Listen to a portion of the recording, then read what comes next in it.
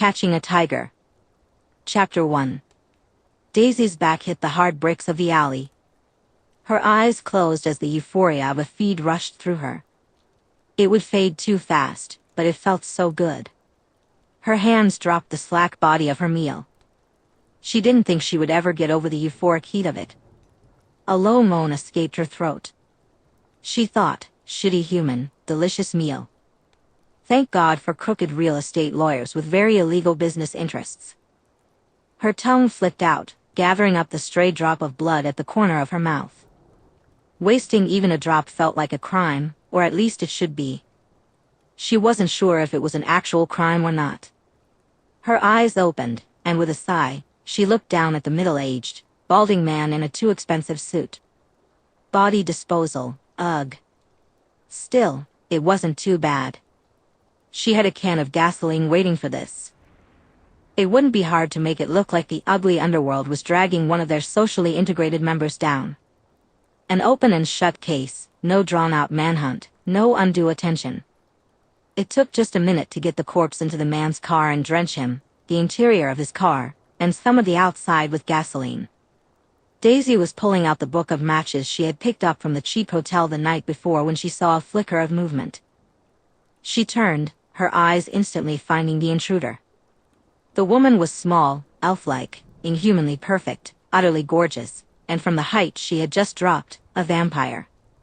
Great. Daisy didn't get along well with other vampires, even when she wasn't hunting them.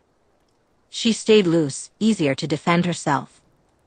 As long as this vampire didn't have any unusually powerful gifts, she would be fine. Combat skills from human life translated to second life after all. She kept her tone carefully friendly. Hey. You are one tough cookie to find. I almost missed you, the woman replied. Daisy. The vampire pouted. It was adorable, but all vampires looked good. Daisy raised her eyebrows, feeling defensive. I wasn't aware anyone was trying to find me. That was a lie. None of the supernatural beings who might look for her were in the Americas. Perhaps someone had linked her to the disappearances of other vampires, but she doubted it. The ones interested in that would not be dressed in modern high fashion or come alone. No, silly, you're part of my coven. The vampire bounced on her toes in excitement before darting too close without attacking or showing any sign of aggression. Daisy swayed back slightly. This was either insanity, the weirdest trap known to vampire kind, or a gift. It was not normal behavior. I don't have a coven, sorry. I'm sure your coven is very nice. Alice. The vampire chirped. Daisy resisted the urge to snarl. Alice, I'm kind of a loner, a nomad. I don't have a coven to go home to, and I wasn't looking for one either. That's true now, but it's not going to be. Alice beamed and then lunged. Daisy realized half a second too late that Alice, the deranged vampire, had been trying to hug her. Instincts kicked in. Fortunately, Alice managed to avoid getting caught and immediately decapitated. The follow-up kick sent her crashing through the wall of the nearby warehouse. Daisy winced. Shit. She cautiously approached the hole and poked her head in. Sorry. Are you okay in there? A whining fuey came from the rubble. You do know hugging strangers is a bad idea, right? Daisy felt the corner of her mouth twitch up, amused despite herself. A dark-headed pixie cut popped out of the rubble with an oof. She blinked concrete dust out of her eyes. This outfit is ruined, Alice complained. I hope you're happy, Alice said. You did try to hug me, Daisy replied, glancing at the hole in the wall. If we stick the car in the hole, it won't raise any questions, though. Alice climbed out of the rubble, brushing dust off herself. You didn't decide to attack until it was too late to stop myself. That was an interesting way to phrase things. Well, a strange vampire I don't know tried to rush me. Daisy's tone carried a hint of sarcasm. But seriously, do you mind helping with the car? They're easier to move with two people than one. Yes, helping you cover up your crimes, Alice replied, feigning exasperation while also finding humor in the situation. She stepped aside to let the other vampire out of the hole. "Well, you did find me after a meal, so you could make this easier, you know." Alice wrinkled her nose as she looked at the body in the car. Still, she flounced to the rear of the vehicle and picked it up. Daisy rolled her eyes but followed, lifting the front. It took some maneuvering and a few light kicks to make it look like the car had been driven through the wall. Finally, she dropped a match in, igniting the whole thing. She paused as the flames flared up. "So, it's been real." Then she took off. Time to go. Cops and fire trucks would be there soon, and she didn't want to be seen. She skidded to a halt, spinning around with a faint hiss as she realized the tiny vampire was following her. "You're very difficult," Alice said, planting herself between Daisy and her escape route. "I didn't come all this way for you to just run off on me, I'll have you know. We've committed a crime together, it makes us friends." The tiny vampire beamed. Daisy stared, realizing the vampire was serious. That's not." "Of course it is," Alice said, bouncing forward and grabbing Daisy's hand, though with less urgency this time. "Come on, you have to meet the family. Jasper is going to love you." Daisy looked at Alice. "You seem nice, but I've got things to do and people to hunt. I'm sure your family will be happy to have you back." She hoped they would realize that this coven member shouldn't be left alone. "You owe me." Alice poked at a tear in Daisy's expensive jacket. Then she paused, her eyes full of awe and curiosity. "You're almost human warm."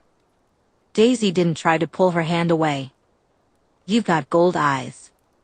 We're all a bit weird." Alice laughed, her voice like a bell as she smiled. "You would have gold eyes if you ate what I eat." She tilted her head. "And your eyes are very dark considering you just fed. Aren't you a marvel?" Daisy felt discomfort but trained herself to stay calm. Explaining the effects of hybridization seemed pointless. Nobody liked being around someone who wasn't quite as vampiric as the rest. "Wait, what do you eat that makes your eyes gold?" Daisy asked. "Come with me and I'll tell you," Alice replied, looking smug, as if she had just won a victory. Daisy twitched. Curiosity had always been her weakness. How else had she ended up black-bagged by the government at 17? She stared at Alice. "You're just going to follow me until I agree, aren't you?" "Yes, I am," Alice said proudly. Daisy slumped her shoulders. Fine, she hadn't had any plans anyway. She would drop this overly optimistic vampire back off with her coven and then go hunt down another meal. This encounter had killed her post-feeding euphoria. "Fine, but I'm not joining your coven." "You are." "I've seen it." Alice happily pulled her along. "The North. And what I see happens." Daisy stared at the other vampire. "Wait, like a gift?" "I see the future." "How did you think I found you?" "As soon as you decided to eat the man back there, I caught sight of you. You're very bad about changing your mind." She nearly tripped. "Wait, you can't just say that. You have to prove it." Alice finished with an impish look on her face. Daisy gaped as she was pulled along. "But it's not safe to tell people about your gifts. It'd be insane to just tell a stranger that." Alice's bell-like laugh filled the air. "You're not a stranger. You're Daisy." Daisy held her tongue at that. That would, if you squinted, kinda explain the weird behavior. But still. Your coven isn't going to agree with that. "Well, Edward and Rosalie will be a bit prickly, but they love me, so they'll love you too."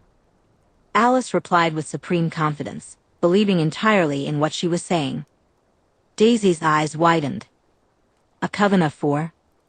That was actually proper coven territory. She'd be fine even with that many, if it was a trap. Her own gift could be very deadly, and it would give her the advantage of surprise. She could almost certainly escape if things went poorly. Again, she had been a trained operative before she'd been changed. There had only been a couple of vampires who had given her enough trouble for her gift to even be worth the effort. And if they don't like me, your plan is what, exactly? Don't worry. Jasper and I will protect you. Not that that'll be necessary, Alice said, as if this was some kind of irritating non-possibility. Alice brought them to a stop beside a very expensive silver Volvo. We can talk more while I drive. Daisy stared at the passenger door. Was she really doing this? Hell, was she curious enough? She looked at Alice and pointedly didn't think about the real reason. Was probably a lot closer to loneliness. Besides, what was one afternoon? She opened the door and slid in. You owe me a story about those gold eyes. We call ourselves vegetarians. We hunt animals instead of humans. Alice beamed with excitement. Didn't know that was an all-of-us type of deal. Daisy knew animal blood was delicious, but she had assumed that was more of a hybrid situation. She ate the meat of the animal too, which had been pretty gross at first. Wait, how many animals do you have to eat for that to happen? You've eaten animals? Alice clapped her hands excitedly. Daisy lunged, grabbing the steering wheel. Wheel. Alice just smiled and happily took the wheel back. We do have fast enough reflexes that we wouldn't have crashed. Daisy leaned back in her seat. She was kinda charmed by this ridiculous creature beside her. Also, she wasn't totally used to this vampire thing yet. But seriously, how many animals does it take? 2 or so a week. But it only takes 3 months for the red eyes to truly fade completely, Alice explained. It's difficult, but it's worth it to not kill humans. Daisy looked at Alice, who had been a civilian before she had been turned. Someone whose morality had meant a lot to her. That's really cool that works for you. Killing isn't easy. Your whole coven are animal drinkers? We are. It allows us to integrate with human society for longer periods of time as well.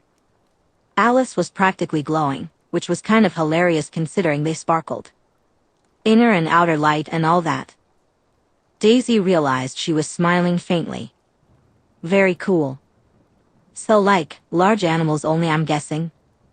We mainly eat deer, but other large herbivores and predators too. Alice got a slightly dreamy look on her face. When we're on the East Coast, feral pig is. Nice, Daisy said, smiling widely. They really are. Admittedly, trying to bite one as a vampire would be strange. She had mainly been chasing them with her claws, not her human teeth. Still, they were good prey. It's wonderful you like hunting animals. You'll fit right in with everyone. Alice declared happily, as if the idea of Daisy joining their coven was perfectly normal. Still, these quirky, animal-drinking vampires could be a fun adventure for a weekend. If they were trying to establish a permanent residence, starting a fight would be risky for their lifestyle. Daisy felt herself relaxing. Besides, Alice smelled nice. We'll see. Already have. Alice tipped her chin up slightly, a smug smile on her lips. Daisy laughed. Guess you have. She looked at Alice curiously. So, Alice, if you're integrating with humans, do you have a job? Are you a perky barista?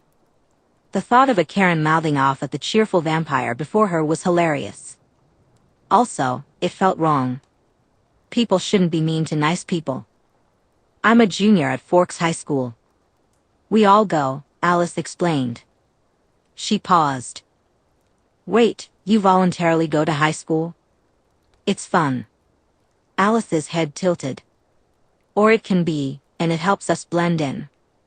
Yeah, got that, but high school is a torture pit where kids get dumped in and left to drown. Didn't you suffer through it enough as a human? Once is more than enough. Daisy wrinkled her nose at the thought.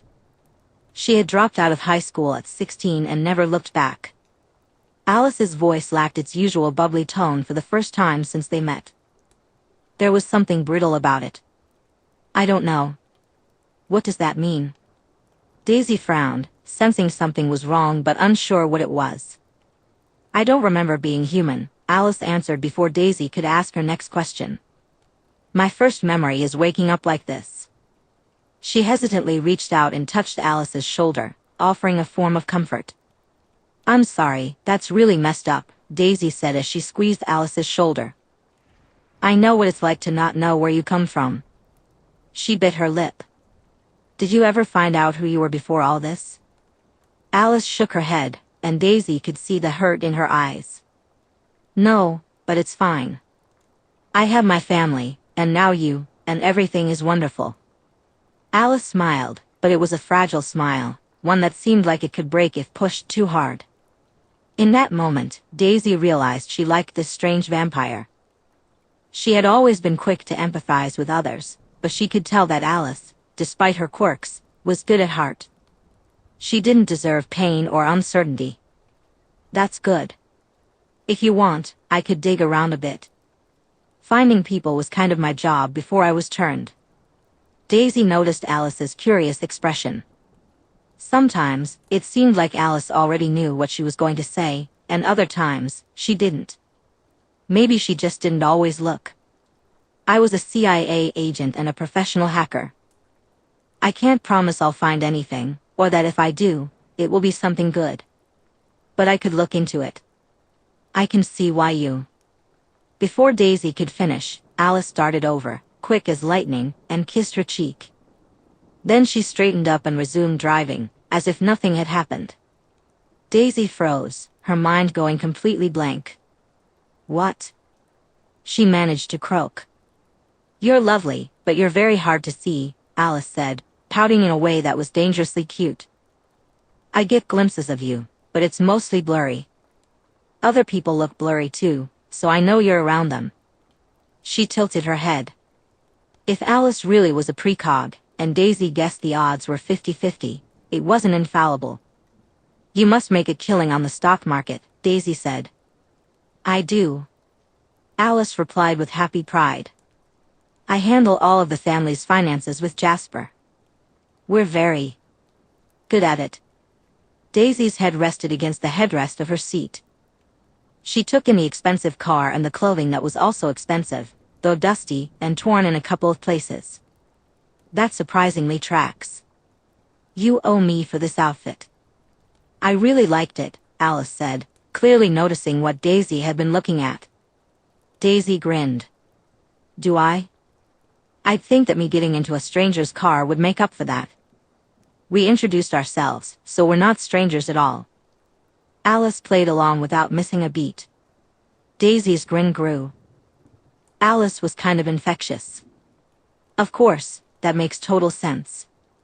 Just bringing home the stranger I met earlier today to meet the family. Why golly dear, we met at a murder scene.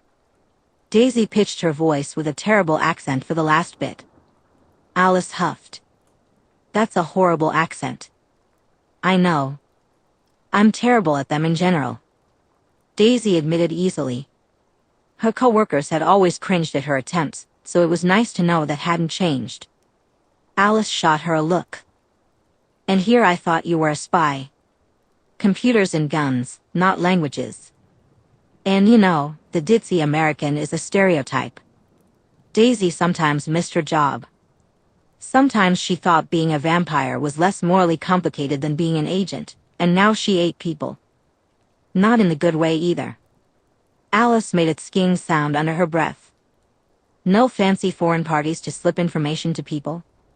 You watch too many James Bond movies. Daisy felt cozy. She pulled her legs up, sticking her feet on the dashboard. But I went to a few. The fancy dresses were totally fun. A slightly manic light hit Alice's eye. Oh, we are going to have so much fun.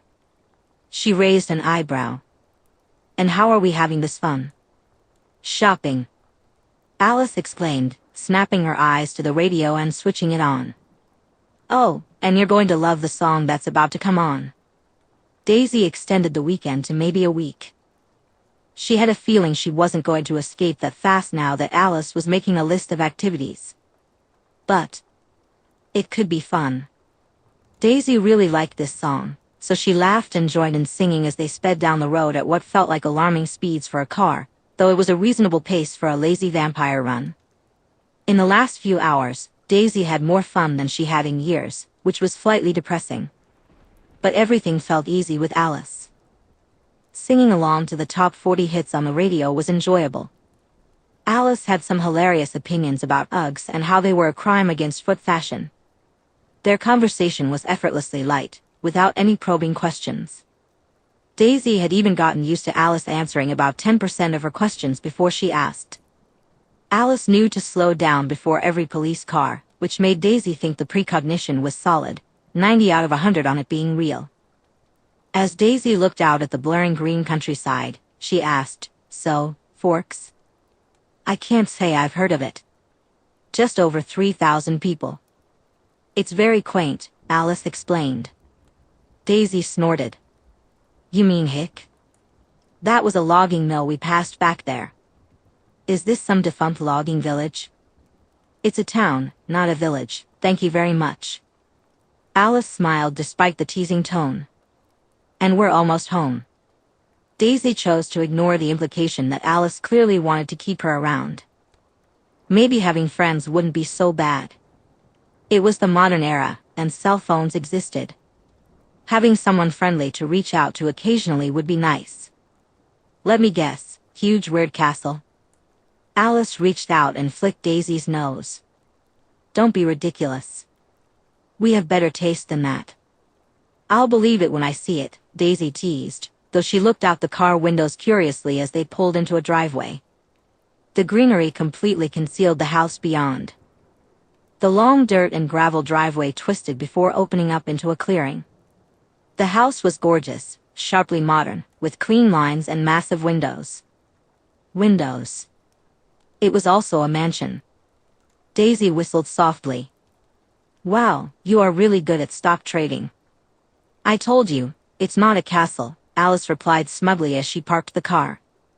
She was out and around the vehicle in seconds. Daisy rolled her eyes but let Alice open the door for her as she climbed out of the Volvo and looked around. At first, she was hit by a strong scent of vampires, many vampires. It made her instincts flare, and her teeth ached with the urge to shift from human teeth to fangs. But Alice's sweet scent lingered, and Alice's soft hand took hers, pulling her toward the front door. "Don't worry. It'll be fine. We're going to watch a movie," Alice declared, dragging her through the door before it had fully opened. Daisy couldn't help but smile fondly at the back of Alice's head. Sure. This was definitely not going to go as well as Alice thought. But maybe being this quirky was just an animal drinker thing. They turned a corner, and in the living room, sitting on a very white couch, was a blonde who looked like she had walked straight out of a magazine photo shoot. Even for a vampire, she was unnaturally gorgeous, the kind of beauty that would have been intimidating for a human before Daisy's experiences with the CIA. Alice didn't get a chance to greet her coven mate. The blonde lowered the magazine she'd been reading and raised her voice just enough to be heard. "Alice brought home a human drinker." Alice pouted. "Don't be mean." She pulled Daisy forward by their still joined hands. "This is Daisy." Suddenly, a large vampire, who looked like a football linebacker dressed in high-end fashion, came skidding across the floor on soft feet. "Oh dude, you did." His face lit up with excitement. And that made 3 vampires with gold eyes. As quickly as he had appeared, another vampire joined them. A woman with wavy hair and a pouty face came flying down the stairs. She halted and looked at Daisy strangely. "Give the poor girl some space, everyone." The warmest voice Daisy had ever heard came from just off to the side, near the kitchen. Daisy turned her head quickly. The woman's appearance screamed Mom in the most comforting way. Daisy felt her grip tighten on Alice's hand as she automatically assessed the threats around her. There were a lot of vampires here. She shouldn't have listened to Alice and come to this place. She definitely shouldn't have entered the house, even though the furniture and walls would limit the number of them that could attack at once. "See, it's fine," Alice chirped, as if she hadn't just brought a strange vampire into the midst of a massive coven. It would be sweet if it wasn't such a terrible idea. Daisy's gaze flicked back to the wavy-haired vampire by the stairs. He was looking at her with hostility and was tense, ready for action. She could intercept him if he lunged. Alice would probably forgive her for ripping some heads off if no one got burned. Then Daisy's attention shifted as she spotted two more vampires entering through the back door. One was a blonde, well-groomed, older-looking vampire who was easy to ignore. But beside him stood a vampire covered in scars left by teeth. Every instinct in Daisy screamed threat. Her vampire instincts and human instincts were in full alert. She yanked Alice behind her, sensing danger. Daisy snarled, her lips pulling back from her teeth as she positioned herself firmly between Alice and the threat. Every notion of fleeing vanished. She was not leaving Alice with that. Daisy. Alice's hand was on her shoulder, trying to hold her back. Jasper, no. The threat had dropped into a crouch, barely restraining himself from lunging at her. His teeth were bared, ready for action. A low growl rumbled in his throat. Alice let out a sharp, painful whistle that made everyone flinch. She moved, despite Daisy's attempts to stop her, but Alice dodged Daisy's grasp. Instead of acting sensibly, Alice halted directly between Daisy, the majority of the coven, and the threat. "Would you all stop for 5 minutes?" she demanded. A ringing silence followed. Daisy could feel her nails aching as her claws threatened to extend. Still, she remained rooted to her spot, prepared to grab Alice and pull her away if things turned dangerous. She wasn't sure she could manage it against so many, not even with her gift. Protecting was harder than slaughter. Daisy took note of how the tense, wavy-haired vampire twitched. "Now, everyone, this is Daisy. She's very nice, and you're all going to love her." There was an unshakable authority in Alice's voice. "Daisy, this is my family, Carlisle and Esme." She waved toward the slightly older-looking vampires, though age meant little in their kind. Rosalie and Emmett, she gestured toward the blonde who had moved to block the windows, along with the muscular figure beside her. "Then there's Edward, and lastly, Jasper." Daisy forced herself to straighten slightly, her lips lowering a touch, though her teeth remained partially visible. Her eyes stayed locked on Jasper. Alice huffed. "Jasper, she's not going to attack us. Just don't use your gift on her. She won't take it well until she understands." The blonde-haired Jasper slowly stood tall. "Darling, did you think perhaps dropping this on all of us might have been slightly alarming?" His voice carried a rich southern drawl. "Of course, but if I'd warned you all, you'd have been waiting, and I wouldn't have gotten Daisy through the door before she ran. And if I warned her, Alice said, I wouldn't have gotten her to come home with me in the first place. It's better like this." She sounded completely unrepentant. She shot a look at Daisy that clearly said, "Stay." Then, against all sense, she stepped right into the threat that was Jasper, pressing a quick kiss to his cheek. "See? It's perfectly safe." Daisy blinked, realizing the significance of Jasper's hand instantly finding its way to Alice's hip. Mates. They were mates. Alice's lack of fear towards him, no matter how dangerous he might be, was probably the most logical thing to happen in hours. She forced herself to relax, though it made her skin crawl to do so. The well-put-together man, Carlisle, stepped forward, though he didn't offer his hand. "I'm sorry, we are being terribly rude. Please, if Alice says you are a friend, then, of course, you are most welcome." Hi." Daisy gave what was probably the most awkward wave known to vampire kind. Alice didn't mention how many of you there were. "Sorry for snarling." She wasn't entirely sure she was sorry, but it seemed like the polite thing to say. Esme, the one who looked like a mother, sighed. "Oh, all of you, welcome dear." She smiled, looking pleased as if the near violence from a moment ago was no longer a threat. Alice seemed to soak in the moment at Jasper's side before stepping back and happily skipping right to Daisy, grabbing her hand. "We're going to go watch Legally Blonde." Daisy wasn't sure if she should protest as she was immediately pulled away, but getting away from the open room with multiple threats felt like a good thing, probably. "We are?" She managed to ask, realizing that movie night was probably not something that should be happening. Chapter 2. Jasper had long known his wife could be impulsive, following the course her visions told her without asking for permission. He had always found it rather charming. However, this time it involved her bringing home a human drinker whose posture and bearing screamed danger. He trusted his wife, and he could feel her emotions. They were bright and excited, humming with glee. He stared at the wall and floor separating him from them. He could sense the emotions of the human drinker. They were not as strong as when she had been closer, but he could still pick up enough to understand her. She felt like a deeply on-edge, experienced soldier. The focused coldness was telling, but beneath it, he could feel confusion, alarm, a thrum of dread, and underneath it all, something like longing. It was a longing so deep it hurt just to sense a flicker of it. "Are you going to go up?" Edward asked, twitchy with anxiety, frustration, and confusion radiating from him. Jasper tilted his head. Alice was happy, she felt perfectly pleased and safe in Daisy's company. "Not yet," he replied. He looked at Edward, who seemed to know something, but asking now would be foolish. Their guest's hearing would be as good as their own. "Well, in that case, I'm going to go work on the Jeep," Edward said. Rosalie rose to her feet, flicking her hair over one shoulder. She gave Jasper a meaningful look, a sharp protective certainty. He smiled at her in gratitude, letting his response brush against her. "Thank you," he said. She nodded as she felt his message and then walked off, with Emmett giving a salute and following closely behind her. Edward closed his eyes and drifted off toward his piano. Jasper felt warmth as he sensed his family's conviction and protective instincts as they all chose to stay in or near the house. He found a book, took a seat, and tried to read, but mostly he focused on the emotions coming from himself and Alice.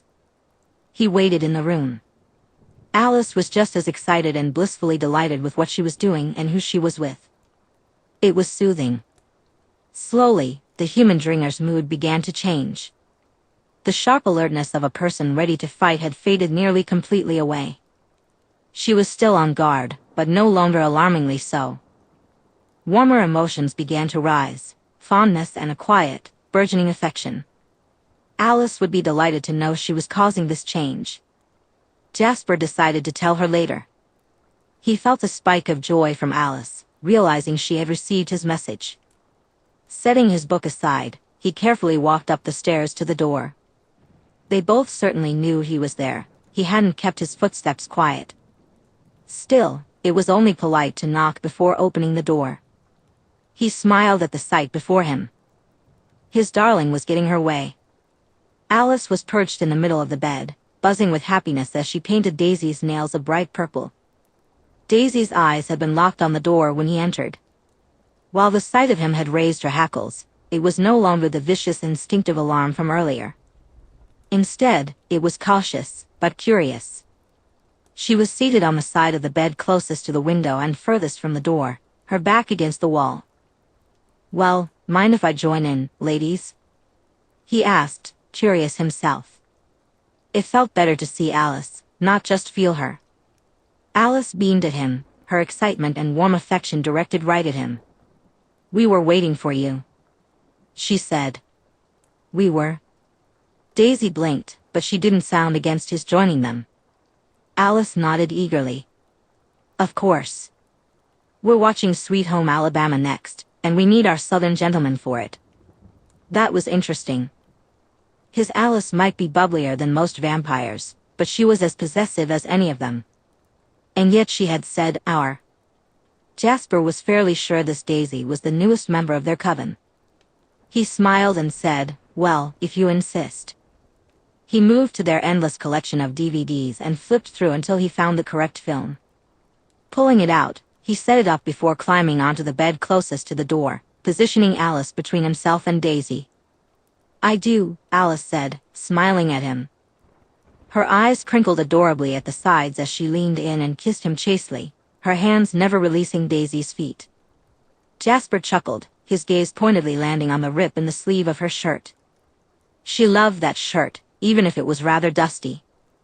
We'll have to get you a new shirt, he suggested. Sorry, Daisy replied, sounding embarrassed. Her voice was a bit of a mumble as she continued, I didn't mean to, but she went for a hug while I was standing next to a feed. Jasper felt a shot of alarm. Vampires high off a feed, with the bodies still there, were incredibly dangerous. Approaching a stranger in that state was asking for trouble. He looked at Daisy. Alice's gift would not have been well suited to predicting the instinctive reactions of a vampire fresh off a feed. It was all instinct and no active decision-making. Freshly fed vampires wanted one of three things: to fight, to feed more, or to have sex. Darlin', what were you thinking? He asked.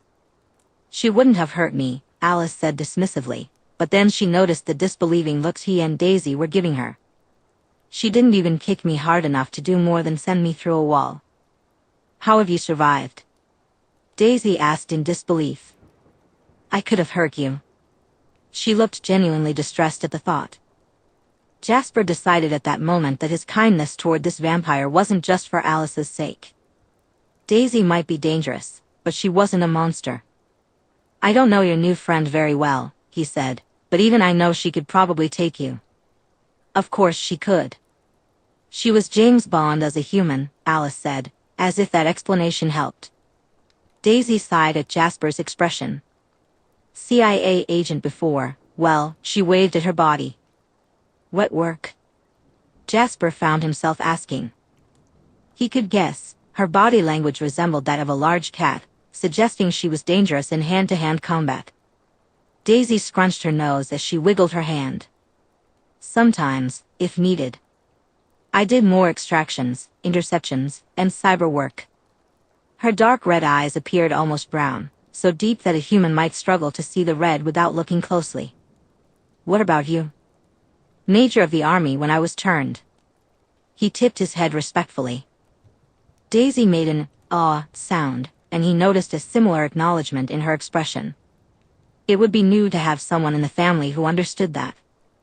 It might be nice, and judging by Alice's excitement, it likely would be very nice. Alice rolled her eyes. You two are going to be terrible about being all serious and macho together. She patted Jasper's chest. Get your socks off, mister. I'm painting flowers on your toes after I'm done putting sunflowers on Daisy's. He obediently began to remove his socks, a fond smile curling his lips.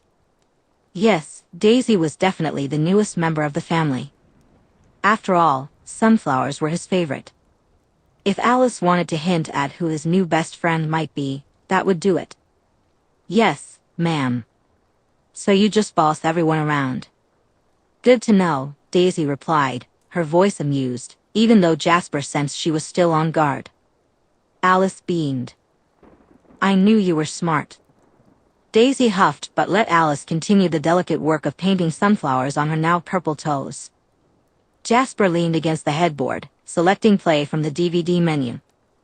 An idle thought crossed his mind that maybe this was Edward's future mate, but that felt wrong. He wasn't sure why, but it didn't sit right with him. Jasper would ask later why things didn't seem right. He knew Alice would keep their new guest in the house long enough to ensure Daisy wouldn't try to escape. The movie was silly, but Alice enjoyed these films, so watching them was hardly a burden. He could sense that Daisy was enjoying it as well, even if she wouldn't admit it easily. Be careful with those toes until they dry, Alice said, giving Daisy a faintly threatening stare as she finally released the woman's feet. Daisy's lips twitched as she crossed her heart casually. And hope to die, she replied. Alice waggled a finger before picking up a pretty green bottle from her kit and shifting to claim Jasper's feet. He smiled fondly at his wife and then looked over to Daisy, who had just wrapped her arms around her knees. Her toes were safely flat on the bed, and her eyes were on the television, though he could tell she was very aware of both of them. It wasn't in an alarmed way. He would have to ensure Emmett knew that trying to scare their new family member would end badly for him. As Alice worked, Jasper shared his affection and love with her. Her responding feelings allowed him to let his guard down. This was safe. Sharing this space with someone who made his wife excited and happy was easy. He could sense a real bond forming in Alice for this woman. It was clear that Alice had seen and nearly experienced a great deal of their future relationship. Jasper opened his eyes, which had slid shut at the surprised jolt of confused emotion from Daisy. He followed her line of sight and realized what had caused it. Alice was carefully painting daisies on his toes. He hummed and said, "Looks like we match." He kept his voice light and pleased. Daisy stared at him, and he could feel her confusion and the dozens of flickers of emotions she was neatly shutting away. But he felt it, really felt it. Jasper felt a deep loneliness in her, a pain that was staggeringly intense. It consumed him like a gnawing dread, reaching out desperately to be filled. But as soon as it appeared, it felt nearly impossible to grasp again. She had pushed the feeling away with sheer willpower. It was remarkable, yet the shadow of that emotion lingered. Only Alice's warning kept him from offering her a sense of welcome and safety. He asked carefully, "Are you all right over there?" "Yeah, fine," she replied, shifting. Unease curled in her gut. Her gaze turned to Alice, her teasing voice betraying her antsiness. "So, how long am I your prisoner then?" Alice looked at her with a familiar expression. She was weighing several different futures, unsure how to reach the one she desired. "You should come hunting with us tomorrow." Daisy tilted her head. "I just fed." "Your eyes don't look like you just fed, ma'am," Jasper pointed out. It's a gift thing. They don't really get brighter than this." She shrugged awkwardly. He paused the movie, realizing both girls hadn't been watching after all. "If it's not too forward, what is your gift?" he asked. "Private." Her eyes narrowed slightly. "You?" Jasper knew Alice was busy looking through possible futures. "I'm an empath. I can feel what everyone around me feels, and I can affect others too." Daisy considered him, clearly surprised he had shared that. "Can it be fought off?" "Some, but not easily or for long." Jasper understood that lying to her would be disastrous once she discovered the truth. Alice wanted to keep her, so he had to avoid deception. Daisy's eyes flicked to Alice, then back to him. "Try me." Jasper's eyes widened, he hadn't expected that. Yet, he could feel her curiosity. "Tell me to stop if you want me to," Jasper said, his voice serious. He waited for her nod. Then, he projected an emotion that was impossible for them to feel, but one he vaguely remembered from his own human years: exhaustion. While they could experience emotional exhaustion, it was different from the physical tiredness that weighed humans down. This would be easy to shake off the moment he stopped. He sent the feeling out strongly. In a split second, her eyes widened in alarm as the sensation crashed over her. She promptly slumped onto the bed below them. Jasper eased off, surprised at how quickly it caused her to collapse. Usually, there were at least sleepy eyes looking back at him, showing some resistance. But she just slumped, eyes closed before she even hit the mattress. He let the feeling fade away in an instant. It always felt strange to create a sensation he couldn't properly feel himself, even if he could mimic it. He chuckled at her still form. "You all right there?" he asked. "Jasper." "I think she's asleep," Alice said, staring at Daisy's slumped figure with a puzzled expression. Jasper frowned. "That's not possible, oh."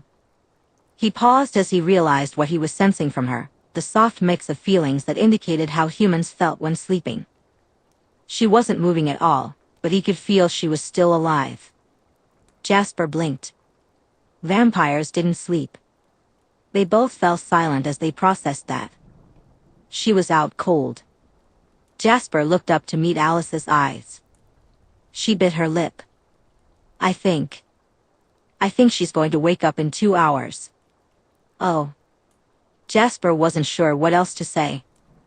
Alice reached out, her fingers hesitating before she carefully brushed Daisy's hair out of her face. Daisy looked like a sleeping person, her face relaxed and soft.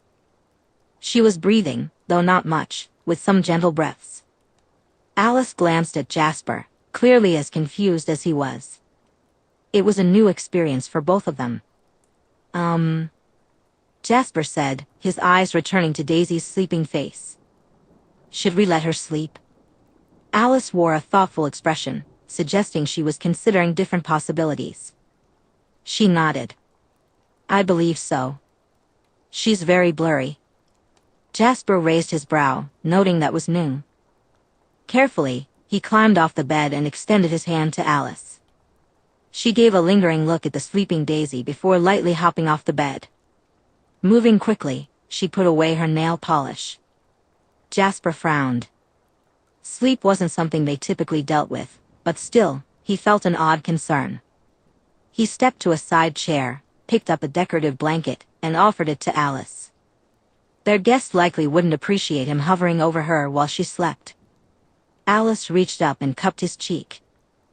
It was easy to get lost in each other's eyes, surrounded by warmth and affection. But Alice broke the moment, carefully spreading the blanket over Daisy before joining him by the door. Their hands found each other instinctively. Jasper made sure to shut the door quietly behind them. Hopefully, it would make Daisy feel safer when she woke up. He wasn't sure, but it probably wouldn't hurt. When they reached the kitchen, the rest of the family was already there. Is she really asleep? Carlyle asked, filled with fascination and scientific curiosity. Jasper wasn't quite sure how to respond. I believe so. Rosalie cleared her throat. Before we discuss the fact that the vampire upstairs can apparently sleep, why is there a strange human drinker in the house? I was rather wondering that myself, love, Jasper replied, sensing her emotions. Alice's excitement made Jasper smile faintly. She hopped and clapped her hands. Daisy is our mate, or she will be. Jasper's head turned quickly to look at his wife. If his heart still beat, it surely would have at that moment. But there was no instinctive discontent with her words. His monster wasn't angry at the idea. This left him staring at Alice, wide-eyed. It should have made him want to remove the threat to his marriage, his partnership, the integrity of his bond. Alice pressed her hand flat against his chest, a brilliant smile on her face that radiated reassurance and certainty. Jasper felt the warmth and love from her, the utter faith and trust. She was planning how to kill us. Edward said sharply. Down here, when you got here, I could hear her thoughts. She was going to use my head to stall Emmett. Emmett whistled. Damn, sis, you got another scary one. Congratulations, that is a wonderful thing, Carlyle said warmly as he placed a hand on Jasper's shoulder. That's wonderful. Alice, how long have you known and not told anyone? Esme added, her voice playfully chiding. Jasper's eyes didn't leave Alice's face, nor did hers leave his, though she still answered. Her voice was bell-like, and he hung on every word. Something happened a year ago, and suddenly I saw her. She's meant for us. But it's hard to see her clearly, she's very blurry. Alice's frustration was evident in her tone. If we spook her, she'll run. We won't find her again. Jasper felt a twitch and a sudden urge to go up to their room and check on the strange sleeping vampire. Even from where he was, he could still feel the soft oddness that was coming from her. It made sense, he had seen plenty of soldiers like that, and her presence stirred something in him. Loneliness and wariness would make her harder to hold down than a spooked hare. Edward spoke. We know almost nothing about her, and Alice, you're not saying how little you can see of her. She might not be safe. Alice huffed. She wouldn't hurt any of us. She paused at Edward's irritated response. Well, not permanently. She looked away from Jasper to face Edward. Even when she was alarmed, did she ever consider hurting me? He and Alice seemed to share a silent conversation, emotions shifting between them. Finally, Edward relented. No, and she was considering incapacitating us and then running until Jasper arrived. I'm not sure what her gift is, but it's useful in a fight. She was confident she could survive our coven until she saw Jasper. He grimaced at a look from Alice. She didn't want to hurt Esme. Esme felt pleased by that, while Carlyle experienced a warm easing of tension. She totally ranked us by threat, didn't she? Emmett said, sliding his arm around Rosalie's shoulders. Edward twitched but then nodded. Jasper, me, Rosalie, Emmett, Carlisle, Esme. Really? Rosalie sounded curiously surprised. Emmett just chuckled. She knew you're scary, Rosie. She patted him absently. Is she a threat to our family? Bringing her here first is a risk. Jasper spoke up. She can't be worse than I was when we first joined this family. He knew that, especially from when he'd first met their cousins in Alaska. Risk assessment and having a planned escape route for himself and Alice was second nature. It didn't mean he'd act without cause, however. She's not, Alice said firmly. Carlisle spoke, his voice kind despite his concern. There is the matter of diet. Do you see her adjusting to our lifestyle? Alice furrowed her brow, clearly trying to force a vision, but then shook her head. I'm unsure. She's eaten animals. Before, she was curious about our diet and didn't think it was disgusting. But it's hard. She's very hard to see. It feels like something is clouding it over. I only get bits and pieces, which makes it very difficult to find her. Alice had a distinct pout on her face. We can give it time, but please ensure she does not violate the treaty or hunt in forks, Carlisle said. He disliked the compromise, but his compassion was endless. Their diet was not something to be forced, it should be offered instead. Jasper remained silent about the chasming loneliness he felt. He did not think she would leave once she knew they would not abandon her, regardless of the diet. No mate of his and Alice's could be unfeeling about the matter of murder. The rightness of it settled in his bones. He leaned forward and kissed Alice's forehead. It had taken another half-hour of discussion to finally get Alice to the tree nearest their window, which was 100 feet higher than that window. They might not want to leave her alone, but crowding her when she would certainly feel vulnerable could be counterproductive. Still, he kept his voice low as they spoke, intertwined where they sat. Why not tell me when you first had visions of this? He asked. Alice tapped his nose with one finger. You would have convinced yourself of silly things that would hurt you, since she won't think them. He settled back, letting her words sink in.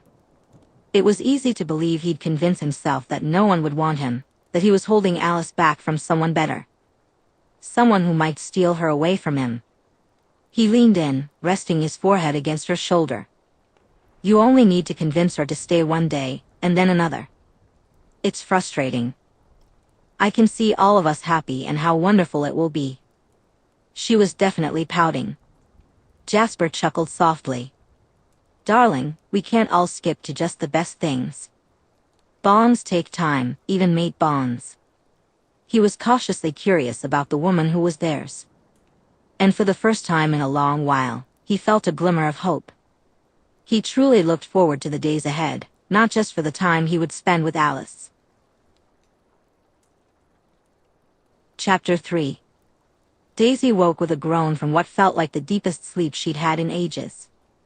For a few blissful seconds, she felt peace and comfort. Then, alarm jolted her to her feet, her teeth pulled back in a soundless hiss. She blinked and realized she was alone. If she were still human, she would have flushed. Straightening up, she noticed the blanket on the floor. It was quiet, and she could hear birds chirping outside. She let out a sigh, not that it provided any relief anymore, but the habit was ingrained. The room was the same one she had fallen asleep in. Designer clothing was meticulously arranged around her, thick history books lined the large bookshelves, and there was an eclectic collection of records. The walls were painted a soft robin's egg blue with a white ceiling. The decorative mirror above the impressive makeup table and the huge picture windows allowed in plenty of light, making the space feel bright, while the darker woods added a homey touch. She reached down, picked up the blanket covered in embroidered horses, and began to fold it. She had been asleep, but no one had harmed her. If any of them had wished her ill, she would be dead. But here she was. Daisy set the blanket at the foot of the bed and bit her lip. She could go out there. The sound of someone playing the piano was more than enough to confirm that the coven was still present. Or she could leave. The window was right there. If there was ever a chance to escape whatever madness this was it. But Daisy slipped out of the room and into the hall. Her eyes flicked to the cross as she padded slowly down the stairs. Religious vampires? That was interesting. So, there were animal-eating religious types. Every species apparently had them. It explained the context of someone as bafflingly nice as Alice. They were predators, yet Alice seemed like she would cry if she ever ate a person. Her eyes took in the interior of the house as she walked. Esme, the motherly figure, was flipping through what looked like fabric swatches at the counter. In the kitchen, Jasper sat on the couch, holding a thick history book that would have overwhelmed Daisy in high school. His warm, caramel-colored eyes glanced up at her. Daisy raised a hand in a hesitant wave. "Hi," she said. "Daisy, please." He stood up, the book closing naturally as he gestured for her to enter the room.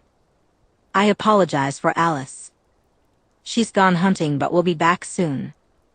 Daisy stepped further into the room, unsure. "I could go." "Please, you are most welcome here, even if your arrival was not entirely expected." Alice enjoys surprises, even when those involved are not as prepared as she is. The affection for his mate was evident on his face. It was sweet, almost unbearable. Daisy took another cautious step closer. "So, you're, powerful. Very trippy." His smile revealed a hint of a smirk. "Haven't heard it called that before, ma'am." Again with the ma'am? "Are you just old-fashioned like that? I'll be expecting you to salute me if you keep calling me that." She felt no alarm at his presence. Though his scars and posture suggested danger, she had been around dangerous people for years and knew how dangerous she could be herself. There was a spark of amusement in his eyes. He definitely had a playful side. "Well, I am a man of old-fashioned values." "Ma'am," he replied. Daisy couldn't help but smile at that. "So, your mate kidnapped me all the way from Olympia just to have a captive audience for chick flicks?" He smiled back, clearly fond of her. Alice sees people for what they will be. Sometimes she forgets that not everyone acts on what will be, but on what is. Jasper gestured to the other end of the couch. "Please." Daisy carefully settled into the corner of the couch. "So, do you play chess?" Jasper asked, still smiling. "I likely have limited time before Emmett tries to steal you for video games." "We don't have many guests," Jasper said. Daisy nodded at the mention of chess. While she didn't particularly like it, the idea of a game was appealing. Honestly, the thought of Emmett as an easy escape was a relief. Too big of a coven for others to feel safe visiting. She asked. "Our diet can make things strained," he replied carefully. He pulled a chess box from under the coffee table and began setting up the board on the couch cushion between them. Daisy raised her brow. "Because you eat animals? It doesn't bother you that we deny ourselves our nature?" he asked, starting to arrange the pieces. Daisy carefully copied his movements. It had been a while since she had played, maybe since St. Agnes.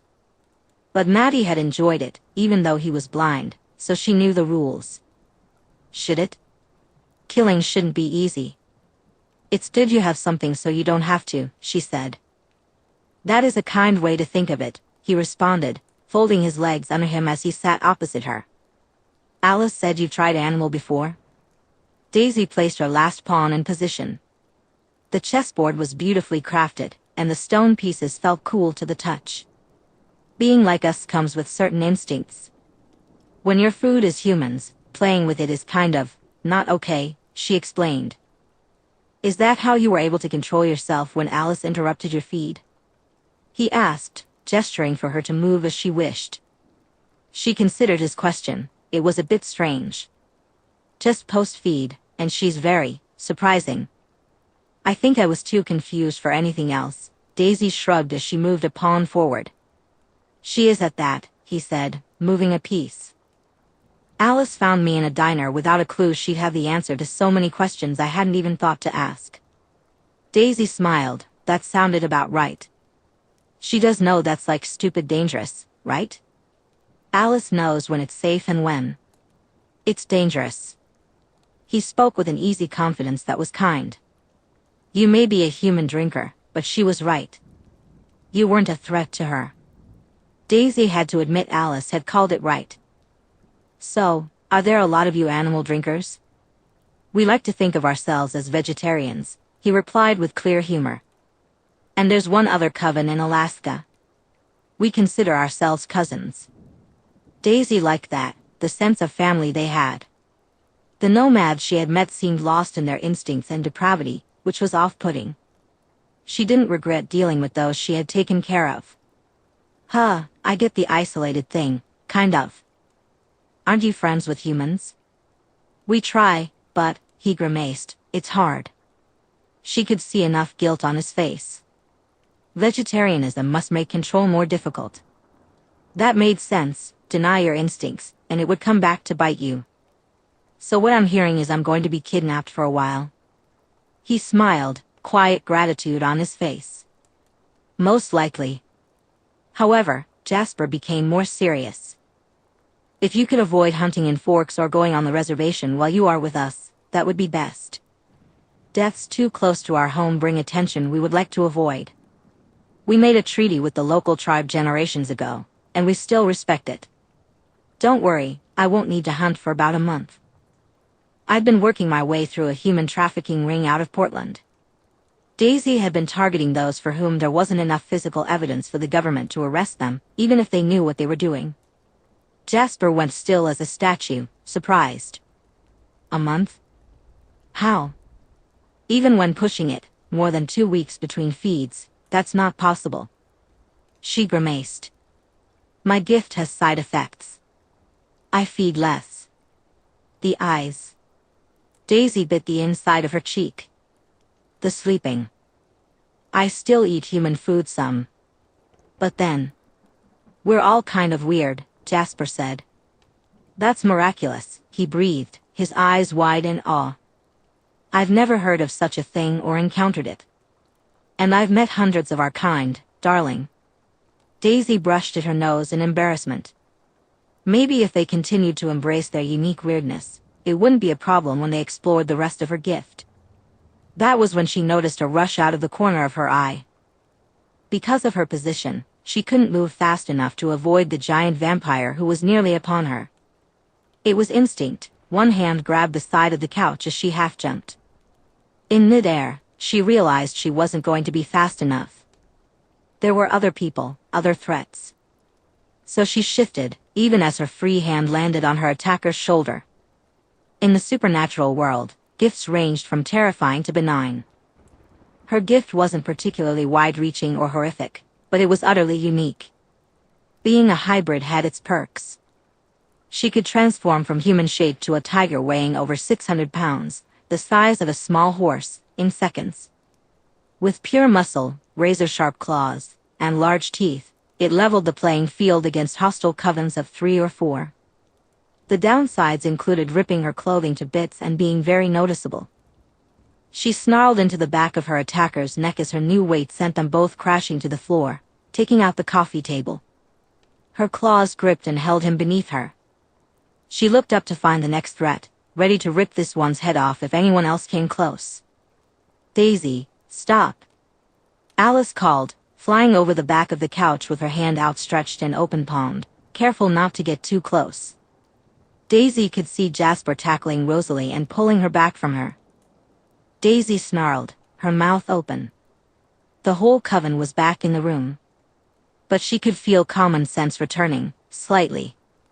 It's okay, Emmett wasn't going to hurt you, Alice said slowly, her eyes pleading with Daisy. Her tail flicked back and forth in anxious irritation as she crouched. The snarl on her face began to fade. Right, the big, muscled one had lunged for her. His mate was being held back by Jasper, and Alice was back. Emmett and Alice must have been together. Beneath her, Emmett wheezed, trying to move. Daisy snarled, but it kept him from moving more. Daisy, he was just being an idiot, Alice said, meeting her gaze.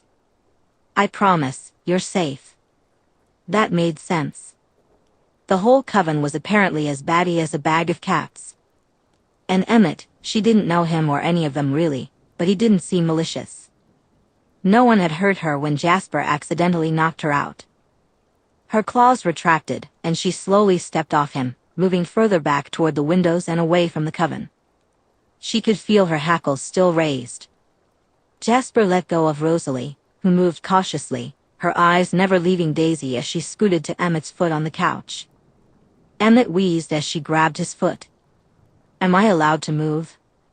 "Yes, but back away slowly," Edward called from where he was carefully balanced on the stairs. "Come on, you oaf," Rosalie said, pulling the cautiously moving Emmett into the entryway of the kitchen, where Esme was waiting. Esme immediately began fussing over the claw marks on his arm and shoulder. "You're gorgeous," Alice said softly. Daisy's mind actually stalled for a moment at that. "What?" She stared at Alice, realizing she was serious. Without thinking, she found herself rising from her crouched position, ready to lunge or pounce, her head tilting slightly. "Carlisle, have you ever seen something like this?" Esme asked, still helping Rosalie with Emmett. Emmett shook his head. "No, she's remarkable." If Daisy had been human, her eyebrows would have shot up in surprise. Considering she was all fur at the moment, that wasn't quite possible. She knew her ears had swiveled forward. Jasper stayed between her and most of the family, his eyes tracking to Emmett. "Did you listen to nothing earlier about not startling her?" Jasper asked. "Forgot in the moment," Emmett replied, hissing as one of his scratches was poked at. "Didn't know she had claws." Rosalie stared at her mate incredulously. "I thought I was very specific about not letting large predators use you as a chew toy." "You only said bears." Emmett's touch clearly showed he was sorry for scaring her. This left Daisy in an odd position. She could hop out the window and run, or she could shift back and hope they were generous with extra shirts. The danger had passed, she could feel that. Edward spoke up from the stairs, where he was now sitting. "She can't shift back, her clothing is ruined." "Oh, that's easily fixed." Alice looked over to Jasper. "Love, some of your clothing should fit her until we can find something better." Jasper nodded easily. "I can do that."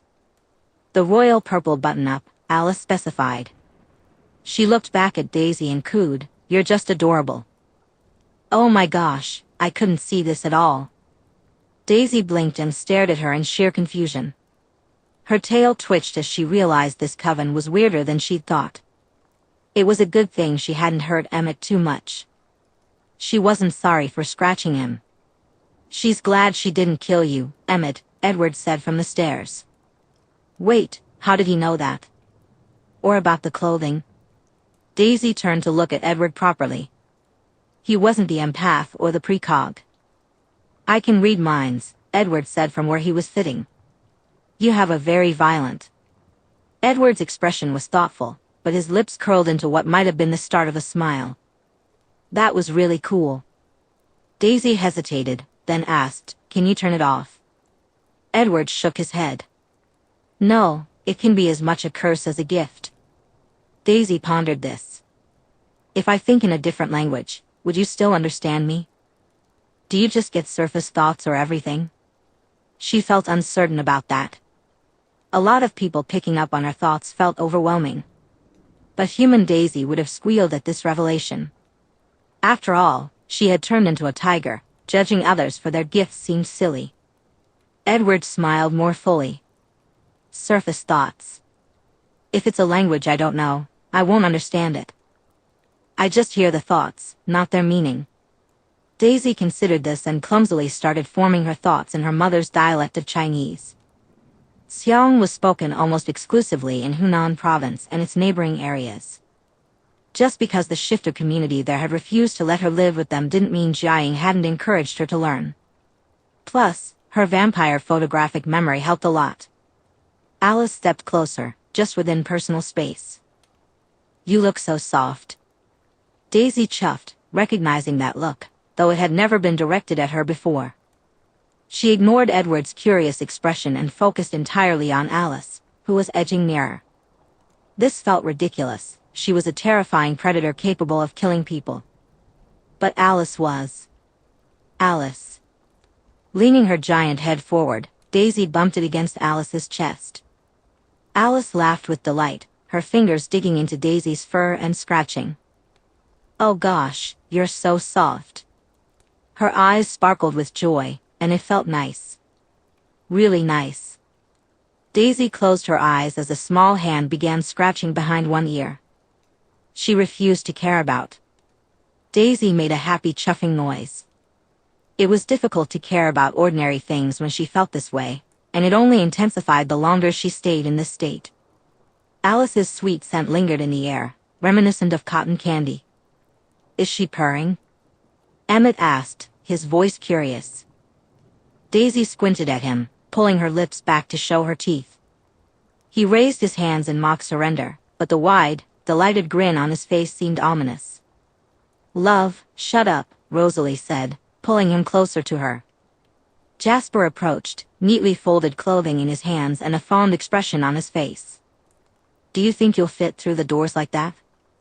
Or should we get a sheet?" Edward understood her thoughts when she thought in English. She could probably squeeze through, but the house was too nice, and she had just crushed the coffee table. "She's not sure and would rather not accidentally break something," Edward said from his spot. Emmett shifted, grinning. "Anyone going to mention that Eddie boy's been all nice since we found out Daisy's a kitty cat?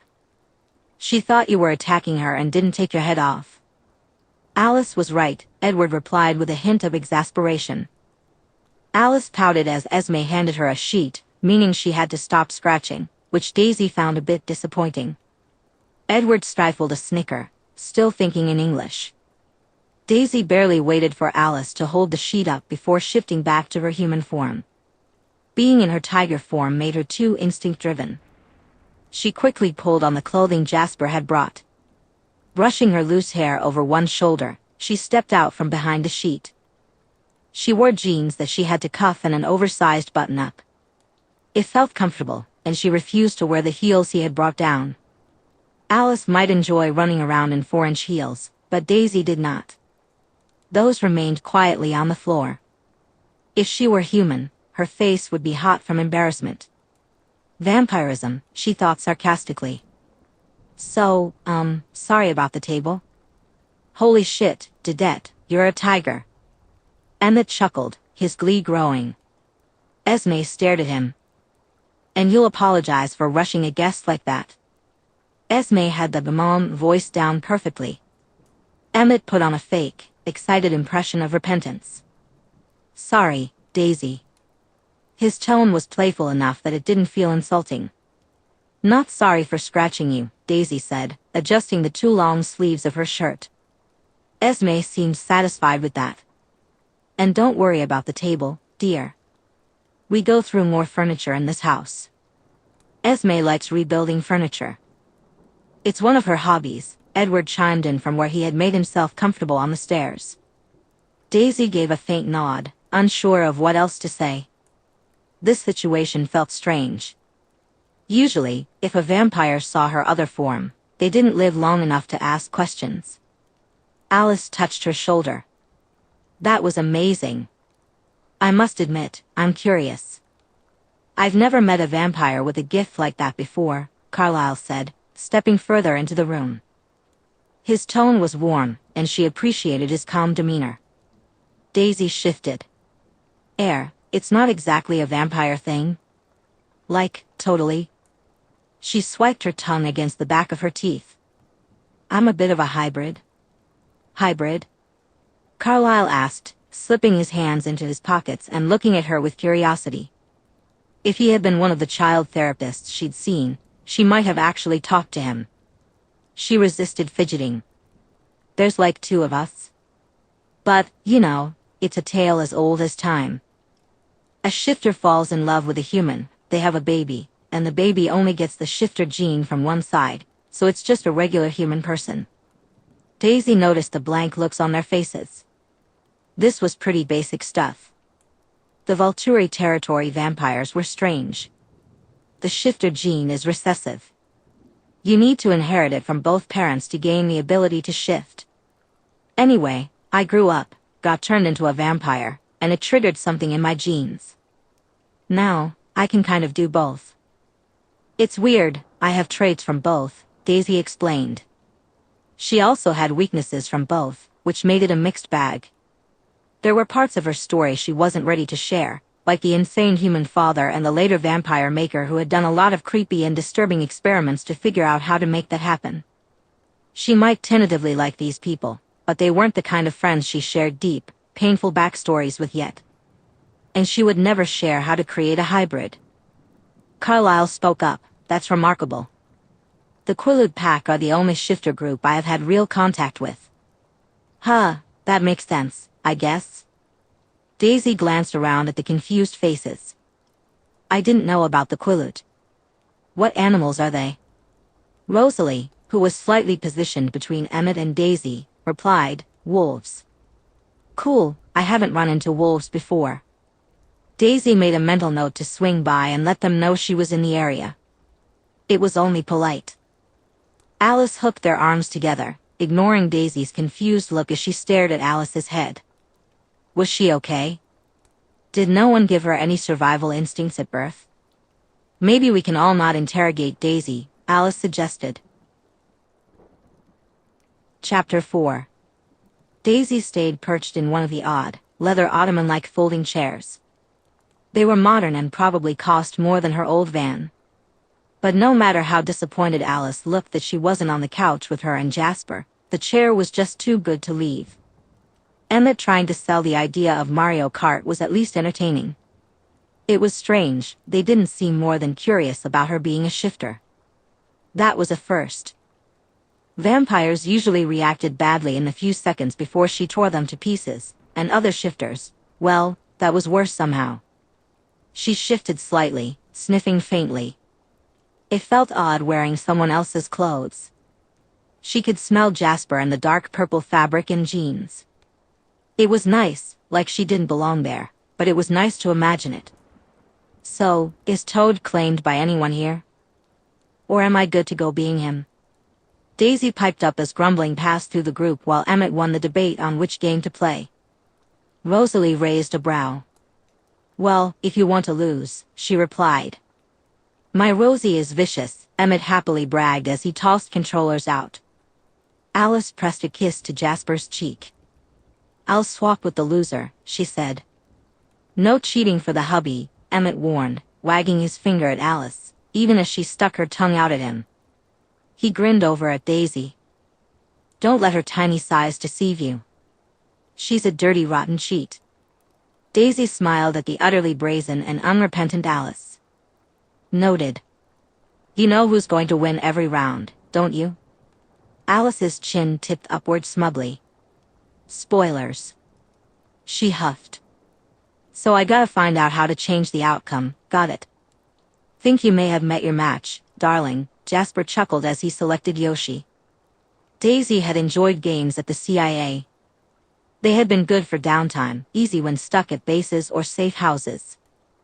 She missed those nights and afternoons with her friends. Mac was probably about to get her ass kicked, and Daisy thought it would be fun. She narrowed her eyes as she tried to avoid getting run off the track by Rosalie, who was, of course, playing as Bowser. Starting on the hard track seemed totally unfair. Daisy suspected Rosalie was just messing with her. Emmett still deserved to get scratched. So, Daisy, is there a reason your stripes are orangish instead of black? Emmett asked, likely trying to distract her. Daisy didn't hesitate with her response. Probably a hybrid thing, called a golden tabby or strawberry pattern. She cheered as Rosalie skidded off the course after hitting a banana. Emmett snorted. Wait, so you're a tabby cat? I can kick your ass, Daisy pointed out, her tone a bit grumbly. Edward laughed as he hopped over and landed on the couch between the two mated pairs already sitting there.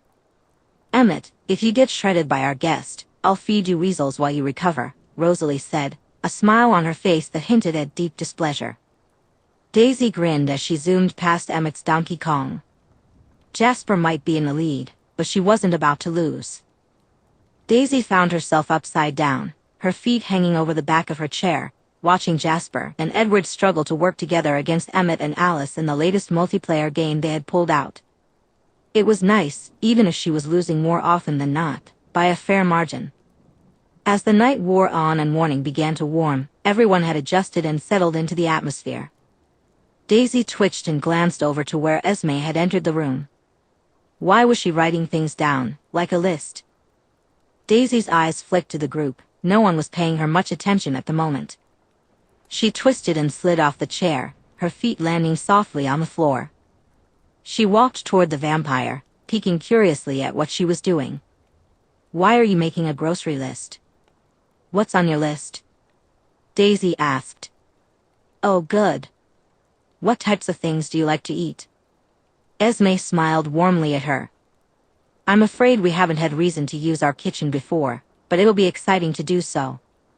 Daisy went still. "You're buying food because I'm here?" "You're our guest, of course we are. Now, what do you like?" Esme's face radiated genuine warmth and kindness. Daisy hesitated. If she didn't say anything, she would disappoint Esme. Meat? I only eat human food once every couple of days. I usually just swing by a diner or microwave something. I can go to town and buy a couple meals. It was mostly the diner thing. She wasn't great at cooking. It was definitely a tiger shifter thing, though no one had mentioned it. She tended to eat a lot every 2 or 3 days and nothing in between. "Why don't you come with me so we can make sure we get what you like?" Esme looked excited at the idea. "Modern grocery stores came after my time. They are a marvel. If we'd had them when I was alive, I would never have left the spice aisle. Fresh vegetables in winter. It really is wonderful." Daisy felt herself softening. "You don't have to do that." "I want to, dear." Esme reached out and patted her cheek. "Now, why don't you run up to my room and see if any of my shoes will fit you? I think our feet are about the right size." Daisy felt a sharp, almost painful sensation in her chest. The touch burned in a way that made her long for something she didn't fully understand. She swallowed the venom in her mouth. "Okay." Vampire speed was a blessing as she left the room and raced up the stairs. Finding Esme's room was easy. Her scent was strongest in the areas she frequented. Daisy slowed as she cautiously slipped inside. It felt wrong, like she wasn't supposed to be there. But then, parents never wanted the kids in their rooms. Daisy noticed the cream walls and soft warm tones of the room as she walked to the closet. The clothes and shoes were still designer, but there were fewer items than Alice had. This was interesting. The shopping was probably an Alice thing, not a family one. An unused pair of white tennis shoes caught her eye. They looked like they would fit. Why she had shoes that were clearly never worn puzzled Daisy, but that was just how rich people were. Daisy slipped the shoes on and made her way back downstairs. She barely contained a twitch as Alice suddenly appeared, hugging her tightly with her arms wrapped around Daisy's shoulders. "Hi." Though unsure why Alice was so affectionate, Daisy felt fond of the petite vampire. "Have fun with Esme," Alice said, tightening her hold before pulling back. "But you'll come back right after?" Daisy hesitated. "Don't you already know that?" Alice didn't look impressed by the deflection. She caved. These vampires might be the weirdest she'd ever met, but she was pretty sure she liked them. "I'll come back," Daisy promised. "Pinky promise," Alice replied, holding up her hand, bright and happy again. Daisy hooked their pinkies together. "I think you spend too much time with teenagers," Daisy teased. "Thank you." Alice clapped and bounced back a step before giving Daisy an assessing look. "We'll have to get you some clothing since we've ruined yours, even if you do look good in Jasper's things." Daisy couldn't help but feel a soft affection. Alice really was charming, and teasing back was automatic. "I look good in most things." "Oh, I know you do." Alice grinned mischievously and then skipped back to the couch where Jasper was watching them, an amused half-smile on his face. Daisy shifted her weight, suddenly self-conscious. What was that? She quickly went to Esme's side to avoid thinking about it, trying to ignore Emmett's chortling, which was cut off by Rosalie whacking him upside the head. I hope you don't mind that I grabbed the tennis shoes, Daisy said. I don't mind at all, Esme replied, touching her arm gently as she led them toward the garage. I'm glad they fit you all right. As Daisy followed her into the garage, she whistled. There were a lot of very cool cars. Damn. Rosalie loves her cars. She's rebuilt all of their engines, Esme said proudly, leading them to yet another expensive car. Her pride was unmistakable, and Daisy found it endearing. So, she restores old cars? Daisy asked as she climbed into the car. Sometimes, but she likes speed. She's always improving the newer models when she can, Esme explained while starting up the car. If it didn't involve so much publicity, I think she'd enjoy being a race car driver. Very cool, Daisy said. She would have to ask Rosalie what she thought of jets, because if anyone was into speed, it was the flyboys. What about you? Any crazy hobbies? I'm an interior designer. Even when I was human, I had a passion for art, Esme said, her joy evident. Daisy bit her lip, watching the trees pass by. I was kind of a workaholic as a human. I didn't really have a life outside of the mission. Even before I had a job, I was involved in hacking causes. What about you? An artistic workaholic? I taught for a short while before I died and Carlisle found me, Esme said softly. He's a good man. He would never sentence anyone to this life if there was any other option. Daisy turned to look at Esme. I'm sorry. I didn't mean to bring up something bad. It's all right. I have found more happiness in this life than I had before, Esme smiled softly. Life is funny like that. Yeah, some stuff is just weird too, like sparkling. I have no clue why we do that, Daisy said. It is strange, isn't it? Esme replied. Esme's gentleness was a fundamental part of who she was. Maybe it was her gift. They all had gifts, even if they weren't as dramatic as Daisy's or some of the Cullens. Daisy fiddled with the purple fabric at the hem of her shirt. I think eating a rabbit was the weirdest moment. I just ate it, fur and all, Daisy said. Esme laughed. Daisy trailed behind her into the grocery store. You really don't have to do this, seriously, Daisy insisted. You're giving me an excuse to use the kitchen, and shopping helps our cover, Esme replied with a smile as she pushed the cart forward. Now, do you need fruit and vegetables? Daisy glanced around the small store. I can eat them, but I don't really crave them. Do you like them? Esme asked gently. She thought about it. Fruit's nice.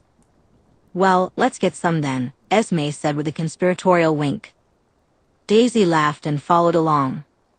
How about apples? Esme seemed to be genuinely enjoying herself as she led them through the shop. Daisy's eyes widened at the number of steaks Esme added to the cart. It was a lot. I'm guessing you like them rare? Daisy asked. Yeah, but you do realize there's only one of me? Esme sounded genuinely disappointed. Bit too much then? Daisy nodded. A bit.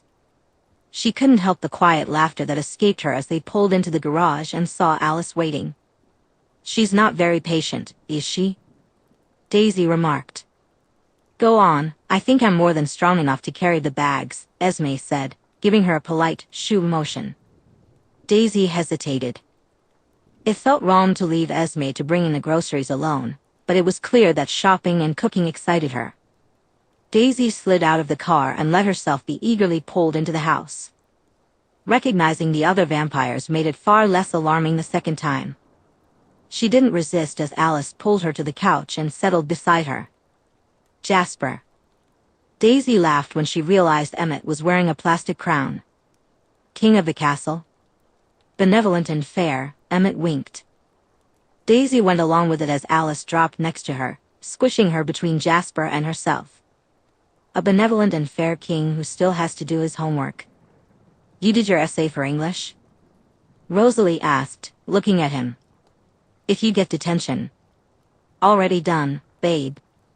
Emmett lifted Rosalie's hand and pressed a kiss to her knuckles. Daisy shook her head. Why do you do high school? That sounds horrible, not gonna lie. It protects our cover, lengthens how long we can stay in one place, and ensures we remain aware of modern speech and culture, Edward explained with surprising purpose. Daisy noted that he was probably an older member of the coven. How long can you stay in one place? The longest we've managed was 12 years, but it is hard. Edward spread his hands. But it allows us to live as best we can. Daisy frowned. You're one of the, woe is me, what have I become, vampires, aren't you? This hunger, what we are, it's a curse, Edward said with utter belief, even as Emmett made a sound of disagreement. She tilted her head. Wow, that's one way to look at it. If you think we're that cursed, why the animal diet? Why try to live with humans? Edward can be pessimistic, Emmett explained, leaning back in his seat and casually wrapping his arm around Rosalie's shoulders. Daisy smiled briefly. She didn't usually spend time with their kind, but it was nice to see mated pairs like this. I can see that.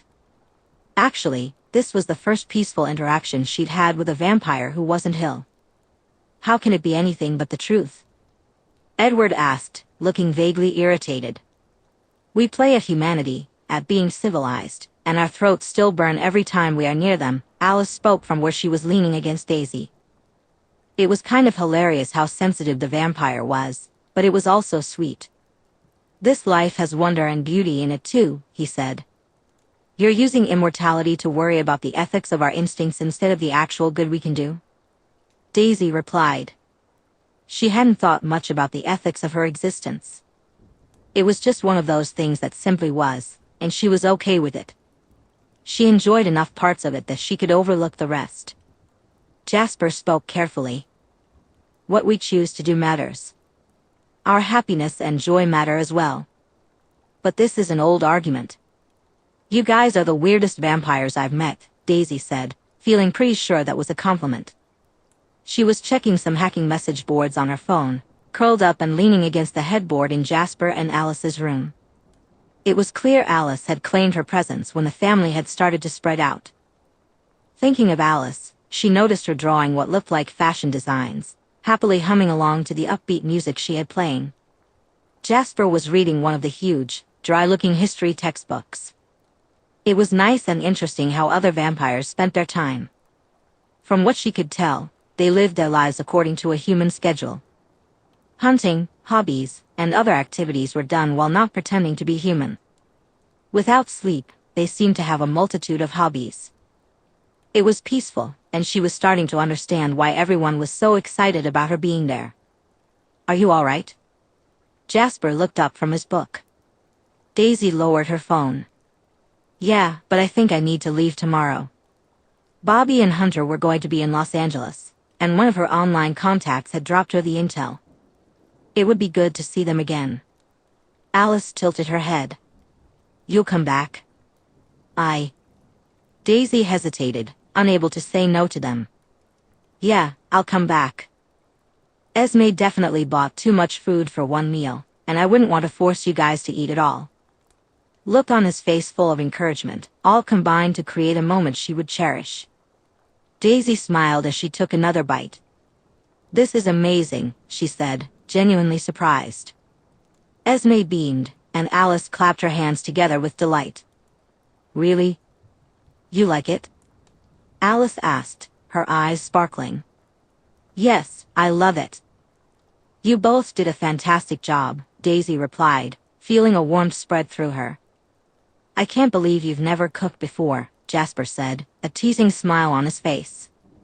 Neither can I, Alice chimed in. But it's so much fun.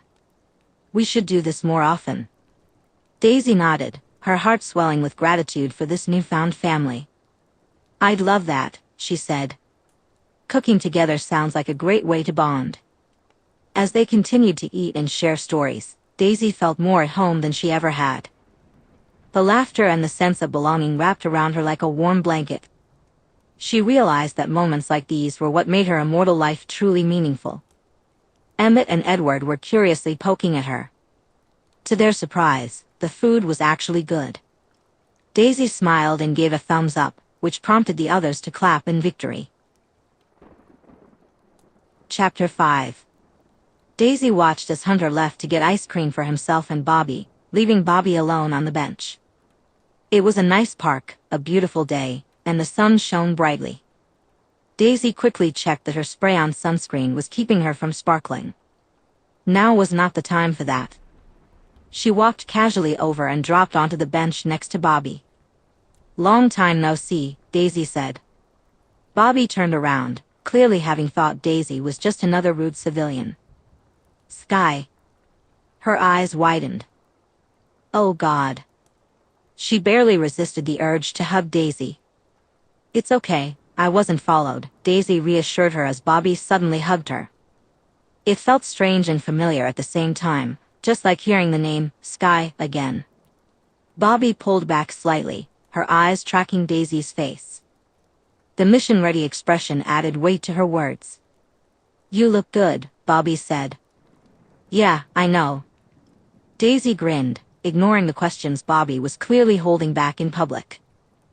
Bobby slid a hotel keycard into Daisy's palm. "An hour? See you then." Daisy got off the bench and blended into the passing crowd. Once she was sure no one would notice her, she pulled off the hat and sunglasses she had been wearing and changed her shirt. She then hopped into a taxi she had booked in advance, which was waiting for her. As they drove, she checked the keycard. That was a surprisingly high-end place. They must be doing a third honeymoon or something, which would explain why her hacker contacts had noticed their accounts being used. Leaning forward, she gave the driver an address a mile from the hotel. With her vampire speed, she could cover more ground much faster. The enhanced senses also made it easy to lose any potential tails. And she had some friends to catch up with. Daisy poked around the hotel room, noting the bizarrely limited amount of weapons hidden away. She had no interest in. Daisy wondered what lingerie they had brought with them. It was funny and risky to show herself to them. However, she was rebuilding contacts. If she wanted to be useful, she needed more than just fellow hackers. And she missed them. Still, she had beaten them there. Her eyes flicked to the complimentary Bible. She should probably read that if she wanted to be friends with religious vampires. Groaning, she walked over and picked it up. The nuns would love this. Daisy felt a bit cross-eyed and was grateful to hear footsteps approaching the door. The familiar sound of hushed bickering made her smile. It was amusing that they were about to walk into a room with her after over a year of her being missing. The suspicion that she had turned must have lingered in the back of their minds, but they trusted her. They spilled into the room. Hunter's face lit up. "Sky." Daisy jumped to her feet, dropping the book, and barely kept from squeezing him too hard as she hugged him. "Missed you." "Oh God, you're alive." His arms would have been too tight if she were human. Pulling back, his hand stayed on her shoulders. "How the heck did you survive?" "We all saw those mission photos." Daisy winced but saw the same question reflected on Bobby's face. How could she explain that an insane vampire had crashed an already chaotic mission and that she had been screaming from venom within 10 minutes of everything going wrong? And she needed to do that without revealing too much. "The terrorist cell knew we were coming. Tripp and I got separated. It was chaos, but I thought I could reach the weapons shipment and tag it for another team. Tripp caught up to me, and then, a third party showed up. You know how missions go, very wrong, very fast. It was worse than that." Hunter crossed his arms, rocking back, and hissed through his teeth. "Someone ripped the terrorists apart?" "The third party," Daisy said, feeling frustrated that Tripp had gotten caught up in it all. "I woke up 3 days later. It took me 6 months to get in touch with the agency. Assistant Director Hill made it clear that I should stay gone. It's all classified.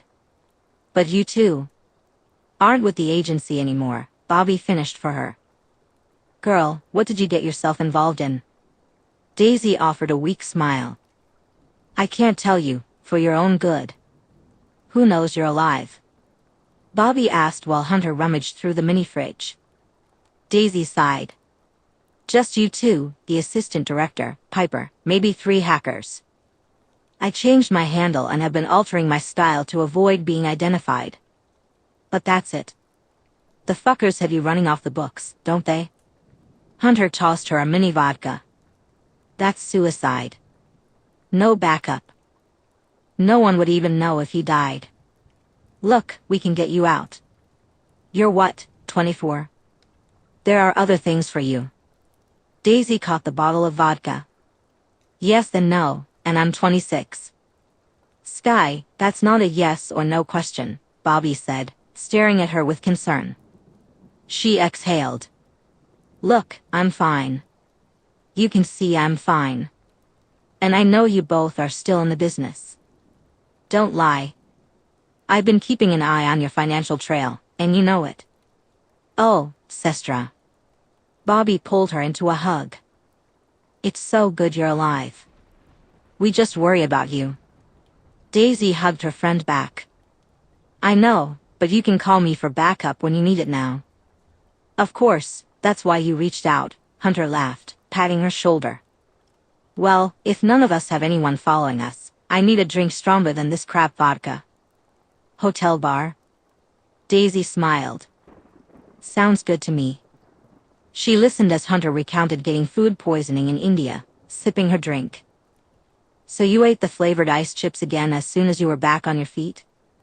Of course. Those damn things are delicious. Hunter took a sip. He took a swig of his fruity cocktail, choosing the most colorful drink on the menu. Daisy smiled at him. Are you going to give in and accept that your watermelon drink is disgusting? Never. The guy down the bar is being rude to his date, he replied, sniffing in annoyance. Bobby's hand ran along his shoulder, her voice filled with exasperation. Not everything is a challenge. Daisy absently listened to the train wreck of a date unfolding nearby. The guy wouldn't stop talking and kept criticizing the girl, even her drink choice. That was why Hunter had ordered the same thing. What perfume are you wearing? It smells amazing, Bobby asked, pulling Daisy and Hunter's attention away from the disaster. Ah, the joys of being a vampire. Daisy looked much the same as she had 2 years ago. The differences in her eyes, slightly paler skin, and the lack of natural blemishes were subtle. But the scent she wore was intoxicating. New body wash. I picked it up in Quebec, she replied. Well, it's nice. Is it cinnamon and brown sugar?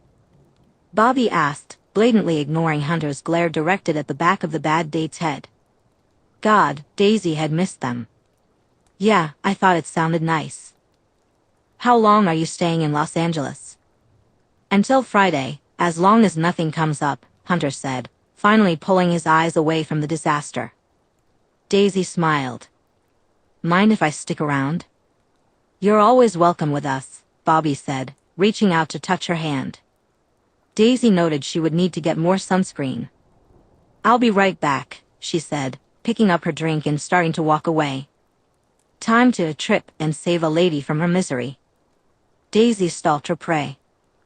Being so close to humans, especially around Hunter and Bobby, had intensified her hunger. Her list of emergency food options had served her well, but her throat burned with the consuming need. Today's meal was a banker who financed some very bad people. He had no idea what was coming. One moment, he was unlocking his front door, and the next, she had him inside. Inside the privacy of his apartment, her grip tightened, and she snapped his neck. Her teeth sliced through his flesh and into his jugular. The rush of warm blood flooded her senses, bringing pure euphoria as it hit her tongue and the back of her throat, soothing her burning hunger. Nothing mattered except getting as much of that thick liquid into her as possible. The high of feeding was incomparable. Perhaps a man dying of thirst might understand the relief of cool spring water. Or a person who had been teased for hours before finally reaching orgasm. It was bliss in its truest form, better than anything else. She moaned in pleasure and disappointment as the last drops of blood hit her tongue. Dropping him, she sank to her knees, allowing her instincts and desires to take over. Her instincts urged her to find another victim. She didn't even need the blood, but the thrill of the hunt was strong. It took 3 or 4 bodies and that entire glut of blood for her instincts to feel satisfied.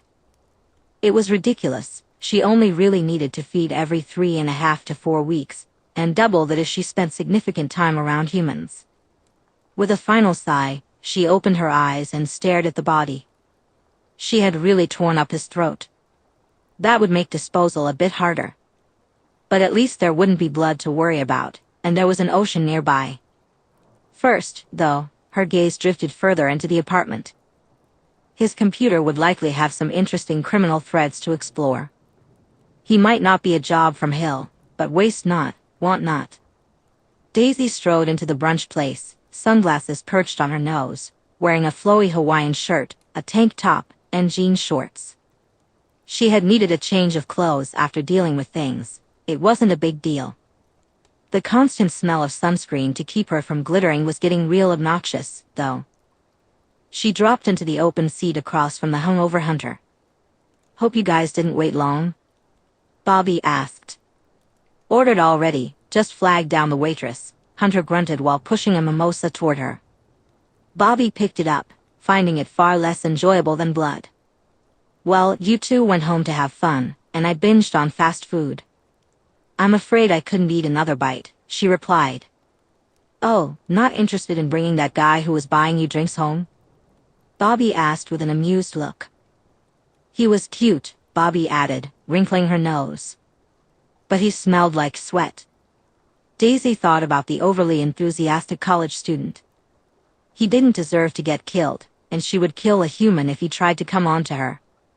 Normally, that fact would have bummed her out a bit, considering her dry spell. But this time, it just felt wrong. Not that she had ever been a fan of one-night stands. Still, she hadn't been interested in the slightest. "So where are you going after this?" Hunter asked, slumped over and pretending his sunglasses were for looking cool.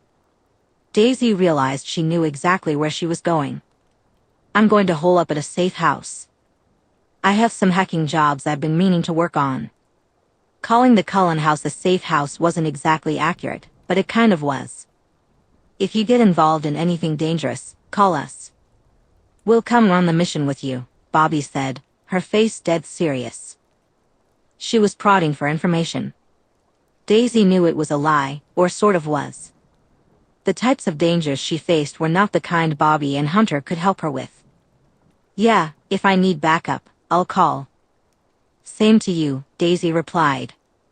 "Good," Bobby said, tapping her shin with her foot. "It's been nice having you here." "It's been nice to be here," Daisy said, taking a drink of her mimosa. She might have to keep important secrets from her friends, but she hadn't lost them completely. At least not for a few more years. Daisy yawned, realizing she had gone a bit too long without sleeping, but she wasn't that tired yet. Daisy felt tired, but she would take a nap later. Right now, she was too excited from the scent of Cullens she had just caught. She was definitely at the edge of their regularly used territory. Coming to a halt, she began stripping off her clothes and shoes, stuffing them into her backpack. Once everything was secure, she shifted into her tiger form. Her large paws landed on the cool, moist forest floor, enhancing her hearing and sense of smell. She picked up her backpack with her front teeth and took off, leaving her mouth slightly open to taste the air as well as scent it. It didn't take long to find a fresh scent trail, and she began to follow it. Her paws were quieter than human feet, and she was faster as a tiger, though she wasn't pushing herself at all. She enjoyed being a tiger, relishing how everything felt and how she thought. As she loped through the forest, she paused when she caught a specific scent. It was Alice and Jasper. Without a second thought, she changed direction and followed the trail. As the scent grew stronger, she slowed down, lowering herself slightly as she stalked closer. Peeking over the top of a large rotting log, she spotted them. It felt like the relief of an exhale from when she had been alive, a welcome feeling that was so noticeable in its absence. They were dancing, though there was no music. Still, they moved around the clearing and practiced steps of some old-timey dance. Sunlight filtered through the trees, making them glitter as they spun, completely enraptured with each other. They were beautiful. Daisy set her backpack down and hopped up on the log, lying along it and just watching them. She wouldn't interrupt this moment, unless they started losing clothing, but it didn't seem like that was where this was going. Folding her front paws over one another, she was content to lay there. The passage of time meant nothing. Jasper leaned in, whispering something soft. "Daisy!" Alice exclaimed, her face lighting up as she spotted her. She ran to Daisy, throwing her arms around her neck and hugging her tightly. Jasper ambled over behind her. Daisy made a chuffing noise, resting her neck over Alice's shoulder and hugging her back as best she could without shifting back. "Oh, you're so soft," Alice said, pulling back but continuing to pet Daisy. Daisy leaned into the touch. It felt nice, and she couldn't help but make pleased chuffing noises. She gave a slow blink towards Jasper as he reached them. "Well, hello there, beautiful," he smiled, reaching out to scratch one of her ears. His other arm was wrapped around Alice's shoulders. Alice was clearly ecstatic. "You kept changing your mind on when to come back. We'll have so much fun. Esme's been looking up recipes for food, and Rosalie will come shopping with us." It was charming, but Daisy couldn't exactly respond like this. So, she leaned forward and licked Alice's cheek before settling back into place. "You," Alice said, burying her face in Daisy's ruff. "I'm happy you're back." Jasper hopped over the log, picked up her backpack, and slung it over one shoulder. "Well, shall we run home?" he asked. "Oh, let's," Alice replied, her hands busy with Daisy. Daisy nodded, stretching before coming off the log. Her tail flicked at Alice, not wanting the little vampire to feel upset at her moving away. Alice grinned, her tiny sharp teeth glittering, and then took off in a sprint. Daisy couldn't let her get away. She licked Jasper's cheek and then took off after Alice. Her muscles stretched deliciously as she really went for it in this form, her paws hitting the ground rhythmically as she ran. Chasing the fleeing vampire was a rush, filled with glimpses of movement. Daisy leaped with bright, delighted laughter. Her claws caught on the bark of a tree, and then she shot forward, pinning Alice to the ground. Curling protectively around her, Daisy kept her claws sheathed. After all, harming Alice was unacceptable.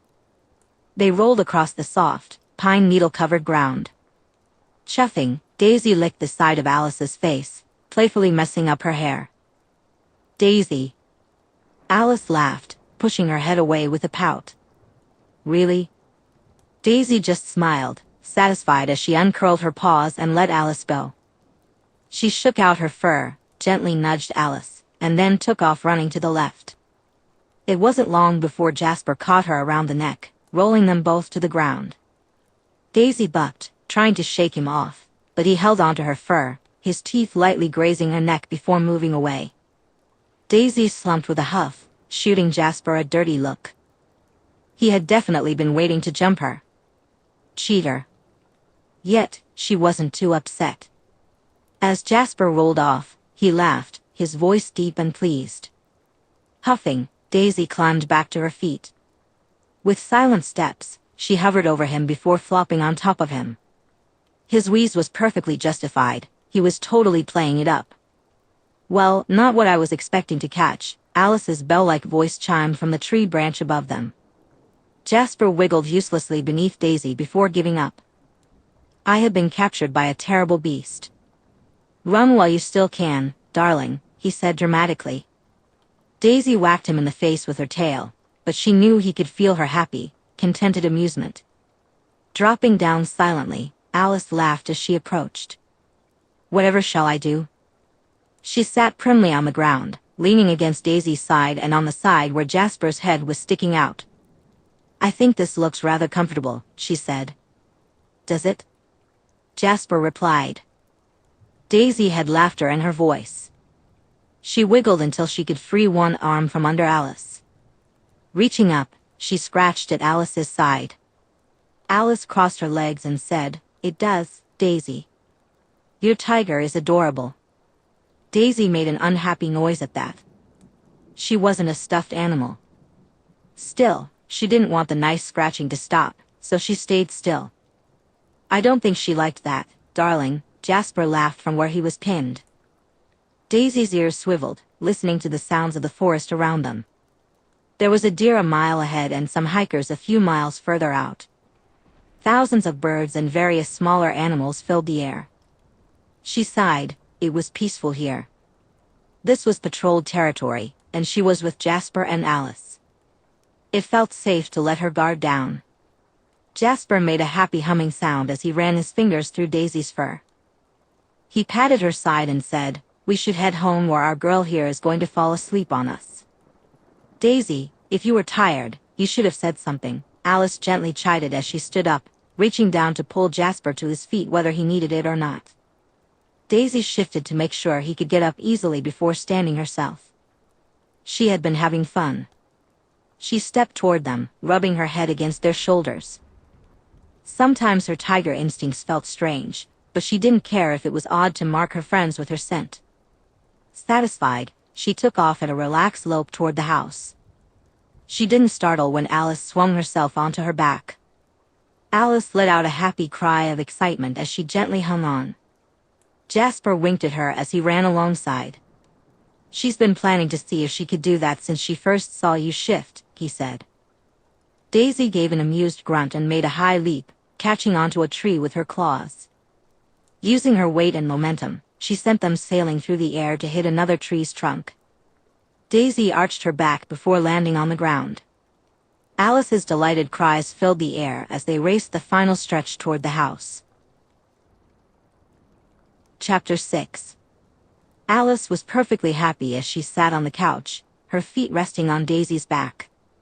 She smiled down at her snoozing mate, who was still very fluffy. Daisy hadn't volunteered to shift back, and she and Jasper hadn't mentioned it. Instead, Daisy had carefully stepped into the house, brushing each paw against the doormat, and then curled up in front of the couch and gone to sleep. Alice bit her lip to keep from cooing. "She was waiting for us to sleep," Jasper said in awe as he quietly slipped beside her on the couch. She kissed him lightly. "I told you. I never doubted you, love." He looked down at their sleeping mate. "She came home." Alice leaned into him. She changed her mind about that. It had been terrifying knowing the future kept changing and could continue to do so. What she was seeing was blurry, which made it worse. The uncertainty was overwhelming. "Soon?" he asked, leaning his head against her temple. She considered that, watching as Daisy's tail twitched in her sleep. The future was uncertain.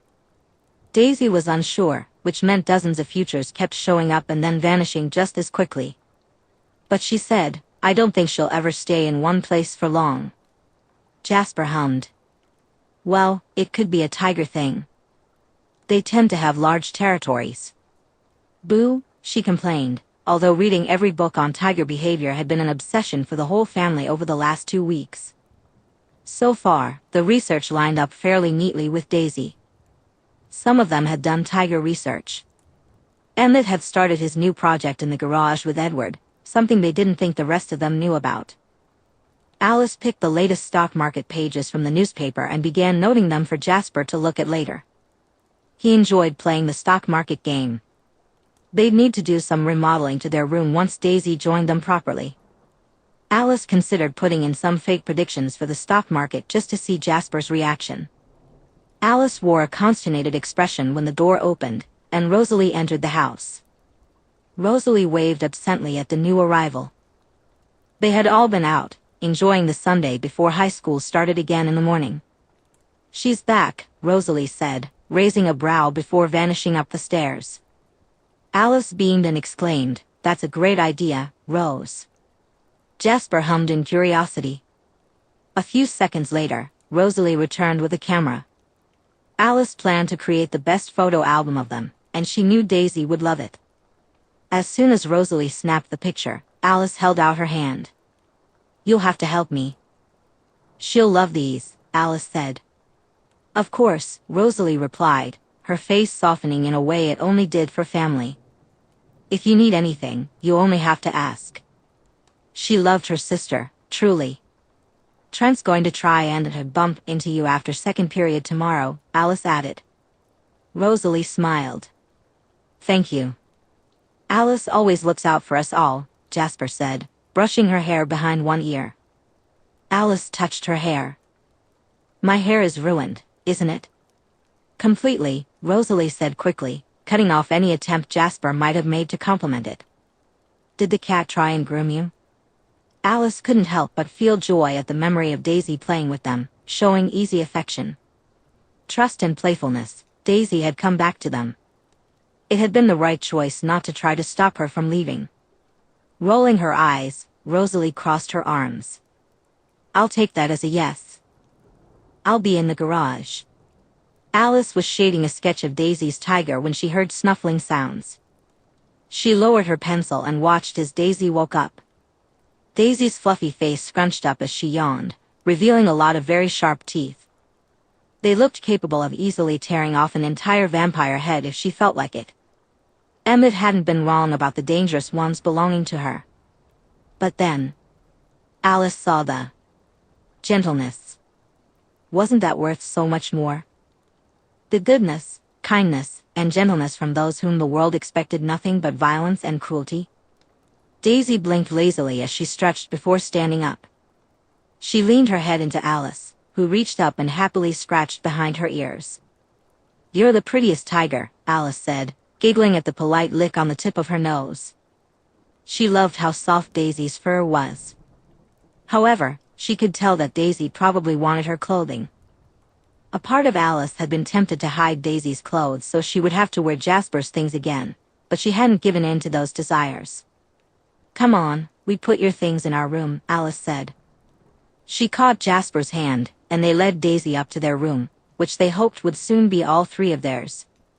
Daisy was careful not to hurt the door frame as she walked into the room, shifting as soon as her feet crossed the threshold. Rolling her neck, Daisy walked to where her backpack had been neatly set on the side chair by the desk. She glanced over at them as she pulled her shirt on. Going to just stand there and stare? She asked.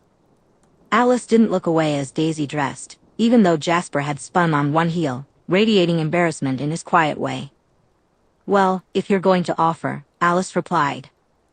Apologies, Jasper said, though he didn't sound as sorry as he probably should have. Sorry for falling asleep on you like that, Daisy said, moving quickly until she was right in front of her. Alice cupped the side of her face. Don't apologize. We're happy you felt safe enough to do so with us, she said. It's an honor, Jasper agreed from where he was facing them again. We like having you with us. Alice patted Daisy's cheek. Exactly. Now, may I braid your hair? You want to braid my hair? Daisy asked. Hair? Daisy asked, but she didn't move away from her in the least, instead leaning into the touch slightly.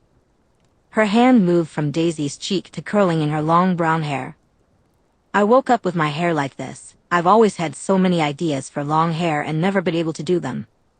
Daisy's eyes softened even more somehow. So I'm going to have some wildly intricate hair for a while, aren't I? You are. It'll look lovely on you, Alice promised. She already had ideas on what would suit Daisy's face best. Jasper chuckled as he folded the stock predictions into his portfolio of family investments. Well, sounds like you two ladies will be busy for a while. Never too busy for you. Alice smiled at him over one shoulder, as she hooked Daisy's arm and started leading them back into the family living room. They needed to get Daisy used to the family, and the family used to her. Jasper had been very clear about how very deeply Esme had affected Daisy. Daisy's steps were nearly silent, even for a vampire, as she willingly followed along beside her. So am I about to look like Princess Leia here in a minute? I can do better than that. Alice sniffed as if she'd do something that ridiculous, although come Halloween next year. Rats, they'd missed that already for this year. I have complete faith in you. Daisy nudged her before lightly jumping off the stairs and landing below. Alice felt a thrill of progress at that, also amusement. She really was a cat. She hopped down after her. Alice was delaying losing contact with Daisy, and thus might be brushing her hair past the point of usefulness for even the wildest of bedheads. Daisy wasn't complaining, so she wasn't going to stop. It was frustrating knowing what Daisy was going to be to them, to feel the pull that demanded she pull her in and ensure no one could mistake Daisy as available, to ensure no one could steal her away from them, and to not be able to do much about it because Daisy would flee. Probably. It was. Daisy asked Jasper, "So, what's with the history books?" She seemed unaware of Alice's frustration at not being able to convey that they were all mates. Jasper looked up from his book, his face open as he spoke about his passion. "My upbringing was different from the others in this family. I was born in 1844 in Texas." At his words, Daisy became quiet. "I was foolish, but I managed to persuade the army to let me join when I was 17. I was good at war and became a major within 2 years. That was when Maria found me just outside Galveston after I had finished evacuation efforts." Daisy listened intently. Alice squeezed her shoulder in gratitude and began to twist her hair into shape. Daisy was clearly engaged. Maria had lost her territory. She knew I was military, and my gifts made me useful to her. So, I went from one war to another, both equally wasteful. Jasper frowned. "I did horrible things for years, for reasons that now seem foolish. Perhaps cruel is a better word." He shook his head. "When it was all happening, I understood so little. I believed many people's lies and supported evil while thinking I was doing something to be proud of." He touched the cover of his book. "I like understanding what the truth is. History is full of wars, they're not that different from one another. Those with power want more and sacrifice the lives of those who don't know any better." Daisy's voice was careful as she asked, "You fought for the Confederates then?" "I did. I didn't understand the evil I was protecting. I knew I was defending slavery, but I didn't question those around me who said it was the natural order. Yet many around me did. It's a poor excuse. I thought I was making my family proud by defending my home. And in this new life, I chose no better for far too long." Jasper remained open, sharing his story. Alice was proud of Jasper for being honest. A silence fell as Daisy considered her words. "After you understood, did it change anything?" "Everything and nothing," Jasper replied, his uncertainty clear. "I have chosen a life without violence against our own kind, except in defense, and none against humans if I can help it. But I cannot undo the past, no matter how deeply I wish I could." Daisy hummed thoughtfully. "I understand that feeling. I've been swept up in something I thought was right, only to realize it was hurting people. But that doesn't make you evil, especially since you've chosen to be better." Jasper smiled, warmth spreading through him, like the sun rising. "Thank you. So, you became a vegetarian after you met Alice?" Daisy asked gently. Jasper nodded. "I tried to eat less after I left Maria, but the thirst never left me. Eating only cruel or evil men was still. But then Alice came into my life, like an angel. I learned there was another way, a better way. I could redeem myself, even in a small way. It was everything." "Good for you," Daisy said, her voice warm and sincere. He turned his hand over, intertwining his fingers with hers. "You are remarkably understanding. CIA, right?" "We're not exactly squeaky clean," Daisy replied, shifting slightly. "There are 3 ways hackers like me get recruited into the organization. You either apply because you're a goody two-shoes white hat hacker who doesn't realize what you're getting into. Or you're a kid genius who gets noticed and a recruiter makes contact. The last way is getting caught, a black bag over your head, dragged into a windowless cell, and given a choice. Join the CIA, or rot in a black site hellhole, never to be heard from again until you die, alone and unremembered." "Anyone," Alice said. She let her fingers slip from Daisy's hair to avoid pulling it as Daisy clenched her fists. "That's what happened to you. I got caught up in a cyber-terrorist collective when I was 16. The CIA caught me when I was 17. I believed in what we were doing in the rising tide.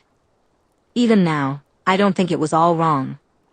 But we never thought about the consequences. Truth, nothing but the truth, you know? But dumping secrets gets people hurt. Then, working for the CIA, I did good. I saved people and did things that measurably helped. But it wasn't always clean. Alice yanked Daisy back into her arms, wrapping them tightly around her middle. Daisy's back pressed against Alice's front. Alice didn't say anything, she simply laid her chin on Daisy's shoulder and hugged her tightly. Her right hand rested flat over Daisy's stomach, where she had seen the scarring from bullet wounds. Injuries Daisy must have sustained as a human. Alice wasn't a doctor, but she knew gut wounds were dangerous. For a moment, Daisy stiffened at the sudden change in position and close contact. But then she softened, leaning back against Alice, a rumble in her chest. "I'm all right," Daisy said, laying her free hand over Alice's arm. "I understand how things can be complicated. Doing dumb things as a teenager because you didn't really understand what you were doing. It matters that you changed." Alice closed her eyes, still wrapped around Daisy. She was content to listen to Daisy and Jasper argue about revolvers.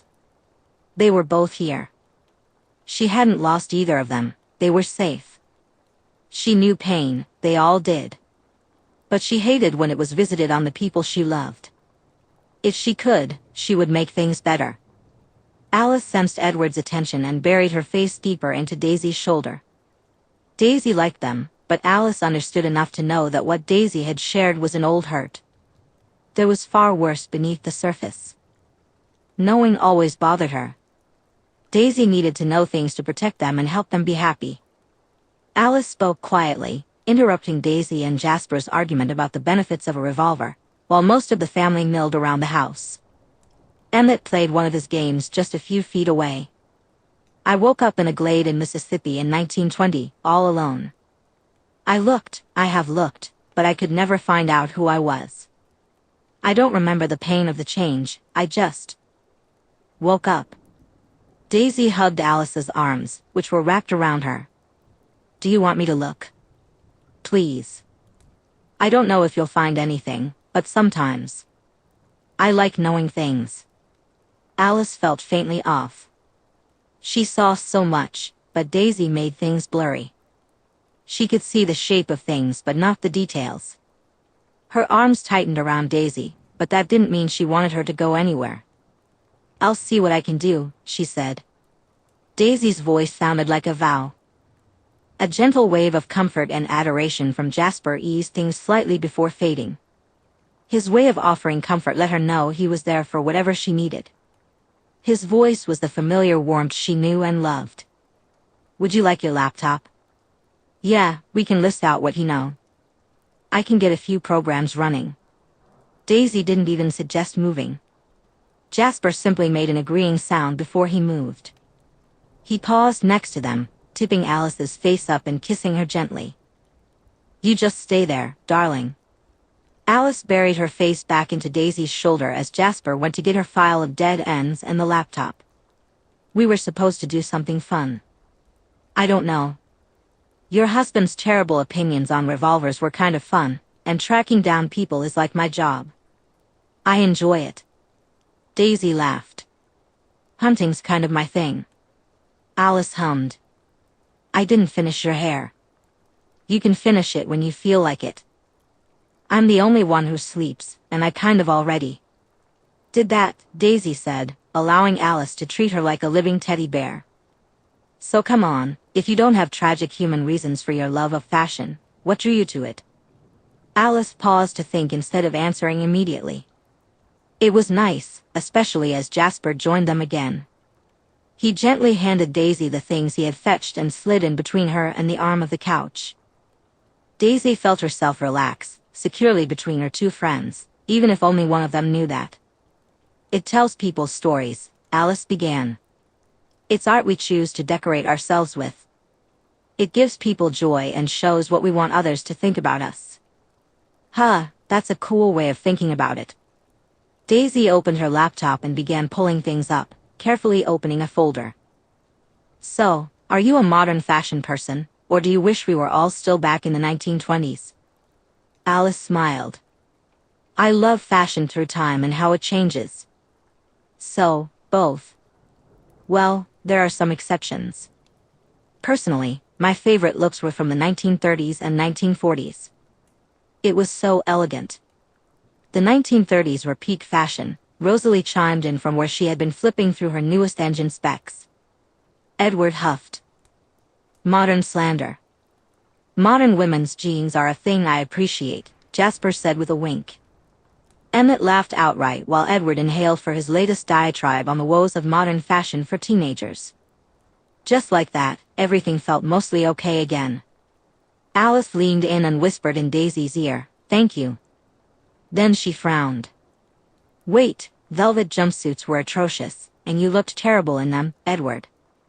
I love you, but we both know it was an unfortunate choice. I told you you'd feel nothing but regret if you wore it. How many birds did you and Rosalie catch for your hats?" Edward shot back, embarrassment creeping into his tone. She rolled her eyes. "We're the largest anonymous donors to the Auburn Society and 20 other bird conservation efforts.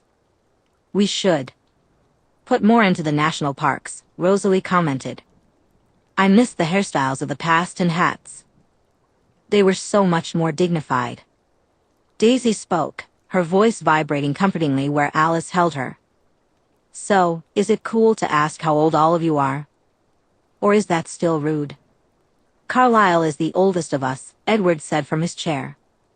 "He was born in 1640 in London. Jasper was born in 1844 in Texas. Esme was born in 1895 in Columbus. I was born in 1901 in Chicago. Rosalie was born in 1915 in New York, while Emmett was born in Gatlinburg. Alice was turned in 1920 in Mississippi." Daisy whistled. "So you guys all got turned around the same couple of decades then? Except for Carlyle and Jasper." "It wasn't planned like that, but yes," Rosalie answered. Emmett shifted. "How old are you, kitty cat?" Daisy flicked him off. "I'm 26, old man." "You were turned 26 years ago?" Edward asked, a faint crinkle forming on his brow. Daisy snickered. "No, dude. I was born 26 years ago. I got turned a year and a half ago." She adjusted her laptop. "Alice, smile at the computer, please." Alice did so automatically, realizing Daisy was taking a photo of her. She pulled back enough to look at the side of Daisy's head as Daisy quickly began cropping and editing the picture. "You're a newborn." That would explain why Alice had only begun to see her a year ago. What had changed was that she had been turned. "Hey, I'm totally past the first year." Daisy glanced around. "You're all being weird." Emmett spluttered. "You're a baby, kitty cat." "Oh, is that right, geezer?" Daisy snickered. Chapter 7. Daisy jogged along the edge of the Quileute territory. She intended to find a suitable spot to leave a scent mark, so the shifters would know she was nearby. Basic shifter etiquette required announcing your presence. However, marking trees along the border would be quite rude. She paused, frowning. Right, she would mark a tree and then venture further in to see if she could find someone. As she approached the main road leading to the reservation, she noticed a spot about 20 feet from the road. She stripped down, shifted, and began the process. It wasn't difficult. She rubbed against the tree, leaving some scratches in the bark. Daisy felt a pleased thrum as she inspected her work before shifting back. Her movements were smooth as she pulled her clothing back on. Gathering her hair into a ponytail, she smiled. Alice would enjoy styling her hair again after school. It felt good to escape the Cullen house, which was fun, but the constant presence of others felt strange after so much time spent alone. She shook her head and took off through the trees at a light run, parallel to the road. As she ran, she kept her eyes open and sniffed the air, her mouth slightly open. She wasn't picking up any shifter scent, which was odd. There should have been something. Their kind tended to be quite territorial, especially since wolves were inherently so. Emerging at the edge of the town, she blended into the sparsely populated streets. However, despite walking up and down the small town, she didn't catch a whiff of any shifters. After an hour, she accepted that the pack wasn't around. Maybe they had changed territory or had a chain of reservations they moved between. It was kind of disappointing. Daisy knew her scent was evident throughout the street where most of the town's buildings stood. She pushed her hands into her pockets, intending to head back into the woods when a human waved at her. "Are you lost?" he asked. He was a teenager with a handsome smile, long hair reaching his chin, bright eyes, and a genuine manner. Daisy shifted, a faint smile appearing on her face. "What makes you think I'm lost?" "Well, you've gone up and down the street like 3 times now."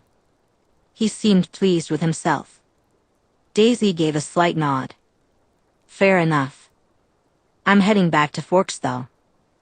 I was going to meet a friend, but I don't think they're showing up." "I mean, I could show you around if your boyfriend isn't showing up," the kid offered. She couldn't help but laugh. "Not happening, but good try. What's your name, kid?" He pouted slightly at the term, kid, but took the rejection with the ease of someone who knew he was taking a long shot. "Embry, and you?" "Daisy Johnson." "Skipping school?" She held out her hand, shaking his. He was warm and not trying to act tough. "Just 4th period," Embry admitted easily. "I could still show you where the good stuff is." Daisy considered it. It was gorgeous here, he seemed like a good kid, and she didn't have anything else to do until Forks High School let out. However, just because she couldn't find the local shifters didn't mean this wasn't their territory. Lingering without making contact would be rude, especially since she was a hybrid and not a proper shifter. But he was native, and chances were he probably had the shifter gene. He might actually know what was going on with the pack. "Anywhere that serves a good coffee?" He lit up. "Yeah, come on. 3 Rivers is a seafood place, but they'll serve you just coffee at this time of day." "Sounds fine." Daisy let him start leading her down the street. Coffee wouldn't take long, and she would leave afterward. It might be pushing the bounds of manners a bit, but it wasn't too far out there. "I can't stay long," she said. Embry smiled and continued leading them down the street. "Are you here for long?" "On vacation." "Staying with some friends out in Forks." "Getting some hiking done." Daisy eyed the teenager. It might be a bit unfair to pump a high schooler for information, but she wouldn't use it to hurt anyone. Besides, she was already in on the secret.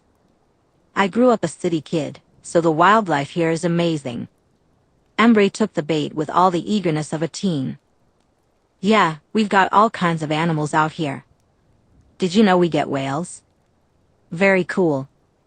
I've mostly just seen a lot of deer so far." "I hear you guys have bears?" Daisy felt relaxed. Sure, the kids smelled delicious, but all humans did, and she wasn't hungry, so it wasn't unpleasant. He looked like he was in the middle of a growth spurt, probably his last one, considering how tall he already was. "We do have black bears, but no grizzlies." "I hear rumors about grizzlies occasionally, but they're probably just big black bears." "Think I'll see one while I'm here?" she asked as they walked. Her mouth was slightly open, allowing her to taste the air as well as smell it. It was frustrating that she couldn't sniff out the shifters. Embry opened the door for her, a proud smile on his face. "Probably not. They stay away from people. They're more scared of us than we are of them, you know." "Thanks." Daisy smiled at him. He seemed like a good kid. "So, you guys have." "Embry call," a woman's voice snapped. "What are you doing?" Embry rubbed the back of his head. "Hey, Leah." An unamused woman stood there, arms crossed. "Dare from Jacob and Quill?" "What?" "No, they're dissecting rats today." His face showed disgust, along with a faint whine in his voice. "And you're being weird." Daisy decided to bail him out. He agreed to point me in the direction of where I could get a cup of coffee before going back to school. And you are? Leah asked, eyeing Daisy. What's going on? Leah asked, suspicion evident on her face. She smiled and extended her hand. I'm Daisy Johnson, a computer programmer. I'm visiting some friends in Forks, and Emmett apparently forgot we were supposed to meet here. Daisy realized she would need to give Emmett a heads up about using him as an excuse. And I can't say I didn't skip class in high school occasionally. So, coffee for both of you? Leah's suspicion faded somewhat, though a look in her eye indicated she would still be watching them. Daisy, being a professional spy, understood it wasn't entirely fair to them. Sure, Daisy replied, gesturing towards the empty restaurant that had probably just opened. You could join us and help me figure out which hikes I should make Emmett take me on while I'm in the area. Leah's suspicion seemed almost completely gone at that. Fine, but don't think I don't know when your next period starts, call. Leah turned and headed for the coffee station. Embry slouched into a chair at a table by the windows. Sorry, he said. You're fine, kid. Daisy took the seat across from him. So, any other predators besides black bears? Cougars, coyotes, and bobcats are awesome. Embry exclaimed, clearly excited about bobcats. I've seen one twice, they're the coolest. Daisy leaned back in her seat. He was a nice guy, and she understood not wanting to dissect a rat. Any wolves? I heard they were around here. No wolves, kind of like grizzlies, Embry replied, sounding disappointed. Leah returned with coffee mugs, filling all three. A small pitcher of cream landed with a light clink on the table as she sat down with them. There used to be wolves here. There are a bunch of old legends about it, but they got hunted out of the area before our time. Legends, huh? My mom's people have some cool ones about people turning into tigers. Daisy noticed the two people in front of her glance at each other. Embry shrugged, and Leah. Sounds a bit like ours. Your mom's people? Area of southern China, in Hunan, Daisy offered. She could sense their confusion since she sounded and acted American. Well, she was American. I wasn't born here. I grew up here, but you know. Both of them showed signs of understanding. Embry raised his hand. Up top, I'm Maka, not Quilut. Daisy couldn't help but smile. She high-fived him before pouring in a rather absurd amount of creamer. And no, she was not going to think about being a cat and liking milk. Nope. That thought would never be mentioned near the Cullens. Some things were going with her to the grave. So, wolfy legends? She asked, keeping her tone curious but not alarming. The whale ones are better, Embry replied, leaning forward and launching into a story about Koala, a legendary whale in the area. It was fascinating, and Daisy gathered the information she needed. There were no wolves, and they hadn't been around for a while.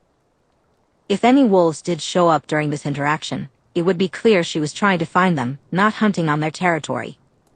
The fact that she wasn't planning to eat anyone here would help once she was off their land. She listened to Embry recount the stories he liked, ignoring Leah's very judgmental stares at her coffee. Daisy caught Embry's hand before he could reach for his wallet. I've got it.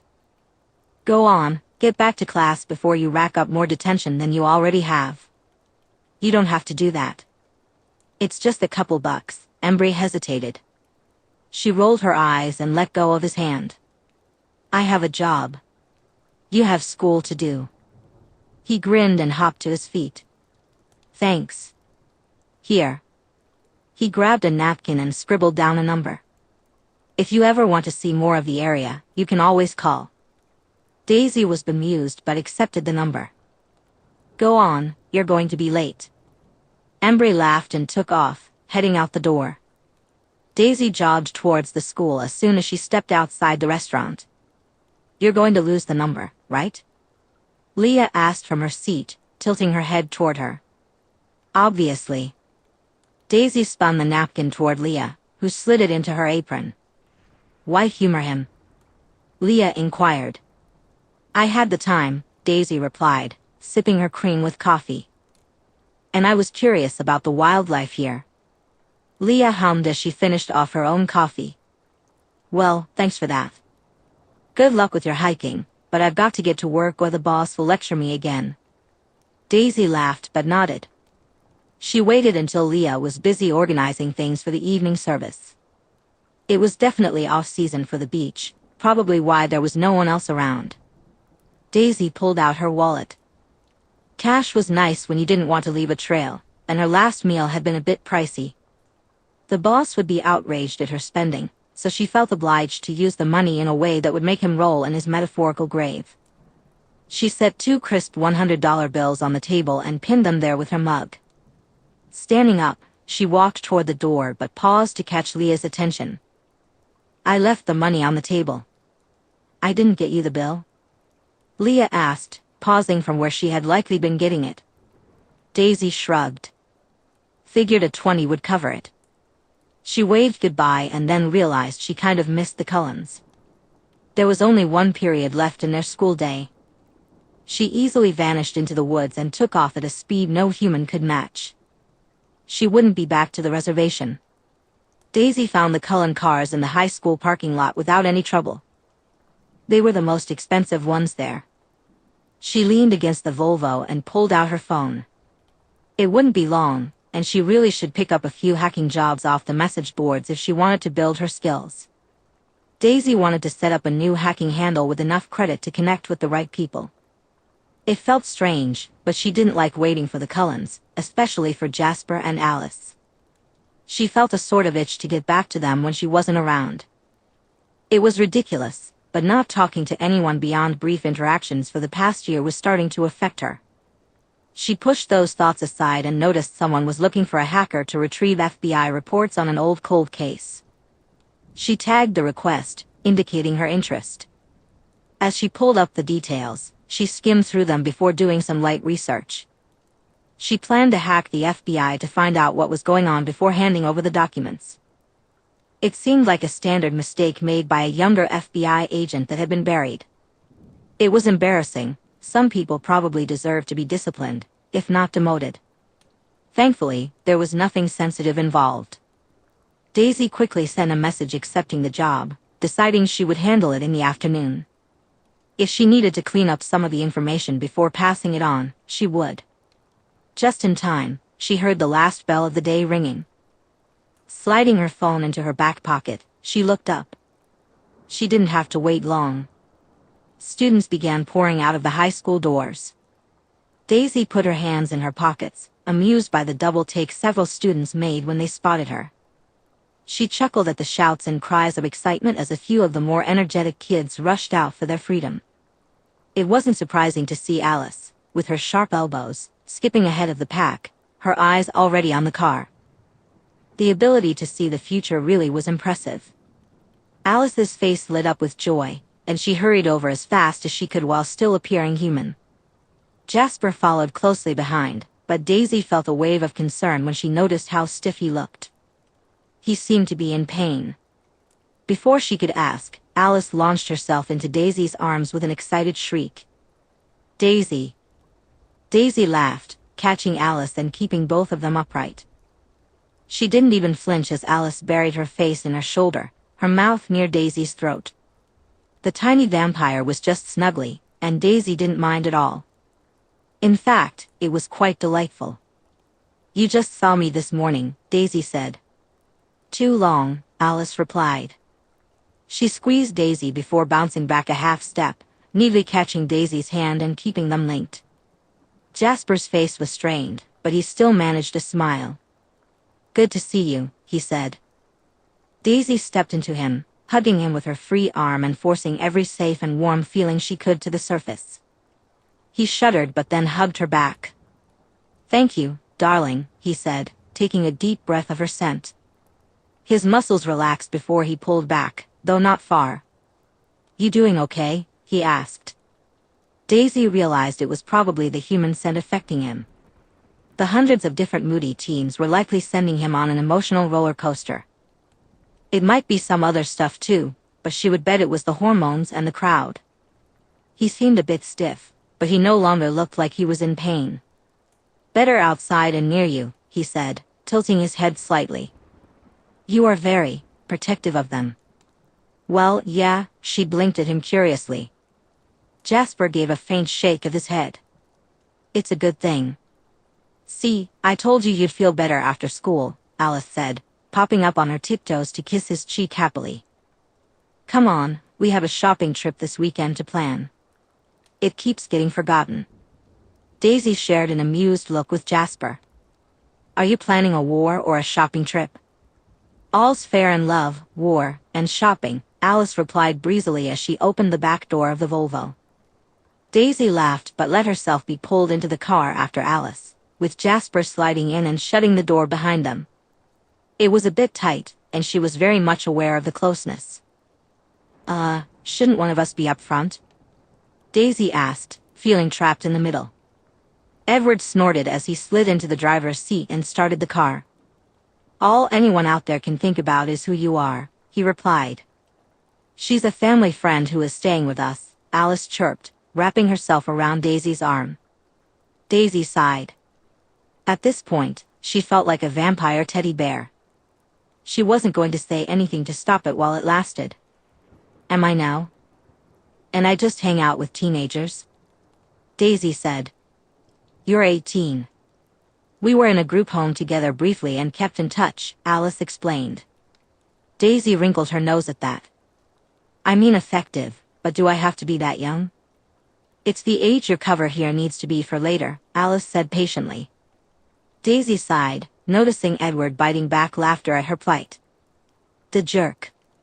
She made sure to think it loudly enough, in English. He snorted outright. "Fine, only because I like you." "Of course you do." Alice pressed a quick kiss to her cheek before settling her head on Daisy's shoulder. Daisy felt something tighten in her chest with a longing she refused to name. "You are very hard not to love, darling," Jasper hummed, staying pressed against Daisy's other side.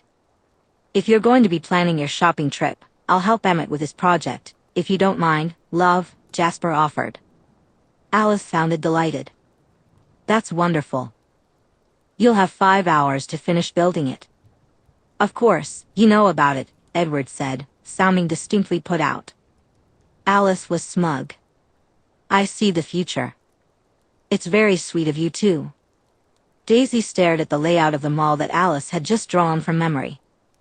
"You want us to go to Seattle for a shopping trip?" Port Angeles is lacking in more than a couple of boutiques worth noticing. "Hardly enough for an entire trip," Rosalie said as she arrived to assist. She glanced at the layout.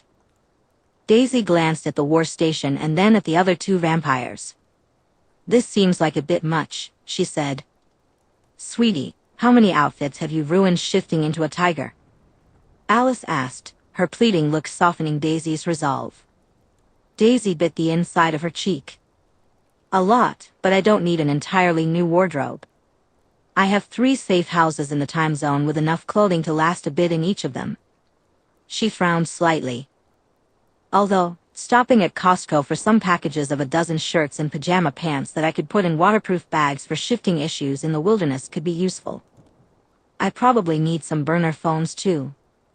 "Fascinating," Rosalie said, her tone indicating that she was horrified by multiple aspects of what Daisy had just said. Alice pulled back from where she had been leaning against Daisy. Daisy pretended she didn't miss the contact as soon as it was gone. 10 proper outfits from proper stores, and we'll stop at Costco on the way home?"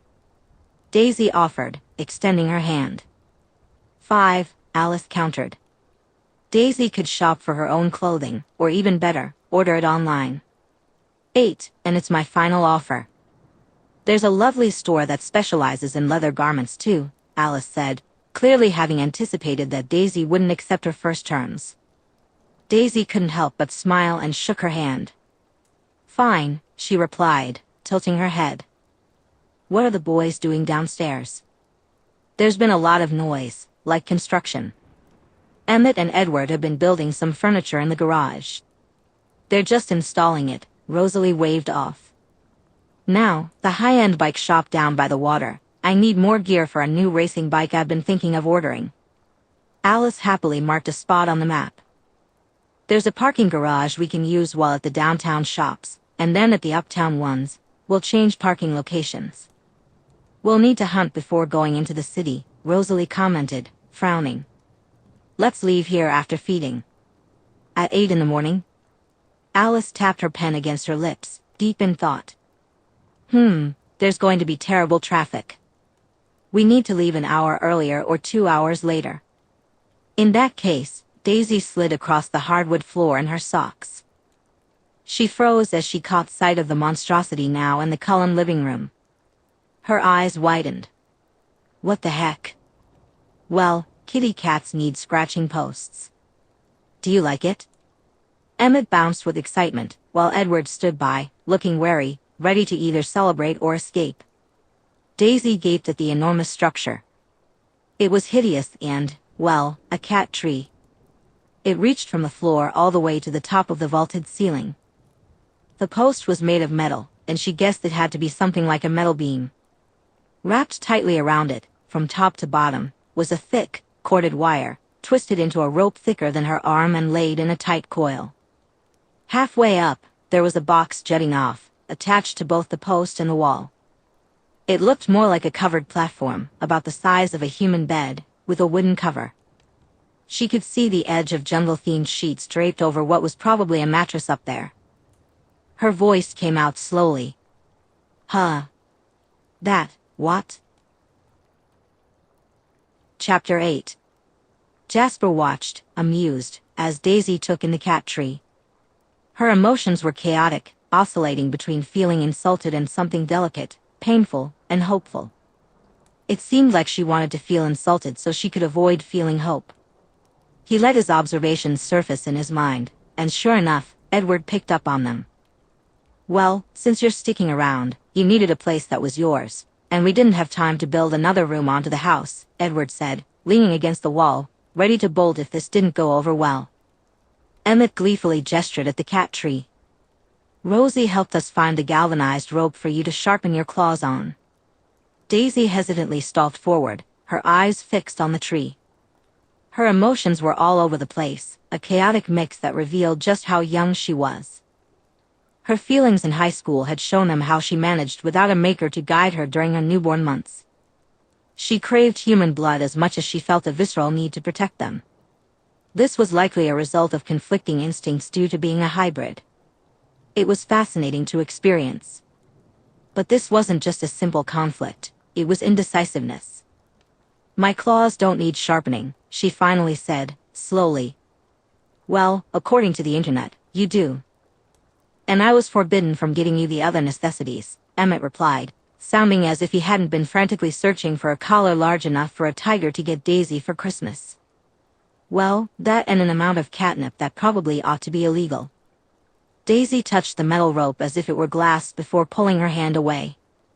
She turned and punched Emmett in the arm hard enough for the dull crack to fill the room. You're an asshole, she said. Emmett winced, touching his arm, which no doubt had a spiderweb of cracks from that hit. So, is that a no? Daisy did something fascinating. She leaned in and hugged Emmett, her voice low and... Thank you, Edward said, looking smug. Jasper could tell she had communicated something to him telepathically. Edward paused, patted Jasper on the shoulder, and then drifted upstairs toward his piano. Jasper felt a flicker of irritation that Daisy was still hugging Emmett. However, he kept his feelings in check. He understood this was important for her, and being possessive would only be cruel and unhelpful. Daisy eventually pulled back, and Jasper recognized the affection in her gaze, though it was clearly platonic. Not that he would have had grounds to intervene if it were not. He settled himself, watching with amusement as Daisy hopped up, caught the bottom of the platform, and easily pulled herself up and in. Jasper felt a small surge of pleasure and hope from Daisy. He also enjoyed the sight of Emmett getting hit in the head by the giant stuffed mouse she had just discovered. I thought cats liked mice. Emmett called up to her, a delighted expression on his face that had been there since she hugged him. He shook his head, chuckling, and noticed the look of resignation on Esme's face. He sent a wave of gratitude her way. Her sacrifice for the interior design meant a lot to him, even if it would annoy her. Esme gave him a bemused look, fond and quietly proud of her children, while mourning the loss of her aesthetic. Jasper quietly decided to let Alice know she had been right. Not that she didn't already know, but his instincts urged him to check on Daisy to ensure not a trace of Emmett's scent lingered on her. Alice would calm his nerves so he wouldn't do something foolish. Daisy needed time to sort through her feelings without him hovering. He knocked on the open door of his own room and saw Alice and Rosalie looking up from where they were likely arguing about what Daisy needed that they could pressure her into getting. Emmett's gone to go hunt a deer. Predictable. Rosalie rolled her eyes, radiating affection for her mate as she stood up.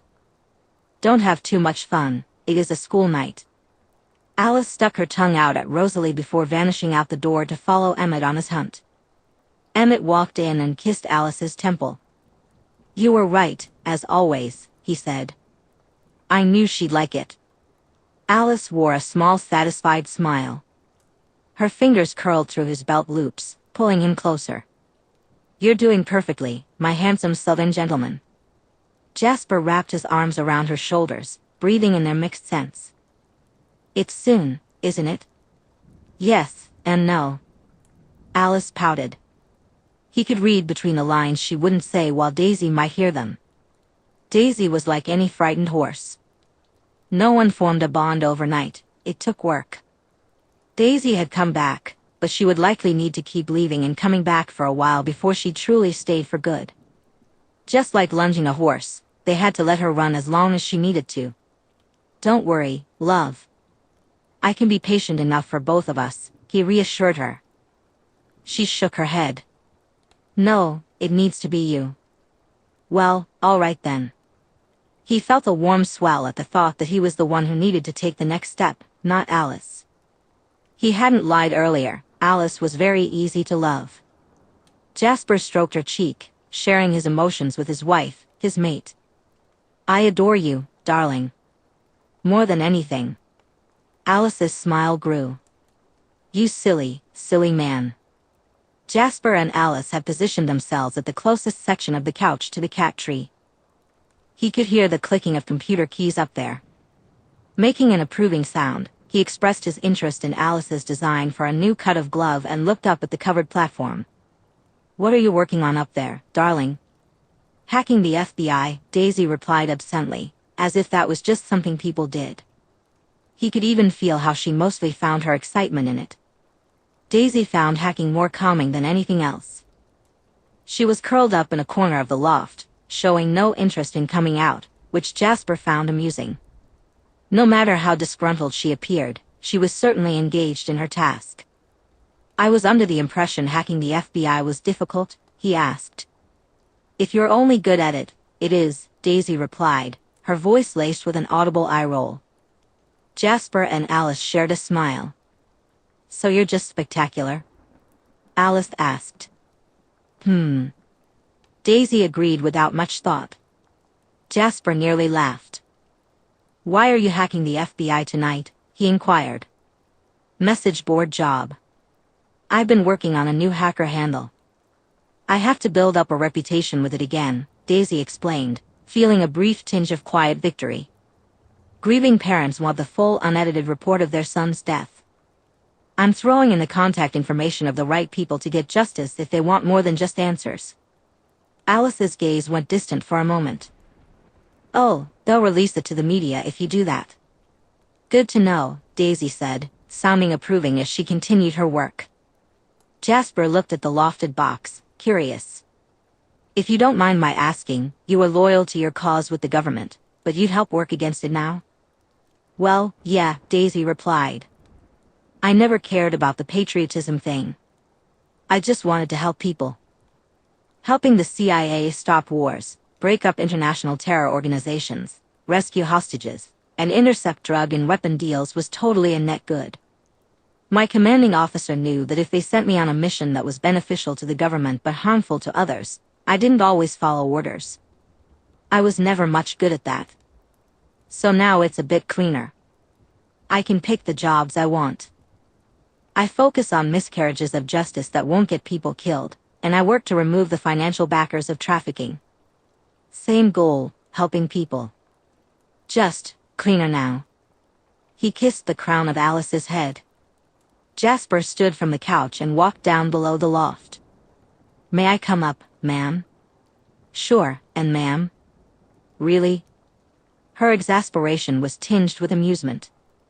Jasper hopped up, catching the bottom ledge and pulling himself inside. He smiled at what he found. Daisy was curled up in the furthest corner, her laptop balanced on her knees, a green blanket wrapped around her like a nest. Hello there, he said. Sup? She glanced up, smiling genuinely, clearly relaxed in his presence. Jasper took a seat near the entrance, one leg hanging off the edge and swinging slightly. This space was hers.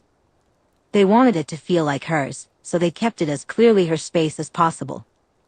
It's admirable how you've stayed true to your morals, he said. I guess. Daisy looked up, really looking at him now, not just offering a brief greeting. Jasper could sense how unremarkable she felt about herself. It is. I can feel how much you care. It's beautiful. If Daisy could blush, she would have. Flustered embarrassment bubbled up inside her like a shaken soda. That's not, thanks. May I show you? He asked, careful not to spook her. He wanted to express the admiration he felt when she spoke about protecting others. He had been swept up in the romance of joining the Confederacy, but deep down, he knew that if he had been a good person, he would have chosen a different side. He had known, but not truly understood. His pride, his self-image, and the glory he sought had led him to aid in monstrous acts. He had thought himself a hero, but he was anything but. Daisy hesitated, then nodded. As long as you don't knock me out. I'm not actually tired again yet.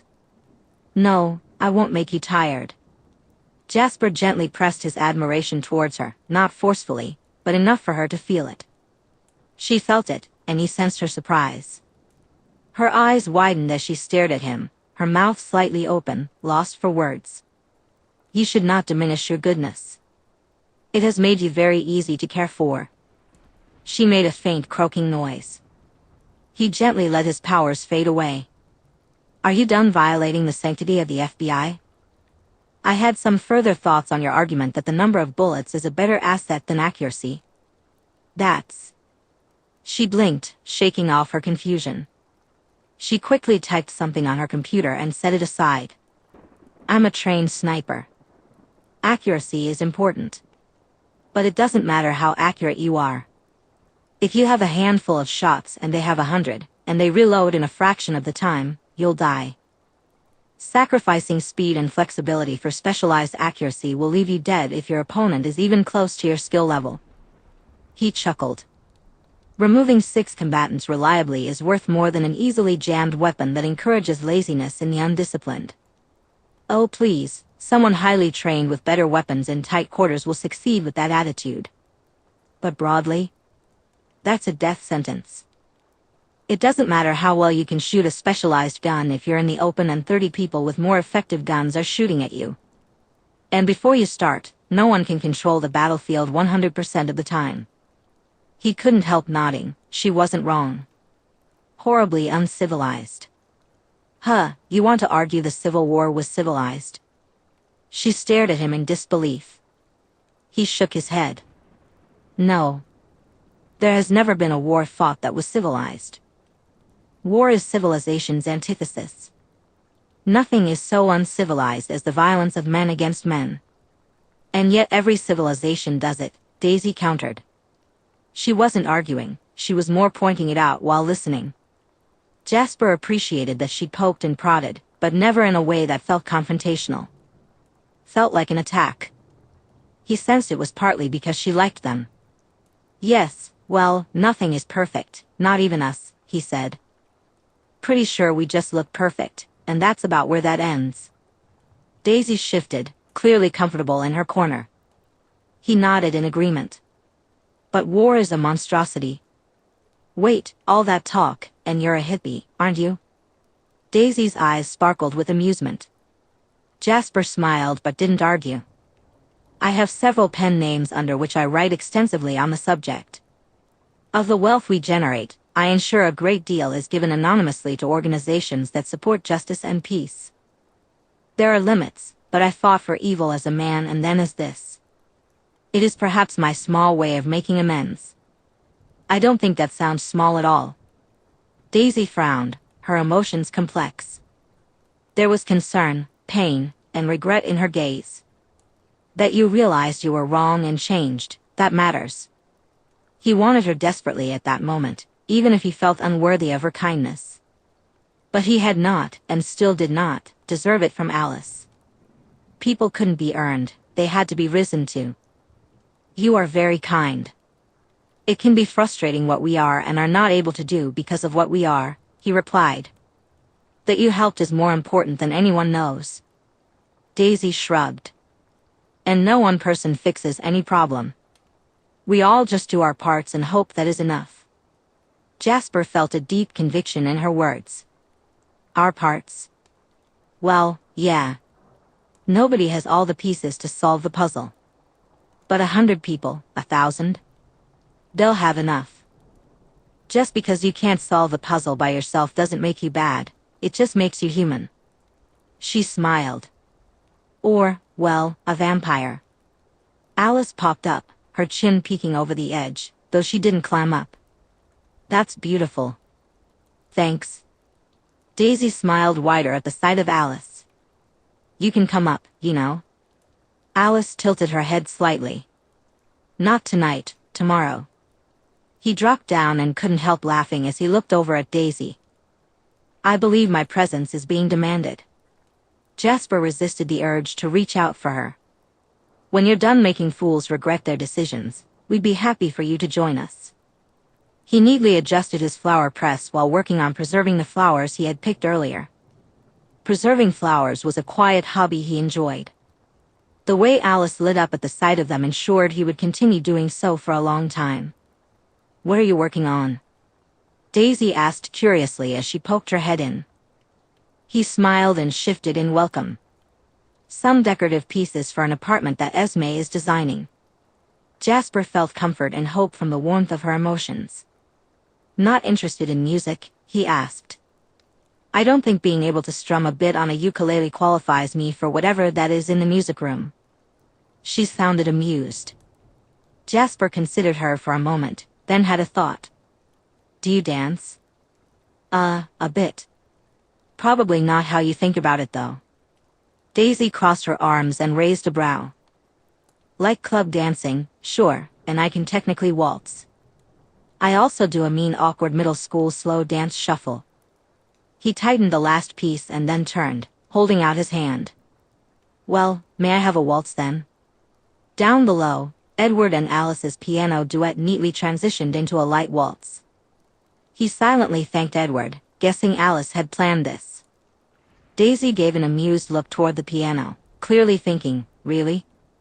But then she just smiled and laid her hand in his. All right, old-timer, let's see your moves.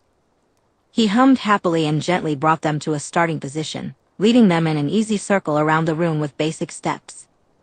Daisy followed without issue, she certainly knew the steps, and vampires were elegant by nature. So he moved smoothly into a proper waltz. Daisy was quick to follow, though it was clear she was enjoying the moment. Daisy wasn't well practiced in dancing, but that wasn't the point. Even if she had 2 left feet and no rhythm, it would still be fun. Jasper beamed as they glided around the room. The smooth motion of their rise and fall was lovely. He could tell that while Daisy was enjoying herself, dancing wasn't her usual style. He spun her, warmed by her laughter as she easily went along with the motion. Her joy was palpable as he led them. Jasper felt Alice joining them more than he saw her. He swung them around, smoothly handing Daisy off to Alice. He leaned against the wall, watching as Alice blissfully continued to lead, despite being 2 inches shorter. She changed the steps, making them less elegant and more playful, and both of them laughed. Jasper felt content in this moment. We're going to have to teach you a polka. You'll love it, Alice said. Daisy laughed. Like that somehow seems older than a waltz. The waltz predates the polka, Alice pouted, though her smile shone through. Daisy grinned. I know, but it doesn't feel like it. And normal people still waltz. And you learned how to waltz for completely normal reasons? Alice's tone was playful, clearly anticipating Daisy's response. Daisy's face took on a smug half-smile. I don't know, infiltrating fancy galas sounds pretty normal to me. And you said you weren't James Bond, Alice teased, breaking formal positioning to brush her nose against Daisy's playfully before pulling back. Jasper shared what he felt from Daisy with Alice, the sharp jolt of wanting and affection. He could sense their joy mixing together. Stepping forward, he easily caught Daisy as Alice spun her to him. Instead of continuing to dance, he stopped their momentum. His hand rested on her waist, open and polite. He reached up and cupped the side of her face. Daisy's eyes widened as she realized his intent, and she breathed in sharply. Yet, she did not move away. He covered her lips with his. For a moment, he wondered if he had misread the situation, allowing his desires to influence his interpretation of her feelings. But Daisy barely hesitated. She made a soft sound and melted into him. The kiss was slow and gentle, and he was reluctant to pull away, but he did, carefully observing her. Her eyes opened slowly, looking up at him. She felt soft against him, and then she leaned up and kissed him again. One of her hands slid into his hair, and her tongue entered his mouth as she pulled them tightly together. His grip tightened, driven by an instinctive need to claim and possess her. The heat of the moment surged as he pressed back, finally able to touch and taste her, just as they had wanted since those first few hours. He groaned deeply, losing himself in her. Chapter 9. Daisy's brain had shut down her instincts as she focused on melding into Jasper. She whined when he pulled away, gently encouraging her to turn around. Her eyes widened in surprise when she saw Alice. But Alice didn't seem upset at all. Hi. Daisy managed to croak, unsure of how to react as Jasper pulled her back against him. Heat curled through her where his hands rested. A shiver ran down her spine as his lips brushed the side of her neck. I only get a hi. Alice asked, her eyes dilated, nearly black with just a flicker of gold left. The look on Alice's face, combined with the feel of Jasper against her, made her head feel fuzzy. But Alice wasn't mad. So, Daisy did something impulsive, as she often did. She reached out and pulled Alice in. Alice gently bumped their noses together, a smile on her face that was almost a laugh. Then she kissed Daisy. It was different from Jasper's kiss but just as good, as their mouths moved together. Dainty yet firm fingers slipped under Daisy's shirt, pressing against the old scars on her stomach. It was just hands and heat. Daisy thought she might be snarling as Alice broke the kiss with a playful nip. Her snarl turned into a moan as Alice's thigh pressed just right, trapping her hips between them. Jasper was hard against her backside, and Alice pressed her further against him. It was overwhelming in the best way. Daisy felt like purring when she realized Jasper and Alice were kissing each other over her shoulder. Someone's hand was in her hair, and another hand unbuttoned her jeans before sliding in. Daisy knew she had a hand on each of them as they moved, stumbling toward the bed. They didn't make it there, but she couldn't get close enough to them. There were too many clothes in the way. Alice definitely agreed as she ripped Daisy's shirt off. Her eyes were dark, and a sexy smirk spread across her face. I'll buy you another one, she said. Fuck, Daisy replied, not caring about the shirt. She pulled Alice close, their mouths open and hungry. Licking into Alice's mouth and feeling her soft flesh was all that mattered. The world outside them faded away. Daisy wasn't sure how she got Alice's pants off, but she remembered a button flying. She could smell how ready Alice was, the musk of her. A whine built in her throat as Jasper cupped her breast, his fingers easily tweaking her nipple while he ground against her harder, covering her back like a blanket. Our Alice has clever fingers, doesn't she? Jasper husked into Daisy's ear, pushing her further into Alice. Alice's fingers slid inside her, and Daisy's eyes closed as pleasure surged through her, stealing her breath. She lost track of everything as fingers curled inside her just right, and Jasper's fingers found her clit. Daisy turned her head, kissing him desperately as Alice's mouth replaced his hand on her breast. Her fingers tangled in Alice's short dark hair, tightening as she drowned in the feeling of them. She couldn't keep up as they relentlessly worked her over. Her head snapped back, biting her lower lip while Jasper's mouth slid to her earlobe, sucking and nipping. "Fuck," Daisy hissed as Alice slid a third finger inside her, relentlessly moving. She scrabbled at Alice's shoulders as Jasper's fingers moved in rhythm with Alice. There was no holding off the inevitable. She crashed over into her orgasm, going completely boneless. Daisy felt like she was seeing stars.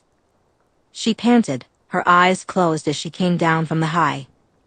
Alice was planting light kisses across her face and cooing softly at her, one hand cradling Daisy's face, her thumb gently brushing along Daisy's cheek. Despite the tenderness, Alice's other hand remained between Daisy's legs, fingers curled inside her, gently rubbing along her front wall. Sparks danced across the backs of Daisy's eyelids. "There you are, beautiful," Alice said, brushing the hair from Daisy's face. "Are you doing good?" Daisy laughed breathlessly and nodded against Alice. "So good." She nuzzled against Alice's cheek. "Give me a second, I'll totally return that favor." "Darling, I think Daisy here thinks we'd leave her with just one orgasm." Jasper's voice came in, rough with need. Daisy could feel how erect and deliciously hard he was against her. Alice pressed her fingers deeper into Daisy's front wall. "But we haven't even started yet." Alice wore a playful pout, clearly amused. She finally slid her fingers out of Daisy, her pout fading into a playful grin at the wine that escaped Daisy's lips. It was hard to gather her thoughts when they were both so incredibly attractive and all around her. This was going to be overwhelming. Daisy felt like she didn't even need air, yet she craved it. She was so ready to keep going, but every time she thought of making a move, Jasper kept running slick fingers over her clit. The smug bastard was making it hard to think. She felt like she would be ready to come again in minutes if he continued. Jasper pressed his lips softly against her neck before looking at Alice. "Haven't started at all." "Have you been with a vampire before?" Alice asked, sliding her fingers coated in Daisy's slick into Jasper's mouth. His groan resonated through Daisy, and she felt it against her back. She was breathless as she experienced it. "Oh God." Alice leaned in and kissed her, but pulled away too soon. Daisy instinctively chased after her mouth, only to be stopped by a finger tapping her nose. "So, first time with our kind?" "Yes." Daisy managed to respond. She was confused, torn between wanting to push Alice onto the bed so she could kiss her and wanting Jasper to stop teasing and just take her now. Or maybe she could do both. Alice looked far too delighted. Then, she pressed herself against Daisy's front again, her lips close to Daisy's ear. "We're going to have so much fun, and we don't get tired." Then Alice kissed Jasper, and that was intense. Daisy wasn't sure why it affected her so much. She might think about it later. But the sight of Alice and Jasper together was incredibly exciting. Then they began to move. Daisy finally felt free to breathe as she hit the bed and wasn't sandwiched between the couple for a moment. She stared up at them, and it was a beautiful sight. There was a softness in how Jasper and Alice touched each other. Their adoration and love were palpable in the familiar and irresistible way they interacted.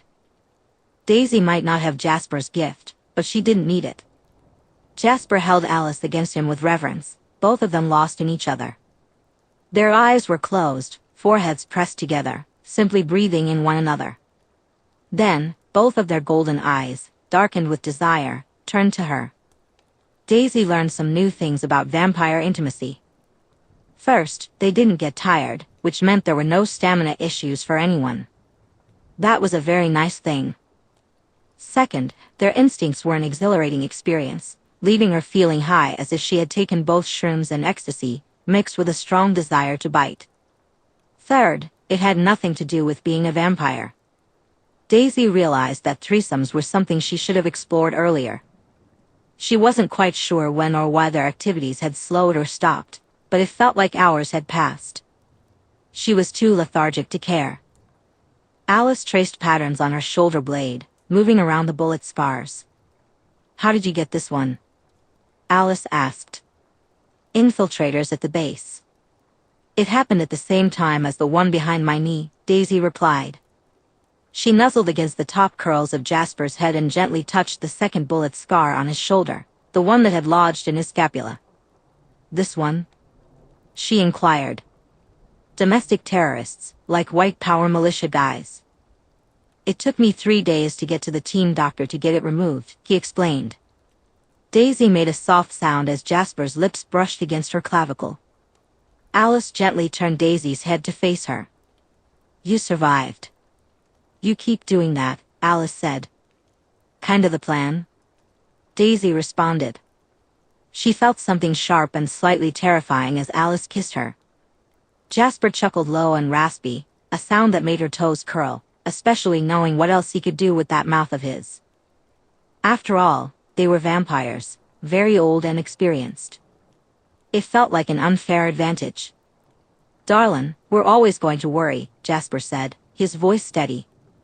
Daisy realized he was speaking to her.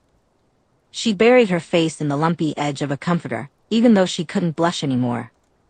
Suddenly, Alice's teeth grazed her neck. One hand curled around Daisy's jaw, and her thumb slipped into Daisy's mouth. Jasper clearly understood that Alice wasn't finished with her. Daisy hadn't bothered to get dressed after her shower. Instead, she had jumped straight out the open window. Given how convenient that was, she suspected Alice had anticipated her desire to escape her thoughts. It was something she probably should have considered more. But Daisy pushed aside her thoughts and focused on the feeling of her paws hitting the soft forest floor as she ran. It was somewhat amusing that they had high school, a ridiculous concept of vampires pretending to be teenagers. She hoped Alice wasn't expecting her to join them in classes, because Daisy was drawing a line there. Suddenly, she came to a screeching halt, nearly colliding with a tree, and stood frozen in shock. Go to classes? What on earth? She wasn't planning to stay here that long, was she? Sure, she liked them and had apparently decided to have some mind-blowing experiences with a married couple, but staying? That was not happening. The Cullens were nice, and she appreciated them, but their whole hippie lifestyle of living in one place and being a big happy family was not her thing. As a child, she might have longed for that, but she had grown up. Family could be complicated. Getting too hopeful was a sure way to get hurt. Even if they seemed welcoming, there was a difference between curiosity about a new person and a guest overstaying their welcome. Daisy growled at herself. She was overthinking this. It wasn't that serious. They were nice, and she could hang around through the weekend before heading out to follow up on rumors she'd heard from Chicago. Maybe she would swing by again sometime. Definitely, if whatever intense connections she had with Jasper and Alice continued. Her tail flicked, and out of the corner of her eye, she spotted a deer. It was unfortunate it hadn't started running 20 seconds earlier. Daisy took off after it, her muscles stretching as she moved. In just 4 bounds, she was on it, her claws digging in and her teeth sinking into its neck, snapping it instantly. Dropping its limp body to the ground, she roared in triumph. Licking the blood from her fur, she looked down at her prey. It was hers, and her instincts were driven by more than just passion. Daisy was taking a moment to relish her victory. Bite out of the liver when she heard something. Her ears swiveled, eyes turning to where the sound came from. Her lips pulled up, growl in her throat at the threat as she curled ready to lunge. Esme looked at her curiously but didn't approach further, just sitting on a log a fair distance off. Blanket folded on her lap. With a final warning growl, Daisy swallowed the last of the liver, tail twitching. She continued to rip out the bits that tasted best until she couldn't really eat anymore. She gave the deer carcass a last look before padding away, stalking toward Esme. She didn't startle as Esme threw the blanket over her back. Instead, Daisy just shifted. It wasn't like the twigs would hurt her impenetrable vampire feet. Her eyes stayed low, as she pulled the blanket closed over her front and then sat down next to Esme on the log. Sorry for growling at you. Protecting your kill is perfectly normal, Esme said gently, not pointing out that it was probably a little weird to watch a person eat a raw deer. Or mention the definite blood smears over her face and front. Daisy fiddled with the fabric. So, how bad did I fuck it up? What do you mean, dear? Esme asked, hands folded on her lap, face devastatingly warm as she looked at her. Her shoulders hunched inwards. I can go get my stuff and be out of your hair. You've been really nice, I appreciate it. She glanced up at Esme's face before cringing slightly at the kindness there. That's what you're here for, to tell me I need to go, right? It's fine. I can be gone before the rest get out of school. Why would you think we wanted you to leave? Esme said as if that made a bit of sense. Daisy's brow furrowed. I mean, that's what this is. 'Cause that's what happened, it got too nice, and then she had to go. Oh honey, no. Esme's arm wrapped around her. Family, you will always have a place here, no matter what. Esme wrapped her arms around Daisy again, holding her close. We love having you with us.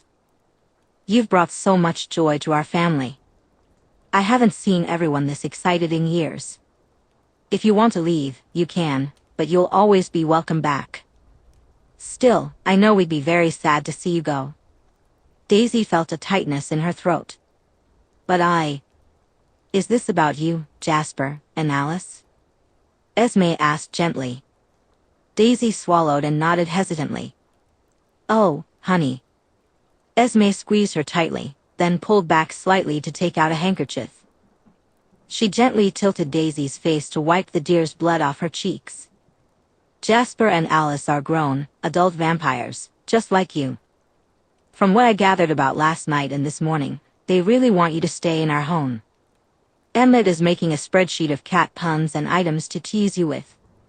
Rosalie definitely likes you, especially since she hasn't tried to take your arm off for those scratches you left on Emmett. Edward has been positively cheerful. He is more grateful than you know that you willingly think in a language he doesn't understand. And Carlyle is barely holding back from dragging you into his office to interrogate you about your hybrid traits. Curiosity is one of his better and worse traits. Esme's hands left Daisy's face. I think you're going to need another shower. She folded the handkerchief away. I would miss you very much if you left us. I'm not a vegetarian like you, Daisy said slowly, feeling small in a way she disliked, though she couldn't help it. Esme's gift was undoubtedly kindness. You're not the only vampire we know who doesn't follow the vegetarian diet, and you're hardly massacring innocents. If you choose to stay and be part of our family, you will always have a place here, no matter what. That might be something for you to consider, Esme said. Consider? Daisy furrowed her brow and hummed thoughtfully. Feeding is a part of what we are. Sharing that with another person can be a powerful experience. I'm sure Jasper and Alice would love to take you on one of their hunts. As a family, we take pride in our lifestyle. If you want to follow a different path, it may come with challenges, but that doesn't mean it's impossible. Oh, Daisy said, looking down at the ground covered in moss and pine needles, twigs, pine cones, and rocks. I'm not. I don't really stay in one place. But it means a lot. Esme was quiet for a moment before she spoke again. Well, we will always be a place you can return to when you need a break from your wandering. If Daisy had still been human, she would have cried. She would have cried because it was everything she'd ever wanted, cried because she didn't believe it, and probably cried for a few other reasons too. But she wasn't human. So she leaned against Esme, hoping she understood, because she didn't think she could explain. Daisy shook out her fur one last time before trotting up to the back door of the Cullen house. It had taken a while to dry off after she dumped herself in a stream to wash away the blood, but she was as dry as she was going to be. She attempted her most polite yowl and sat down, preparing to wait, even though she really didn't want to shift back yet. It didn't come to that. Esme opened the door and stepped aside to let her in. Daisy huffed but paused just inside the door, bumping Esme with her head. She looked up at Esme pointedly. Esme's face transformed with delight as she realized what Daisy was doing. She cautiously reached out, stroking Daisy's fur gently. "Thank you," she said, a smile in her voice. "Alice was right, you are very fluffy." It wasn't the same easy comfort she felt when Jasper and Alice would do the same. A part of her didn't quite feel right. But she liked Esme and trusted her. It was clear that Esme had been eager to try petting her. It was a strange thing, but Daisy recognized the look. To be fair, even if it didn't make her melt like when Alice found that one spot behind her ears, it was still very nice. Daisy let out a pleased chuffing sound before patting the rest of the way. It was an easy leap from the floor into her cat loft. Curling up, she lay down so she could still see out of the loft, out the window, or down into the living room if she felt like it. It was vaguely frustrating how much she loved it up there. The enclosed space above everything felt soothing and safe. She was quietly lying there when she heard Esme turning on a sports podcast, of all things. The soft sounds of a brush dipped in paint and then swiped across canvas were calming. Daisy sighed before yawning. This was nice and kind of funny. Esme was into baseball. It was easy to drift off to sleep. Daisy woke to the light giggles of Alice, recognizing the other voices as the family came in from school. She cracked her eyes open, feeling a rush of affection at the sight of her two favorite vampires. Jasper had definitely felt it too, as he went from smiling at Alice like she was his world to looking up at her and beaming. "Well, hello there, honey," Alice said, kissing Jasper's cheek before bouncing over. "I have so much to tell you about." She excitedly leaped from the floor straight up into the loft beside Daisy. "We got projects in photography, and they're going to be so much fun." Daisy shifted to make room for Alice to settle beside her. It was quite a bit tighter than when she was human, but she hardly complained about being able to drop her head in Alice's lap for ear scratches.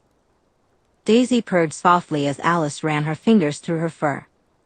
"We're supposed to take portrait photos and try the same shot with different kinds of light. I know just how I'm going to pose you for it," Alice said happily, producing a brush and starting to groom Daisy's orange fur. It felt wonderfully nice, so Daisy adjusted to give Alice better access to her ruff, closing her eyes in contentment. Below them, Edward and Esme were arguing heatedly over player trades between the Cubs and Padres. Apparently, it was very important. Emmett had pulled up his games on the television, gleefully preparing to stream himself curb-stomping some poor humans. Daisy heard a clanking noise from the garage, likely Rosalie working on something. Jasper was focused on his laptop on the couch below. It was all quite nice. Alice chattered away about classes and the latest drama between two human classmates, Jessica and Lauren. She also mentioned that one of the teachers was trying to muster the courage to ask a parent out. Daisy was listening, but the atmosphere was so peaceful that she felt languid and content to stay just as she was. She rolled slightly, allowing Alice to reach her stomach, and the happy low rumble of her purring grew louder. "Think the kitty is pretty happy up there," Emmett teased. There was a whacking noise as someone, probably Jasper, threw something at him. "Yes, she is," Alice replied primly, not stopping her scratching. Daisy probably should have been irritated, but she decided she would get him back later. He was a giant, bulky man, but she could handle him. For now, she was far too comfortable to shift back just to snark at him. Daisy sensed it was probably a terrible idea to linger, but it also felt like a wonderful one. She had meant to come up to change since her backpack and clothes were in Alice and Jasper's bedroom. Just a quick in and out. But where was the fun in that? So, she grabbed one of Jasper's button-up shirts. It was a simple white one. She had just been in Los Angeles and still had her jean shorts in her bag. Running a quick hand through her hair, she rolled up the sleeves of the shirt before heading back down to the living room. A smug grin spread across her face when she noticed the way Alice and Jasper's eyes darkened slightly as they caught sight of her. It sent a pleased thrill through her. Yep, last night would definitely happen again sometime. She walked right over to where they were and settled in between them, folding her legs in front of her. Leaning her head against Alice's shoulder, she caught Emmett's eye. He looked so delighted he didn't know what to say. He wiggled his eyebrows at her. Think you caught a bit more than a canary there, kitty cat, he said. Daisy winked at him. You do know pulling a cat's tail is generally considered something you shouldn't do. I live for the danger, he replied, his grin growing. She hummed, aware of Jasper's arm wrapped around her and Alice, and the way his breathing had picked up slightly. Yes, I'm sure high schoolers pose a terrible threat to you, she teased.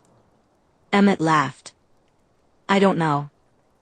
High school girls are vicious piranhas forced to share a tiny fish tank. Fair, but if their teeth can chew on your sparkly skin, I think you need an intervention, Daisy replied, deciding to stay through Sunday before leaving. Alice made a soft sound and leaned against her a bit firmer. Your bike will arrive tomorrow. Oh good. The last part's already arrived. Rosalie looked up from the math worksheets she had been working on, her expression showing the general exasperation of someone whose brain was about to dribble out of their ears. Daisy glanced at her loft. She could go up there and start working on another hacking job. She needed to get more than one done while she was here. Her thoughts were interrupted by a sudden wave of molten desire that faded just as quickly. It hit her. Daisy's eyes snapped to Jasper, who was clearly pretending to focus on his phone. That was so unfair. There was no way she could concentrate on hacking after that. She already felt a curling desire in her gut. Being pressed between both of them did that, and they smelled amazing. Feeling what Jasper felt, even for just a few seconds, was enough to turn that low-burning ember into something much stronger. Rosalie scoffed and rolled her eyes. Not in the living room. Alice laughed, rising to her feet and dragging Daisy up with her. You're breaking the no cars rule tomorrow. Oh, excellent. Emmett raised a hand to high-five Rosalie. Love new vehicle days. Edward groaned. I hate all of you. No, you don't. You love us and are very happy for us, Alice chirped. Toodles. Daisy couldn't help but laugh. She was glad she had let Alice talk her into coming back to this coven. Actually, Alice had totally known this was going to happen from day one. That made the hug attempt make a lot more sense. The cheat. She smiled and met Alice's eyes. She should probably thank her, and she had a pretty good idea of how. Jasper would definitely help. Alice's eyes dilated. I'm going hunting, Edward grumbled as he fled out of the house, Emmett's laughter filling the living room. Chapter 10. Rosalie loved her family with every fiber of her being. They were her joy and her refuge in this life. So, she was alarmed when Alice showed up at the house with a human drinker who had dark eyes filled with what looked like hunger. But Alice had vouched for the vampire, who resembled a feral cat in both appearance and behavior. Hilariously, that seemed to be exactly what she was. The human drinker was likely one of the most dangerous vampires in the house. She was currently letting Alice French braid her hair while browsing on her cell phone and hugging a giant stuffed mouse. The shape Daisy would take in their family was slowly revealing itself. It would be chaos for months until their family settled again. The new engine specs she was noting were interesting, but not as entertaining as watching Alice and Jasper trip over themselves to woo their mate. It was hilarious. Daisy was every bit the feral cat. Rosalie was giving it a few more days before the good sex brain rot faded enough for Daisy to panic and bolt for a few weeks. It better not happen until after the shopping trip. She needed some things from the specialty parts store in Seattle. So, what are the plans for the pre-shopping hunting trip? Rosalie asked. As long as everyone hunts something tonight, we should be fed enough before leaving tomorrow, Alice replied, tying off the braid she had just put into Daisy's hair. Daisy scrunched her nose. I don't think I need to hunt. I fed before I got here and ate that deer the other day. You ate a deer? Rosalie hadn't expected that. She wouldn't have thought Daisy would be anywhere near changing her diet. Daisy looked faintly embarrassed. While you guys were at school the other day, Daisy explained. Alice looked confused, a hilariously new expression ever since Daisy had joined them. That day you smelled damp? Yeah, kinda got blood all over myself, so I jumped in a creek to get it off. Daisy was definitely embarrassed. Rosalie narrowed her eyes, processing the information. Daisy shouldn't feel embarrassed unless she wanted their approval, and if she was right, Daisy still intended to feed on humans. Feed. She had made a distinction between feeding and eating, hadn't she? Do you mean drained or munched on? Rosalie asked. About half ate the deer. So, munched on, Daisy replied, shrugging and looking uncomfortable. I don't know why, sometimes I just kind of want to hunt down and eat something fluffy. Like a tiger thing. But the other shifters I've met don't really do it, so. Rosalie ignored how Alice was using the moment to wrap her arms around Daisy. Vampire and shifter hunger mixing then? Rosalie inquired. Probably, Daisy said, half melting into Alice's touch. There's only one other hybrid, and we're not really on speaking terms. Alice frowned, as if the idea of anyone not liking Daisy was beyond her comprehension. It was a sign of the early days of the mate bond forming. Why not? Alice asked. It takes some really messed up stuff to get a hybrid. My maker killed a lot of people to make the process work. Reyna was his first success. She had been helping him as a human. But she thought being a hybrid would mean her people would accept her, that she'd be special. That it would mean family. But, it didn't work like that. Daisy shifted, folding her legs underneath herself. Nobody wants the half-living product of their children's deaths. And she's a lion. They're more dependent on social bonds than tigers. She took it hard. Even if she and I would never have shifted because we only got the gene from one of our parents, it would still have meant we'd have been wanted by our peoples if they'd known we existed. There was a quiet bitterness in Daisy's voice. Rosalie stared and asked slowly, even as Alice was silently furious, known you existed? I grew up in a Catholic orphanage and the foster system in New York. There was a thing with. Some vampires caused a lot of death. A group of missionaries, who thought they were helping, trafficked me into the States. I'm not sure how Reyna got separated from her pride. Having the shifter gene means your children will inherit it, so there's a good chance of a shifter imprinting on you too. It's all about carrying on the bloodline. Shifters are instinctively bound to their people. Either of our communities would have taken us back in once they realized we were part of them. But not like this. For Reyna, she spent her life trying to be special, so she could shift and be accepted into the pride. In the end, she never needed to do that, and now they won't take her back. Alice wrapped her arm around my waist and asked, I don't understand. Why wouldn't the two of you stay together, as your own sort of coven? Because our maker knew that, and he lied to her about it. He wanted to create his perfect hybrid and couldn't risk trying it on the person he wanted to turn until he was sure it would work. I felt bitter, and Rosalie understood. You, I said, nodding. Yeah, I can't blame her for wanting nothing to do with me. Why did he want you? Alice asked softly, her eyes wide with concern for me. I laughed, but it didn't have any humor. Because he was my dad, my real biological father. Losing me, and my mom telling him I was dead, pushed him over the edge. He turned himself into a vampire. He decided I had to be special, had to be safe when he found me. It just sucks. A heavy silence followed. I shrugged before continuing. Reyna has my number. She could look me up if she wanted. Last I heard, she was running with a couple of vampires in South America, trying to pretend to be a normal vampire. I'm sorry that future was stolen from you, Rosalie said as she set her engine.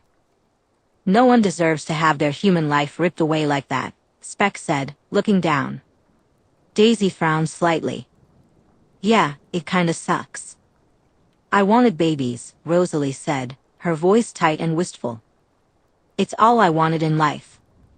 A husband to kiss me, and babies to dote on and love. And now I'm this. Daisy reached out and touched her hand in simple comfort. I'm sorry. You should have been able to have that. Yes, well, I'm alive. For what this life is worth, I have Emmett and this family. It's not all horrible. She did not want to speak further on the subject.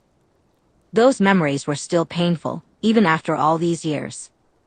Daisy didn't push, even though she had offered far more. The being bulletproof thing is pretty sweet. I'd been shot 5 times properly and 4 other times just grazed. 1 out of 10, do not recommend, Rosalie said. Being bulletproof is a very good thing, Alice replied, squeezing Daisy's hand. Daisy smiled. I know everyone hates it, but I enjoy the sparkling. Daisy looked utterly charmed and nuzzled against Alice's cheek, as if that was normal behavior and not cat scent marking. You are the prettiest, sparkliest vampire I've ever met.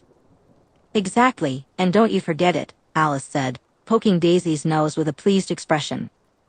Rosalie rolled her eyes. It was going to be ridiculous until they got Daisy to a place where she could be told they were all mates. Then it would get 5 times worse for a few months. The soft looks of desperate affection and longing on Daisy's face when she looked at Alice or Jasper were almost painful to see. The one Daisy was aiming at Alice at the moment was particularly heartbreaking. Rosalie cleared her throat. So, early morning hunt? Rosalie had her feet resting on Emmett's lap as he live-streamed his current game. No camera on them, of course. They couldn't leave too many images and records that could tie them to whatever their next life would be. If it didn't risk making him. I'd trip Trevor, Rosalie said. Just say the word, and we'll hold our breath and flee, Emmett replied without hesitation. He had a faint glower. I can add a shove to make sure he goes over. She rubbed his shoulder. My hero. Rosalie loved him more than anything in the world. He had brought joy back to her life after she thought she had none left. Leaning forward, she let her forehead rest against his shoulder. Emmett didn't ask. He just squeezed her foot and continued his game, letting her choose to speak or not as she wished. Her darling man was good like that. She breathed out and switched to French, since their guest didn't speak that language yet. How many photos do you think Alice is going to get out of her? Well, if she keeps making her giggle like that, I'd say another hour, at least, Emmett replied, the same language he had learned just for her spilling across his lips. $50 says Jasper volunteers for a school project he can use as an excuse to canoodle with the cat next time she comes back. Rosalie raised a brow, humor curling in her. Please, he's already trying to convince Mrs. Hall to let him do a project on modern spycraft. Good for him. What are the chances of my survival if I get him a book on tiger reproduction? He asked, a silly little smirk on his lips. She patted his chest. It'd be a contest of who got to you first, and I'd rather not have you be mauled by a tiger. We're still getting our newest sister a collar and catnip for Christmas, though, he checked. Rosalie knew her smile was sly. Of course. She despised high school. The hormones running through teens made them intolerable cesspools of lust and insecurity. She would likely be more forgiving if she didn't have to suffer through every teen attracted to women getting. Rosalie felt a mix of irritation and amusement as she considered the attention she received from some classmates. Angela Weber was harmless and amusing, likely unaware of her own feelings. In contrast, Trevor Anderson left her contemplating the ethics of dealing with a teenage boy who couldn't seem to look away from her chest.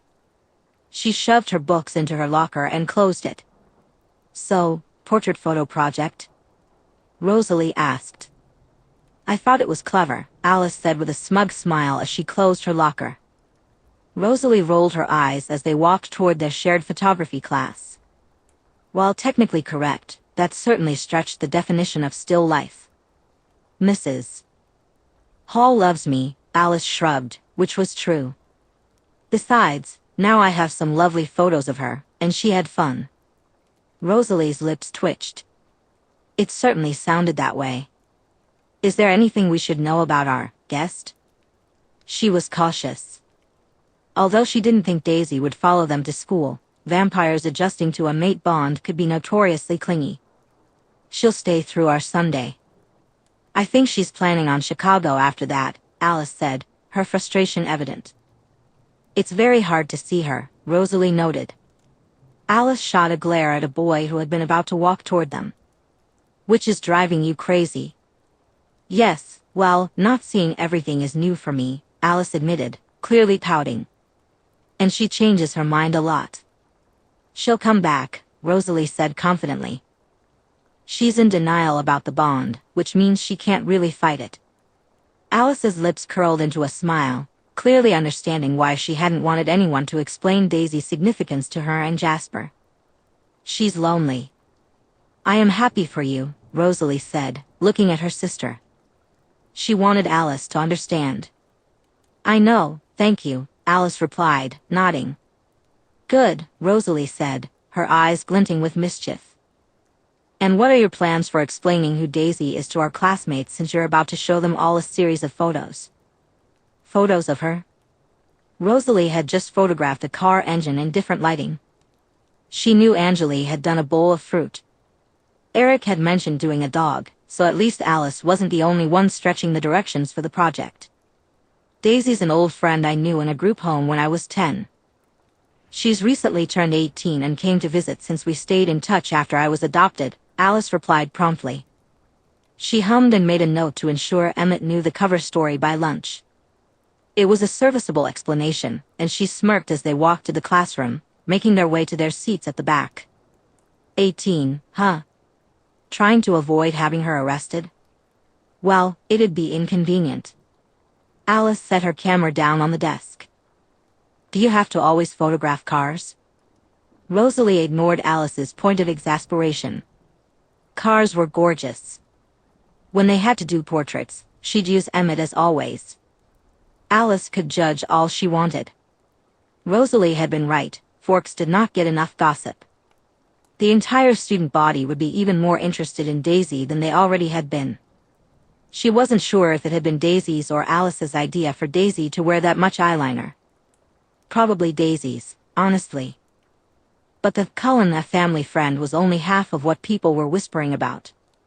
She ignored the cheerful way Alice was happily whispering with Jasper and took her seat by Emmett. Ah, the miserable time spent pushing food around. Emmett pressed a kiss to her hair. Missed you. I'm sure PE was survivable. But she smiled nonetheless, his presence a balm. He prodded at his apple. Dodgeball next week. His arm casually rested behind her on the back of her chair. So, you girls still doing your secretive girl trip tomorrow? Of course. Alice was turning her potato chips to dust as she looked away from Jasper, who was drawing peace from her presence like a dying man. Their 2 periods apart were hard on him. If you keep Rosalie late on your hunt tonight, you'll regret it, Alice warned, wagging a finger at Emmett. He leaned forward slightly and said, You gotta share. Can I please steal Daisy for a while? Fine, 2 hours though, Alice replied, sounding grumpy. Emmett carefully fist-bumped the air and exclaimed, Yes. You shouldn't do that, Edward said, looking at Emmett with amusement. She'll kick your ass. Rosalie sighed deeply. She had a feeling she knew what Emmett was planning. Really? Rosalie asked as she sat on the back porch, reading a newsletter from her foundation that she had been growing for the last decade. She watched Emmett excitedly drag Daisy out of the house before she could get roped into canoodling with Jasper and Alice. Try not to break him too badly, Rosalie called out. He's not scary enough to need breaking, Daisy laughed, shaking off Emmett's grip on her arm. She turned to face Rosalie's husband. You do know this is probably a terrible idea, right? Emmett bounced on his toes. I want to see if you can pin me even when you're not a big tabby cat. Daisy's eye twitched at the word tabby. It was amusing how the reference to her creamy orange coat bothered her the most. Weren't you a civilian before you were turned? And went vegan right away, he replied, raising his fists like a boxer. Please.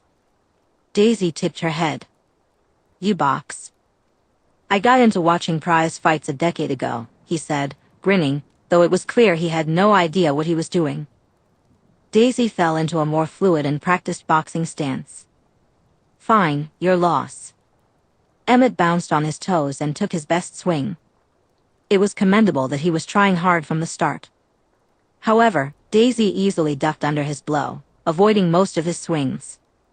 The ones she couldn't dodge, she blocked with little trouble, hitting Emmett hard in the sensitive areas around his chest and making him pay every time he took a swing. Rosalie flinched. She didn't like watching her husband get beaten. She decided she would take him hunting with her that night. He would need to heal from the countless cracks he was developing. Out of the corner of her eye, she noticed Daisy spot her. Daisy instantly dropped down, spinning with her leg and sweeping Emmett's feet out from under him. He crashed to the ground, letting out a wheeze. "Ow," he said. Daisy looked down at him. "You're a terrible boxer." She held out her hand. He huffed but took her hand, a goofy grin on his face that showed he was enjoying himself. "Again?" "Fine, but we're not boxing. It's kind of sad, actually." Daisy settled into a different stance, her fingers beckoning him forward. Rosalie's jaw tightened, but she didn't intervene as her husband was flipped into various painful-looking holds, pinning him to the ground. "You don't need to worry. Daisy knows what she's doing," Jasper said as he settled next to her on the porch. Rosalie glanced at him briefly before looking back at the fight. "It doesn't sound like that," she replied. "She's doing this because it hurts him less than if she tried to beat him down," Jasper explained. "If they were human, he'd have some bruises and possibly a cracked rib. He'll be fine after a deer." Rosalie hummed but relaxed a little. Jasper was her favorite sibling. "If she didn't shift, could you take her?" He was quiet, clearly considering his answer. "Now?" "Yes. In 50 years, though, I'm uncertain. She's better technically than I am. But you're older." Rosalie wondered when that would be a comforting fact. Their coven was gaining a new member who could help defend it, especially Alice, from any other covens that might covet her gifts. That was always a threat. Jasper didn't say anything about the conflicting feelings he no doubt sensed. "But I'm older," Rosalie said, not mentioning her concerns about the Volturi. If Daisy's status as a hybrid was as chaotic as it seemed, the Emperor would have intervened. If he allowed Daisy and Reyna to survive, then the Volturi wouldn't challenge that ruling. They weren't the only royal court managing their species. She tried not to wince as Daisy executed an impressive flip that ended with her and Emmett on the ground, her legs half choking him while she held his arm in a hyperextended position. "Is violence really so fascinating?" Rosalie asked. "It can be seductive like that," Jasper replied, giving her a gentle wave of assurance and peace. Rosalie glanced over at him. Emmett wouldn't be getting his 2 hours if Jasper had his way. That was a man who very much wanted. She raised an eyebrow. "You know, Alice needs to hunt. I'm sure Daisy wouldn't mind tagging along for the non-deer drinking parts." Daisy made a choking sound as she released Emmett. "Wait, what?" Rosalie slid to her feet. "I'm sure Alice would love to explain it to you."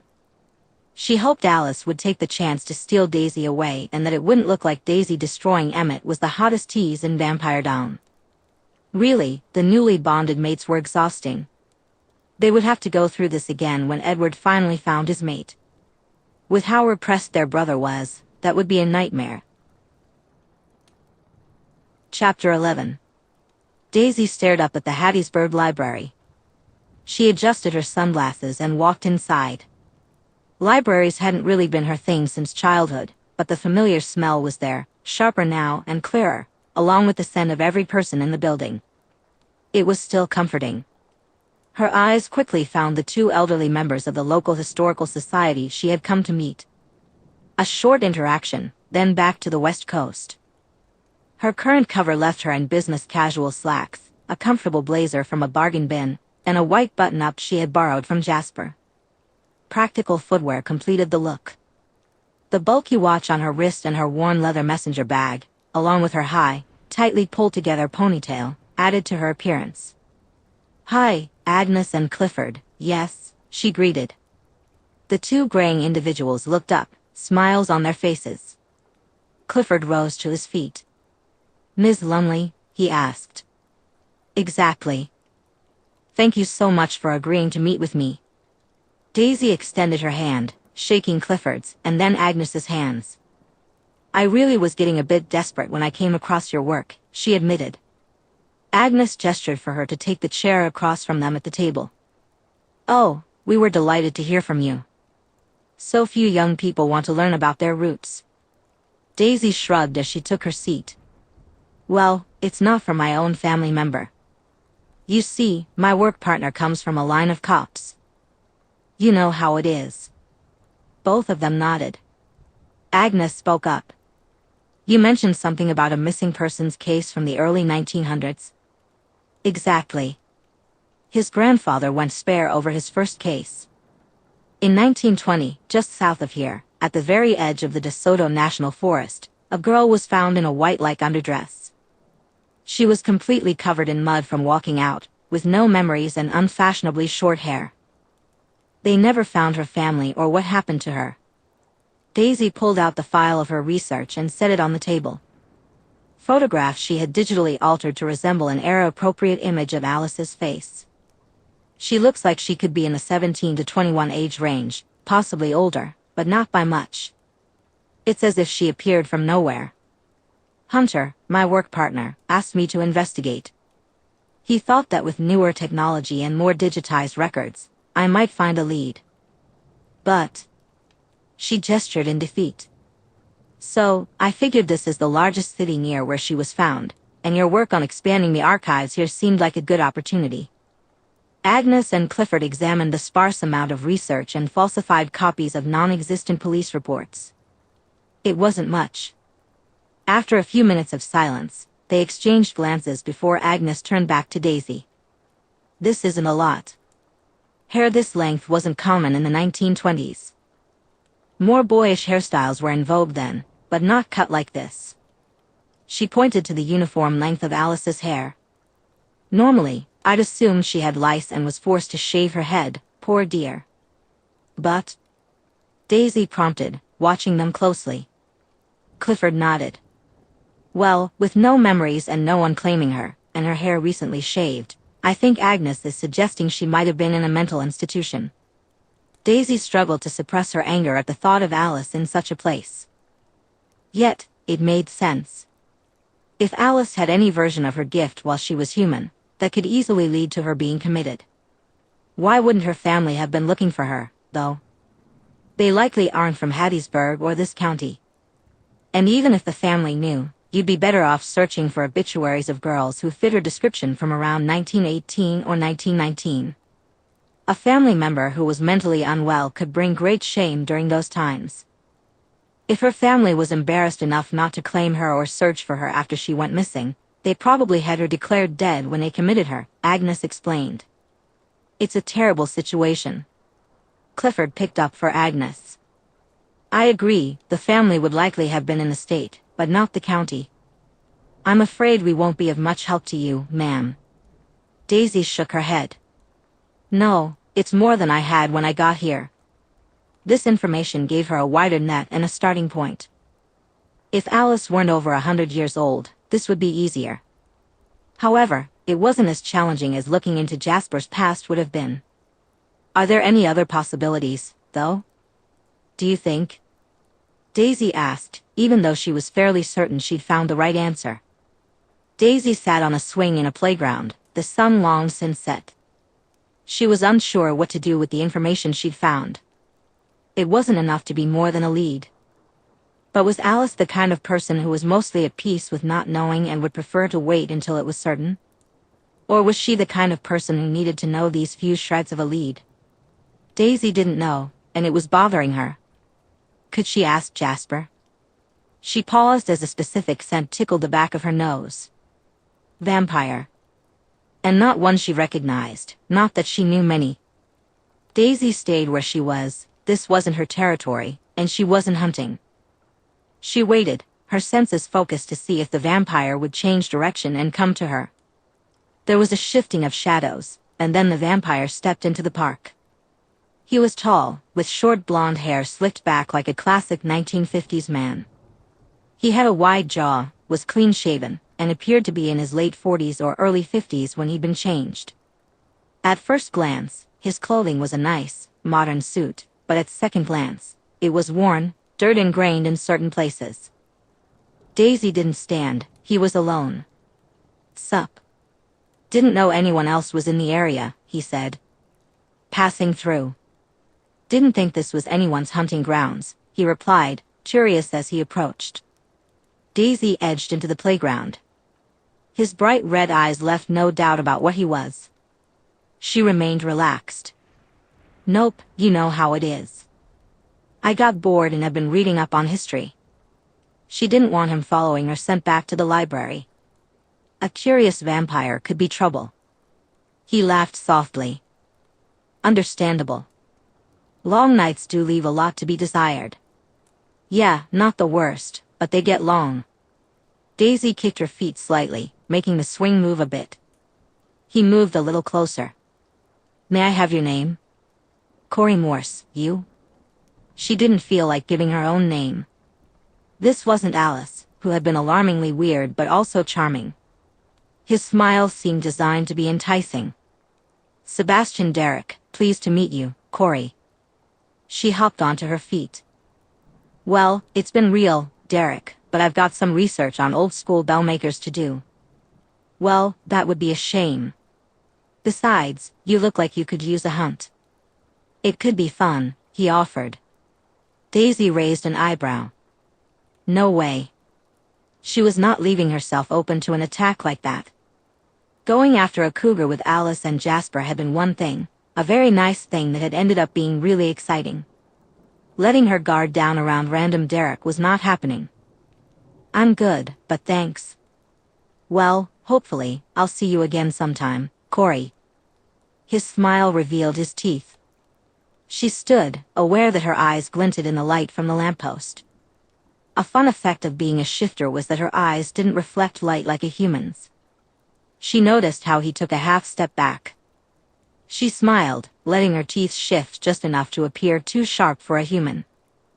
It would be interesting.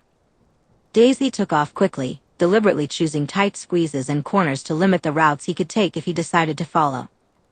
He was following her to attack. She ran for miles before reaching a river. She dove straight in and let the current wash her away, along with her scent. It felt strange, lying on her back beneath the surface, the water illuminated only by moonlight. Daisy was fairly sure he hadn't followed her, but she wanted to ensure he couldn't try trailing behind like a creepy stalker. Leading someone back to the Cullens would be a terrible surprise. It would definitely add another day to her travel time. But it was better to be paranoid than careless. It was kind of nice and peaceful here, under the water. She'd have to be out by dawn. She didn't want some poor person trying to save her, thinking she was drowning. It would be funny, but she shouldn't do that. The water was definitely washing off the sunscreen, so she wouldn't want sunlight when dawn came. That was a better reason not to scare some poor human. Common sense could be lame sometimes. Daisy was sweeping along the borders of the Cullen territory, double-checking everything was fine. It was a scenic run, and it made her feel settled to ensure their lines weren't being pressed from anywhere. She'd only been away for 2 weeks, but it felt longer. The drizzle wasn't terrible, though she would be pretty damp by the time she reached the Cullen house.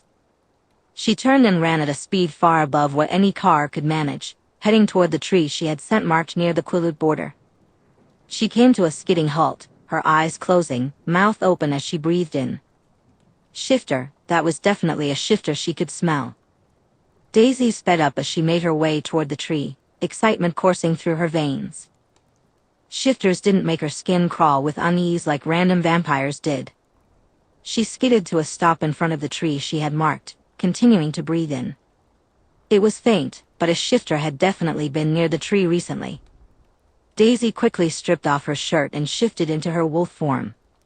She shook out her fur and rubbed her back against a tree, making it groan under her weight.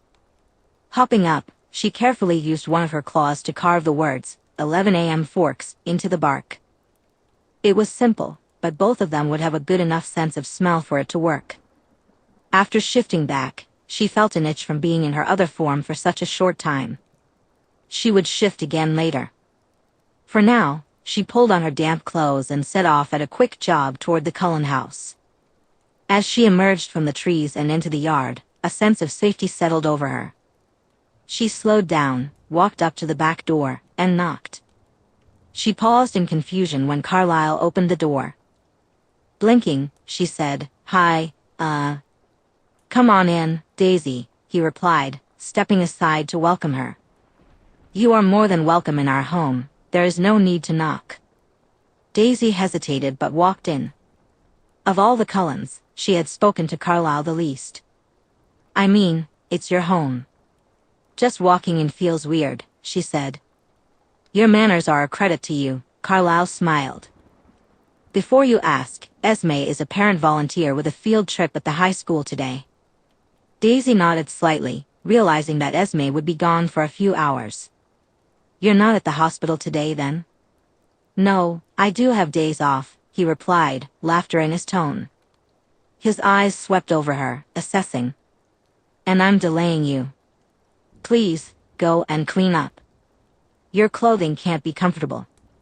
Grateful for the escape, Daisy padded downstairs. Hot showers were still nice, even as a vampire, and dry clothing was always comforting. She avoided stealing any of Jasper's clothes, feeling it would be awkward with only Carlyle in the house. Hiding out in Jasper and Alice's room would probably be weird and rude. Ignoring her discomfort, she continued on. Daisy felt uneasy about how her invitation to the Cullen house might run out. Carlyle was sitting in one of the modern-looking chairs in the central room, absorbed in a medical journal. She fought the urge to rush to her loft. She really liked the cat tree they had. Instead, she settled into the arm of the couch and opened her laptop, using it as a shield. But she realized she should probably say something. "So, what type of doctor are you?" "I just realized I never asked that," she said. "I work in the emergency room as an emergency medicine doctor." "In my previous life, I was a cardiac surgeon," Carlyle replied with a smile. "We tailor my specialty based on where we settle. Forks is too small for a highly specific specialty and needed doctors for day-to-day patients." Daisy considered this. "It's impressive that you've managed to be around blood for so long. I only spend a week in close quarters, and I have to feed twice as much." "It has its challenges," Carlyle said, closing his journal. "Some of those challenges, you seem to experience differently than we do." Daisy shrugged but closed her laptop out of politeness. "Not sure if it's a hybrid thing or just a me thing." "That's a fascinating question. Perhaps you'll learn over time. It's commendable that you've managed to control yourself. Very few of us can do that." She pulled her legs up, wrapping her arms around them and resting her chin on her knees. "You did." "I did," he said softly. "If I may ask, what guidance have you had since you returned?" Daisy frowned, recalling her first few months, which had been difficult. "Cal, my dad, he fed on criminals, people no one would miss. He thought it made him stronger, and I don't think he was entirely wrong about that." She paused, trying to find the right words. "I was able to function without getting completely lost after a couple of weeks. I fed on a lot of gangbangers. I'm not proud of it." Carlyle listened attentively, his expression showing both curiosity and sympathy. Daisy took a moment before continuing. "Once he thought I was stable, he brought me to the shifter community." She licked her lips, trying to avoid delving deeper into that part of her past. "It didn't go well. It took about a week before Cal was torn to pieces. The Emperor got involved, and I had to stay in a city near the shifter community until they decided whether Reina and I should be destroyed or not. That took a few months of arguing.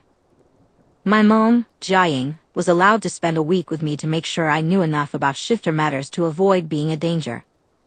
I can call her if I need to, but it's awkward." Carlyle's voice was warm as he replied, "Jiaying is your mother? Was she not permitted to leave and care for you? You would still have been a newborn, having spent only weeks with your maker. It's remarkable you were able to survive." Daisy shrugged, feeling an uncomfortable weight in her chest. "She's an elder for the tiger community. I get it, a random kid who was assumed dead shows up as a hybrid.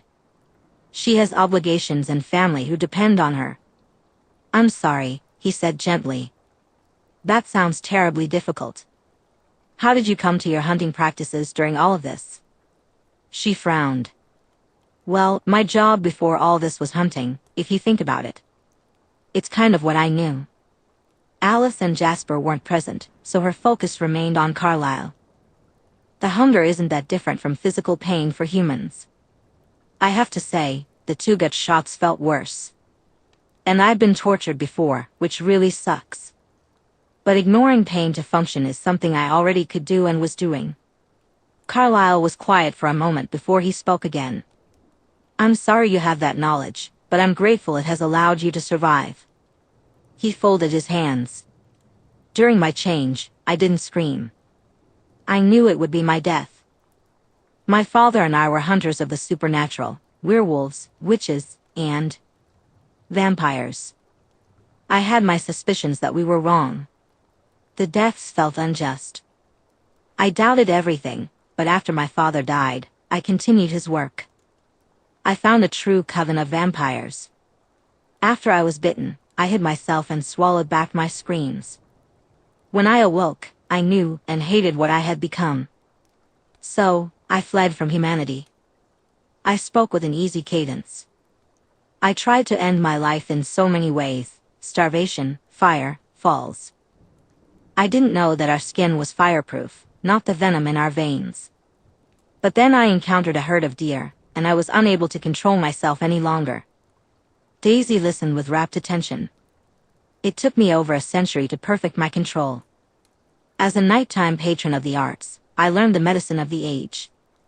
It has become my passion and way of life. For the first time in my very long life, I am at peace with my faith and purpose in this last century. This family, my work, our way of life, it means everything to me. Daisy held his golden eyes. I won't threaten it. I know, he said with utter certainty. This family has faced challenges and will continue to do so as the years pass. Trouble has a way of finding all of us, whether we wish for it or not. It is how we know our way of life is worth fighting for. She stared at him for a few seconds. Why have you allowed me near your coven? I'm not a vegetarian like you. I'm not even a proper vampire. You do not intend us harm, and you have been very easy for many in this family to love. His words ached as she heard them. Daisy looked away. I'd help if someone threatened you. I have no doubt. It felt like he was implying something deeper. I'm afraid I must ask, why have you been sent marking a tree near the border? She blinked. It was a slight change of topic, but perhaps it was time to move away from one that had been making her feel like fleeing. It's what? You're supposed to announce yourself when you're near shifter territory, especially if you plan to stay for a while or visit frequently. I've only met a couple of shifter communities, but that's just the norm, right? Fascinating, Carlisle replied, looking genuinely interested. I'm afraid the wolves have never been the most willing to interact with us. While I knew others existed, I have never met them. Daisy's brows shot up. There are a couple dozen shifter communities in Asia and at least 6 in Africa. It's strange I haven't run into any since the jaguars just south of Mexico City. But I know there are bears up in Russia, so Europe has some too. I confess, I am surprised to hear there are so many. But even with my travels, they have been limited in many ways, he admitted, though he seemed confused. She snickered lightly at his frustration. Shifters are a pretty small population group, really. And they aren't particularly fond of vampires. It's not that weird you haven't run into them if you weren't looking or asking. And you have been, he noted. A fair observation, Carlisle said, his lips twitching. Our world is wondrous in some ways. There is always more to learn. Daisy smiled faintly. Well, time's kind of in your favor. True, he beamed. He was a handsome man. His poor patience must be flustered. What can you tell me about shifters without betraying any trust? He asked. She hummed. Well, it's a recessive gene. Daisy stared at her computer screen. How does this fool anyone into thinking these are valid medical credentials? These are terrible. They've been sufficient so far, Carlisle said, clearly amused. She looked up at him in disgust. Sure, 60 years ago this might have been acceptable, and that's only if no one tried to contact the university to ask about you. Do you just never have malpractice lawsuits brought against you? Do you make those people disappear? Isn't sustainable. What the heck? I have advantages human doctors do not, which reduces mistakes. I've been very fortunate, he replied easily. How should it be fixed? Well, first, make sure the university you're claiming to have your degrees from has you listed in places other than the graduation list. Your former classmates should have digital connections to you. Fake a record of plastic surgery because of a car crash, so the people who could be asked can be gaslit into falsely remembering you. I can fix the digital problems in an afternoon, but making sure paper records exist, and convincing a few people you were just a quiet student they've forgotten, might take about a month. It would require some legwork. Carlyle frowned. Wouldn't that make us more noticeable? Paper-thin covers raise more questions if anyone investigates. The more real it is, the longer your cover will survive if someone probes it, Daisy pointed out. Passports don't just fall from trees. Even money can't make real identities just work. You and Esme at least need rock-solid backgrounds. The rest of the coven is faking being kids and actually going to school. That builds their own cover identities legitimately. What you have is effective for a first pass, but not much more than that. Carlyle hummed. If you are willing, would appreciate your thoughts on the rest of our paperwork. But I believe that can wait until later. He looked pointedly out the window. Two of the Cullen cars were pulling into the driveway. Car doors opened before they finished moving. Daisy had her laptop set aside and was off the couch before she even realized she was moving. She collided with Alice and Jasper in the hallway as they entered the house. It felt like she had been holding her breath, only to finally be able to breathe as she ended up in their arms. Chapter 12. Jasper hugged Daisy tightly, holding her close with Alice beside them. 2 weeks apart had felt far too long. He breathed in her honey-sweet scent, his fingers gently trailing through her hair. If she was gone for more than a week again, he would follow after her or call to find her. He didn't want to just wait to see if she would come home. We missed you, Alice exclaimed as she hugged Daisy, speaking softly into their mate's neck. Jasper hummed in agreement, tightening his hold. To his and Alice's delight, Daisy burrowed further into them, embracing the moment instead of brushing it off. He could feel her deep longing, her genuine affection, and the safety she found with them. That was enough for now. She wanted them back, and they could worry about the rest later. Good to see you guys too, Daisy mumbled, nestled against them. Jasper's hand fell to the small of her back, keeping her close as their hug reluctantly began to end. He smiled as he noticed Alice had captured Daisy's arm and was not letting go. Jasper exchanged a knowing look with Alice. You'll have to tell us where you've been, he prompted. Actually I wanted to talk to you about that. Daisy's voice carried a hint of nervousness, and Jasper sensed her genuine worry, a flicker of fear in her demeanor. He pressed his fingers against her in a comforting gesture, unsure how much emotion she was ready to share. Come on, we need to put our school things away, and you can tell us, he said. Daisy nodded.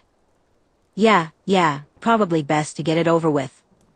What, are you going to tell us you met a dashing vampire on your travels and you're leaving us for him? Alice teased as she pulled them up the stairs toward their room. Jasper bit back his distaste at the mention of that.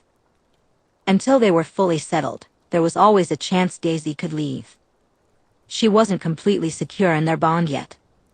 It was a risk, albeit a slight one, but it made his teeth clench. He wanted to ensure that couldn't happen. It wouldn't be fair to ignore the risks, even if he hated them. Daisy laughed. Well, I met a handsome stranger. He wanted us to go on a hunt together. Jasper barely held back a hiss and instead buried his face in Daisy's shoulder. She had come back to them. Darling, hunting with strange vampires is dangerous, he said. I know. He kind of gave me the creeps anyway. She touched him comfortingly as they slipped into their room. Besides, I wasn't hungry or stupid enough to agree to that. I ditched him as soon as I could. He breathed out in relief, wrapping his arms around her and pulling her close. If you called, I could look for strange vampires you might run into so you can avoid them, Alice grumbled while dumping their backpacks on the floor and hopping onto the bed. Daisy squeezed Jasper's forearm gently before pulling away and circling the bed, clearly intending to place Alice between them. I can handle a random vampire. Her voice held humor, but her mood was thick with concern. Jasper's eyes widened as it clicked. She had found something out about Alice's past, and whatever it was, it worried Daisy. He quickly moved onto the bed, taking Alice's hand to radiate calm. Alice's eyes narrowed in suspicion as she found herself gently bracketed between them. What's going on? I found a lead on you. It's not a certainty, but it's a promising place to look. I don't know, do you want to know? It could be nothing. Daisy looked at Alice with heart-aching concern. Jasper's grip tightened. You were in Mississippi? The alarm at the thought of Daisy being anywhere near the South, not far from the territory wars he remembered, was visceral. He pushed that aside, desperate to provide comfort to Alice. What did you find out? Alice spoke softly, her voice wavering. Daisy spoke carefully but clearly. Your lack of memories and visions, along with no one searching for you, suggests you might have been in a mental facility. Shaved heads were common, especially for those subjected to electroshock therapy during that time. This could explain your memory loss. According to some people from historical societies, the best place to look is in obituaries from the counties around Hattiesburg, 1 to 2 years before you returned. Because if my family lied and said I was dead when they committed me, they wouldn't have been able to try to find me once I went missing, Alice said. Her voice was flat, but the old pain was deep and aching. Daisy reached out with her free hand and brushed some of Alice's short hair behind her ear. We don't know for sure, but it's worth looking into. I'm already building a system to start investigating whether it's true or not. I'll go through every original paper file from every asylum in the state if I have to. It might turn out to be nothing, but if it's not, I'll find out. Alice reached up, curling her hand around the back of Daisy's neck and pulling their foreheads together. Thank you. It's important for you. Daisy felt a sense of purpose, compassion, and deep empathy. Jasper gently pressed against Alice, resting his forehead on the center of her back. He knew the idea of Alice being in an asylum was one they had considered before. But the way Daisy laid it out neatly placed the puzzle pieces together. It explained why earlier searches had led nowhere. They had been looking in the wrong places and had avoided the darker possibilities. You didn't have to go all the way to Mississippi by yourself, Alice said, her voice wavering under the weight of the realization. Daisy hadn't been fleeing them, she had been searching for the truth about Alice. Jasper tightened his hold on her, feeling a mix of instincts and emotions. Jasper loved Daisy for her humbling personality and understanding nature. He recognized that this quality defined her clearly. He felt a deep bond with both women on the bed, a connection that nothing, not even death, could change. He found peace in this realization, appreciating its staggering beauty. He would tell Alice later that he was the first to find a breakthrough, even if she was close behind him. With his eyes closed, Jasper lay protectively over Alice's back. He didn't need anything more than this moment. He enjoyed the feeling of Alice occasionally pressing kisses to Daisy, who was entwined with her. Gently, he touched Daisy's cheek and rubbed his thumb against her cheekbone. Will you stay for a while? He asked. If you guys want me to, Daisy replied. The hopeful longing in her chest spoke volumes beyond her words. Alice shifted, kissing the question off Daisy's lips. We want you to, Alice hummed. Okay, Daisy said softly, her voice small, but her emotions felt fragile. Jasper opened his eyes and shifted slightly to look at Daisy. He moved his fingers from her cheek to cradle her head gently. Stay until Christmas break. We'll go with you back south to keep looking into Alice's history. Daisy hesitated for a moment but then gave a barely noticeable nod. All right. Jasper smiled and pressed a kiss to Alice's cheek. Good. We can take one of the cars, Alice suggested. The shared relief at being able to keep Daisy close for a month felt wonderful. Daisy huffed in amusement, her cautious relief evident. "We could just run," she proposed. "Well, we can't fly," Alice said, running a comforting hand along Jasper's upper leg, sending a wave of reassurance through him. He grimaced. "If we hunted before and after, it wouldn't be impossible. But it'd suck for you, wouldn't it?" Daisy said knowingly. Jasper replied, a bit miserably, "I have difficulties with control. More than the others." "That's only because you're still the newest to our diet," Alice chided gently. Daisy shifted slightly, though her legs and one arm remained entangled with Alice. "I mean, commercial flights suck as a human. But why aren't we running? It seems kind of easier and faster than driving." "But it ruins our shoes," Alice pouted. Jasper snorted at the baffled disbelief that sparked in Daisy. "That is." Daisy opened her mouth and then shut it before a sly look crossed her eyes, though the smile tugging at her lips was sweet. "But just think, Alice. The world of hiking boots." Alice felt something like actual despair. "They're hideous. Are you trying to tell me you don't want to spend 6 hours combing Port Angeles for the cutest hiking boots that ever existed with me? And have a solid excuse to do it multiple times a year?" Daisy was positively smug. Jasper nosed against Alice's ear. "And tennis shoes. We'd have to buy clothing once we get there too." Daisy shot him a look that plainly said backpacks, but she didn't say it out loud, she just rolled her eyes. "And when we get down there, it'll probably take a while to go through all the records. I'll probably need to get us a safe house." "Isn't that expensive?" Jasper asked. Daisy enjoyed the calculated and calm thrum that came from thinking about a mission.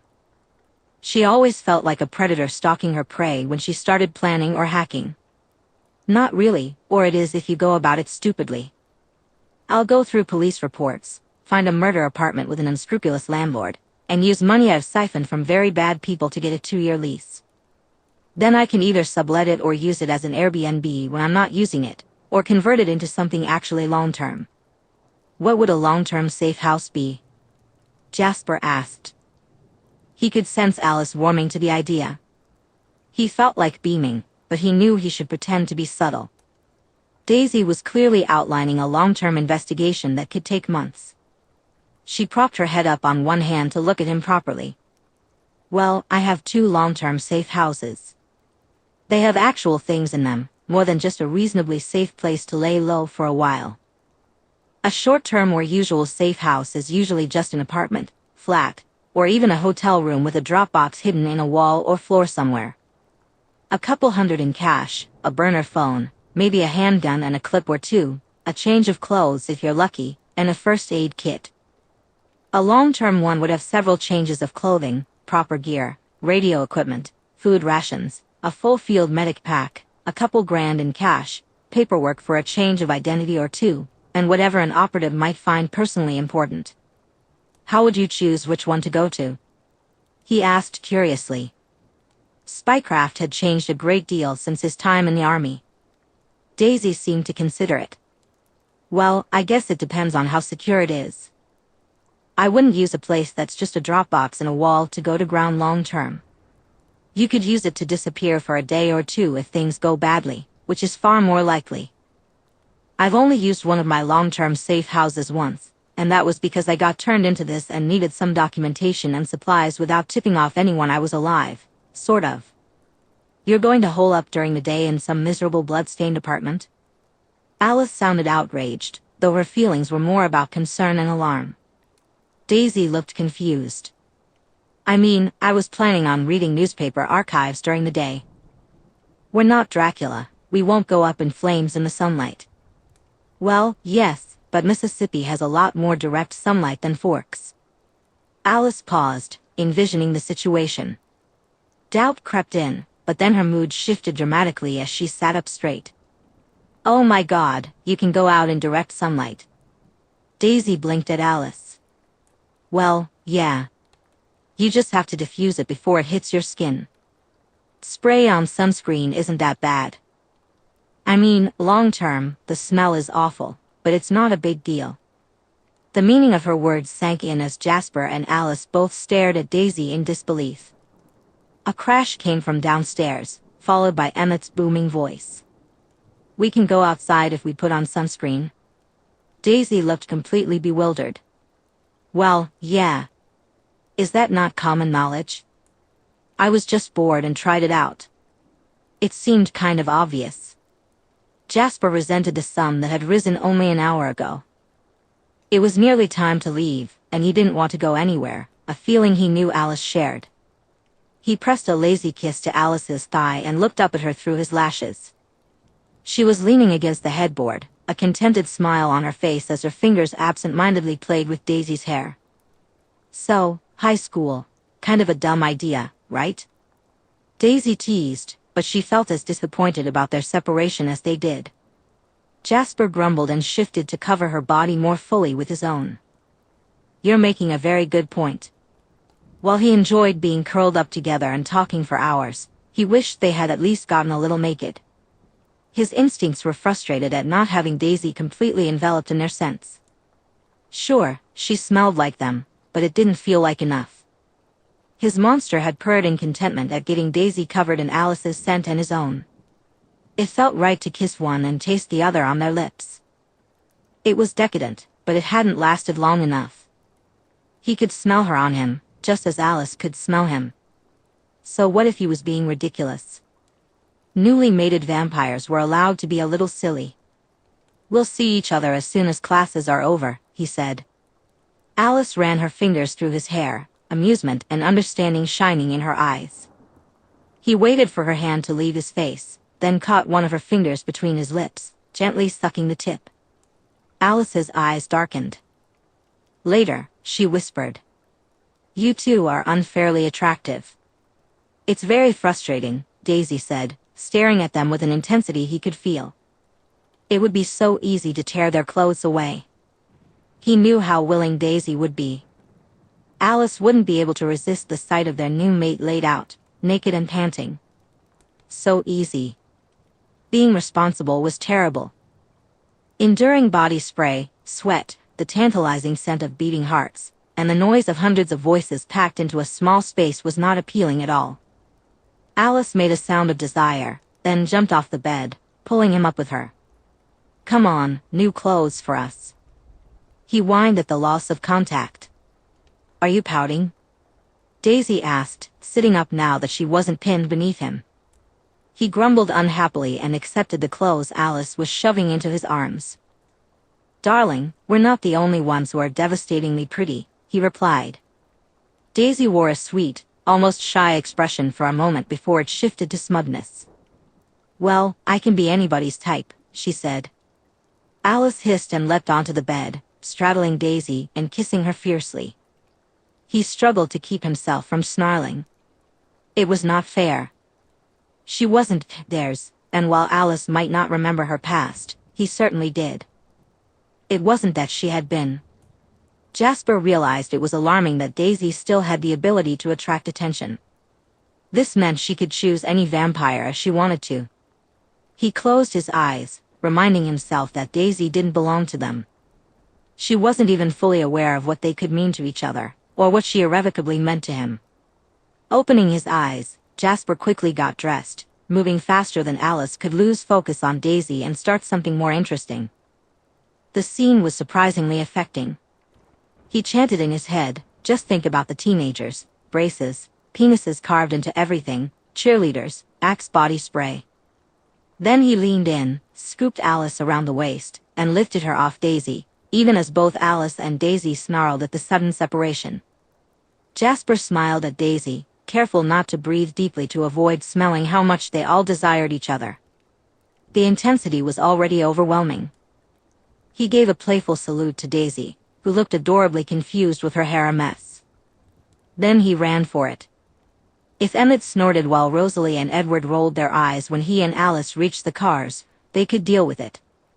Emmett and Rosalie had been a tangle of angst and longing for months, and Edward would undoubtedly be a disaster when it was his turn. Jasper just needed to keep thinking about humans with terrible cafeteria lasagna stuck in their braces and drenched in awful body spray. He hoped he would be functional by the time they got to school.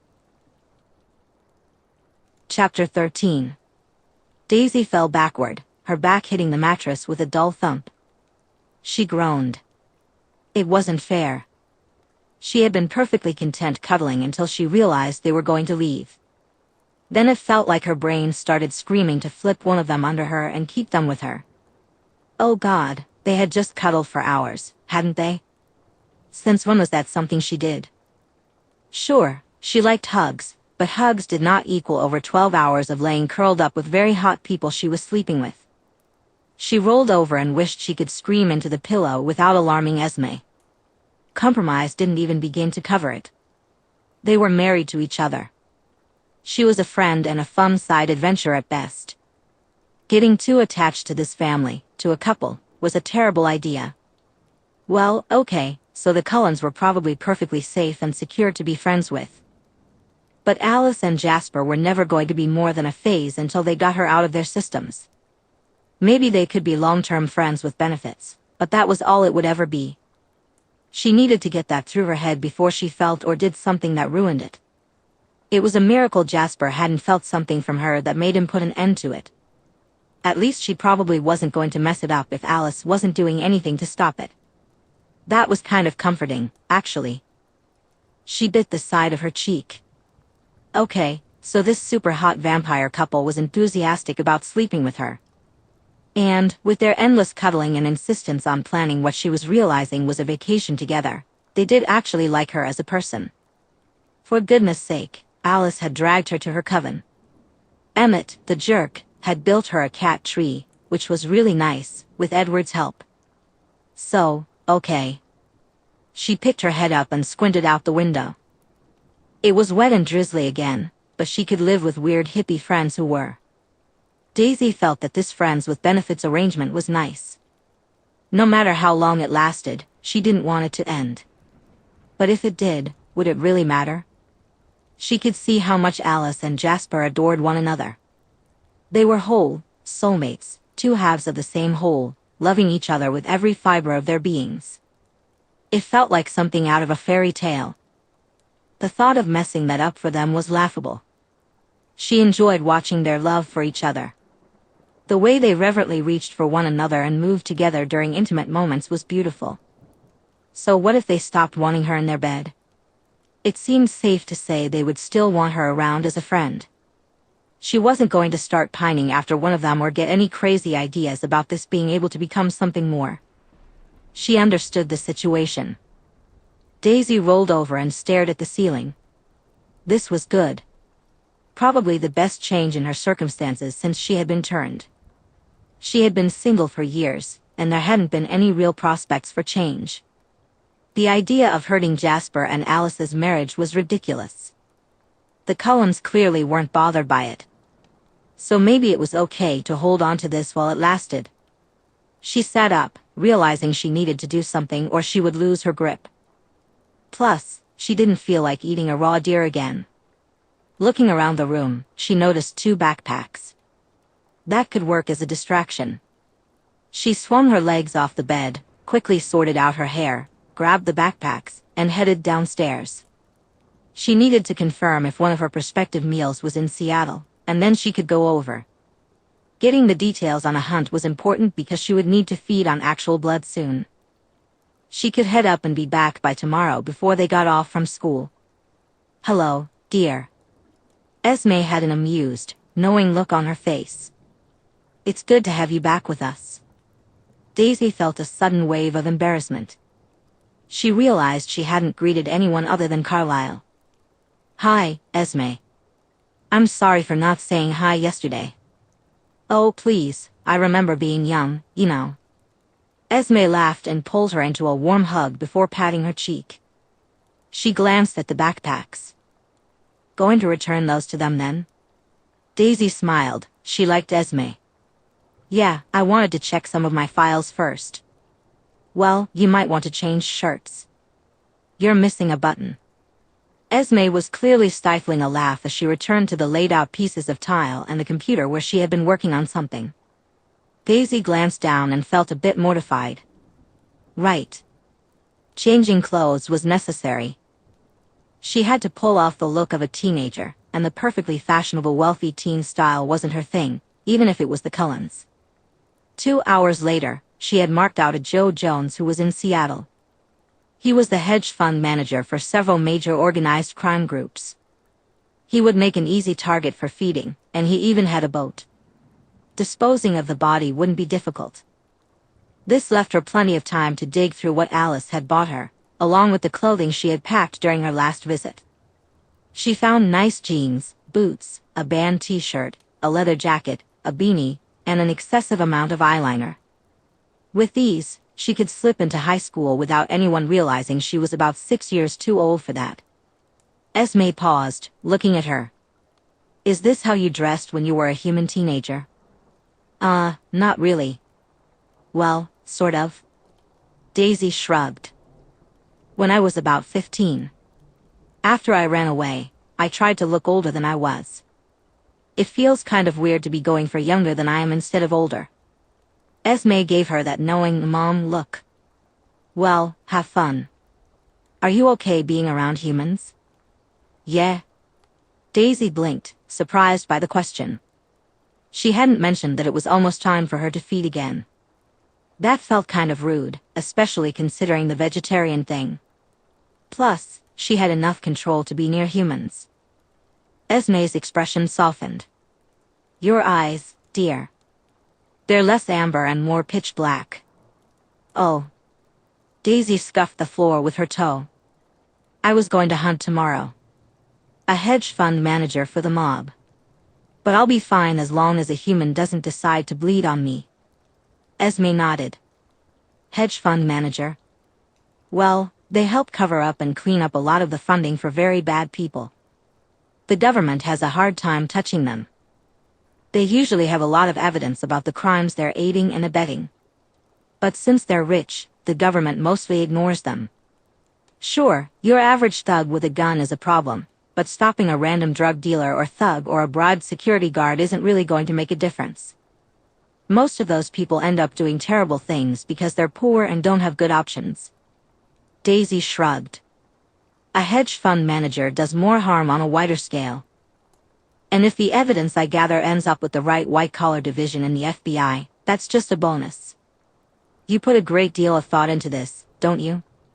Esme looked at her with a curious expression. Well, yeah.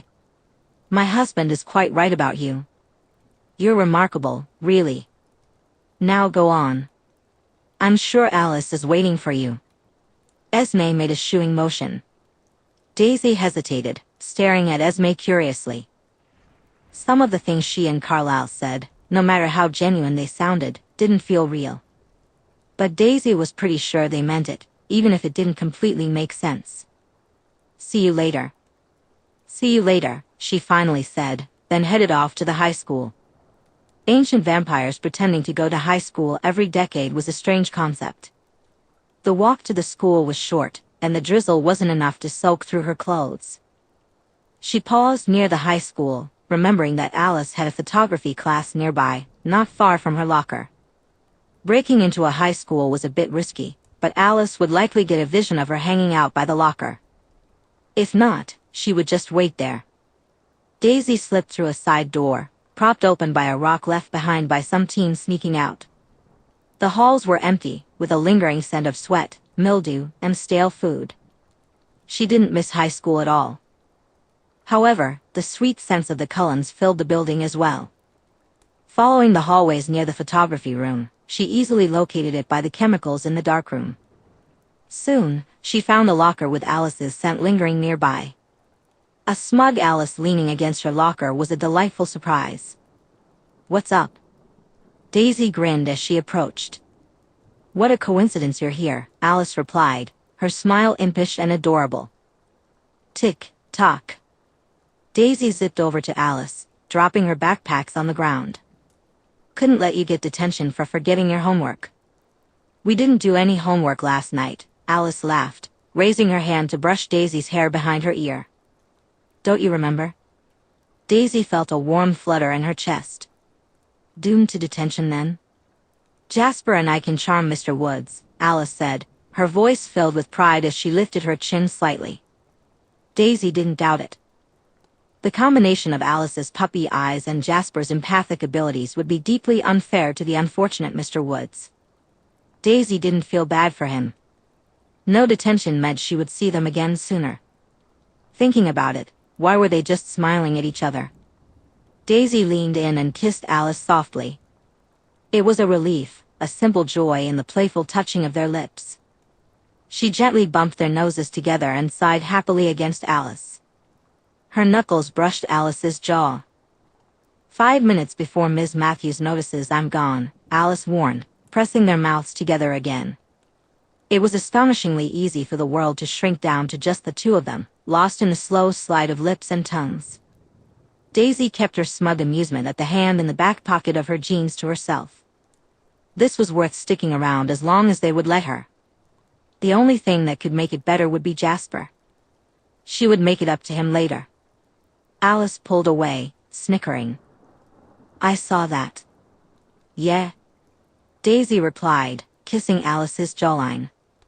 Alice's hands tightened around her. You're trouble. Daisy grinned against Alice's skin.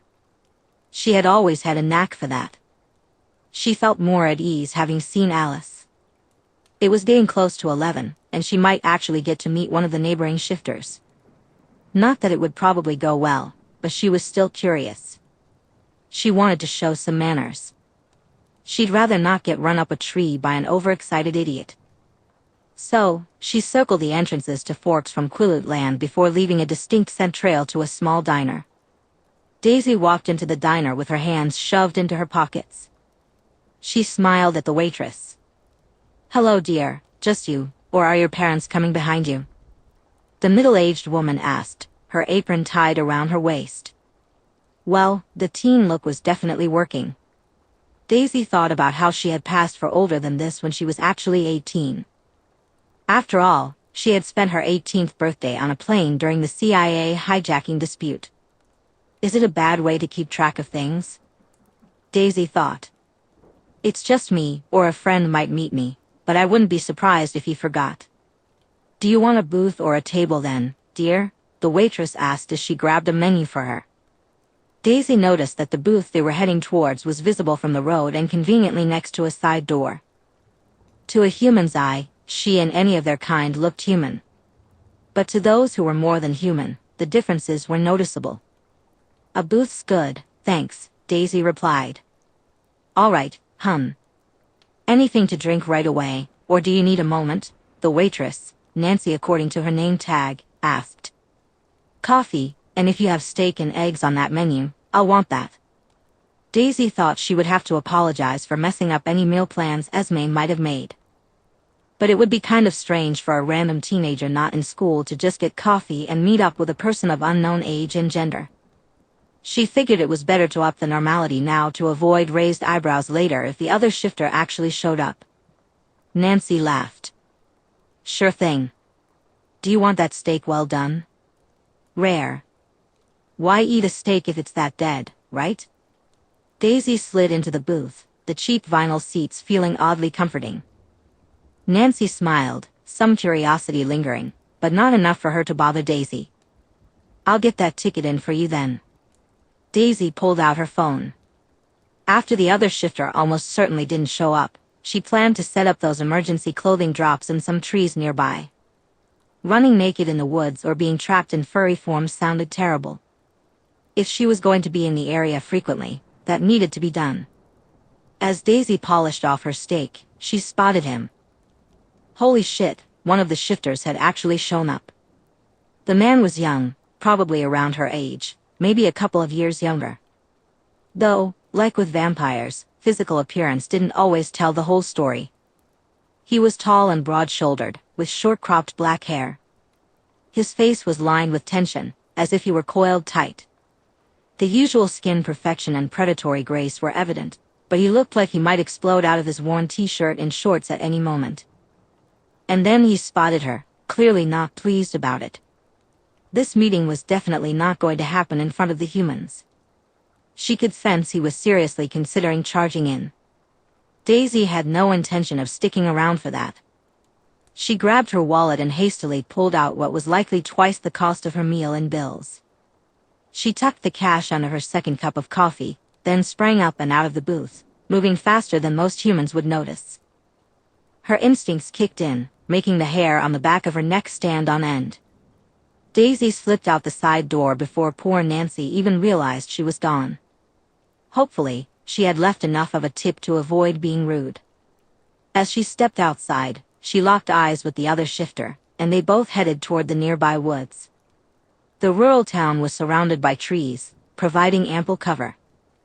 She could feel him tracking her, and she realized she might have messed up by entering their territory, even if it was unintentional.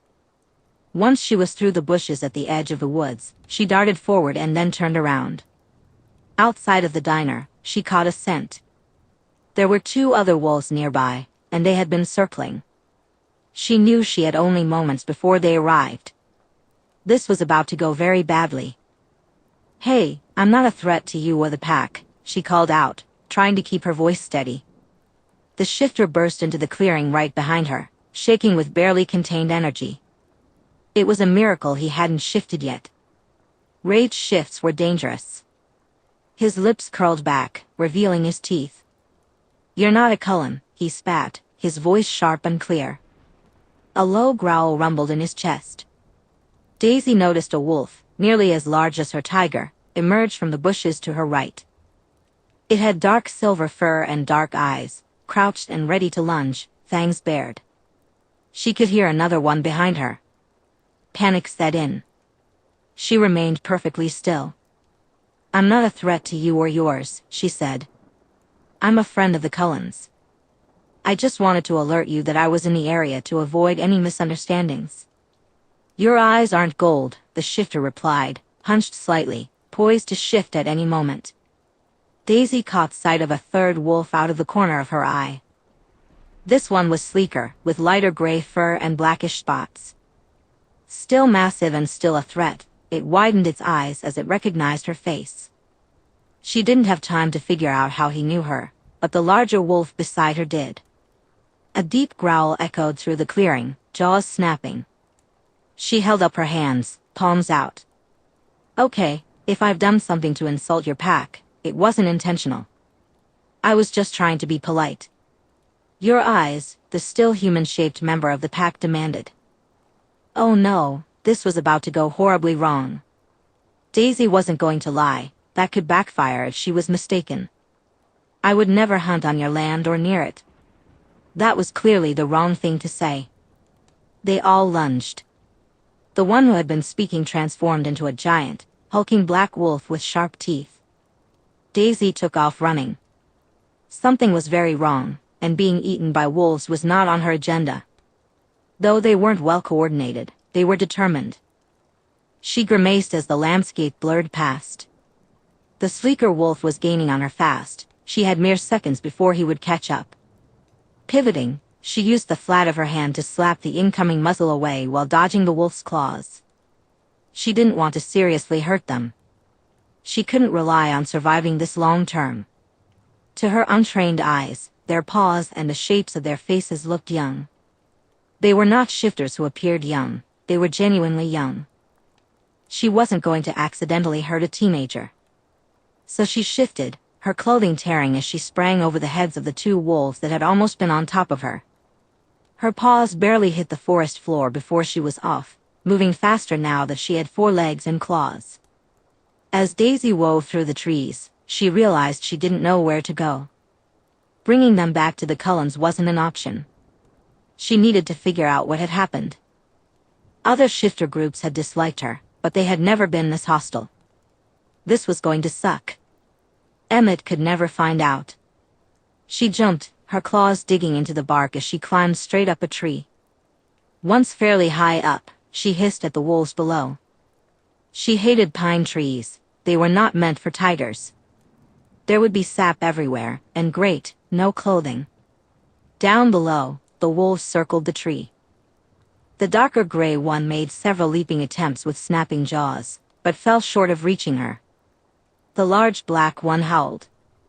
Daisy shifted back to human and grabbed a branch, doing her best to cover herself. It was horrible, and this couldn't get any more awkward. Emmett really could never know about any of this. She looked down at the angry wolf circling below. Could one of you turn back so we can talk this out? Or better yet, get someone a bit more senior? I'd really like to not have to hurt one of you, she called out. There was a series of growls in response. Daisy threw her head back, looking upwards. Right. She looked back down. Hey, can we talk about this? Seriously, I have claws if you haven't noticed. It took a solid 5 minutes, but finally, the biggest wolf, the black one, shivered. Daisy shifted back to her human form. The shifter was clearly furious. Fine, leech. Why should we listen to anything you have to say? Leech? Daisy was confused. Okay, 1, my name is Daisy. 2, just to be clear, why are you trying to kill me? I haven't hunted on your land. I haven't hunted for miles around your territory. I've stayed away from your land, except for trying to contact you to announce myself so we could avoid this. What's going on? The shifter, who seemed to be at least 3 years younger than she had guessed, spoke with an authority that felt misplaced. We don't negotiate with human drinkers. Daisy was taken aback. I'm sorry, you kill every vampire you encounter who isn't vegetarian? She brushed her hair out of her face. Wait, no. First of all, what's your name? There was a pause. The shifter squared his shoulders, which suggested he was probably not older than 21. Sam Hewley.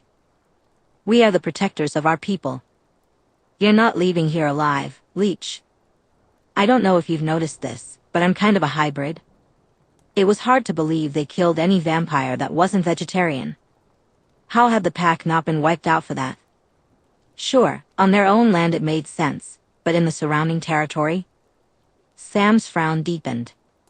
Hybrid? Daisy waved a hand. Don't know if you noticed the tiger thing? Turning big and furry is not exactly a vampire thing. This actually confused them. The lighter-colored, more slender wolf sat down, tilting his head as he looked up at her. Sam paused and then spoke slowly. You shifted. Like you, yeah, it's a thing. And before you ask, hybrid thing. Whole tragic. Story of my life. My shifter mom got bitten by an unethical vampire. Very dramatic, but now I sparkle and have fur. Yay. Daisy emphasized her sarcasm with a jazz hand, while her other arm awkwardly covered her chest. And there's the whole curse of destroying clothing when teenage wolves try to eat me for a crime I'm still kinda fuzzy on. I mean, I eat maybe 30 humans a year at most, and they're all very bad people. I'm not trolling Sunday schools. Sam's expression shifted from aggressive to confused. You think the amount of people you kill matters?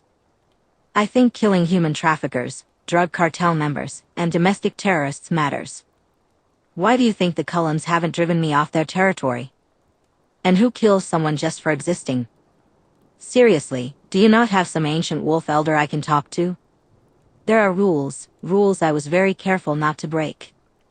I even alerted you that I was in the area. This was ridiculous. Refused permission on shifter territory and mostly ignored? Fine. Typical reaction. But a death sentence was going too far. If an elder in their pack sent 3 teenagers who didn't know anything after her, she was going to bite them. She really was. The awkward pause lingered as she looked between their wolf-like faces and the human face. Wait, you do have older shifters in your pack, right? She had taken a crash course in shifter knowledge and barely knew what she was doing. If they didn't have anyone, that would be a problem. We have elders, Sam said roughly. Daisy felt a sinking suspicion that he meant human elders, not shifter ones. Still, she pressed on. I'm going to make a suggestion because I'd like to have this conversation while wearing pants and not getting cozy with a pine cone. I'll leave a phone number on the tree I sent marked near the border. I can speak with one of your elders. We can work out the rules or whatever, but then I get to come down from this tree, and I don't. I might actually hurt one of you. With 3 of you here, I won't be able to defend myself and avoid causing harm. Chapter 14. Angela Weber stared down at her unfinished homework and groaned. Her brothers ran past her, squealing in joy, before vanishing up the stairs with loud thumping sounds. Her eyes refused to focus on her homework. Instead, she kept seeing the image of Alice Cullen and that other girl, Daisy, making out in the hallway. She really wished she hadn't seen that. Want to share what's got you staring at your homework upside down? Her mom asked from where she was stirring dinner. Angela bit her lip. I saw something I shouldn't have, but I still saw it, Anne. I have to do something, don't I? Well, that sounds serious. What did you see? Her mom turned, looking at her with full attention. Angela fiddled with her pencil. A classmate making out with someone who wasn't their long-term boyfriend? And now you feel like you have to tell this girl's boyfriend? Her mom stirred absently, still paying attention. That's a hard one. Are you sure you understood exactly what you saw? It couldn't have been a misunderstanding. Angela really wished it could be a misunderstanding. I'd taken the pass for the bathroom, was on my way back to class, and they were against the lockers. It wasn't one-sided either. Like, her hand was on, the other person's butt. Other person? Her mom prodded gently. She hesitated. You can't tell anyone. It'd be. Honey, unless one of your classmates was making out with a teacher, I'm not going to share your classmates' secrets with anyone. You know that. Her mom had a point. She'd never spread gossip, and the Cullens weren't part of their family's congregation. Angela nodded, needing to know what to do because it was complicated. Jasper Hale and Alice Cullen have been together since they started at the high school. They go everywhere together. They're basically attached at the hip. It's kind of sweet, really. I mean, it's a bit weird since they live together, but it's not like they're hurting anyone. Angela nodded, quietly listening. But Alice has a friend visiting right now, a girl named Daisy. They were in a group home together for a few months in Los Angeles before the Cullens adopted Alice, but they stayed in touch. This was the biggest piece of gossip at school right now. Well, that and Tom T's broken arm from quad biking, but a new person in Forks had quickly eclipsed that. It helped that the Cullens mostly socialized with almost no one, and Daisy was stunning like the rest of them. Angela sometimes thought she was good at photography. She and Eric had always shared that interest, enjoying taking photos and working together on the school paper. However, the photos Alice Cullen had brought to school of her friend made everyone else want to hide rather than present after her. Looking back, it was kind of telling. Daisy just graduated high school last year, I think. But she was waiting for the Cullens after school a couple of weeks ago, and Alice used her as a model for a photography project. And you found Alice and Daisy making out? Her mom asked, putting her out of her misery without needing an explanation. Angela nodded miserably. And Jasper and Alice were holding hands and seemed happy together the rest of the day. I have to tell Jasper, don't I? It is the kind thing to do. Why are you agonizing over this so much? Her mom was frustrating. She would just keep asking until Angela found her own answer. It was the worst sometimes. Not that telling someone their significant other was cheating wasn't horrible, but I don't know if Alice is out to her family. What if the Cullens aren't okay with it? And Jasper and Alice live together. If they break up, it could hurt their whole family. But it's not right to let Jasper be lied to like that. I'm not sure he would pick up on it socially without being told either. He seems kind of autistic, not in a bad way, he just doesn't like being around people, avoids loud sounds or lights, and uses his family as shields against the rest of us. But sometimes the teachers will get him going on history or something, and he's passionate and really smart. But this will hurt him very badly. You know whatever happens won't be your fault. Her mom put the lid on the pot of soup before coming over and sitting down across from her. She nodded.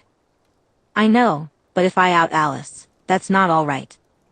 Telling people a truth they don't want to hear is hard. It's not right to do nothing. I just have to live knowing I'd left him to be hurt because it was easier for me. Angela poked at the paper.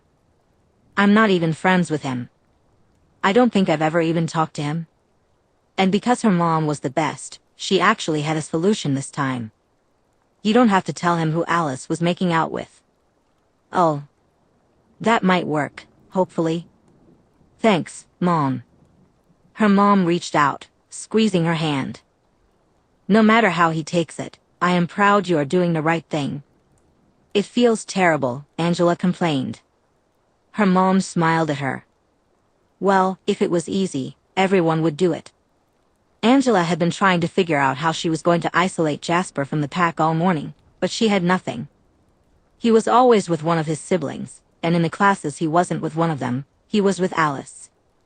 A very inconvenient arrangement. Also, every time she saw Alice's bright and happy face, she wanted to curl up and die. Because Alice was the nicest one of the Cullens. This was horrible. Sure, Alice was cheating on her boyfriend, but that didn't mean Angela wanted to ruin her life. Are you okay? Eric Yerke whispered, leaning over towards her. She jolted. Fine. You've just been spacing out a lot. Are you sure? He looked at her with puppy eyes. Angela forced herself to smile. She was being ridiculous. I'm fine, but shush before. Ms. Weber, something. Do you want to share with the class? Mr. Gordon's voice echoed from the front of the room. Angela ignored Eric's apologetic wince and turned toward Mr. Gordon. Sorry, Mr. Gordon. By lunch, she had a plan. Well, by English class, she did. But that was right before lunch, so it was basically the same thing. She carefully avoided the teacher's gaze and Lauren and Jessica, who were speculating about last night's episode of American Idol. Instead, she neatly wrote a note asking to meet Jasper behind the school by the dumpsters after school. She planned to slip it into his locker between the end of class and lunch. Hopefully, he would come without Alice. She was really hoping he would come. Angela, don't turn, but Edward is looking at you, Jessica hissed from across the dingy cafeteria table. Angela barely kept herself from looking around. You're imagining things. Edward Cullen might be the hottest single guy in the school, but he usually avoided talking to or looking at anyone. If she were a horrible person, she would have put her $2 into the betting pool that he was gay and just had better taste than the boys at Forks High. No, she's not. He's looking right at you, Eric agreed from where he was sitting next to Jessica, a confused look on his face. Angela lowered her fork. Oh no, Jasper had to have told Edward about the note. I'm sure it's nothing. Nothing meant she was about to become the most hated classmate for the entire Cullen family. She kind of wanted to apologize to all of them for the bombs she was going to drop on them. Knowing that it wasn't her fault Alice was cheating on Jasper didn't make her feel any better about having to tell him. Jessica poked her with her fork. He just looked away real fast. Angela, he might have a crush on you. The jealousy and excitement in her voice created a strange mix. I haven't spoken to him since we got partnered for that awful baby project in health last year. He looked like I'd stabbed him the whole time. There's no way. She would also prefer not to get stabbed by a jealous Jessica with a fork again. Lauren scoffed and rolled her eyes. He thinks he's too good for anyone here. Angela stared at her lasagna. It was unappetizing. She didn't want to point out to Lauren for a third time that she might have come on too strong with Edward. He seemed nice. None of the Cullen kids were mean, even if they kept to themselves. Well, maybe Rosalie, but her bite-me vibes weren't mean, they were just about personal space. The school day had dragged on, and Angela wondered if this was how prisoners felt before their executions. She knew she was being dramatic, but it didn't make her any less nervous. It didn't help that Edward Cullen had been looking at her, and he kept doing it. He wore the single most confused expression on his pretty face. It was probably a good thing that Rosalie wasn't the one looking at her. Rosalie always made her tongue-tied and pathetic. Still, it wasn't hard to slip away from Eric and head toward the back dumpsters. She could do this.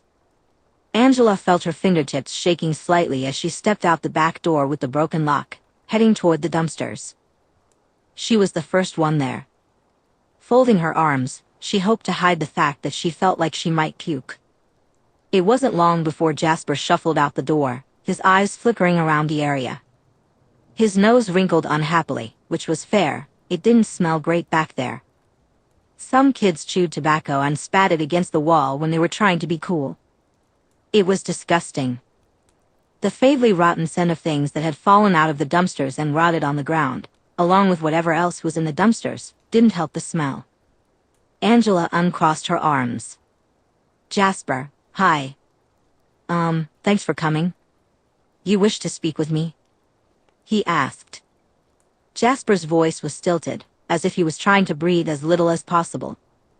He seemed unsure how to talk to someone outside his family. Angela noted that he might be some shade of not quite normal. It wasn't in a bad way, but she couldn't find the right word. He was probably autistic. That realization felt uncomfortable given the situation. Yes, I don't know how to tell you this. It's, awkward, she said. He remained silent, watching her with clear eyes, his face tight with discomfort. You need to know. Yesterday, I was in the hallways and I saw Alice kissing someone who wasn't you. Angela felt horrible, like she was kicking a puppy. It wasn't one-sided, it was very passionate. I'm really sorry. She wasn't sure why she didn't just leave at that moment. Maybe it was guilt. Jasper was very still, and after the longest, most awkward pause Angela had ever experienced, he spoke carefully. Why are you telling me this? He asked. Angela hadn't expected that reaction. It was probably fair. She could imagine some girls lying if they thought it would give them a chance with a heartbroken Cullen. Because you're dating and you should know. Even if it doesn't change anything, you deserve to know. If I had a boyfriend and he cheated on me, I'd want to know. We don't know each other, he said, almost like a question. I know, but I couldn't not tell you. It wouldn't be right. She hesitated. I'm just going to go now. I'm sorry. Wait. He looked as surprised as she felt at his words. Who did you see Alice with? Angela dreaded that question, but she refused to out Alice Cullen. I can't tell you that. But you can tell me it happened. He looked confused. This was horrible. She felt awful. I'm sorry, but you'll have to ask someone else. Do you want to know more about Alice? He asked, a hint of confusion on his face. That doesn't make sense. It's not my place to say. I just thought you should know. Angela felt she should leave, but guilt and compassion kept her rooted to the spot. Jasper's gaze was intense, but then he glanced toward the parking lot for a moment before looking back at her. His posture relaxed a bit, though not entirely. You don't need to worry. I already knew. Oh, good. Angela hadn't expected that response. He had seemed the same with Alice. Confused or not, the relief washed over her like a deep breath. Not that she would breathe deeply here, the smell of composting garbage was overpowering. Despite his stiff demeanor, there was a kindness in his eyes. We are still figuring things out. But Alice was not cheating on me with Daisy. It's kind of you to tell me, though. Angela's shoulders slumped in relief. She had many questions about what that meant. Perhaps Alice was exploring her sexuality, and Jasper was supporting her. That was sweet. Sorry for bothering you, then. She took a step back, eager to escape the conversation. She planned to take a nap when she got home. She deserved it after this stressful encounter. Jasper's arm twitched. Would you allow me to walk you to the parking lot? Sure. His formality surprised her, but it felt sweet. Underneath the social awkwardness and his dislike for the sounds and smells of high school, Jasper Hale seemed as kind as he was around Alice.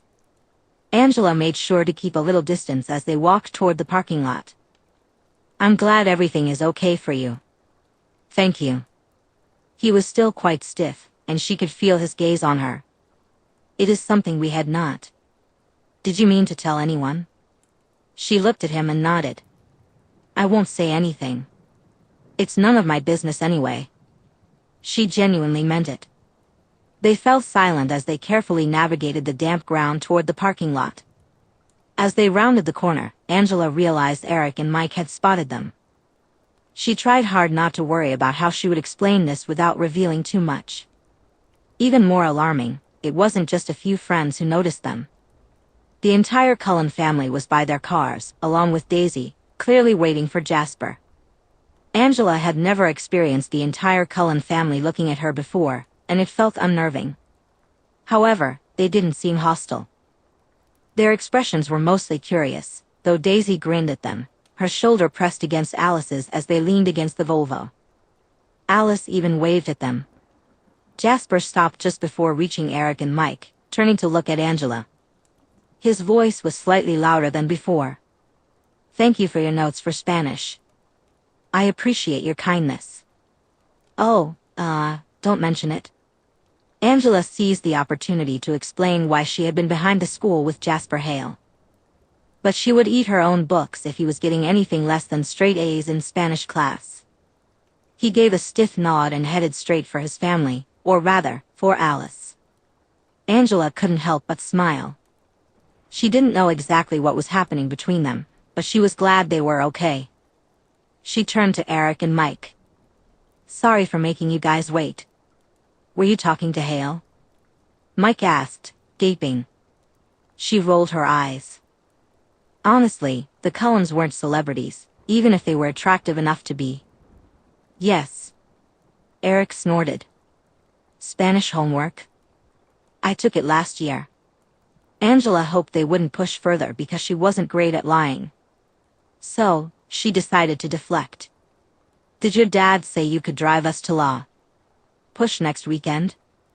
Mike snapped to attention, excitedly saying that yes, he had and listing everything they could do while there. Angela nodded as she moved to get in the back seat of Eric's mom's minivan, which he borrowed on days he agreed to run errands for her. Looking back over her shoulder, she glanced at the Cullens. Emmett and Rosalie were in the Jeep, clearly talking to each other. Edward rolled his eyes at something they just said, exasperation evident as he opened the driver's door to his car. The last three were there too. Alice was still climbing into the Volvo. Right behind her were Jasper and Daisy. Jasper had his arm around Daisy's shoulders. It looked casual, but oh. He'd said, we're figuring it out, hadn't he? That explained a lot. Angela felt a mix of disbelief and amusement. It made so much more sense now. Wild, but less shocking than Alice cheating on Jasper, honestly. She'd really misjudged that. Thank goodness. As she climbed into the minivan, she wondered if she should give Alice the high five tomorrow. That would be weird, they didn't know each other really, even if they talked sometimes in photography class. Still, it felt like someone should give Alice a high five, or any of the three of them. Angela shrugged. It wouldn't be her, though. Instead, she listened to the conversation around her. I don't know why you guys want to go to the beach so bad. It's December, someone said. Come on, live a little. You just survived talking to a Cullen, Mike replied, tossing a wadded-up napkin at her. She batted it away. Please, Jasper Hale is sweet. I don't know why you think he's intimidating. He just seems shy. Oh, defending your new bestie already? Eric teased, but there was a hint of insecurity in his voice. Angela reached out to pinch him. I doubt I'm going to talk to a Cullen again for a while. Months. Chapter 15. Daisy came to a halt at the muddy clearing. It had probably been a logging trek at some point. It felt dismal, but it was accessible by car, and it was where the still very growly Sam Yulee had set for a meeting. You know, I was a city person when I was human. This area is just so much nature, she said. The mud aesthetic not to your taste? Jasper huffed in amusement as he stopped near her. He kept enough distance so they could defend themselves if needed. Esme, the third vampire in their agreed-upon group for the meeting, sighed. The logging trade here has really damaged the natural beauty, she said. Daisy and Jasper shared an amused look. Daisy smiled and asked, "Was this all different last time you were in Forks?" "Oh yes, it's an old-growth rainforest here. One of the few temperate ones in the world," Esme replied, her voice tinged with sadness. "Of course, the logging began before I was even turned.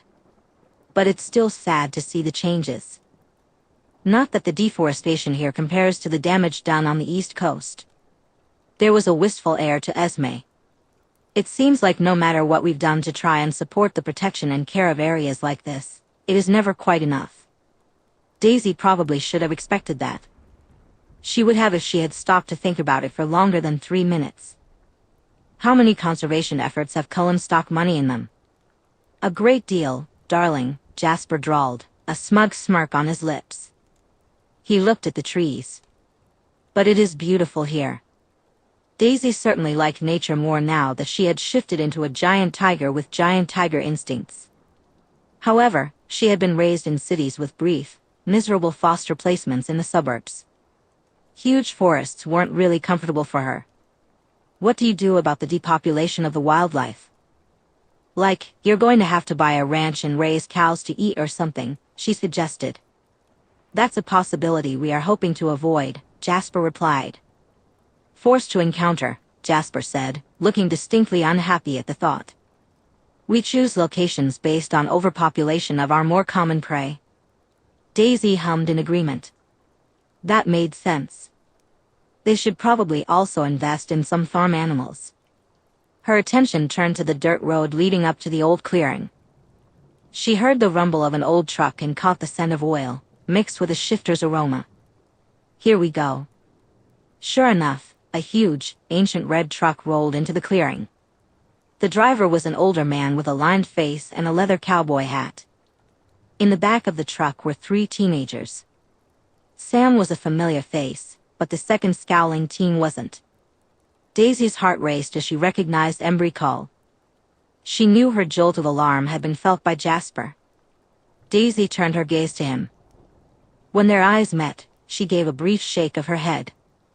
The situation wasn't good, and she was getting a concerning picture of what was happening. However, she knew that Jasper thinking something was wrong wasn't necessarily a good sign. The truck came to a halt and the engine turned off. The shifters jumped out of the bed and pulled a wheelchair with them. It didn't take long for the driver to settle into the chair. The shifter, whose name Daisy didn't know, along with Embry, carefully carried the chair and the man in it to the halfway point of the clearing before setting him down. Daisy took that as her cue and walked at human speed from the edge of the clearing to meet them. She didn't have to look back to know that Jasper and Esme were following her. When she came to a halt at a respectful distance, she forced herself to smile. She had fed the day before, but her eyes were still redder than usual. "Hello, thank you for agreeing to meet. My name is Daisy Johnson. Behind me are Jasper Whitlock and Esme Cullen of the Cullen Coven," she said. Billy Black's jaw twitched, but he spoke in a deep voice. "I am Billy Black, an elder of our tribe." "It's an honor," Daisy said, tipping her head slightly in respect. "I just wanted to apologize for any insult I may have given to you or your people. We clearly all started off on the wrong foot." Esme placed her hand on Daisy's shoulder, gently asking her to step aside. "Mr. Black, you look a great deal like your ancestor Ephraim." "That would be my grandfather," Billy replied, folding his hands in his lap. "And our memories are not so short as to forget the treaty he agreed to with you. Feeding on humans was not allowed under those terms." Esme spoke gently. Despite a lot of debate, they had agreed on her standing in for Carlyle so that Jasper's presence could be tolerated. "Our coven has followed that agreement.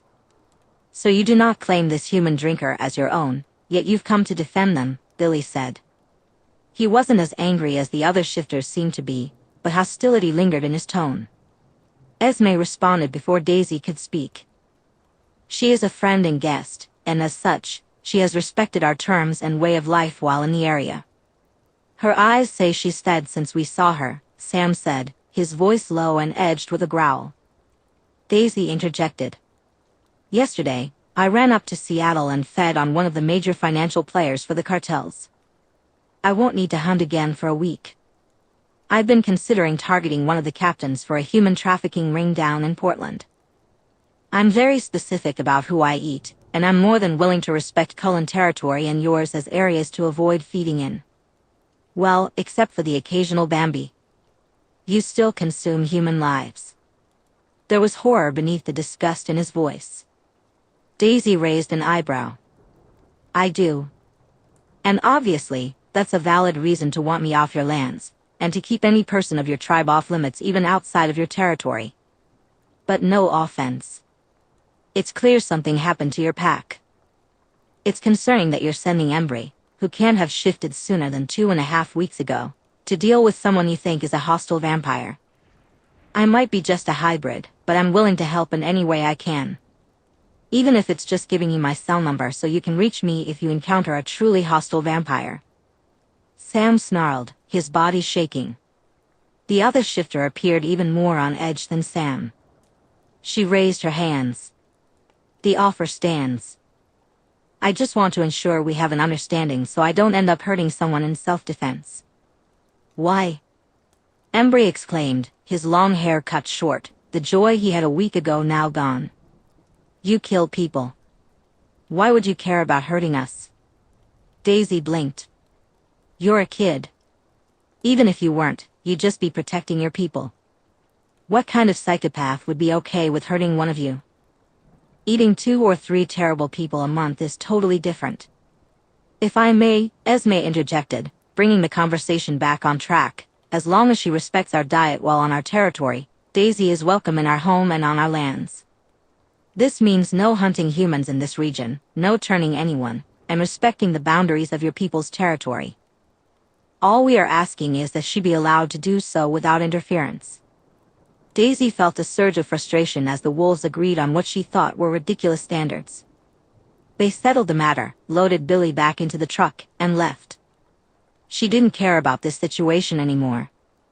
She shifted in an explosion of fur and muscle as the truck disappeared from view and took off into the forest. Her paws hit the ground in great bounding strides. It didn't take long for her to realize Jasper was following her. He wasn't being subtle about it, but she wasn't in the mood to accept the comfort she knew he would offer. Daisy considered the offer as she slowed down and let him approach her. The Quileute pack was a mess.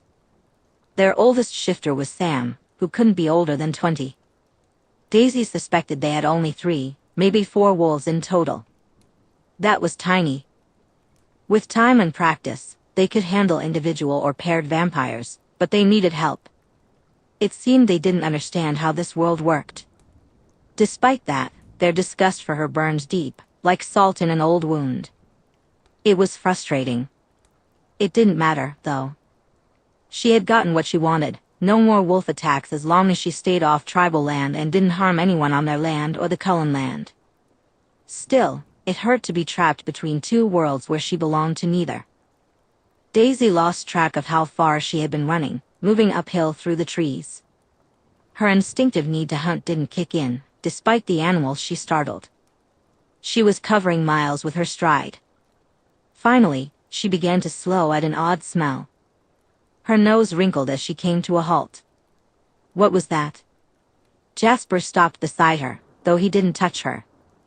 He remained quiet, just watching her. Daisy's tail twitched. She looked at Jasper and made a chirp-like sound before turning and loping through the woods. Her emotions faded as she let the distraction lead her. She avoided the faint human scents, staying upwind and trekking deeper into the woods. Another scent caught her attention. Her chest rumbled as she emerged near a pool of water, the almost egg-like scent strong in the air. Steam curled off the surface. Sitting on a rock on the other side of the water was Alice. She looked out of place, perfectly styled as if for a magazine cover. Alice sat gracefully in the wilderness, her smile warm and her eyes soft as she spotted Daisy. However, she remained silent. Daisy wasn't quite ready to return to her human side. She padded the last few steps to the water's edge, squinting as she carefully dipped her toe in. Sitting down, she stared at the water in surprise. Wow, that's a hot spring, she thought. Objectively, she knew hot springs existed, but she had never actually seen one. Lifting her head, she met Alice's gaze and sighed. She felt a sense of gratitude for Alice and Jasper for following her, but she wasn't ready to talk yet. So, she dove into the hot spring, causing a splash that made Alice and Jasper yelp in alarm as they dodged the water. I thought cats didn't like water. Alice complained lightly, peeking out from behind a tree. Jasper hummed, I know you read that article about how they swim. You started plotting bathing suits. I did, didn't I? Alice replied, stepping closer to the pool. She looked at Daisy floating and then back at Jasper. She's safe from the wolves. Jasper nodded. She's safe. Esme was the right choice for negotiating it. I still say we should have all gone, Alice pouted. She had been quite vocal about her thoughts on Daisy's proposal of going alone. Daisy felt a warm curl of affection and gratitude for the loyalty Alice and Jasper had shown her. Their insistence on not letting her go by herself had proven wise. The meeting would not have gone as well without Jasper and Esme there. She let out a happy chirp as the heat soaked into her. Jasper smiled fondly and began taking off his shoes. So, you two missed a human while making out against the lockers. I'm not sure who I should be jealous of. Well, we could have called out sick from school, and it wouldn't have been an issue, Alice said, a twinkle in her eyes as she followed his lead. Daisy paddled over to where Alice and Jasper were sitting, their legs dangling in the water. She shifted back to her human form as she swam closer. Folding her arms on the edge of the pool, she rested her chin on them and looked up. I'm sorry. You have nothing to be sorry for, Alice replied, reaching out to poke Daisy's nose. But I'm not sure what you're apologizing for. You're very frustrating like that. I can't see what's going on with you. Daisy's eyes crinkled slightly at the edges as she looked at Alice. For running off after the meeting, and for getting the pack's attention in the first place. I didn't realize they were amateurs. Jasper interjected, dropping backward until he was propped up on his elbows. I'm unsure what is wrong with their pack, but it's not as Carlyle and the family described them. Alice shifted so she could see both of them. Amateurs how? No manners. They act like they can set terms on the behavior of others, even on land that's not theirs, Jasper complained, his brow furrowing. Their land holdings were much larger before their tribe was pushed onto the reservation. Even if they no longer have the population to hold that much territory, they make demands as if they do. Daisy held her tongue for a moment. I get that, I do. But they hate vampires. In a way that's not. I mean, my people, Giant's people, aren't exactly friendly with their local vampire population either. But there are rules. This world isn't the Wild West. Something must have happened to the pack between Ephraim Black's pack, which he negotiated with 3 generations ago, and the 3 teenagers trying to be a pack now. It's not, they're going to get themselves killed. I agree. If you were a different person, all 3 of those wolves would be dead already, Jasper said seriously. They're being sent into a war by humans who do not understand how this world works. Daisy hummed in agreement. They're kids and old men who may have the genetics for it but are not really part of this world. Daisy groaned. And I can't help them. They despise me. Alice nudged her side under the water. You're very likable. I was as a human. Daisy frowned. I think you guys are the only supernatural people who don't at least a little bit want me dead. Jasper and Alice exchanged looks. Jasper sat up, pulled his shirt off, and tossed it aside. He really was a beautiful man. The scars on his skin were a testament to what he had been through, but they also showed that he had survived. Daisy felt her mouth go dry as she stared up at him. It was unfair how attractive both of them were. She quietly watched as he stripped off the last of his clothing and slid into the water beside her. Daisy's eyes fluttered closed when Jasper kissed her wet shoulder, his fingers curling around her waist. We want you, he murmured softly, trailing his lips up her shoulder. Daisy bit her lower lip as she let herself be pulled into his arms. Her gaze flicked to Alice, who was watching with dark eyes. Are you coming in? Alice tilted her head but began to pull off her clothes. Not quite yet. The way she shifted her leg suggested how Alice saw this going. Daisy was very okay with that future. She turned her head and kissed Jasper. Her eyes closed as she swept her tongue across his lower lip. He was gentle with her in a way that hurt to think about. Both of them were. But it felt different when Jasper was the one doing it. Alice was playful by nature, gentle affection and kindness came to her easily. But it didn't come as naturally to Jasper. There was a reverence in his touch that frightened her sometimes, but it was never enough to make her run. She tried not to think about how much of that he could feel from her. She didn't want to think about it now. She curled her fingers in the shorter hair at his nape. The back of his neck. Are you good to wait a minute? Always. He looked up at Alice, clearly understanding her intentions. Daisy grinned and said, You make an excellent partner in crime. Well, I do try to please. He reached out, one hand running up Alice's bare leg. Daisy smiled at Alice and then followed Jasper's hand with her mouth. If Jasper was very capable of multitasking, well, that was very nice too. Daisy stared at the stars above them.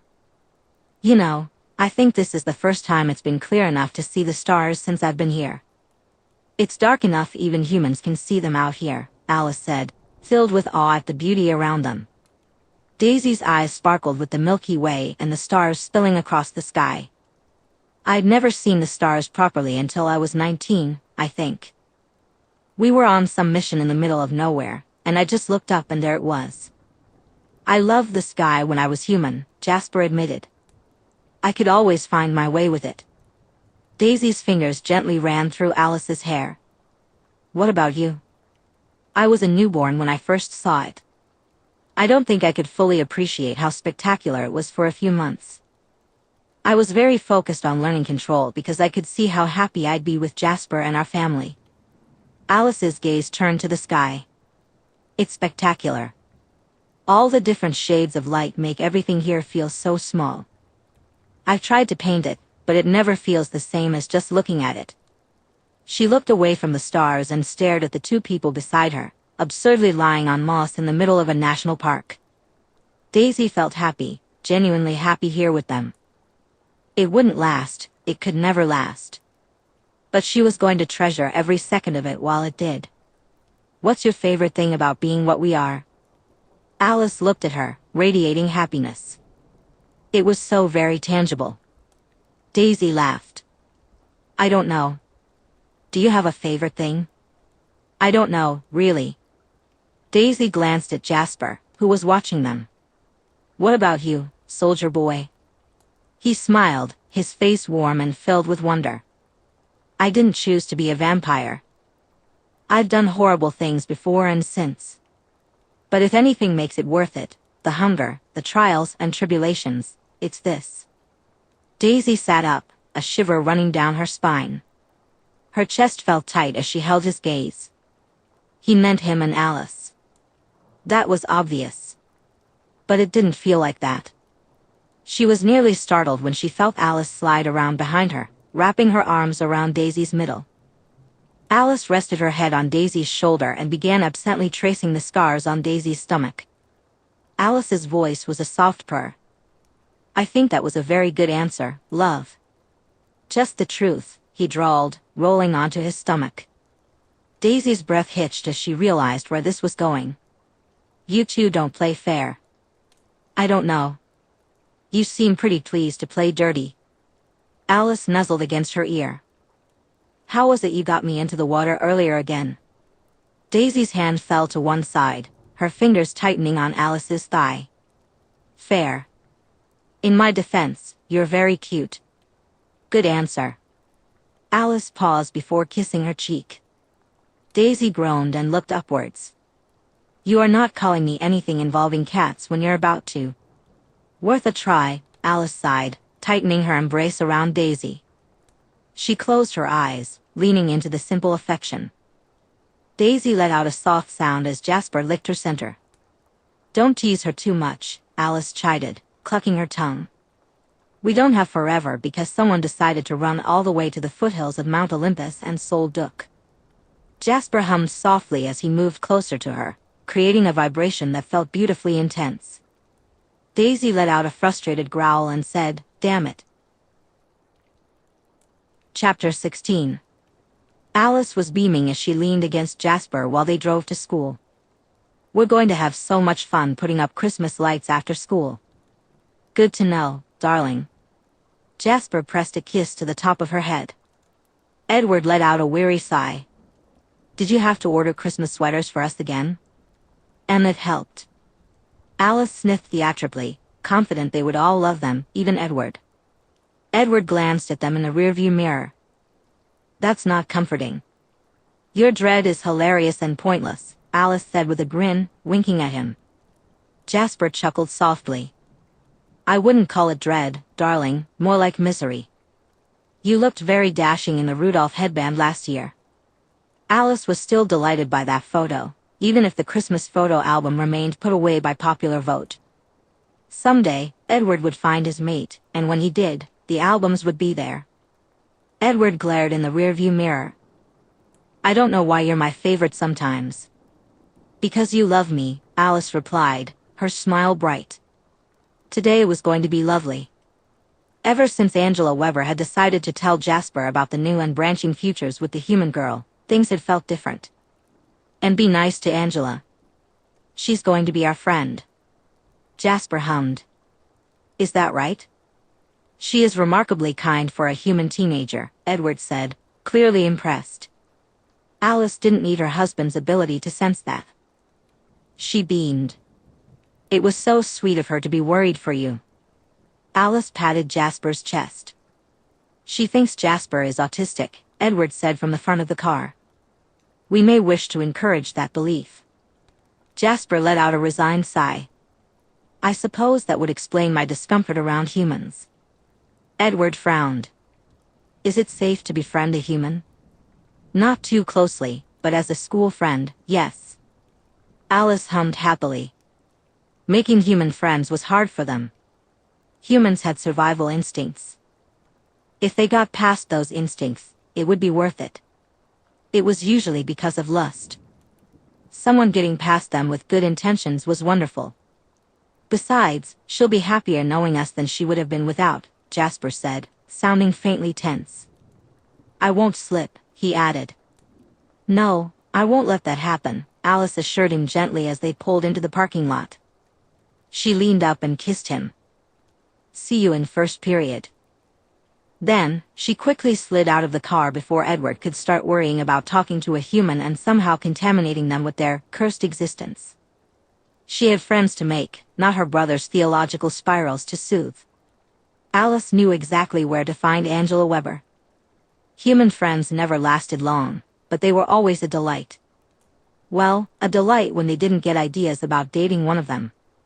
Still, Angela wouldn't, so it was all fine. Alice had a skip in her step as she made her way toward the teenagers by the van. Angela's eyes widened when she spotted her, her pulse speeding up. Alice happily laughed and hugged the human. She breathed in before pulling back. It may have made her throat burn, but sometimes it was nice. "You smell lovely," Alice said. Thanks." Angela replied, blinking, while Jessica and Lauren stared at them, utterly gobsmacked. Alice hopped back a step, still beaming. "Thank you for Jasper yesterday. It was very kind of you, though you're both terrible liars." "Spanish?" She shook her head with a smug smile on her lips. Poor Angela's cheeks flushed with embarrassment. Angela started. "He's fluent in Spanish, but that was his way of trying to help you out." "Thank you, though." Not many people would tell someone they didn't even know if they thought their girlfriend was cheating on them. You're welcome," Angela said, looking completely confused. It was adorable. Alice beamed. "People think that sometimes with how close some of us can be, and I do hug people a lot. You're the first person to try and let Jasper know. Is that your phone? Yes. Angela was staring at her as if she were turning into a statue. Alice quickly grabbed the phone from Angela's hands and started entering her and Jasper's numbers. Here, you can text us now. She sent a text to herself to save Angela's number and then handed the phone back. Cho. Alice waved and happily walked away, thinking about what her first text to Angela should be. Behind her, she heard Lauren exclaim, "What the heck?" Alice hummed to herself. Maybe she should ask Angela about music. Jasper liked music with banjos, while Daisy mostly preferred top 40 hits or, disappointingly, sad songs. But not everyone could be perfect, even her two absolutely perfect friends. They were perfect for her. She knew Jasper's instincts were already settled on Daisy, and she felt hers would settle completely this afternoon. Oh, this was going to be a great day. Alice frowned as she flipped through a hiking catalog. I suppose we can go to the hiking stores in Port Angeles this weekend. Oh good, I need new work overalls. Rosalie examined her nails. Should we do our own manicures at home, or do you think we should go to the nail place? Alice closed her eyes, considering the different futures. The future was always in flux, and no one seemed to understand that, except for Edward and Jasper. Just because she could see a future didn't mean it would happen, or even that it was highly likely. A flickered thought or a partial plan would come to her, but so few of those were acted upon in the moment. And of course, they all influenced each other. For example, Mike might plan to make the school football team, and he might even have the skills to do it, but that didn't mean something else wouldn't change that. Getting the right future to be the one that happened took skill. It was all about probabilities, knowing which ones were more likely, and increasing the odds. That was also why she was genuinely surprised more than she liked to admit, especially with her apparent abilities. Alice felt a surge of frustration toward the wolves. She wanted to express her feelings about their behavior. Daisy might have been avoiding the issue, but she had been hurt by their reaction. Alice was aware that she was the smallest member of their coven and that her appearance didn't suggest violence. Still, she was just as much a vampire as the others. Daisy belonged to them, or she would soon enough, so Alice chose not to worry about the details. Are you doing okay over there, Tinker Bell? Emmett asked as he poked at his pizza. Alice blinked, her angry thoughts about the wolves fading away. Just thinking about wolfskin rugs, she replied. Rosalie's eyes sparkled with amusement. Were you? Fascinating topic. I'm sure your boyfriend would help you acquire such things. Daisy wants them to like her, Jasper said, focusing intently on turning his packet of chips into dust while trying to breathe as little as possible. She also wants to help them. Alice knew her feelings on the matter might not sit well with Jasper, but it was difficult to stop thinking about it. She reached out to take his hand, and his emotions told her it was okay. Do we trust them not to break the new agreements? She asked. No, Edward replied, clearing his throat. But perhaps that's not a conversation for here. He gave her a compassionate look, clearly sensing her frustration at being unable to see the future.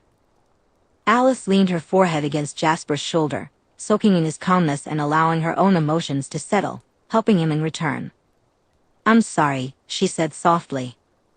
I feel the same, Jasper replied carefully. Rosalie scoffed, well, if you two are done being dramatic. You're one to talk, Edward muttered, grimacing as Rosalie's foot impacted his shin. I do have to ask, Rosalie continued, do we all have to be nice to Weber? Edward frowned and shot a sharp look at Rosalie. She hasn't considered sharing what she knows with anyone. If we have a friend outside of the family, they'll pair us with them instead of with whichever classmate is doing the worst in a subject, Alice pointed out. She knew this from her visions and basic logic. The teachers worried about their lack of human friends, but apparently, her siblings had not figured that out. Alice felt a world of possibilities opening up before them. She imagined being less trapped with the humans who spent entire class periods drooling over them. Vampires didn't really get migraines, but she felt like she had one anyway. Alice burst through the door and headed straight for where she knew Daisy was. It wasn't hard to put two and two together when she couldn't see her. Alice jumped easily up into the cat tree, landing in the box, and pressed her face into soft, fluffy fur. She let out a breath, allowing the endless shifting futures to fade from her mind. Breathing in Daisy's warm scent, she noticed it was all honey, brown sugar, and cedar. It was a deeper scent than most vampires had. This was easily noticeable, but not any stranger than the tone of her eyes. After all, Jasper's scent was all sweetness and orange blossoms. They all had unique scents, even humans noticed if they were close enough. It was part of being predators designed to appeal to humans. Daisy delicately licked Alice's cheek, her tail swishing. Alice smiled against her. "Hello." The chuffing sound Daisy made in return was adorable. Alice curled up against Daisy's side. "It's been a long day, that's all." She enjoyed the feeling of Daisy's fur. She was unbelievably soft and snuggly like this. "Jasper will be here in a little while. He just needed to hunt first." Daisy shifted, curling around her, a low vibration in her chest as she nosed against Alice. Alice didn't know what sleep was exactly, and she had no memory of it. But she thought maybe it felt something like this. Jasper had shared the feeling of rest with her. Alice nestled against her trusted mate, her mind blissfully drifting. She giggled as she pushed Daisy's head back. "You just like messing my hair up." Daisy, being a giant tiger, couldn't really respond, but she rolled her eyes and huffed. Then, she dropped one massive paw on Alice's head. This made Alice burst into laughter. Alice poked at the soft pads of Daisy's toes, touching the sheaths for her claws. Daisy seemed content to let her play, but she also understood the message from the look Alice shot her. Alice beamed as Daisy flexed her paw, claws sliding out. Each claw was about 5 inches long and wicked sharp, but they slid back in before Alice could poke at them. Daisy then licked Alice's face from chin to hairline. "Fine," Alice said, wiggling until she was on her back, looking up at the top of the lofted box. She thought about how to convince Daisy to paint it something other than green. The jungle joke was funny, but if she was going to spend hours in there, it could be nicer. Her head rolled to the side, and she looked at her mate. "We're going to befriend Angela Weber. She'll stop jumping when we talk to her eventually." Daisy chuffed and then shifted to her human form. She yawned and pulled a t-shirt over her head.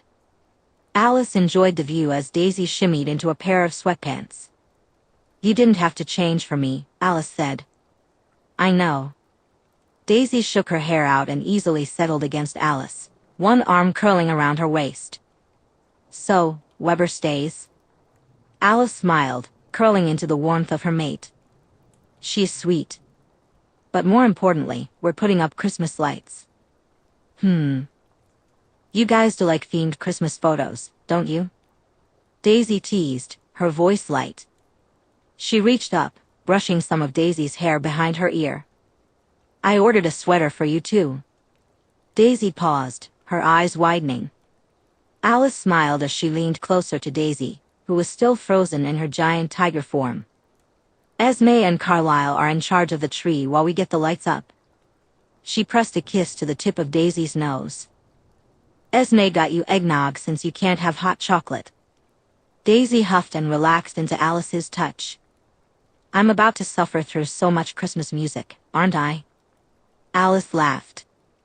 "We're going to Mississippi for Christmas break. You'll survive 1 week of Christmas cheer." She felt a wave of love from her husband as he entered the house. "Jasper's back." Daisy glanced toward the entrance of their lofted cat box.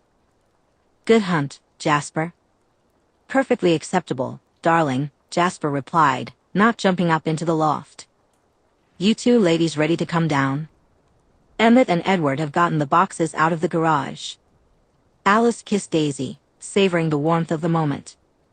She pulled back with a sigh. "Come on, Christmas." Then she rolled out of the loft, laughing as Jasper effortlessly caught her.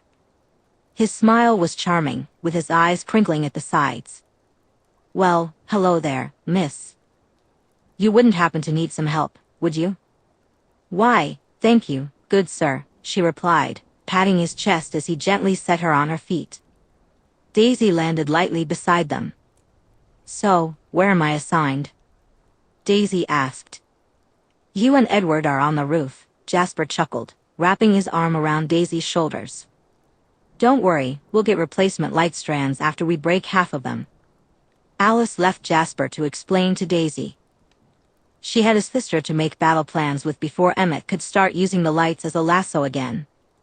Bouncing on her toes, she asked, "Do you think we should get more green lights? We've already framed the house in green. Maybe a few more red strands?" Rosalie suggested from where she was untangling lights. Alice envisioned the future with red lights. "You're right, more red." "Good to know the future proves me right," Rosalie said smugly, raising her voice. "Emmett, if you get yourself eaten by our tiger, I'm not saving you." Emmett froze, having been in a shoving match on the roof with Daisy. He grinned awkwardly and called down, "Tabby Cat here isn't going to eat me." "I'm considering it," Daisy replied, laughter in her eyes. She stood up and tossed the stapler to Edward, who caught it. "I think we can fit 4 more strands up here," Edward said. "Alternate them by color," Rosalie instructed, throwing up a box of red lights. Daisy placed her hand on her hip. "While that's very cool, how many strands are we putting up?" "As many as we're told to," Edward said, frowning at the stapler. "We need more staples." Emmett grunted as he pulled a box out of one of his pockets. "Got them." He looked over at Daisy. "Shouldn't our kitty cat be using the staple gun? I thought guns were her thing." "Edward, do you think you and Jasper can handle the rest of this?" Daisy asked. A brief vision unfolded before Alice's eyes, and she blinked it away just in time to see Daisy hook Emmett and send both of them crashing off the roof, sharp yelps of "Uncle! Uncle!" echoing in the air. "That man never learns," Rosalie sighed as they watched Emmett get pinned and noogied. Alice felt a sense of rightness as she observed Daisy blending in with their family, exactly as things should be. She didn't startle when Jasper wrapped an arm around her and didn't look away from him.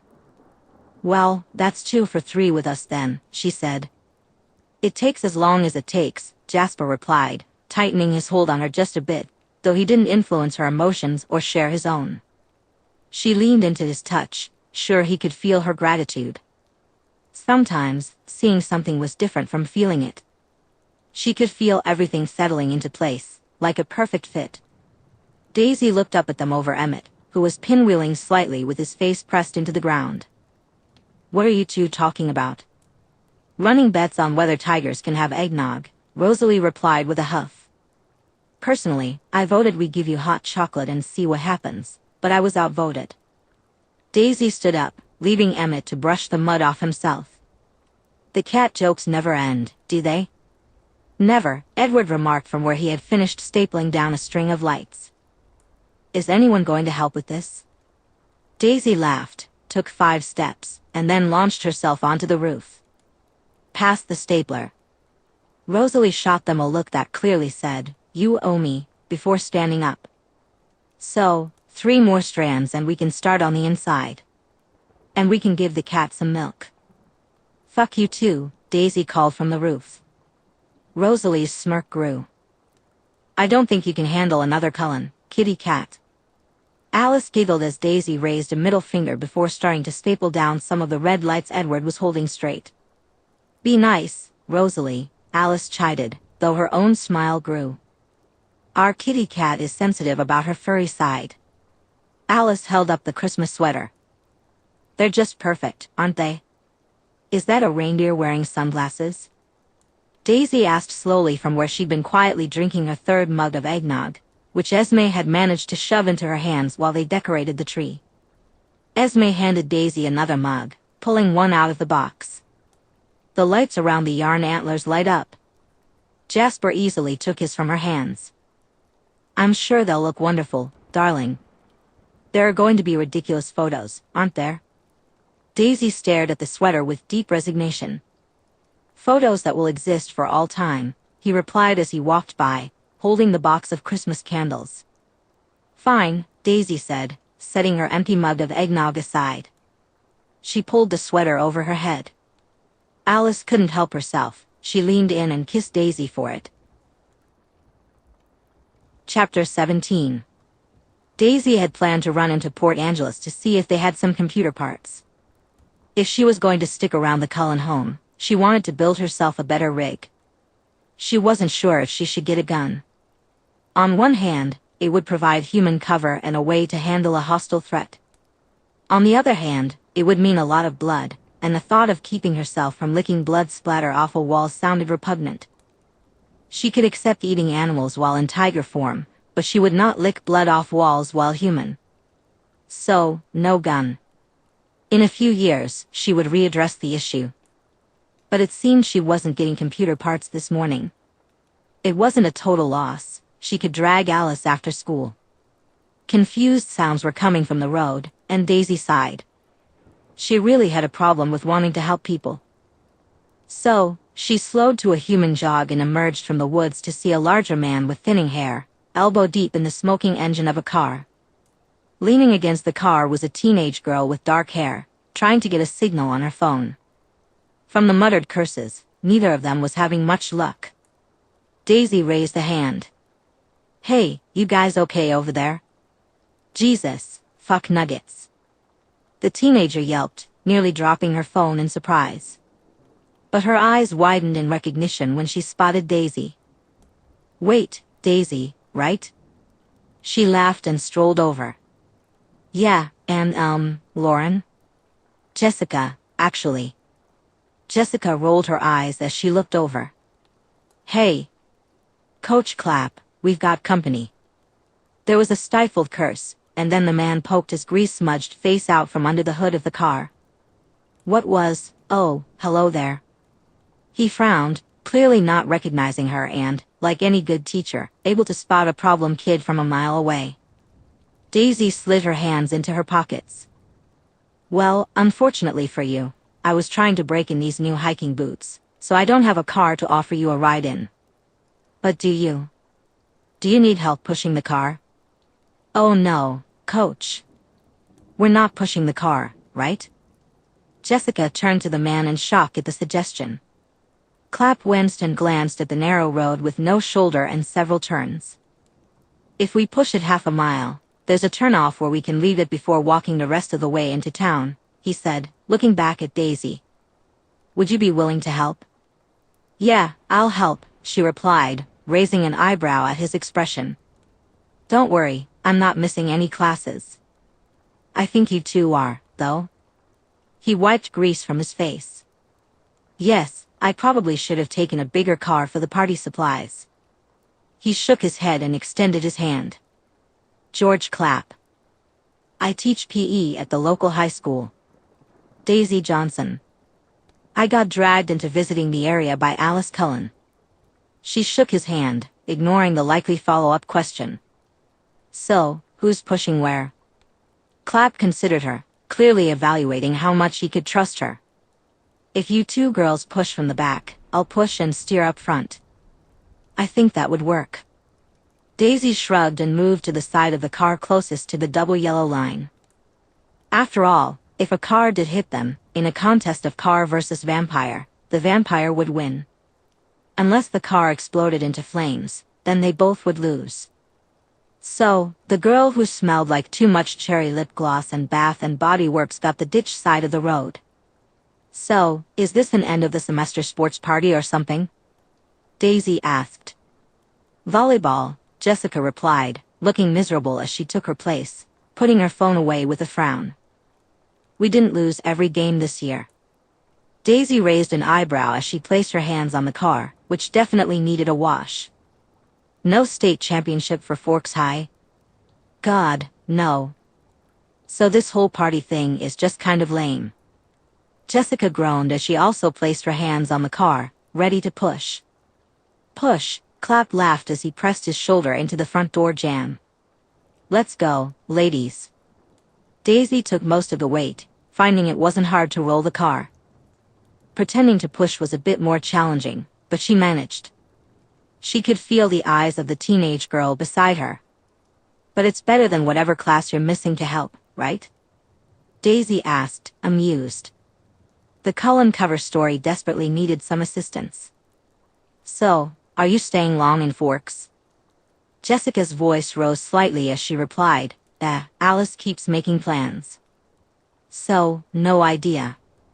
That's nice, Daisy said, though Jessica didn't sound like she believed it. Must be awkward staying with the Cullens, Daisy added. She almost laughed, knowing Jessica had a crush on Edward. Instead, she gave her an unimpressed look. Well, that sounds hostile. Ex-girlfriend? Daisy asked, waiting for Jessica to choke on her words, her face turning bright red. Not even an ex. That sucks, Jessica replied. That's not, the Cullens just don't seem very interested in anyone who isn't a Cullen, that's all, Jessica said, sulking a bit. Daisy grinned slyly. So whoever turned you down was a jerk about it. Which one? Jessica huffed from the effort of pushing the car, but she responded, embarrassment clear on her face. Edward. You like Edward? Daisy snorted. You've got terrible taste. I mean, he's not bad to look at, but really? She didn't have to try hard to sound disbelieving. Sure, Edward was a vampire and they all looked good, but Edward? Jasper was right there. Personal taste could be strange. Nope, she wasn't biased at all. Jessica hadn't been expecting that reaction. What's wrong with Edward? Being super religious and always doom and gloom? He's fine, but not exactly boyfriend material, Daisy said, tilting her head. Well, maybe if someone managed to get 4 special brownies down his throat. But there's a 50-50 chance he'd just end up talking about the fatalistic nature of man to the carpet. Clapp cleared his throat loudly from where he had been listening to them. I'm sure you mean double chocolate chip brownies? Of course, what other kind is there? Daisy grinned at the back of the man's head and then winked at a very shocked-looking Jessica. Food comas totally cause existential dread about the Hobbesian nature of man. Jessica rolled her eyes. I didn't even know what Hobbesian philosophy was before I met Edward. It's so boring, so very boring. Looking slightly confused, Jessica asked, how religious are we talking? He has a cross big enough to crucify a 3rd grader next to his room. Dating him would mean philosophical pillow talk on the nature of the soul. Daisy rolled her eyes. Not that you'd get to the pillow talk part. He seems pretty set on the no sex till marriage thing. Clapp mumbled under his breath, thank God. Edward definitely owed Daisy for that one, as Jessica's nose scrunched slightly. But he likes music? Jessica asked. He likes classical music and thinks anything after about 1800 is modern sludge. I think Jasper insists on blasting bluegrass banjo stuff just to torture him. Daisy was determined to drag Edward down to lame in this teenage girl's mind, which she hoped would catch on. Jessica sounded a bit frustrated. But he likes modern fashion and plucks his eyebrows.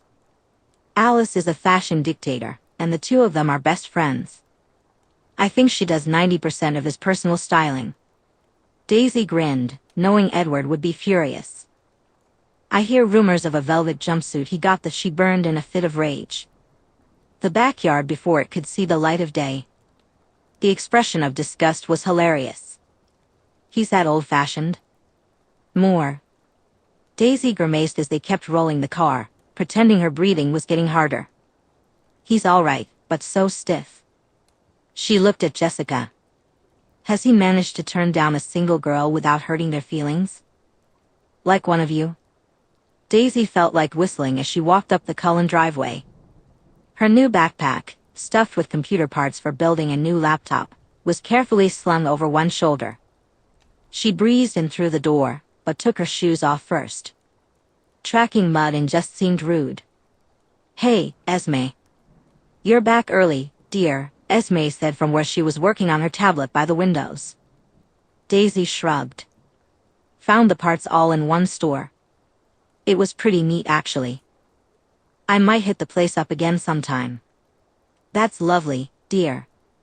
Anything else? Because you smell a bit like exhaust? Esme sounded and looked so motherly. Daisy settled on the couch, pulling out her finds and laying them out on the new coffee table. Yeah, I helped some humans push their broken-down car a bit. Hopefully, given enough incentive, the high school girls of Forks will think Edward is completely unfuckable by June. Esme laughed, her eyes crinkling warmly at the sides. Oh, and how do you plan on accomplishing that? It won't be that hard. A few bad habits and he'll be boring and vaguely off-putting instead of alluring. For now, Jessica Stanley is under the impression he's a rude and depressing religious stick in the mud. It won't be hard for him to prove that impression. And once one girl decides he's lame, the rest will start to follow. Daisy grinned. The dream is so pretty, so unfuckable. Esme tapped her stylus against the edge of her tablet. Is that not possibly slightly mean? I think leaving him to be drooled over like a raw steak surrounded by wolves is far worse. Meaner. Daisy began to open some of the packages of parts and laid them out neatly. He's never going to integrate with humans while they're lusting after him. She glanced at Esme. Seriously, you guys need more human contact. For anyone who's looking, you stand out like a sore thumb. Esme sighed and shook her head. I have a feeling you are quite paranoid. It's not paranoia if they're really out to get you. Daisy opened her computer toolkit and cracked her knuckles. She truly enjoyed building new machines. And I'll have you know you guys are the subject of town gossip, and not in a good way. Being the weird family but still part of the group is one thing, but you aren't considered part of the whole. She looked at Esme again. Seriously, you need to join a community garden, or run for the school board, I don't know, join a Save the Owl group. But you need human contact. The silence wasn't awkward as Esme considered this. Our cover has worked for a long time. Why does it matter that we change our approach now? And not just because it will help us blend in better. Daisy's eyes flicked up from her work. Because you all are lonely. You're keeping yourselves apart from humanity, and it's making you kind of miserable. The human life I could have had thing, and judging humans for not doing what you wish you could have done, it's weird. Humanity shouldn't be on some pedestal and judged bitterly for not living up to it. Well, that's certainly something. Why do you think that? Esme asked, her frown deepening. Daisy shifted, not wanting to make Esme unhappy. Well, the humans I helped were Coach Clapp and Jessica. Yeah, joking about your teachers is kind of standard, but some of it was just snide. And Coach Clapp comes across as perfectly normal, with nice, non-creepy vibes. And Jessica's just a teenage girl who thinks Edward's hot, like she's not the enemy. I'd understand if Edward really were 17. Teenagers crushing on you can be overwhelming, but we're all adults. He hurt her feelings, and he definitely hurt the feelings of every other girl at that school who showed interest in him. And Rosalie. Daisy paused, recognizing the trauma there, but Rosalie was condescending whenever teenagers were mentioned. Esme sighed and lowered her tablet onto her legs. I suppose the self-hatred some of our coven engage in isn't subtle either. Daisy continued, I've seen Jasper's charity folder. He spends most of his time funding every human rights initiative he can find and writing passionate papers about how the whole glorious South thing is nonsense. He's convinced he's a monster, unworthy of any positive recognition. That was frustrating. Daisy had met hundreds of people with troubled pasts who made mistakes when they were young and foolish. Yet, very few devoted their lives to making amends.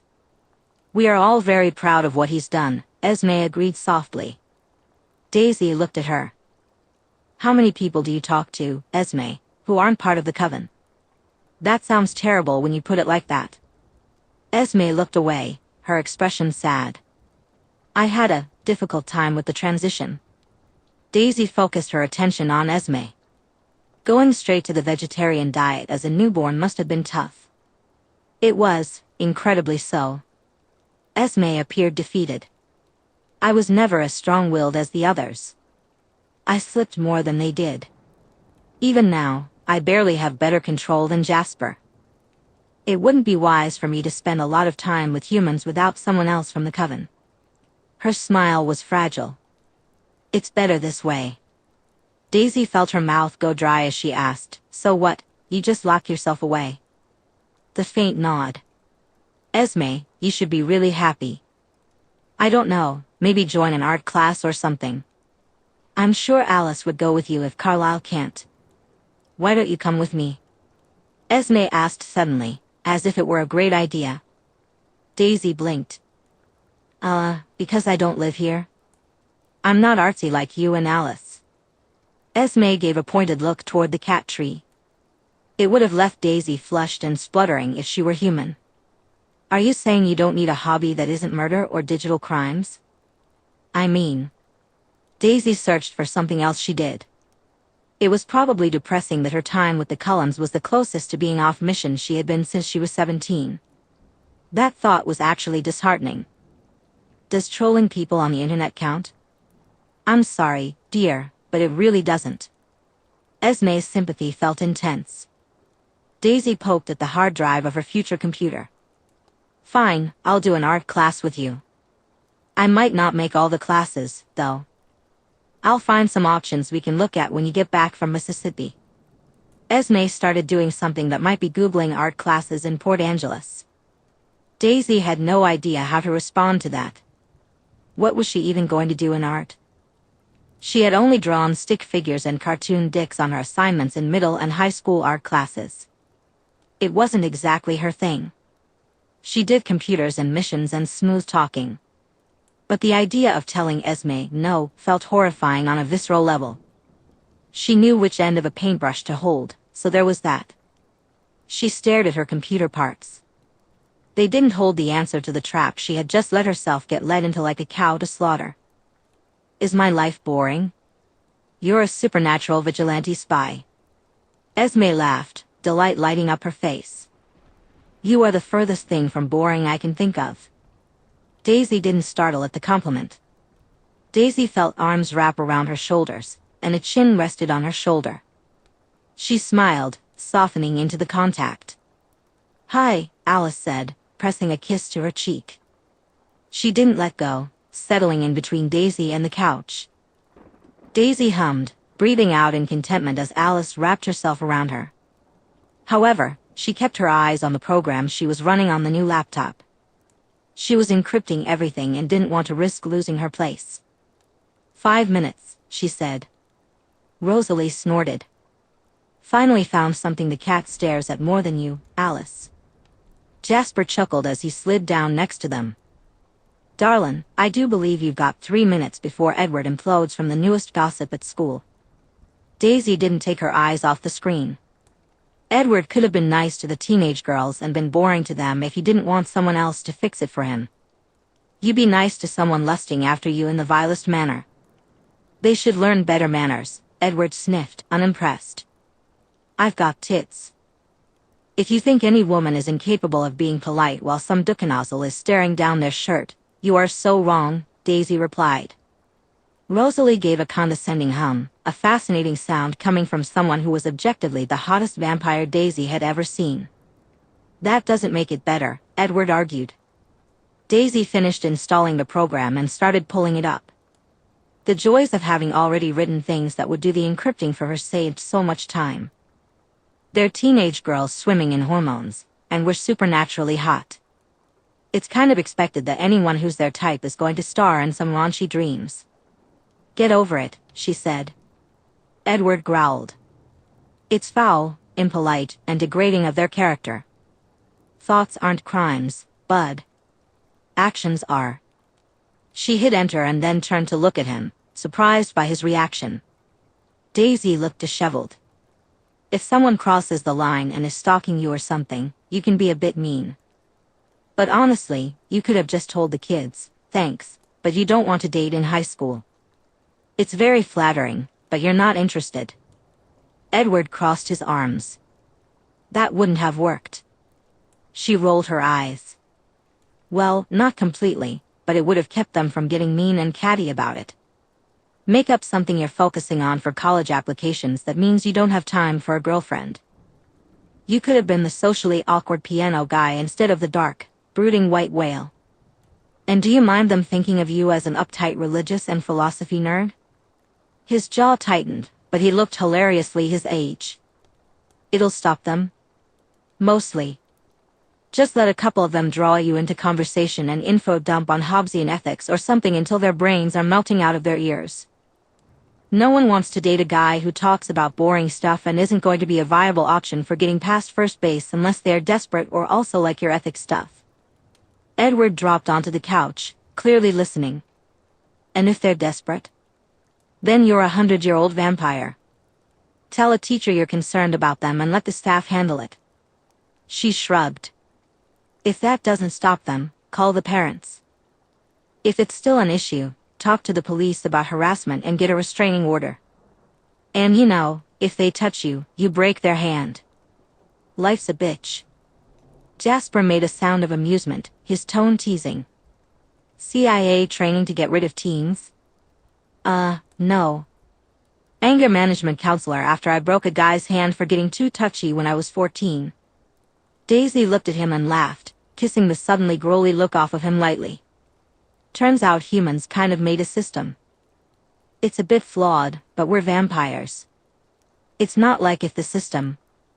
We're going to get hurt, Edward said. Emmett made a thoughtful noise. I can make sure some idiots get stuck in detention for looking at Rose. That sounds nice. Daisy glanced back at Edward, who still looked a bit sulky but was also calculating. And if they actually like your philosophy stuff, just tell them no romance and enjoy having a friend. She was feeling exhausted from all the emotional talks. It can't be that easy, right? Edward groaned and pinched the bridge of his nose. It's really that easy? Daisy grinned. Yup. Chapter 18. Jasper had been working at the safe house to make it livable. Sitting by the phone and monitoring the computers while Daisy's program sorted through thousands of local newspapers for the name Alice was boring. He glared at the screen as a ping signaled that another possible Alice collection had been finished. Setting down his paintbrush from the drywall he had been painting, he made his way to the command center. He clicked on the collection of possibilities and skimmed through to see if there was anything useful. He hated this. Alice was busy in library basements going through archived, non-digitized newspapers while Daisy was breaking into police stations. And here he was, waiting for a call back from any of the historical societies they had reached out to, keeping an eye on Daisy's programs as they dumped more archives into the system. It felt kind of useless, even if he knew he was actually helping. Again, there was nothing that matched their Alice. Jasper ground his teeth but got up from the computer and returned to the wall. It was still early. This was the last section of the wall he needed to repaint, and then he could start decorating. If he was lucky, Alice wouldn't notice, and it would actually surprise her. They were not going to spend their first Christmas, all three of them, in a murder studio apartment that smelled like paint fumes. 20 minutes later, he turned on the huge fans he had found at a Goodwill and left every window open. He would leave the door open too, but it was a terrible neighborhood, and Daisy would kill him if he got her computer stolen because he left the door unlocked. He eyed the windows, thinking that if it wouldn't be too annoying, he would suggest bars. Still feeling sulky and knowing it was ridiculous, he shut and locked the door before heading for the rental truck. He was determined to get a Christmas tree, no matter what. Jasper looked at the trees on the lot. They were all tied up, making it hard to tell which ones would be the bushiest. But he was mostly sure he could find a good one. Alice would want the perfect tree, and he was determined to get it for her. Daisy had a sweet flicker of disbelief and hope whenever someone included her in any holiday-related activity. She would likely be just as touched by a branch as she would be by a whole tree. The eggnog, though, that would thrill her. He would not mention that his part cat mate was content with milk. He stopped in front of the noble firs. They were expensive, but he didn't care. As Alice would say, they were classic. He wasn't sure why this type of tree was considered classic rather than a regular fir, but he didn't care to ponder it. Discerning taste there, the tree salesman said, appearing like a shark drawn to chum. Jasper sized up the man, who wore overalls, flannel, and had a patchy beard. First Christmas with a new girlfriend. Needs to be perfect, and I've been told these are classic, Jasper replied. The man's face lit up with a mix of victory, amusement, and nostalgia.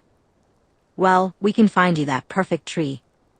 How big do you want to go, young man? 6 feet and as bushy as we can get. Jasper appreciated the open air. The smells from the roadway, the trees, and the strong cologne from the salesman made it bearable to be around humans. Still, he wouldn't want to be out here long without Alice or Daisy by his side. You'll definitely impress that girl of yours with something like that. And is that a Texas accent I hear? The salesman asked, guiding him toward a group of trees that were just the right height. Jasper gave a stiff nod. Even with all the other smells and the declining wild hog population nearby, humans still smelled surprisingly good. Houston. Good ear, he said, frowning as he examined the trees. How do you know which one is fuller? Do you have enough lights and ornaments for a tree like that? The salesman laughed at Jasper's expression. How about I give you? Do you need directions to a couple of places and help getting that tree into your truck? Jasper would have cried in frustration if he were younger. He felt a loss of control. But he was older now. While it felt like a failure, it wasn't a human. He sat in the muddy slush of a ditch, a feral pig drained of blood lying before him. It was just a pig. He wiped his mouth with the back of his hand. The roaring, raging beast within him was satisfied enough to be crammed back down again. He had managed the tree, along with the eggnog and cookies. But by the time he got to the Christmas decorations for the tree and the apartment, it had been hard. Even now, he wanted to turn around and find a human. It would taste so sweet. The relief, the brief freedom from the part of him that was a monster. But that was something he wouldn't allow himself to have. He stood up and pulled his shirt off as he walked back to the truck, wiping the muck and smears from his skin. Climbing into the truck, he started the engine and sighed as he pulled out into traffic. His cell phone rang, and he answered it, putting it to his ear. You saw that, love? Always. I knew you would stay strong, Alice replied with kindness and belief he didn't feel he deserved. He hummed in response. It was close. You don't give yourself enough credit. Alice's smile came through in her voice. You and Daisy have a conversation that's important later. If I'm there, I'll give away too much. And yes, she was pouting. Jasper considered that as he drove smoothly along the road. Not going to give me more of a hint than that, darling? You'd overthink it, she chirped. He laughed, shaking his head as he drove. You do know that means I'll overthink overthinking now? Just be yourself. You are more than enough. I'm expecting the perfect tree I saw when I get home, however. Jasper wished Alice was there. He wanted to take her into his arms and breathe her in. I don't like being apart so much. I would suffer this 1,000 times over for you, but I wish we were side by side for all of it. We'll all be together tonight, my darling man, she replied. Jasper clapped his hands together as he looked at the tree in its stand. It was a good tree. It was time for a shower, the decorating and unpacking could wait until he was clean. He stared slightly despairingly at the bathroom. He had done his best, but it was still smaller than Alice's closet at home. He tossed his dirty clothes into the hamper, then turned on the shower and stepped in. The heat felt nice, and cleaning the grime from his body was refreshing in more ways than just physical. He wondered what he would have thought of modern showers when he was human. If they had felt as good as they did now, he would have never wanted to get out. He stayed in until he felt settled, his instincts chained and under control once more. After drying himself with the towels that were barely acceptable, he smiled at the thought of Daisy's ideas about thread count. The towels she had brought had been turned into work rags for the remodeling. He couldn't help but smile when he saw Daisy in scrubs, putting perishables into the fridge. You're back earlier than expected, he asked. Milk and cookies, she replied, raising an eyebrow at him, her amusement warm and easy.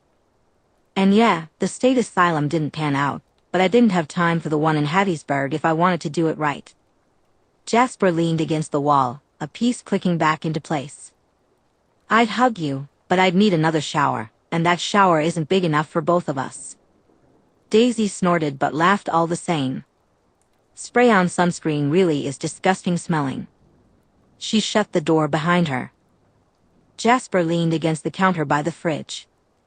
Alice called. She was definitely joking with me, so I expect her to have visited at least 4 boutiques before she gets here. You might want to figure out what to do with those boxes of Christmas decorations. I don't want to trip over them as this place turns more into a storage locker. You mean livable space that wouldn't infect a human through osmosis? Jasper replied, feeling proud of what he had turned the little studio into over the past week. Daisy's lopsided grin grew. For your old-timey constitution, the drug-pad murder property might have been enough to kill. For us modern, non-relics, however, it's pretty harmless. Is that so? He chuckled. Well, I'll have those sorted by the time you're out of the shower. Daisy pushed off the counter. You better have left me a little bit of hot water this time. And as much as I enjoy the view, we'll be doing something other than decorations if you still look like that when I get out. Jasper had planned to get dressed, but that suddenly sounded unappealing. Noted, darling. Daisy rolled her eyes, but the sweet sensation of her feelings every time he or Alice called her something affectionate bubbled pleasantly inside him. She brushed past him. No comment on the hot water? I had a snack on the way back from Christmas shopping, Jasper offered, gently touching her. He felt the settled but still present frustration he needed to express.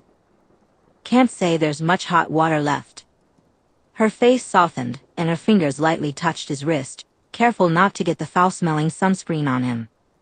They had made the mistake of kissing someone who had been sprayed with it once, and only once. Alice and Daisy spent the next 10 minutes washing their mouths out. In this moment, her voice was kind, just as he had known it would be. Hey, you did good. Her sincerity felt tangible. Jasper closed his eyes and nodded, letting her emotions wash over him. Just hit the rush on the place after work and when school lets out, he said. Hey, your veggie thing is hard. Next time, just call if you want some company. She waited for him to nod before disappearing into the bathroom. He sighed, but his eyes landed on the boxes of Christmas decorations. If he hurried, he could probably get the tree lights and tinsel up and stack the rest neatly for later before Daisy was done. It did take a while to get the sunscreen off. Nodding to himself, he got to work. Jasper was grateful for how quickly they could move. He had been helping to hang Christmas decorations for decades. One tree with lights and tinsel didn't take too long. He laid out on the bed and very much did not get dressed. He felt completely smug at Daisy's mix of want, heat, and amusement the moment she stepped out of the bathroom and spotted him. There were benefits to studio apartments. That's just unfair, she said, her eyes sweeping the room. So, are we waiting on Alice to decorate the rest of it? He smiled and kept eye contact. She does love holidays. It's making her miserable to let Rosalie plan the family New Year's celebration. I was already figuring we weren't doing any investigative work on Christmas Day. The honest fondness and visceral affection Daisy had for Alice radiated from her, filling Jasper with hope that they were headed toward a happy ending. He was too pleased to swear when the work phone started ringing. Refusing to tear his eyes away from Daisy, who was walking toward him, he reached blindly for the phone and answered. He really hoped it was a telemarketer and not a lead. Ms. Avery's phone? He said. Daisy raised an eyebrow as she sat on the edge of the bed, watching him curiously to see if there would be a change of plans. There was a brief pause before a woman's voice came across the line. She had a West Coast accent, professional but not old. Is Ms. Avery available, or should I call back? A jolt of emotion surged through him. Daisy felt a rush of recognition as she heard the voice on the phone. She quickly reached out to grab it. Whoever this woman was, Daisy felt a fierce loyalty and connection to her. Bobby? So we're on first names now, Miss Avery? You got a sexy secretary or something? The teasing tone was clear. Daisy's emotions were evident. She loved this woman, platonically, but it was love nonetheless, deep and established. How time-sensitive is this? Because the sexy secretary is naked and in my bed, and I had some plans for him. Daisy's gaze remained focused on Jasper as she spoke. He couldn't begrudge her this Bobby, especially since he sensed she wasn't a threat. In fact, he felt relieved that she had bonds outside of their small circle. Still, he liked the idea of calling her back later. He started to sit up, ready to distract her, but Daisy's hand landed on his chest, gently pushing him back down. She gave him a look that clearly said, "Stay. I was hoping you could make sure a job is legitimate, but it can wait a few hours if I give details about your sexy secretary," Bobby said. Daisy was so pleased, and it was wonderful to feel. "I'll call you tomorrow. I might even tell you about his equally sexy wife while I vet your job for you." She ended the call, ignoring Bobby's surprised exclamation. Her full attention was now on Jasper. "So how long do we have before we should start cleaning up the needles?" Jasper felt warmly content as he nuzzled into the hollow of her throat. They smelled like each other, as they should. The only thing that could make this moment better was Alice coming home. He tightened his arm around her waist. "What is it?" he asked, sensing her shift into thoughts that brought delicate and complicated emotions. "It's unfair that you can do that," she grumbled. Daisy absent-mindedly ran her fingers through Jasper's hair. "I was just wondering something," she said. He replied, looking up to meet her amber eyes. He felt calm, knowing Daisy was here while she asked her question. Alice was always right about him overthinking. Daisy hesitated but finally asked, "What's a mate bond like for vampires?" "I know how it works for shifters, and obviously, it's a thing with vampires." "How does it work for shifters?" Jasper asked, frowning slightly. He regretted dismissing Alice's advice and realized he should have thought this through more. He wanted to hug Daisy but also felt concerned about revealing too much. She smiled lightly, her curiosity blending with a sense of safety. "It's like first sight and gravity shifts. The center of your world changes from what was important before to them. It feels like an inescapable destiny, soulmate and all that. Then, just like that, it's forever." "And that frightens you?" he asked, gently touching her cheek as he observed her expression. It was rare to see her vulnerability, even though he often felt it from her. Daisy tilted her head slightly. "I mean, yeah. To have no control over it. The only way to break it is through forced separation and active intervention from your pride, pack, or whatever. They'll only do that if you imprint on a kid or something. We don't even know if that will happen to me because of the whole hybrid issue." "It's different, but not that different," Jasper said, considering his words. "We don't just see our mate and know. It usually takes a few hours to suspect, and a few days to truly know. But it's easy to lie." Daisy squeezed his side gently. "How so?" "We're driven by our desires, our most instinctive drives. The line between lust and love is very thin." He nuzzled her cheek before pulling back. "We can experience possessive lust, a desire for another that can consume, even a kind of love. But it's all heat that scorches and consumes. A mate is home." He looked at her and risked everything. "I could show you." Daisy hesitated but then nodded against him, her emotions flickering. She trusted him. He let his deep certainty of her well up inside him. It was easy, and as he felt it, he let it soak into her. Jasper didn't look away as wonder spread across Daisy's face. That terrible loneliness that always haunted her pulsed for a few seconds with a gut-wrenching desperation before she leaned up and kissed him. Jasper allowed the emotion to fade, leaving only her feelings within her as he kissed back. He pulled back slightly and asked, "What was that for?" "I don't know. Just that you and Alice have that for each other." Her thumb ran along his cheekbone. "I think that's kind of beautiful." He wanted to tell her that it wasn't exactly the same as what he felt for Alice. His feelings for Alice were more established, flavored with time and knowledge. But he could see how delicate Daisy felt right now. It wasn't time for that. What she felt for them was intense, but it wasn't made bond intense yet, even if it held that potential. So he allowed himself to enjoy her startling kindness. Well, it took time for Alice and me. I knew she was mine and that we could be what we are within an hour of leaving that diner where we first met. Within 2 days, she was in my bones, irrevocable and forever. He rolled onto his side, watching her. I didn't fight it, but it can be fought. It took Rosalie a year to accept Emmett as her mate and let the bond form fully. Is it one person in all the world, or just rare, or what for you guys? Daisy asked as she sat up and got out of bed, grabbing a shirt. He sighed but followed her. An individual may have a few potential mates throughout all of human history. Perhaps a dozen chances at real, perfect happiness. But it can be rejected. Some go centuries without meeting a singular potential mate. Others meet their potential mate while still human, often leading to the human half of the pair being turned within hours. It's not exactly one and only, but it is nearly so. Jasper ran his fingers through his hair, fixing it a bit. Once we let the bond form, it's forever. Whether the other half of your soul bonds back isn't something that can be controlled. The process of the bond forming is the greatest risk our kind will ever take. So Edward's never met a potential mate then? Daisy asked, curiosity evident as she pulled on her pants. Jasper nodded. Most likely not.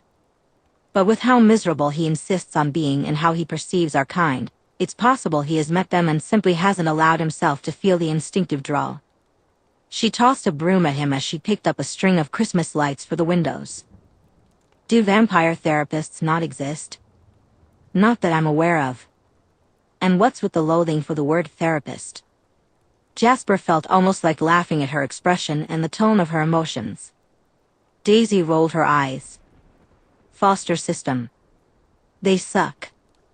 Jasper moved quickly, wrapping his arms around her and pulling her back against him. He pressed an open-mouthed kiss to the side of her neck. You know, the empathy thing is a dirty rotten cheat. Daisy leaned back into him before pulling away. Come on, we need to clean up. He hummed, reluctantly letting her go. Do you think we should get a rug? You do know we're not actually going to live here, right? This is just a crash pad for the 2 weeks we're here, and then I was going to rent it out.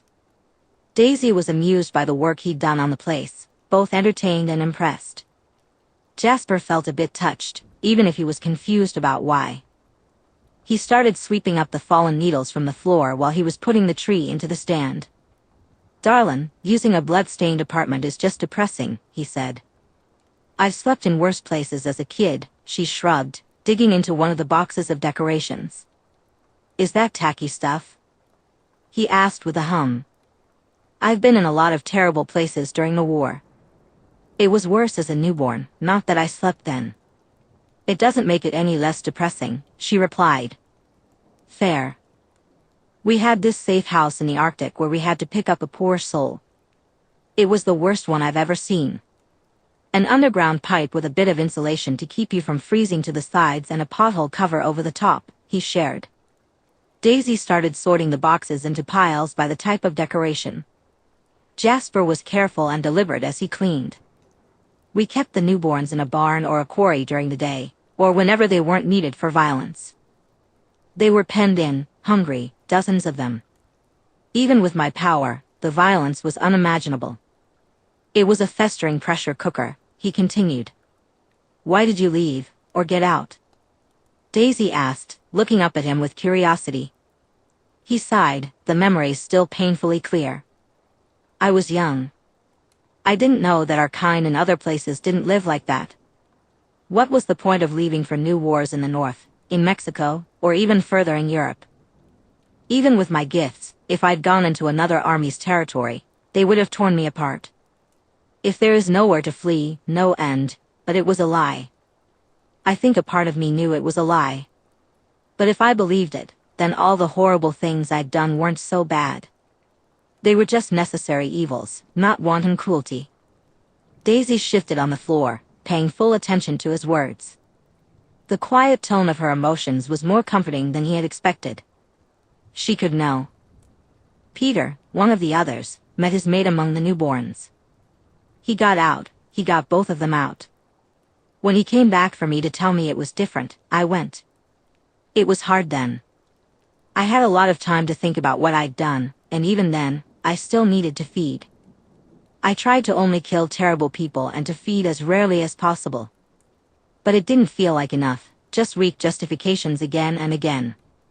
Daisy's voice was kind. And then you met Alice. And then I met Alice. He smiled, buoyed by his adoration for his wife. She knew of a different way, a better way. I've struggled, but I've never looked back. Daisy smiled gently at him. Being lost and not knowing how to do better isn't the same as choosing evil, you know? That's something Alice tries to tell me. But it doesn't make it right, he replied. She didn't disagree with him. No, it doesn't. Nothing makes it right. But actually changing, putting in the work to help and undo what evil you can, that's nothing to scoff at. He stilled, the two of them just staring at each other. He felt a great well of gratitude at the understanding between them. It suddenly made sense to him why someone like Daisy would consent to be anywhere near him. It wasn't Alice's sweetness, her optimism, or boundless love. With Daisy, it was an acknowledgement of who he was here and now. She didn't forgive him or consider his past even forgivable, really. But she saw that he'd changed, that he'd become a better person, and thought this version of him was worth her time. If I ceased to be me, you'd kill me, wouldn't you? It'd suck, but if you needed to be stopped, yeah. She didn't turn away from the truth of her words. It would hurt her to do it too, but she'd do it. Jasper's voice cracked. Thank you. Chapter 19. Daisy was sipping eggnog, enjoying it because being part tiger meant she had a bit of an obsession with dairy products. It was new information and somewhat terrible, but it was almost as nice as steak. She liked watching Alice and Jasper argue about ornament placement. It looks nice, Alice said. But it's not perfect, Jasper replied, his eyes wide as he tried to give her his best puppy dog look. Alice huffed, her hair still wet from a shower, and pushed the box of Jingle Bell ornaments toward him. We need to put them all on, she insisted. But love, we won't have room for the cowboy cactus light strand if we do that. Daisy snickered into her eggnog. They had been going back and forth, with Alice trying very hard not to say the cowboy cactus lights were hideous and that she would never allow them on the tree. Jasper was trying to pretend he didn't know that but also thought they were adorable. Still refusing to take a vote? Alice asked, looking at Daisy with a hint of frustration. Her earlier pout hadn't won Daisy over to her side of the tree argument. Daisy grinned, feeling a bit sorry for them. I mean, you could keep arguing about it, or we could just put the lights around the window with the tinsel. It was hilarious to see Alice's eyes narrow. She really did hate the cheesy light strand, which was absolutely hypocritical considering the reindeer antlers she had placed on Daisy's head the moment she had walked through the door. I'll get the lights up, Jasper said, seizing the opportunity as he moved straight to the window with his hilariously cheesy holiday lights. Daisy set her empty mug in the sink and took 2 steps to the tree. So, where am I hanging the jingle bells? The higher branches, please. No more than 1 bell per branch, Alice instructed as she hopped to her feet and pressed a kiss to Daisy's cheek. Daisy smiled as she accepted the box of bells. It felt sweet. She was pretty sure they made up reasons to argue just for fun. So how many Christmas movies are we watching? As many as possible, Alice replied, happily changing the Christmas music. They were listening to a more upbeat Christmas album. Alice poked Daisy's nose and said, and no missions on Christmas Day. We're spending it together. She turned to Jasper and added, your idea for a rug in here is excellent. Jasper looked smug as he winked at them. I can pick one up as soon as I get these lights up. Tomorrow, we won't need sunscreen, Alice said with a bright and infectious smile. Daisy slumped in relief. Oh, thank God. Daisy laughed into Alice's shoulder as they watched Jasper take his turn at Christmas karaoke, complete with choreography. She didn't know if she had ever felt this happy and content before. Just here in this tiny little studio apartment, which now felt far less cramped, with a tree that was too big for the space, cheesy Christmas music playing, and them together. It was nice, better than nice. It felt kind of stupidly perfect. Daisy yawned as she pulled into traffic, having taken the truck for the day. Going into an actual city meant that running wouldn't work. She knew she would have to sleep for a couple of hours tonight. Still, driving took longer than running, so she took the chance to call Bobby back, hitting speaker. 12 hours, 12 hours, I want so many details, Sestra, Bobby answered instantly. Daisy smiled.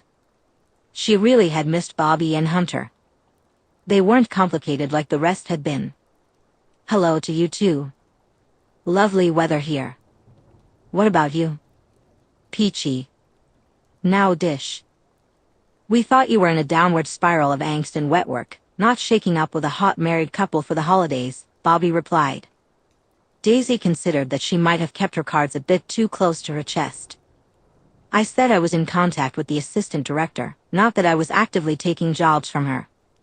Well, a couple, when I feel like it. And yeah, I wasn't expecting a bubbly fashion designer to drag me home with her to meet the husband. Can't say I mind though. Bubbly fashion designer, huh? Bobby was clearly amused. She smiled at the description of Alice. She's the most positively joyful person I've ever met. It's impossible to say no to her, and I really don't want to. Not just a holiday fling then. Bobby was piecing things together. Daisy didn't mind Bobby picking up on more. She had a long drive ahead and needed to sort through her thoughts. I met them not too long before I dropped by to see you and Hunter. Bobby whistled. So it's been going on for a while. Does that mean you're dating them, or friends with benefits? Friends with benefits. What they have as a couple is soulmate, forever stuff. I couldn't mess that up for them if I tried. It's just nice, and the sex is fantastic. It didn't feel entirely true as she said it, but it was the closest she had. It wasn't like it would ever be more. And she truly couldn't mess up Alice and Jasper if she wanted to, she would rather die than hurt them. And you're just shacking up with hot married friends with benefits for the holidays? Sure, that's not a romantic vacation at all. The sarcasm was clear. Daisy would have blushed if she still had blood flow. There may have been Christmas karaoke and tree decorating with eggnog and cookies last night. So, the super spy is getting seduced into a relationship without noticing by two civilians. Is there any time in all the holiday bliss to bet a transport job for us? Daisy frowned. That wasn't what was happening.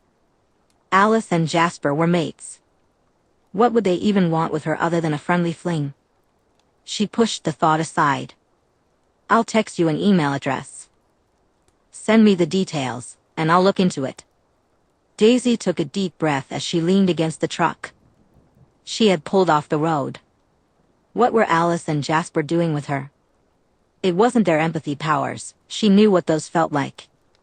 Her attraction to them remained strong, whether she was near or far. Despite being old and powerful vampires, Daisy was skilled at reading people. Alice had sensed something about her and chosen to seek her out. However, Alice's abilities were not absolute. She only glimpsed potential futures after decisions were made, and even then, she couldn't see every possible outcome until things were more certain. Alice had perceived a future worth the risk of pursuing a stranger and bringing her into their lives. That future definitely included Daisy being something significant to them. But that wasn't how Alice had described it when they first met. Alice had referred to her as part of their coven. The rest of the coven had acted that way too, especially after their initial tense encounter. Esme, Edward, and Emmett treated her like a new coven member. They welcomed her into their activities without any signs of territorial behavior. And vampires were notoriously territorial. Daisy suspected Edward hadn't been involved with anyone in the coven.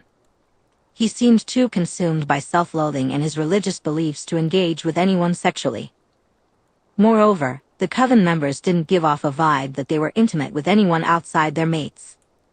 Yet, they all accepted her connection with Jasper and Alice without question. It was strange because vampires were fiercely protective of their territory, their covens, and their mates. Yet, Daisy had been welcomed into their world. The scent of them lingered on her skin, and she couldn't deny that she liked it. She enjoyed smelling like them and them smelling like her. But it was confusing. She had been marking them with her scent, hadn't she? The sunscreen had suddenly become unbearable after realizing this. Daisy had found the scent mildly irritating before, but now it drowned out the smell of everything else. She couldn't deny how comforted she felt having her scent on them. They were definitely doing the same for her. Jasper had focused on getting her covered in his scent instead of decorating for Alice yesterday. Alice was always touching both of them. Daisy remembered how Alice had painted Jasper's favorite flowers on her toes that first day. Her teeth ached. She hadn't shifted to her other form in so long, and it made everything feel intense. "Do you want to talk about it?" Daisy spun around, startled, and snarled before choking back her surprise when she saw Alice. "Alice? When did you?" "I was halfway to the library when I had a vision of a truck that looked like a tiger had carved it to pieces." Alice raised an eyebrow. "Wouldn't happen to know anything about that?" Daisy looked at Alice and realized it didn't matter. Who cared why they wanted her or what their plan was? In an instant, she was by Alice, pinning her against the side of the truck, their foreheads pressed together. "Nothing important," she said. "I don't need Jasper's powers to know something is upsetting you." Alice reached up to cradle Daisy's face. "You can talk to me, or Jasper if that's easier for you." Daisy shuddered and leaned into the contact, her eyes closing. "It's stupid, just something that got in my head." Who really cared why? She was happy and liked what was happening. Alice and Jasper weren't going to hurt her. If they wanted that, they could have done it already. "It's not stupid if it bothers you," Alice said, nuzzling against her jaw. "Come on, we can look at Hattiesburg after Christmas. You and Jasper are getting too cooped up." Daisy felt her skin prickly and tight. But what was a little discomfort? "No, this is important for you. I can keep it under control. You've been human without shifting for over a week." Alice brushed some of Daisy's hair out of her face. "I have been without answers for decades. It can hold for a few days. I would rather have you happy. Come on, I'll message Jasper. De Soto National Park isn't far from here." Daisy felt a flicker of relief at the thought of escaping the crowd.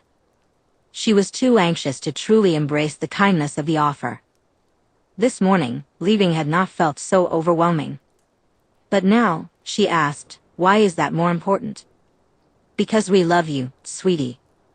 Alice kissed the tip of her nose, leaving Daisy feeling stunned. "But you two are mates?" "We are." Alice tilted her head slightly, her face soft with affection. "You haven't realized yet, have you?" "I wasn't sure." Daisy remained still, looking at Alice. "Realized what?" "We don't feel like a threat to you, do we? Not like everyone else does." Alice's fingers gently brushed the side of Daisy's face. "You feel that fizzle of danger around our kind, even with Esme, no matter how much you like her or trust her. But you don't feel it for us." Daisy swallowed, recalling how alarmed she had been by Jasper at first, but that fear had faded quickly. "No, I don't. Your instincts, the raging monster it wants us," Alice continued, her voice gentle yet firm. "You're drawn to us like a lodestone. It's heady and consuming, and your instincts purr with how right it feels." Daisy's chest felt tight, torn between wanting Alice to stop and not wanting her to stop. "Alice." Alice pressed her hand flat against Daisy's sternum. "Jasper and I have never brought someone else into our relationship. If I hadn't found you, we never would have." "Oh." Daisy felt the weight of Alice's words. The idea of Jasper and Alice being with someone else made her want to. Daisy felt a surge of emotions as she imagined herself tearing into someone. Alice smiled up at her and said, "It's okay, sweetie. Jasper and I want you, but there's nothing we can do to make you form that bond back. With you being you, and how fuzzy you make my visions, we knew you would accept us or not in your own time." "I don't. I can't." Daisy pulled back, even though every part of her wanted to stay close. What if I can't? Then you can't. Alice remained leaning against the truck and didn't follow her. We don't want you to be anyone or anything that you aren't. Daisy rocked on her heels before suddenly kissing Alice, all teeth and tongue. She didn't even know what she wanted, but she needed Alice. She couldn't bear the thought of the other woman going anywhere. One hand hooked at Alice's hip, pulling them flush against each other. A growl built in the back of her throat. Alice's hand on her chest pushed her back a few precious inches. Daisy, Alice said in a low voice, her eyes pitch black, get in the truck. Daisy panted, her mouth open as she scented the air, taking in Alice's scent. Her mind felt like mush, but she nodded and got into the truck.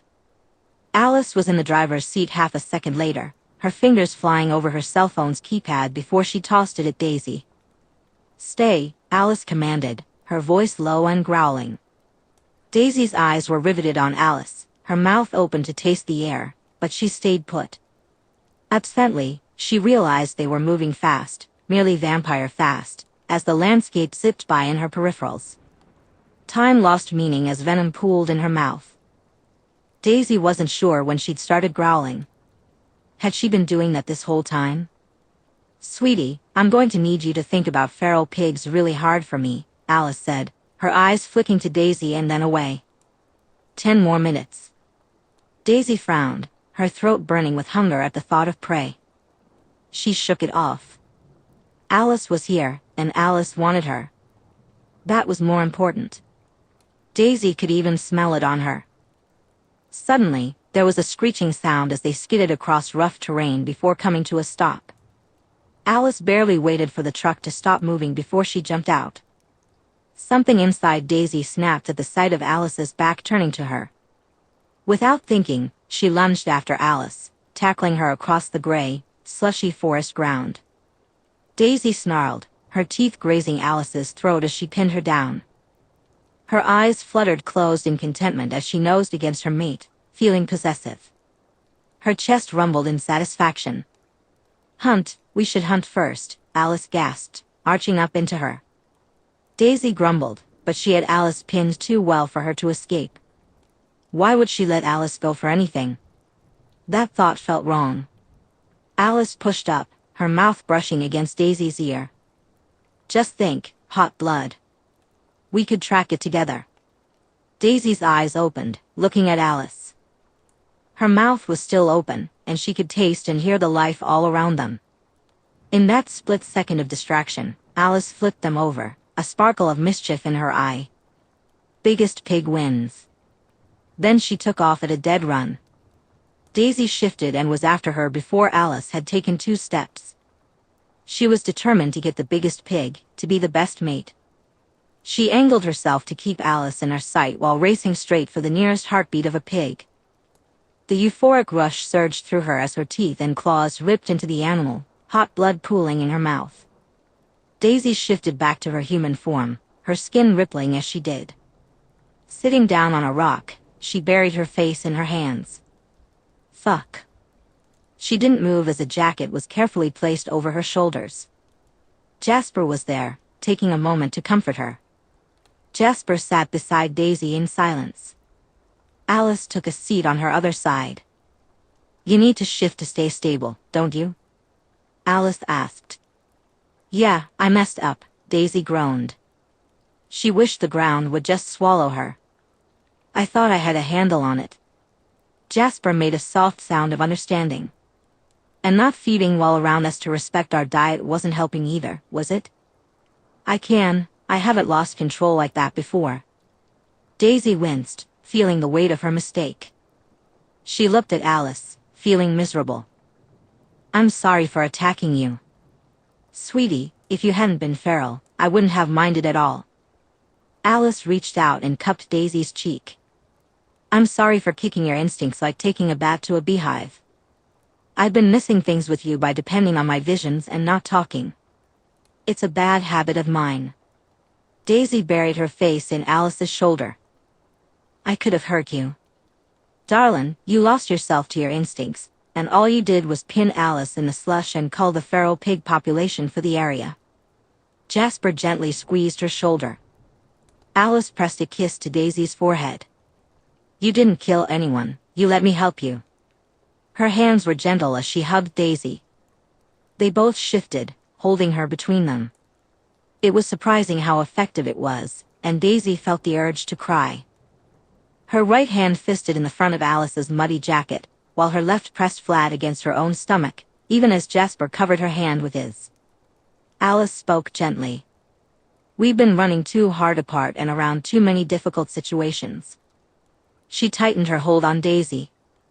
Though her voice was soft, it was firm. We're taking a break until after Christmas. Okay, Daisy accepted without argument. She felt that hollow, cave-like sensation after a good sobbing cry, even though there were no tears, just the remnants of chaos. It felt delicate as she spoke.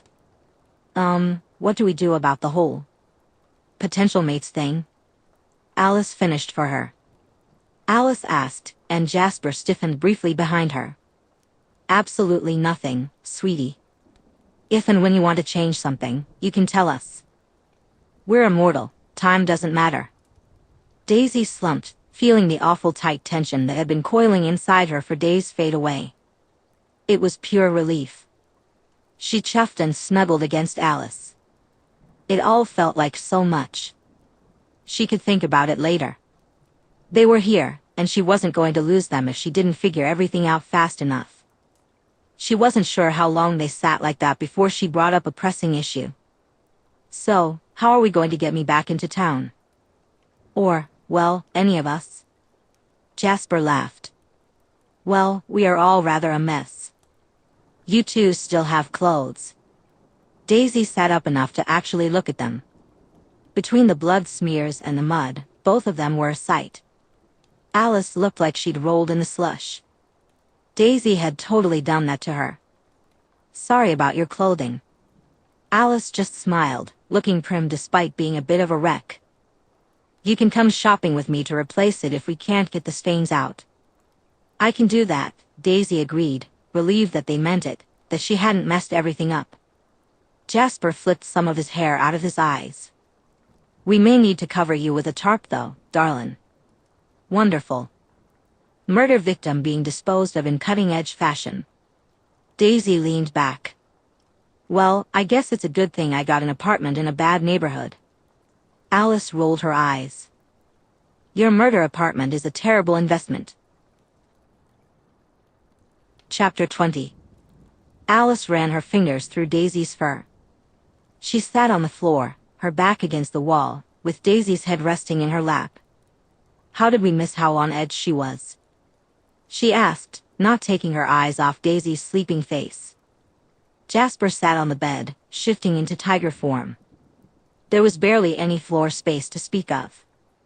His voice was modulated to avoid waking Daisy. She's alarmingly good at compartmentalizing. And thus both our gifts are half blind with her, Alice sighed. It was a problem she hadn't expected. I forget how young she is, barely out of her newborn year. It's phenomenal how controlled she is. Jasper huffed. Better than me, you mean? He didn't look upset when she glanced at him, ensuring he wasn't about to spiral into self-recrimination. She didn't need to worry, he was as calm and settled as he sounded. I agree, it's impressive. But I think, conversely, she doesn't know where her limits are, almost at all. Alice ran her hand over the top of Daisy's snoozing head. We should have noticed she hadn't been sleeping. We know to watch out for it. And we know to worry if she hasn't been shifting, Jasper said calmly, his tone indicating he was making mental notes and plans. Being in close quarters with humans increases how often she needs to feed. Alice's brow furrowed. It does for all of us. It does, but I think she dislikes acknowledging that. I do, but I've learned to do so regardless. She doesn't seem to have quite learned that yet. Jasper's voice was very gentle. She'd be devastated if she killed a human she did not intend to. Alice nodded, fairly sure he was right. I wouldn't have brought up something as emotionally and instinctively fraught as being potential mates if I'd realized. It just felt like the right time. We didn't want her to spook. She was agonizing over it. Jasper sounded pained. Alice hummed in response. She didn't say it, but she was so keyed up that if I hadn't found her, she would have torn the truck to shreds with her claws out of pure frustration. I saw the wreckage in a vision, which is why I found her. I'm not sure what was instinct and what was emotional distress, but she didn't understand that we love her. She asked how that was possible if we were mates. Well, we took the wrong tact with her then. He frowned, clearly frustrated that Daisy could think of herself as nothing but a quick fling for them. Alice loved how soft Daisy's fur was, the mix of golden brown and creamy white. Her tiger really was gorgeous.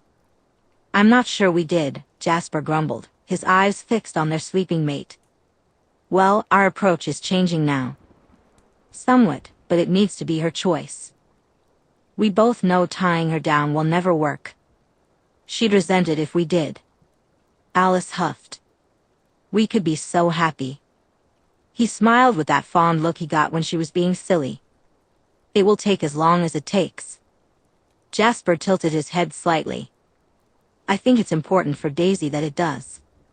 Do you think we should stay here, looking for my past? Alice asked, feeling lost. She desperately wanted answers, but if it was hurting Daisy, that was unacceptable. Jasper gave her a gentle emotional nudge of bemused adoration. No, she likes this, investigating, poking around, having a mission. It makes her feel useful. She's very focused on it. It's fun for her, and she cares deeply about finding answers for you. Alice felt a thrill of love and sweetness for Daisy. She was delighted by the person Daisy had proven herself to be. Her mates were so worried about trivial things and unable to see the bigger picture. Alice and Jasper admired how incredibly kind and good Daisy was, even though life seemed to trip her up at every chance. We're taking a break from looking for it until after Christmas, Jasper said. Good thing Christmas Eve is tomorrow, Alice replied. Jasper felt a twinge of jealousy. There wasn't much space for him on the floor without being in the way. He had just fixed up the place, and replacing a wall would be a hassle. I'm not sure if she loves Christmas or if she just enjoys being part of it with us, Alice said. But whenever we do holiday things with her, she feels like champagne. Champagne? Jasper asked. Bubbly and happy. I think I might have overlooked how on edge she's been. She's just so happy being with us, Alice said, her voice filled with warmth. I can feel she loves us, but it's not. Jasper paused. A mate bond yet, Alice finished, scratching behind one of Daisy's fluffy ears. Daisy twitched her back paw slightly from the sensation. We'll get there. I can see it, Alice continued, her brow furrowing. The next year or so is a snarl of possibilities and futures. They keep blinking in and out of existence. Wonderful, lovely, perfect, Jasper said without missing a beat. Well, we'll just have to tread carefully for a few months then. Our coven is strong. We'll find our way through. Alice would have kissed him if he had been within reach, but instead, she smiled at him and kissed the top of Daisy's furry head. Read to me, love, she asked. I can do that, Jasper replied, reaching for the tablet on the bedside table. Bronte or Dickens today, do you think? Alice considered it for a moment. What about Agatha Christie? It's been a while since we've read those. Alice tossed Jasper a bottle of brandy. Have you ever played Snapdragon? She asked, bouncing slightly with excitement as she looked at the unusually subdued Daisy. No. What is it? Jasper asked. Daisy was wearing the roomiest outfit, and it added to the light-hearted atmosphere. Alice and Jasper were in their apartment, dressed in sweatshirts and sweatpants, trying to take up as little space as possible. It was both adorable and sad, but they had helped Daisy come out of her shell before, and they believed they could do it again. Alice clapped her hands excitedly while Jasper chuckled. It's a Victorian Christmas game that Carlyle introduced us to, Alice said. I played it when I was human. It was quite popular once, Jasper added as he poured brandy into a wide, shallow bowl. It's both more and less dangerous for us than it is for humans. Daisy raised her brow. Dangerous? She couldn't hide her curiosity. Alice was thrilled at the idea of having enough people to play. You place raisins at the bottom of the bowl and then light the brandy on fire. We're flammable? Daisy asked, her lips curving into a smile. Alice hooked her arm with Daisy's and pulled her to the floor, where Jasper was setting the dish down, a fire extinguisher nearby. Nothing a feral pig or two wouldn't fix right up, Jasper said. That's not as comforting as you think it sounds, Daisy replied, but she followed along, allowing herself to be guided into a sitting position. Soon, the three of them formed a triangle around the bowl. Jasper's voice was warm, his accent thick. It's not meant to be safe, darlin'. You reach into the flames, grab a raisin, and extinguish it in your mouth. And you chant. Alice said, delighted as she dumped the raisins in. Here he comes with flaming bowl, don't he mean to take his toll, snip. Snap. Dragon. Take care you don't take too much, be not greedy in your clutch, snip. Snap. Dragon. With his blue and lapping tongue, many of you will be stung, snip. Snap. Dragon. For he snaps at all that comes, snatching at his feast of plums, snip. Snap. Dragon. But old Christmas makes him come, though he looks so fee. F.A. Thumb. Snip. Snap. Dragon. Don't you fear him but be bold. Out he goes, his flames are cold. Snip. Snap. Dragon. Daisy looked over at Jasper, genuinely smiling. So we're summoning a demon or a dragon? Pretty sure modern horror movies say this is a terrible idea. If we call a monster, I promise to protect you ladies, even if you have sharper claws, he chuckled. His hair framed his face in a way that was distractingly handsome. Daisy glanced between them, concern lightly painted on her face. But you guys don't eat? Do you just spit the raisins out afterward? Our venom will break it down. If we ate a whole bag each, it'd be horribly uncomfortable for a few hours. Alice wrinkled her nose. She had tried human food a few times. It tasted like dirt and gave her the worst stomachache until it was broken down. Alcohol breaks down easier than anything else, Jasper added while pulling out a book of matches. Daisy looked between them. And the lights are off because? Because the blue flames we breathe for a few seconds are beautiful. Alice clapped. This is going to be so much fun. Alice was deliriously happy and pleased as the sun rose outside. They enjoyed hours of laughter and blue flames, along with swears whenever the fire started to burn just a bit too much. Also, apparently, Daisy was very good at sleight of hand. She leaned over and kissed Daisy on the cheek. Where did you learn to do that? Foster kid and spy. I've got lots of criminal skills. Daisy grinned smugly as she flicked a card at Jasper. He caught it between two fingers. Well, you're just a regular card shark, aren't you? Oh yeah, crime pays. Daisy slipped a card out of her sleeve cuff that Alice hadn't seen her stash there at all. Jasper nabbed the card before adding it to the deck and shuffling. The three of us would clean up in Vegas. Too many cameras, illegal gambling dens, on and on, Daisy replied.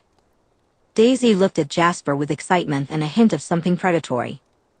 The smile on Jasper's face was all teeth and hinted at terrible things, which was unfair given how attractive they both looked. She appreciated their softness, but they were still predators. Suddenly, both Jasper and Daisy turned their attention to her, their eyes darkening as they left the deck of cards behind. Alice reached out, cupping the side of Daisy's face, and leaned in, brushing their noses together. While she appreciated their enthusiasm for a mission, she didn't think that was what Daisy needed after yesterday. There would be other times for that. She smiled at Daisy, who softened in response. We should drive up to where there's snow, not just slush, and have a proper snowball fight, Alice suggested.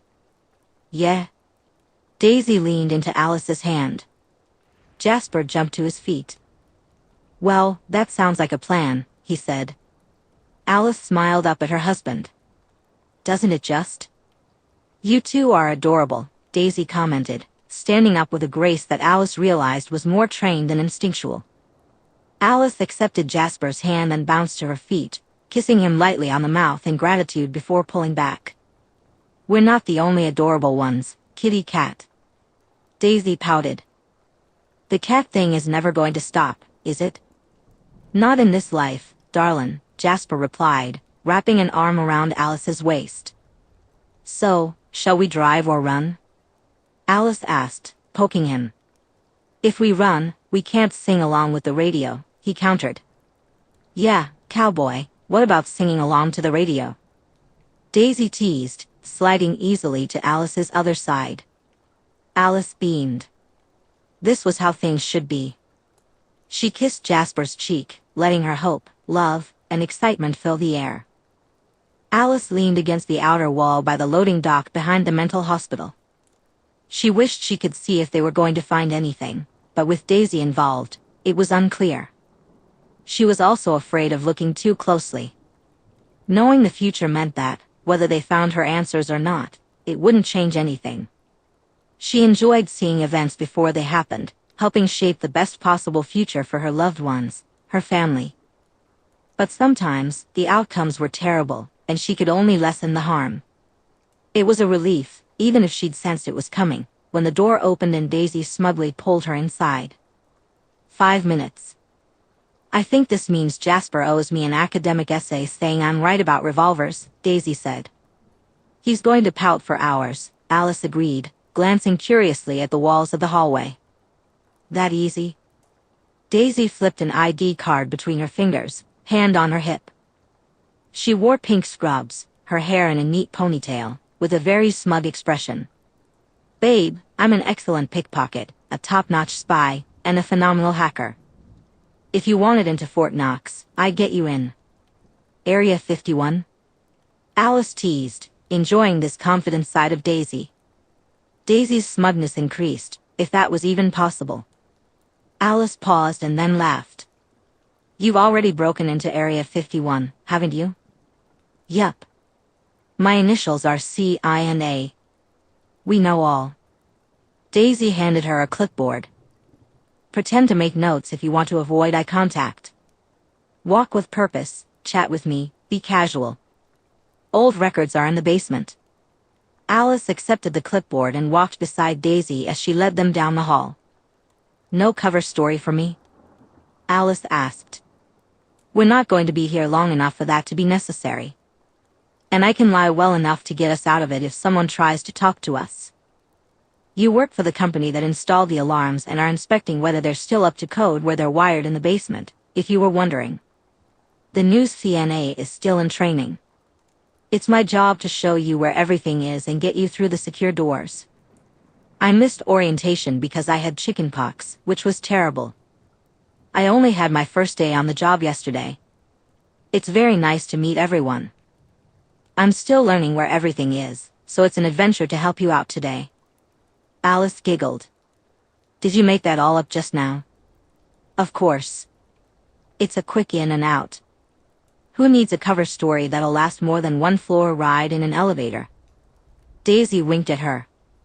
Alice shook her head, but she felt better with Daisy by her side. The lump of dread in the back of her throat, which she had felt all last week while going through library archives, was nearly gone. I wish Jasper was here with us. Hey, he's at the library. We'll meet him there before we break into the regular hospital's medical records building. We made sure he was nice and snug in a quiet corner. Daisy gently nudged their shoulders together. We got this. Alice looked ahead at the walls that could use more paint, the floors that had been dirted and mopped so many times that they never quite looked clean, all lit by awful fluorescent lights. Do you think we will actually find something? It's not a certainty. The teasing humor faded from Daisy's voice, replaced by understanding and kindness. A lot of time has passed, and records from that far back are sketchy at best. It's a good lead though, and even if we don't find answers, we've filled in more of the negative space and ruled some things out. I guess it comes down to whether someone was hiding you or not. Alice worried the edge of the clipboard with her thumb. Hiding me? You mean my family was ashamed of me? No, and if they were, it's their loss. Daisy bumped their shoulders together again. I mean your maker. If someone or something was after you, it's possible your maker, or whoever left you in that forest, was trying to hide you. If they were, I don't think we'll find any paper trail, unless they were sloppy amateurs or they died before they could get to it. I've never heard of a vampire just abandoning their newborn like that. If you had gone on a rampage, the Volturi would have shown up, tracked down your maker, and destroyed both of you. Alice swallowed. How likely do you think that is? That something dangerous was going on? Pretty certain. The way you woke up is strange. Really strange, and I'm a hybrid. But considering how fast we can move, it's possible you were in a neighboring state, and Mississippi is a dead end. I wouldn't give up on the mental facility idea until I've crossed off every mental hospital in a 2-state radius from here. Daisy reached out, taking Alice's hand and entwining their fingers.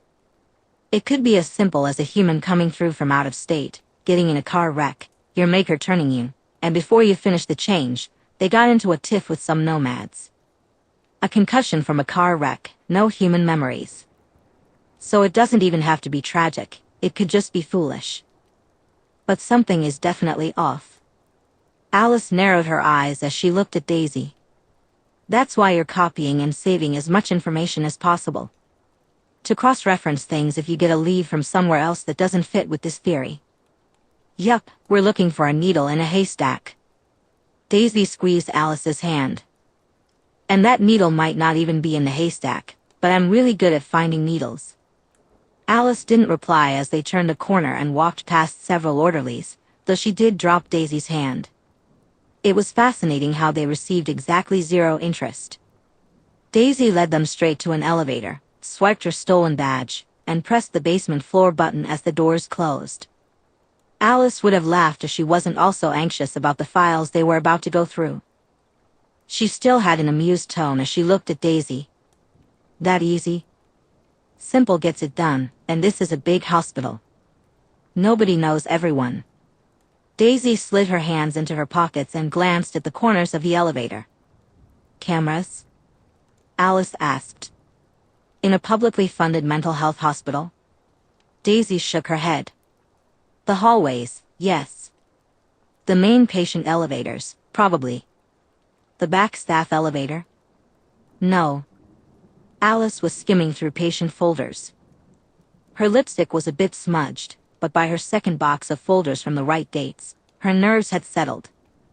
The room smelled dusty and musty, with a tang of antiseptic reaching even here. The folders she was looking through were from 1920. The photos and notes from this time were horrifying. It was shocking what humans would do to fix one another. It left venom pooling in her mouth. She was glad Jasper wasn't with them. He would have stopped her from looking by now.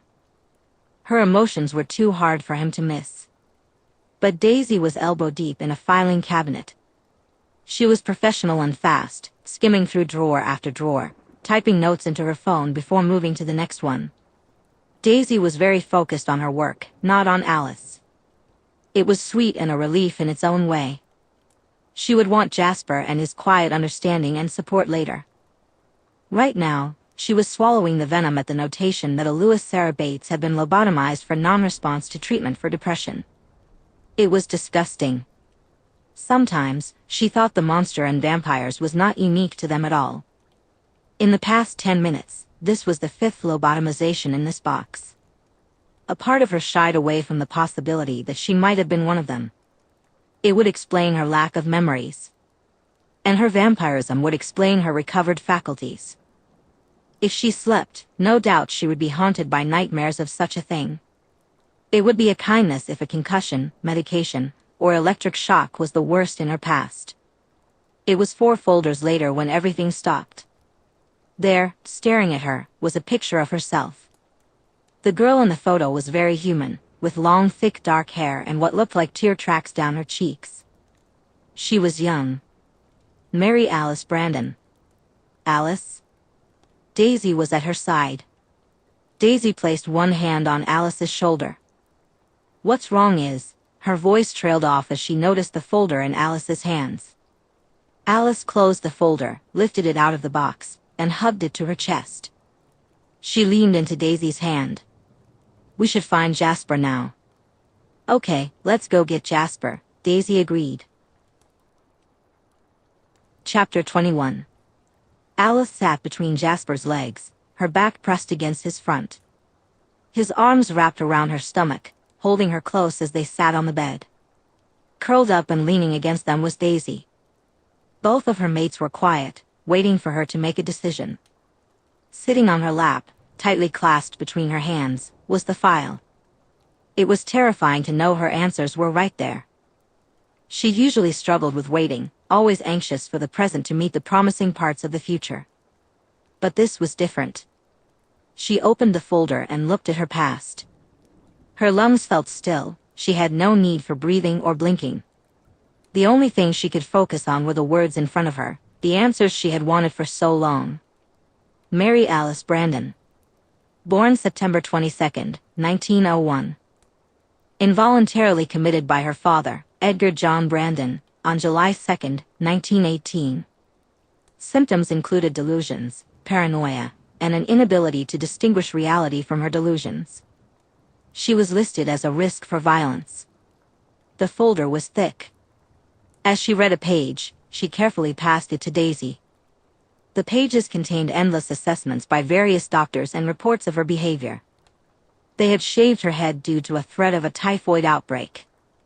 They diagnosed her with psychosis. When she turned 18, they had put her in a brief insulin coma. Then there were orders for metrazole shock and electroconvulsive therapy. The doctor in charge of her care had noted that he believed a frontal lobotomy was inevitable in her case. The horror was laid out in unflinching, unsympathetic type and scrawled notes. She had begun to have seizures from the treatment. In 1919, she had tried to starve herself. They had force-fed her until she ceased to be difficult. Somehow worse was the written summary of her delusions. Upon being admitted, she had insisted that she wasn't mad, that her father had killed her mother and that he intended to kill her. It was chilling. Alice wasn't mad, she had a sense of what was to come. Over time, reports indicated she had predicted various events. A nurse would become engaged, a janitor would find a penny, and her sister would fall from a tree and break her arm. It was noted that she was in good spirits before slipping into dark moods and despair. The notes suggested that these mood changes often coincided with her being scheduled for another electroconvulsive therapy session. She had a sense of what lay ahead. "This orderly, Joseph Cross, I think he was helping you," Daisy said, pointing to some papers she had been sorting. "Look, he's almost always the one who orders new socks and other supplies for you. He's also made formal requests for increased observation between treatments." Daisy tapped her finger against her knee, deep in thought. Jasper hummed in response. "Do you think he was trying to delay things?" "Yeah, that fits," Daisy replied, flipping through the records of Alice, or Mary's, delusions. "Look, the visions recorded became less frequent and less dangerous after his name started appearing." So either Alice realized it was worsening her situation to share the bad things, or he advised her not to, or he was removing the dangerous entries from the records. Alice swallowed hard as she reached the last few pages. "I had a vision about blood and being torn to pieces 2 days before I escaped." Her voice sounded hollow to her own ears.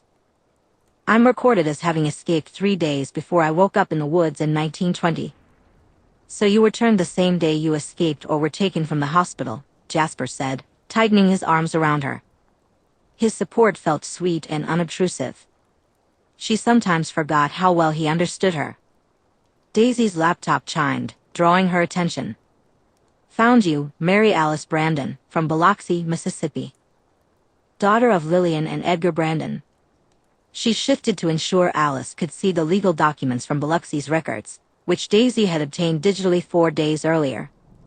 Lillian Brandon passed away in a traffic accident in February of 1918. Daisy flicked through some legal documents. "You had a sister, Cynthia Brandon. She was born in 1914, so she would have been 6 when you returned, for the last time you saw her, probably." "When did she die?" Alice's voice was hoarse in a way vampire voices shouldn't be.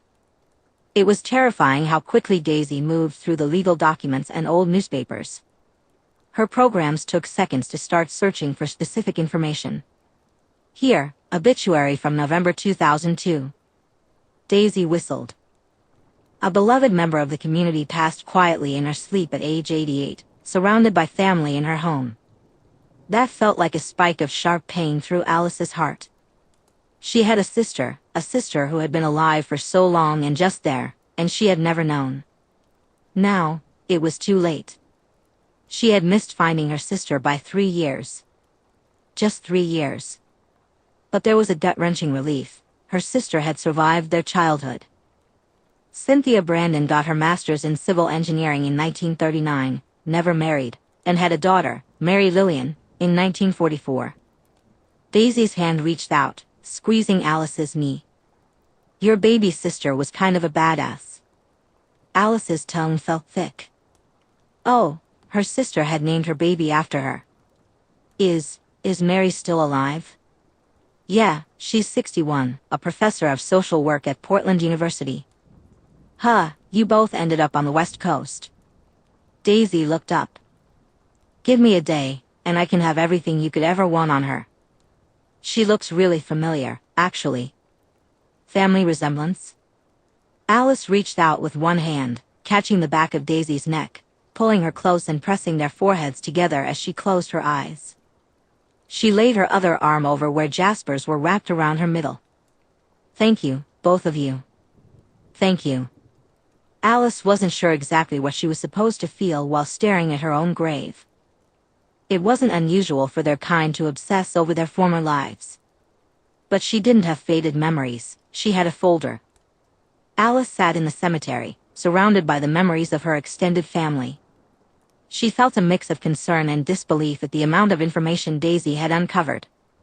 The paperwork felt distant, but the grave that listed Mary Alice Brandon, 1901 to 1920, felt all too real. She looked up at Jasper. What is this? She asked. Peace, Jasper replied, standing beside her. He gently tapped her jaw with his knuckles. A not insignificant amount of grief.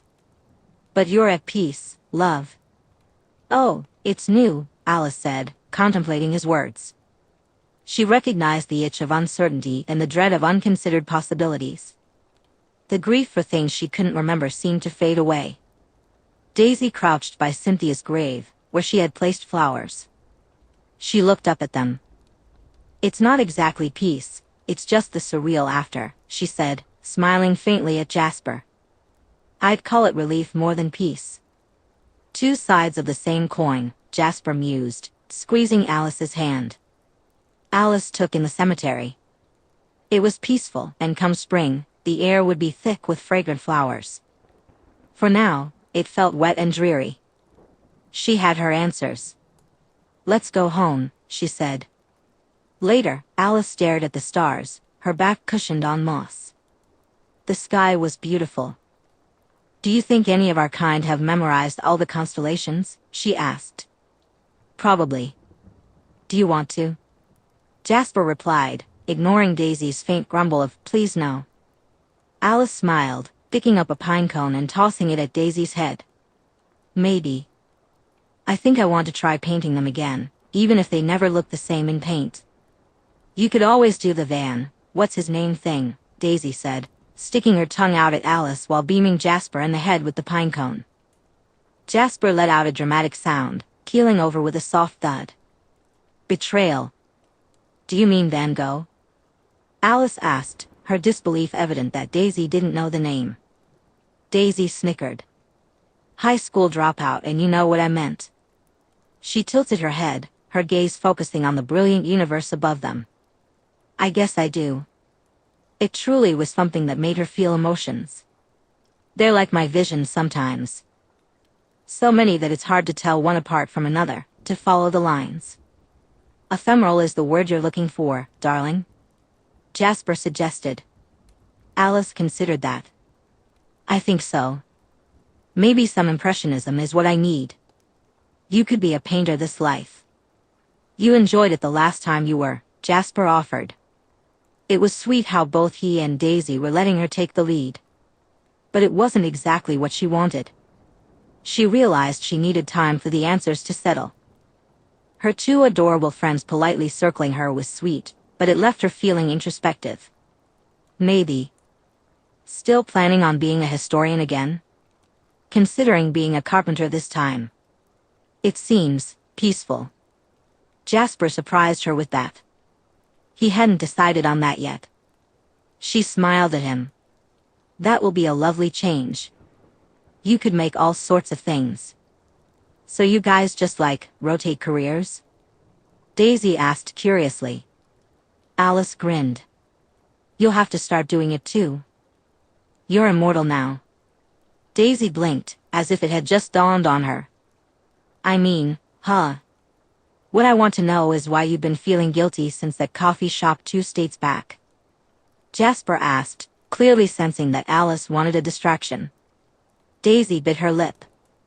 Well, if you ever want to meet your niece, I kinda could get you a decent excuse to talk to her for a few hours without too much effort. Small world kind of thing. Wait. Alice sat up straight.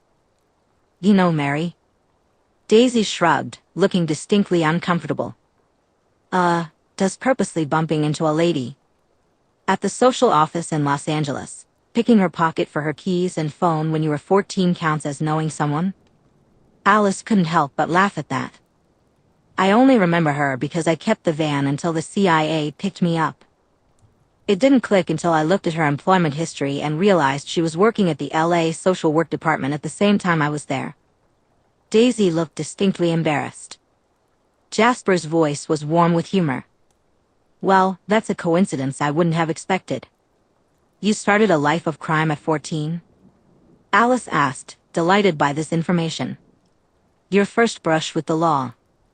Daisy let out a weak laugh. I got picked up by the cops when I was 8 for theft. Then I got charged with assault when I was 10 for a fight with a foster sibling. She grumbled, Tom was just being a whiny brat. I didn't mean to knock him through the glass door. I did mean to break his nose, though. Alice was still giggling as she tried to speak, pausing only as a vision unfolded before her eyes. She saw herself walking into an office with a set of keys, the beginning of the conversation speeding by. She blinked away the vision. Your name was Mary Sue Poots. Jasper choked. Nuns are evil and shouldn't be allowed to name unsuspecting babies, Daisy grumbled, definitely pouting. Alice realized she had just decided to meet her niece. And you still have the van you stole when you were 14? It was a cool van. Daisy pushed her hair back. It's in a government garage in Washington, D.C. I could have it shipped. Her eyes narrowed.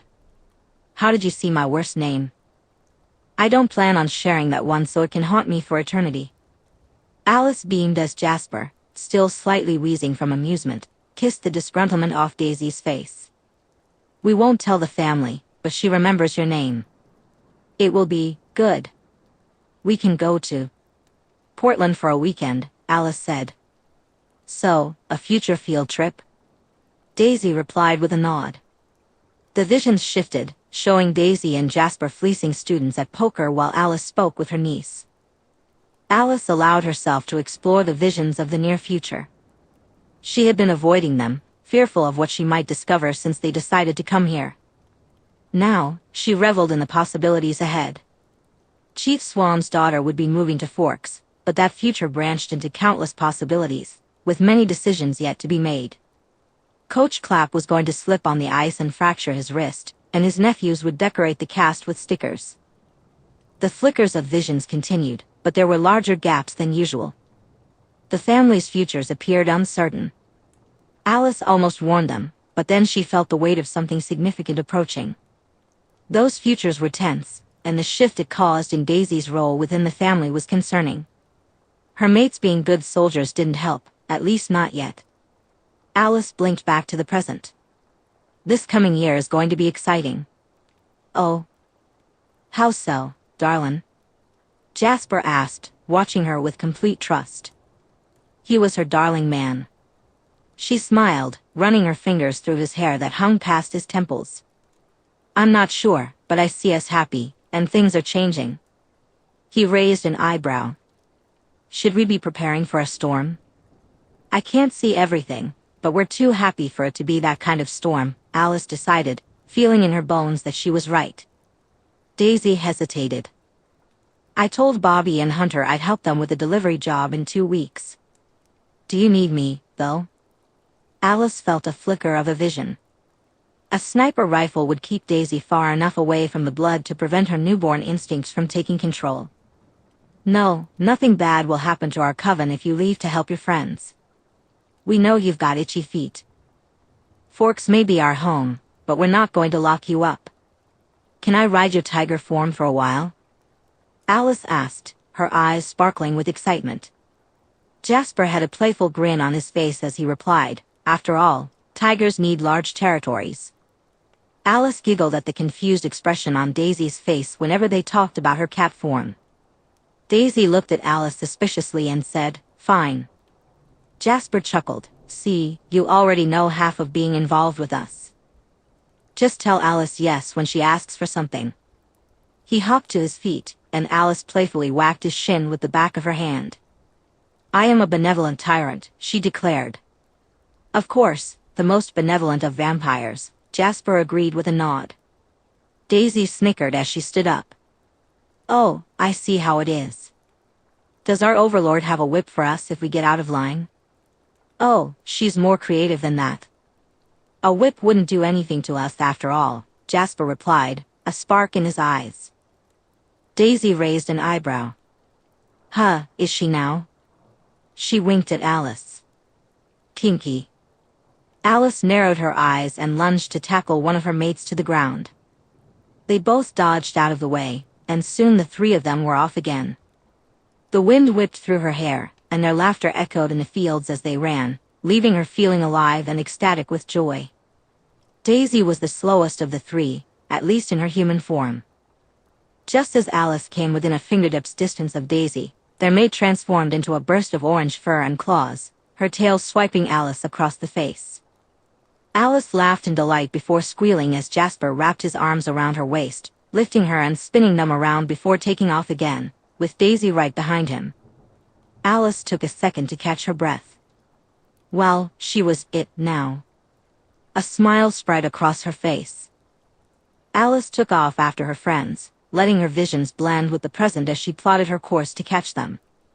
When they reached the cornfield, Daisy seemed to vanish among the rows, her stripes camouflaging her. Alice slid to a stop and closed her eyes. Flickering visions, both clouded and clear, filled her mind. There. She leaped into an arching jump and landed just behind Daisy, grabbing her and burying her face in Daisy's ruff for a brief moment. It was soft and comforting. With a delighted laugh, Alice took off, knowing she was now being hunted. Playing tag with a tiger in a cornfield seemed like a terrible idea, so she sprinted in a straight line, hoping to escape the limited visibility and provide easy cover for her striped friend. Her visions of a clear path vanished in a blur. Without questioning it, she ducked and spun to the side as quickly as possible. A crash echoed as Daisy pounced, sending her skidding through several rows of corn. Alice laughed, jumped again, and changed directions, deliberately making her trail hard to follow. She emerged onto a dirt road between cornfields, her hair windswept and wild, her senses heightened. She grinned as she spotted Jasper coming to a near-silent halt 20 yards down the road. He had emerged from the corn with barely a rustle. Their eyes met, and Jasper shook his head faintly. Neither of them knew exactly where their hunting mate was, hidden in the field of corn like smoke in fog. Focusing on her visions, Alice realized who was about to get caught. She blew Jasper a silent kiss. His eyes widened as he understood she was going to sacrifice him for her own survival. Jasper didn't get a chance to run. A blur of orange tackled him, powerful paws pinning him to the ground.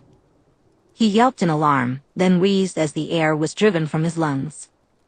Daisy looked very smug. Alice licked a wide strip up Jasper's face before taking off and elope away from him. She laughed as he pulled himself out of the dirt.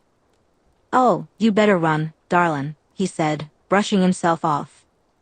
Alice gave a salute and then sprinted after Daisy. As they raced across the countryside, she leaned back, letting her head fall back to see the stars passing above them. She wished this journey would last longer, but she missed her family, her brothers and sister, Esme and Carlisle. Yet, she loved the freedom of this moment, just the three of them flying across the ground. She leaned forward, hugging her arms around Daisy's neck before sliding off. Her feet carried her lightly across the ground. Coming to a halt, she closed her eyes and breathed in the clean, open air. The sounds of the mountainside forest surrounded them. Then, she was off toward a heartbeat. Alice neatly caught the deer's neck in one hand, pulling it back. Her mouth sliced through its neck, drinking deep. As she dropped the deer, she looked up. She didn't need visions to know what her mates were thinking. Jasper hung by one arm from a tree, his eyes utterly black. A few yards behind him, Daisy had returned to human form, sitting on a boulder, her eyes as dark as Jasper's. Daisy moved first, appearing in front of Alice in a split second. She brushed their noses together before licking the trail of blood from the corner of Alice's mouth, letting out a deep, pleased rumble in her chest. One hand cupped the side of Alice's jaw, and then Daisy was kissing her. Alice growled, pressing back into her mate as she felt Jasper settle behind her. They could finish the run home later. For once, there was no worry about school or maintaining a human cover. The heat of fresh blood in her throat ignited a sparking desire that raced across her skin everywhere her mates were touching. Alice surrendered to her instincts and desires as Jasper growled softly in her ear, while Daisy took her breath away. Chapter 22. Sam Yulee sat on the curb outside Forks Community Hospital. His head rested in his hands as the rain poured down, failing to cool his overheated skin. He hated the sickeningly sweet scent of vampires. He looked up as footsteps stopped before him. "Embry?" His voice cracked. "What are we going to do?" Embry looked terrible. Blood stained his t-shirt, and his skin had an unhealthy pallor. A nauseous expression twisted his face. Sam, the alpha, was supposed to know what to do, to protect the tribe and guide the pack. Is there any news? Not yet. Embry was just a kid. He shouldn't have had to hold Emily while Sam drove them to the hospital because his own imprint was terrified of him. Terrified because he'd hurt her. Sam wanted to throw himself off a cliff, to be dashed against the rocks, to claw the horrible guilt and agony of causing her pain out of his chest. The elders? They've called 26 times. Paul's heading them off. Embry wrapped his arm around his stomach. What do we do? We brought her to the community hospital. He swallowed thickly. He knew what he had to do. He realized he had to take charge. Swallowing hard, he stood up. Stay here. Protect her. It stabbed and burned like acid and fire that he had failed to protect her. Sam, Embry started. Sam caught his shoulder, squeezing it. That's an order. He barely managed an alpha command. It felt more like a croak than a command. Embry's jaw tightened, but he nodded. Sam wanted to pull Embry out of the rain, where he looked pathetic and half-drowned.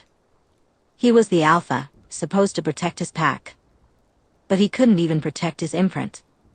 So he left, ducking his head and running. His bare feet squished into the mud and moss of the ground. The pricks of sticks and rocks didn't matter. Sam didn't care if the pain hurt. Vampires had torn him to shreds for entering their territory and coming to their lair. He would deserve it. He couldn't bear to shift, not after his claws had cut Emily. The smell of vampires stung his nose, but he didn't care. He just kept running, following the sickly sweet scent. Emerging from the woods, he barely registered the large modern house. He ran to the front door and paused. This was treason, but he couldn't protect his imprint, his pack, his tribe. The elders couldn't help, so he had one choice. He knocked, feeling water dripping down his face. It didn't matter that he looked pathetic, wearing only cut-off shorts and soaked in the relentless rain. The door opened to reveal a vampire, a hulking beast of a monster. Emmett, it was a joke this creature played at being a human teenager. But the depth of hatred and revulsion in his eyes felt hollow. Oh damn, one of the mutts is here, Emmett called over his shoulder, his gaze clearly unimpressed. What's a half-drowned mutt doing here? Sam straightened up. He was nearly as tall and bulky as the vampire, even if it felt strange to be like this. Is the tiger here? The tabby cat is ours. Emmett's lips curled up just enough to show his shiny white teeth. Behind him, there was a thud, and Daisy shot out into the hallway, her dark red eyes wide as she spotted him. Whatever she saw on his face made her approach. Let him in, Emmett. She opened a closet door and pulled out a towel. Daisy touched Emmett's shoulder. Go, I've got this. She shrugged at the really look Emmett gave her. If I don't handle it, you can white knight me up. Emmett laughed, reaching out to muss her hair. Fine, tabby cat. He slapped his hand away. Daisy stepped around him and held out a towel. Come on in. Just dry off before you leave puddles everywhere. Sam accepted the towel and walked inside, drying himself. He caught a proper whiff of Daisy. He hadn't thought much about her scent before, but it was warmer, like gingerbread, without the sickly sweetness of vampires. The scent he thought was hers wasn't, she was coated in 2 other scents. His skin prickled at the realization that the hybrid was involved with some actual vampires.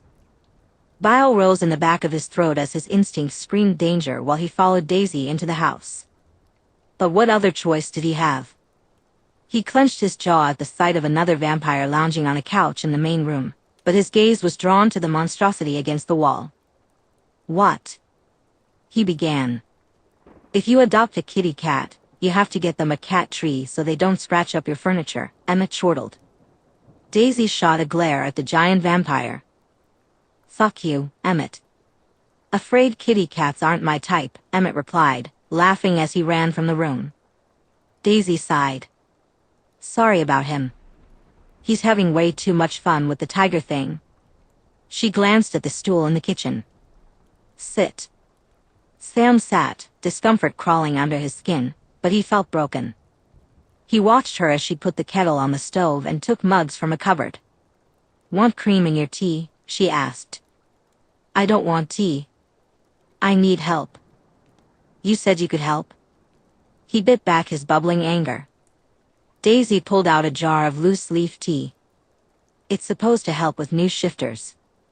No idea why or if it's just a cultural thing. But Jiaying, my mom was kind of insistent on it.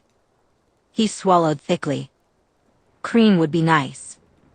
What happened? She asked. No offense, but you look terrible. The last time you were near me, you were trying pretty hard to tear me to pieces, not ask for help. Daisy set a plate on the counter and started unwrapping a Pop-Tart. Sam felt his mouth go dry. I heard my imprint, he admitted, his shoulders shaking.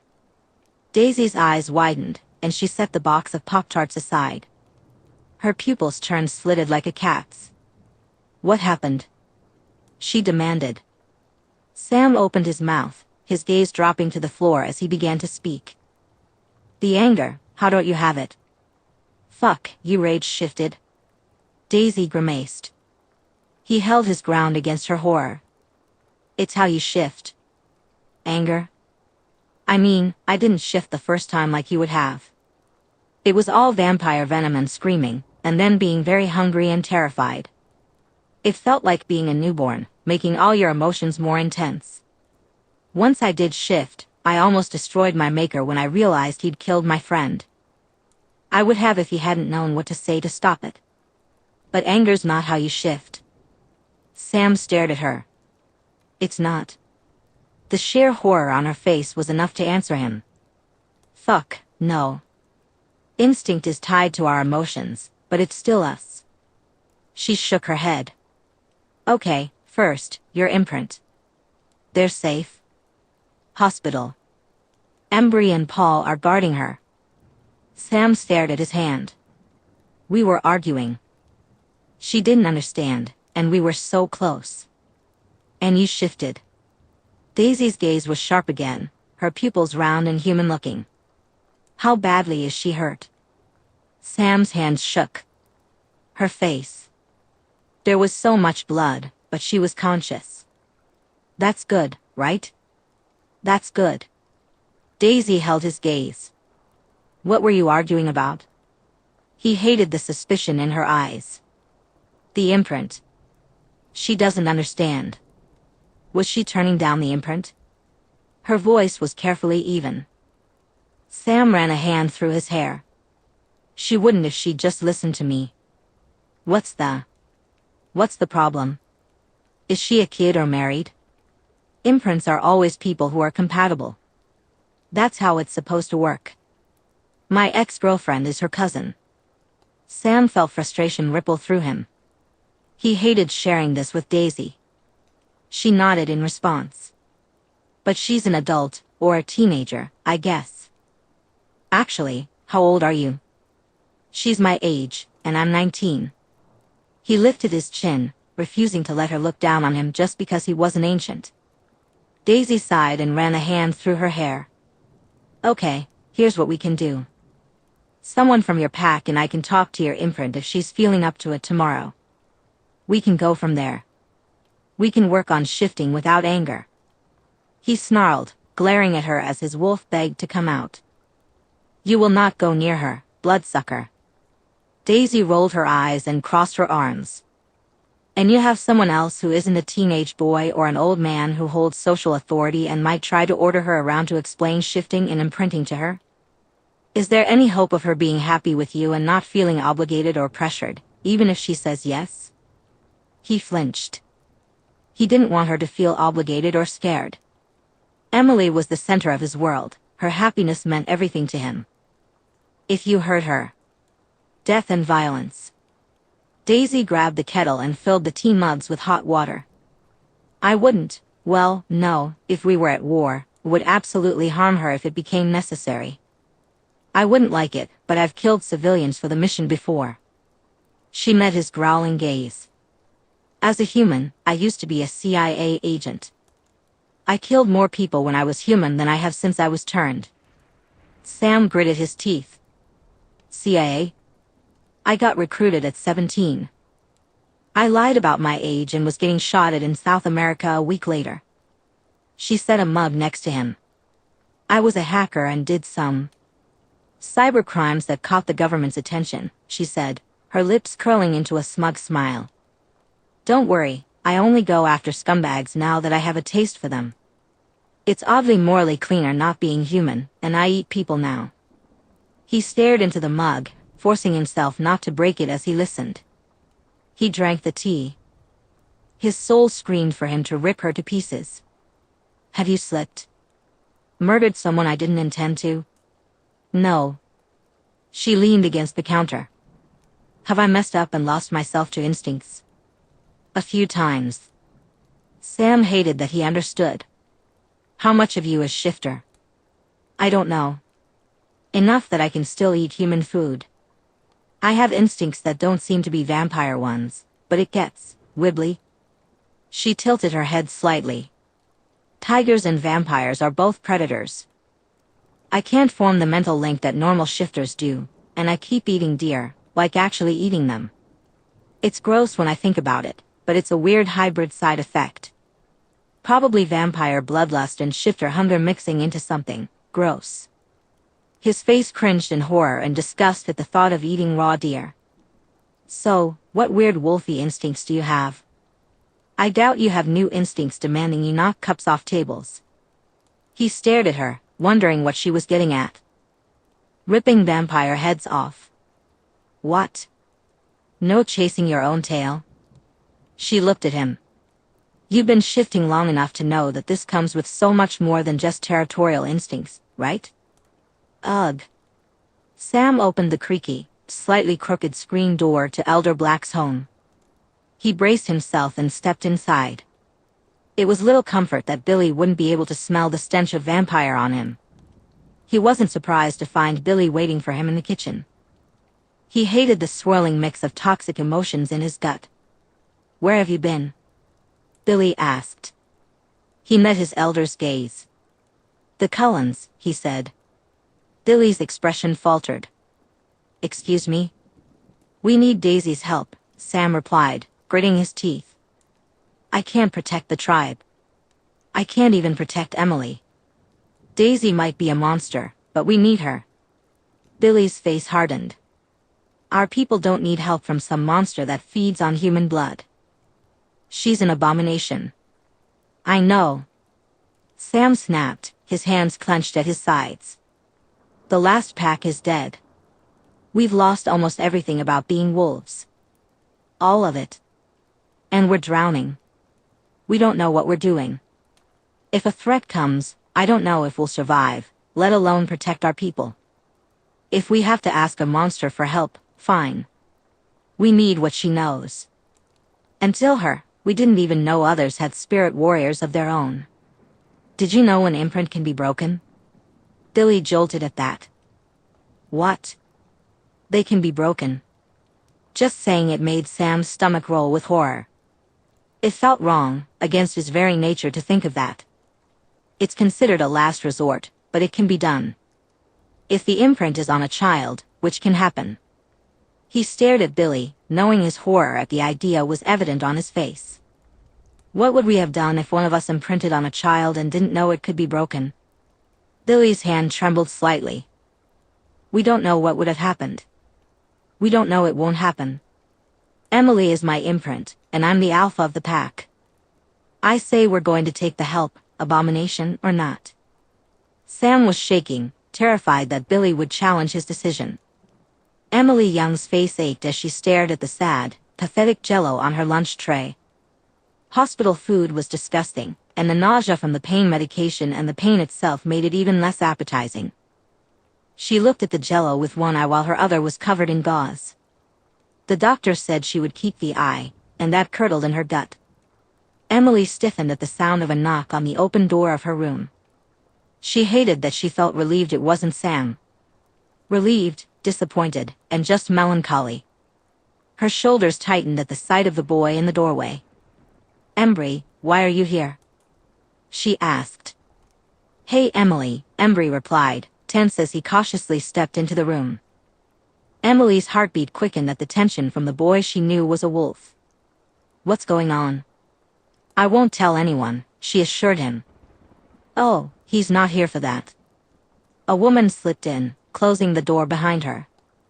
She was unfairly gorgeous, with perfect skin, smooth movements, and flawless hair. She looked very much like someone from a big city, not Forks. The woman smiled.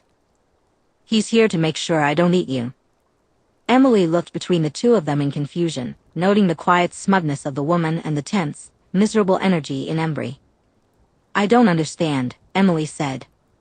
My name's Daisy. The woman stepped so her back was to the window, her eyes flicking to Embry. See, you can tackle me right out of the room if you need to. Shockingly, Embry nodded, placing himself between Emily and Daisy. Don't worry, I won't let you get hurt. He shot a quick look at Emily before wincing at the sight of her bandages, his gaze snapping back to Daisy. Daisy sighed, hooking a chair with her foot and sitting down, holding Emily's gaze. What color are my eyes? Emily would have frowned if she could. What does? Red, she replied, noting they were dark, more amber than anything else. I'm a hybrid, so they're not quite the ruby red normal vampire eyes get. She leaned back in the chair, trying to appear non-threatening, but Emily couldn't help the terror she felt at that. Cold one, Emily whispered. Is that what you call vampires? Daisy raised a brow in interest. Not that I'm a vampire exactly, whole tragic story. Shifter mom, I changed into a vampire anyway, so now I'm not really either one and kind of both. But for today, that's somewhat useful. I'm as close as this place has to a third party to help with this whole mess. Daisy's tone held a cocky challenge, but she didn't seem hostile. Emily glanced at Embry's back and took a deep breath. Help how? Well, since Sam imprinted on you, and you probably have the gene anyway, your knowledge of the whole supernatural secret is fine. So you're in the clear, no risk of getting vanished to protect the secret. Embry growled in response. Daisy rolled her eyes. I'm saying she's safe. If she were just a random human who found out, we'd have to turn her or kill her. I think we can all be grateful we're not having that conversation. Oh. Emily swallowed, feeling terrified. Daisy's amber eyes locked onto her. Welcome to the supernatural world. You got thrown into a mess. Since I'm not a wolf, I'm here to help because Sam and the pack have messed up so much with how this has all gone. It's a complicated situation. He didn't mean to hurt me, Emily defended. She couldn't forget the horror and panic in Sam's eyes during the drive to the hospital.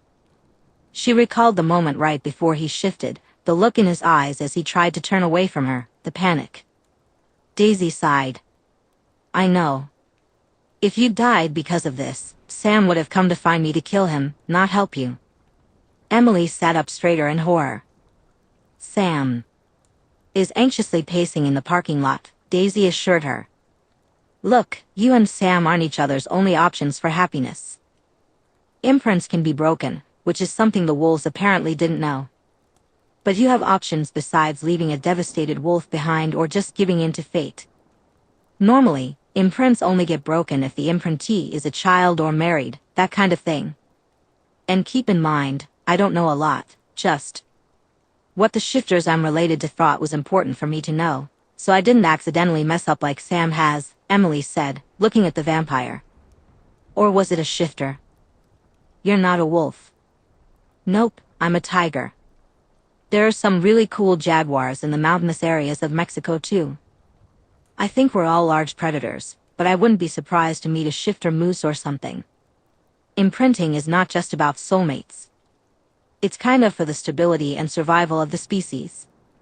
Daisy leaned forward. To fully shift, you need to have the shifter gene from both parents. So a shifter will usually imprint on someone with that gene. But it's not just that, they have to be completely soulmate compatible. My mom is around 400 years old and has imprinted twice, but the first time was with a kid, so the bond was broken. If an imprint is broken, you can imprint again. She probably won't imprint again, though. But it's important, you can feel the draw, right? Emily looked away from Daisy, her fingers twisted in the blankets. I can. I felt it even before he was a wolf. When he had just been Leah's boyfriend, he was everything Emily wished she could have. I wasn't pining for him, but my dates were never as good as him. Why fight it? Daisy asked gently. Emily hated how much she wanted to be with Sam. It's a lot, very fast. Yeah, it's kind of 0 to 100 for shifters. Daisy's expression was kind. What do you want to do or know? Emily looked at her. Why are you here? Well, I sleep for about 2 hours every day, and it's not like Forks has an exciting nightlife, Daisy replied with a smile. I get that being thrown into the deep end is tough. It's kind of normal for vampires, but weird for shifters. But here we are. Emily knew her expression must look pathetic with all the gauze, but Daisy understood her situation. I like to think I'm not an asshole, even if I do eat people, Daisy said, shifting slightly. And honestly, a distraction from my own relationship mess sounds great. Embry spoke up, his nose wrinkling. You mean you're sleeping with 2 of the Cullens? Daisy groaned. Right, you can smell that. But yeah, that. It felt so very human. Emily poked at her jello. Do I have to decide now? No, you can take all the time you want. Daisy tilted her head slightly. Sam's rebelling against the elders for you. If you need time, that's a lot easier to manage. Chapter 23. Daisy was sitting on a tree branch, watching the clearing below where they had agreed to meet. She heard a branch snap and her eyes flicked to the source of the sound. They were here. She dropped off the branch, landing lightly in front of the 3 teenagers. Sup, she said. Growls greeted her. Tough crowd, Daisy remarked, sliding her hands into her pockets. Sam straightened, the anger that always seemed to be simmering within him visible as he swallowed it back. Johnson, thank you for agreeing to this, he said. Anytime, I did offer, Daisy replied. She took in the three wolves. Sam was clearly a wreck of anxiety, guilt, and probably anger over the whole Emily situation. Paul looked the angriest, and Embry seemed lost, feeding off the emotions of the other two. Having Jasper here would help, but the wolves definitely wouldn't be okay with that. So, what do you guys do for fun? Daisy asked. Sam was clearly forcing his shoulders down. What does that have to do with anything? You guys apparently can only shift through anger or some long effort that just pisses you off. So, we need to fix that. It should help with the rest if you're not just echo-chambering your anger at each other. Paul growled, baring his teeth. His skin rippled with how close he was to shifting. And you know so much, he said. Daisy raised a brow at him. Well, I've been shifting longer than all three of you put together and was already doing pretty much everything to make shifting easier. So, congrats, I got you gifts. She snagged the shopping bag off of a branch and tossed it to Sam. He opened the bag, staring at its contents. Fitbits? He asked. Heart rate monitors and a book on training your puppy, Daisy grinned, enjoying the insult on their faces. I don't think you've noticed, but I'm a cat. You're puppies. Not entirely sure where to start with your doggy instincts other than fetch. Paul made a sound of pure rage while Embry. Daisy snorted. It took a moment, but then Paul convulsed and exploded into fur. Daisy shifted more smoothly and much faster, moving with clear direction rather than just lunging. She twisted, clamping her jaws onto the scruff of his neck in less than a second, slamming him down into the ground and pinning him. Her paws gripped his back to keep him from throwing her off. The taste of this gray fur in her mouth was awful, but Paul struggled desperately, trying to kick or throw her off. It wasn't getting him anywhere. Daisy gave the snarling teenager one final shove into the dirt before jumping off. Her tail swished as she spotted Sam watching suspiciously, while Embry grinned, clearly realizing what she was doing. She bounced, waiting for Paul to attack again. The wolf circled her, all snarling and cautious this time. But he was still a teenager. He barely completed a half circle before lunging for her neck. His hunting form was terrible. Daisy thought to herself that she was going to teach these idiots how to hunt. And no, she wasn't feeling smug about it after several embarrassing incidents hunting feral pigs. Using her front paw, she slapped him across the face hard. Paul spun to the side with a yelp. With a wide, theatrical yawn, she stretched leisurely, keeping a keen eye on Paul, who was working himself into a fit of fury. It was a bad idea, but it seemed like regular shifters experienced intense emotions just as much as newborn vampires did. Sure enough, Paul snarled and charged in again. Getting clawed wasn't on Daisy's agenda, and Paul was reckless enough to really try to hurt her if he got his teeth or paws on her. So, she jumped over him. He spun with a snarl and started to circle again. This time, she followed suit, lowering her head and showing her teeth as she did so. She let out a deep growl in response to his snapping and snarls. It didn't take long before the tension escalated. Daisy waited for Paul to lose patience and come at her again. This time, she allowed him to take her down, rolling across the forest floor. Her back paws caught him in the stomach while her jaws clamped down on his throat, careful not to pierce his skin. Even though he had already lost, he fought back. They rolled through the underbrush until they slammed into a tree and broke apart. Daisy shook out her fur and looked at him with her mouth open. She bounced on her front paws, trying to indicate that they were playing. Paul shook his head, clearly a bit disoriented. When he looked at her, he appeared adorably confused, his ears swiveling forward. Daisy let out a faint yowl before chuffing and bouncing in her best imitation of a puppy play bow. His wolfy nose wrinkled as he stood up properly, no longer crouched for a fight. That was a victory for Daisy. She wished she could communicate telepathically, but as she bounced again, he seemed to understand. Paul crouched down again, his ears forward, with no threatening sounds coming from him. Daisy grinned and fainted forward. She quickly climbed a tree to avoid Paul and Embry, who were attempting a pincer maneuver. Her claws dug easily into the bark as she climbed above their snapping jaws. Then she jumped off, arching over Paul and landing behind them. She dodged Sam's lunge and took off, chuffing in amusement as she loped back to the clearing where they had started. By the time the wolves crashed into the clearing after her, she had shifted back to her human form. She grabbed a t-shirt off a log and pulled it on over her head.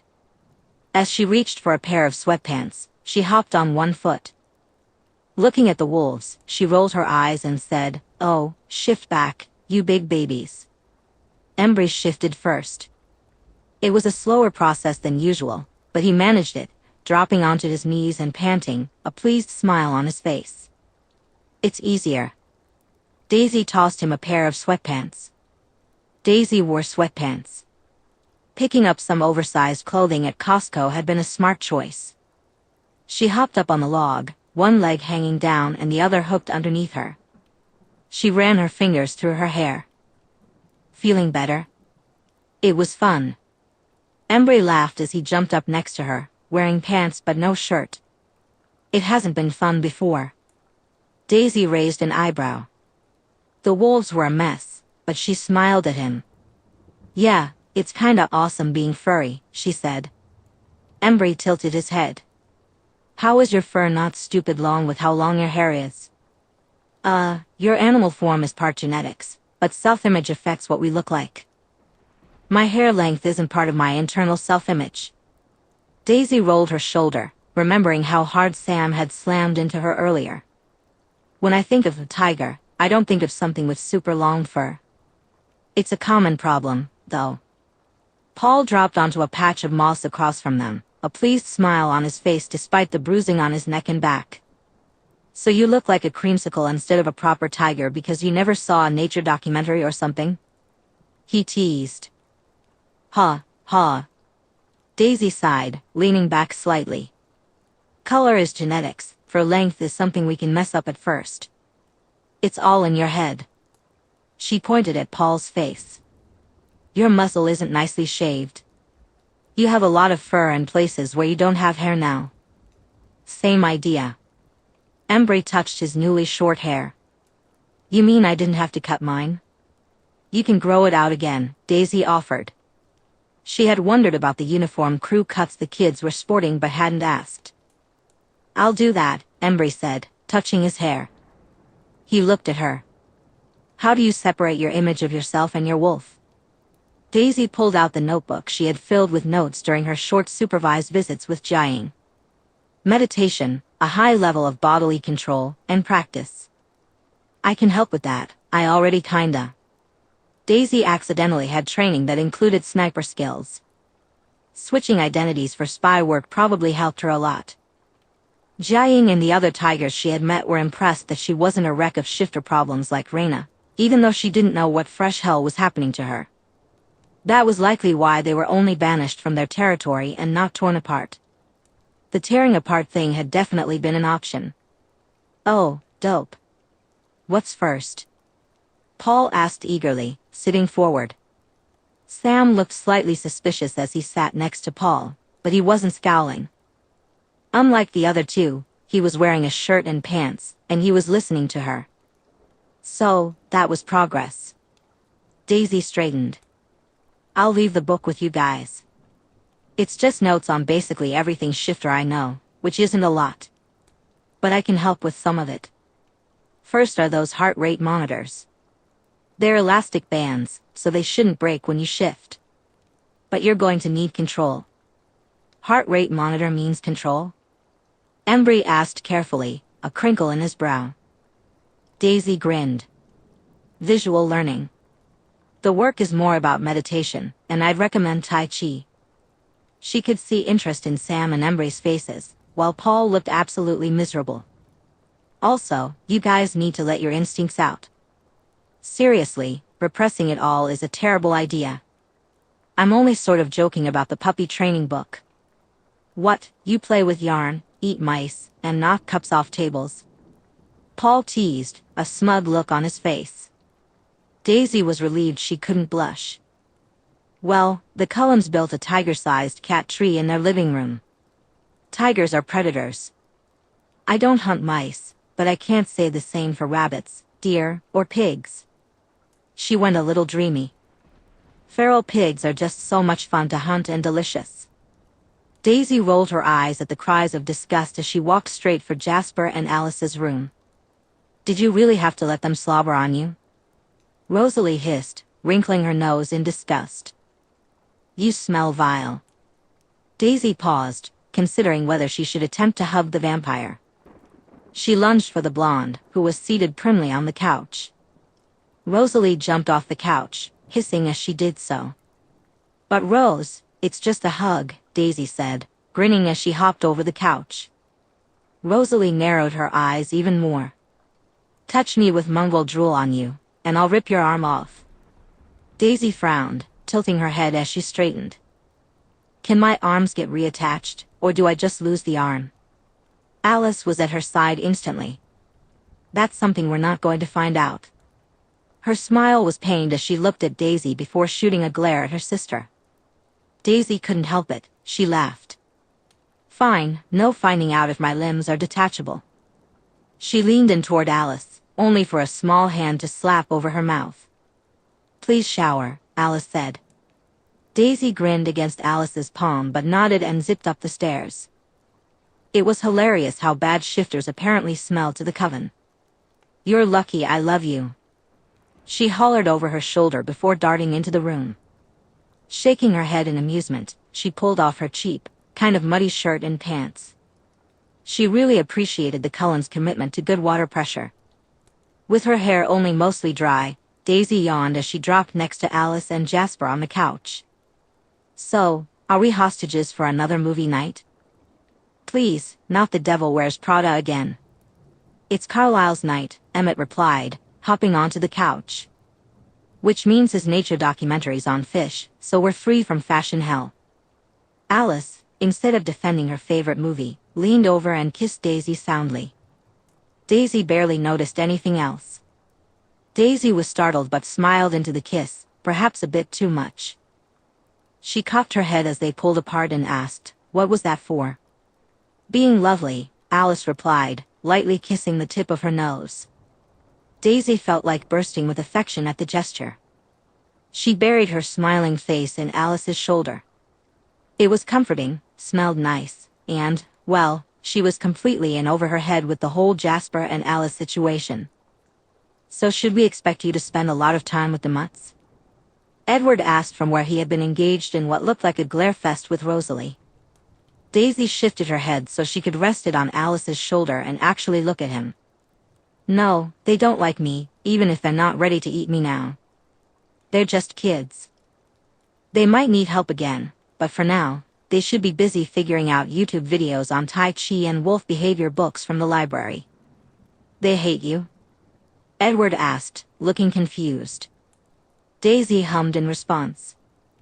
I mean, it's more that they hate vampires than me specifically. It will be a good thing, a gesture of goodwill, Jasper said from Alice's other side. More amicable relations with our neighbors can only make our time here more pleasant. Edward's expression changed, implying that Jasper was definitely thinking something at him in addition to his words. But Edward nodded, shifting his attention away. So we don't get to play with the puppies? Emmett sounded genuinely upset about the fact that wasn't in his future. I was going to buy a frisbee, he added. Rosalie's face twitched, but she ran her fingers through her mate's hair anyway. I'm sure you'll find someone else to bother, love, she said, making pointed eye contact with Daisy. It probably shouldn't have made Daisy feel warm and fuzzy, but it did. She stuck her tongue out at the vampire. So, babysitting your mate for you? Daisy teased. It is only responsible to exercise your pets, Rosalie replied with a smug curl to her lips. Daisy smiled as Alice entwined their fingers. I didn't know you thought of your husband as a pet. Does he have a collar somewhere? Edward made a choking sound, while Emmett snorted with laughter. All right, settle down, Esme said as she glided into the room, radiating affection. Edward, would you get your father's series up for us, please? Edward was already on his way, and it seemed that weird fish documentary meant Blue Planet. And you, do you want a snack, sweetie? Esme asked, her kindness almost overwhelming. Daisy felt a pang of guilt for not being hungry. "No thanks, but thank you for asking," she replied. "If you change your mind, just let me know, sweetie." Esme looked tempted to pat Daisy on the head like a child for a moment before joining Carlyle. Daisy nestled closer to Alice's side. She enjoyed this moment, the whole coven together, even though they would soon scatter to their own activities. It felt nice, like the family she had imagined as a child. They were all adults who drank blood, yet they felt more like a real family than any human family she had known. She made sure to think that last part in English and directed it towards Edward. A gentle push of affection that wasn't her own brushed against her, like a hug, before fading away. Daisy lifted her head to look at Jasper. She smiled, grateful that while he didn't let emotions linger, he still shared them with her from time to time. It was still strange and a little unsettling to feel something that wasn't hers. His eyes softened as he picked up on her gratitude, and he gave her a slight nod. Daisy had to resist the urge to rip Jasper's shirt open and instead settled for shoving it up and over his head. If she broke more buttons on his clothes, Alice would make her learn how to sew them back on. It was hard not to lose track of her strength when she felt this way. Daisy tried to focus on one of them, but Alice's hands sliding under her shirt were very distracting. Jasper and Alice worked effectively to undress her and guide her to the bed. It was distracting, but also incredibly enticing. They always acted this way whenever their scent faded from her. Daisy enjoyed their mixed scents too much to resist letting them mark her as they pleased. She purred in contentment as Jasper brushed her hair behind her ear. Lazily, she blinked at him and brushed their noses together. He sighed against her lips before kissing her softly, their tongues and lips dancing together, his hand tangling in her hair. "It's funny," he said, "you can purr like this but not as a cat." Alice tightened her arm around Daisy's middle. Jasper chuckled as he pulled back a few inches. "Vampires can purr, tigers can't, darlin'." Daisy shifted slightly. "You two are going to know more about tigers than I do if you keep this up." It amused her how many tiger-related books she had found in their room. "Of course, we're going to keep it up. It's very important we know everything we can about what you might need as a shifter," Alice said, nuzzling into the back of her neck. "Isn't that right, Jas?" Jasper ran his thumb along Daisy's lower lip. "Terribly important." It felt unfair. If there had been anywhere to hide from the intensity of his gaze, Daisy probably would have. Both of them were just so intense. She had noticed it before, but since Mississippi, it burned with how obviously they wanted her. Really wanted her. Thankfully, Alice changed the subject. "I think the new girl is going to be friends with me. I saw a vision of us talking in the library." She moved to look at Jasper properly. "If you eat her, I will be very cross. We'll have to be careful about there not being any." "I'll do my best, darlin'," Jasper said, his expression serious. He seemed to take it as a personal mission to ensure that his wife's new friend would be safe. Daisy squeezed Alice's hand. "Good for you." Alice deserved all the friends she could get. It was tragic that the Cullens felt lonely, especially Alice, who was so outgoing and full of sunshine that she should have been surrounded by friends. "I'll pack your bag for your mission," Alice declared confidently. "After all, I know just what you'll need." She huffed in amusement and rolled over to kiss the pixie, simply because she wanted to. Chapter 24. Bobby Morse was calculatedly relaxed as she sipped her latte in the small coffee shop in downtown Quebec. She was curious about the meeting location, but it was public and secure, allowing for an easy exit. Skye had always preferred blending into a crowd over being alone in the wilderness. Her preference for cities was clear. It showed that she was comfortable with the information she had gathered for their career mission, choosing her first options without hesitation. Bobby would have been worried if they were meeting somewhere remote. "She'll be here, love," Hunter remarked, inhaling a croissant. Bobby took another sip of her drink and made a vague sound of agreement. It was true, she trusted Skye to show up. Among all their contacts and former co-workers from their time with the agency, Skye stood out for her loyal dependability. If there was someone who would take a bullet for you, it was Sky. In fact, she had taken bullets for more than one of them during her frighteningly brief career with the agency. That was the real issue. Sky being burned and left to become a ghost was a nightmare scenario. And how much longer will she be here? Hunter asked grimly. We'll keep an eye on her. We can bring her in on more of our jobs. Maybe pick some long-term but boring ones to help her find some hobbies, he suggested. If she lets us, Bobby agreed, acknowledging the problem. Sky was one of those rare people with no tethers, no life, and no ties outside of the job. It made her incredibly appealing as an agent and very good at what they did. But it also made her a significant risk once she was out of the agency. Hunter picked up a newspaper and artfully shook it open. She reached out, and she's got her thing with those civilians. She's adjusting. Work was her life. I doubt she's doing as well as she wants us to think she is, Bobby pointed out. If Sky wanted to appear stable, she certainly could.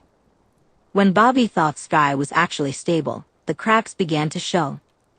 Hunter shrugged and said, she looked good in Los Angeles. No unhealthy bags under her eyes hiding behind makeup. I would have expected worse. Bobby had to admit that Sky looked shockingly good, considering losing her position as an agent would mean losing everything. Not to mention whatever had happened to her while she was with that third party. Yes, she had reached out to Assistant Director Hill to determine if Sky had been lying to them. The job was her life, Bobby said. She's still doing the job, just without the title, Hunter replied, taking a swig of his coffee. His head bobbed slightly. The kid's more adaptable than we thought. That's a good thing, love. Bobby gave him the look he always inspired when he said something bafflingly stupid or short-sighted.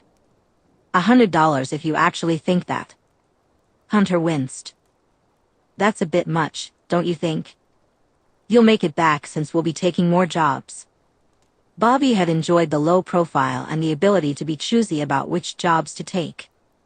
But if they were going to intervene before Sky could spiral into dangerous assignments, they needed to keep her focused and busy. Hunter's gaze shifted from scanning the crowd. Ah, looks like our girl is here. Following his gaze, Bobby spotted their friend and one of the 3 rookies on their team with the agency. Sky still looked healthy, in fact, she looked really good. The button-up shirt under a leather jacket suited her, and her hair was neatly braided as she pulled off her bulkier winter snow jacket and knit hat. Bobby smiled and used one foot to kick the chair across from her and Hunter out. Long time no see, Sestra.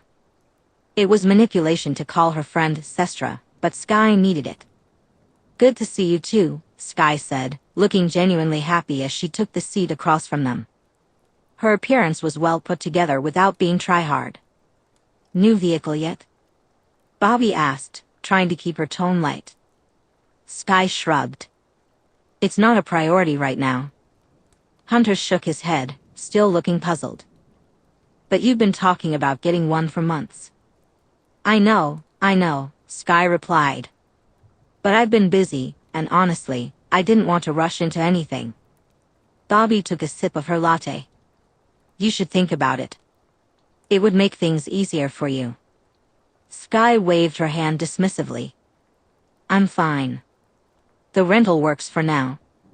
Hunter leaned back in his chair, crossing his arms. Just don't wait too long. You never know when you might need it. Sky rolled her eyes playfully. I appreciate the concern, really.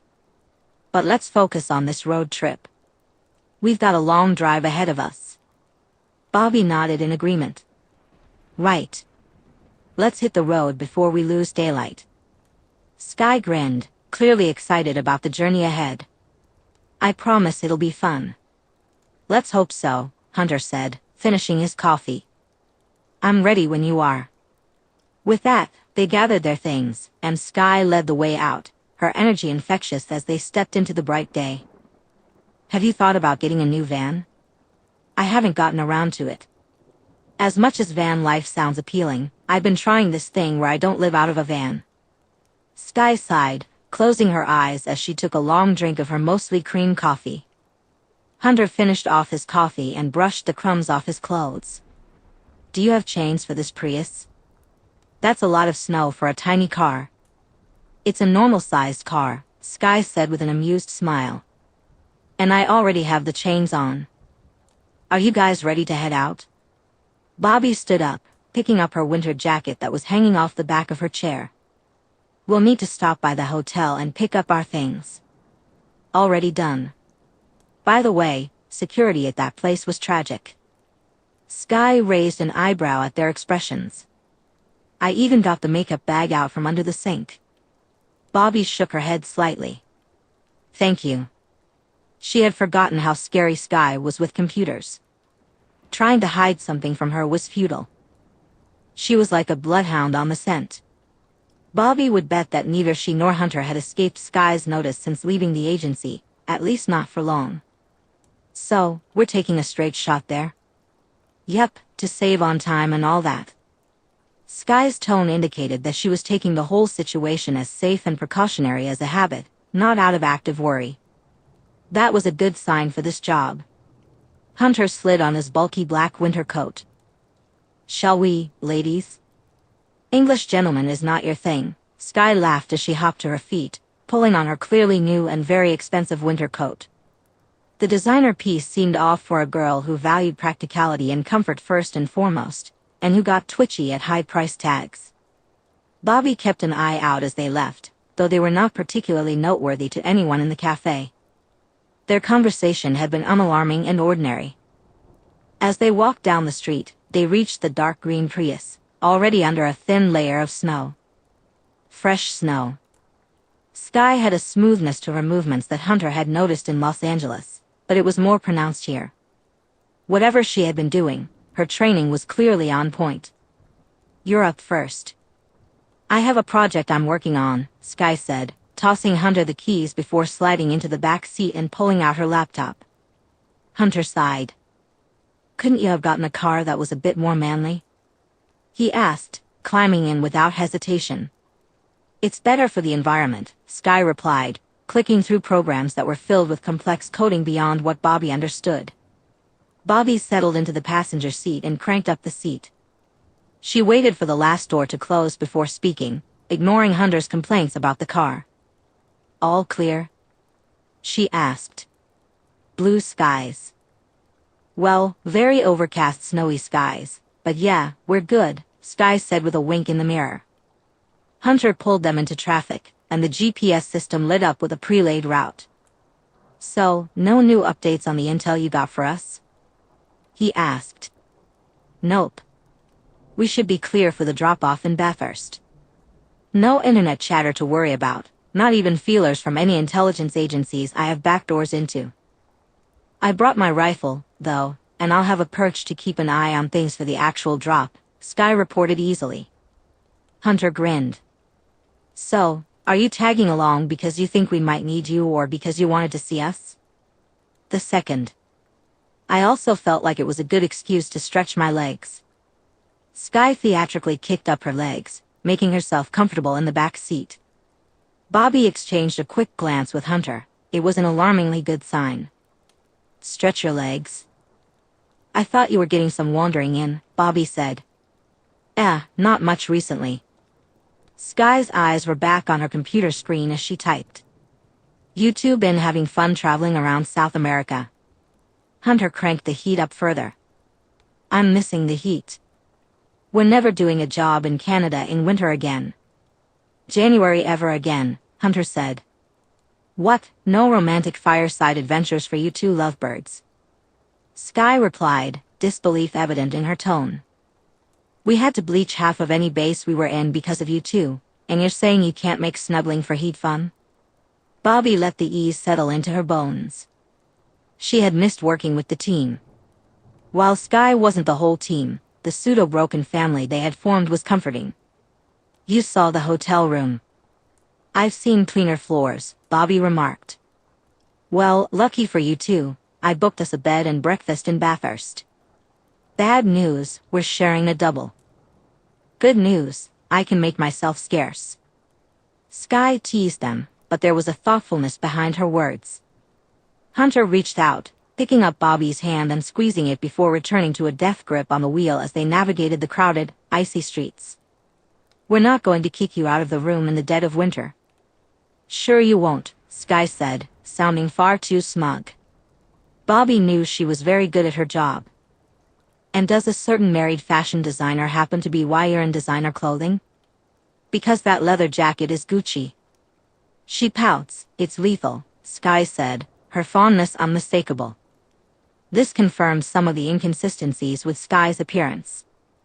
It raised many questions because Sky was stubborn and fiercely independent. The idea of her letting a romantic partner dress her seemed wild. Bobby was careful to avoid probing too deeply into Sky's personal life, knowing it might lead to revealing details about her civilian identity. "You do know that crazy expensive clothing for Christmas is a pretty big indicator they might want a bit more than the occasional hookup, right, Sestra?" Bobby asked. "Not a Christmas gift. She's been ruthlessly replacing my entire wardrobe, and it makes her happy." Sky's reflection in the mirror, along with her voice, was telling. She was in deep because once Sky was ride or die for someone, she was all in. Someone who was a pushover. For her to be quietly pleased with the fussing and changing of her wardrobe by this woman meant she was deeply involved. Bobby knew Hunter would have something to say if he wasn't quietly cursing Canadian drivers. She kept her tone relaxed. "And Mrs. Fashion bought you men's dress shirts. Mary only packed Jazz's shirts for me." From her inflection, it was clear those weren't their actual names, but it showed a sign of trust that she was sharing that much. The first rule of being connected to a civilian was to guard information about them with your life. Bobby was kind of fascinated. "You let your friend pack your bag for a job?" The Christmas trip might have been more romantic than I realized. Sky shifted, clearly hesitant. Hunter snorted. "So you're properly dating them then, kid?" Sky paused for a few seconds before nodding. "Yeah, I kinda am." "Kinda?" Bobby teased, but she was thrilled. She wouldn't have expected Sky to form real relationships after losing her place in the agency. It was shockingly healthy. Amazingly, Sky smiled. "Okay, very much yes, I'm dating them. I'm pretty sure I have a drawer and a section in their closet by force." "Good for you." Bobby turned to look Sky in the face. "Really, that's great." Hunter, her darling oath, was a bit more cautious. "They're treating you right?" "Yeah, it's just kind of a lot. But they're great." Sky's soft expression was positively smitten. Hunter shot her a look in the rearview mirror. "Good on you. So what are these sexy beasts like?" Sky snorted at the waggling of his eyebrows. "They're fun. Mary is a lot, very enthusiastic, and always waiting for everyone around her to catch up to where things are headed. She loves everything around her, especially art and people. It's infectious. Jazz is a bit of the opposite. He's calm, kind of reserved, and just thoughtful, like all the time. But he's a veteran, so he understands, even if his opinions on guns are questionable. He usually has his nose buried in some old history book or something." "When do you see them again?" Hunter asked, sounding genuinely pleased. Bobby felt the same way. Sky might actually be in a semi-healthy relationship. Given how much she was opening up, it made sense that a couple could provide the stability she needed. Sky bit her lip. Right after this job." Bobby barely held back her response. "Sounds pretty serious." She kept her tone light, but it was clear that Mary and Jazz were doing a lot right for Sky to feel this way. Considering how quickly Sky could bond, it wasn't just that. They were making her feel safe. "Yeah, they want it to be," Sky said, shifting her attention from the keyboard. Bobby chose her words carefully. "And what do you want it to be?" Figuring that out, Sky replied, but Bobby knew that wasn't entirely true. She was certain Sky knew exactly what she wanted, she was just spooked by having it so close.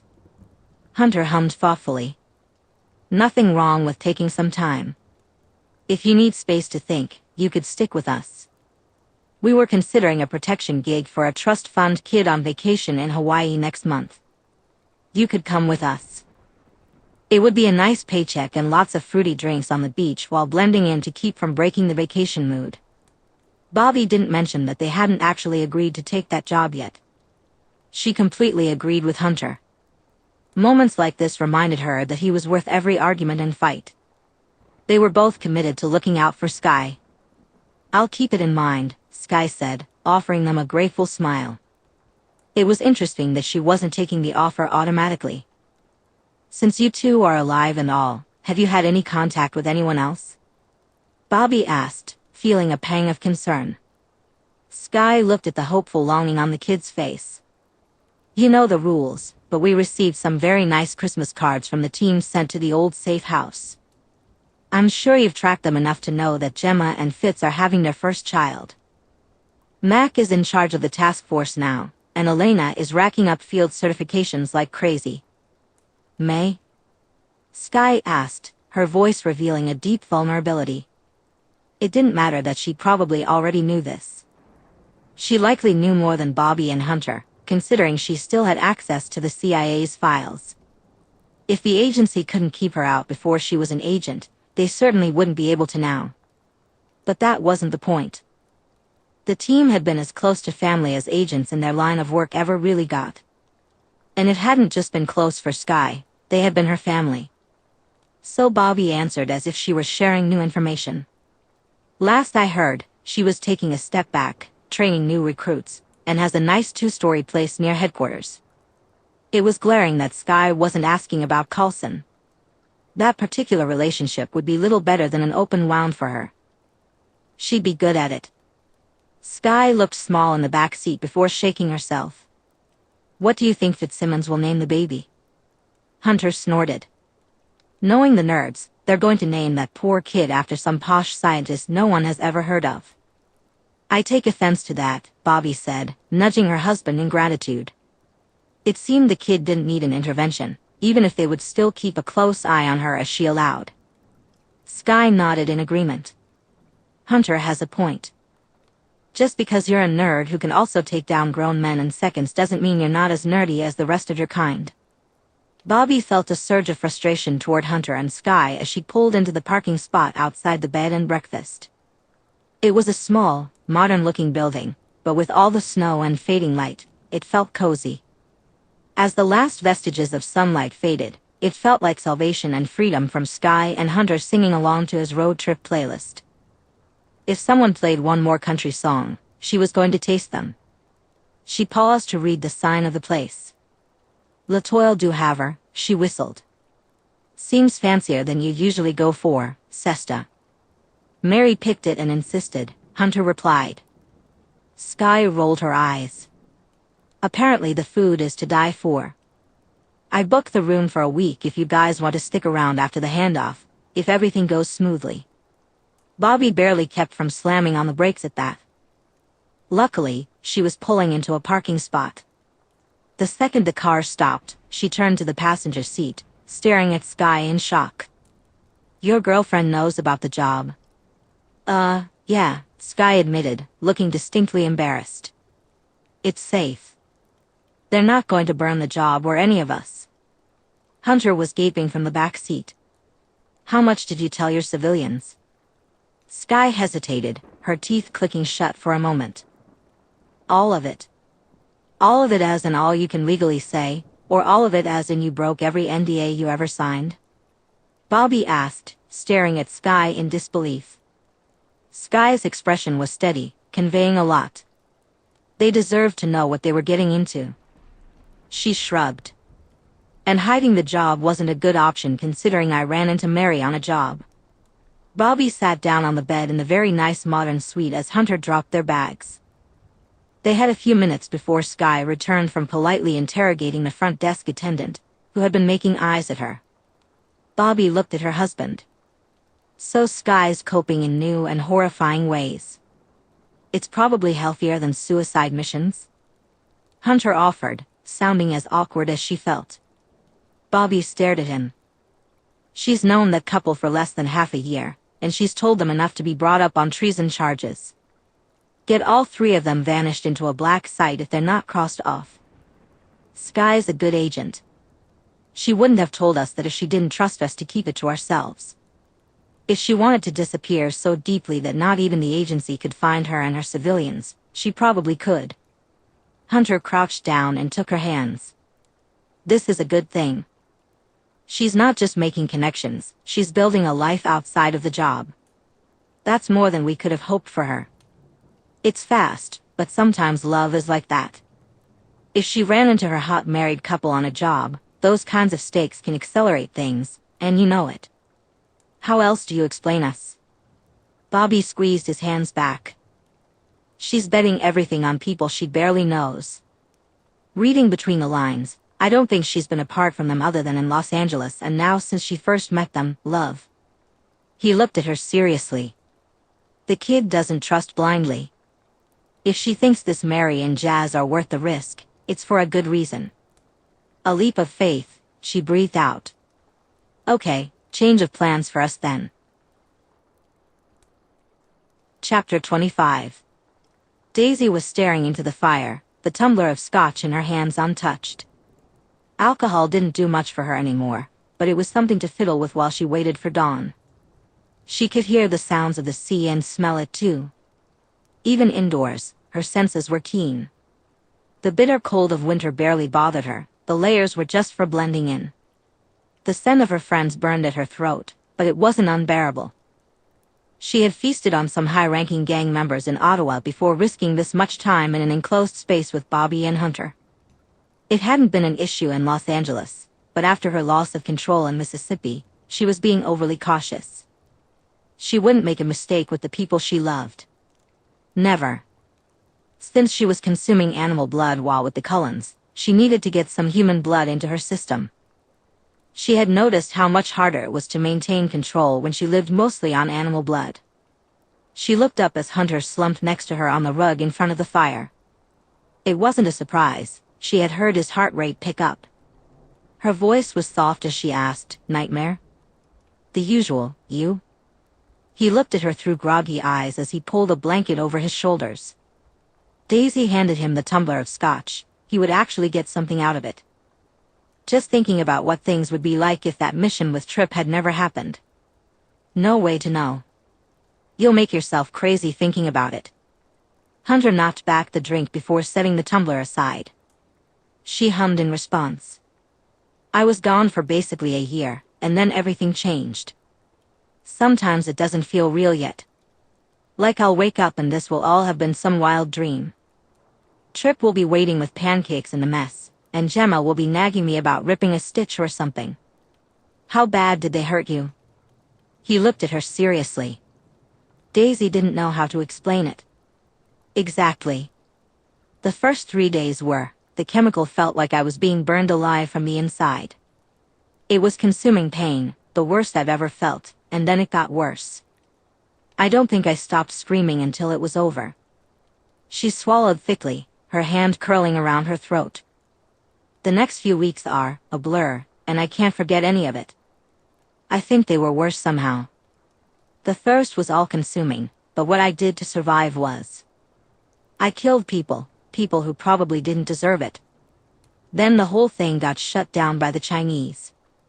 She gave him a tight, humorless smile. They put me in an apartment under full surveillance for months while they decided what to do with me. But they let me go, not that I had a life to return to. You survived. That's what matters. His voice was rough as he reached out, laying a hand on her shoulder. She smiled at him more genuinely then. Yeah, it is. She looked back into the fire. It was easy to let him give me marks to handle off the books for her. The rest was just doing what I knew I should. Building a new hacking handle, getting some new safe houses sorted, that kind of thing. And then you met your Mr. and Mrs. He huffed fondly. It's a good thing. I think I told you before that this job wasn't a life. It was funny how much his approval mattered to her. She had spent a solid quarter of the time working with him wanting to wring his neck for going off plan. He wasn't exactly a bastion of reasonable adult advice. You're not worried about it like Bobby? Nah, love happens when it happens. There's nothing wrong with grabbing it with both hands and not letting go.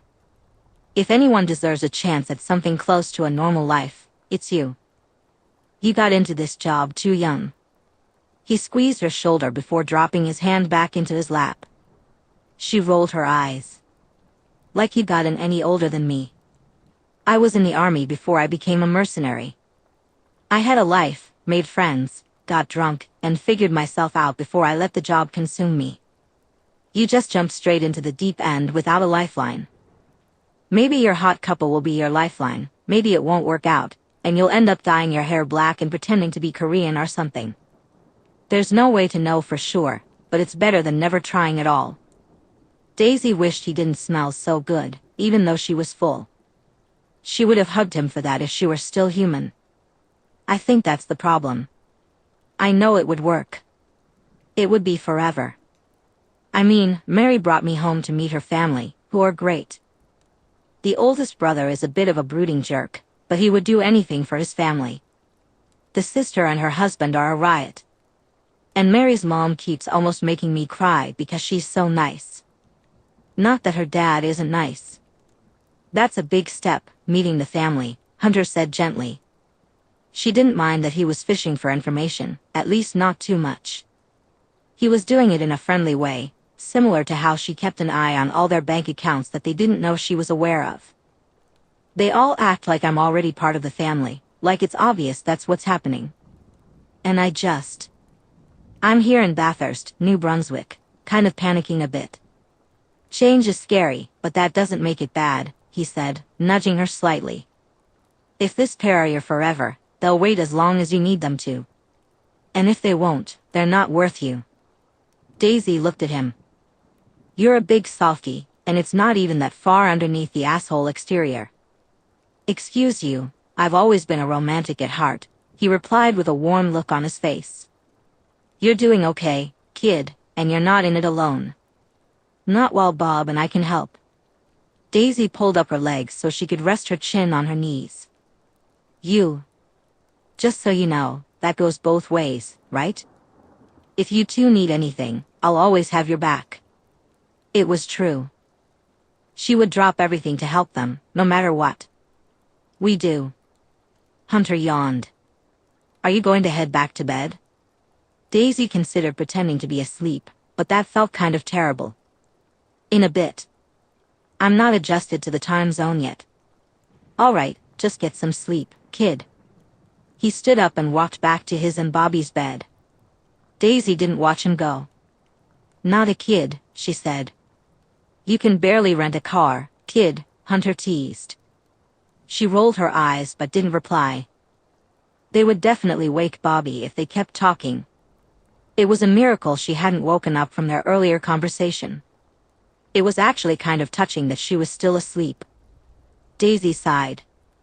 It was going to be a long night, and she really needed to fake sleeping long enough to avoid stressing out her friends. She buried her nose into the collar of Jazz's shirt. Daisy had looped the small town before dawn. With her supernatural speed and senses, she was sure nobody had set anything up too far in advance. There were only a few out-of-towners thanks to the bad weather. Overall, Daisy hadn't checked things out of paranoia, she had done it because she was bored. But the job was almost done. She clicked the last piece of her rifle into place, then stretched out and found the gazebo where the handoff was happening through the scope. Not that she particularly needed the scope from this distance, her perch was only on a roof 2 blocks away.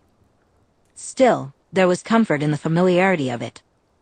In just a second, she spotted Hunter and Bobby making their way to the gazebo. It was a quiet morning. She swept the streets and located their contact. He was an older man with a beard, already at the drop-off, wearing a black pea coat. Daisy clicked on the radio connected to the earpieces Bobby and Hunter were wearing. I see the contact, she said. Contact, black coat, gray hat, and scarf at the drop, Daisy said. The double tap of acknowledgement crackled through her earpiece. She scanned the street, easily identifying those who didn't belong.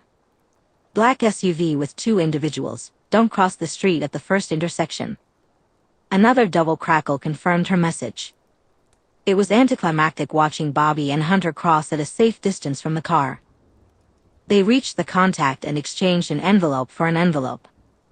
This job didn't require 3 fully trained agents. Even one of them would have been overkill for something so straightforward. Yet, it was often the simple jobs that had a way of spiraling out of control. Still, having a sniper on the back end felt like excessive caution. Daisy packed up her gun and slipped off the roof. She was in the car and had it warming by the time Bobby and Hunter returned. She glanced over as they climbed in. "So, next time you call for backup, maybe choose a job where my greatest contribution isn't organizing a romantic getaway for you. Most jobs run like clockwork. Just because we hit every landmine with the agency doesn't mean that's how it's supposed to work," Hunter replied while buckling himself in. Bobby sighed. "No, she's right. I'm going to fall asleep if we don't do something with at least one gun being fired." "Fine, I'll ask for something spicier next time." "Sorry for prioritizing our lives," Hunter grumbled. Daisy pulled out of the parking spot.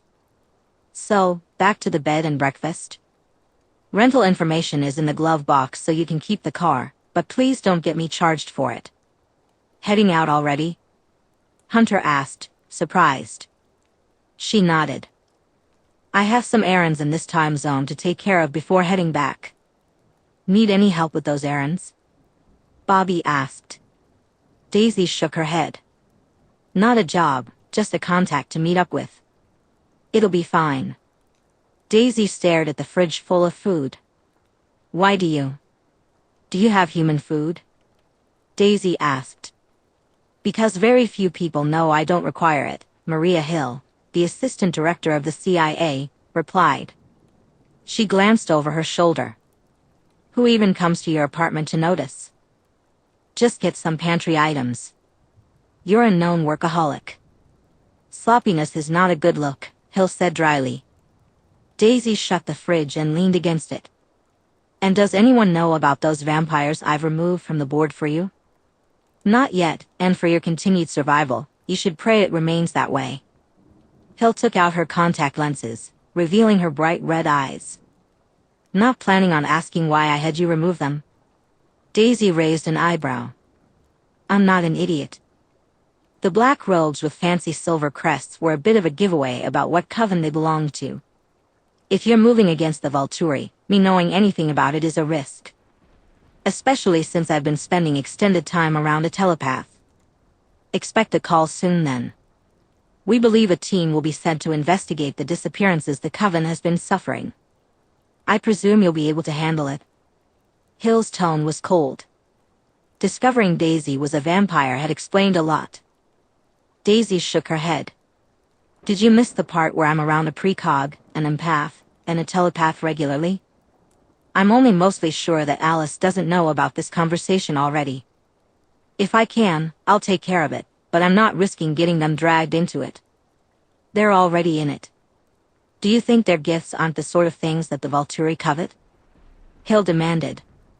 A low growl was barely audible in her throat. "You know my terms, take it or leave it. But the Cullens are off limits. Newborns." Hill grabbed a bottle of wine. As she uncorked it, the thick scent of blood filled the apartment. "Blood?" Daisy asked. "Already ate," Daisy replied stiffly. She hated the way it made her throat burn, knowing that was exactly why Hill was doing it. Spies were the worst. Hill took a swig straight from the bottle. The fact she didn't finish it showed her impressive self-control. "Fine, I'll accept your terms for hits. But you will do something else for me in return. You do know I don't work for you, right?" Daisy gestured between them. "I appreciate your help in convincing the Emperor not to have me killed for being an abomination, but you don't own me.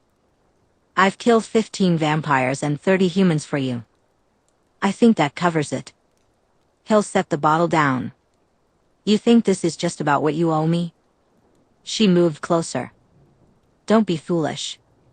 It's not hard to figure out that you're mated to a Cullen. If you want to protect your mate, you will do exactly what I say. We both know the Cullens are too weak to protect their pacifist little lives. They're not involved. Daisy snapped, stepping into Hill's space. Hill didn't flinch. The Volturi have torn apart every coven in their territory for 1,000 years. Which coven is the largest on this continent? Hill's words cut deep. How kind do you think the coven that made werewolves extinct will be to wolf shifters? Daisy clenched her teeth, feeling her fangs sharpen and her body vibrate with the need to shift. Our interests are aligned. You will continue to follow my directions, Agent. Hill was challenging her. A long silence stretched before Hill continued. Shifters need to be exposed to vampires sent to turn. If you want the pack to survive when the Volturi catch wind of them, they'll need more than 3 shifters. I'm sure you can find a way to increase their numbers and improve their chances of survival. Daisy closed her eyes, forcing down the fury rising within her. Fine. Good. Keep the puppies alive, make sure there are more puppies, and keep the Cullens away from the Volturi, Hill said, and when I call, you will cross off the hunting team I need handled. Do you think that is within your abilities? It was more of a statement than a question. Daisy met Hill's bright red eyes. Hill was the vampire she owed her life to and had been taking orders from since she was 17. It irked her to be ordered around like this, but Hill was right. Their goals were aligned. I'll take care of it, Daisy replied. Excellent. And, Agent, if you break into my apartment without an invitation again, you will spend weeks putting yourself back together. It wasn't an empty threat. Daisy gave a stiff nod. Noted. Are we done? One last thing, Hill continued. You are one of the most promising agents I've had under my command. Now, you are also the most promising vampire I've worked with. Don't mistake this for ill intent towards you or yours. Hill's sincerity was harsh, but it felt true. Daisy knew that people with her training and skill set were rare when she was human, and now, as a member of the supernatural world, she was incredibly rare. Her expertise made her valuable, and she knew it. Valuable and dangerous, especially with Hill working against the Volturi. The stakes were success or death. Hill wanting her as an asset was simply logical, even if Daisy understood that Hill had other assets and was definitely working for someone else. Thanks, sort of, Daisy said. The marks I need you to kill are the ones the Volturi would send to hunt the Cullens if they decided to make that move. If that helps your resolve, Hill added. Daisy realized that this information changed everything. Hill had withheld it to ensure Daisy accepted without hesitation. Spies were infuriating. Daisy's nails dug into her palms. I look forward to the call, she said. If it was a threat to Alice and Jasper, she would rip them to shreds without hesitation. Hill flipped a metal medallion to her. Show that to anyone in my coven, and they'll work with you as an ally. If you run into anyone else with a medallion like it, know they are an ally of ours. When you get the call, the bait will have won, Hill said.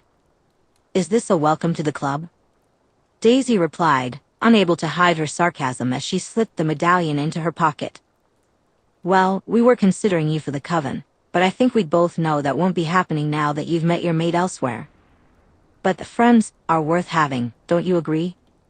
It surprised Daisy to learn that Hill had been considering her for the coven. It confirmed that she was working with a larger group. She had known this objectively, but hearing it was a slight concession of trust. Her posture relaxed slightly. Only considering, she asked. You can be smug elsewhere. Now, as you mentioned, I am a workaholic. I have paperwork to do and a senator to terrify. Out. Hill scoffed as she headed toward her office. Daisy ran a hand through her hair. Great, having a reasonable boss was kind of the worst sometimes. Email me if you need me to hack something for you, she called after him. Daisy got back to Forks during the school day. She wasn't sure why she didn't mind arriving when she knew the Cullens were out, but she didn't. It was faintly surprising that Esme wasn't home when she reached the house. The familiar smells of the family were comforting as she closed the door behind her. There was a note on the fridge. It looked like Esme was grocery shopping for their cover. She smiled, touching the note before heading to the laundry room. She dumped her clothing from her duffel bag straight into the washing machine and started the load. Even if she didn't sweat, she felt gross. It was peaceful as she headed up to Alice and Jasper's room, stripping off her clothing and tossing it into the hamper before getting into the shower. Of all the nice things in the Cullen house, and it was really a McMansion, the hot water and the water pressure in the showers were Daisy's favorite part after the people. It was just soothing. The Cullens kept scent-free soap, which meant no awful artificial scents. Burning her nose. Daisy was pretty sure the safest place to avoid a vampire was a Bed Bath & Beyond store.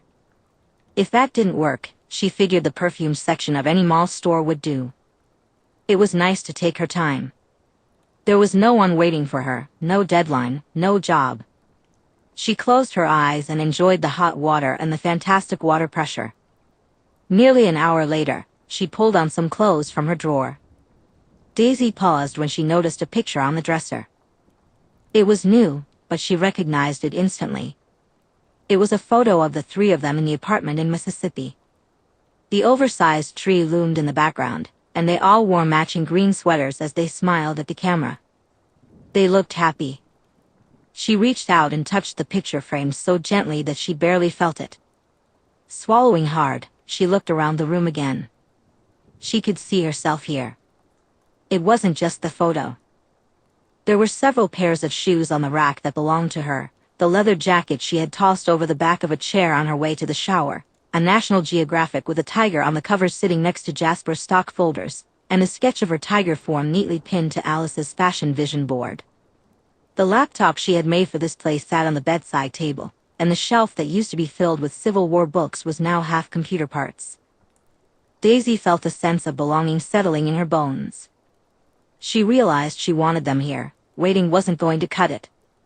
She pulled on the purple sweater that Alice had insisted on and turned to leave the room, snagging her leather jacket to wear over it as she made her way back outside.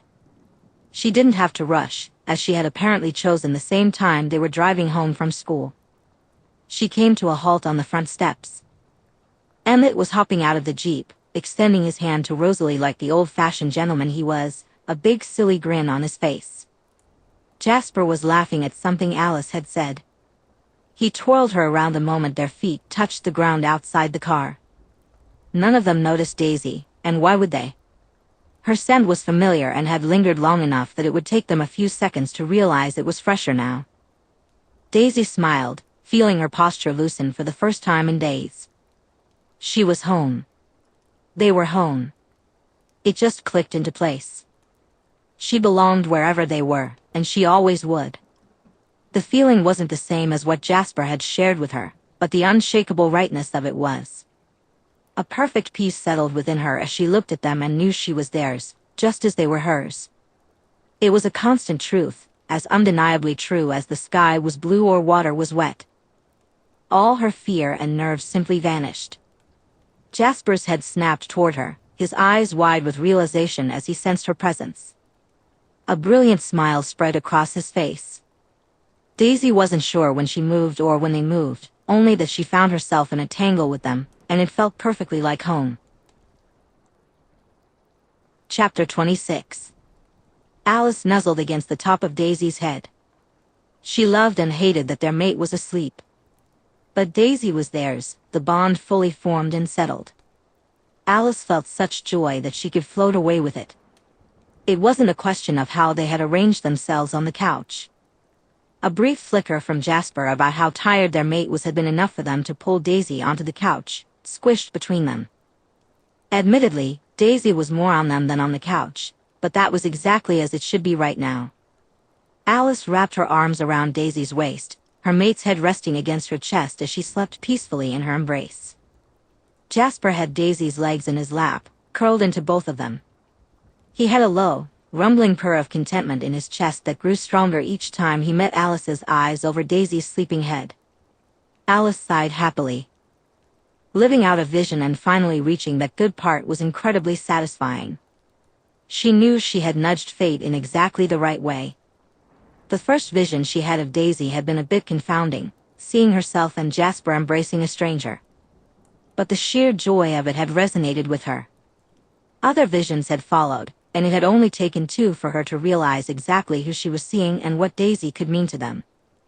When she had seen Daisy in that perfect sweater and jacket, with that blissfully happy and in love expression, Alice had known. There had been no need for Jasper or Daisy to tell her, she just knew. Suddenly, there was a flash from a camera. Alice and Jasper simultaneously bared their teeth at Emmett. "Hey, just taking a picture. I'm going to sit on the other side of the room," he said, holding up his hands in surrender. Alice was too pleased to feel embarrassed. "Thank you, Emmett." Her eyes returned to Daisy and Jasper. He snorted but then padded off to join Rosalie. The couch closest to the windows. It was really sweet of them to sit there, quietly guarding them.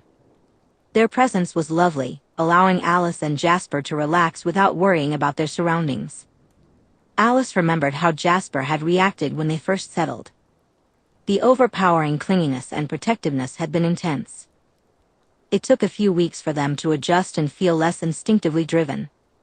The anxiety and stress of an incomplete bond had vanished, replaced by a sense of calm. This time felt different.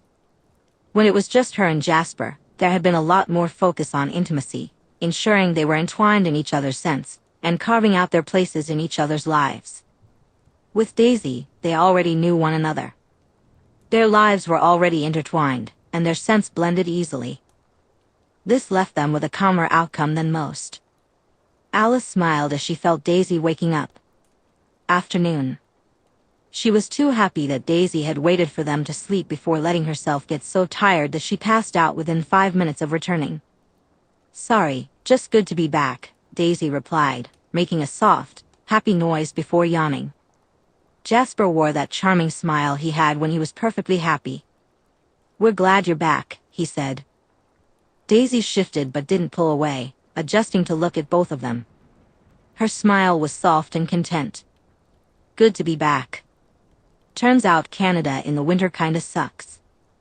"You had fun, though," Jasper said, leaning forward to press his face against Alice's cheek, gently radiating waves of affection. Alice ran her fingers through his hair. "I told you your humans would be happy to see you." "You were very right." They were planning an intervention, Daisy huffed, but her love for her friends was clear, and she didn't bother to hide it. "If you introduced us to them, I could look for their futures for you, love," Alice said, poking Daisy's cheek. Daisy kissed Jasper lightly and replied, "They're spies, really good ones. Bobby's better than me at it. I give her 15 minutes to realize something's up with you guys. And I'd rather not have to turn my only human friends who don't think I'm dead. I'm too young to be a mom." Alice snickered. Toddler motherhood might not be the best option. "Does sound kinda terrible," Daisy agreed with an amused grin. Jasper ran a finger along the collar of his leather jacket. "Meet a strange vampire?" "Not strange, just checking in on an acquaintance, I guess, while I was on the eastern seaboard." "She's a bitch and not a friendly veggie vamp," Daisy replied easily, her faint distaste for the other vampire evident in her tone. Alice saw a flicker of an image of Daisy in what looked like an alleyway in Spokane. There was another vampire, severe and all sharp angles, with everything military neat. Daisy was baring her teeth at the woman. Alice blinked back into the moment. "You'll see her again in Spokane. I'm sure that will go great. I think she makes Rosalie look cuddly." Daisy flicked her attention to Rosalie, who was as far away as the room allowed without making it look too obvious. Rosalie flipped a page of her magazine. "Cuddle me at your own peril," she said, her tone wry, with one corner of her mouth quirked up. "You're the cuddliest, babe," Emmett teased, smacking a giant kiss on his wife's cheek. Rosalie's exasperated eye roll and the faint sound of disgust it evoked were adorable. Alice loved them both. Daisy snickered, but her attention was on the room. "Where's Edward?" "I have so much to tell you." Alice bounced excitedly, squeezing Daisy. "So the new girl's name is Bella Swan. She's a junior and shares biology with Edward. She's his singer." Daisy furrowed her brow. "Singer?" "A human whose blood calls to you more than any other human in the world," Jasper explained, entwining his hand with Alice's. She smiled at him. Exactly, but Edward was able to resist. He's in Alaska with the Denalis to regain control before coming back. Is he okay? Daisy asked. The quiet concern between Edward and Daisy was sweet. Alice had seen enough visions of the verbal brawls they would have if she let them discuss ethics and morality without supervision. That's why she made sure it didn't happen. She kissed Daisy for it. He'll be grumpy for a while, but Bella is going to be my best friend. Is she? Daisy teased. Jasper chuckled. We are not allowed to eat her, not even Edward, or we would face a fearsome wrath. I figured that out when the teen was mentioned before I left, Daisy replied, her tone playful. No snacking on the teens. That shouldn't be a problem unless Bella Swan turns out to be an up-and-coming crime lord in Forks. Alice and Emmett both laughed. Alice smiled at her mate. I may not see everything, but I believe I would have seen that. I'd believe it of Jessica Stanley over what I've felt from Bella, Jasper said, leaning against the back of the couch. Alice focused on Jessica, letting images of possibilities flicker through her mind. She blinked. She's going to major in political science at university. Politician? Daisy tilted her head. I only met her once, but I can see her harnessing that ruthless teen energy for evil. Jasper was enjoying the feelings among them. He would be grateful until the day of his final destruction for having felt the moments when each of their bonds fully formed and settled into place. Jasper had always been there. He nuzzled against Daisy's shoulder while Alice ran her fingers through his hair. We should go for a run, he suggested. Alice looked at them, her emotions flickering as she received a vision. He hummed in agreement. Whatever Alice had seen seemed to indicate there was a problem that needed addressing. He knew her well enough to sense she wanted privacy before revealing what was on her mind. Her lack of genuine worry, only a hint of frustration, suggested she wanted to prevent either him or Daisy from making a foolish decision. Jasper slid to his feet, extending both hands. Ladies. Alice beamed with light and happiness as she placed her hand in his, allowing him to pull her to her feet. She kissed his cheek lightly. Such a gentleman, she said. Daisy rolled her eyes, but her feelings were warm and fuzzy as she took his hand as well.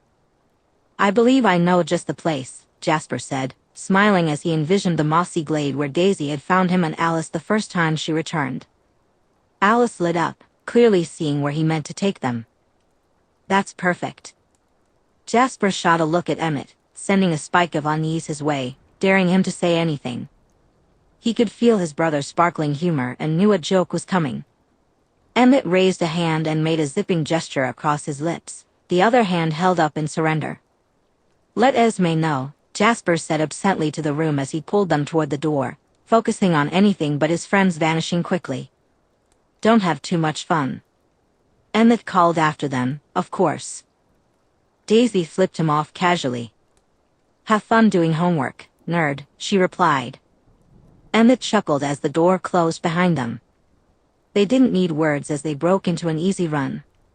Jasper's face lit up with a bright grin as they weaved through the foliage. It wasn't exactly a game, and the lazy warmth from Daisy assured him she wouldn't be shifting. Couldn't help but smile at him. Jasper grinned back, feeling a rush of happiness just being with her. They had arrived at the small area covered in moss and patches of grass far too quickly for his liking. Daisy dropped down from a tree beside him, her eyes bright with curiosity. So, what did you want to talk about? She asked. Us, you silly goose, Jasper replied. Alice slid past Daisy, planting a quick kiss on her cheek before skipping over to a giant log. She hopped up on top, watching them with excitement. Jasper kissed Daisy's temple, soaking in the warmth radiating from her and the sparkling delight coming from Alice. We're bonded. We should talk about that, darlin'. Oh, Daisy said. She didn't seem scared, but there was a practiced calm about her that Jasper recognized. He was learning to be attentive to her feelings, as she was skilled at hiding them, even from herself. Yeah, it changes things. Daisy added. Alice held her hands out, clearly urging them to join her on the log. Yes, but not terribly. We all know you would find your true death from boredom if you stayed in Forks for longer than 3 months without leaving for even a short while, silly. Won't that be hard? Daisy asked, her iron control softening. Flickers of worry, regret, guilt, and longing crossed her face. Jasper caught her around the waist, spinning her around and nuzzling her neck just below her ear. She laughed, delight bubbling up like a shaken bottle as they twirled, her restrained emotions fading away. He intentionally overbalanced, and they crashed to the ground with a thud.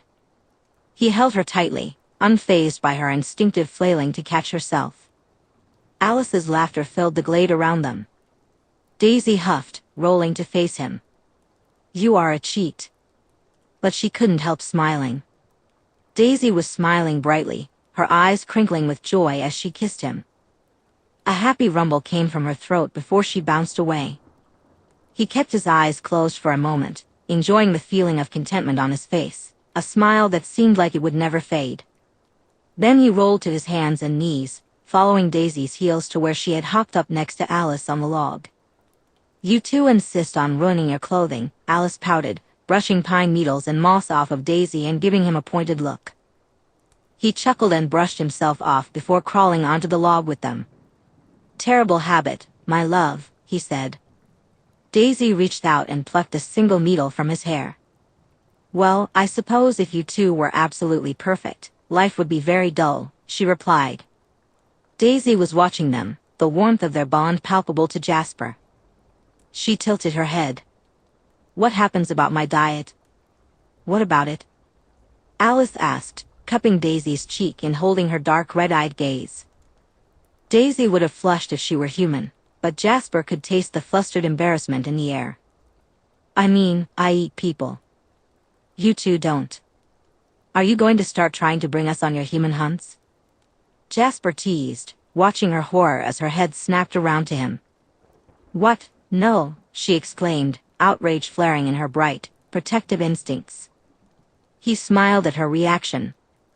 Are you going to begin torturing your kills first? Hunting elementary schools perhaps for a snack? No, I mean, I have tortured someone, but that was when I was human, and it's not like I enjoyed it, she mumbled, the last part barely audible. I get your point, though. It's important to you guys that you are vegetarians. Jasper nodded. It is, and maybe in the future, it will become important to you, or it may not. But your feeding habits are not monstrous, and they are yours to decide.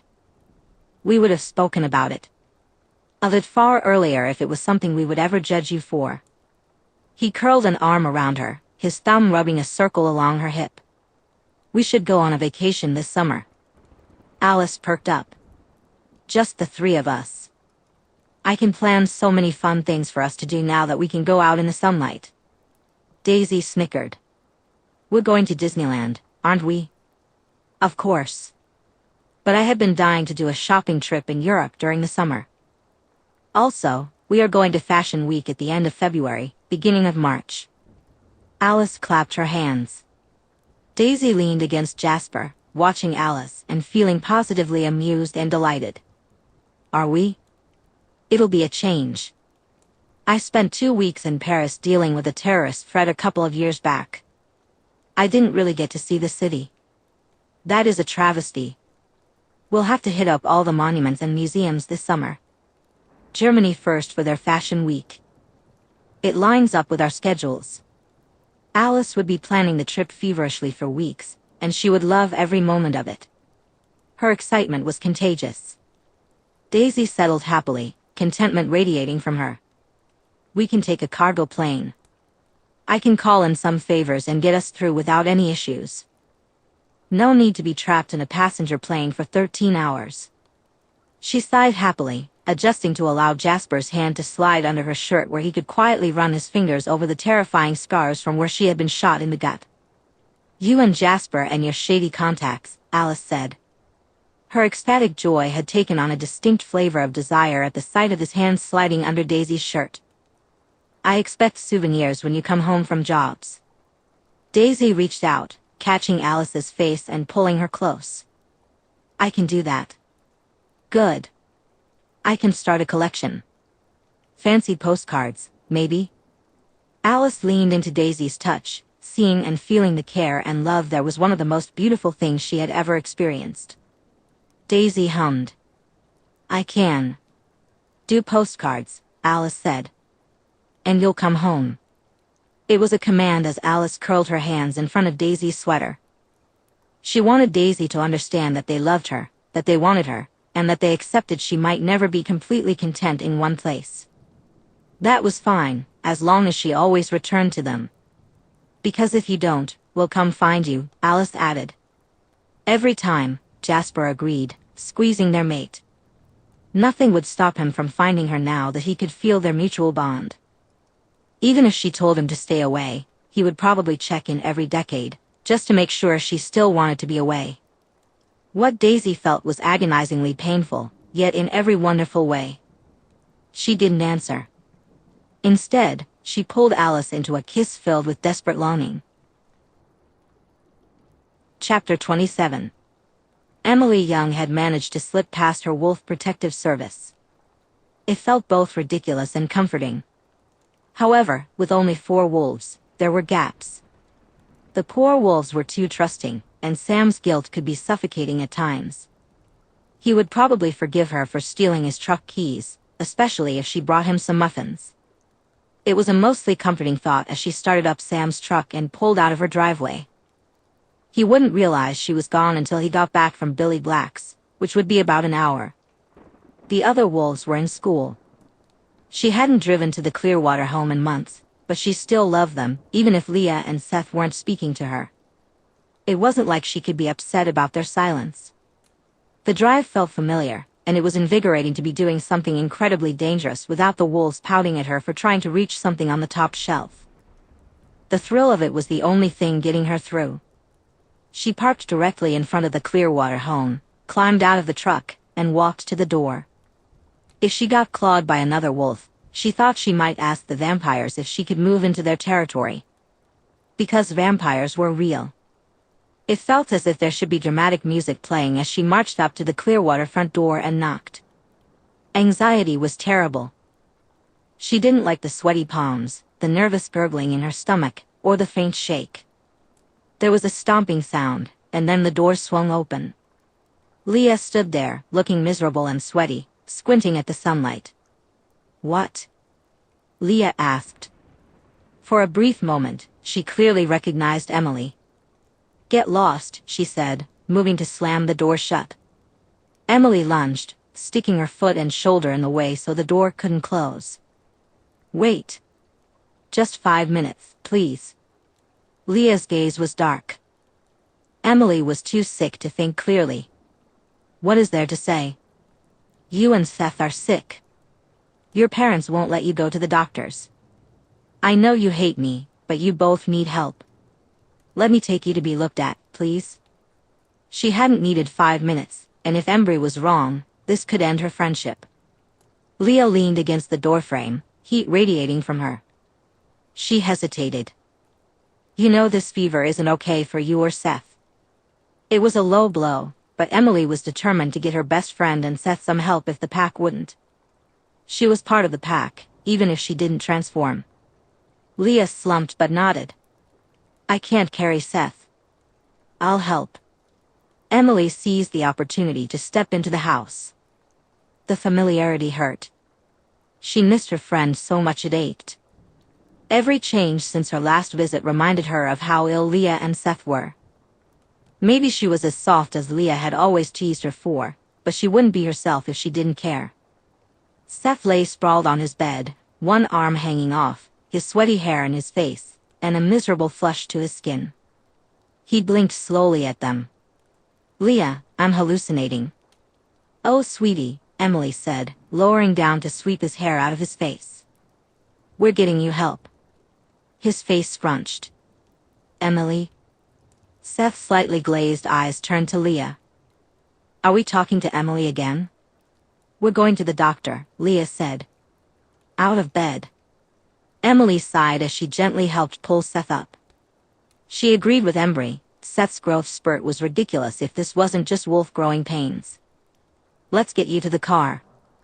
She really hoped her text hadn't been ignored and that help was waiting for them at the border. Seth grunted, but between Emily and Leah, they managed to get Seth mostly on his feet, with most of his weight leaning on Emily. Leah took on what weight she could. It was awkward, filled with Leah's curses and Seth's apologies. But they stumbled their way out of the house. "You stole Sam's truck," Leah croaked, nearly causing all three of them to stumble from the sudden stop. Emily gritted her teeth. Seth had gotten so big. "I don't have my own car." "He can be angry at me later," she replied. "Dope," Seth breathed out. Emily smiled, though it barely pulled at her still healing face. "Come on, we're getting you two some help." She had heard Embry, Paul, and Sam talk about how terrifying shifting was. She had seen Jared cry and panic as he adjusted. It wasn't right that they weren't telling people. Emily knew the elders wouldn't change their minds in time to matter for Leah and Seth. They might hate her right now, but she didn't hate them. "Let's get this over with," Leah grumbled. Emily felt a faint thrill at that, a glimmer of hope that she hadn't lost Leah completely. It would be so much easier if one of the wolves were there. Any of the boys could have just picked Seth up and carried him to the truck. 5 more steps, Emily thought, planning to confront the elders about this. People should be informed before they began to change. The secret needed to be kept, but maybe not as strictly as it was now. "You're in the middle seat," Leah said, opening the door to help Seth crawl into the truck. Emily went around and climbed into the driver's seat. She buckled Seth in, feeling his skin burning against hers on the bench seat. Starting up the truck, she hit the gas, squealing out. Sam would stop them if he realized what she was doing. Leah panted against the side window. The middle of nowhere? Emily kept her focus on the road, her grip tightening on the steering wheel. "Because she knows about our kind. She can help you both." Seth's voice wavered as he said, "You really think she can fix this?" "I know she can," Emily replied, her determination rising. "We just need to get there." Leah's skepticism didn't fade. "But why her? Why not just go to the hospital?" Emily shook her head, her heart racing. "The elders will only make things worse. They won't help until it's too late." Seth frowned, his earlier bravado fading. "What do you mean?" "They won't tell you the truth until you've transformed. I can't let that happen without you knowing what's going on." Leah crossed her arms, frustration etched on her face. "So we're just supposed to trust this random woman?" Emily glanced at her. "I know it sounds crazy, but this is our best shot. Just trust me." As they bounced over another pothole, Seth winced. "You're driving like a maniac." "Just hang on," Emily said, her voice steady. "We'll be there soon." In the distance, the trees thickened, and she could feel the tension in the truck. She needed to get them to Daisy before panic set in completely. The middle of nowhere?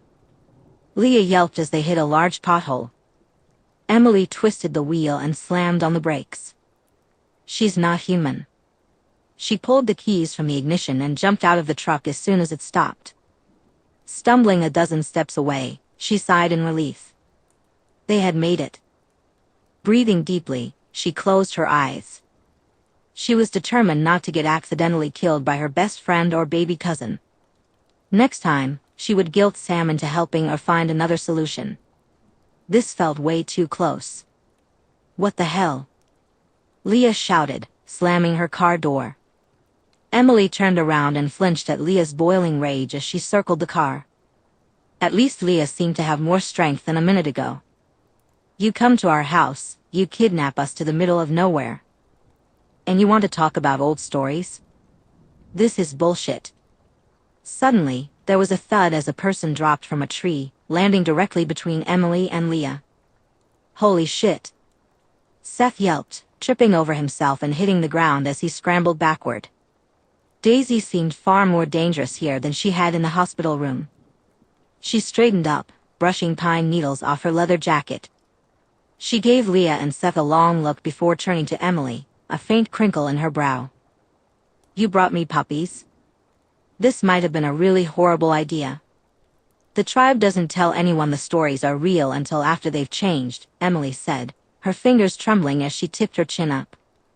You're not part of the tribe. You don't have to follow our laws. Daisy groaned. I'm a hybrid, not a shifter. She spun around to look at Leah and Seth, taking a pointed sniff with her mouth slightly open. I'm going to need you two to take some deep breaths. How did you do that? Seth gaped from where he sat in the dirt. Daisy looked at him and said, You really are going to be a puppy, aren't you? She glanced up and added, I could probably use your help down here.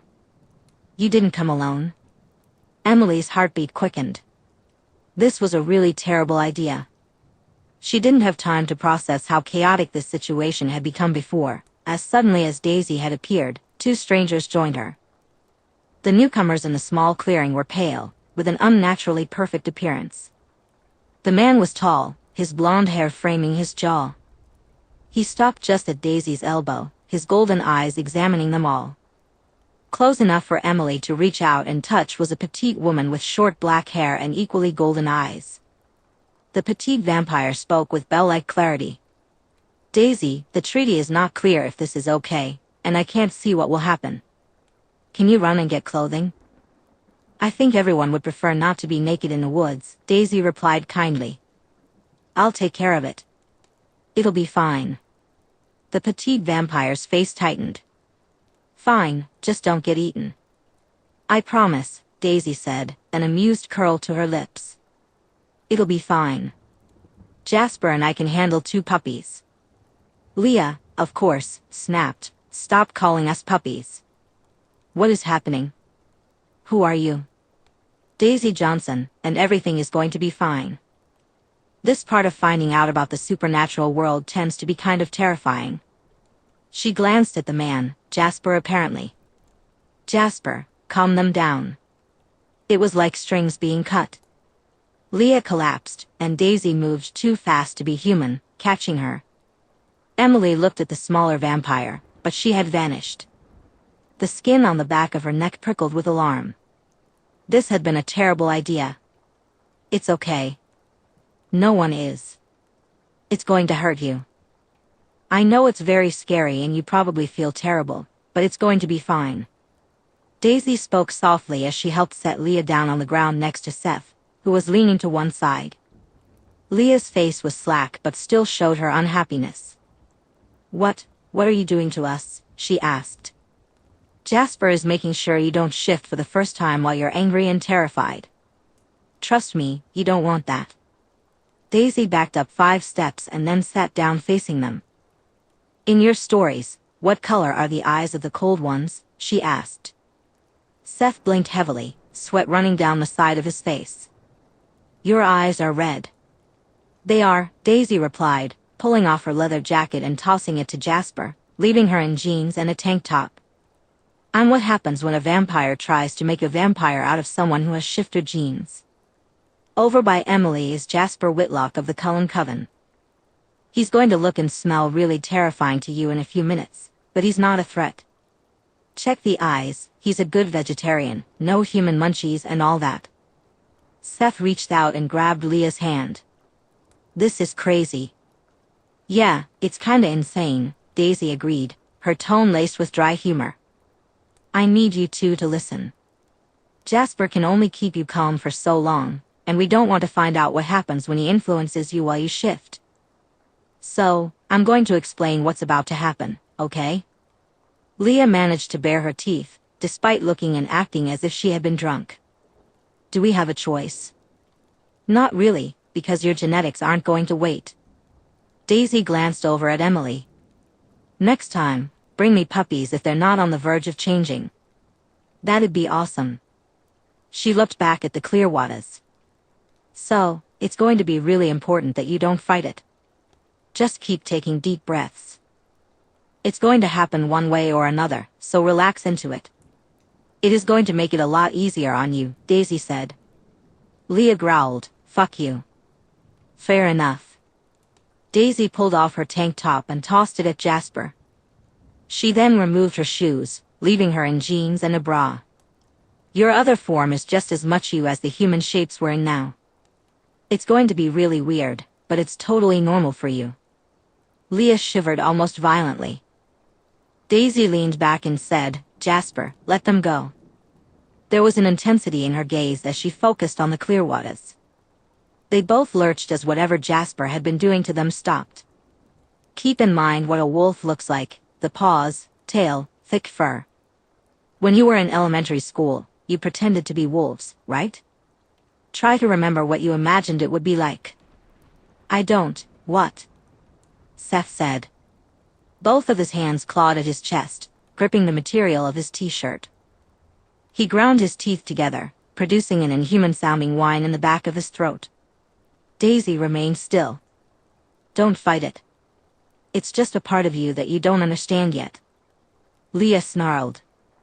Her teeth transformed into sharp fangs, and then there was an explosion of gray fur as her body twisted and morphed in a matter of seconds. Oh, Seth said, staring at his sister's wolf with wide eyes. His face scrunched in pain, and then he fell onto his side, whimpers escaping his throat as his legs kicked. He exploded into sandy fur and gangly limbs. Seth. Emily explained. She couldn't help it, he was just a child. He was 13. An arm, hard as iron, caught her and pulled her back. Jasper's voice was a low southern drawl. I'm afraid it's not safe, Miss Young. Leah's gray wolf head shook before she looked right at Emily and where Jasper was holding her back. A violent snarl erupted from Leah's throat, her lips pulling back to reveal her fangs. Emily realized with dread that she was about to attack. Jasper. Emily's eyes widened, and fear kept her frozen in place. She didn't know how to stop this. Leah lunged straight for them. Suddenly, a burst of orange collided with Leah's side, sending both of them rolling across the ground in a chaotic mix of snarls, growls, and the occasional yelp. They crashed through a log, the wood cracking as they went. Finally, they came to a sudden stop. Leah was on her back, pinned beneath a massive tiger that was snarling at her throat. Leah fought and struggled, trying to buck Daisy off.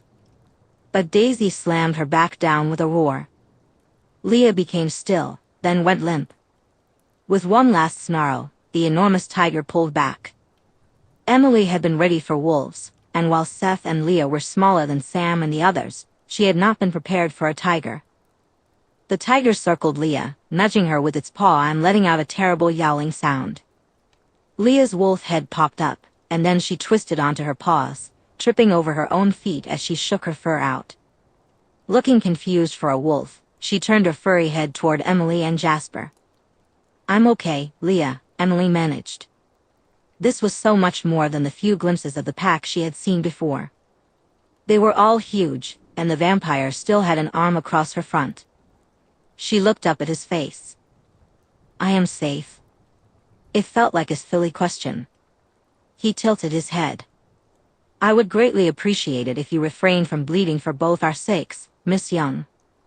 But I'll ensure you are not mauled by a shifter again if you allow me. Thank you, and I'd rather not bleed on you at all. Emily smiled hesitantly, the motion pulling at her injured skin. He lowered his. Until they found their feet, it's best to stay close to me. Daisy can handle the pups. Lean growled at the word pup, but didn't charge again. Instead, she blinked in confusion while staring down at her paws. There was a loud thump as Seth tripped into the truck. Emily winced and said, At least it's just a dent. The tiger smoothly approached Seth, grabbed him by the scruff of his neck, and pulled his gangly limbs away from the truck and toward Leah, ignoring the pathetic yelp he let out. It was actually kind of hilarious as Daisy, in tiger form, released Seth before padding over to Emily and Jasper. She brushed up against Jasper, rubbing one cheek against his chest as he chuckled, his hands disappearing into her thick orange and brown fur. Emily looked over and bit back a laugh at the sight of Leah and Seth trying hard to manage walking on all fours. They kept stopping to stare at one another with their heads cocked. Seth was utterly adorable, with sandy fur and gangly limbs. He looked like a puppy that had half grown into a dog, one of his ears still soft and floppy, his paws too big for his body, and his tail wagging excitedly. Leah, on the other hand, was larger than Seth, though not by much. She was sleeker and resembled a full-grown wolf rather than a half-grown puppy. Her fur was all shades of gray. When she wasn't off balance and covered in dirt and needles from rolling across the ground, she would probably be gorgeous. Emily smiled, realizing this had been the right choice. The confused fumbling was so much less violent and terrifying than the other wolves had described. She could never regret this. The people she loved were safe, and that was all that mattered. Chapter 28. Leah trotted across the clearing, feeling a quiet pride that she wasn't tripping over herself anymore. It was amazing how much she could smell and how different the world looked. The colors were all different, but everything was so much sharper. It was incredible, as long as she ignored the sickly sweet orange blossom scent coming from the vampire leaning against the tree. It was also wild how much his scent lingered on Daisy, and hers on him. It wasn't hard to put those two pieces together. If she overlooked the obnoxiously sickly sweet scent of the vampires clinging to Daisy, her scent wasn't terrible. "Help," Seth pleaded directly into her mind. She looked over to where Seth was pinned and being groomed by the terrifyingly dangerous Daisy. It was deeply strange that she was basically sitting on Seth and fussing over him. But apparently, the vampire tiger thought Seth was an adorable puppy. "Hey!" Seth whined loudly. Daisy just made a happy rumbling sound, licking Seth's fur into place. Leah thought it was weird, but Seth was fine. Still, she felt like she owed her baby brother a lot, even if he was annoying most of the time. She trotted over to them, poking Daisy in the side of her fuzzy head with her nose and barked, because she barked now. Daisy's ears swiveled away from the sound, and her expression seemed maybe irritated. It was hard to tell. Leah had never had a pet cat, and unlike Seth, she wasn't sharing thoughts with Daisy. Daisy huffed, rolling her eyes, but got up, stretching as she did so. "Are we playing again?" Seth bounced to his paws, excitement radiating from him, his tongue hanging partially out of his mouth. Leah huffed and nicked at his ear lightly. Why exactly she kept doing things without thinking about it, she couldn't quite understand. Leah wasn't sure, but it felt right. As surreal as everything had been, she felt better than she had in days. A spark ignited as Seth noticed movement, and they both turned to look. The shorter vampire who had left earlier returned, her scent clinging to Daisy's fur. Leah's eyes widened, ignoring the chaotic thoughts swirling in Seth's mind. Wild. Also, damn. Daisy loped over to the vampires, her form shimmering before she seamlessly transformed back into her human shape without breaking stride. She was completely naked, but Daisy didn't seem to care. She accepted her tank top back from Jasper before slipping on a pair of sweatpants. A faint smile graced her face as she settled between the two vampires she was clearly involved with, humming contentedly. "You smell like wet dog." "Did you have to get their scent all over you?" the smaller vampire complained, her voice laced with a slight whine. Yet, she didn't move away, running her fingers through Daisy's tousled hair. Jasper, amused, nestled closer to them. "It's not that terrible, darling," he said. "So, they're all like, oh." Seth thought, feeling faintly baffled as he tried to figure out if Daisy was more vampire and this made sense, or more shifter and this was weird. "Wait, if one of us dates a vampire, do they stop smelling terrible?" Leah sat down, considering this. "I mean, they can't smell bad to her. Just look at them." "Guess not." "Does this mean we're not playing again?" Seth bounced slightly, nudging against Leah. Dear God, how did he have this much energy? She showed her teeth, just in case he got the wild idea that running at full speed through the forest while being hunted by a full-sized tiger was a good plan. Leah felt a mix of frustration and amusement as the playful antics of her companions resumed. A part of her secretly enjoyed watching them roll through the bushes and chase their tails. She could sense how much Seth, the smug wolf, loved her. "Do you ever shut up?" Leah growled, directing her thoughts at him. Seth's large, wolfish grin and wagging tail were both obnoxious and adorable. His smugness seemed to grow even more as he picked up on her irritation. Leah turned and snapped at him, "Asshole." "Okay, I think you two should probably try to change back," Daisy said, clapping her hands to catch their attention. She stepped closer and gave a questioning bark, as if asking how they were supposed to do that. Daisy, who unfortunately couldn't hear their thoughts, placed her hands on her hips. "This part is kind of hard at first, but you'll get the hang of it. Especially during the first couple of months, you might accidentally shift into your wolf forms when you're angry. You don't want that, because being a wolf magnifies those feelings, and you could get stuck in a cycle. To turn back, you need to be calm." "Should I help, darling?" Jasper offered from a distance, giving them space while staying close enough to intercept anyone approaching Emily. He had an arm around the shoulders of another vampire. Daisy shook her head, giving him a soft look. "They can figure it out without help. Don't worry, this won't take long." She turned back to Leah and Seth. "Just take some deep breaths and remember what it's like to be human. Think about having fingers and toes, feeling the wind on your skin, and appreciating the breadth of colors humans can see. Stand upright, and then you need to want to be human again. Don't try to cram your instinct to stay a wolf into a box, it will just come back. You'll be a wolf again. There's no need to fight it. It's part of you, just not the part you're going to be for a bit.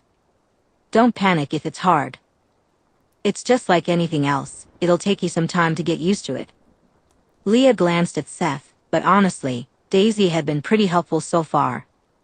So, she closed her eyes and tried. It was easier to be calm than it had been for weeks. She could feel the part of her that didn't want to shrink down into human skin.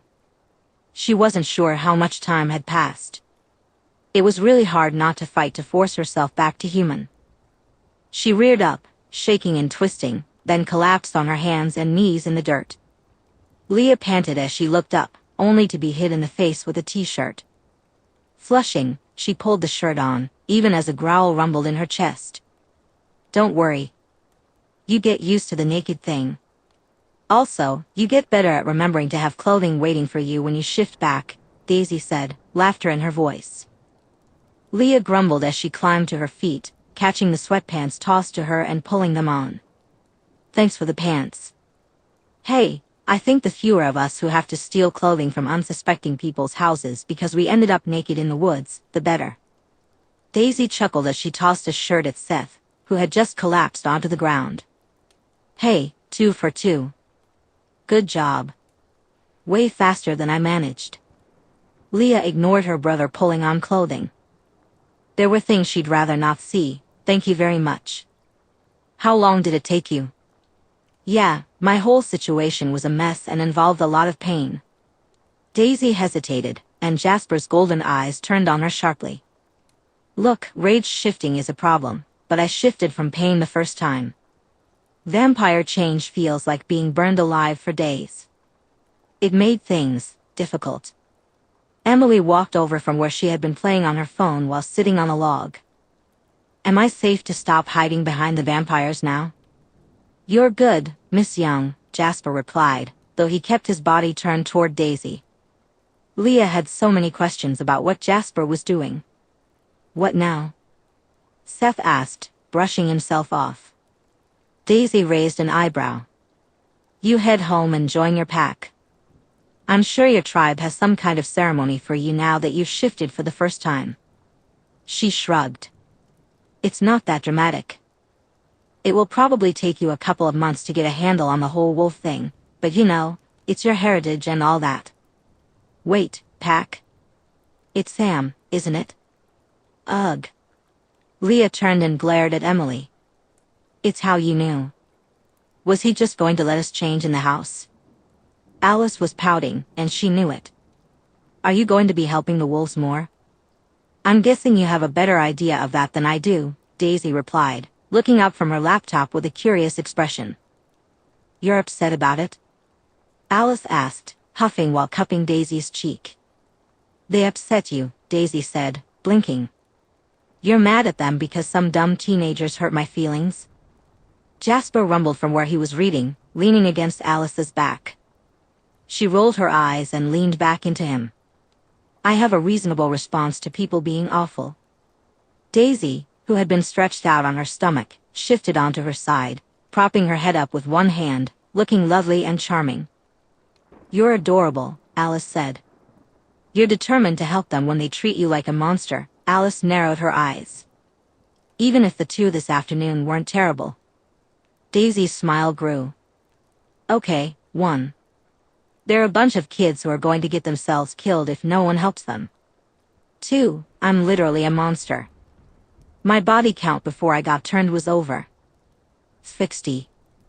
3. I'm not helping them just out of the goodness of my heart. Alice blinked. This was what was so frustrating about not being able to see all of Daisy's future, especially when it intersected with the wolves. You're using them for something? Yup. I mean, not that I want to hurt them or anything, but yeah, Daisy replied unabashedly. Jasper shifted slightly. This was mildly unfortunate because he made an excellent backrest when they leaned against each other like they had been. You have plans for them. What use are they to you? Today's progress toward non-hostility does not make them any more usable. Of course it does. They've got nobody. She looked between their faces. In our world, there are factions that don't like challenges to their power. This coven is starting to get noticed. My vampire contact, who vouched for me with the Emperor, was very interested that I'd run into you guys. Jasper went rigid. His gentle sharing of his mood vanished as dozens of possible futures flashed behind Alice's eyes. He waited for her to come back before speaking. You believe our coven is in danger? Today? I don't know. But eventually, yeah. Especially with Edward sniffing around that human. If he messes up when he gets back, I'd give 50% odds he turns her instead of finishing her off. And Rose and Emmett deciding to change someone as the closest to having kids she can have isn't that out there. But even if the coven doesn't grow, the three of us and Edward have scary gifts. The kind that get people's attention. Someday, someone is going to make that an issue. Daisy was utterly serious, and Jasper agreed with her. The wolves don't add to our coven, but if another vampire coven came for us, it wouldn't be hard to convince them to fight with us. You're increasing our threat without growing the coven. He paused. They're children? Today, sure. But they're isolated from every other shifter community. Planet, and the closest shifters I know of are in southern Mexico. Sooner or later, some nomads will pass through, and they'll realize how out of their depth they are. Daisy looked at Jasper pointedly. He took a breath and said, and without other shifters, their only options for help would be humans or us. You don't need them to like you, you just need them to trust your ability to help them over humans. Exactly. The more time I spend near the border and around people who will cross into their territory, the more vampire scent gets to their population. The more of them will shift. For a population of their size, with a coven this large next to them, they should have many more wolves. Do you think Sam can handle a healthy pack without asking for help? Jasper scoffed. He's 19 with no resources. With the Clearwaters, he's in charge of 5 other wolves. He'll crack if another one shifts. Probably. And once he does, turning your treaty into an alliance won't be hard. Daisy sat up. So yes, I'll ignore whatever insults they throw at me. Let's be real, they're scared teens. They're not that bad. Alice blew out a breath. I shouldn't be surprised that you want to prepare us for a war that we don't even know will happen. I mean, spy, Daisy said, looking at her through her eyelashes. It was devastatingly pretty. Is that a mistake? That was frankly unfair and also a problem. Daisy wouldn't need Jasper's powers or her own to know she would withdraw if she thought they were upset with her for trying to protect them. Alice leaned forward and kissed her mate. She hummed and pulled back. Sweetie, maybe don't prepare us for war without telling anyone next time? Sorry? Daisy asked, confusion on her face. Jasper sighed and leaned against the headboard. You're not alone in this. We'll help you with the situation. Wolves, darling. Alice's voice faded slightly as visions of possible futures flickered in her mind. Edward had decided to return from Denali tomorrow. She felt Daisy and Jasper on either side of her, but their presence felt distant and unreal as she saw the unfolding futures. Futures she wasn't sure she liked. However, if she acted in response to them, the outcomes improved. Blinking, she gasped slightly as she returned to the present. Edward's coming home. Do we need to stop him from eating the new girl? Jasper asked, his soothing calmness helping to ground her again. Alice leaned into him. She loved her mates. You both are unfortunately very good at handling threats to the family. That's a bad thing? Daisy asked slowly, sharing a confused look with Jasper. Alice reached out, grabbing Daisy's hand and the front of Jasper's shirt. It's important that you two don't interfere with him and the new girl. She's important? Jasper asked, trying to parse her emotions. He got a certain look when he didn't quite understand. You think she might be his mate?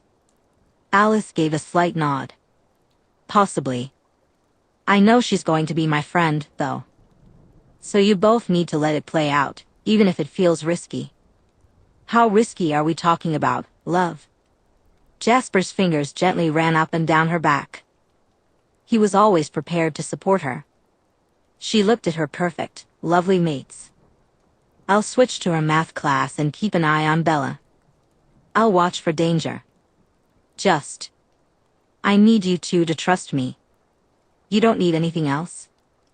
I mean, I don't know if you've noticed, but other than a job in April and messing with the pack, I don't really have plans, Daisy said, because of course she did. Jasper stared at Daisy in faint betrayal. Love, that wasn't the question. If we don't know the line you're dancing, we won't know when or how to help. Alice knew Jasper's solution to the Bella problem was going to be murder, and Daisy's idea was to turn the girl. Alice had seen both outcomes, and neither felt right. Bella is smart. If Edward stays focused on her, she'll figure it out. But for the future to be happy, she needs time to process that knowledge. I'll make sure she doesn't tell anyone.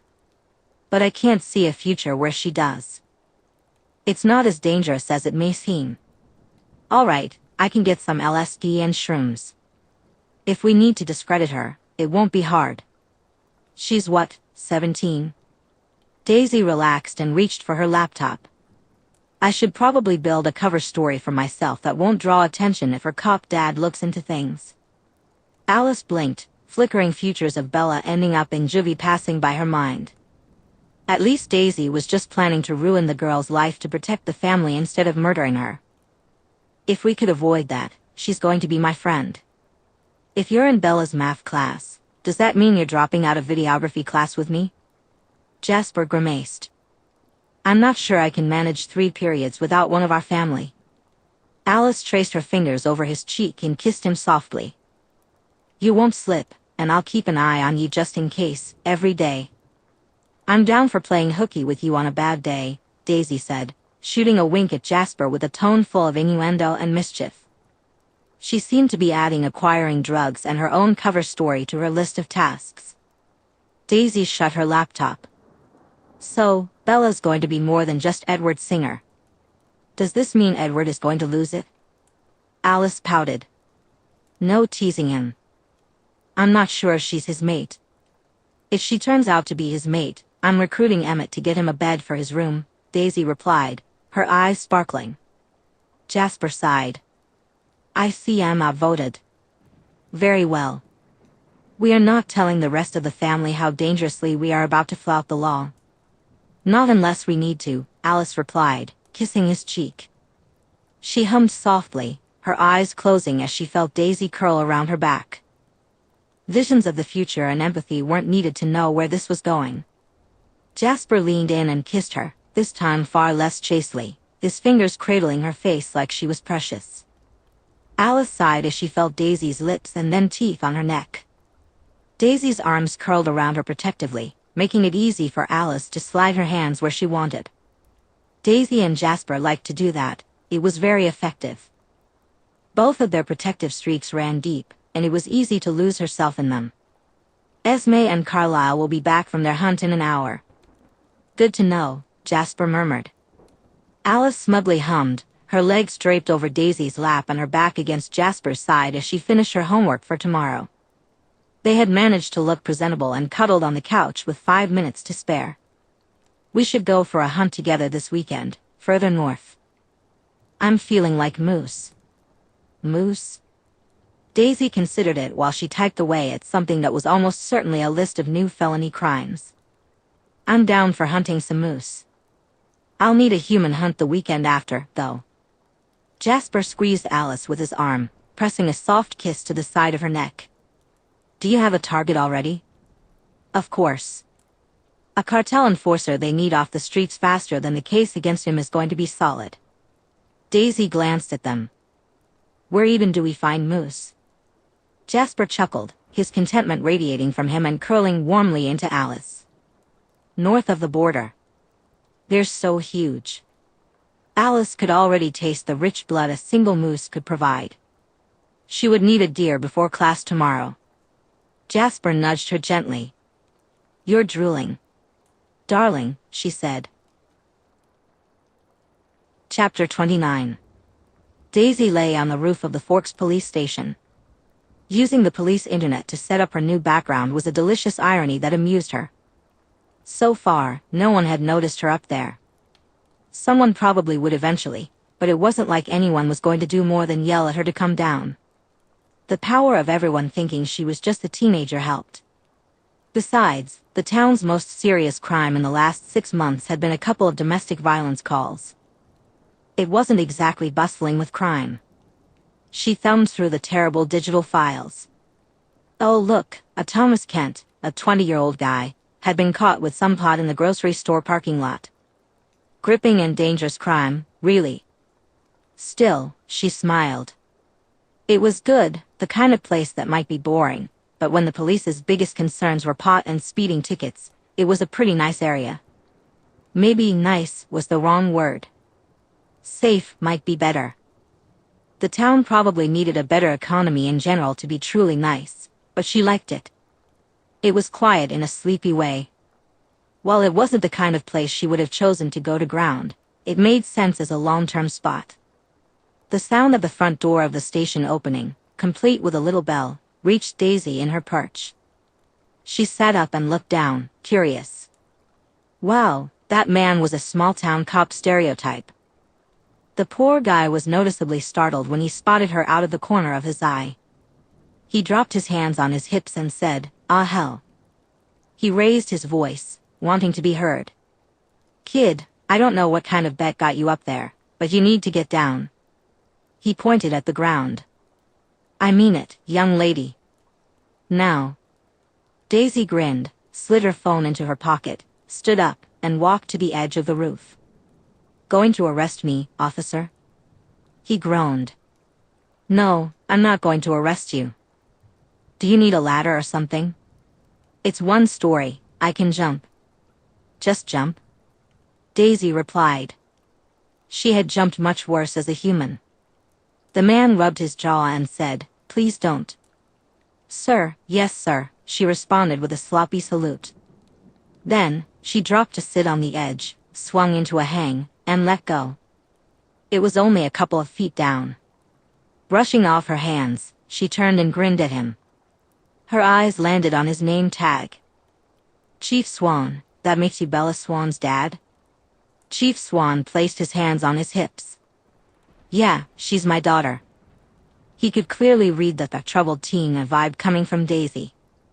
Even when she wasn't trying to look like a teenager, people often picked up on it if she wasn't hiding it. He looked like he could smell it on her. "Look, why don't you come in and we'll call your parents?" "Bad news for you, Chief. I don't have parents, and I'm technically an adult." She hadn't dealt with a normal person in ages, and he gave off chill small-town cop dad vibes. Very cool roof. He stared at her, clearly longing for coffee. "Do you have any ID to confirm that?"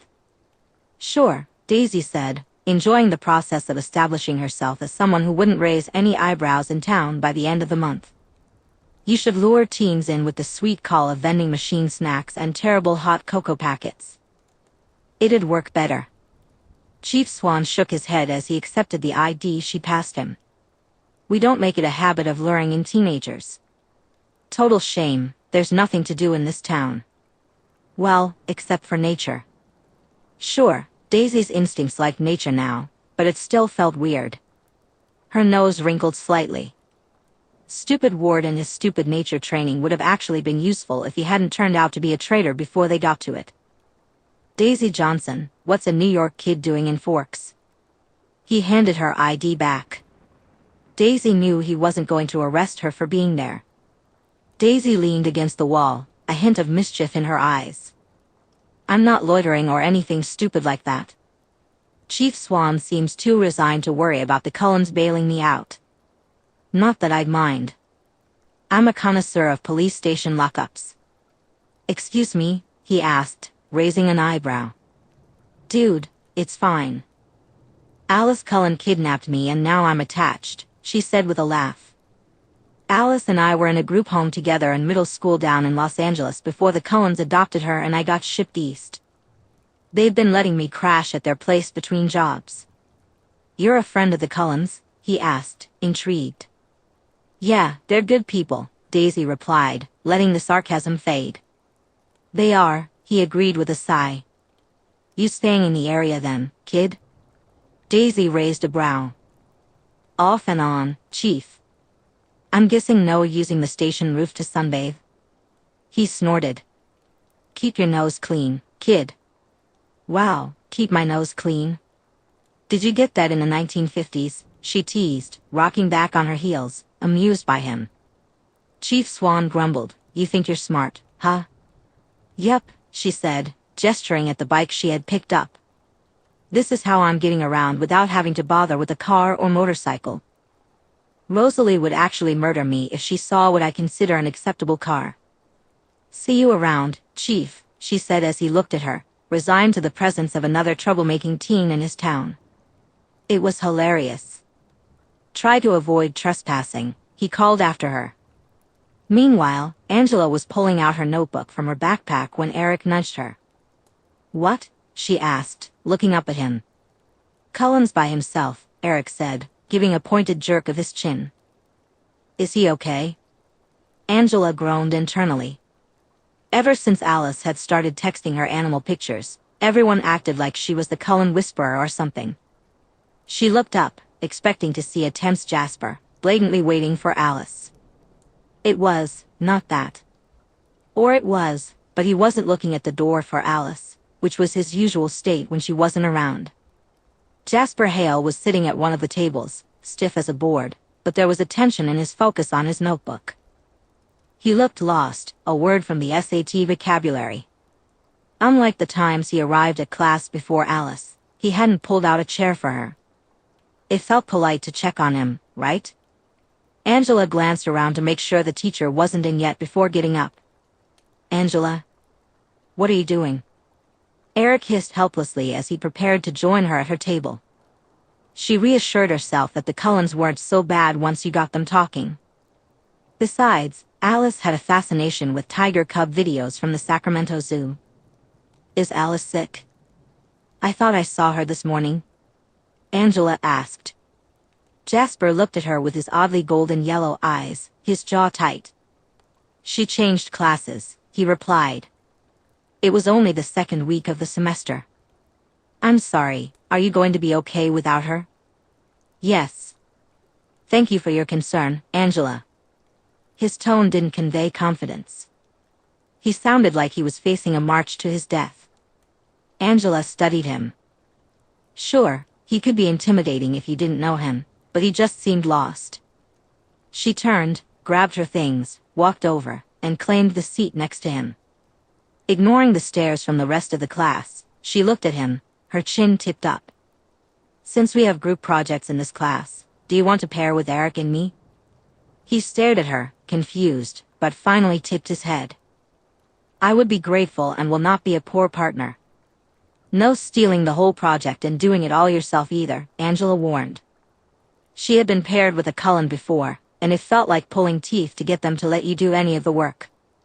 It was as if Carlisle had chosen kids with golden eyes, exceptional academic skills, and supermodel looks when adopting. Mike insisted they were grown in a lab. Jasper paused and asked, "That is acceptable?" Eric grunted as he took the seat next to Angela. "All three of us. If Alice left, we're odd-numbered, so there has to be a group of 3. Oh, Jasper blinked slightly too fast. Angela smiled at Eric. "If there are 3 of us, we can really focus on the quality of our short film for the final project." "Yeah, I guess so. We're all trying to get an A, right?" Eric looked at Jasper nervously. Jasper hesitated. "I would prefer an A in this class as well." He was breathing very shallowly. Angela decided to focus entirely on Eric to give Jasper a chance to recover from the sudden social interaction. He seemed to struggle with that. "Did you hear about Kevin eating a goldfish last weekend?" she asked. "Oh, he totally did it." "It was disgusting," Eric said, lighting up at the story. Angela wrinkled her nose. Boys could be so gross sometimes. As the bell rang, she turned to Jasper. "Hey, I know I have Alice's number, but can we exchange numbers for when we start getting group projects?" "Yes, that is a good idea," he replied, pulling out his phone. "Should I also get Eric's?" Angela beamed, pleased that he was accepting they'd be working together. She had been worried he might go straight to the front office to switch to whichever math class Alice had changed to. "Eric, get your phone out," she instructed. "What?" "Oh right, yeah, that makes sense," Eric said, turning back and pulling out his phone. This was going to be so much better than being paired with Edward in health class.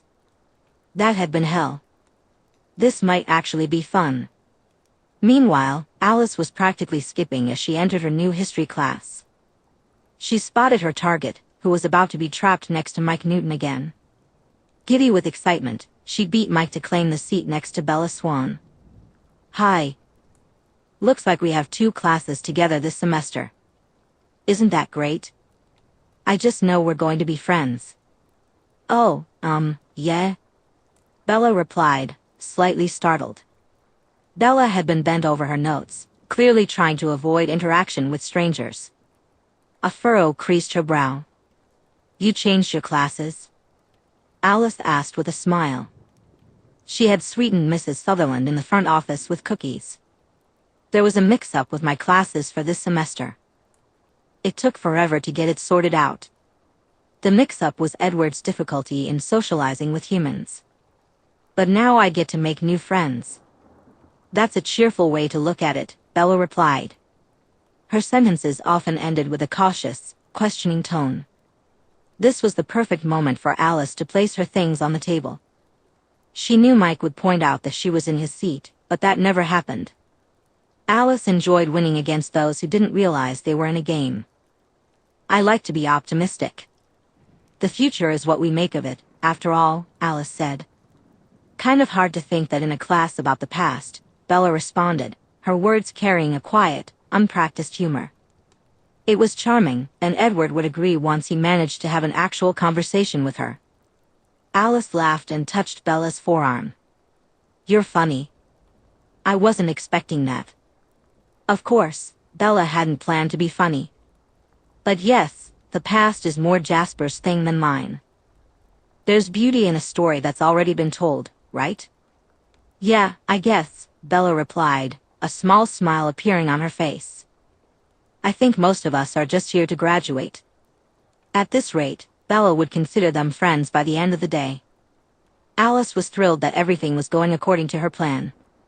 "Graduating is important," she said, leaning closer and enjoying the scent of Bella, even if it burned her throat.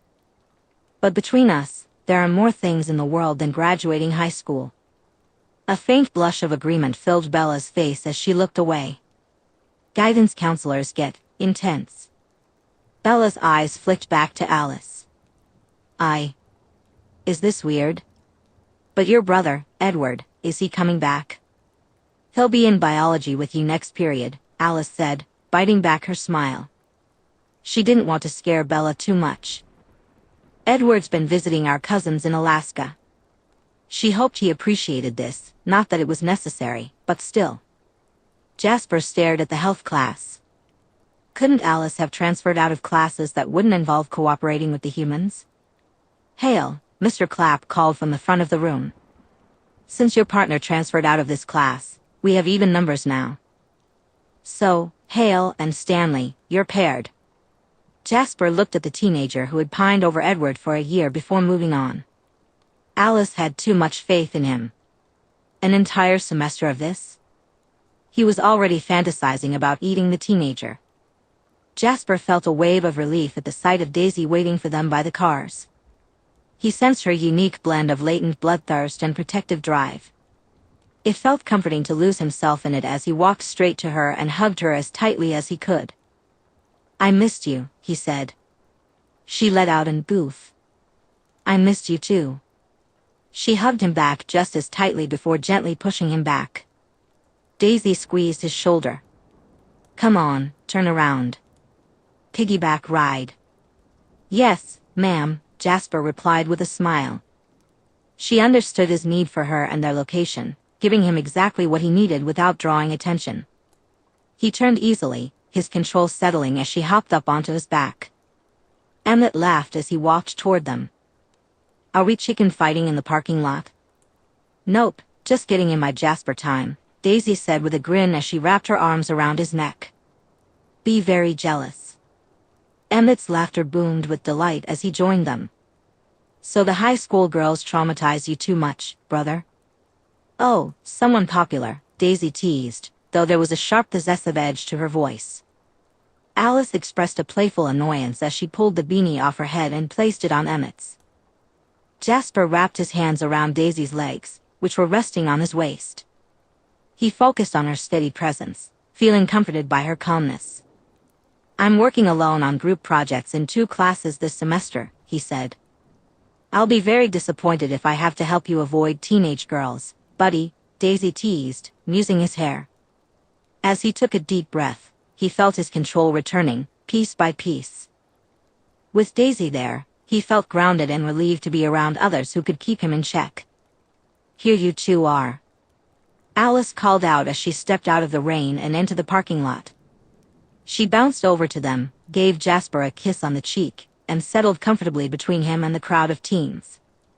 Jasper felt a happy rumble in Daisy's chest as they reunited. "Well, there you are, darling. Did things go as you wished?" Jasper asked Alice. "They did." "Was class too terrible without me?" She replied, placing her hand on his chest over the fancy sweater he had received for Christmas.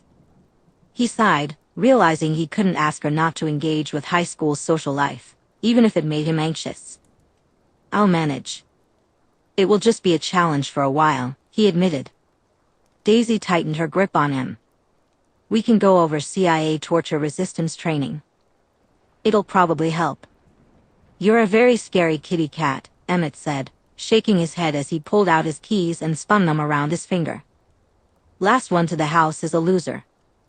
Alice rolled her eyes. "There are 2 speed traps between here and the house today." "Well, that's just lame," Emmett replied, tossing the keys toward Rosalie as she approached. "Babe, baby sis here says no." "Speeding." Rosalie raised an eyebrow and said, "Unfortunate." "Come on, let's head out." Edwards escaped the building. Daisy hopped off Jasper's back, but he could sense her concern. He knew it was only obvious to him because of his gift. Jasper paused as he felt a strange prickle of surprise from someone nearby. Their mood was mostly positive and curious. He glanced over the parking lot and noticed several eyes drawn to them. This was the 3rd time Daisy had been in the parking lot, so the interest was fading. Then he saw Angela Weber noticing them. Jasper didn't quite understand her, but he agreed with Edward, she was kind. He wished he didn't feel the urge to kill her every time he was near her or any human. "Come on, you definitely have the munchies. We can grab a meal on the way home," Daisy said, pulling his attention back to their family. Jasper nuzzled Alice's shoulder, purring as her fingers ran through his hair. "I wish we never had to leave." I'm sorry for how hard this semester is going to be for you, Alice said, scratching his scalp a little harder. Daisy lowered the twig she had been using to pick her teeth. A, the furrow really gets in your teeth when eating Bambi. But B, is this swan thing worth how hard this is going to be for Jazz? Yes, Alice said confidently. Her faith came from her visions of the future and her determination to turn them into reality instead of just dreams. She squeezed him tighter. It will be good for all of us. Jasper hummed, I'm going to need to eat more deer then. I'm down for helping with the veggie hunts, Daisy said, wrinkling her nose. Though less for eating. No offense, but more than 2 or 3 of those things a month sounds horrible. He chuckled, not disagreeing. The difference between animal blood and human blood was like the difference between a world without color and one filled with it. It paled in comparison to the true glory of what was meant to be. He could not condemn any of their kind who chose to embrace their natures. I'd appreciate the company, he said. It's not like I'm doing much besides a lot of hacking. I probably should pick up a couple of jobs that aren't digital during the school week, she replied, shooting them a baleful look. However, it didn't hide the burning love she felt. You two seem pretty determined to keep me in the area, and Forks is not exactly a hopping location, she added. Alice laughed, her laughter bell-like and perfect, and he couldn't help but join her. Daisy was smiling at the sound. It was ridiculous and so much like them. Daisy was planning her trips to find meals around their school schedule while he was afraid of group projects with teenagers. Their life was truly wild and unpredictable, but also wonderful. Chapter 30. Leah pulled into Tillicum Public Park. She wondered why a vampire had chosen this place to meet. Was Daisy even a vampire? Thanks to the pack mind, Leah understood what Daisy meant by hybrid now. She pulled the hood of her thinnest sweatshirt over her head against the relentless freezing drizzle. It was half rain and half snow, and the ground was covered in slush. She trudged, slightly hunched, out of the parking lot and into the sparse public park. The park had some play equipment, a damp skate park further out, a covered picnic area, a few tennis courts that were rarely dry enough to play on, and a couple of trees, but it was mostly open space. Leah didn't need her enhanced sense of smell to spot Daisy quickly. There was no one else in the park except for a miserably cold middle-aged man walking his dog. Daisy stood in the covered area, holding a to-go coffee cup in one hand and her cell phone in the other. She looked younger with her neat but slightly dramatic eyeliner, a flannel shirt over a tank top, and jeans with worn-out tennis shoes. Daisy looked up, sliding her phone away and raising her coffee in greeting. Sup? How old are you? Leah asked automatically. She realized it might be rude to ask outright, but she didn't really know the rules about vampires. Daisy looked amused, leaning against one of the wooden picnic tables. 26, but according to the vampire cover story, I'm 18. Oh, Leah said, glad to be out of the icy drizzle. Thanks for agreeing to meet with me. Daisy waved toward the picnic table. It's no problem. I don't have an office for discussing supernatural stuff, and I wanted coffee. So, what's up? Leah sniffed as she sat on the old wooden table. What Daisy was drinking smelled a lot like steamed milk. I had some questions, and our legends don't really cover everything, so, if you don't mind. I don't know everything. The tiger ambush didn't want me in the group, so I might have to ask Jiaying and get back to you. Daisy dropped onto a picnic bench with ease as she spoke. Leah picked at the damp, soggy wood with her fingernails, careful not to tear it off. Who's Jiaying? There was a moment of hesitation. My biomom. Leah blinked. You don't have to ask her if it's bad between you two. Not bad, just awkward. Daisy brushed some hair behind her ear. You know, I grew up an orphan. I had a life, and then suddenly my bio-dad was turning me into a vampire and dragging me to my bio-mom, who had spent the last 24 years thinking I'd been murdered by vampires as a baby. She moved on, has a nice new fully shifter family and everything. And my bio-dad was unhinged. Nobody really plans for their dead kid to get dumped on them 2 decades later as a weird monster. And I mean, I was an adult. That was a lot to take in. Your maker was your dad. Yeah. Making a hybrid is a bit more complicated than just biting someone with the shifter gene. He was destroyed for it. Daisy sounded faintly bitter but shrugged. The whole thing was really messed up. But you didn't come here to ask about my mess. What did you want to know? Leah's brow shot up. She had so many questions, but she understood. I just had questions about whether I'd still get my period. Daisy laughed. Sorry, yeah, I don't think you will. I know you won't be able to get pregnant while you're actively shifting, so it's like free birth control. If you want to have kids, you'll need to stop shifting for 3 to 4 months before you can. Then you can start aging again and get pregnant. After you have the kid, you can shift again. Apparently, it helps with post-birth healing, which is kind of cool. But the epidural won't work on you. So there are perks, but also some downsides, Leah concluded.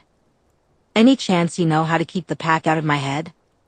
Daisy took a sip from her coffee cup, which was likely steamed milk with vanilla. That's a species thing, not just a shifter thing. I can't form the mental connection because I'm a hybrid. But tigers can form and drop the connection at will. I know bears can do the same, but lions are in a 24-hour situation, just like you guys. How many of us are there?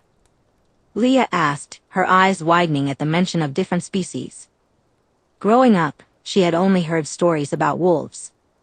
She knew Billy was just as shocked to learn there were other shifters, as everyone in the pack was.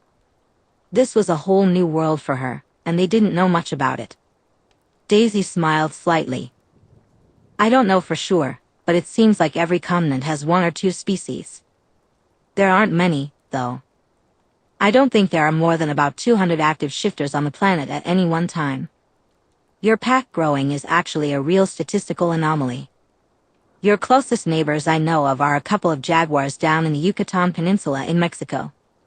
Tigers, lions, jaguars, that's a lot of cats. Leah wrinkled her nose despite herself. Wolves were so much better. Daisy laughed. Yeah, we're all large predators. That's just how it works. We have to be able to protect our people. Yeah. Leah looked at her. How are you so okay with it? Just losing everything you thought your future would be? I mean, I know you've had a couple of decades to get used to it, but I'm just angry whenever I think about it. Daisy blinked. I'm 26, like I was born 26 years ago. I was changed. 2 years ago this July. I don't know. Everyone takes it differently. The Cullens are pretty divided on whether they're grieving their human life or not. I mean, it's morally better than what I was doing before I was changed. The powers are cool, and adjusting to new things was kind of part of the job. Because you were government? Leah asked, staring at her in disbelief. Sure, Fancy Spy had killed people before becoming a vampire. Lots of people did, especially during a war. Daisy's lips twitched up. What do you think the CIA does? You eat people? Leah's disbelief grew, disgust creeping into her voice. She understood why Sam and everyone was twitchy but accepting of their red-eyed neighbor. Friendly and picky about killing, she was still a murderer. Daisy tilted her head slightly. I spent my 18th birthday on a plane over South America. The plane got hijacked, and we were used as collateral tied to the cargo ramp. So we blew out the side of the plane at 35,000 feet and sucked out the hostile actors. That was honestly one of the cleaner missions I was on. But it was that or possibly lose control of a dirty bomb we retrieved. I'm very careful to snap the necks of anyone I eat before I bite them. I don't torture them, and I can't say that for everyone I dealt with on the job. That's... Leah's eyes widened. Daisy leaned forward. Snapping a neck is mercy. Do you know what it feels like to be shot? Because I do, 5 times. Unless it's an instant kill shot, it can feel like anything from being punched harder than you can believe to unspeakable agony. Being stabbed isn't great either. She reached up, pulling the neck of her flannel to the side while rolling her shoulder to show a scar along the top back of her shoulder. And torture? I never got worked over by anyone too thoroughly, but it's not great. And I choose who I kill now, I know. There's no shooting. I would rather be a kid than watch my team die. There are no split-second decisions, no trusting someone else's intel, and no killing people who got involved in something dangerous because they were poor or stupid or lonely.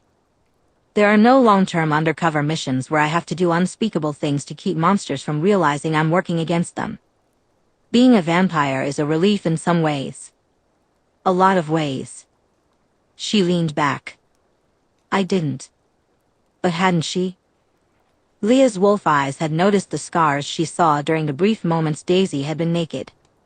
She knew the CIA wasn't exactly the most honorable of government organizations. She understood that Daisy had chosen to help her and Seth, even though the Cullens had mostly been standoffish and slightly discouraging about it. Daisy had offered her help to the tribe and had come through every time it was asked of her. I'm sorry. Daisy seemed tired as she leaned back. It's fine. I joined a shadowy government agency to help people, and sometimes it doesn't feel like I was helping. And now I eat people. It's not weird to think of me as a monster. I am, literally, a horror movie monster. You have way too much fun hunting wolves, Leah said. She wasn't sure she disagreed, but she didn't know. Everything had been a mess since she'd changed. Daisy grinned. So you're saying you're not feeling the wolfy instincts? Leah shifted. This whole conversation was leaving her unsettled. She didn't know what to think about it. She'd figure it out later. Some. Is that why you're drinking steamed milk? There's technically coffee in it, Daisy replied as she leaned back.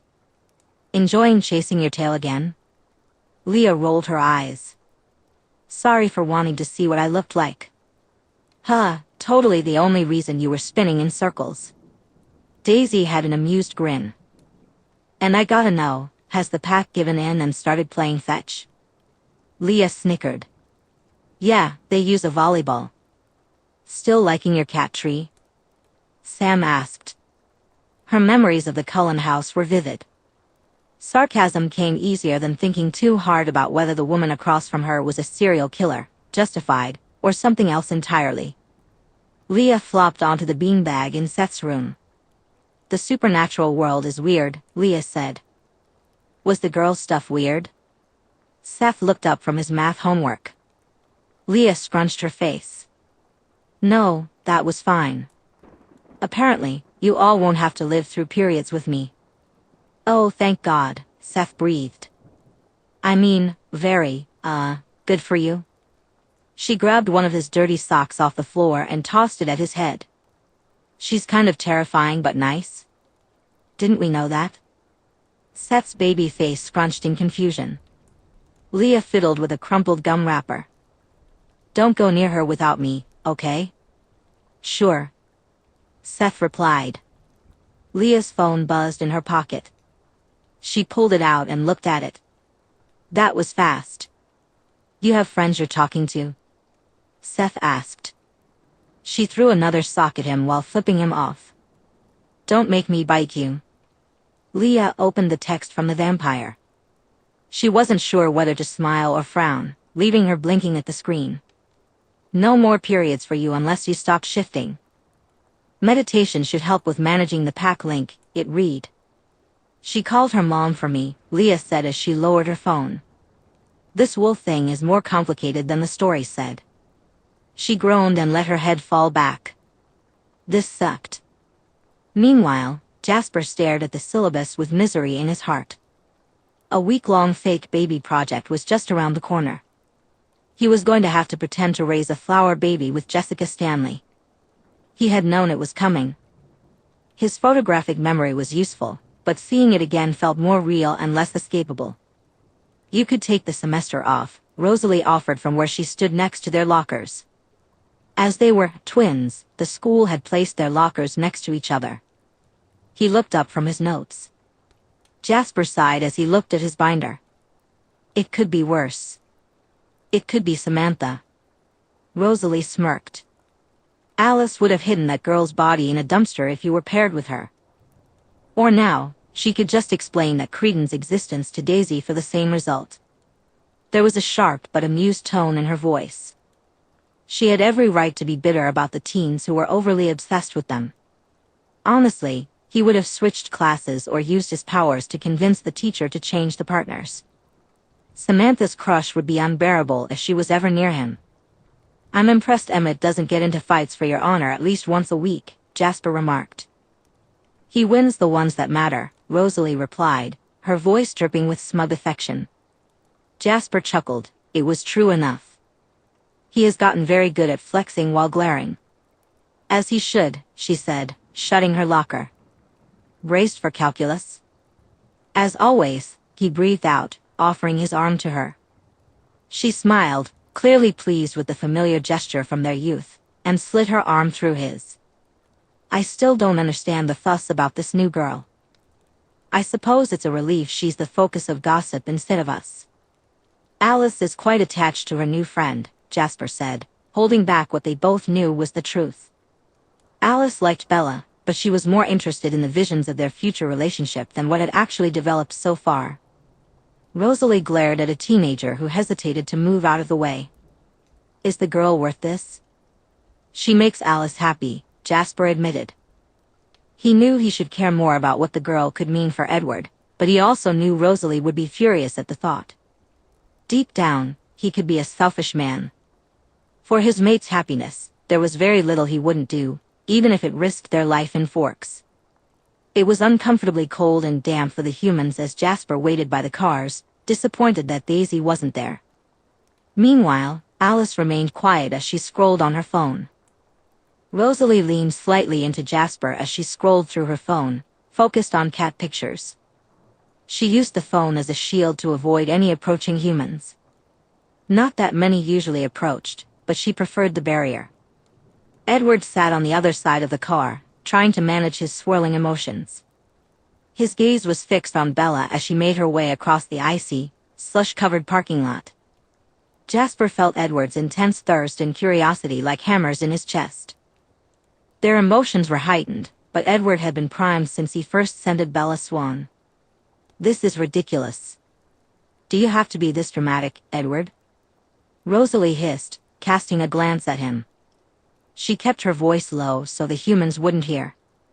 "We could move to Olympia or Vancouver and avoid the girl." Alice looked up from her phone, one hand curling around Jasper's while her eyes narrowed at Rosalie, a flicker of possessiveness crossing her face. "Be nice. He's showing a lot of self-control, and we're staying in Forks. Daisy would be happier closer to a city, and she'd be further away from the mutts," Rosalie shot back, a valid point. Alice hesitated, but Jasper interjected. He didn't like the tension surrounding Edward and the way he and Alice were circling the human. "Daisy likes the shifters. They are important to her, and Forks is our home. There's no reason to leave if things stay as they are." Alice rose onto her toes and kissed his cheek. "Love you. Always, darling." He pushed a wave of calm toward both his siblings, relieved when neither resisted it. Edward's focus remained on the human. "I can't hear what she's thinking." "You could try speaking with her without interrogating her," Alice suggested with a sigh. "Honestly, it's like you've learned nothing from years of high school." "That would require him to interact with humans instead of just reading their minds and thinking that counts as socialization," Rosalie added, her tone sharp. If there were two people in their coven who were like oil and water, it was Edward and Rosalie. They were far too alike, though he didn't intend to say that or think it in English. He shared a knowing look with Alice. She smiled impishly at him, but then her expression changed as alarm washed over her from what she was seeing. "Alice?" he said, reaching out to touch her shoulder, trying to soothe the panic she felt from her vision. "Bella," she breathed, startled. There was a loud squeal as Tyler Crowley's van hit the ice. The idiot slammed on his brakes, sending his van sliding wildly across the parking lot. Kids yelled, cries of alarm filled the air, and there, directly in the path between the van and her own red truck, was Bella Swan. Jasper stopped breathing. Bella already smelled amazing, and he knew he wouldn't be able to stand it if her blood filled the air, and it was about to. He tightened his grip on Alice, bracing himself to restrain his instincts. He missed the way Edward's emotions shifted to a desperate cry of no, until Edward was in motion. In an instant, he was across the parking lot, pushing Bella out of the way just as the van obscured their view. The sound of the collision echoed, the explosion of noise rippling through the parking lot, and the absence of blood in the air confirmed what had happened. Jasper stared as he saw Edward moving away at human speed. But it was done. He had acted, really acted in front of the humans. Jasper understood then, Bella was his mate, and it could very well kill them all. Jasper had been pacing, holding back from marching out and confronting Edward for answers, knowing that could cause more problems. Alice curled into Daisy, massaging her temples as she searched the future for danger. She kept lightly slapping Daisy's shoulder, nosing further into her, which he took as a sign that Daisy was on his side. The doorway, Alice is right. We need to keep a level head here. Rosalie folded her arms, clearly unconvinced. How can you be so calm? This is serious. Edward paced the room, his frustration palpable. We'll handle it. Bella won't say anything. Daisy shook her head. You're underestimating her. She's not just some random girl. She's smart. Esme stepped in, her voice soft but firm. Let's focus on what we can do. We need a plan, not more fighting. Alice nodded in agreement. Exactly. We should keep an eye on Bella without making her feel threatened. If she knows too much, we might have to consider our options. Jasper glanced between them, trying to gauge the mood. What do you suggest, Alice? Alice looked thoughtful. For now, we act normal. We don't want to raise any suspicions. Just keep her close. Emmett chimed in, and if she starts asking questions? What then? We'll cross that bridge when we come to it, Edward replied, still visibly tense. For now, just trust me. I'll protect her. Rosalie finally sighed, her expression softening. Fine. But I still don't like it. Daisy shrugged. None of us do, but we're in this together. Let's just be careful. Edward had been unusually quiet. We've moved for less risk than this, he said. Moving is the worst thing you can do, Daisy replied, her hand running up Jasper's back. If you flinch, you only give her more reason to think she knows something. With the pack this close, she has what she needs to piece it together. It's unlikely, but she could. If she approaches anyone, just gaslight her. Tell her she's wrong and that she saw nothing because nothing happened. And for goodness sake, don't say no one will believe her. You have to be able to do that. Middle schoolers do that to each other for fun. Edward's jaw tightened. I'll avoid her. Oh my God, you're terrible at this, Daisy said, pinching her nose with the hand that wasn't on Jasper's back. You act the same. Nothing is wrong. Jasper began to relax as the tension in the room eased. He found it darkly amusing as Daisy outlined a detailed plan on how to gaslight a teenage girl. Given Edward's panicked mood, he didn't think it would work very well. Chapter 31. Alice slapped Edward upside the head, not hard enough to make him dent the piano he was moping at. She liked the piano, but her favorite brother was on thin ice. You growled at Daisy. You saw her changing Bella, he hissed, glaring up at her through his bronze curls. She growled in warning. Only to keep Jasper or Rosalie from killing her. So she'd damn her instead, he bit out, tense for violence. Even now that she's accepted the bond, she insists on remaining a murderer. Alice's lips pulled back. She would suffer much for Edward. She knew it was him refusing to acknowledge what Bella meant to him, but she would not accept this. She is my mate. He flinched, his jaw tightening. How doesn't it bother you or Jasper that she is not adjusting to our way of life? What she does and what you did are different. It has been who she is longer than the thirst. Alice raised a brow, certain he was forgetting what he had already seen. Daisy was not lost to her hunger and the hunt. It was a task, not a compulsion for her. She didn't kill to excuse her bloodlust. Her bloodlust only controlled the timing and method, not the act. Edward looked away, clearly having heard her thoughts. She needs to stay away from Bella. You saw my visions as well as I did. Daisy won't approach unless you do something stupid. Alice held back her feelings. She sensed that curiosity, or like any newly mated vampire, it might not remain true as she interacted with Bella. Alice only saw what was decided now. A month of Bella's scent lingering on Daisy might change things. His hands fisted on his thighs. There has to be a choice, another option. I won't condemn her to this life or to death. The future is quite clear. Alice worried about the self-loathing her brother sometimes showed, enough to swallow back the insult to her mate. For now, she wouldn't forget it. Alice wouldn't forget how quickly Edward had seen her as a threat. He looked at her directly and said, "You shouldn't be befriending Bella. You are risking her life."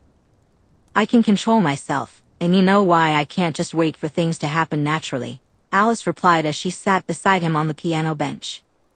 "You may try to preserve her humanity, but I am going to have a friend." Edward hissed in frustration. He was going to run again soon. The panic in his thoughts would drive him to it. She had seen that. He would be back in time for school. "Falling in love is not a sin, Edward." She sighed, knowing he wouldn't listen to her right now. The future was unclear, but it would become clearer with time. Why couldn't they all just be happy? How things should go seemed so obvious to her. Yes, the incident with the van was unfortunate, but it hardly changed anything. The whole family was being dramatic. Alice hadn't needed to follow the sense of her mates, Rosalie, and Emmett to know where they had gone to avoid Edward. At least Esme and Carlisle would have the house to themselves tonight. However, it wasn't where she'd expected them to go. For one, it was in downtown Port Angeles, and second, the business had closed hours ago. She nearly skipped as she slipped through the door, the lock already picked. The smell of the bowling alley delighted her. Years of sweat, the mineral oil from the lanes, grease from the mechanics, dust, the distinct scent of cleaning products, nachos, and greasy foods filled the air. "Bowling?" she asked. "We're breaking some laws, being rebellious teens, not taking Edward's car apart piece by piece," Daisy grinned, shooting a look at Rosalie. Alice felt as if her feet barely touched the floor as she joined them, accepting a bright pink bowling ball from Jasper. "I shouldn't be surprised," she said with a smile. "You can pick locks and know how to work bowling alley equipment," Alice said. "I have layers," Daisy winked as she sat on the hard plastic seat by the two lit lanes, crossing her legs. "And those layers didn't include running the equipment here." "Mine did." Rosalie spun her brilliant ruby-red bowling ball in her fingers. "I fail to understand how this is a challenge." "Control, rather than straight strength, I should think," Jasper drawled. He pressed a kiss to Daisy's hairline, then caught Alice's hand and squeezed it before walking to the start of the lane. He stood there, considering, and then with carefully controlled focus, he rolled the ball down the lane. It hit with a thunk and slowly rolled into the gutter. Emmett's laughter boomed. "I've seen toddlers throw harder than that." "You break it, you fix it," Daisy chimed in, not even bothering to look at Emmett. She pulled Alice down into her lap. Alice gave a happy hum, leaning into the contact and enjoying the security and affection. "Not planning on playing?" Alice asked. "I'll go around in a minute," Daisy replied, pressing a kiss to the side of Alice's neck. She smiled, feeling that this was special. She could see they'd do it again, but she let the vision fade away. She would rather live in this moment than see future ones. "Should we make bets?" Alice suggested. "No," all four of them burst out at once. Jasper's lips curved up for the first time. "The suspense is half the fun with this, darling." Alice stuck her tongue out at him. Emmett snorted, smacked a kiss on Rosalie's lips with a boyish grin, and then squared up in his best bowling pose. He carefully rolled the ball down the lane. "Well, I'm not your lady luck tonight," Rosalie said as the ball hit the gutter, not enough force to make it all the way down. "Babe, we have to be gentle," Emmett pouted. Rosalie sniffed, narrowing her eyes as she swung her ball back. Rosalie didn't completely knock down the 3 pins she hit, which was likely the closest evidence she had controlled her strength at all. She turned on her heel, her eyes flashing as they landed on Alice. "Hand me your ball."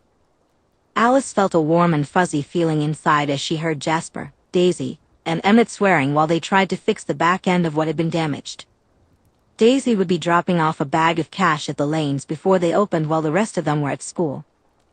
The best thing would be to kill the girl. "Why are you and Edward so convinced that's wrong? Both your mates agree with me." Rosalie's voice was sharp but not hostile. She was careful, but then she and Edward had always been good about keeping their secrets. Their gifts revealed so much that wasn't for everyone else to know. Jasper was the same way, in his own quiet manner. With him, it was more about not mentioning what he felt rather than keeping silent for the good of the family. Daisy far preferred the option of turning Bella instead of killing her. "She doesn't know what she knows. Our family is still safe. She knows there's something to know." Rosalie's voice was barely above a hiss. Alice couldn't resist smiling. "Exciting, isn't it?" The corner of the table Rosalie's hand was on snapped. Emmett poked his head out and said, "You're paying for the table, babe." "We share a bank account." Rosalie rolled her eyes. Alice just smiled. Emmett would keep Rosalie from doing more than thinking up new and creative insults for Edward. Daisy would keep Jasper from acting unpredictably, and Carlisle and Esme were too kind and compassionate to change the course of things. No, the real risk was Edward. His singer and his mate, one side of him would win. He was the true risk to Bella, and he knew it. That was why he was being so difficult about the whole thing. Daisy watched absently as Jasper drained his 5th deer. It would be hot if he was really hunting them, Anne. Jasper was enjoying the kill, but he was gorging himself on food he felt about as passionate for as tofu. It reminded Daisy of a kid being forced to eat until sick on vegetables. The palpable disgust really killed the sexy predator vibe, even if he was gorgeous. "Have you guys ever tried fish?" Jasper asked. "Absolutely not," Alice replied, her nose wrinkling. "It would taste disgusting and all slimy." She pointed at Jasper, who was brushing deer hair off his shirt. "You eat Bambi. Nemo and Dory can't be that different. Have you ever eaten a fish?" Jasper looked up at her while licking a few stray drops of blood off his hand. Daisy paused slightly. Even when cranky and eating the tofu of prey, he looked hot. It was unfair, they had school in 30 minutes. "Nope. But I think it'd be fun to try," Daisy said with a shrug. "Probably have to be a pretty big fish, though." "Well, we could always go for a swim," Jasper suggested thoughtfully as he strode over, his face contemplative. Alice's nose wrinkled further. "I'm not biting a fish." The implied ew was loud and clear. Daisy couldn't help but grin. "What about cows?" she asked. "That's the worst part of visiting areas without large enough prey to satisfy us," Jasper said, settling next to them.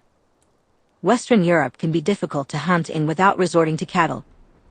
Daisy hummed, running her fingers through his hair, knowing he was soaking in this moment before facing the chaos of emotion and the scent of humans at school. "So the food is terrible. What else is the worst about Europe?" she asked. "It depends on the country. Being too close to Italy for too long is dangerous for us." Jasper's voice held the faintest growl. Daisy tightened her hold on him and turned her attention to Alice. "The Volturi want you for their guard?" "Not enough to force us," Alice replied gently.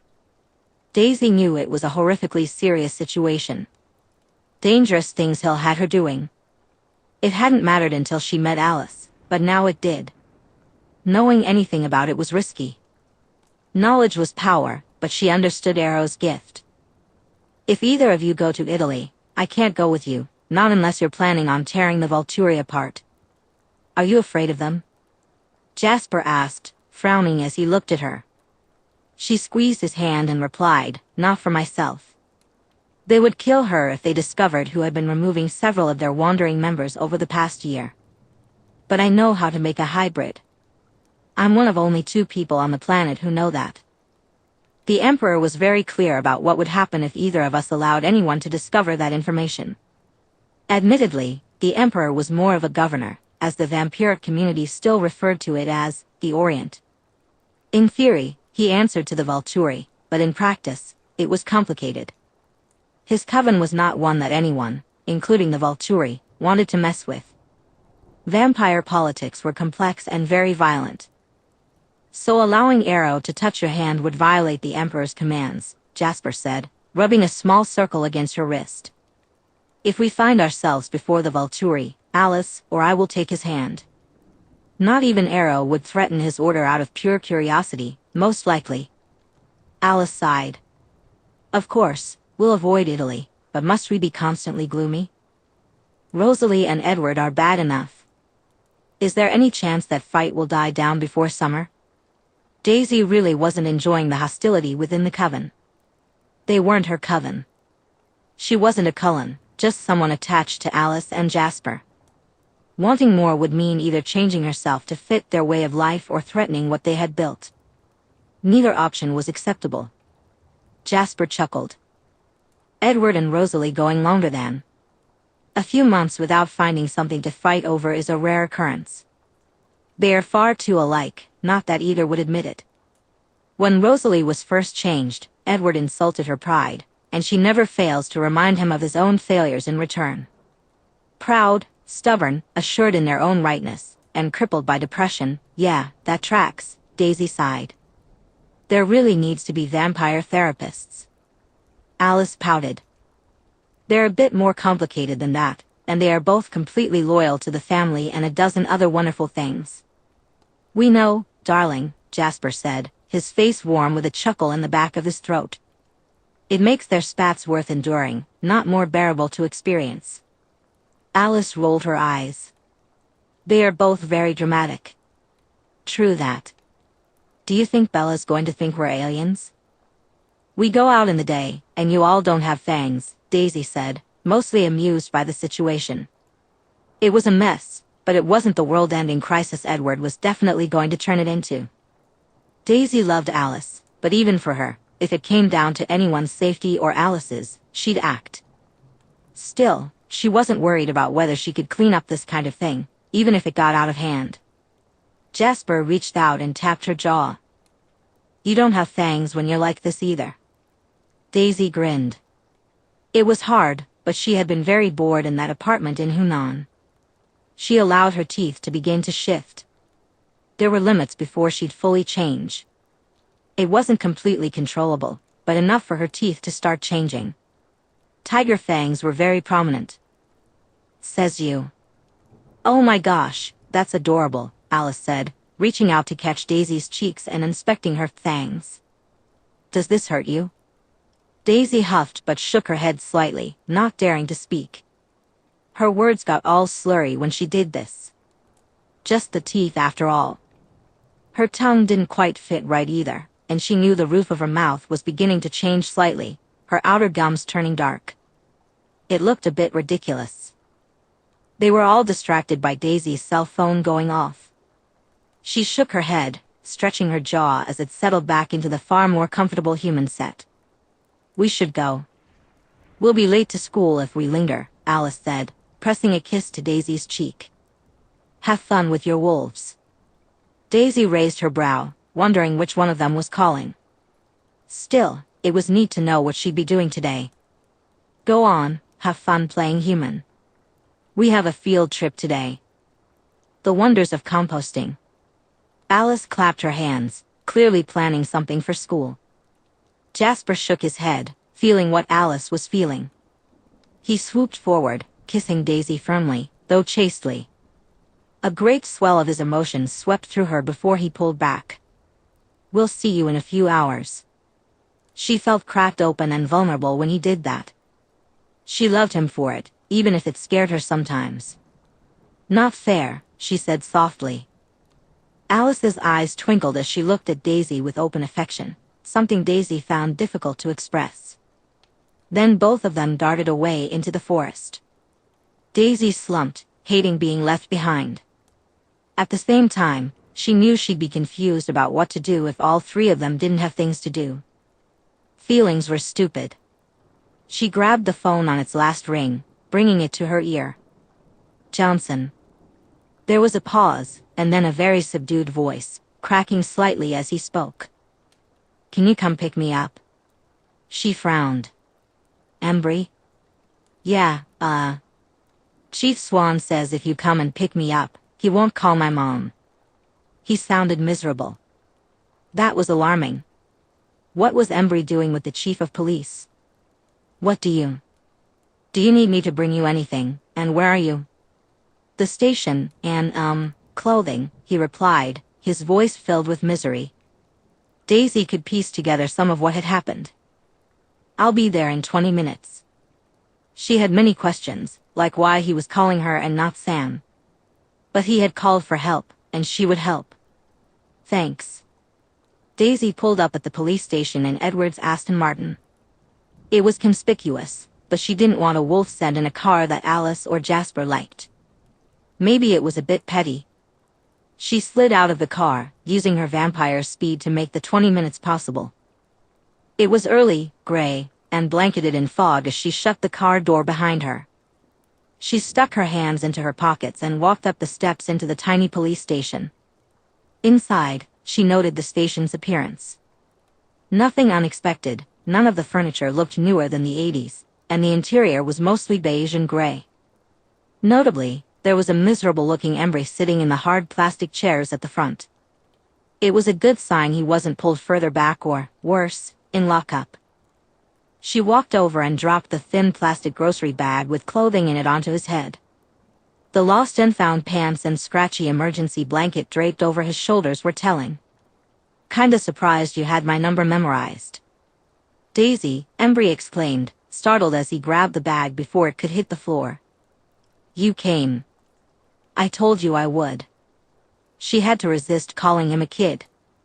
To the humans in the room, she was only 3 years older than him, not 11. Chief Swan walked over, his eyes widening in surprise. You two know each other? I didn't think the Cullens and the tribe mixed. We've met a couple of times, Daisy replied, noting that everyone in the area was horrifically bad at pretending there wasn't a secret to be kept. It was kind of painful, actually, Daisy said.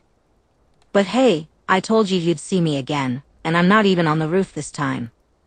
Chief Swan placed his hands on his hips and looked down at Embry. You know when I said you needed an adult to come pick you up, I didn't mean a teenager. Hey, I'm a legal adult, even if I'm a terrible influence, Daisy replied, redirecting the attention away from Embry, who looked miserable.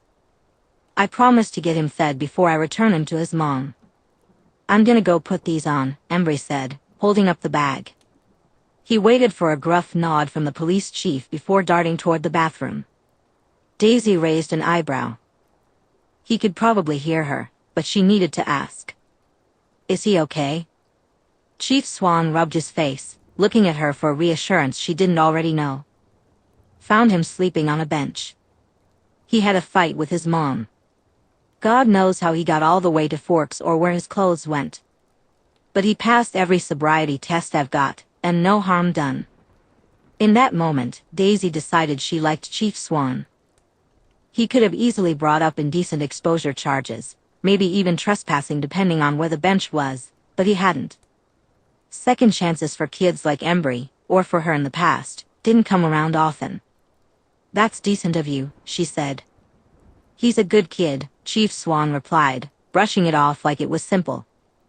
Maybe it was to him, but it rarely was. Daisy could hear other people in the office, one of the deputies doing paperwork. It was a normal day for them, one that could have easily ruined Embry's life. He is. And even if he doesn't get it, thank you, she said. Yeah, well, do you have a car to get him home? Swan asked, clearly uncomfortable with her gratitude.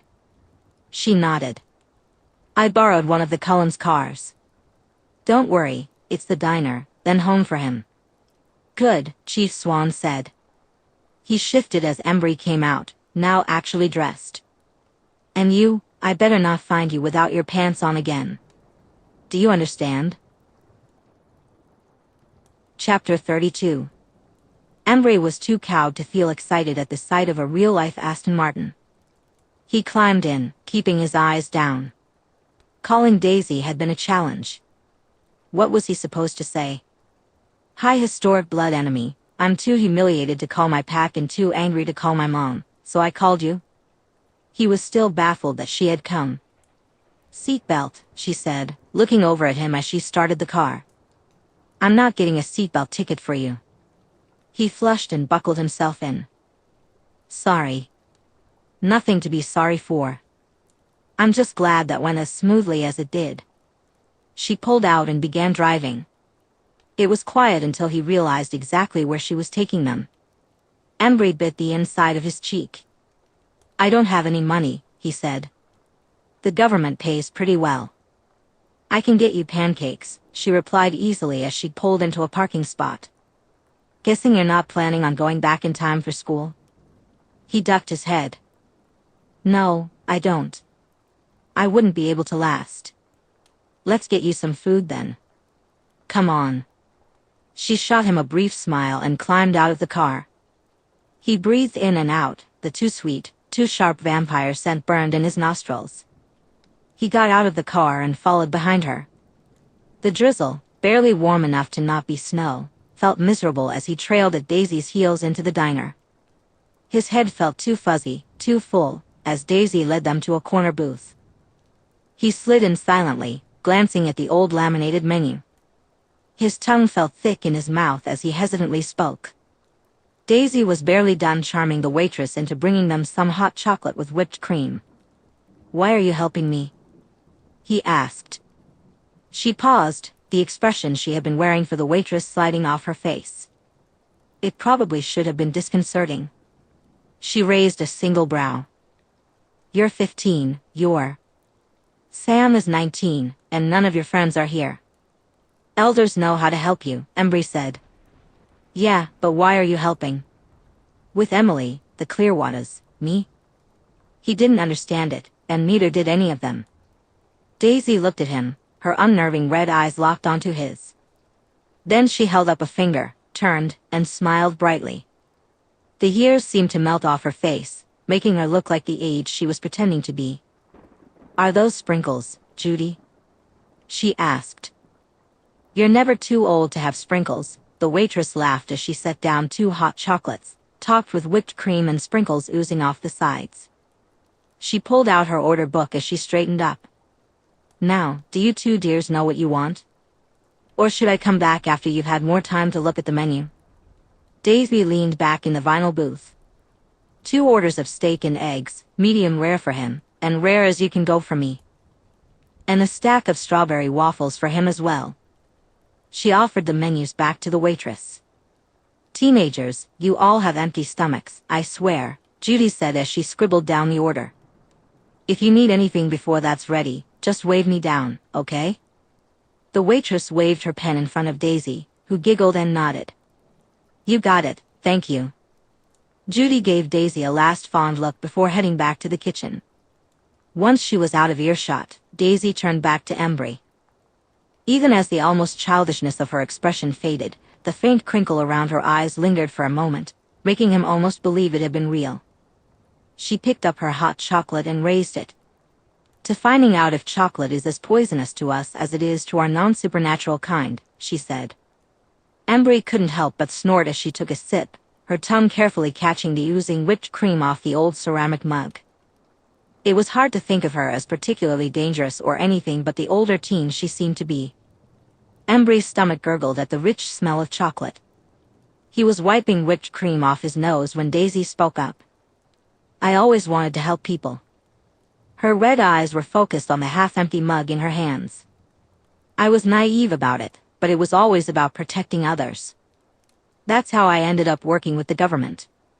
You feel it, don't you? The drive to protect. If you saw something going wrong, you'd run toward it instead of away. She looked at him, her words filled with a burning intensity. Embry's heart thumped in his chest. Yeah, I know exactly what that feels like. It's as much a part of who we are as the fur, she said with a faint smile. You and your pack of friends need help. You're part of a world that plays with far higher stakes than you're ready for. If he hadn't felt so overwhelmed that he had shifted and run away from home the night before, he might have been insulted by her words. I'm Macaw. My mom is half Macaw, and my dad should have been Macaw, but here I am. Understanding washed over Daisy's face. So your dad.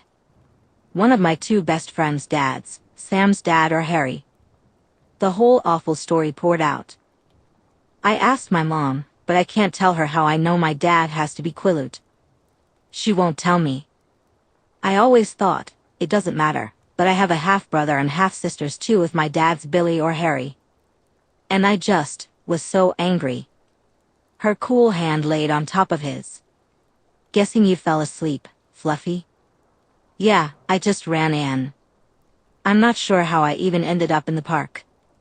He pulled his hands back, brushing at his eyes as tears burned. I always knew my dad abandoned me.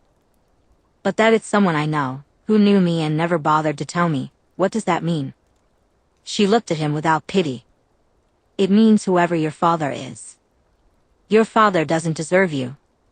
And your friends, your mom, that's your family. Like the Cullens are yours?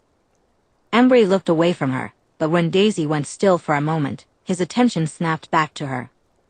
For the first time since he had seen her today, she hesitated. I'm not a Cullen.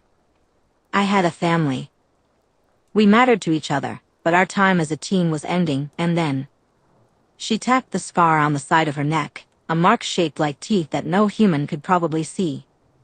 Her expression was tight. The Cullens have been very welcoming to me, but I'm not family to them. He shifted in his seat. How do you just... He waved his hand, unsure of what he was asking. Things happen.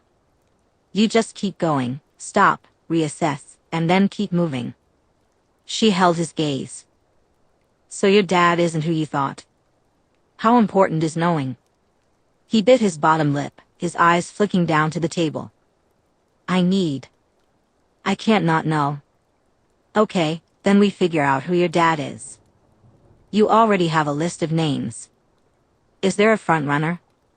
Embry shared, Joshua Yulee. He's a lout.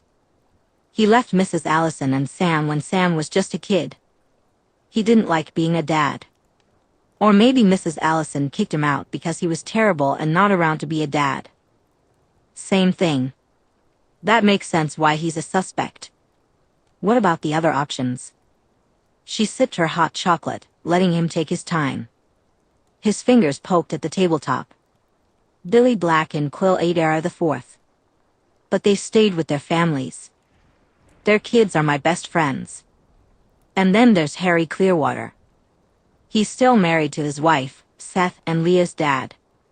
Which would make it worse, she said, her voice understanding. She would get it, wouldn't she? Her dad was a dead vampire, and her mom was a shifter who clearly hadn't wanted her. He shifted in his seat. Can we run after this? I know you told Charlie you'd bring me home, but... Your home is on tribal land, isn't it? She gave him a pointed look. Embry felt a rush of embarrassment. Oh right, the treaty. She couldn't enter tribal land even if she told Charlie she would. Oh right, he replied. We can run before I take you back to the border if you want. Her smile was smaller, but it felt more genuine. He was about to say something else when he noticed Judy, the waitress, approaching with an impressive amount of delicious-smelling food. His stomach growled loudly. He had almost forgotten how hungry he was. Food first, he could worry about everything else later. Alice leaned happily into Jasper, her arm wrapped around his as they walked through the greenhouse pathways, avoiding boys who had picked up worms to chase each other. Mr. Molina's passionate talks about composting and nutrients were sweet in their own way. Field trips were always a delight compared to the usual monotony of high school classes. With the new 2-class period she no longer had with Jasper, and the classes he attended without her because he was a senior, she found herself without either of her mates for 6 hours a day.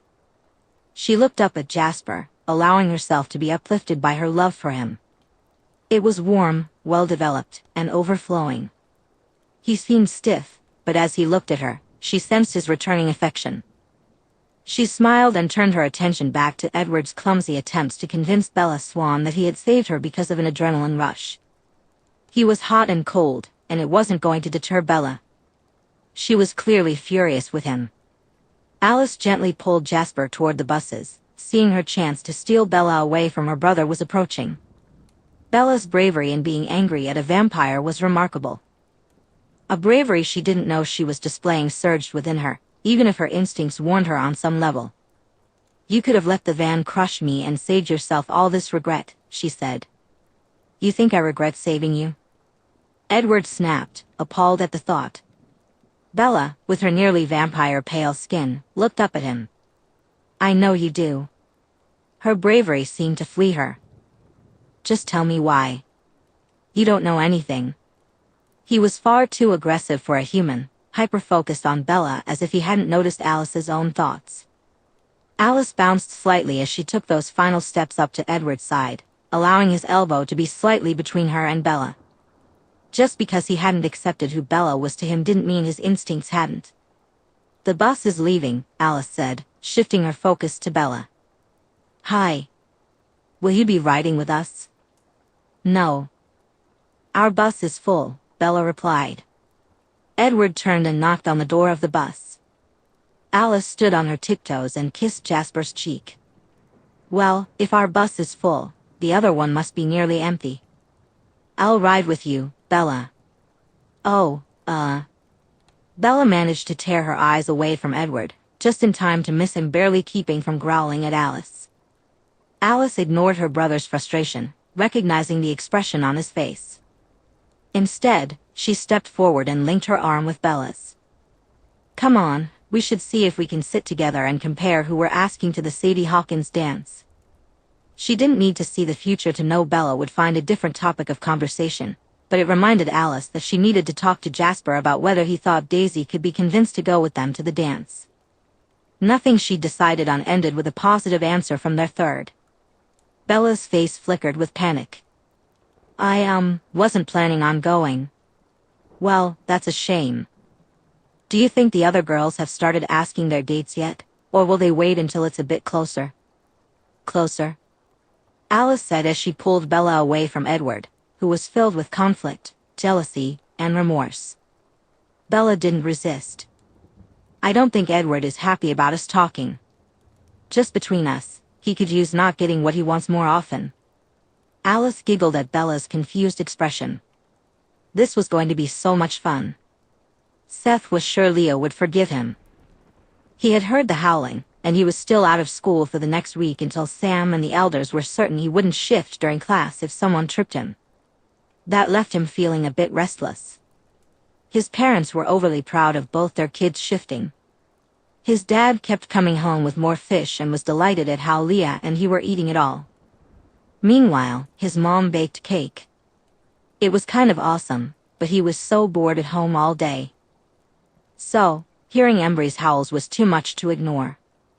He quickly yanked off his shirt, which he liked, before dropping his pants and diving out of his bedroom window.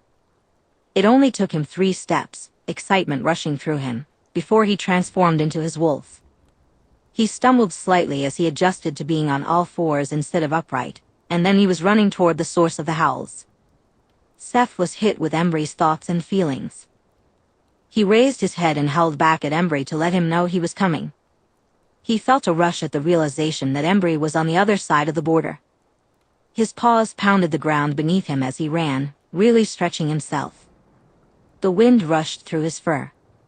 Everything felt clearer, but the reds vanished from the colors he could see. The shadows held more depth and shape, making the world sharper. Everything about being a wolf was amazing. Sharing a mind with Sam wasn't the best, but Leo would tire of biting Sam eventually. Maybe in 4 or 5 years, maybe 10. Embry's thoughts responded with a deep tenor of amusement. Seth remembered last night, when Leah had bitten Sam's tail. He thought Sam would have to learn to stop daydreaming about Emily. Leah would train him, and Seth was going to enjoy every minute of it. They both erupted in doggy laughter, but then Embry suddenly yelped. Seth heard the sounds of crashing through the underbrush, very large teeth, and a series of swear words that neither he nor Embry should know. Seth burst into the clearing, tongue hanging out, and darted straight to tackle Daisy, the terrifyingly large tiger, off of Embry. Daisy had him pinned to the dirt, looking quite triumphant. Just before impact, Seth angled his head to avoid a concussion. That was a good idea, as Daisy's paw slammed into his muzzle, sending him crashing into a tree. The earth in his head felt like they were shaking. Where did she go? Embry's thoughts startled Seth out of his upside-down tangle. He rolled back onto his stomach, sniffing the air after shaking the cobwebs from his head. Oh, that was not good. Daisy was no longer in the clearing. Her scent threaded throughout the area, making it nearly impossible to track her. Seth's fur stood up in unease. He could feel her eyes on them. Scrambling to his feet, he trotted over to Embry, greeting him by rubbing his muzzle against the underside of Embry's. What do we do? He thought. Embry bumped him back in greeting, looking around while shaking off the soreness from being used as a tiger chew toy. Keep an eye up, she likes pouncing from the trees. How do we win? Seth bounced excitedly, trotting in a circle in the small glade. Embry's thoughts were filled with doubt, but he offered up winning parameters, even if he didn't think they had a chance. If we catch her instead of her catching us, we'd win. Embry shook himself off. Seth sniffed the ground, searching for a promising trail to follow. Excitedly, he began to sniff as well, his tail wagging. He wasn't entirely sure how tracking worked, but he could sense Embry's thoughts and knowledge of following scents, so he happily mimicked him. Daisy's scent didn't burn in his nose like Alice and Jasper's had. Alice and Jasper smelled sweet, and the various vampire scents from the Cullens on this side of the border did too. But those scents were almost too sweet, almost artificial, so intense that it felt like he had laughed too hard while drinking an energy drink and it had sputtered out of his nose. That's gross, Embry thought as he jumped over a log to follow a scent trail, only for it to vanish up a tree. There was no tiger in the high branches that Embry could see. Seth poked his nose through some bushes, keeping his eyes up. Daisy's scent was sweet, like gingerbread with extra frosting, something he wanted to stuff his face with. It didn't have the bleach-like, syrupy acid of a true vampire. He liked it, even if it was nothing like the comforting woodsy scent of the other wolves. Excitement sparked as Embry found a scent trail leading away from the area, one that hadn't been there a short while ago. Seth trotted over, hot on Embry's heels. Look up in the trees, Embry ordered, leading them alongside a log that Daisy had definitely run across. Neither of the wolves was sure-footed enough to cross it. Seth quickly looked upward, trying to spot the tiger that blended in far too well. They moved quickly through a dense thicket on a narrow deer trail. One moment, Seth was happily following Embry, eyes locked on the trees above. The next moment, powerful limbs grabbed him, teeth holding onto his scruff just hard enough that he couldn't fight back, but not breaking skin. Seth was dragged off the trail and into the brush. He tried to wiggle free, yelping and snarling, but he couldn't shake her off. His paws were no longer on the ground. He felt like a squirmy ragdoll, unable to fight back. Embry's alarmed thoughts and visions swirled in Seth's mind. Embry turned with a snarl and dove through the brush after him. Seth realized Daisy must have left the trail, circled back, and laid in wait just a few feet off the path without them noticing. Seth yelped as a particularly sharp shake jolted him, a deep guttural growl vibrating from the teeth locked onto his scruff. Embry barely managed to duck under a branch as he lunged forward, snarling, and grabbed Daisy's rear leg with his teeth. Seth received a final, pointed growl telling him to stay down. Then, Daisy was on Embry. It wasn't a long fight. She could bend her arms in ways the wolves couldn't.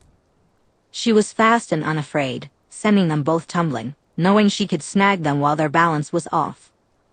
Seth rolled onto his back, trying to rub off the tiger drool from his fur. He looked up at the giant tiger approaching him with nearly silent paw falls. Sam was wrong, there was nothing scary about Daisy at all. He smiled happily up at her as her large muzzle lowered, nudging him affectionately. Leah's insistence on reading tiger behavior books had been smart. Just because you're the only one your sister likes right now, Embry grumbled mentally as he rolled to his feet, shaking out his coat. Seth rolled onto his stomach with a pleased huff and let Daisy fuss over him. It was Philly, he wasn't a baby. But he also wasn't the one getting his head shoved into mud puddles by her like Paul. Thank you very much. Suck up, Embry huffed as he padded over to them before flopping down. Daisy lay down, exhausted, beside him. She made a happy chuffing noise, then playfully slapped a paw across Embry's shoulders to hold him down and began grooming him. Embry's mortification was hilarious. It was a physical reaction, even though both of them could feel how much he didn't want it to stop. Seth burst into yipping laughs and teased, "Who's the suck-up now?" As they padded their way back to the reservation, Seth made sure to bump shoulders with Embry. He could sense the returning weight of shame curling around Embry as they got closer. Seth thought particularly hard at Embry. "No one cares who your dad is. You're a good wolf." "Thanks, but I know you're lying," Embry replied, pushing back the conversation he had with Daisy. Seth blinked. "I'll totally help you get DNA samples." "She'll really run that for you?" "Yeah, I just have to hope Quill and Jake are still talking to me if I ask." Embry sounded maudlin at the thought of his two best friends who hadn't transformed yet. Seth nipped at Embry's ear before taking off, thinking less and running more. Chapter 33. Jasper's fingers traced the scars across Daisy's stomach. It was comforting for him to feel her solid presence, proof that she was a survivor. "How did you survive these?" "They should have killed you," he asked, looking up to meet her eyes. She tilted her head and replied, "Coulson found me. They got me to a surgical center. He broke pretty much everything there was to break, all the red tape. He got experimental medication when I wasn't doing well after surgery. But he got what I needed to survive." His fingers lingered on her stomach as he lay flat on his own in their bed, which smelled pleasantly of all of them. Daisy slouched, working on her new program while Alice used his back as a table to paint. They were loosely touching, and he felt wonderfully content like this. Daisy's hand left her computer and entwined with his on her stomach. "What about you? What's the scar on your shoulder from?" "It's from a saber cut during a cavalry charge. I was lucky I didn't get shot. We didn't have modern medicine to keep us alive." He glanced over his shoulder. "What are you painting over there, darling?" Alice felt warm and pleased. "A dragon. I think one suits you." "Too bad our skin can't be marked then," Jasper said. He would let Alice mark his skin however she saw fit if it were possible for them.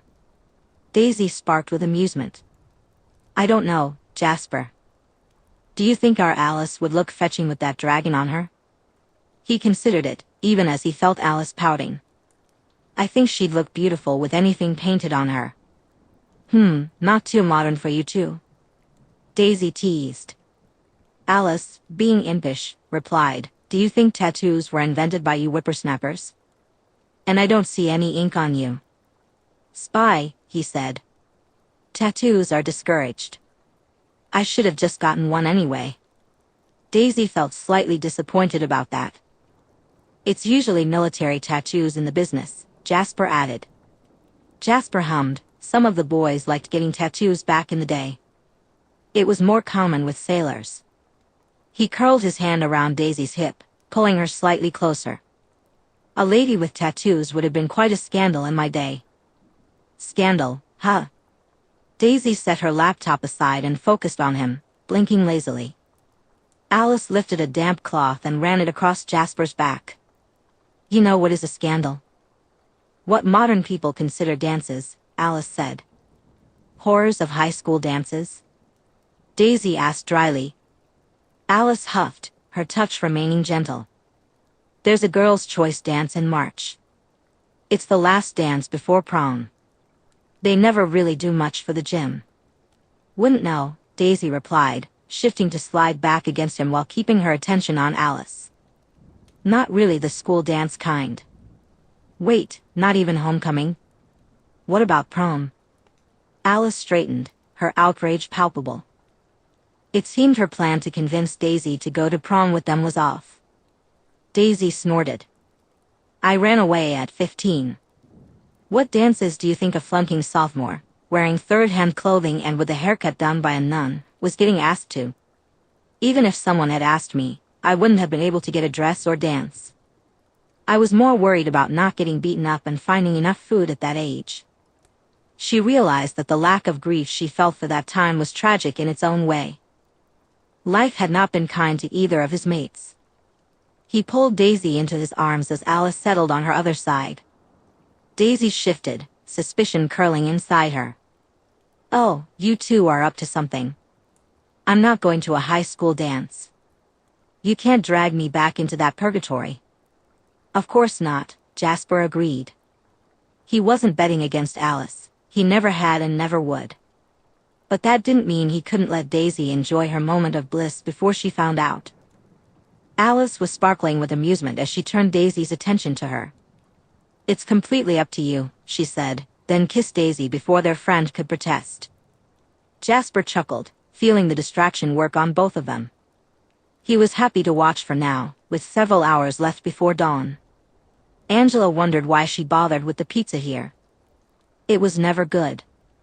She poked at what looked and tasted like cheap cheese and grease melted over cardboard.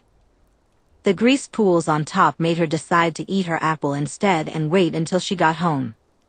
She looked up at Bella, who appeared shell-shocked, and Jessica, who was burning with new gossip. Cullens? Angela asked. Alice, Jessica confirmed, setting her tray down. She's actually talking to people in math. And she hugged Bella. Angela nodded solemnly. She's a hugger. So that's normal for her? Bella asked cautiously. Jessica flipped some of her hair over one shoulder. The Cullens are weird, but they've started talking to people. Alice and Jasper have, and Edward with you too. It's strange, they never used to do that. Do what, talk to people? Bella asked, picking at her carrot sticks with pale fingers. Angela smiled slightly. The Cullens mostly keep to themselves. But Alice will send you endless tiger pictures and banjo jokes if you let her get your phone number. Also, she's very passionate about shoes. I still can't believe Edward is so boring, Jessica said, looking at Bella. I know he saved your life with the van, but he's so pretty, and then he starts talking about theology. Bella perked up, her brow crinkling. He cares about theology. More the nature of the human soul, Angela gently corrected. Ben asked him about it last semester. They spent the entire lunch period arguing over it. She found the Cullens less intimidating once she got to know them. Jessica groaned and said, I can't believe Daisy was right. Who's Daisy? Bella asked. She had stopped playing with her carrots and was now fiddling with her string cheese. Bella always had the strangest, most minimalistic lunches. Angela wouldn't judge, though.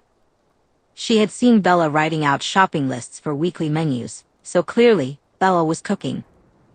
It was probably better than whatever the cafeteria was serving. Mike dropped down next to them, followed by Ben, Tyler, and Lauren. What are we talking about? He asked, claiming the free seat by Bella's side. He had tricked Tyler to get the spot first and was feeling quite pleased with himself. Jessica eagerly replied, leaning slightly against the table, Daisy, the Cullens' friend. You'll see her sometime. She meets the Cullens after school sometimes, Mike added. He didn't seem threatened by the newest extended Cullen the way he was by Edward. Not that he was succeeding in keeping Bella's attention away from Edward. Tyler cracked open his soda and said, yeah, she's like big city hot. Lauren's tone was snide as she replied, if high school dropout who wears too much leather is what you like. Is she even that pretty under all that eyeliner? Angela spoke up. Daisy was in a group home with Alice down in Los Angeles when they were in middle school. She wished she was brave enough to argue with Lauren about her comment. Jessica chimed in, Daisy's nice, way easier to talk to than the Cullens. She helped Coach Clapp and me push his car for like a mile. She does fancy computer stuff in the city when she's not sleeping on the Cullens' couch. And she doesn't like Edward much, Mike confided as if it were a secret. Angela sighed. She didn't say that. She said Edward was very conservative. Same difference, Mike shrugged. Bella's eyes flicked to the Cullen table, specifically to Edward Cullen. Angela didn't say anything. Having a crush on Edward was a bit of a rite of passage at Forks. Angela settled into her seat for the last class of the day. She smiled as Jasper joined her at the table. "Hey, you're early," she said. "As are you," he replied, pulling out his own notebook. "We should decide on a topic for our project soon." She hummed in agreement. "Well, it's a short film. We'll be stuck for the rest of the semester once we really commit. Better to pick well, I understand." He tipped his head stiffly. Angela accepted that it would probably be her and Eric picking the topic. "Just don't forget, Eric and I can do our portion of the work." "Yes, ma'am," he said, a hint of humor in his voice. She looked up at him. Did he just make a joke? Or was it more teasing? But from him, that basically counted. She laughed despite herself. It wasn't a good joke, but Jasper Hale had a sense of humor.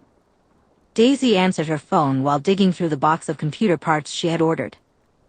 "Johnson," she said. "Johnson?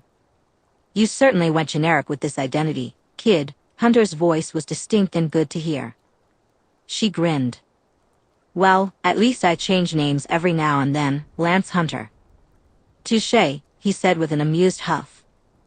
"Is this a good time to talk, or are you too busy with your civilians?" She smiled, realizing she had missed the ribbing between the team. "You're in luck. They're at work, and I'm unpacking parts." "What's up? Need a job vetted?" "Actually, we were wondering if you wanted to come with us. We could use a third." Daisy sat upright. Either they really needed a third for the job, or they were worried about her. "What's the job?" "Tagging a weapons shipment some Russian arms dealers are bringing into Mexico through the port in Ensenada. We're going to be on the ship, tag the shipping containers, and then we could use help with the extraction when we arrive." "Feel like being our extract?" She frowned. "Of course, I'll be your extract if things get hairy. But what the heck are you doing touching a Russian job? Are you serious? You want to take a job with a 10-foot pole?" Daisy exclaimed. Hunter replied, "The money's good, and we're only touching Russian soil and Vostokny. They don't scrutinize ship workers as much as they do others." Daisy frowned. "And Bobby's Russian is perfect. Couldn't you pick up the ship at its next port in Japan or wherever it's stopping before Mexico?" She grabbed her laptop, opened it, and waited for the internet to load. It was frustrating how long that took sometimes. "I assume you'll send the usual email?" Hunter knew what she meant. It would have an attached, corrupted file that was really encrypted with all the mission parameters they had. She thought about stopping by a Silicon Valley tech expert for a meal on her way to the job, so there was that. "You're still idiots for taking a Russian job," she said. Hunter didn't disagree. "It should be an easy extract. I would just feel better having a third person in the getaway car, so to say." Daisy hated that she felt half relieved at having an excuse to leave and half anxious at the thought. "It's never that easy with us, but I'll be there. Just remember, encrypted line only once you're on that boat." "Noted." "We board tonight," Hunter said. Daisy's eyes widened. "What do you mean you board tonight? What if I hadn't been able to get to you?" "Hunter." "What the heck?" She let her head press against the cool countertop of the kitchen island. "Do you want to talk about it, or should we wait for Alice and Jasper?" Esme asked as she set down bags from her latest grocery trip. Daisy rolled her head to look at Esme, a small part of her aching when Esme met her gaze. "I agreed to a job at the end of February. It's an extraction mission that should take 24 hours at most. 4 days with travel. And you don't want to go?" Esme gently touched Daisy's back. Daisy sat up but didn't move to brush off Esme's touch. "That's the problem. I do want to go. But at the same time," she said, clenching her fist against her chest. The idea of leaving them is... You want to leave Forks, not your friends? Esme wrapped her arms around Daisy. Esme wrapped her arm around Daisy's shoulders and hugged her gently. I think you'll be happier spreading your wings a bit. Is it always this hard? Daisy asked. I wouldn't know. I've never left Carlisle's side since I was first made. Mates rarely separate, if ever. But I've only met a triad once before. It may be slightly easier with 3 of you. Esme's touch was comforting as she gave another squeeze. But I think it's fairly safe to assume tiger shifters have a larger territory to look after than what we hold permanently at any one time. Daisy chuckled. No idea. It's not like I've ever lived anywhere for a whole 2 years. It could just be me. It didn't feel funny. Why don't you follow me? Esme said, pulling her gently. Daisy hesitated but then followed. Field trip? No, but it's something I think will make you feel better. Esme didn't have gifts like the others, but she noticed things that she wasn't entirely sure the others did. Daisy was incredibly good at avoiding their powers. Esme led her upstairs to Carlisle's study. We hold a wide range of territory, actually, but there is rarely a fight over it. We eat different prey than the nomads passing through.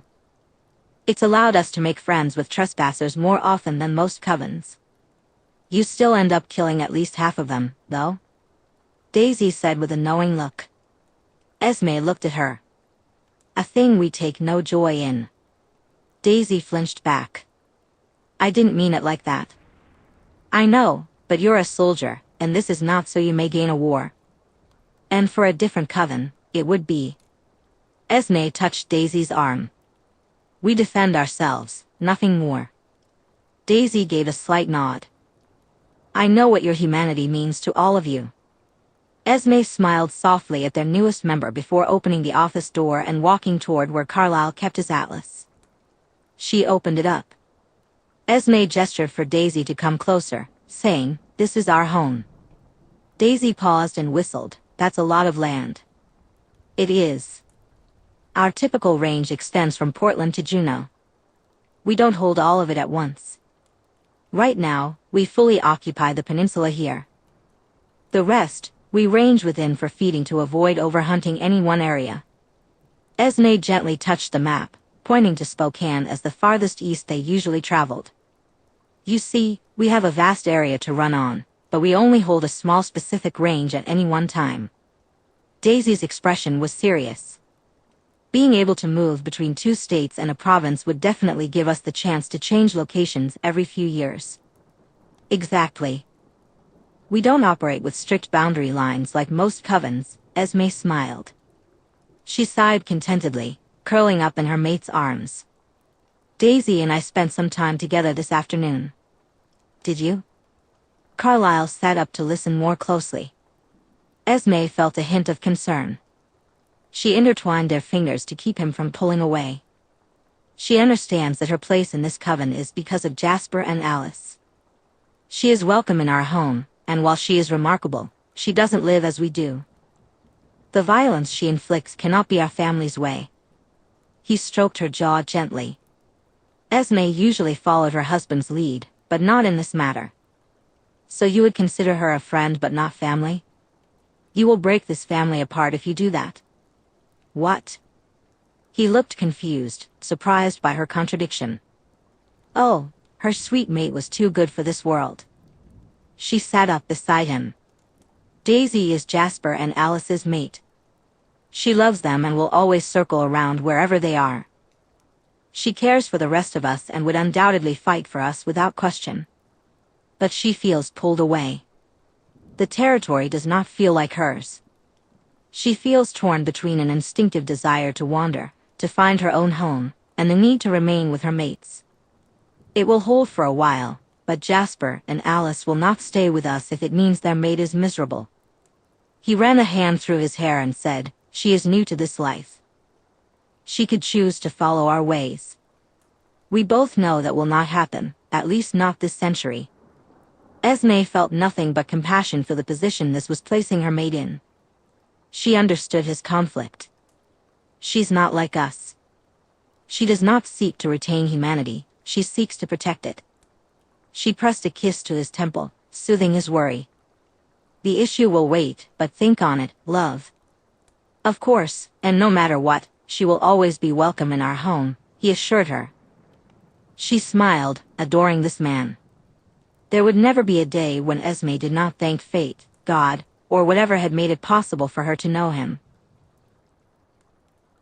Chapter 34. Charlie Swan walked into the diner, got some coffee, and made sure nothing was out of the ordinary. He had already stopped at the motel and chatted with Linda. He liked to check there once in the morning and once at night to get a sense of who was staying in town. He raised a hand and asked, "Cora, is Judy not working today?" Cora replied, "She has a doctor's appointment out in Port Angeles. You know how her feet bother her." As she spoke, Cora was already grabbing a mug in the coffee pot. Charlie nodded, that was true. The foot clinic in Port Angeles did good work getting people insoles and other treatments. It seemed a bit silly to him, but his shifts didn't leave his feet sore since he got the arch supports. He wouldn't say anything bad about them. "Hope they fix her up good then," Charlie said. "You and me both," Cora said as she poured him a cup and pushed it across the counter. Charlie leaned against the counter and said, "Thank you." "Any time, Chief," she replied, looking over her shoulder. "Do you need some more hot chocolate over there, sweetie?"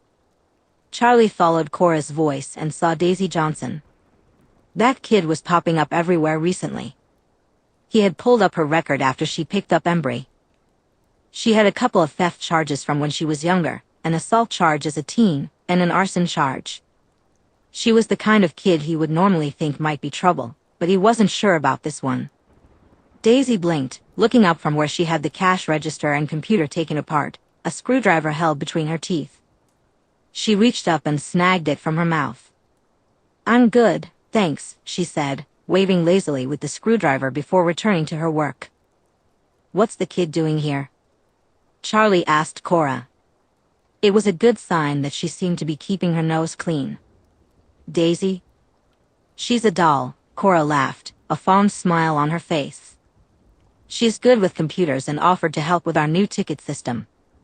He stared at the chaos around her and thought, "Anne, does that mean we have to take the whole thing apart?" I asked her about it, but I can't say I understood one word in 10. The hikers in the booth over there seemed impressed, so I figured there was something to it. Cora pushed the bowl of sugar packets toward him. Charlie shrugged. "Fair enough." He plucked 2 packets, shaking them to get the sugar to the bottom before ripping them open. "That IT guy we have come out to the station charges us an arm and a leg, and the computers still run slower than mud." "Here," Cora said, pulling a business card out of her apron and passing it to him. "You can't go wrong letting her fix that possessed printer of yours." Charlie looked at the business card. It looked professional enough, and he felt reassured just by looking at it. Criminal record or not, that kid was putting her life together. It was always good to see. Kids like that sometimes just needed someone to give them a chance. It seemed like that was what the Cullens were doing.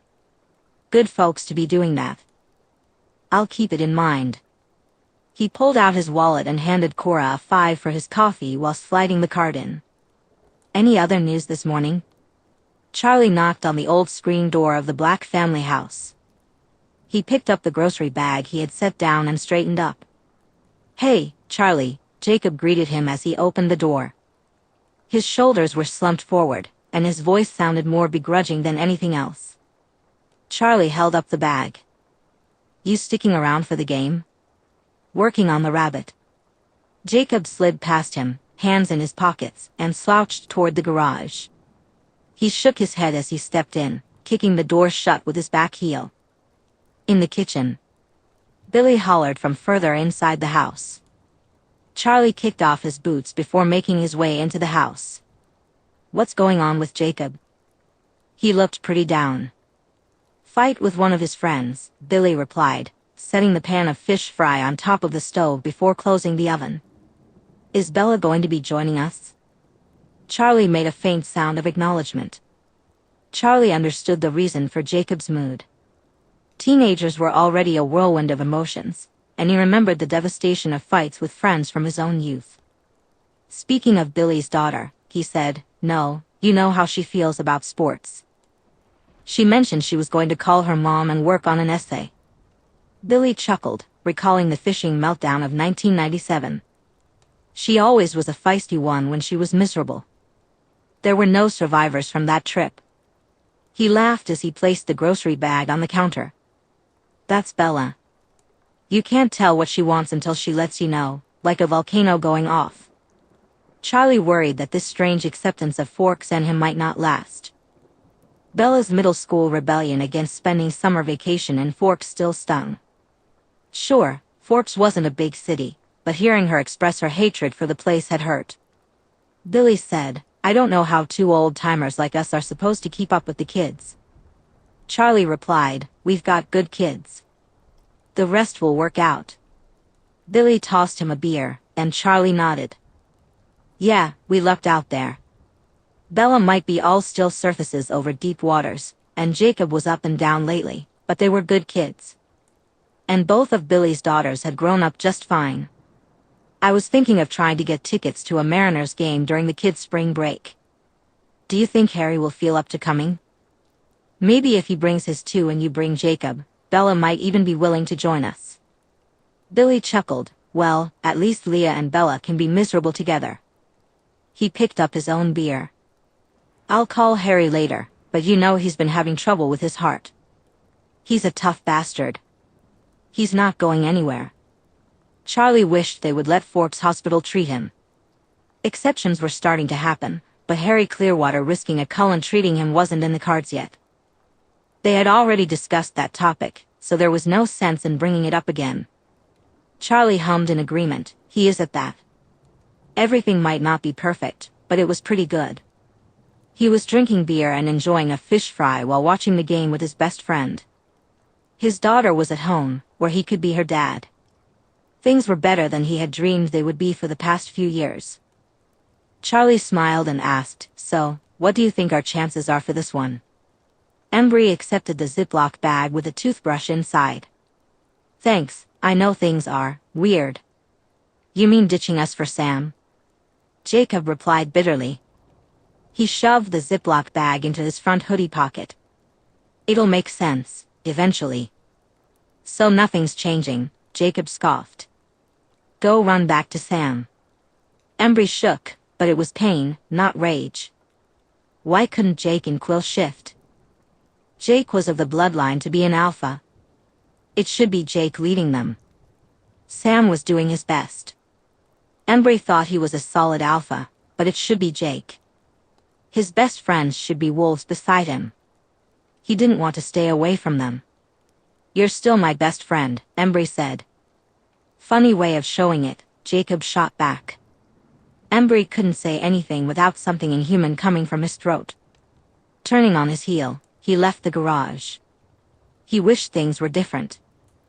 His eyes burned, and rubbing at them, he took off running, his hood over his head and sticking to the trees. He didn't need anyone spotting how fast he could run now. The trees blurred as he sped by. It had to be the speed, because he wasn't crying. He was a protector of the tribe. He wasn't crying because he was a man now, a warrior and a wolf. Stopping in the backyard of Emily's house, he rubbed at his cheeks and eyes with his sweatshirt sleeves.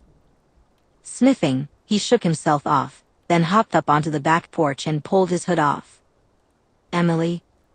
he called. "Embry, in here," she replied.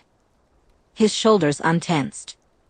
Sam's obsessive adoration of Emily had certainly left all of them feeling a bit different.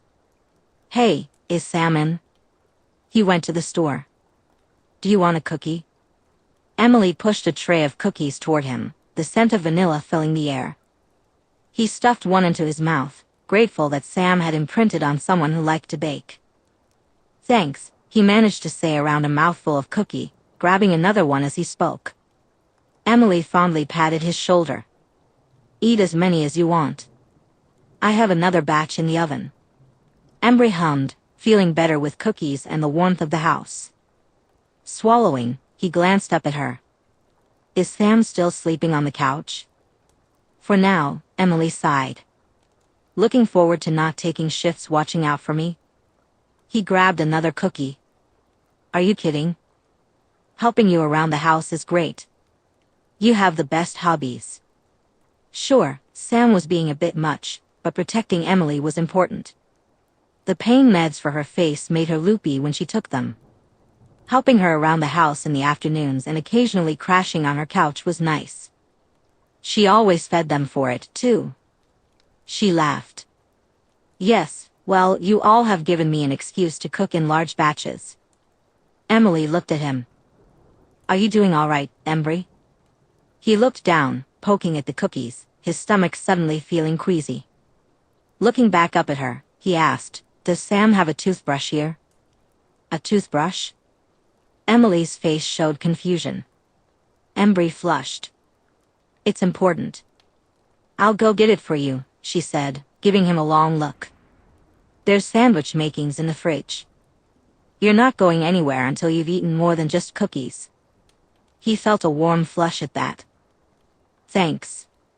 He really did like Emily, and he could see why she and Sam were meant to be together, not Sam and Leah. Leah was great and really good at the wool stuff, but not the pack mom type. Not that he'd ever think that while they were linked up. He was pretty sure Leah knew it already. Sam and Emily might be good together, but they weren't a good match if he had to take on the role of alpha. Embry could hear his mom yelling at Billy Black over the phone. He sat on his bed with his back against the wall and his feet pulled up. Pressing his head against his knees, he wrapped his arms around his legs. He knew there would be no sleeping until she was done. He hated this. She didn't understand, but it wasn't her fault. He recognized that, but he felt grounded, even though he couldn't actually stay home because he had to be out for pack duties. He couldn't stop interacting with the pack. His mom's demands for Billy to do something about the gang echoed in his ears. She claimed they must be doing drugs and that Sam and the others were bad influences. She said he had changed. He couldn't stay here. The awful tremors of a shift racked his frame. He needed to get out. He couldn't sleep here tonight. But where could he go? Jake and Quill were out. The only places he wouldn't be intruding on the pack were with Paul or Jared. Then there was a loud sound as his mom hung up the phone so hard she must have nearly broken it. He could hear her crying. In seconds, Embry was out the window and into the rain. He ran, needing to be far enough away to escape the noise, so he wouldn't have to listen. It hurt. He didn't know how he avoided shifting, he just knew he ran. To his surprise, he found himself standing on a doorstep. Embry realized he must have decided to come here, but he couldn't remember making that choice. He hadn't known he was heading here until he arrived. He licked his lips, thinking he should leave. This wasn't a good idea. He should just suck up the awkwardness and ask Paul if he could sleep on the floor. But his feet wouldn't move. He just stood there, dripping on the welcome mat. The door opened before he could shake off the shock of being frozen on the doorstep. A woman with a heart-shaped face and the perfect features typical of the cold one stood before him, looking at him curiously and with great kindness. Are you here for Daisy? Embry's throat felt clogged, so he simply nodded. Her smile radiated warmth and loveliness, reminding him of Emily's smiles and his mother's. She stepped aside and said, Come on in. Let me get you a towel.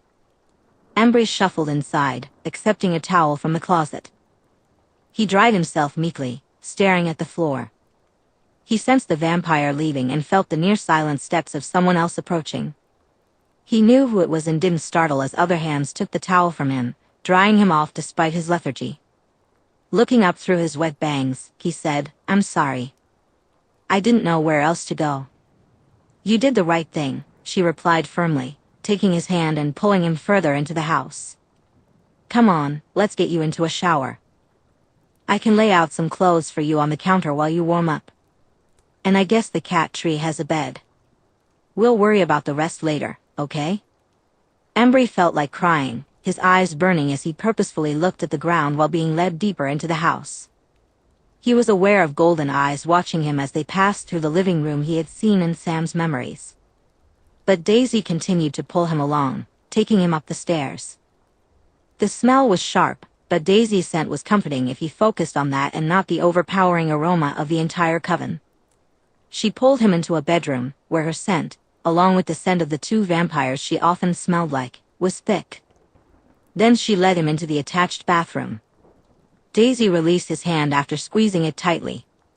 "Don't worry about using up all the hot water. Towels are on the rack. Feel free to use the soap.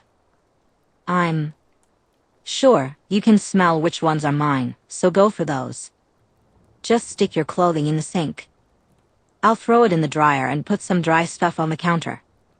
"Thank you," he said in a rough whisper. Her expression softened, understanding cutting through the raw ache he sometimes felt. "Take all the time you need," she replied. Embry nodded, sniffling as she left, closing the door behind her.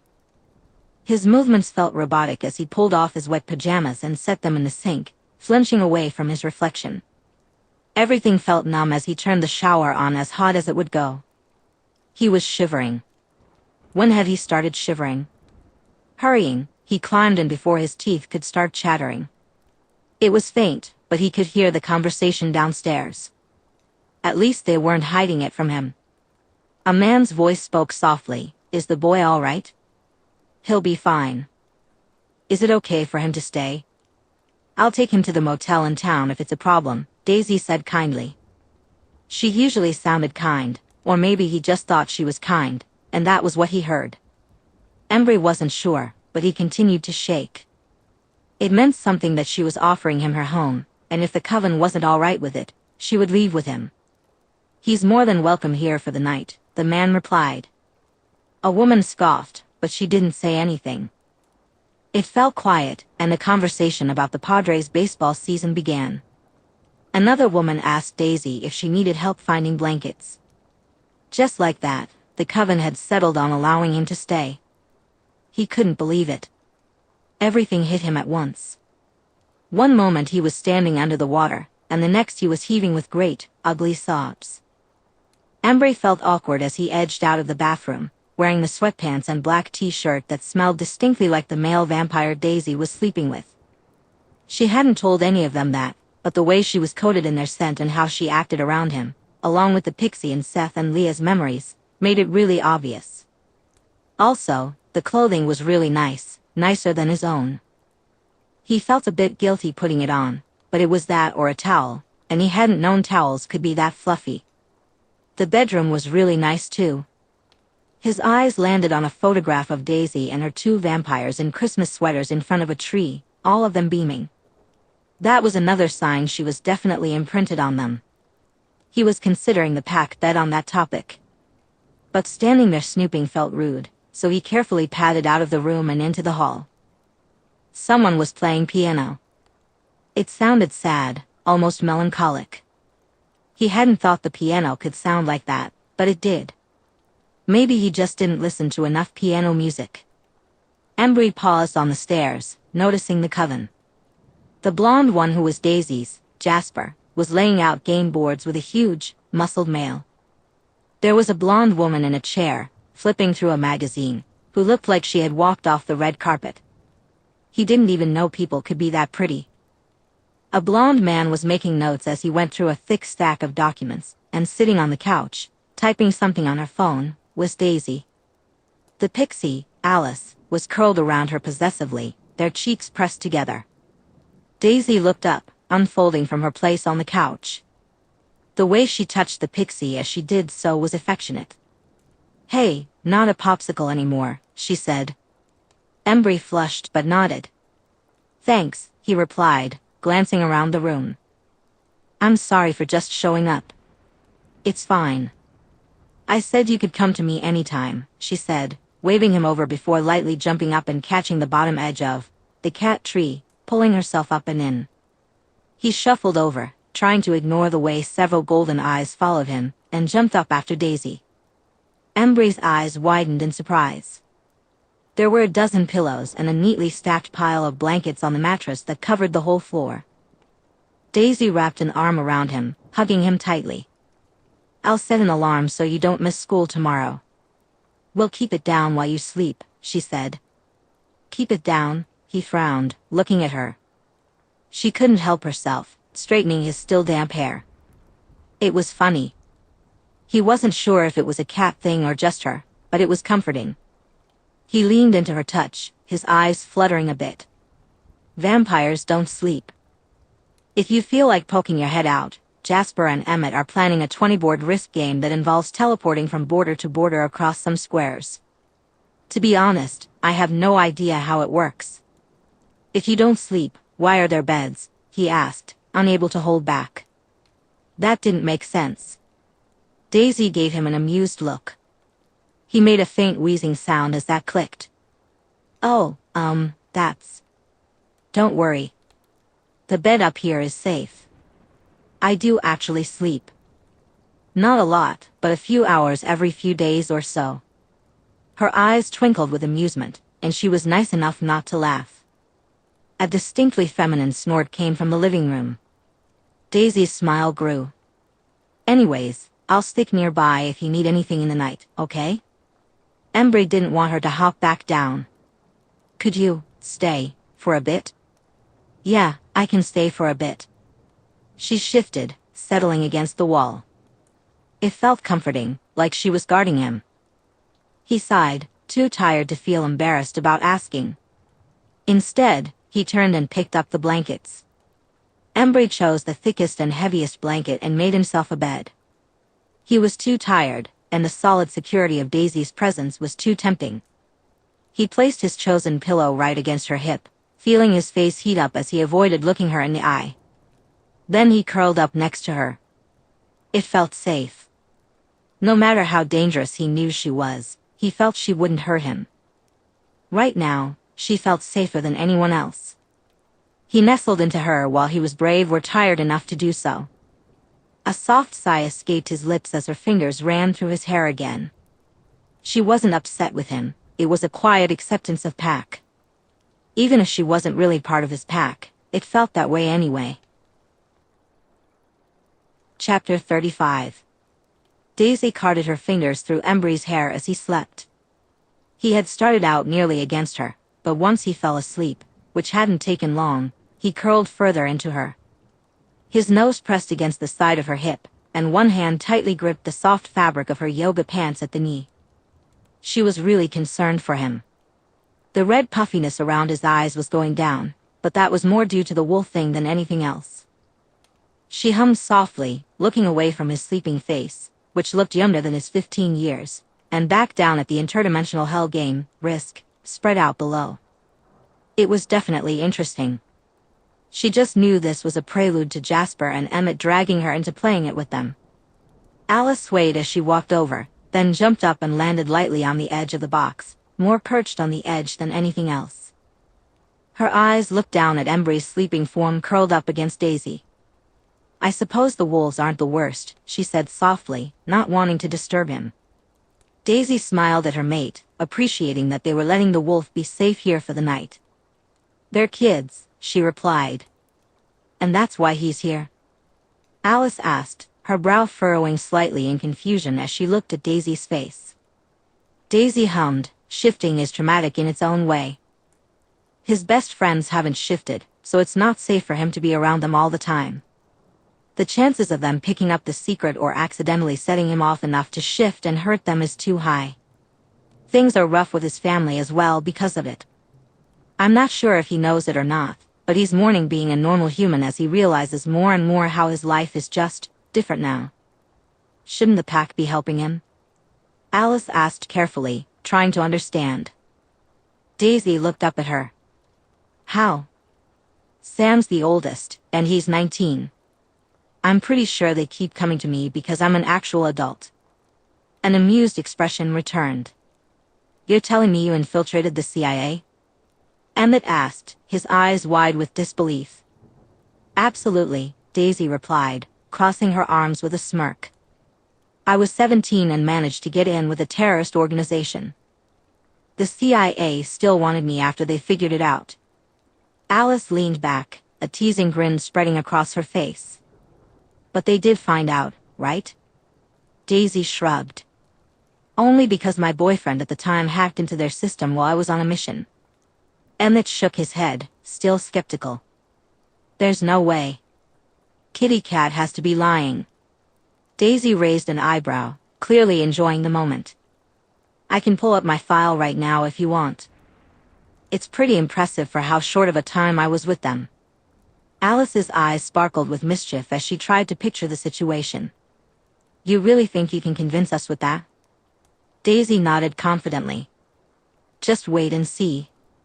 Daisy blinked at her. You're really serious? How is this shocking? Carlyle was a vampire hunter when he was human. I'm not the only one with a wild background. Jasper chuckled from his spot near the cat tree, trying to stay discreet. She has you there, Emmett.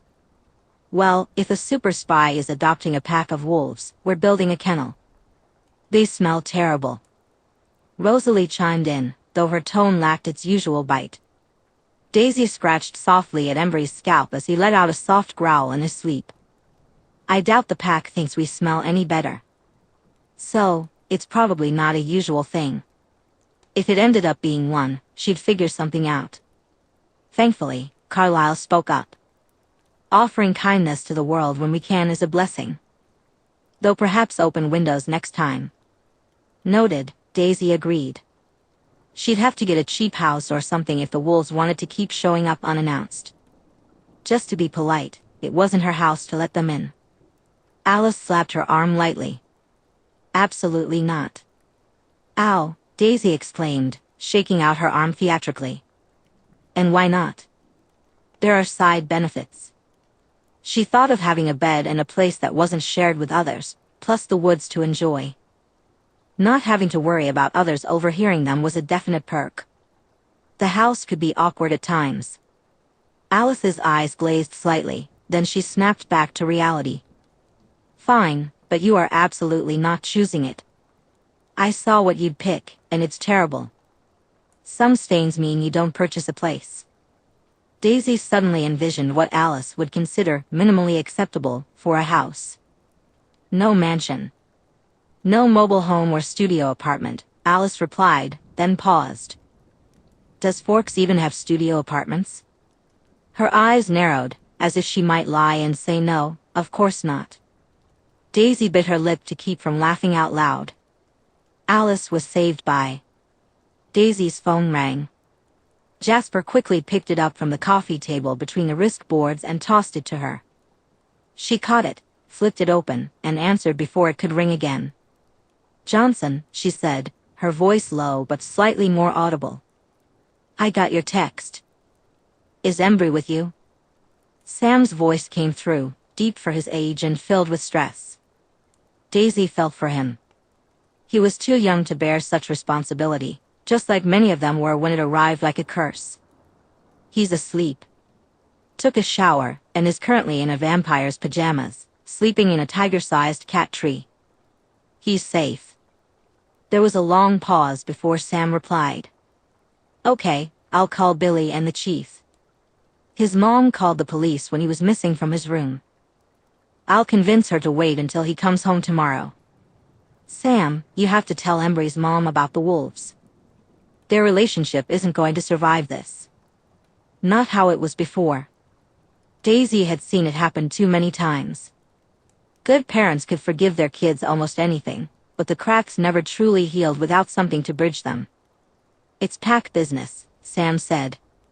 She has the gene, even if you guys don't think so. She's allowed to know. Embry is falling apart, and you know it more than I do. I'm sorry, but you need to tell her. And even if his feelings weren't reason enough, she called the police.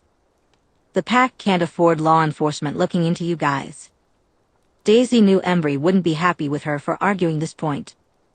But he could hate her if he wanted. The council approved her being told, but Embry doesn't want that. It puts her in danger. Daisy leaned her head back against the side of the box.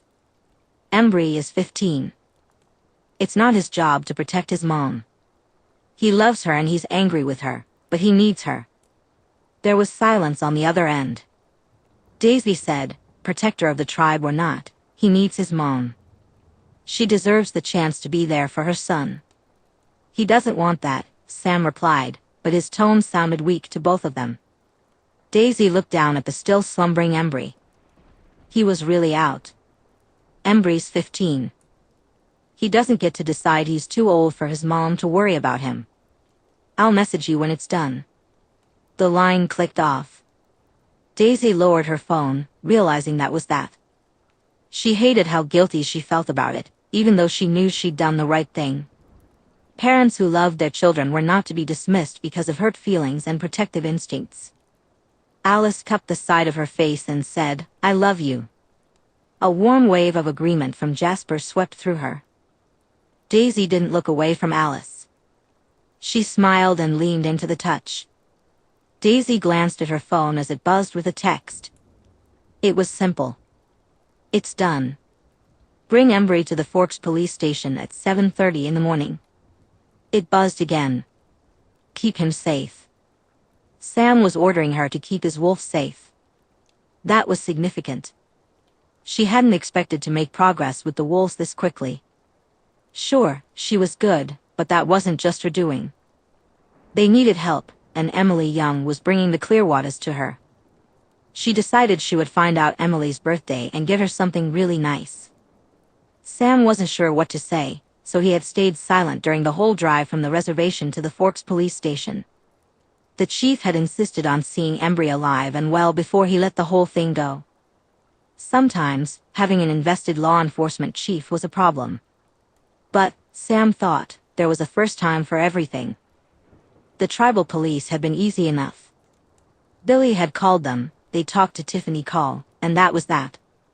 It was the only time Tiffany Call had spoken after those first, stiff questions when he had shifted into a wolf in front of her. She listened closely, her eyes never leaving him as he spoke. Then she asked him what she needed to do, and she did it. She had gotten the missing persons search called off. The whole situation wouldn't have been a problem if Sam's phone hadn't died. He hadn't known where Embry was himself until it was too late to cover for him. This left him driving Tiffany Call to the Forks police station to pick up Embry. He was not looking forward to the drive back, not at all. But it was his job. He couldn't shake the jittery nerves at the thought of Embry, asleep and surrounded by vampires. He hadn't dared turn on the radio, so it was a dead silent drive. The only sounds were the engine and the oppressive silence he didn't dare break. Had his truck always had that musty scent? He was really noticing it now. With a terrifying amount of relief, he spotted Embry as he pulled into the Forks police station's parking lot. Tiffany took a sharp breath, clearly having spotted Embry as well. There he was. An expensive car was parked nearby, with Dr. Carlisle Cullens speaking with the chief on the front steps of the station. The sight of a cold one made Sam's spine tingle and the hairs on the back of his neck stand on end. Leaning against that expensive car was Daisy, and next to her, mirroring her stance, was Embry. Sam wasn't sure what to think about the way Embry seemed positioned as second to the hybrid. It resembled how the pack stood when they were near him. But more than that, Sam felt his chest loosen. Embry was all right. He was wearing designer clothing that looked a bit too tight at the shoulders, but the jeans were cuffed at the ankles, and his hair looked gelled. But he was healthy, uninjured, and alive. The thought of vampires gelling his hair and dressing him in designer clothes was surprising. Weird, but it didn't matter. Oh good, we can get this all wrapped up then, the chief said from the steps as Sam and Tiffany got out of the truck. Tiffany's attention was on Embry, who shrank into Daisy. His voice was very small as he said, I'm sorry for leaving like that. Tiffany didn't look at either of the two people she now knew were vampires. She strode determinedly forward and hugged her son, yanking him down so she could embrace him. She didn't even seem to notice she had bumped into a vampire. She clung to her son with fragile arms, using all the strength and bravery she had despite her frailty. Her words weren't in English, but in Kidixiaq as she spoke in his ear. Sam didn't know exactly what she was saying. He had learned Quiet, and not as well as he should have, instead of the language of the macaw. Now that he was the alpha of the pack, it wasn't just something he should do, but something he had to do. He needed to become fluent in his own people's language. He had known abstractly that Embry and his mother had always spoken Kidixiaq at home. It mattered to Tiffany. He had shared Embry's thoughts enough to hear the tone in her words, which conveyed that she loved him and offered a dozen reassurances and affirmations. Her fingers curled against her son, holding him tight as if she would blow away if she let go. Sam realized his instinct when he'd asked the elders for permission to tell her had been right. He shouldn't have let Embry stop it. Sam looked at where Daisy had slunk a few inches away and met her red eyes. He didn't like those red eyes, but he nodded anyway. She had been true to her word, and he was unspeakably grateful for that. Well, everything seems to be in hand then. Daisy, I'll see you at the house tonight, Dr. Cullens said. The other vampire wore a genuinely pleased expression, resembling a benevolent human. It irritated Sam.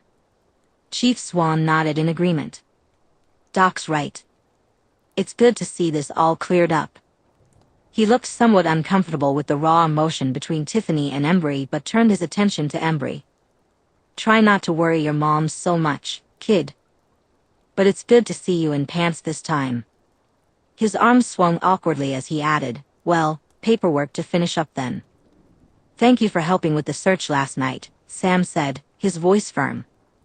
It won't happen again. Chief Swan looked at him before giving a slight nod. See that it doesn't. He turned and headed into the station. His job was done, really having been completed once they realized where Embry was. It was concerning that Billy had informed him of Embry's location, but it hadn't settled Sam's unease. But Charlie was Charlie. Sam remained quiet as Dr. Cullen excused himself and walked to his car. Daisy must have noticed Tiffany's increased heartbeat as Dr. Cullen approached her. She stepped between Carlisle and the Culls, subtly indicating that they should move further away from the car. Feel free to keep the clothes or give them to someone they fit better. I don't think the dog scent is coming out, she said, her tone amused and her posture relaxed. Sam wondered how much of what she displayed was practiced. How much of what the vampires showed was an act. Tiffany, her heart fluttering in her chest, faced Dr. Cullen. Dr. Cullen, thank you for caring for my son. Dr. Cullen paused at the driver's door. He is welcome in my home, but I'm not the one who ensured that. Daisy was quite clear. He would be given safe harbor or she would leave the family to find it for him. He smiled slightly and then entered his car, shutting the door behind him. Carlisle. Daisy shot a glare at the other vampire before rolling her eyes. Tiffany smiled and waved as she pulled away, then turned to Embry. It was fine. Nobody was against helping. Notably, Embry's lips twitched, and he didn't disagree with Carlisle's words. Thank you, Tiffany said. It was no mistake that Tiffany Cull was the mother of a wolf. She stepped forward, released Embry, and hugged the vampire. He went rigid, his eyes widening as he realized what Tiffany was doing. Sam tensed, but Embry didn't seem concerned. He looked misty-eyed and embarrassed. It's not a problem, Daisy said, awkwardly patting Tiffany's back. She looked like she was considering how to escape Tiffany's embrace but wasn't sure how. Tiffany pulled back, gave the confused-looking vampire a quick nod, and then turned to Embry, speaking rapidly in Kidixiaq. Her tone was chiding, but Embry didn't appear distressed. Sam looked at Daisy and said, "Thank you for doing this. I know public isn't your preferred method." He gave a pointed glance at the deputy, who was taking a long smoke break just out of earshot. It was hard to remember the exact distance a human could hear. I get it. Maybe charge your phone next time, Daisy replied, shoving her hands into her pockets. See you around, Yuli. She turned on her heel and loped off toward town, likely planning to vanish into the tree line once no one was paying attention. Sam scratched the back of his head. This had been a mess. He was going to need a second phone charger, one for sleeping on Emily's couch and one for his own place. He shook his head and walked to his truck, climbing in. It wasn't exactly comfortable with 3 people on the bench seat, especially with Tiffany being the smallest and automatically taking the middle seat. As the truck started, Sam spoke up, hoping for a less tense drive home. It didn't seem like it would be that tense.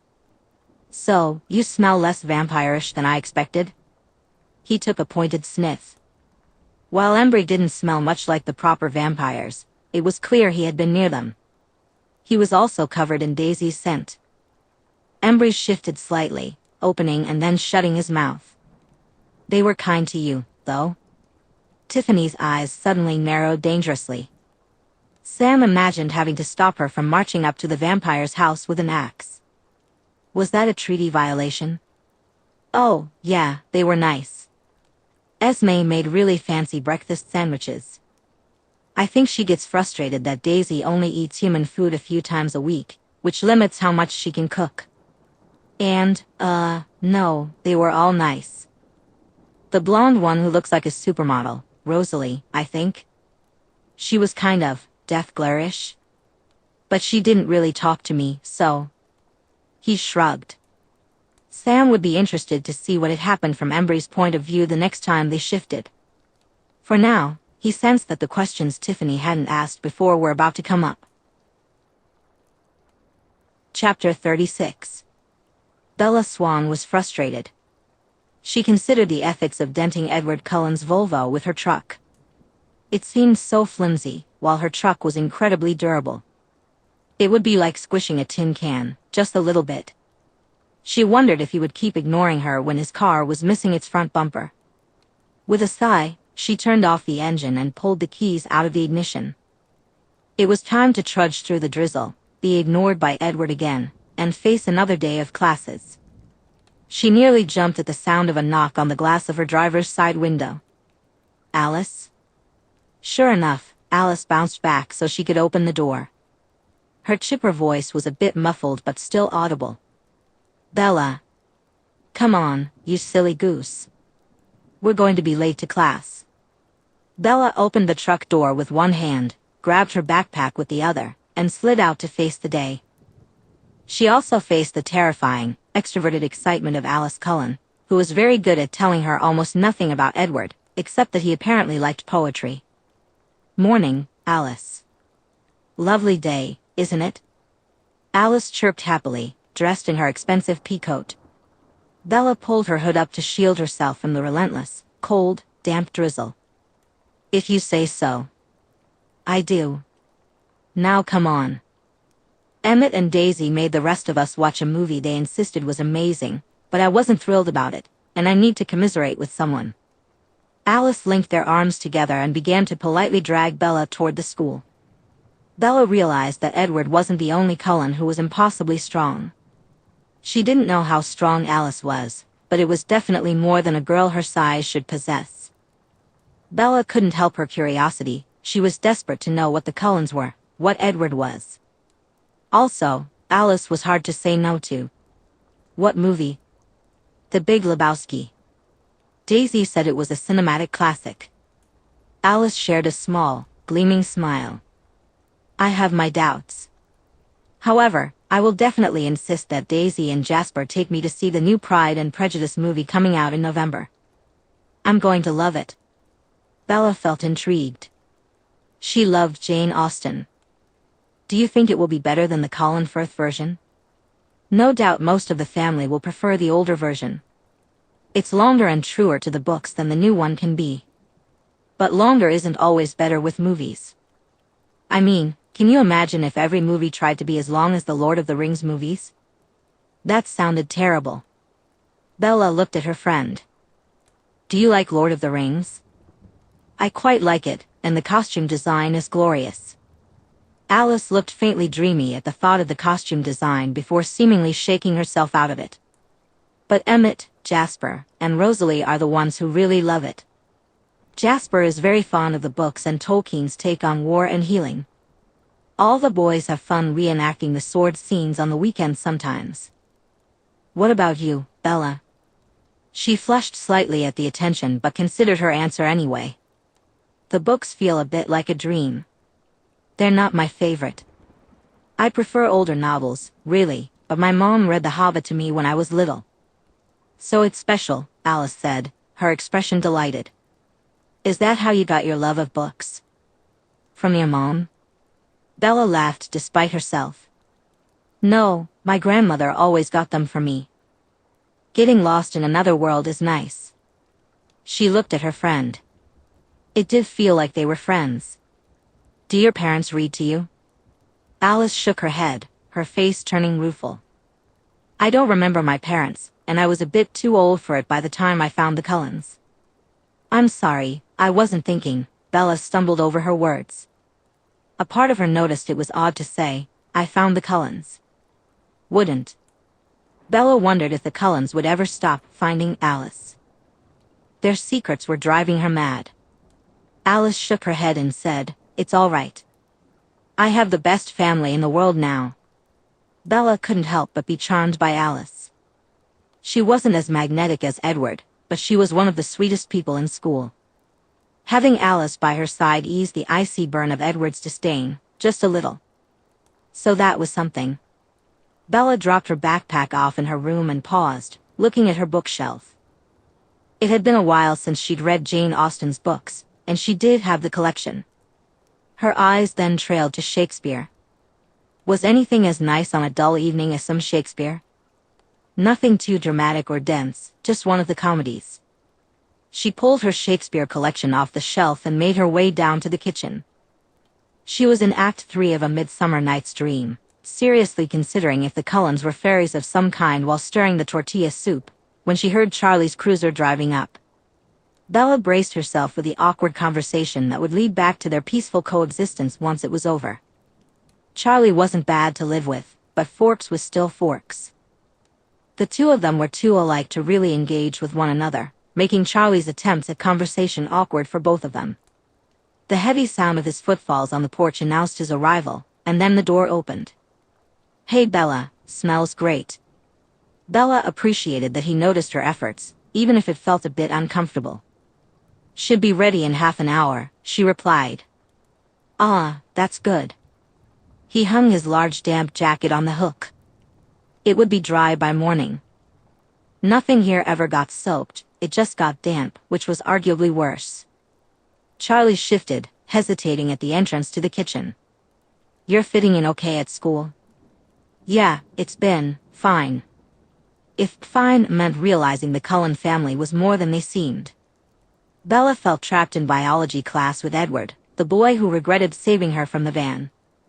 He lingered nearby, awkwardly hesitant to ask what he wanted. None of the other kids giving you trouble? He finally asked. No, Bella replied. She knew she had to give him something or Charlie would keep prying. After the van incident, Charlie's concern for her fitting in had intensified. Why that was, Bella couldn't guess. It was as if nearly dying had reignited every worry Charlie had about her. I am making friends, she admitted. His shoulders relaxed a little as he nodded. Good, that's good. He shifted his weight, then added, if you wanted to have a sleepover or whatever you kids do nowadays, you can do that. Thanks. Bella turned back to the pot of soup. Edward gave her a final nod before heading into the living room. Soon after, the sound of the evening news filled the air.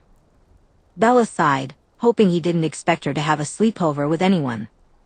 That idea sounded terrible. In another part of the house, Emmett silently passed Daisy a controller as the system powered up. He didn't need to ask why she was joining him tonight. Newly mated vampires often didn't function independently, unlike Alice, Jasper, and Daisy, who were managing to do their own thing.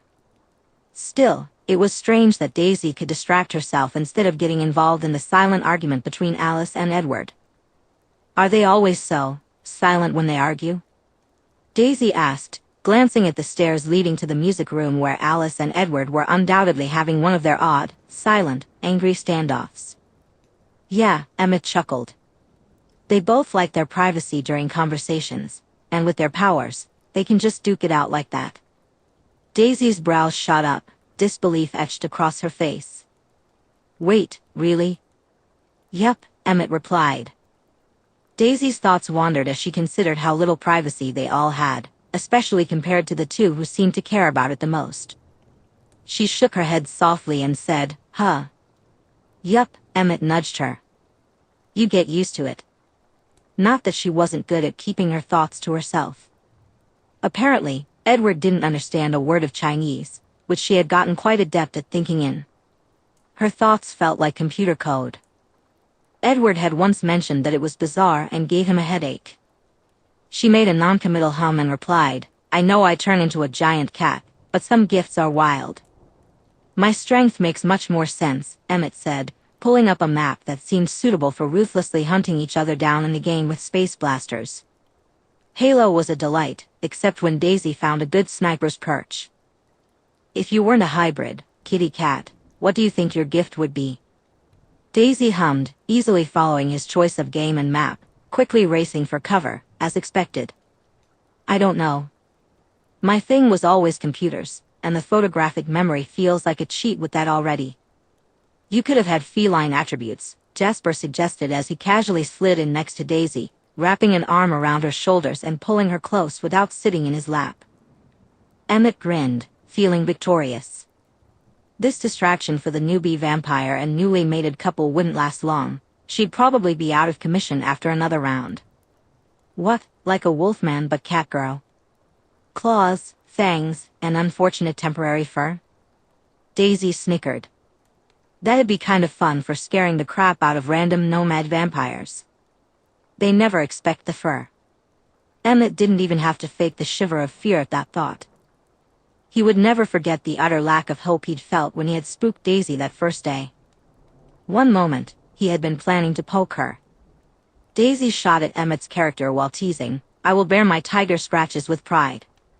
"Sorry that it's scarred," she offered, her voice light. She always got sad puppy eyes, or maybe kitten eyes, whenever his new claw scars were mentioned. Emmett snorted, "I'm just surprised your favorite duo doesn't have more scratches than I do. I mean, all these humans talking about lovers scratching up their backs. I think he might be doing something wrong, Jasper." He enjoyed his teasing for just 2 seconds. Then, a firm throw pillow hit him in the head, exploding into a shower of feathers. The sudden impact blocked his view and got his character instantly killed. He blinked and blew a feather out of his teeth, ignoring Daisy's giggles and the look from Jasper that promised revenge. Instead, he focused on the smug smile on Rosalie's lips from her seat on the other couch. "Betrayal, my own wife," he exclaimed. Before he could react, Jasper had Daisy up and out of the room in less than 3 seconds. "Have fun cleaning that up, honey," Rosalie said slowly, gliding out of the room. Emmett sighed, knowing what was coming next. "Emmett."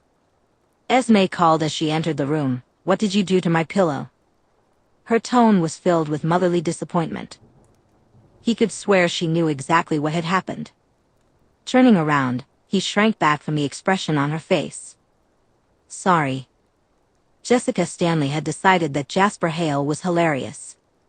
It had taken her over a week of sitting next to him in health class, but his tiny, suppressed expressions while they discussed STDs had almost made her laugh out loud. Jessica glanced at her partner after they both finished the worksheet on STDs. "Did you already take health at your last high school?" "Yes," he replied, not looking at her. Instead, he stared at his worksheet as if it held the answers to life. Jessica bit her lip to suppress a laugh. Whether it was this class, being away from his family, or both, he clearly hated being here. Probably both. "So, do you think Clapp will find a way to make you guys who are actually dating do extra credit?" Jasper let out the smallest snort Jessica had ever heard. "Well, it would be improper to assume fornication only from those in romantic entanglements. Did you eat a dictionary or something? Or like old-timey poetry?" Jessica found that the longer she spent with Jasper, the less he creeped her out. She'd apologize for judging him, but that would be awkward. That small smile of his grew slightly, his caramel eyes focusing on her. "It has been accused before." She snickered and looked away before Clapp noticed them not being miserable. She wrinkled her nose. "The projector doesn't help." He set his pencil down on top of his completed worksheet. "Indeed, there always seems to be more. He does have too many slides." This class was dull, and Tyler was the only one of her friends in here, paired with one of his football buddies. That too, Jasper agreed. Jessica paused. Oh, he meant the STDs, not the slides. She bit the inside of her cheek to keep from laughing. She side-eyed him. So, we're getting a baby on Monday? Indeed. I'm sure I shall bow to your decorating skills for our child. His eyes returned to the slides, though she doubted he was actually looking at them. She mimicked his posture. No one wanted Clapp to think they were cheating. Don't leave me a single mother to our flower. Dishonorable behavior to leave it to you. He seemed less stiff today, and when he relaxed, he was funny. Jessica groaned and said, I wish we could move on to nutrition already. Substance abuse is our next module, he replied, sounding as excited about that as the rest of them felt. Joy. Maybe if Coach was as dedicated to volleyball as he is to preventing teen pregnancy, we'd actually win occasionally. Jessica had accepted that her sports team would never win state, but being team captain looked good on her resume. She checked her makeup in the mirror on the inside of her locker door. Carefully brushing some flyaways, she braced herself. She could do this. Nodding to herself, she shut her locker and headed around the corner. Hey, Mike. Are you coming to the diner for milkshakes? Emily set down a platter of her favorite brand muffins on the table before sitting down. Ugh, Leah grimaced from where she slouched in the stiff kitchen chair. And wasn't that the problem? They both knew each other too well. Leah understood what it meant when Emily made bran muffins, and Emily recognized Leah's slouch combined with her sharp gaze. A lifetime of friendship. So you're done waffling over Sam then? Leah's voice was biting, but more than that, it was resigned. Emily refused to feel ashamed about this. I am. She held her cousin and best friend's gaze. You know I wouldn't be if it wasn't for the wolves. But continuing to delay is hurting all three of us, and I'd like to be happy. Leah scoffed but didn't argue, looking away from her. And you want my blessing? Her voice was rough. No, I just wanted you to know before you see it in Sam's head. Leah grimaced. Thanks, that would have been awful, Emily said, feeling her face heat up. It's already disturbing enough to know you all are going to see everything Sam does. Yeah, well, everyone loves you because of it. Leah's response hung in the air. Emily's jaw tightened as her eyes flickered to the muffins. Your cooking doesn't hurt, though. She barely kept from beaming. Leah would bristle if Emily smiled, but she recognized Leah's words as her version of an olive branch. You are all walking, talking stomachs. I'll have to borrow Sam's truck for a Costco run next week. Leah grabbed a muffin and stuffed most of it into her mouth in one bite. But she wasn't glaring, and she wasn't shouting or leaving. For the first time since Sam had shown up on her doorstep professing his love for her, Emily felt hopeful about the future. She knew that once she stopped holding them at a standstill, she and Sam would be happy. But knowing she wasn't losing her best friend was priceless. Even if Emily understood they would never be as close as they once had been, maybe not ever again. They weren't lost to each other, and that was enough. Chapter 37. Tanya of the Denali Coven hadn't been south for a few years. She knew she should make a proper visit to the Cullens eventually. However, she wouldn't have to go all the way to Washington to see some of her cousins. During their weekly phone call, Esme let it slip that Alice and Jasper would be hunting moose in the Northern Rocky Mountains Provincial Park with their new third. The Cullens had been quiet about their newest member. Whether this was out of concern for Tanya and her sister's feelings or because their newest member was having a hard time adjusting, she wasn't sure. It could be both. Tanya approached the park from upwind. Surprising newly mated vampires was always a bad idea. They could be incredibly territorial, especially if their third was young and still adjusting to the animal diet. The initial adjustment period with animals often left one feeling testy. So, Tanya was careful to be polite, ensuring her scent would be easily picked up as she moved across the snowy winter ground, trying to find their scent trail. It took her a while, but eventually, she caught the scent. Jasper's orange blossom scent was distinct, and Alice's and his scents always intermixed beautifully. All vampires' scents complemented each other, especially mates. Her heart ached at the reminder of what she wished for more than anything, yet had not found in hundreds of years. But it was an old pain. She allowed it to settle, letting go of the sharpness she had felt a moment ago. Then she focused on the third scent winding around Alice and Jasper's. It was all cinnamon and sugar, an oddly deep scent for their kind. Turning on her heel, she followed the scents, not bothering to be quiet, but also not moving at a sprint. Surprising their kind, even family, was rude after all. It was a beautiful day, with the sun shining through the forest canopy. She knew she was close in the woods just north of the banks of Turcotte Lake. The dead, bloodless moose coated in Alice and Jasper's scents was a decent clue. The third scent was not on the animal. It came from the branches of a tree overlooking the animal. Tanya smiled as she detected the deliberately left scent marks on several trees and noticed light tracks in the snow leading her way. They had smelled her. Picking up her pace, she ran along the forest floor until she reached a small clearing and came to a stop. Cousins. Alice giggled, bright and happy as sunlight dappled across her skin, making her sparkle and appear ethereal while she perched neatly on a snowy log. Tanya, I should have known Esme might tell you we were here, but I wasn't looking. Well, you were fairly busy. But the chance to meet our newest family member wasn't one I could pass up. Tanya spoke softly as she approached, smiling at Jasper, who leaned against a tree with a contented expression on his face. The stranger sitting in the branches of the tree grinned. You know, I think knowing you Cullens is making me soft. I haven't had a violent run-in with our kind in months. She waved and said, It's nice to meet you, Tanya. My name's Daisy Johnson. Well met, cousin. Tanya relaxed, feeling a gentle wave of acceptance from Jasper. None of the three appeared tense, and from the burning golden eyes of Jasper and Alice, it was clear they had already feasted well.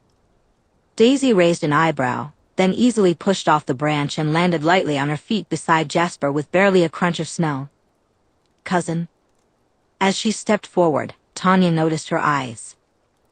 They were red, not dimmed with the expected shift to gold after a few months of eating animals. Instead, they were the dark amber of a human drinker who had not fed in over a week. Hungry. Ah, my condolences. Tanya came to a halt.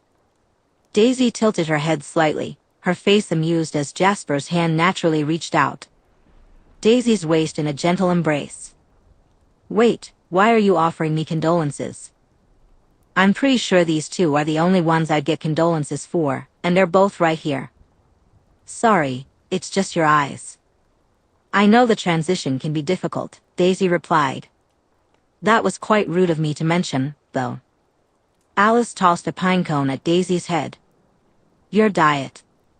Oh, right. Daisy brushed some of her brown hair behind one ear. I still eat people. Nothing wrong with an animal here and there, but as much as I love these goobers, I'm not going to kill people and not eat them. That seems kind of rude. Jasper noticed her confusion. Our Daisy here was a CIA assassin before she was turned. She's quite selective with her diet and very restrained. Daisy rolled her red eyes. I was an ops agent. Just because I did wet work sometimes doesn't mean that was my specialty. Tanya leaned on one leg, crossing her arms, amused. And Carlisle approves? He'll come around, Alice said confidently. She hopped off the log, lightly skipping over to them. Enough about diet, though. You should join us. I've been trying to convince Daisy and Jasper that catching a fish to see what fish blood tastes like is a terrible decision. Tanya let out a surprisingly crass snort. A fish? Really? Is there even enough blood in one for a few mouthfuls? No idea, but we're going to find out, Daisy said, her grin bright and pleased. Tanya had lived long enough to recognize vampiric danger, and she understood true danger as well. Alice and Jasper's mate may lack the years and scars of war that Jasper held, but she was still dangerous. Tanya shook her head. Ah, the foolishness of youth. I mean, Alice and Jasper are doing a bit of cradle robbing here, Daisy said, her voice mockingly serious. Alice groaned as she hooked her arm with Daisy's. Tanya said, she thinks she's funny. She let herself get swept up in the mood as Alice began to pull her toward the lake. I do believe you think she's funny, cousin, Tanya replied. Of course, but where's the fun if I tell her that? Alice's expression was mischievous. We have centuries to get bored with one another. Giving up a game too early would be silly. She laughed, clearly loving her cousins. Well, we can't have you becoming bored too soon, Tanya said. It'd be terrible, Alice winked and then took off, racing toward the lake. Daisy shot after her, giving Tanya a quick salute as she passed, her white teeth flashing. Jasper stopped beside Tanya, waving her forward. Alice will hunt you down if you try to leave without joining us now, and Daisy is quite excellent at hunting. I'd imagine so, Tanya said, walking at a more leisurely pace beside him. Congratulations on finding your third. That is a rare and blessed thing indeed. His face lit up with joy and adoration as he looked in the direction where his mates had vanished. I had thought I could not be happier, and yet we are more complete like this. Together. She balances us in a way we didn't know we were unbalanced. He looked at her and added, you and your sisters will like Daisy. She is not the kind to judge. Tanya appreciated that he didn't comment on the envy he must feel or react to it. You and your mates are always welcome in our home, she said. I'm sure we will, but I do believe you are about to see Daisy's gift. He shook his head slightly. She would have an interesting gift paired with you too. I'm surprised Carlisle didn't tell you about it. He's very curious about it, he explained as they reached the banks of the lake. Alice stood on the dry shore, hands on her hips as she stared down at her newest mate. Don't you dare. It wasn't having the desired effect. Daisy, wearing only a sports bra and underwear. Knee-deep in the water, Tanya looked mischievous, clearly ready to splash Alice if she wanted. The ice had been broken around her to reach the water. Tanya noticed that while this mate lacked the numerous teeth scars that Jasper had, she had her own. These scars were clearly from her time as a human. There were many, and they looked like they had been barely survivable. Jasper chuckled as Alice squealed when cold water hit her, though it wasn't a lot. He pulled off his shirt and said, well, I'm off to fish. Tanya shook her head and walked over to where Alice was pouting while brushing water off her face. Surprised you're not in the water, Alice said. I have no interest in swimming for a fish, Tanya replied. Alice turned her nose up slightly, but her good humor was impossible to hide. She wasn't trying to conceal it anyway. At the shore, Jasper kicked off his shoes and tossed his pants before tackling Daisy into deeper water. They broke through the ice with sharp cracks. The tangle of limbs, splashing, and laughter as they tried to dunk each other was wonderfully light. Tanya realized she had never seen Jasper this at ease in his own skin before. It was fascinating to see the change in vampires when they found their mates. Enviable, it left her feeling terribly lonely, but it was also beautiful. She was as happy for them as she was sad for herself. With a final splash, Daisy vanished under the water, Jasper following her into the blue depths. How did you manage to introduce them without a fight? Tanya asked as she folded her legs under herself, settling on a large boulder. Alice gave her a rueful look while fixing her hair. It wasn't easy. They're both so defensive. And Daisy is difficult to really see. But I saw her with us and managed to track her down when she was hunting in Olympia. I presume you hunted her down without telling Jasper, then? Tanya asked. Tanya felt fascinated. In all her years, she had only met 2 other triads of their kind. Given how possessive and violent their kind could be, such relationships rarely formed. Of course, she would have taken one look at him and we'd never have seen her again, Alice said as she sat down beside her. But she's more than capable of fighting me off, so it wasn't hard to convince her to get in the car and drive home with me. Tanya snorted. That sounded like a terrible idea, but also quite effective. I suppose running away is difficult when deep in the territory of a coven of 7. That advantage would prevent Jasper from dealing with a threat before it could arise. Clever. I thought so too, Alice said with a smug grin. Once Jasper met her, he was very helpful in convincing her to stay. She hummed, realizing that the fortunate girl underwater hadn't had a chance. If a prophet and an empath wanted to convince you of something, there was little escape. I am happy for you, all three of you. Thank you, Alice hesitated. My visions have been cloudy. It's the shifters. I can't see them, but they make Daisy happy to be involved with them. It's exciting not knowing what's coming, even if it's frustrating. Tanya laughed. Yes, that is how the rest of us feel. We're going to the Munich Fashion Fair at the end of the month. You and your sisters are welcome to come. Alice looked at her, almost certainly knowing her answer. Kate and Irene might join you, Tanya replied, though the thought of going to a city didn't appeal to her. Her cousin's love of fashion was not one she shared. If you change your mind, I'll know, Alice said as she nudged their shoulders together. Tanya frowned slightly. You already know if they're going to like the fish. She nearly laughed at the expression on Alice's face. Oh, they're going to like it. Daisy mostly just enjoys swimming. Her instincts are like being up high or in water, Alice muttered. That was odd. You make it sound like her instincts are different from ours? If what Alice was saying was true, then they were. Alice sighed. It's her gift. I suppose it had to come with some drawbacks. Tanya held her tongue.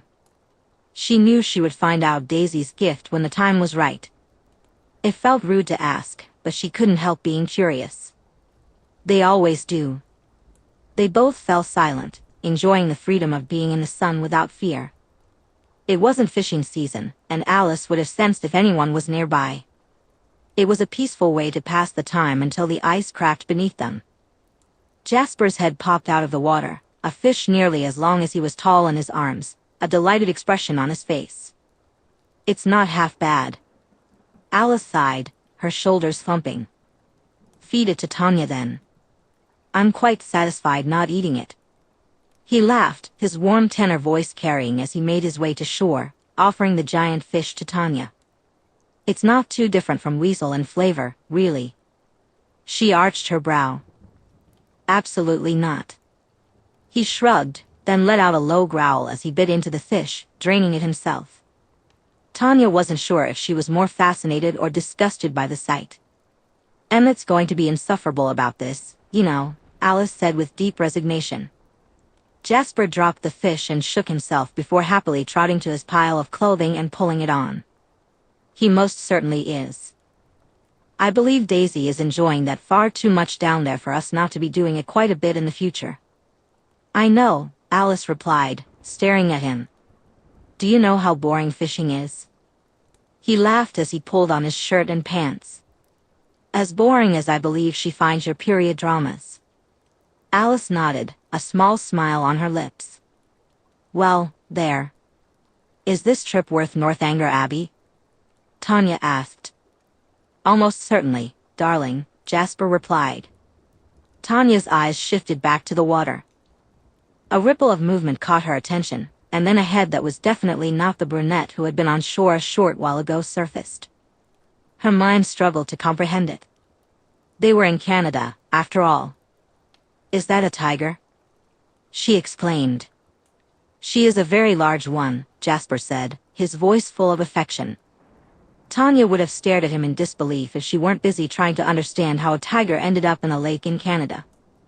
How did it get into the water without them seeing? They did have to breathe, after all. The tiger, seemingly unfazed, swam calmly towards them until it emerged from the water, dripping wet. Alice jumped to her feet, backing away. Daisy, don't you dare. I see what you're planning. The tiger's red eyes remained fixed on Alice as its muscles tensed. Then, like a shot, Alice took off into the woods, and right on her heels was the largest, wettest, fastest tiger Tanya had ever seen, chasing after her. Their yelps and giggles faded as they disappeared into the trees. Tanya stood still, stunned. How is that possible? Jasper finished for her, picking up Daisy's clothing with a fond expression. She's a hybrid, from a shifter bloodline but was turned. It's the funniest thing, she has traits from both sides. His face softened as he met her disbelieving stare. She's one of only 2 on the planet. It caused quite a scandal in the Emperor's territory when someone made them. The Volturi haven't lifted the gag order on how it was done either. Tanya shook her head in disbelief. I always think I've seen it all in this life, and then I am proven wrong. She let out a huff as she stood up. You 3 are all quite unique. Indeed, we are, Jasper said, tipping his head to her before taking off into the woods. Tanya sprinted after her cousins. She shook her head, thinking about how much her sister would love to hear about this. With a final huff, she took off. When she caught up, she found Alice looking very damp, Daisy appearing smug but fully dressed, and Jasper looking benevolently content. Alice was trying hard to pout, but her half-curl into Daisy made it less effective. Still, Tanya wasn't sure if Alice might take a playful bite out of her mate, especially since her designer clothes were now soaked. So you and your sisters are seriously where succubus legends come from? Daisy asked, sounding impressed. Tanya paused on the snowy mountaintop. Yes, we fed that way for centuries. Damn, that's messed up, but kind of crazy that you inspired actual legends. Daisy grinned. But how do you not eat humans during sex now that you're vegetarian? Tanya guessed that Daisy had been asking about her mate while out of earshot, but she didn't mind. Carefully. It was the men we bedded over time that made us wish to be different and kept us to our diet. Careful sounds like the understatement of the year. Daisy reached out, touching Jasper almost soothingly. I was definitely feeling the dry spell after being turned since most vampires and I don't get along, and I knew humans were off the table. Tanya found the suddenly possessive look from Jasper and Alice both hilarious and sweet. But she was more interested in what Daisy implied. You never tried? No, the people I kill aren't the kind I'd be willing to sleep with, and there's no way I'd risk that with a squishy normal human. Daisy slipped out of Alice's arms. Not that I haven't used idiots' libidos to lure them away from the herd before. Daisy looked at Jasper and asked, as a vampire or as a human? Both, she replied. Speaking of her next target, she added, I'll break off from you just before the border. Ah, one of your targets in Vancouver? Jasper asked, clearly unbothered by the topic. Daisy hummed. A certain man with very illegal hobbies. Alice looked pleased. Oh, you'll be back before school is out. If you'd gone for the one in Spokane that you'd been documenting, then it would have been a whole weekend away. Tanya shook her head. Well, I'm already in Canada. It will be interesting to see how it develops. If you 2 are done gorging yourselves on moose and fish, Tanya said, unable to hide her disgust at the thought of eating something cold and slimy, I do believe there's an ice skating rink not far from here. Alice clapped her hands. That will be wonderful. Guess we're going ice skating then, Daisy said, glancing at Jasper. You're totally showing me how. Alice whirled on Daisy. You don't know how to ice skate? Daisy laughed at Alice's outrage. Foster kid, then international spy. It wasn't exactly on the agenda. Tanya felt daring, intrigued by her new cousin. She reached out and snagged Daisy's arm, pleased that the other vampire, or apparently hybrid, allowed it. I do believe I am the most qualified to teach ice skating to our newest family member. Daisy asked with a curious gleam in her eyes. You were totally born somewhere really cold, weren't you? No, though I have found a great fondness for the cold in this life. Tanya smiled, happy to speak of her home. I was born in what is now Slovakia. The weather is quite temperate, rarely particularly cold or hot. It is a beautiful country, but I find that remaining there leaves me melancholy with too much time. Daisy easily allowed herself to be drawn in. Tanya pulled Daisy along, not minding that she had taken her hand. Alice and Jasper followed quietly behind. Tanya treasured the trust they showed in allowing her to touch their newest friend, a moment she would not soon forget. You're super ancient, like way older than Carlisle, right? Daisy asked. I am. I'm over 1,000 years old.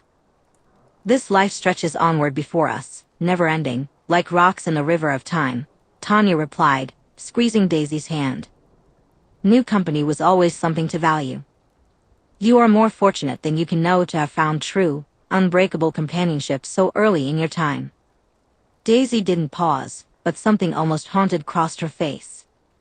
No, I know how fortunate I am. Tanya tilted her head. It wasn't a lie. She may not have the gifts her cousins possessed, but she was good at reading people. Your human life was not a happy one. Well, to a happier second life, Tanya hummed. She didn't correct Daisy, knowing she couldn't possibly comprehend how time changed in this life. In a century, she might grasp only a fraction of it. The arrogance of youth often led them to believe they understood things they could not. Tanya didn't take offense. Some lessons required experience to truly understand. Chapter 38. Charlie was indescribably pleased when he arrived home from work and saw the scene in his house. For once, Bella wasn't in her usual spot in the kitchen. She was at the kitchen table doing homework with a friend. He felt a surge of happiness. She was really settling into forks. He hung up his coat and said, "Hello, girls." That seemed to be the right thing to say. Bella's doe eyes turned to him, and he could easily see the flush of embarrassment on her cheeks, a trait she had inherited from him. Yeah, dinner's in the oven, Bella replied. It's nice to meet you, Chief Swan, the petite girl next to Bella said, shooting a look at Bella that didn't seem mean. Her voice was surprisingly cheerful as she smiled at him. I'm Alice Cullen. Charlie blinked, taken aback by her bubbly demeanor. Nice to meet you, he said, extending his hand. I know your father. I know, Alice smiled. Her hand was cool as she shook his with enthusiasm. He's mentioned you before, Chief. Please, you can call me Charlie, he replied, glancing at Bella, who still looked mortified. I'll be in the living room if you two need anything. He felt a twinge of disappointment when Alice left before dinner, but it was nothing compared to his relief that Bella was making friends. He turned to see Bella curled up in the armchair, a book balanced on her knees. You're friends with the Cullens, then? He asked. Bella blinked, looking up at him, surprised by the interruption to her reading. Just Alice. Ah, he said, not wanting the chance for conversation to slip away. An idea struck him suddenly. Do you know that friend of theirs, Daisy Johnson? Bella hesitated. I haven't met her, but some of the kids at school talk about her. Good things? He pressed, hoping to learn more about her friends and whether she had more than just Alice. Bella paused to consider, then said, mostly, Jessica likes her. Why does it matter? Charlie recognized the name, Jessica Stanley, from A Good Family. I was thinking of hiring her to fix some of the tech issues at work, he replied. She helped Jessica and Coach Clapp push his car when it broke down. I don't think most of the kids at school really know her, though. Bella shifted slightly in her seat. The boys think she's cool, but none of them have really talked to her. Charlie could understand that. The girls certainly had a way of making local boys act a bit foolish. That was nice of her, helping Clapp and Jessica. Bella's fingers played with the edges of her book's pages. Charlie sensed that the topic was coming to an end, but it was something. Have you called your mom this week? Daisy sipped her steamed milk, one leg swinging off the edge of the damp picnic table, the other folded underneath her. I appreciate the bribe. Well, you are here in this miserable weather since I asked, Leah grumbled from where she lay on the neighboring picnic table. If they weren't both supernatural, the light would be too dim to be comfortable. She was flat on her back, hands folded over her stomach. Daisy pondered what she knew about the wolves. No friends who aren't wolves anymore. Pathetic, right? Leah scoffed. She wished this was about panicking over changing into a giant murder wolf, something she could actually help with. No, it's not pathetic. Leah's jaw tightened. Jared imprinted. Shit, that's fast. Daisy looked up, intrigued. That was unusually quick after first shifting to imprint. Leah's expression was unhappy. Does imprinting make everything perfect for you? No, but I didn't imprint. Daisy took another sip of her steamed milk. Leah sat up. But you and your vampires? Embry was convinced you were imprinted on them. I didn't imprint. I did the vampire version of it. Daisy's lips curled at that thought. The thought of her mates. It's fast, but it's not instantaneous. No fancy word for it for the vampires? They seem like the kind who would have a word for it, Leah said with a heavy dose of sarcasm. Daisy huffed. Right? They even have a coven crest. But no, I guess they call it a mate bond. Not that they really use that term. It only takes a day to a couple of days to form for most vampires. I didn't even know I was forming one, but I fought it for months. It's different from when I was human. Great, Leah said, looking away, her gaze fixed on the empty park in the chilly twilight. Daisy wondered if she should be insulted. You're what, 19? The guy I thought I was in love with at 19 turned out to be a Nazi. It will stop sucking eventually. I'm in my ex-boyfriend's head, hearing and feeling how much he loves my cousin. Every day, Leah replied bitterly, then paused. I thought you weren't old. How was your ex a Nazi? You'd think so, right? You'd think that's not the kind of problem you'd have to worry about this century, but here we are. At least I found out he was evil before things went further than making out. Finding the dead body of our co-worker in the maintenance closet really changed my perspective on wanting to date him. Daisy blew out a breath. But for you, I got nothing. I think it's one of those things old people say, time heals a broken heart. Leah snorted. You're bad at being a wise older person. I'm 26. You guys do know that doesn't make me ancient, right? It just means I've paid taxes. She raised a brow, looking at Leah, mostly amused. A ghost of a smile tugged at Leah's lips. And felonies. Only okay, a lot of those, Daisy snickered. But most of them were with permission from the government. So, does it really count? It still counts, Leah said, staring at her. You're weirdly just fine with being supernatural. Daisy sipped her steamed milk. Emmett could never know she ordered this every time she was in town. You're having a hard time, Daisy observed. Yeah, Leah frowned. I'm a protector of our people, but am I supposed to be a waitress for the rest of my life?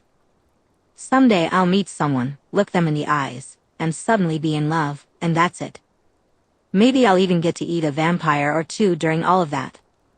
Being a wolf it'd be great if I wasn't in Sam's head when I was. The pack mind really does seem kind of unfortunate, Daisy said, shaking her head. But why would you stay a waitress for however long you're alive? If you love it, sure, but I didn't get that vibe from you. Leah stared at her as if she were missing something very obvious. I'm bound to the tribe. I can't go anywhere for college or to get a job. What? Why not? Daisy was appalled. What kind of rule is that? Leah looked baffled. Because we have to stay here to protect the tribe. There are 6 of you. Considering the Cullens and me right on your border, you're probably going to hit 8 or 9 by the end of the year. There's no reason you can't take turns going to college and stuff. I mean, I have a sister I've never met because she's at university and wasn't around for the brief time I was even in Tiger territory. How do you serve your community outside of the vampire thing, though? There aren't that many vampires on the planet. Leah stared at her, clearly not understanding. Not that many vampires? There are around 600 vampires on the planet, and you're not exactly a sprawling metropolis that wandering vampires would be drawn to. Daisy decided she was going to text Sam about this. It was one thing to be more absolute in their ethics around vampires, but she was starting to get concerned. Daisy felt frustrated by the idea that they didn't know about the Volturi. Her own opinion of their kings didn't matter. She buried her face into the soft fabric of the nice sheets on her mattress in the cat tree. It all felt confusing, and that was the problem. She didn't move when she sensed someone hop up beside her. There was only one person who would join her, with Alice still at the Swan house. She hummed softly as Jasper's fingers trailed along her back. It was funny, he must be able to feel the confused mix of emotions swirling inside her. If he could help her make sense of them, it would be useful, but she didn't want to ask. Maybe she did know some of what she was feeling. "Want to talk about it, darling?" he asked, his voice warm and low. Her muscles relaxed under his touch, but she remained still. She didn't reply. She wasn't even sure what to say. Jasper's fingers pressed a bit more firmly into her back muscles. He didn't push again, just letting a gentle wave of affection wash over her. She sighed, feeling the last bits of tension melt away. It was unfair. But wasn't that the issue? The comfort. Suddenly, she was up and out of the cat tree, out of the house, and into the woods. It was all too much. Running didn't feel as satisfying now as it had when she was human. There was no muscle ache, no endorphin rush, no exhaustion. She came to a stop when she saw Alice standing on the edge of a cliff ahead. Alice was there in the starlight, looking like some kind of fae from Sister Mary Joseph's old stories at the orphanage. The sight of her made Daisy stop in her tracks. Of course, she thought, feeling kind of small then. Where was I going? To eat a polar bear? Alice asked, looking faintly confused. Is that something you want to do? Daisy blinked. A polar bear? A polar bear, Alice repeated. That was. Huh. Daisy wasn't sure what that meant. She walked the last 20 steps to the edge of the cliff and sat down, her legs hanging off the edge. She stared out at the seemingly endless dark forest. Leah asked about imprinting. Imprinting? Jasper asked as he settled next to her on the ground. Alice mirrored him on the other side. The shifter version of mating. She was trying to ask me if it was worth it. Daisy struggled to articulate why that question wouldn't leave her alone, why she had made sure Leah couldn't quite ask it. Jasper shifted, resting his forehead against Daisy's shoulder. Alice looked faintly confused but remained curious and quiet. Daisy couldn't bring herself to look at either of them. I don't know how to do this. Jasper wrapped his arm around her waist. I'm not. She bit off what she meant to say. Good. Her fingers dug into the rock she was sitting on. I'd do anything to protect you too. I don't. I wasn't expecting you, and now I've found you, or you found me, and I don't know what I'm supposed to do. It's just, a year ago, everything was different. Alice shifted, her hands cradling Daisy's face. Oh, my silly, silly mates. You don't have to do anything. You are ours, nothing could change that. Her thumbs gently rubbed against Daisy's cheeks. Daisy leaned into Alice's touch, her eyes fluttering closed. Jasper hummed softly against her. We're not going anywhere. He held her securely, and the staggering weight of his feelings curled around her.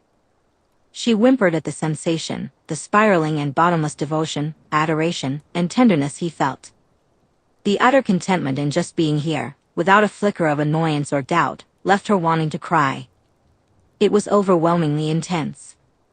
Daisy felt an undeniable pull toward them, like a magnet, ever since Alice had first tried to hug her in that random alley.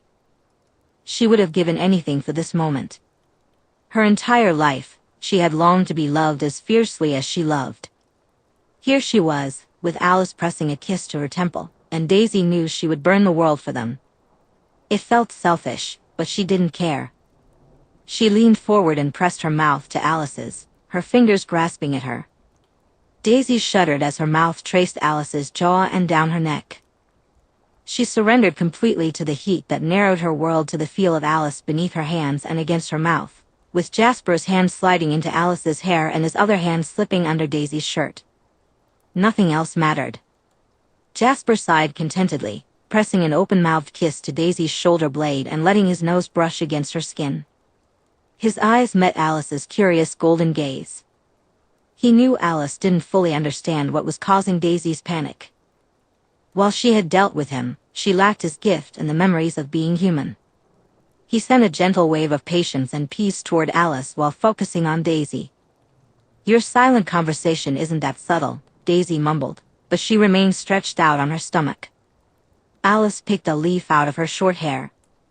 "We are getting you your own house before spring break," Alice announced. Why?" Daisy asked, but she quickly realized the answer as she felt the fizzing of silent laughter under her skin. "Nature sex not your thing?" Alice huffed. "Beds were invented for a reason, and that reason is not having to shower to get moss off of yourself," she added. "You live in Forks," Daisy said, laughter in her voice. "In a house with 2 other couples. Do you just like really quiet sex?" Jasper chuckled. "We do try to be mindful of the noise, but feeding often leads to situations like this."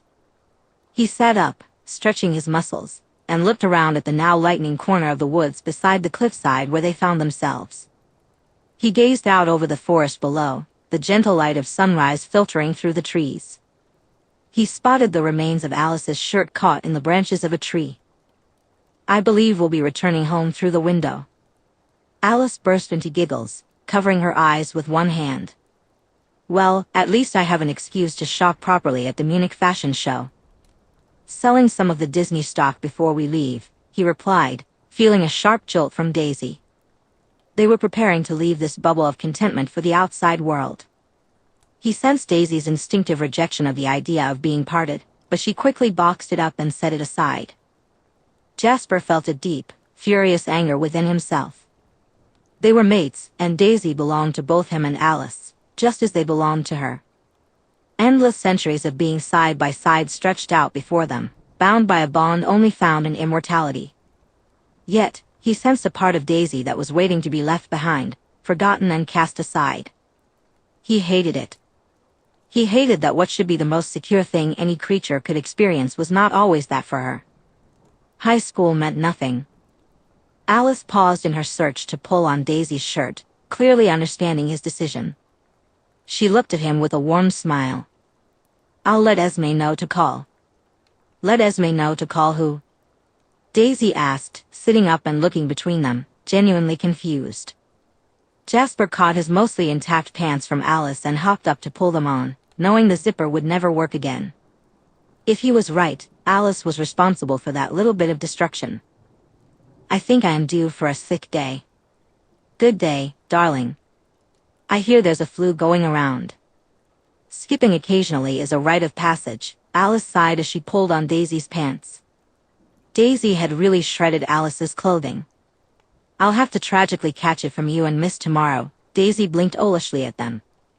If she had been human, her cheeks would have flushed with embarrassment, as a warm, achingly delicate wonder curled inside her. Then, she shifted straight into her tiger form, clearly choosing to preserve some dignity by being a tiger where her flustered expression was harder to spot. Not that it prevented Jasper from enjoying the feel of it. He laughed as he grabbed the sad remains of what had once been a sweater he had been rather fond of, along with his shirt. "I do believe we should look at real estate this afternoon, or I'll be without any shirts by the end of the semester." This was mostly because Daisy had a habit of stealing them. Not that he minded in the slightest, and Alice didn't seem to mind either, as she had been the one who'd ensured the habit started. He was going to have to thank her for introducing the idea. Jasper considered Alice while curling his fingers through Daisy's ruff, gently scratching her. "You know, I do believe, as you pointed out, love, you will need to shower before school." He met Daisy's red eyes and asked, "Think she'll need help with that?" Jasper was a man of simple tastes. He knew it irked Alice to no end, but he loved her short black locks. The opportunity to wash her hair for her was always one of his favorite things. She was quite particular about her hair once she'd styled it, after all. Daisy was effectively distracting Alice from the fact that he had certainly gotten her hair clean a while ago and was mostly just enjoying touching her now. Alice was far too pleased to let Edward's pouting from the driver's seat, or Rosalie and Emmett's silent teasing from the back seat, get to her. It had been a lovely morning, and she had no doubts that even Without her visions, Alice would be returning home to a very cozy pair of mates, drenched in each other's scents. If it wouldn't raise questions and gossip about her and Jasper both being sick on the same day, she would have joined them. That sounded far better. If you'd prefer to be home, you could stay there, Edward said, his voice barely above a hiss. Alice sighed. Her favorite brother was being intolerable while he angst over Bella. I promised to eat lunch with Bella and her friends today. It would be rude to cancel without warning. The steering wheel creaked slightly as Edward remained pointedly quiet, seating. Honestly, if he would just talk to Bella, maybe she would stop having visions of him accidentally eating her. He made a low growl.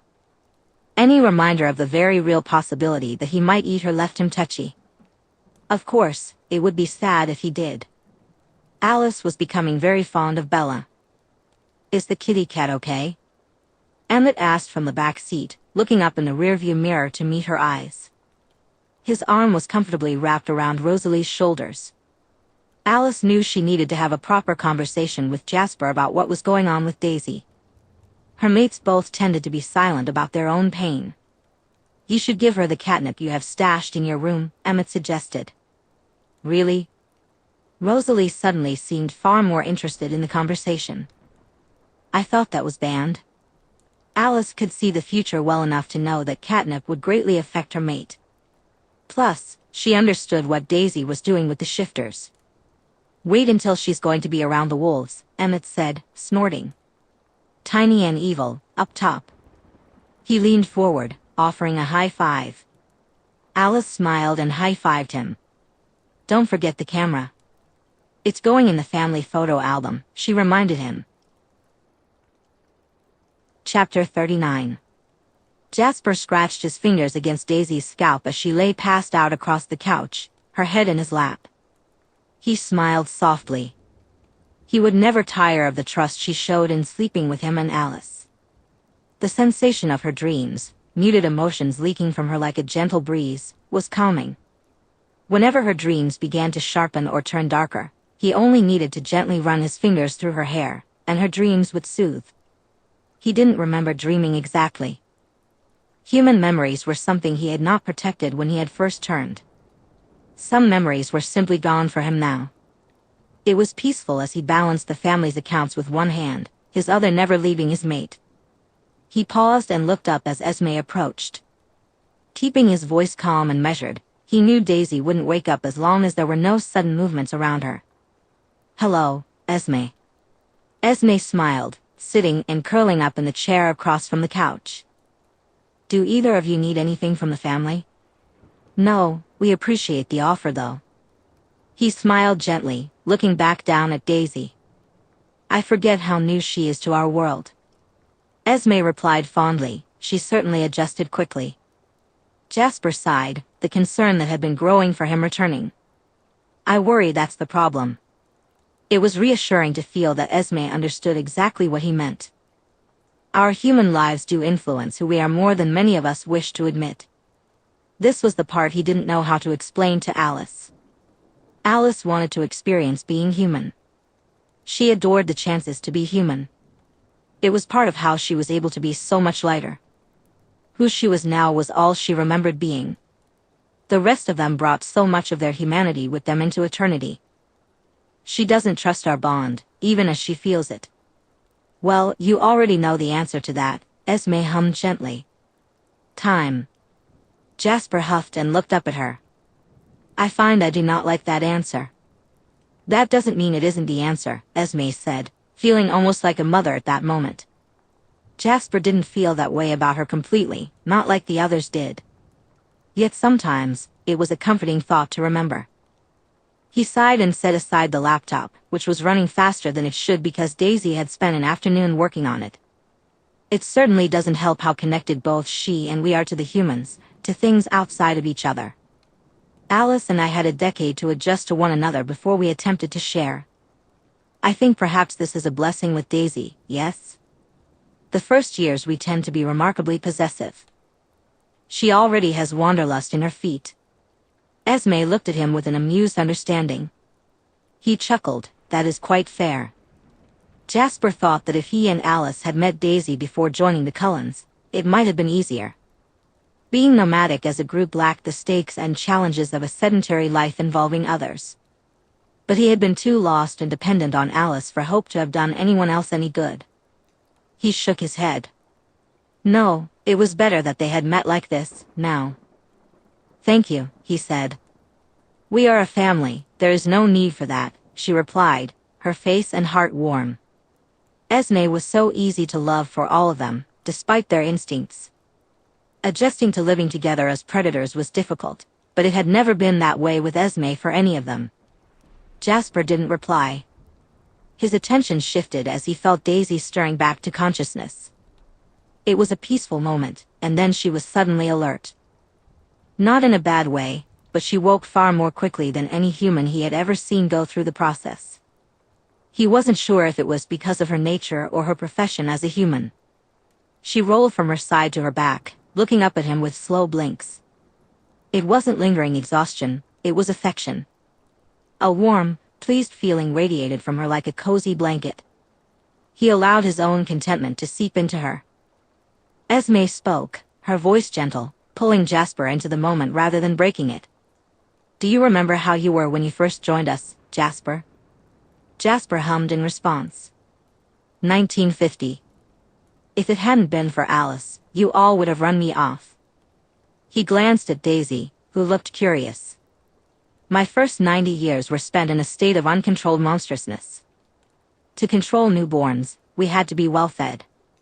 Keeping the food under control kept the newborns in line as well. I never resisted my thirst.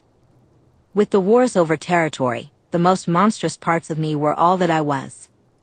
And if you never tried to control it, not controlling it became a habit, Daisy said, understanding dawning on her. He tipped his head.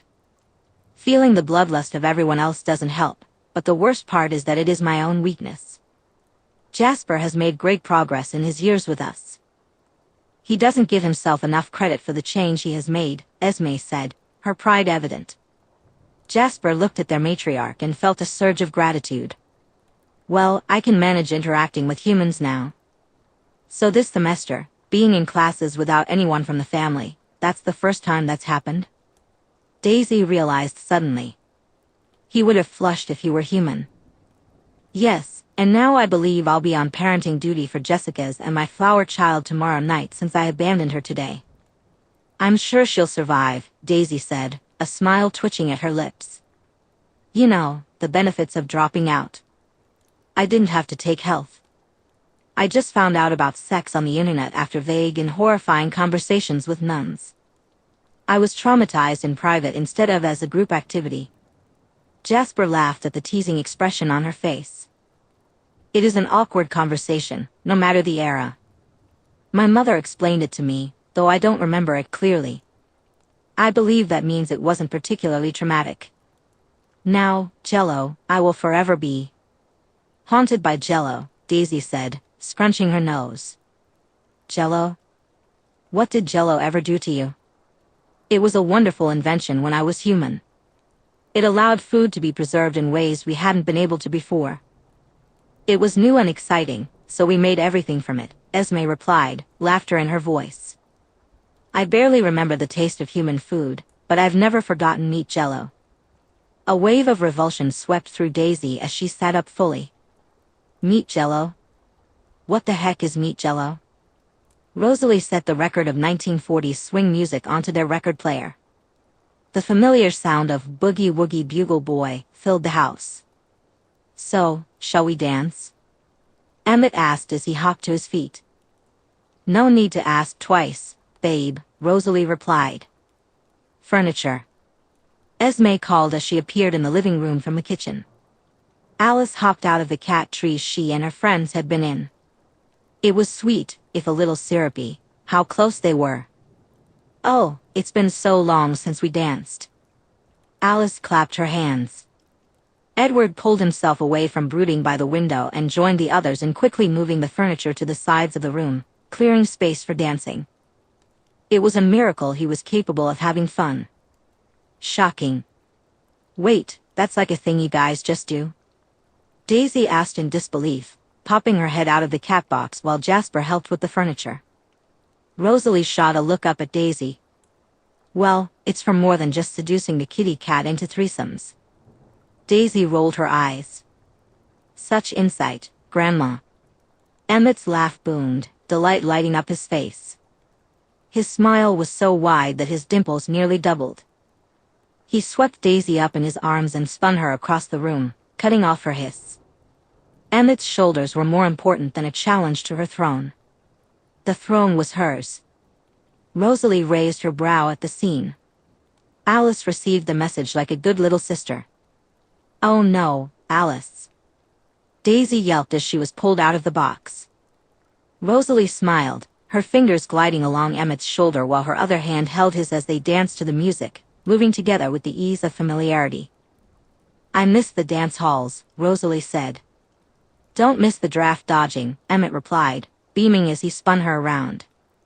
Moments like this filled Rosalie with joy. Meanwhile, Carlyle was busy filling out paperwork. He needed to finish before he left for work soon, but the music from a bygone era still echoed through their home. If he wrapped up quickly, he might have time for a few more dances with Esme before heading to the hospital. He sensed a visitor before he saw them. Escaped your mates? He asked as he looked up. I doubt they'll let me escape for long, Daisy said, her expression soft as she stepped further into the room. Carlyle lowered his pen. Is there something you wanted to discuss? The Volturi, Daisy replied, tilting her head toward the portrait of him with the kings. Carlyle met her gaze, leaning back in his seat. If this will be a long conversation, it may need to wait until after my shift.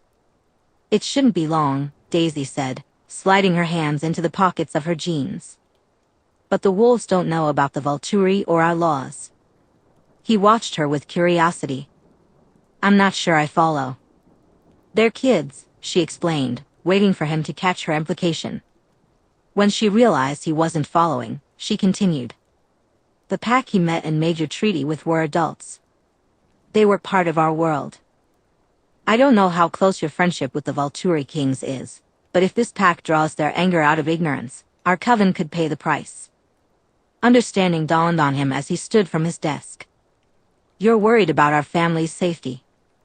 I haven't met the kings, but I have met the emperor, and Su Wenwu is not a merciful man.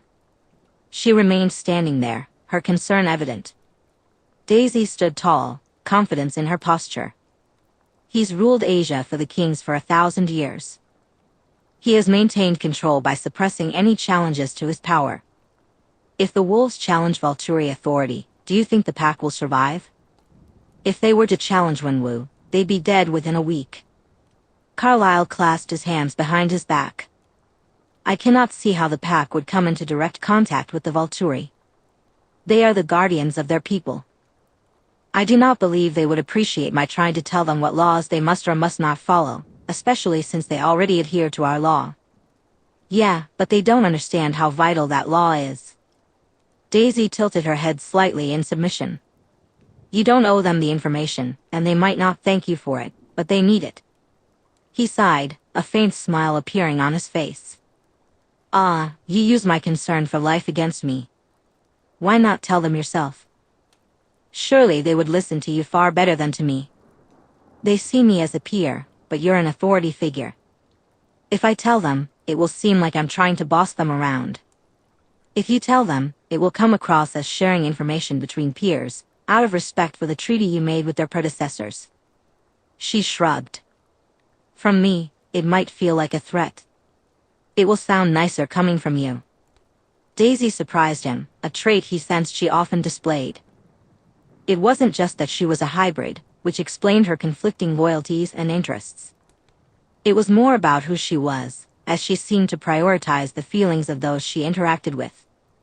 He wondered how much of that applied to humans, but that was a question for another time, especially if he wanted at least one more dance with Esme before work. If you invite the Alpha, I'll speak with him. Carlyle noticed her hesitation and furrowed his brow. What is it? Their Alpha is 19. They do have human elders who are legally allowed to know more. They would be more effective at addressing the needs of their people as a whole. He smiled despite himself. Well, then it seems we are inviting at least one human guest into our home tonight. Sam hadn't been to the Clearwater home since his breakup with Leah. He felt deeply awkward as he knocked on their front door. He braced himself as he heard footsteps, and then the door opened. "Seth," he said. "What are you doing here?" Seth asked, his face scrunching up in confusion. He stared at their youngest wolf pointedly. "I came to speak with your dad." From further in the house, Sue's voice called out, "Honey, who is it?" "Sam. He's here to see Dad." Seth shouted back. Sam winced. Seth had quite the set of lungs. "Think I can come in?" "Oh right," Seth said, stepping aside and waving him in. "Do I get to know about elder stuff now that I'm in on the secret?" Sam snorted. Of course, that's what Seth wondered. He completely understood why their terrifying neighbor turned into a fussing mother hen at the sight of Seth's puppy face. "Ask your dad." Seth pouted, but his lips were curled a bit too much to really pull it off. He shrugged, giving it up, and trotted with a grin into the kitchen. "Mom. I get to hear tribe business now, right?" "Go get your father," Sue said, shooing Seth right out the back door toward the shed. She turned and smiled at Sam in greeting. "Sam, please come in. It's been too long. Do you want some coffee?" His shoulders untensed. "Coffee would be good, thank you." "Come sit down. If you're here, it must be serious." She moved from where she had been doing breakfast dishes to get a coffee mug for him. He sat in the familiar kitchen chair, which had one leg that was a fraction too short, leaving it rocking slightly if he leaned. "Will you stay?" Sue asked. "If you want." "Do you still drink your coffee black?" Sam smiled at her. He had always liked Sue and Harry. "You know me, black or nothing." Sue hummed as she poured him a cup. She walked over and handed it to him. It felt normal in a way he thought his breakup with Leah would prevent from still happening. But they were good people, who understood. He had no doubt Leah and Seth would continue to pester him about it for the foreseeable future, which he probably deserved. The door swung open, and Harry Clearwater stomped in. "Sam, what's happened now?" "Got a phone call from Daisy," Sam replied, looking up at Harry, resigned to the conversation. "Hell," Harry grunted as he walked over to the coffee pot. "Going to need some caffeine for whatever that is." He glanced at Sue. "Do we have any more bacon?" Sue lightly swatted his hand away from the plate. "It's bad for your heart." "Worth a shot." He filled his coffee cup, adding plenty of cream and sugar. Sam smiled into his own mug. "You put nearly as much milk in that as the tiger does." "Well, at least in that she has taste," Harry grumbled as he walked over and sat across from Sam. "Lay it on me, what's wrong now?" Sam set his mug down. He didn't mention that Seth was certainly listening in from just outside the door. If he knew, Seth's parents definitely knew. "We've been invited to the Cullen house." Daisy realized while talking to Leah that there's something about vampires we don't know. It's important enough that she talked to the head of the coven, and he's invited us over to discuss things. "Us?" Harry asked, looking at him. "Me, and if you or the other elders want to come." Sam waited for him to process that. Harry grunted and leaned back in his seat. "You going to Billy's after this?" "Daisy warned me the house has stairs." "We'd be carrying him up in the chair or letting the vampires do it." "Proud bastard wouldn't let a cold one carry his chair anywhere," Sam said, amusement in his voice. "And old Quill is." Sam hesitated, searching for the right words. They both understood how fiercely old Quill hated anything related to the cold ones. "A stubborn old man," Harry replied, his dark eyes focused on Sam. "You've made your opinion clear about the hybrid. I can't deny that my children owe her. But you're suggesting we trust the coven. Why? They're monsters, no matter how human they may appear." Sam pressed his fingers against the warm enamel of his mug. Ephraim Black recognized that these ones were different. He met Harry's gaze. "You haven't seen Daisy, just Daisy playing with us. If she wanted, she could kill the pack. So, into the breach, Harry said, staring at him. You're explaining this to Billy and old Quill. He winced. Billy's your friend. And I'm your elder. You can tell him you're taking me into a cold one coven, Sam replied. Harry raised his mug in challenge. Sam sighed. Fine. He was not looking forward to talking to old Quill. If he wasn't the alpha, he doubted old Quill would even speak to him. Seth popped his head in. Can Leah and I come? From upstairs, Leah shouted, we're going unless he uses his dumb alpha voice. Harry looked up at the floor. You know, I miss the days when secrets could be kept in this house. I'll let Daisy know it's the four of us. Sam felt relieved that Leah was ignoring him in human form instead of giving him loathing glares. He didn't understand how Emily and Leah managed to function, but he knew better than to question it. He drained his cup and stood up, setting it down on the table. Thanks for seeing me, Harry. He paused. I'll be here at 7 with the truck. Daisy figured we'd want to come after dinner. He had a feeling that this wasn't just a Daisy thing, but a vampire thing. Food jokes, really? Harry grumbled. Polite cold ones? Hell's frozen over. Sam smiled and said, thanks for the coffee, Sue. He raised his hand in farewell and headed out. It felt good to leave the Clearwater home without feeling the weight of burning glares on his back. He walked to his truck, knowing he had a work shift to get to. His lunch break would be spent talking to Billy and old Quill. Chapter 40. Jasper went very stiff as Jessica Stanley poked his chest, suddenly invading his personal space. Her scent, even with the strawberry body spray, made his throat burn. The first whiff of her delicious human essence always stung. He swallowed back the venom pooling in his mouth. Jessica had said something, but he hadn't listened, struggling to suppress his desire to drain her dry. Did you hear any of that? Jessica's eyes narrowed. He knew his movements were stiff as he gave a single, robotic shake of his head. You surprised me, he admitted, feeling the bloodlust rising within him. He should have caught a deer before leaving for school. You're watching the baby this morning, and I don't want to hear any complaints about the decorations. Jessica picked up a very pink bag of flour wrapped in the frilliest flower dress that a bag of flour could possibly wear. He awkwardly held onto the bag. Apologies, I was feeling unwell. Hope you're feeling better. She meant it, even with the swirling satisfaction of dumping their flower projects on him. Jasper looked at the flower bag. Does our child have a name? Princess Sparkle's Cupcake. Jessica's cheeks flushed. He felt her embarrassment mixed with a slight vindictiveness. I will endeavor not to disappoint you with my parenting of Princess Sparkle's Cupcake. See you in class. Jessica was satisfied as she turned on her heel, marching off to join her friends. Emmett dropped an arm around his shoulder. So, Princess Sparkle's Cupcake, I can see the resemblance. Jasper looked away from the superglued pink yarn hair and googly-eyed face to Emmett.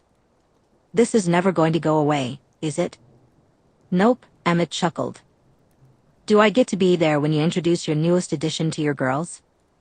He rolled his eyes, shrugging off Emmett's arm. Well, I have history to get to with Princess Sparkle's Cupcake. Fair, run away. Emmett laughed. Jasper's voice lowered too much for humans to hear. But I have to say, if you were an actual high school boy, that would be a brutal move. You've got to love teenage girls with a grudge. Jasper agreed. Teenagers could be inconsistent with their empathy. Good luck in gym. Harsh, Emmett grumbled. He really did loathe gym class with all his heart. As he walked to class, Jasper kept their flower baby neatly cradled in the crook of his arm. He was adding glitter to it before returning it to Jessica the next morning. It was his duty for a day and a night. After all, he intended to do his part. He wished he was still at home. Alice was on a mission to teach Daisy various dance steps, and joining in to help where it got to be too much sounded more appealing than the sweet, sweet burn of thirst. Alice thrust a small stack of flyers into Daisy's hands. I grabbed these on the way back home yesterday. Real estate flyers? Daisy raised a brow, but there was something sweet about it. She beamed. Her silly friends could be persuaded to help themselves. We can go break in and take a look at them after the wolves leave. This is a McMansion, Alice. I didn't even know Forks had McMansions other than this one. Daisy looked at her in amused disbelief. I'm not buying a McMansion. Alice knew her strategy to avoid a future involving a very undesirable house with a leaky roof would take work. A leaky roof that Daisy wouldn't fix without extensive pouting. There's a 2-story just outside of town. It has the cutest trim. Oh, wow, that is, Daisy stared at the flyer. It's something. She bit her lower lip. Even she knew that calling it anything Daisy would accept was pushing it. Daisy's eyes narrowed, her expression turning playful. Oh, you trickster. What's the actual one you're softening me up for? Picket fence? Alice grinned. That was a bit of a hint. Daisy snorted, setting aside the stack of flyers and holding out her hand. Come on, lay it on me. What am I about to get convinced into buying? Alice picked the right flyer. It's a 2-bedroom cabin 4 miles from here. The interior wallpaper is hideous, and it's only 1,000 square feet, but you'll love it. Love it, huh? Daisy glanced at the flyer, showing no signs of saying no. Alice squeezed Daisy's knee. Esme and I will fight over decorations. Will you, huh? Daisy hesitated. You know it'd be yours too, right? Alice leaned forward and kissed Daisy. She intended for it to be brief, but nipping at Daisy's lower lip was far too tempting. Sliding her tongue into Daisy's mouth and climbing into her lap felt even better. Staying home from school for a day with Daisy all to herself was a great idea. Not on the couch, Esme said, dropping a box of paint swatches on the coffee table. I was promised an interior design project. Alice pulled back, a pleased purr in her chest. Sorry. Daisy huffed, laughter in her voice, as she rested her head on Alice's shoulder. Sorry, Esme. Now, why do I only believe one of you? Esme clapped her hands. Now, paint colors. Alice shifted to sit in Daisy's lap instead of straddling her. She had no intention of leaving. Daisy's arms curled around Alice's waist, pulling her closer. You're very untrusting. How could you doubt me? Because I'm your mother, Esme replied, opening the box. Warm or cool colors? Daisy snickered into Alice's shoulder. I'm sorry, we're designing the redesign before even seeing the place. Of course, so we have a better idea when we go in. See it later, Esme said as she spread colors across the table. Do you like green? It does look lovely on you. Alice laughed. East Coast swing is the easiest place to start, I think. I'm doomed here, aren't I? Daisy said as she easily slid to her feet, adjusting her yellow sweater. Esme, sorting through records, replied, entirely.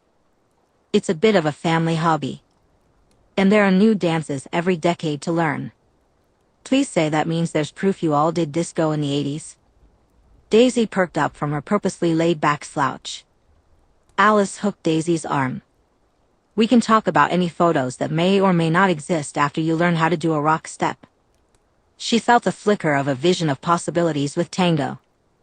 You never told me you could tango. Daisy paused. Yeah, Bobby got the flu, and I had to sub for her at an event with Hunter. It was terrible. Why was it terrible? Esme asked curiously as she set an easy album to dance with into the gramophone. Pretending to be the girlfriend of your married friend while his wife is on comms giving you commentary and keeps puking is not the best recipe for faking sexual tension. Daisy easily swung into the follow position with Alice. Alice preened, she enjoyed leading on occasion. Seeing her mate looking at her, waiting for instructions, left her brimming with pleasure. While we're in Germany, I'll find us some dancing events. At least one. Sounds fun, Daisy agreed. There was a contentment on her face that Alice didn't need to be Jasper to see. Alice bounced forward slightly, brushing their noses together. Love you. Girls. Esme sighed. Honestly, you're almost as bad as Emmett and Rosalie.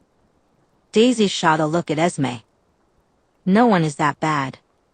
Completely true, Alice burst into giggles. Esme clapped her hands. When you can manage 10 minutes with your mates without forgetting what you're doing, I'll believe Daisy. Alice, you and Jasper break more beds than anyone, Esme said. Alice was unrepentant. Fewer cars. At least Rosalie can fix the cars, Esme replied, shaking her head, having long since resigned herself to their mechanical antics. Except for the first Ferrari, Alice chimed in before taking off, with Daisy half stumbling after her, trying to keep up with the early steps. But Daisy was quick to mimic, and she had joined in some last night, making her better than she had been before. All in all, it was going to be a fantastic day. Her friends' laughter grew easier and brighter by the minute, and Alice had always loved to dance. Seth thought his dad and Sam were being dramatic about visiting the Cullens, but he didn't see why he should argue. After all, he might get left behind if he drew attention to himself. He was excited to see the vampire house.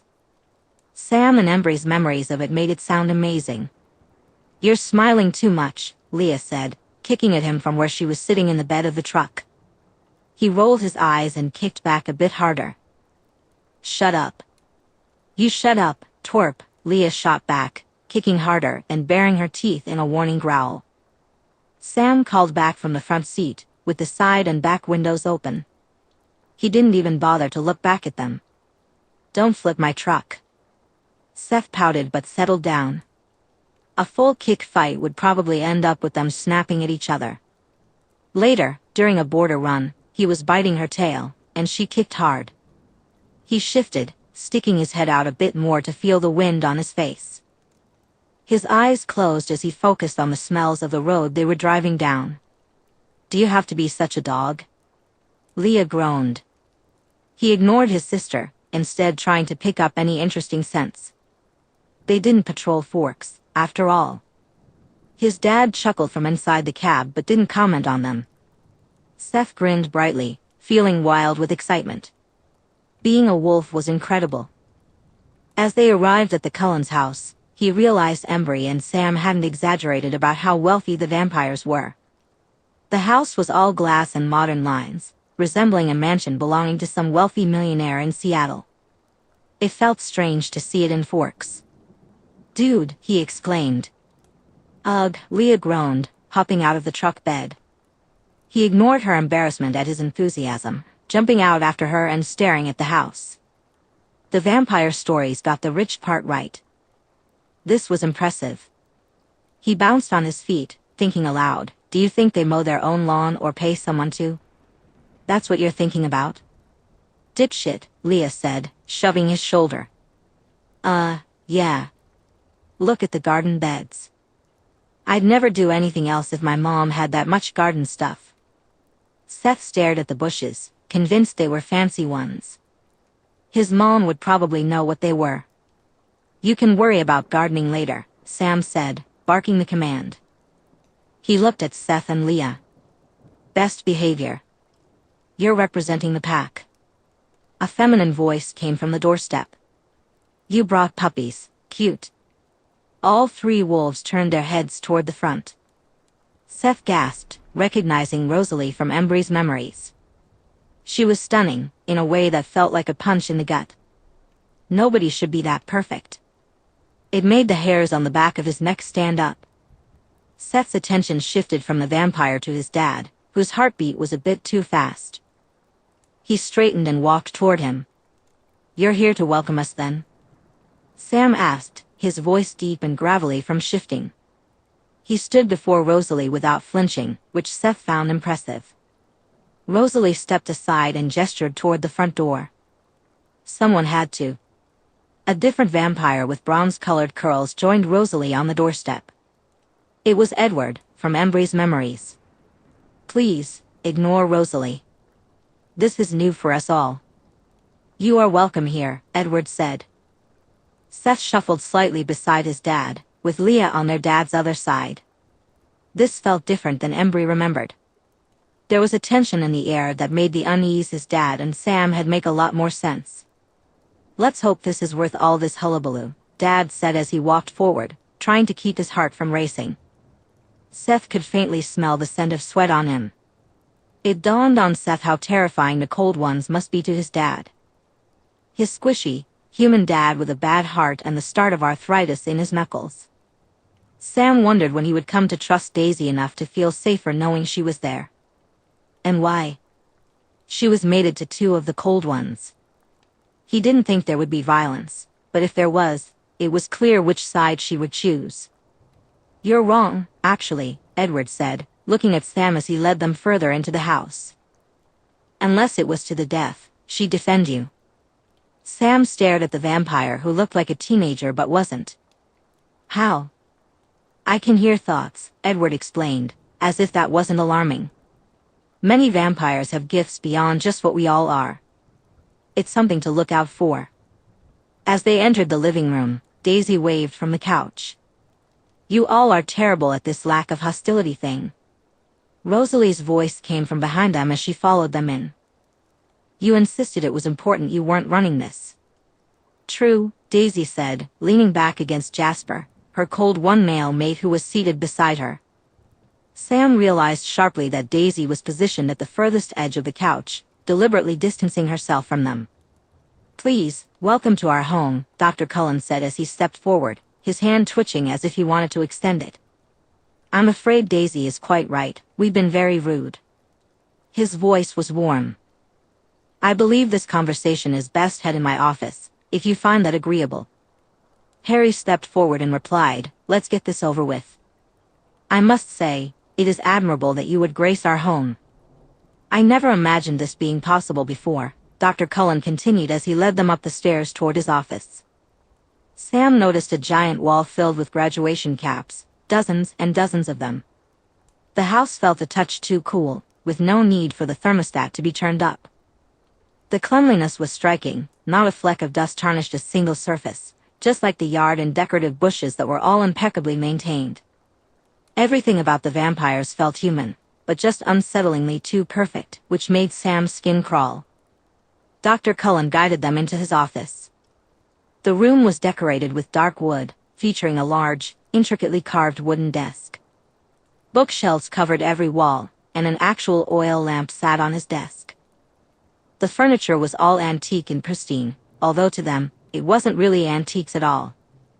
The few parts of the walls that were visible showcased framed oil paintings. Sam left the chair offered to Harry and asked, "Why did you ask us here?" Daisy realized something concerning her conversation with Leah, Dr. Cullen said as he carefully sat on the white satin and oak chair across from Harry, but not behind his desk. Leah's brow furrowed as she clearly held back her questions, which relieved Sam. He spoke slowly, what could be so important that it's worth this? That our world is not a lawless wasteland, as you seem to believe. We have a society, and more importantly, laws, one universal law that is held above all else. Dr. Cullen's face was approachable to a degree that felt unsettling. It couldn't be seen as a mask, Harry said. What law? That we are to remain secret, Dr. Cullen replied firmly. He gestured to an oil painting on the wall depicting 4 men in medieval clothing.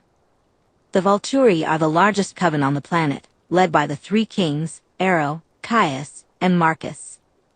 I met them as a young vampire. I was in Italy, studying medicine by night.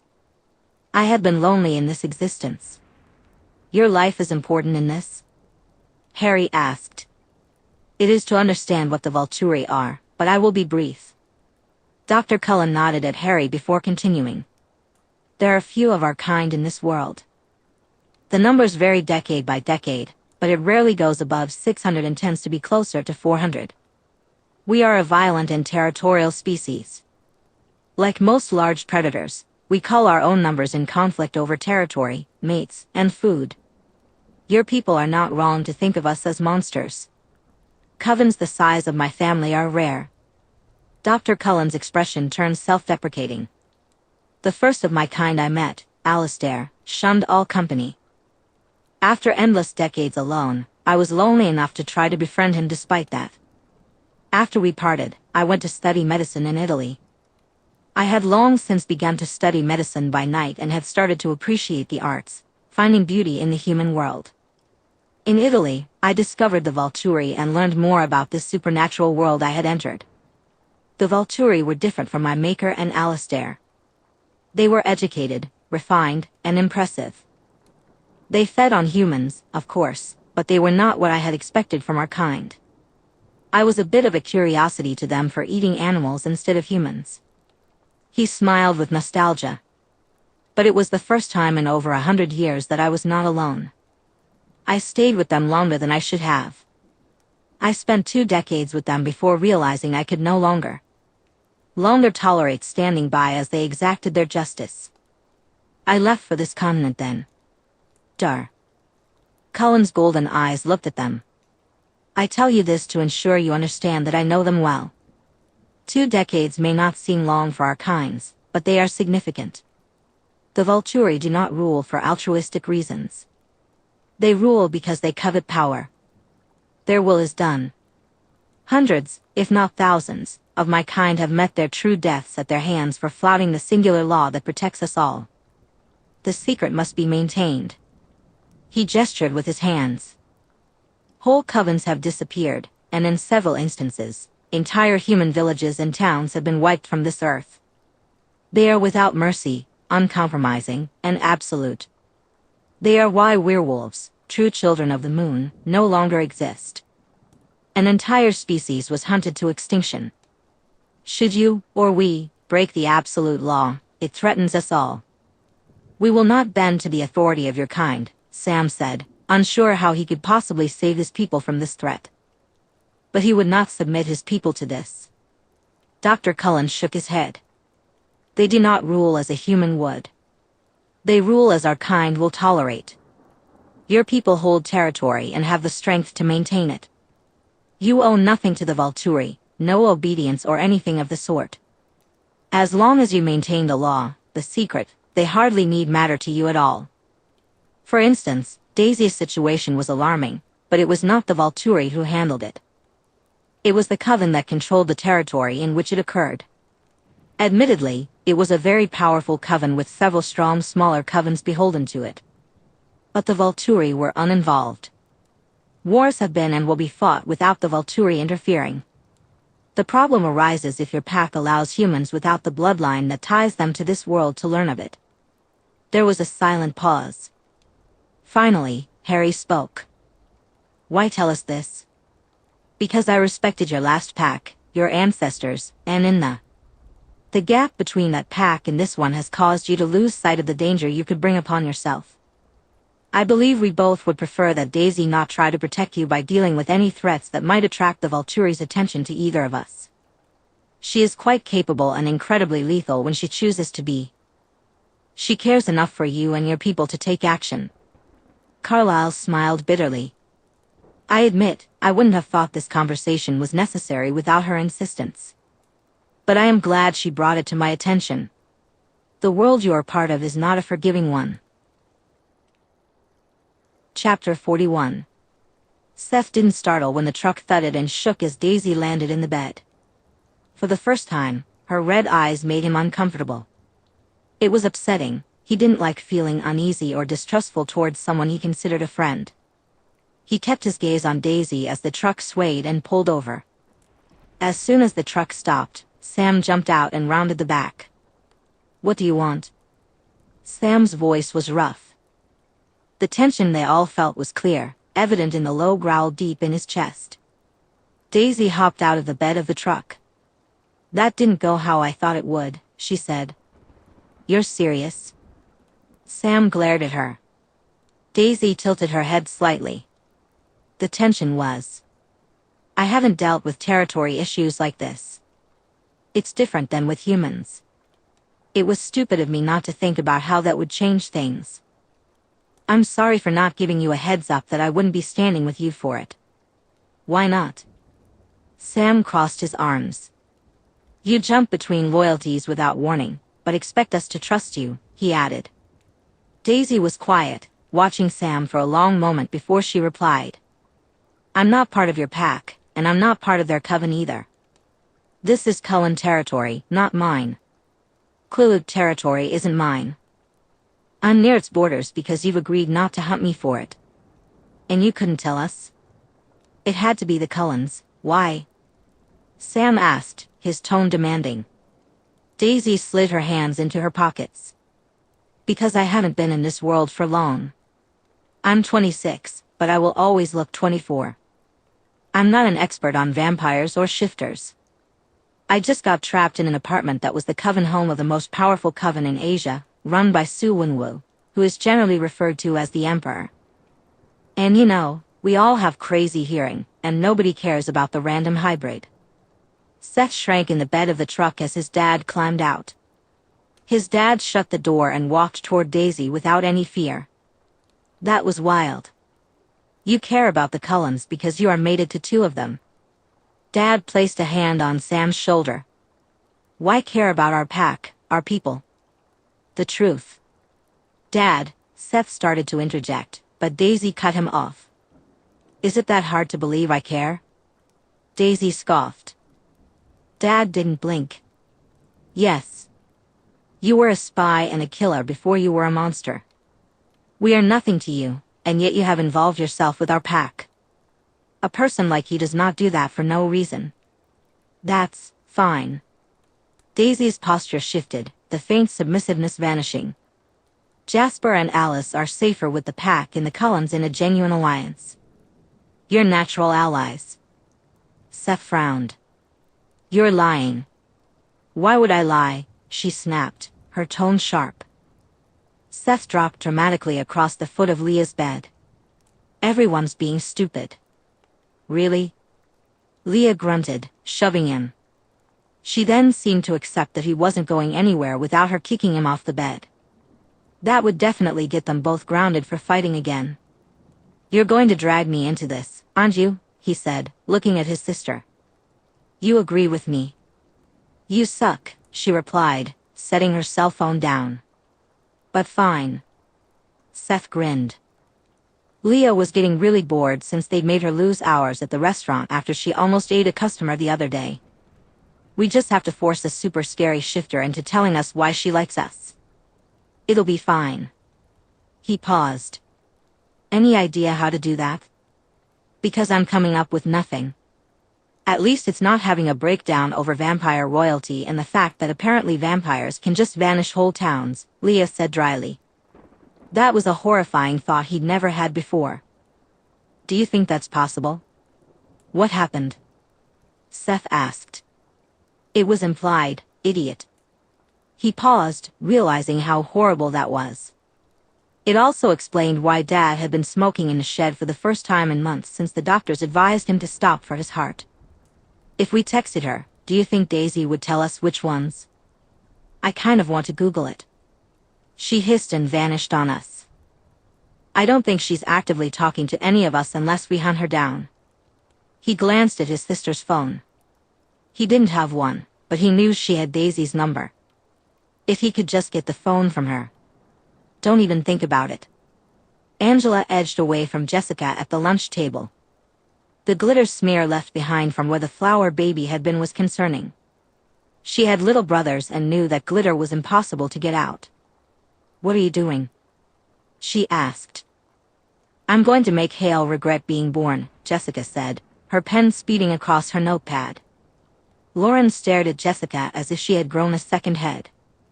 "He gets straight A's. He might be petty enough to tank your grade in health." Angela felt torn. On one hand, he could afford to tank their health grade without risking his graduation. But with the use of glitter, Jasper apparently had a petty streak. She wasn't sure he was petty enough to fail them over being forced to hold the pink abomination of a flower child. "If Jasper Hale makes us both fail, I'll haunt him," Jessica declared. She looked up at Lauren. "Do your parents still have any of your little sister's baby stuff?" Lauren's eyes sharpened. "They might. It was super pink, right? The pinkest?"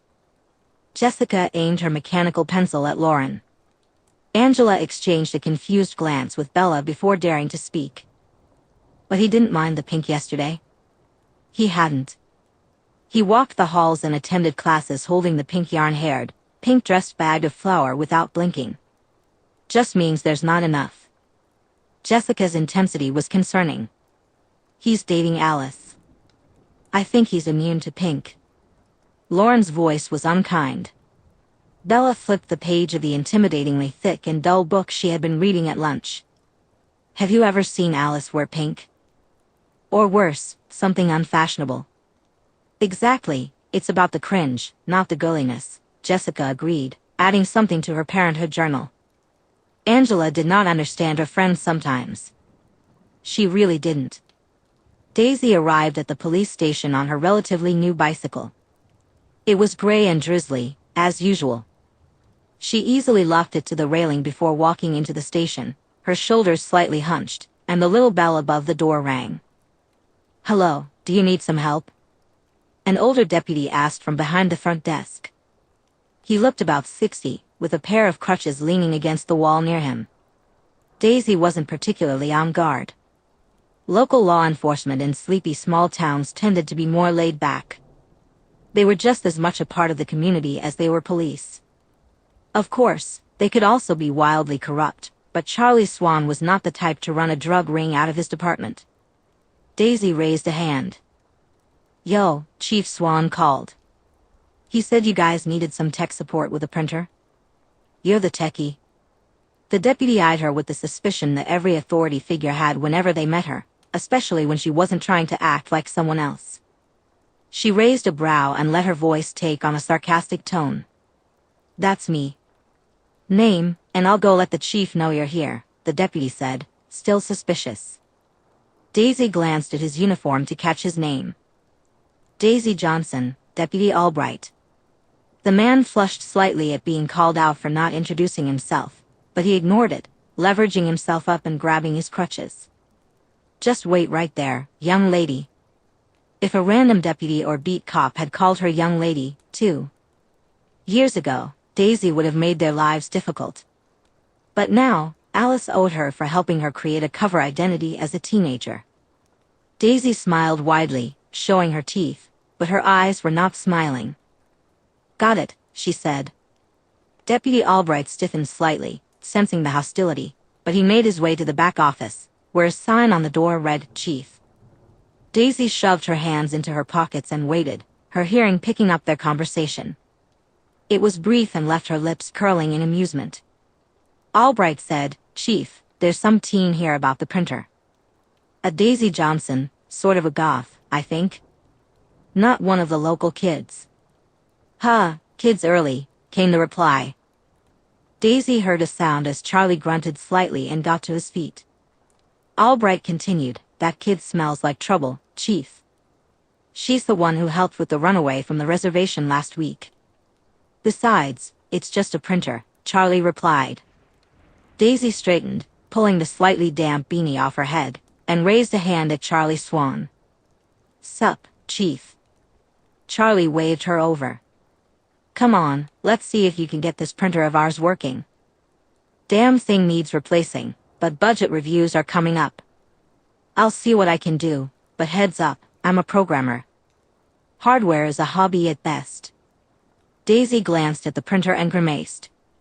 It was one of those big, oven-sized models that most schools had hiding away, looking like it was from the 80s. You still have the manual? Charlie gave a low hum. I think I can find it. We don't throw out much. It's a dinosaur, Chief. The normal turnaround period for chucking stuff has hopefully passed, or else you're a hoarder. Daisy walked over, flipped the power on, and at least that was working. Charlie chuckled. You'll think differently after you've been audited. Daisy had toner smeared across most of her fingers, a screwdriver held between her teeth, and was frowning as she pulled apart the printer. Daisy examined the insides of the troublesome printer. The whole situation felt like a nightmare. Are you fixing or murdering the old girl? Albright teased from his spot at the computer, his typing speed almost painful to watch. She shot him a glare. Maybe if someone had thought to dust the old girl in the last 1,000 years, it wouldn't be giving death rattles when you try to print. Albright snorted and hit a key with determination. Who even knows you have to dust the inside? People whose printers don't break every other week, Daisy replied as she unfastened the last piece she was working on. Now she had to clean, oil, and reassemble it. Fitz could have done this in a fraction of the time, but he thought she was dead and was currently at Langley, so he wasn't an option. She chuckled at the idea of someone wasting Leopold Fitz's time on a malfunctioning office printer. I'm afraid to ask, but what's so funny? Albright asked, looking skeptical. Daisy met his gaze, amusement dancing in her eyes. Nothing major, just what a real mechanic would do if you handed him this mess. Huh, Albright shook his head. Barb's stopping for coffee. Want her to pick anything up for you? Daisy glanced at the massive amount of outdated carpet. It would take her hours to put everything back together, fix the 2 shorted-out wires, replace the toner, and hope that worked.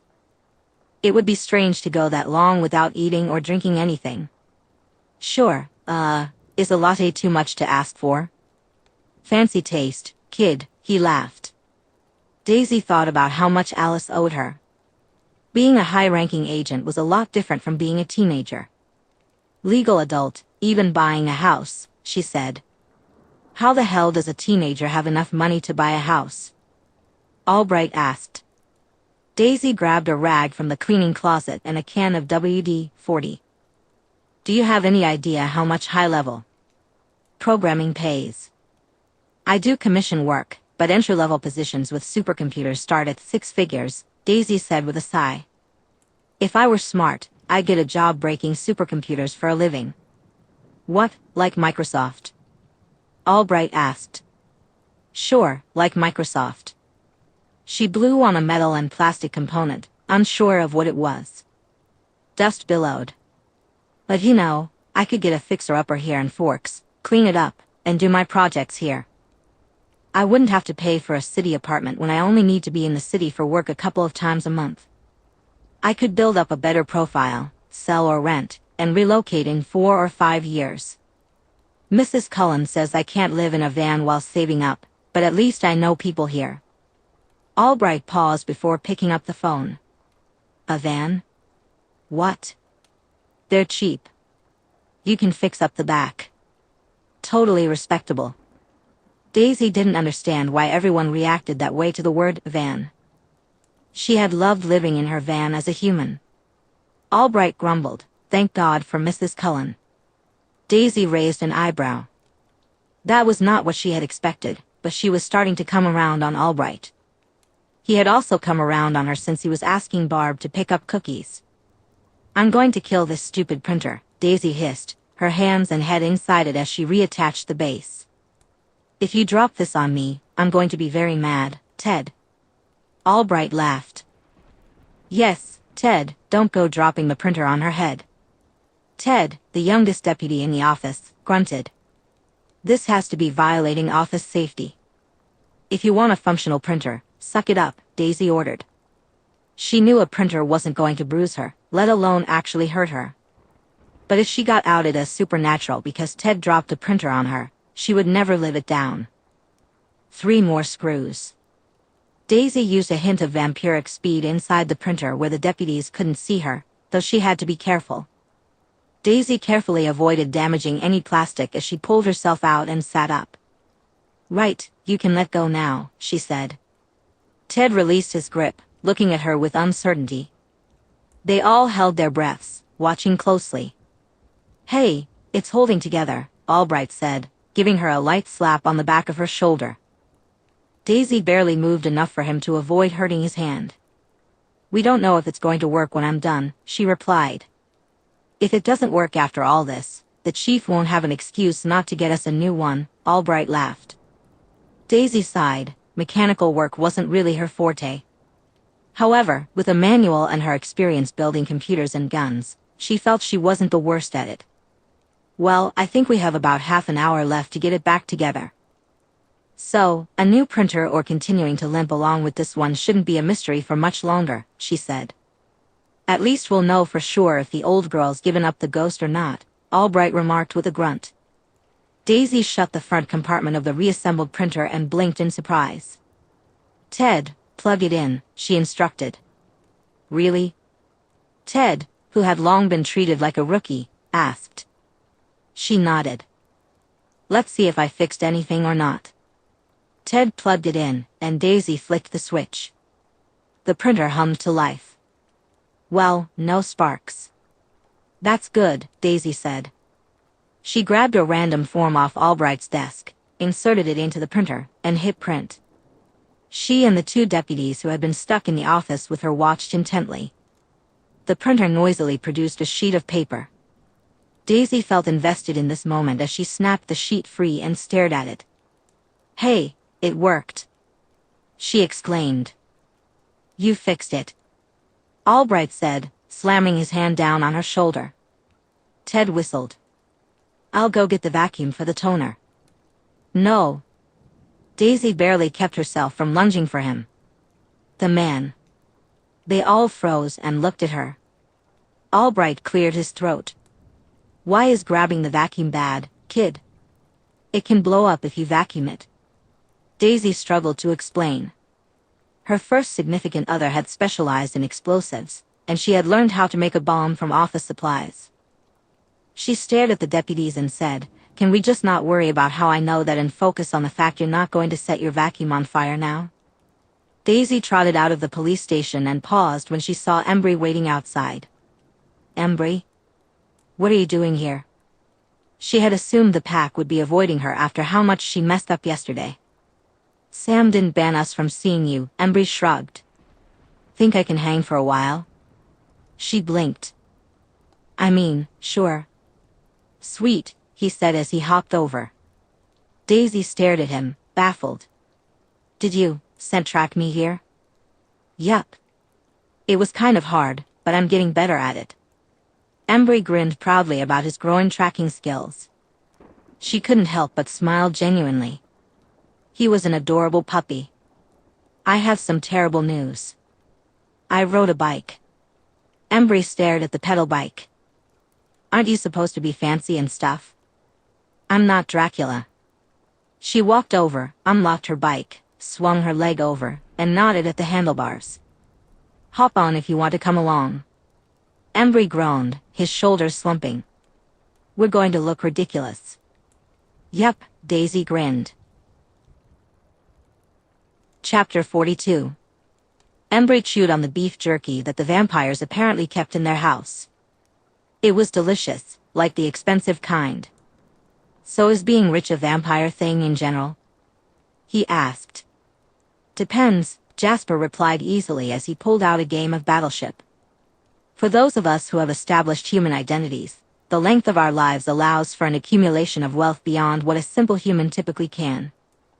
Most vampires cannot maintain a human identity and only have the money they take from their meals. He frowned. How often do you have to eat?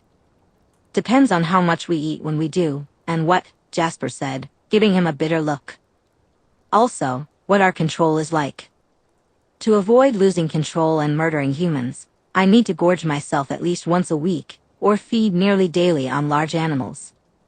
Emmett chuckled from where he was ruthlessly playing the football game that had come out last year. Vampire reaction time was clearly some kind of cheat. Once a month, we like to go to another location and gorge, then make do with a few hunts more locally to maintain, he added. Human drinkers have better control and can hunt a bit less than we do. At least one human a week is necessary to maintain themselves, Jasper explained, showing little reaction to the horror he was describing. Emmett jumped in, laughter in his voice. Daisy, that weird hybrid, manages with a human every 2 weeks. She can push it to 2.5 weeks if she snacks on the occasional deer. Oh, so she's eaten a lot of people since she got here. Embry wondered if that should make him deeply uncomfortable. It did, sort of. But on the other hand, he couldn't really bring himself to be upset about who he knew she was eating. Jasper tossed him a juice pouch, breaking him out of his thoughts. If you or the pack are curious, you could ask her. She does extensive research, and her manner of hunting is not typical for our kind, Jasper said. Typical? Embry frowned. I thought human hunting was the typical hunting. It is, but she doesn't gorge. I don't believe she has since her first week after the change, Jasper explained. Ah, the newborn year, Emmett grimaced. It sucks. Even thinking about anything other than thirst or basic instincts is exhausting. Jasper looked at Embry, clearly reading his confusion. We go from human to vampire. It is very sudden and agonizing. The change feels like being burned alive. When you wake, the thirst feels like a hot poker shoved down your throat, a horrible burning that only blood can quench. Oh, but it gets better? Embry asked, but he shrank slightly at the expressions on Emmett and Jasper's faces. Daisy zipped down, her hair damp from the shower. You get used to it. She dropped onto the couch, squishing happily next to Jasper. I had an easier time than most new vampires, though. Because you're a hybrid? Embry asked. She snorted, while Emmett cackled and Jasper growled low in his throat. Daisy patted Jasper's chest and flicked a soft look at him before turning back to Embry. To an extent, the hybrid thing helps with at least having instincts that aren't just demanding I hunt. But no, being trained to resist torture is helpful. I've been tortured before. It helps. I already knew how to compartmentalize it. Oh, Embry said, feeling a bit sick to his stomach. He liked Daisy, and now he understood why Jasper looked really dangerous. Daisy reached out and ruffled his hair. It sucks, but it's fine. You don't need to feel bad for us. There are good parts of it. Quite a few. True that. I wouldn't want to go back, Emmett chimed in, raising a hand and high-fiving Daisy. I can fight bears and win now. Jasper snorted and rolled his eyes. You and your bears. He flexed his hands. Now, does the wolf want to join us for Battleship? Sure. Embry replied. The vampires were strange, they really enjoyed board games. Emmett quickly turned off his video game. Awesome, finally someone new who can't read minds or see the future, Emmett said. The Cullens cheat like crazy, Daisy explained with an amused grin. Embry excitedly bounced on his toes as he jogged out after the vampires. He didn't flinch when Daisy's arms settled around his shoulders. So, do you want to shift and join in, or join in without shifting and learn some human self-defense? She asked. Both?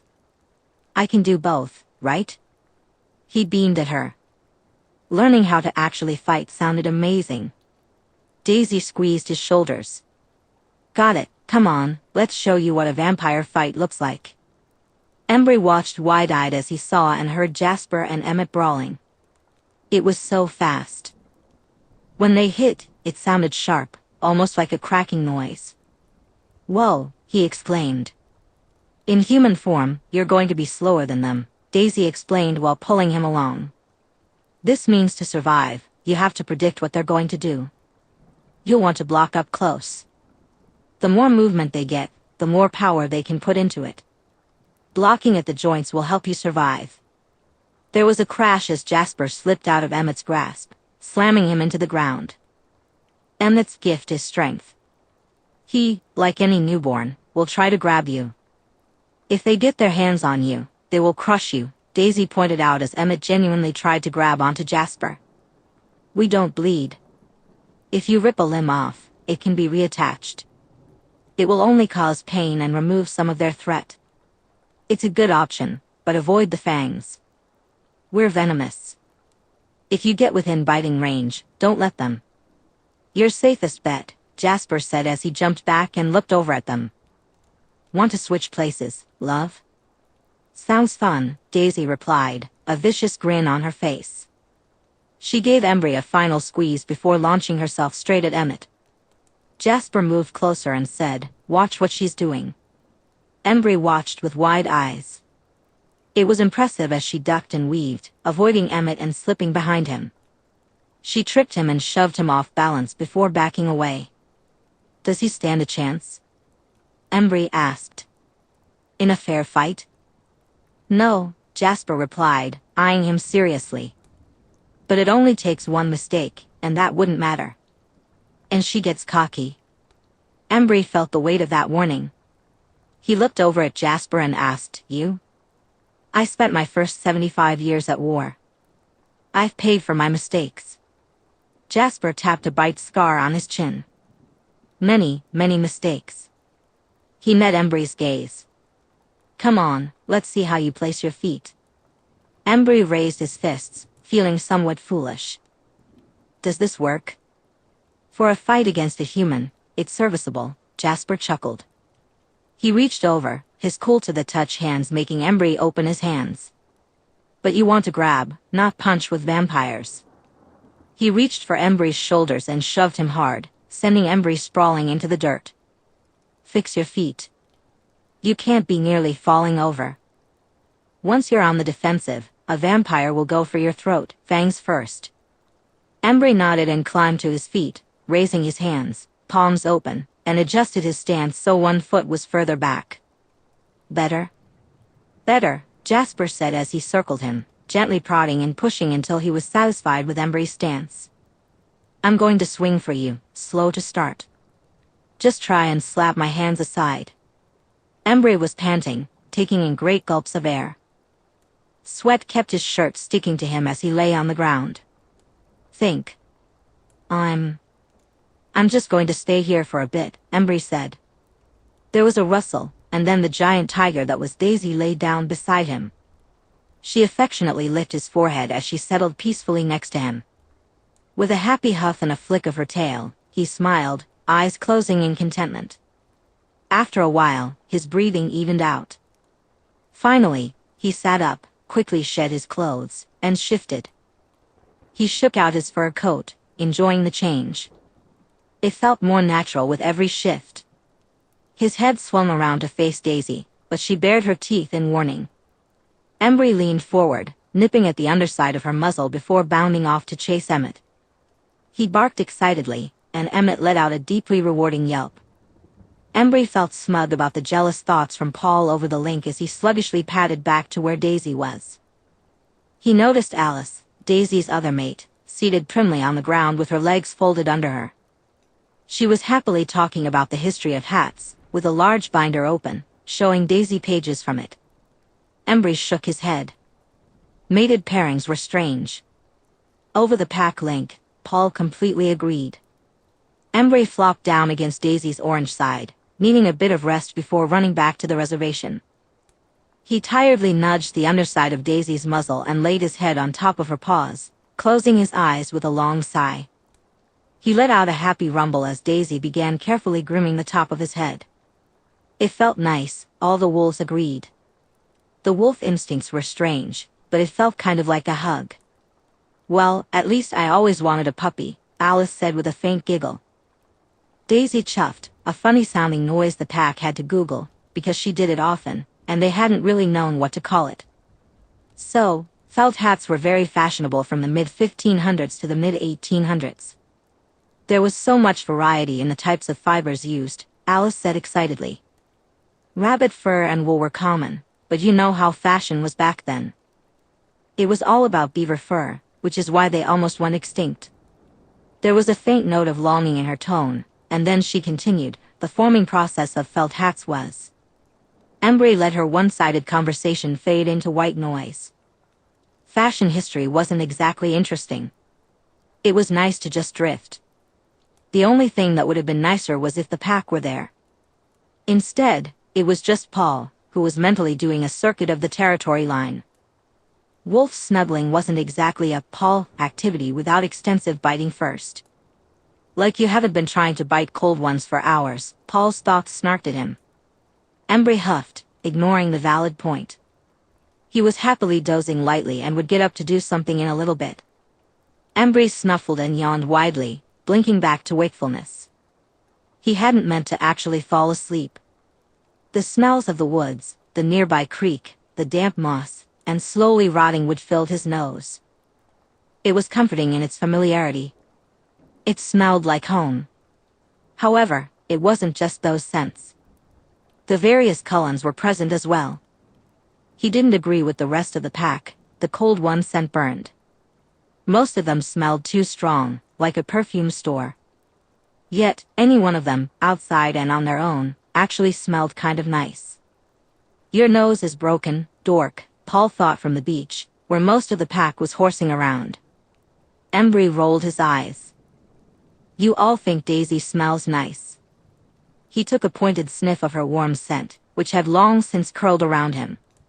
His eyes opened at the strong scent of Alice. Daisy was still lying against his side, one front leg tucked under his chin, but her head was turned to the other side. It was kind of sweet. Alice had moved and curled into Daisy's other side, her arm wrapped around Daisy's neck, fingers buried in the thick fur of her ruff. From his angle, it looked a bit awkward, but Alice's head rested gently on Daisy's. It was just quiet and sweet. Jared's thoughts turned wistful. He wondered if Kim would want to pet his wolf.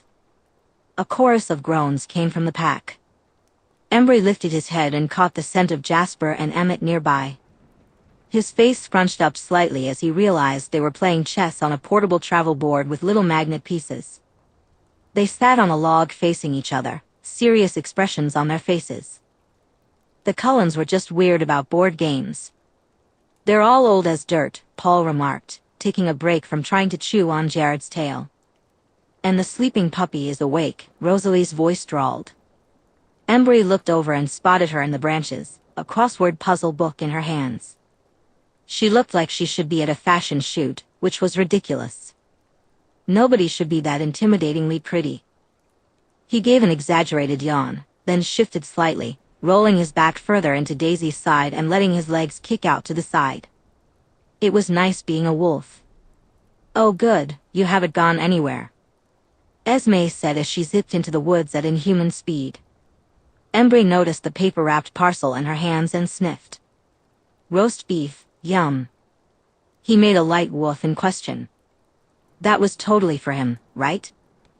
Daisy was the only other one who ate food, and she hadn't seemed interested in eating in the house.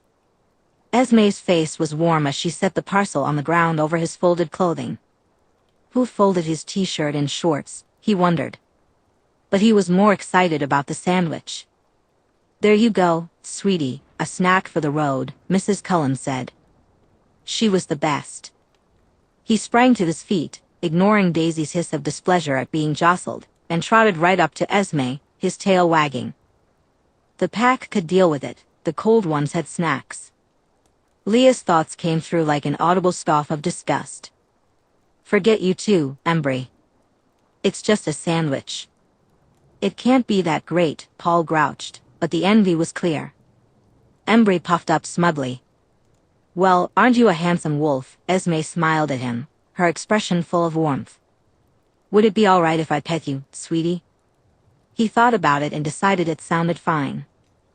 A little weird, but less strange than if Daisy pinned one of them down and started grooming them, or if they were chasing each other's tails.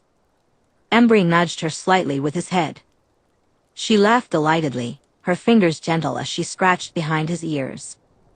He sat down, leaning into the delightful sensation. One leg kicked as her fingers found that one spot he could never quite reach in this form. Do we really have to adopt the puppy? The fur will get everywhere, Rosalie scoffed. He glanced up at her, thinking she sounded a bit like Leah. Forget you, I don't sound like a leech.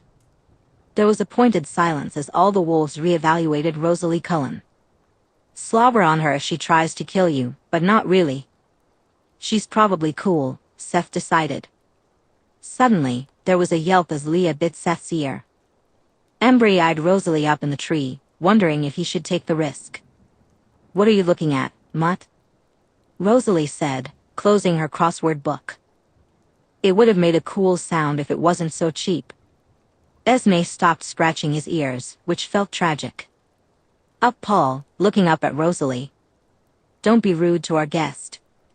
His tongue spilled out of his mouth as he gave his widest, doggy smile up at the blondie. This was awesome, Vampire Mom was totally on his side. Rosalie made a sound of deep disgust, as long as the mutt doesn't chew on my shoes. Which gave Embry some ideas, he'd probably survive. Rosalie, be nice. He's been a perfect gentleman. Esme's hands were on her hips, complete mom voice activated. So okay, he'd feel bad eating Rosalie's shoes now, though. Oh well, he got up, and then shifted, 'cause that sandwich did smell really good. His cheeks were warm as he quickly yanked on his shirt and shorts. But well, all of them were kinda getting used to the brief bits of nudity, and the vampires all were pretty decent at looking just enough away for him to not embarrass himself while also not making it obvious that it was weird or unusual. Maybe they were just used to Daisy. A problem to think about another day. Embry quickly unwrapped the sandwich, his clothing fully on, and breathed in the smell of it. This smells amazing, Mrs. Cullen. Oh good, I never know if things turn out well or not. She shot an exasperated look at Daisy. Alice giggled high and light, as she hugged Daisy's giant furry head. I don't think teenage boys are going to be any pickier than Daisy.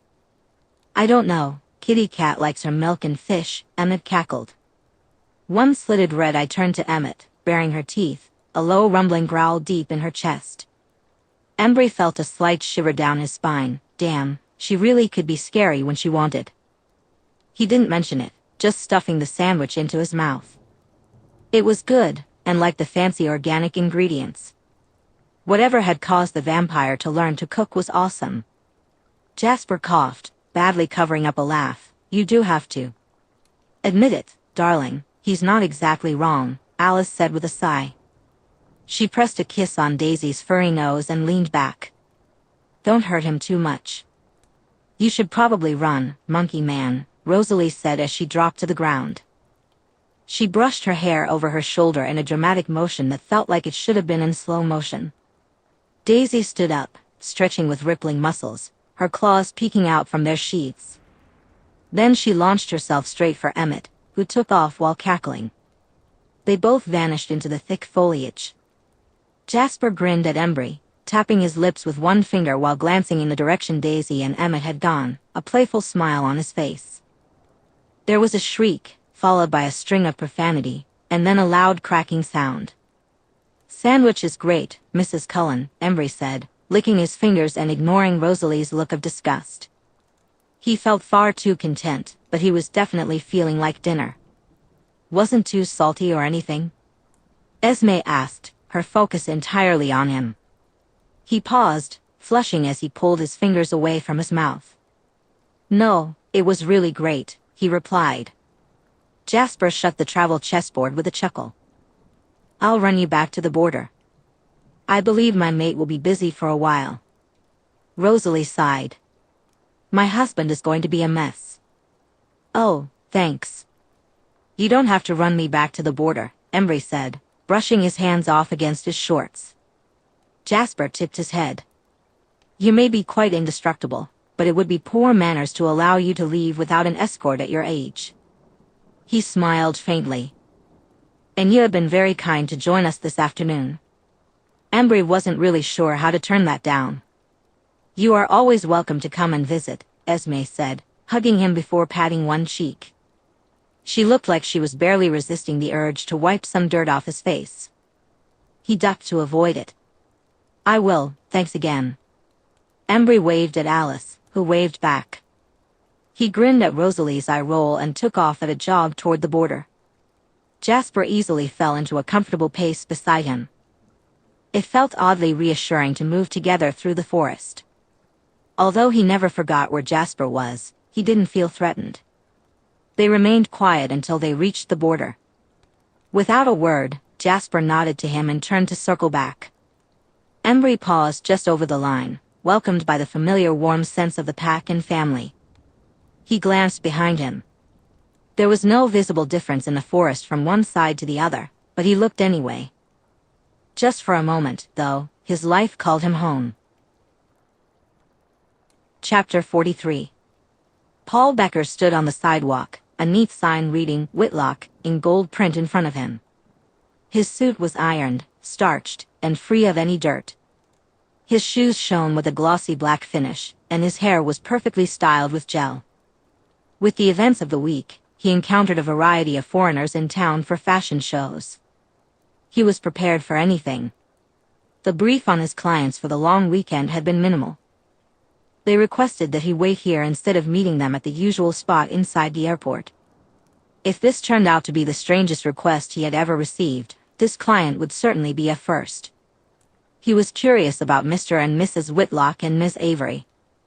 Were they a wealthy couple with a personal assistant? Or perhaps a wealthy couple with a sister-in-law?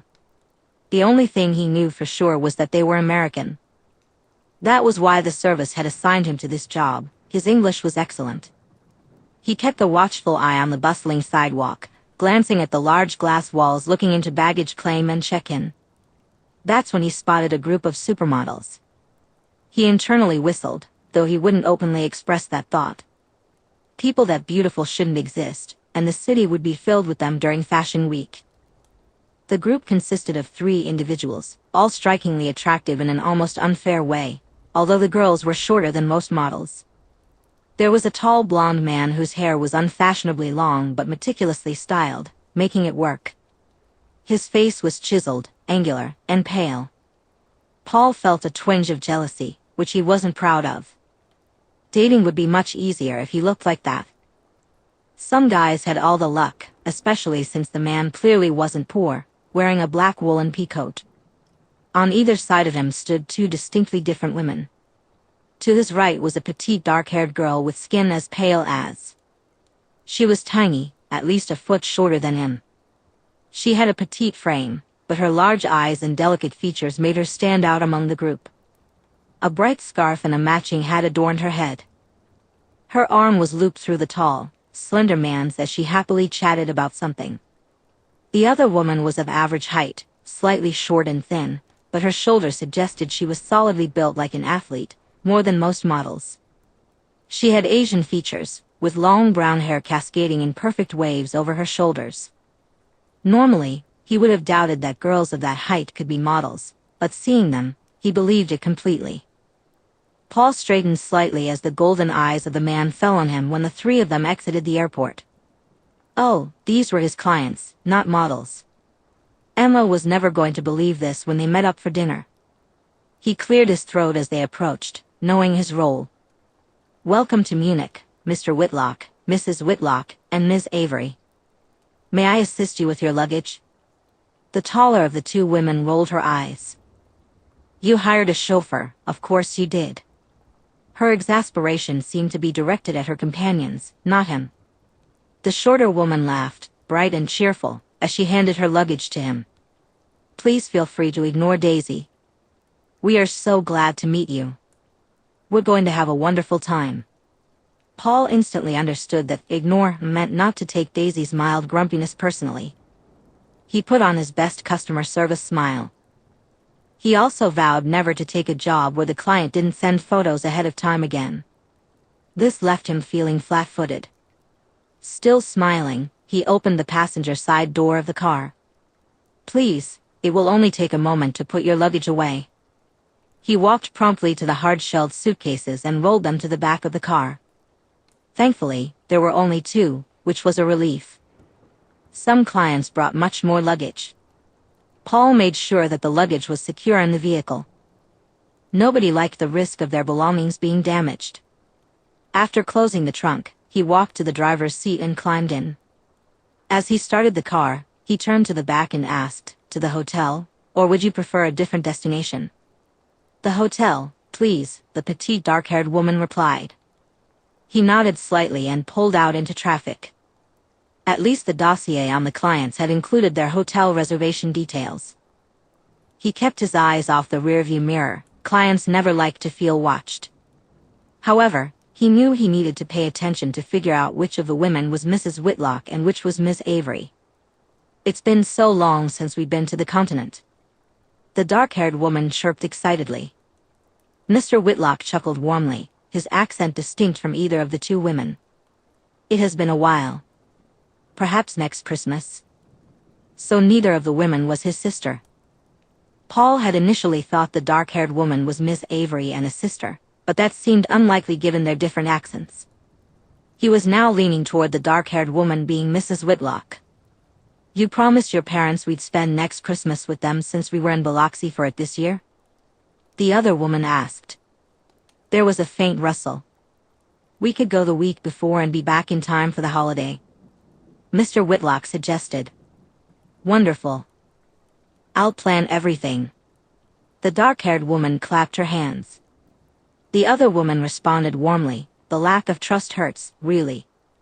Darling, you may be the most traveled, but your idea of acceptable lodging is an apartment with bloodstains and mold, Mr. Whitlock teased. So Paul was wrong, Daisy might actually be Mrs. Whitlock. How am I the most traveled? That makes no sense. Also, crime scene property costs less and isn't showy, Daisy replied. It may have been with work, but name a continent you haven't been on multiple times? The drive to the hotel had been informative, but Paul remained focused on the road ahead. He wasn't as certain as he would have liked to be. He still couldn't tell which woman was Mrs. Whitlock and which was Miss Avery. However, he was about 90% sure that Daisy was the wife. Daisy's job involved an impressive amount of travel, especially for an American. She thought the car service, the private plane, and the fancy hotel were a bit silly, but she didn't seem concerned about the expenses. The dark-haired woman appeared excited about Fashion Week. It was clear this trip was specifically for her. Paul suspected she might be a half-sibling of Mr. Whitlock. The sooner he figured out the dynamics, the less likely he was to make a mistake. He smoothly pulled up in front of the hotel, quickly stepping out of the car to make eye contact with the porter at the door. With the influx of the rich and famous, the hotel had its porters out in force. A teenager in uniform walked over quickly with a cart to load the bags. Paul opened the passenger door, extending his hand to the dark-haired woman in case she wanted assistance. She placed her gloved hand in his and climbed out of the car. Mr. Whitlock followed her, and Daisy didn't accept his hand, but she gave him a smile that left him feeling somewhat foolish. It just didn't seem fair that people could be so beautiful. Mr. Whitlock, as the emails explained, you need only text me 20 minutes ahead of time, and the car will be ready for you and your party's convenience. He may have been getting paid for it, but he hoped he wouldn't be doing endless nighttime drives. Mr. Whitlock was stiff, and looking at him now was unnerving. You'll be needed at 9 in the morning. I'll text the address to you. I will have the car here for you at 9 in the morning then, Mr. Whitlock, Paul replied promptly. Very good, then. Mr. Whitlock turned, and the dark-haired woman slipped her arm through his as the group entered the hotel, the porter following closely behind. Reading is a single-bedroom suite. That means the other woman is likely not just an assistant. Paul raised an eyebrow, intrigued. So, who is she then? Emma shrugged, taking a sip of her soda. Could be a sister or a friend. Either way, it complicates things. He sighed, running a hand through his hair. Great, just what I need. More confusion. Emma chuckled. Welcome to the world of fashion. It's always complicated.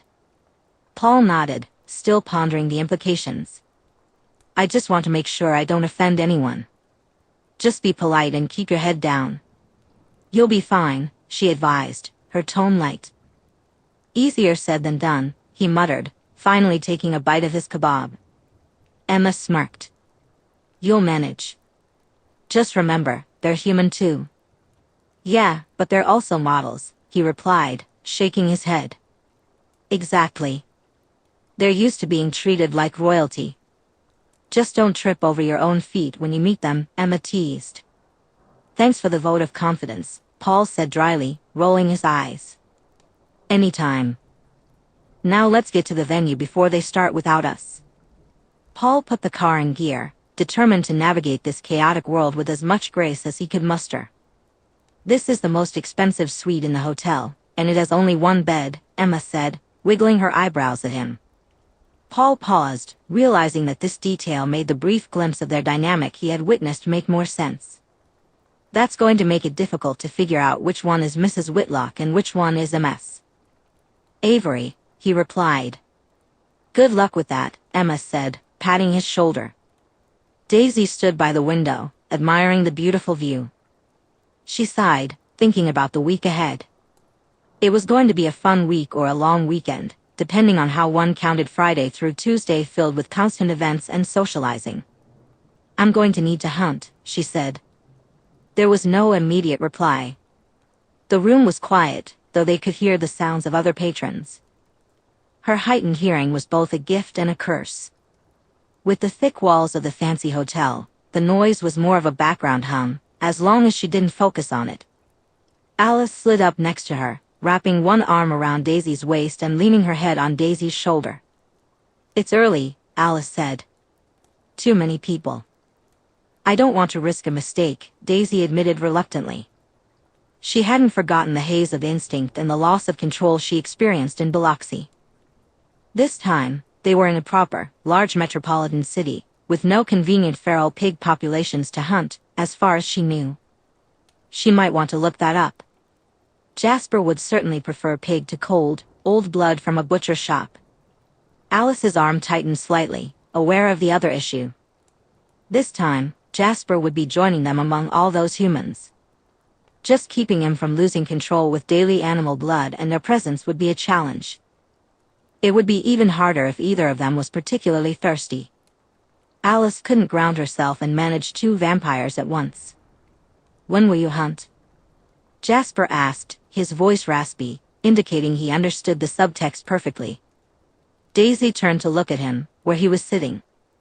"Tomorrow, fortunately, gatherings of the rich and powerful mean it's a bit of a buffet," Daisy said playfully, narrowing her eyes. Jasper didn't need to be upset about something trivial like her needing to grab dinner tomorrow. Speaking of, a private plane? All that complaining about normal planes not being an option, and you could afford to just charter one? Or the chauffeur? "Your sparkly butts aren't just vampire rich, you're rich," she teased. "You didn't ask to see the accounts," Jasper replied with a smirk. "And the last private plane we chartered nearly ended in a mid-air frenzy. Emmett had to sit on me." Alice chimed in, "The pilot got a bloody nose, even with the door to the cockpit closed. It was difficult. Do none of you have pilot licenses?" Daisy leaned toward Alice. Jasper shook his head, a hum in his throat. "It requires time in enclosed spaces with humans. The risk for any of us would be high. The few who might manage it have not wished to." "So giving Rosalie flight lessons as a present would be?" Daisy asked, considering that Rosalie having a new mechanical speed machine to tinker with could be a good thing. Alice suddenly stiffened, taking a startled inhale as a vision hit her. Daisy spun to face her, cupping the side of Alice's face with one hand while the other held Alice's hand. She waited, knowing Alice's visions weren't always predictable. Sometimes Alice got lost in flickers of possibility as she searched for answers. Daisy sensed Jasper approaching, which was comforting. It was funny, she hadn't felt this undeniably comfortable around someone in years. Maybe she hadn't been twitching around people as a kid before it was beaten into her. But with Alice and Jasper, she felt no subconscious edge. She watched closely and noticed the exact moment Alice's eyes refocused on them, her face melting into a delighted expression full of deep joy. "Rosalie will love that." It was beautiful how Alice delighted in the happiness of others. It truly was. Daisy kissed her mate, feeling no hesitation. Nothing was as sweet as losing herself in them. Paul looked in the rearview mirror and asked, "Where to next, sir?" "Koffingerstrasse," the dark-haired woman, Alice, replied. Paul had discovered her name earlier. From her pronunciation, he suspected she spoke at least some German. "Very good, ma'am," he said. He clicked on his indicator, mapping out his internal map of the city. Alice's tone shifted, becoming more playful and bossy. "Daisy, turn around. If you insist on wearing a hat, I'm braiding your hair. It's supposed to slush later." "Why wouldn't I wear a hat?" Daisy responded. Alice sighed. "I know you care more about fashion than Jasper. Why must you torture me so?" "Love, no one likes fashion as much as you." "I like it, but I mostly use it as a tool, not as an art form," Daisy said warmly. Any doubts Paul had about whether they were a wife and mistress or a couple and girlfriend settled on the latter. Thanks to Emma, he had already suspected this. Still, he felt a bit proud to have figured it out completely, even if he wasn't sure which one was the wife. "I've seen your eyeliner," Alice argued. Jasper huffed. At least we can mock what Alice doesn't like. Good point, Daisy agreed. Alice's voice turned pouty, which was rather hilarious. I know you're both teasing. I'm looking forward to the watches. One of my favorite designers will be at the show tonight, Jasper said. Paul's ears perked up. He might have a thing for fancy watches. He had once been tipped a Rolex by a trust fund kid during Oktoberfest 2 years ago. Researching what he had been given turned into quite a rabbit hole. Do I want to know how expensive the watch you're wearing is? Daisy asked, her voice filled with resignation. Jasper made a low humming sound. It's a 1985 IWC Da Vinci Perpetual Calendar chronograph. It was an anniversary gift. Its market value isn't entirely stable, but it's significantly cheaper than the Tour de Isle I intend to acquire while we're here. Paul choked. He had read about the Tour de Isle. It was worth $1.5 million. I'm going to take the chauffeur having a heart attack to mean I don't want to know, Daisy said dryly. Paul swallowed but held his tongue. Apologizing would only draw more attention to his lack of professionalism and make it more noticeable. He also realized that, however wealthy the Whitlocks were, it was significantly more than he had assumed. If he could avoid more mistakes, he might receive a very nice tip. Americans tended to be generous with tips. However, he was 90% sure that Daisy was Miss Avery and Alice was Mrs. Whitlock now. This new information gave him a better chance of managing his job well. It was actually going fairly smoothly. Now he just had to hope they weren't the type of clients who would go clubbing and get sick in the car. Chapter 44. Jasper stood stiffly at the bar, holding his breath as he watched Alice and Daisy dance among the crowd. The music was deafening, pounding through the club. Drinking cold blood at a butcher's shop felt vile, and it went against every instinct in his body. Yet, it was worth it to be here, surrounded by humans who were sweating and filled with heightened emotions. This was freedom. Although the thirst was nearly agonizing, he could endure it. That made every moment of choking down cold animal blood worthwhile. His eyes were drawn to the necks of those around him, the hot, mouth-watering blood pulsing just beneath the delicate skin.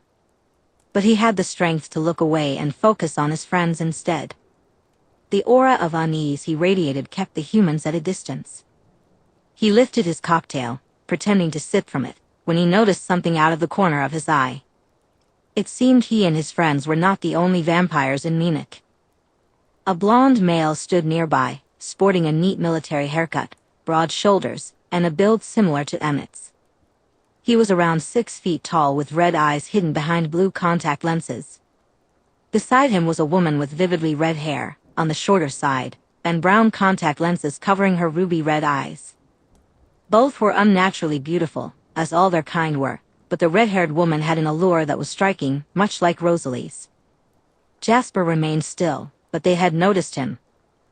They moved casually through the crowd, meandering closer. They posed no threat, their eyes showed they had fed recently. In a crowded human establishment like this, their approach felt as neutral as possible. He didn't flinch when Alice slid beside him at the bar, her hand brushing along his forearm without restricting his movement. Daisy settled in beside Alice. It appeared as if two friends were simply enjoying a lively night out, perhaps a bit too touchy after one too many drinks. Jasper felt it was a good way to keep Alice safely positioned between him and Daisy without seeming overly defensive or aggressive.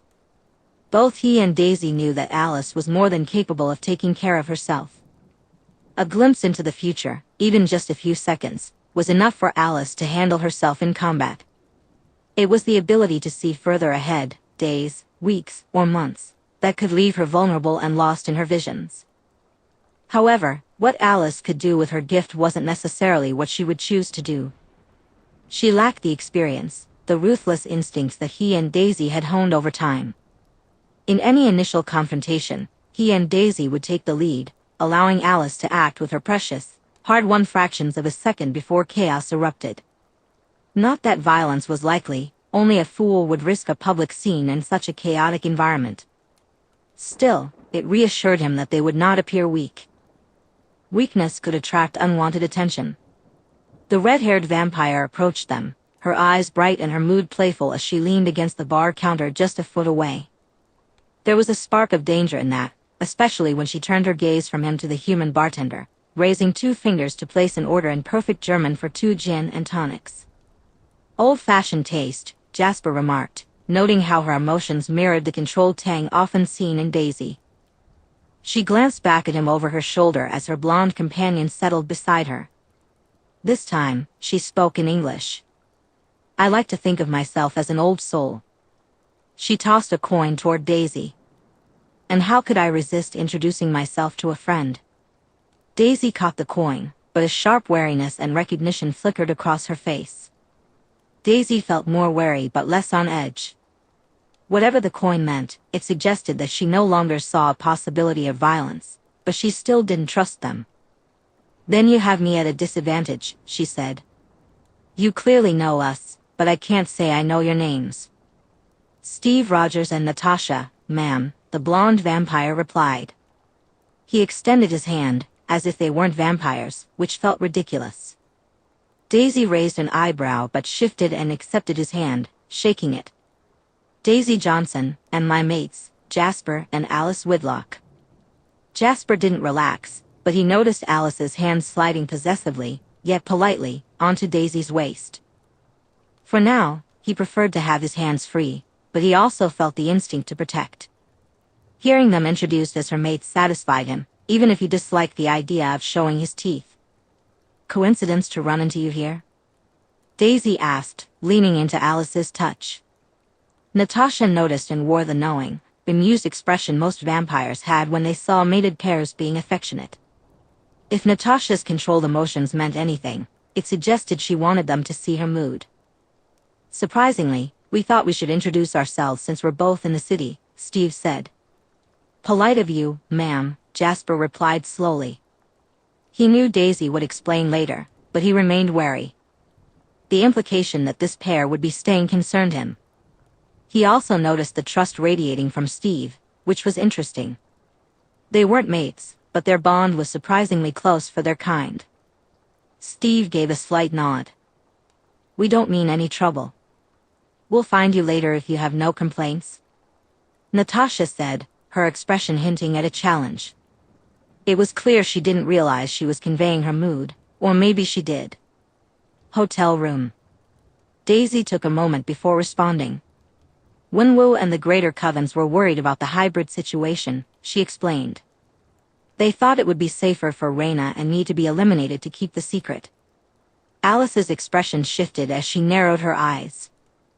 So their coven vouched for you? Yes, Daisy replied, her voice steady. And they still are.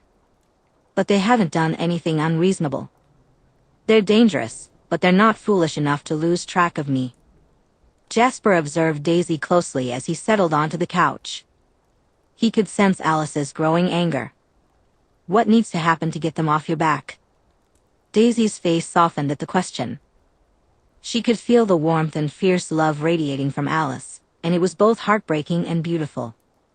Daisy leaned closer to Alice, her fingers brushing lightly above Alice's ear. They don't have their claws on me, she reassured them. Hill vouched for me.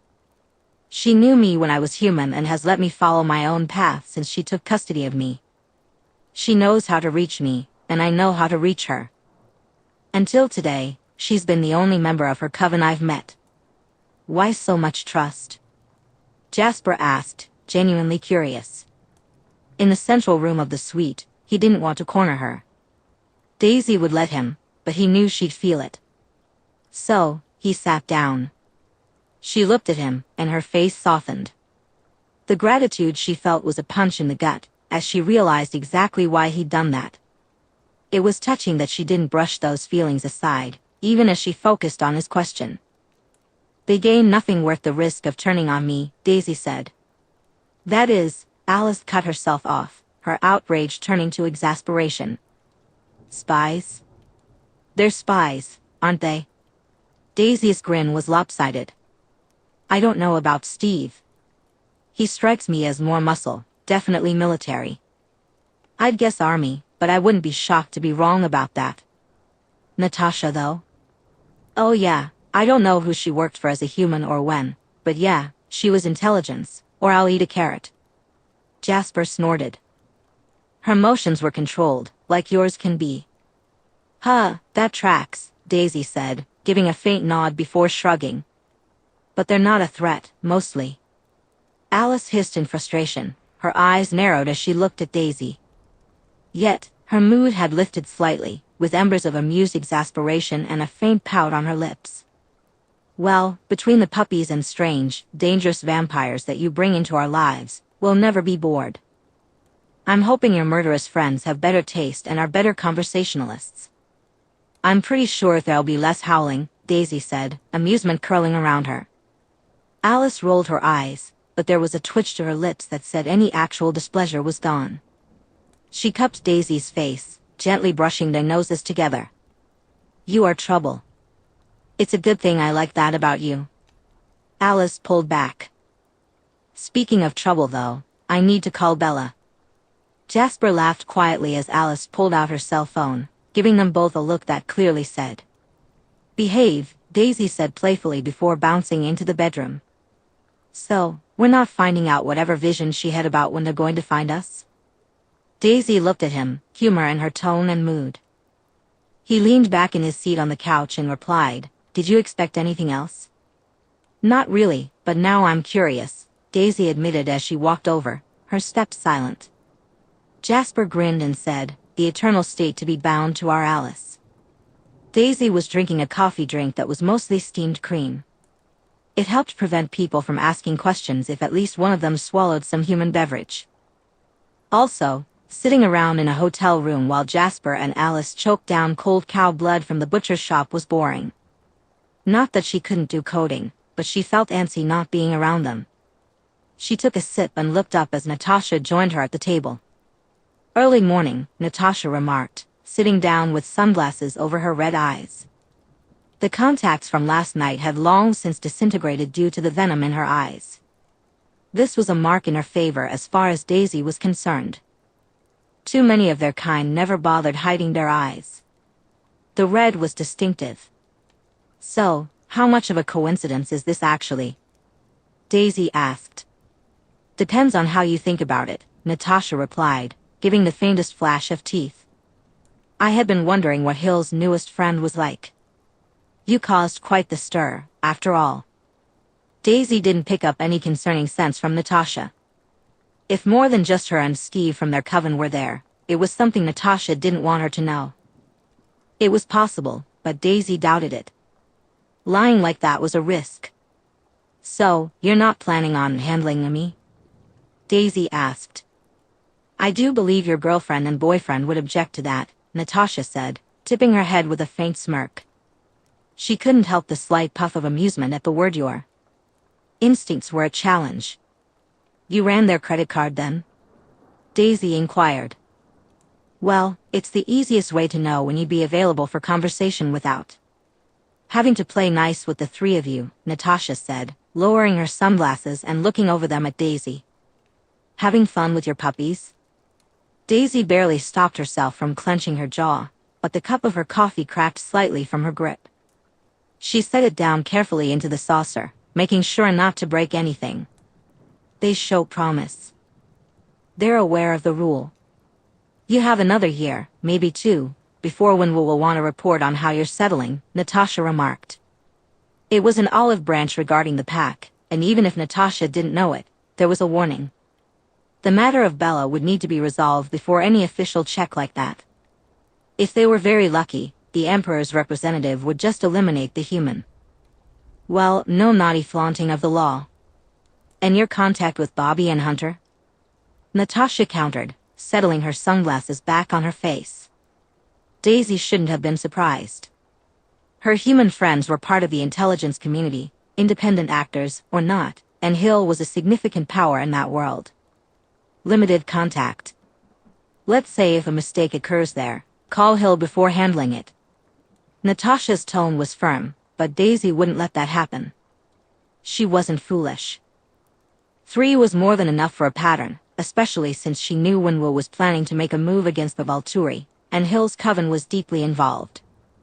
There were two ways to build an army capable of taking apart the Volturi. You could recruit those with gifts, but that would take centuries to form a powerful alliance, and the Volturi would notice the accumulation of gifted vampires.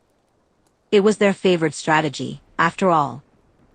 The other option was to turn and ally with people inclined to follow orders, those who had skills in violence and strategy, and a predetermined inclination to loyalty. That won't be an issue, Daisy asserted. She wouldn't let it be. If she could resist eating her friends, she could control herself enough that they didn't find out she was now a monster. Natasha looked at her. It's nice when people in our line of work are honest. I hope an accident doesn't happen, for your sake, Natasha said. Daisy picked up her coffee. It hadn't been leaking, so she hadn't cracked it too badly. She used it to buy herself a few precious seconds. It felt odd speaking to someone who knew her, and she knew in return, even if she had less information. I have to ask, Russian? She asked, changing the topic. It wasn't subtle, but with someone who would notice even the smallest transitions, what was the point?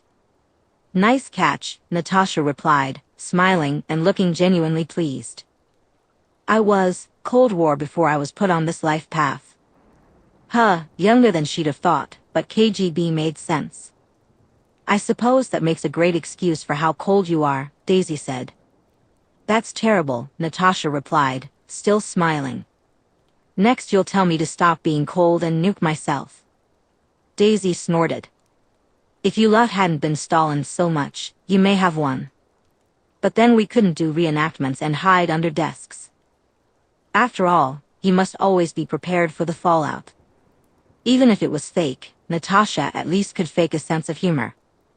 But Daisy didn't think the humor was fake. Surprised you don't have anything with Gorgachas, Daisy remarked.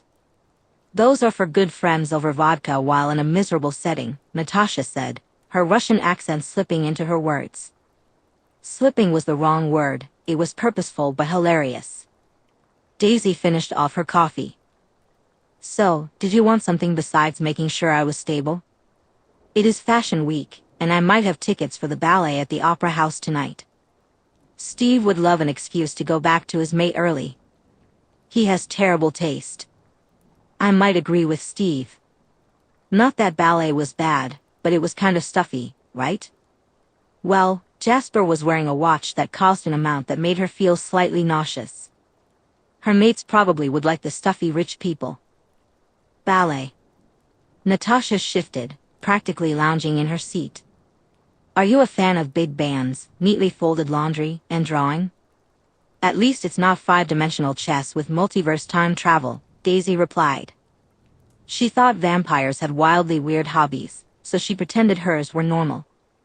Murder as a hobby couldn't be healthy. Natasha paused. Five-dimensional chess with multiverse time travel? It's better not knowing, Daisy said. She was still horrified that she actually understood it after Jasper and Emmett had explained.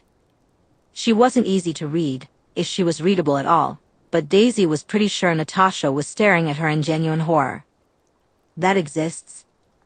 Natasha asked. Jasper thinks it's fun. Daisy didn't need to say she would enjoy being slaughtered by him at the game if it meant seeing him smile. Natasha laughed. She had to know that Daisy was going to end up playing that horrifying game with a smile on her face. Good luck with that. Thanks. Daisy knew she didn't have long before Jasper and Alice would return. Inviting yourself along with us? Natasha smirked.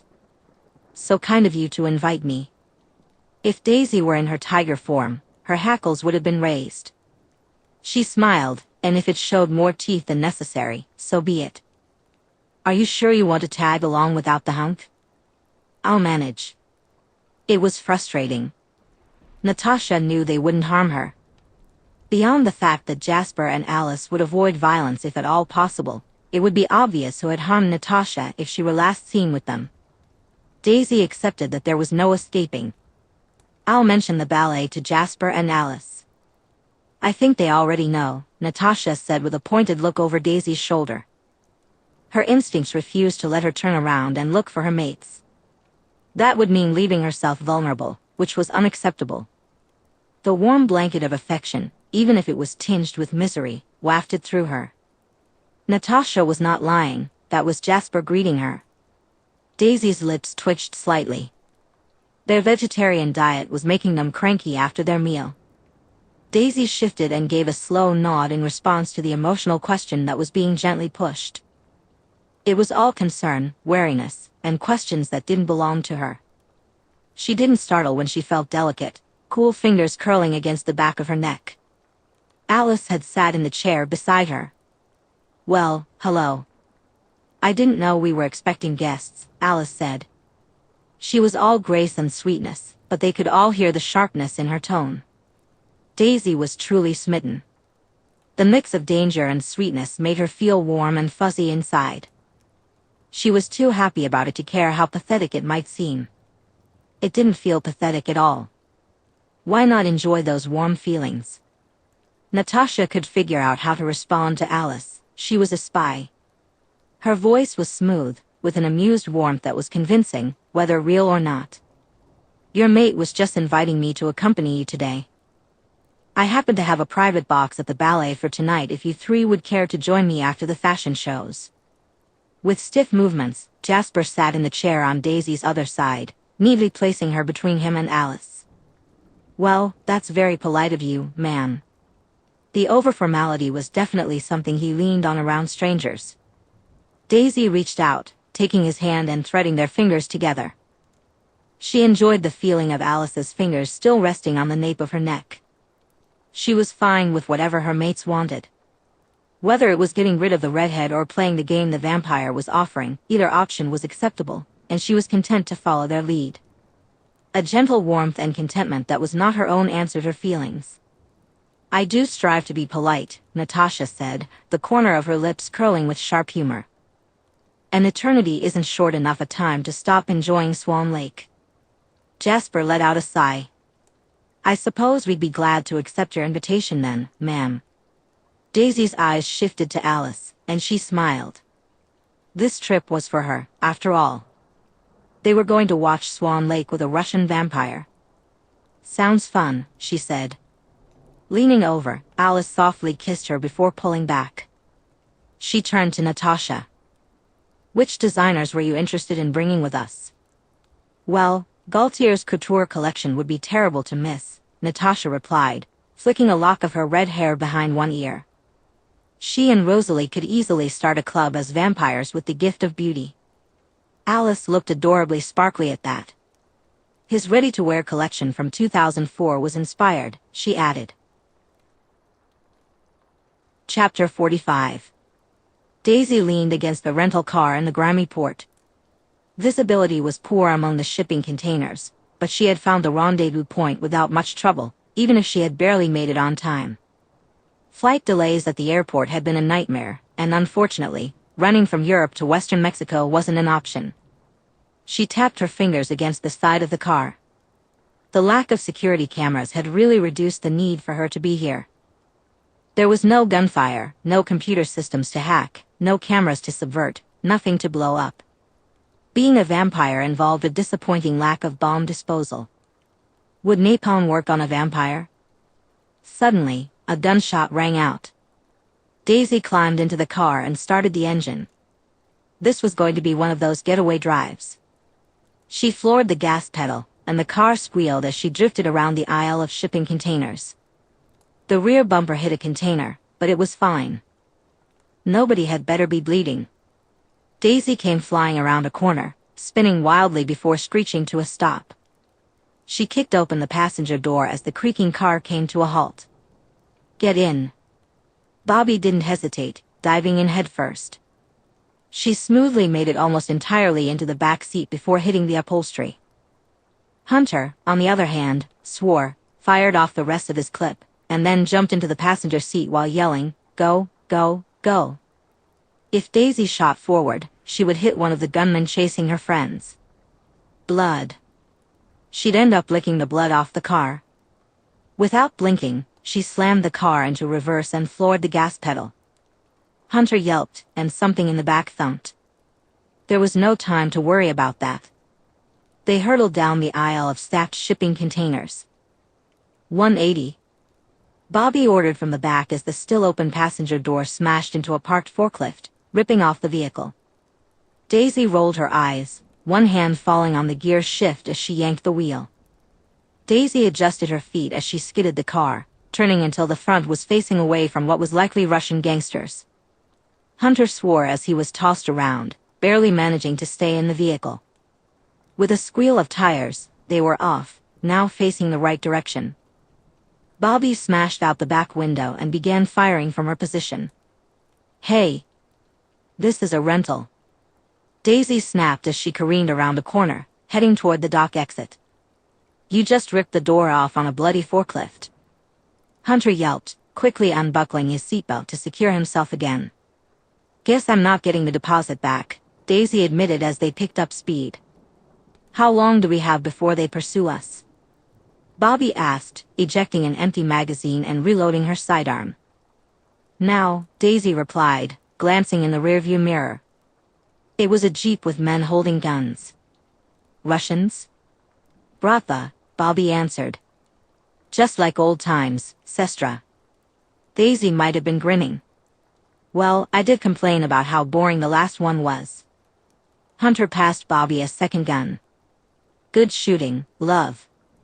"Hold that thought," Daisy said as she yanked the steering wheel, not bothering to brake. The car balanced precariously on two wheels as they squealed around the corner before slamming back onto all four wheels. Hunter made a screeching sound that hurt Daisy's ears. Bobby began unloading at the Jeep, which had annoyingly managed to make the corner despite the space Daisy had created. The idiots had braked before hitting the turn. "Hunter, pull up the train schedule." Daisy tossed him a burner phone. He grabbed the glove off his right hand with his teeth, ripping it off to hit the buttons. Scrolling through the phone, he used his teeth to get off the left glove too. "Kid, I do not like this plan." "Hunter," Daisy explained, frustrated. He was always the one going off mission. "Fine, take a left." His hand, not on the phone, clung to the seatbelt across his chest. Daisy took the turn. The cold calm of their mission allowed her to estimate their chances of escape. They were moving faster than the train as she weaved through traffic. The real question was whether they would get across the tracks before the train arrived. They were going to make it. "Sky." Bobby's voice was laced with panic. "We're going to make it." Daisy swung them around a truck, narrowly missing an oncoming car. "You need to go faster," Hunter shouted, loading his gun with what Daisy suspected was their last clip. She kept her eyes on the train. "It's a Nissan, it doesn't go any faster," she snapped. "This is why you shouldn't have taken a Russian job. We're not going to make it." Hunter pressed himself into the seat, as if he could escape. "We're going to make it," Daisy insisted, wrenching the steering wheel so hard that it protested with a grinding sound. The car felt like it was floating as they fishtailed across the tracks. For a brief moment, they were blinded by the train's headlights, staring into the oncoming danger. Time slowed. Then they skidded wildly to the other side and slammed to a stop, the train rushing past them. Daisy breathed a sigh of relief, ignored her friend's panic, straightened the wheel, and hit the gas. They needed to get out of sight before the train finished passing.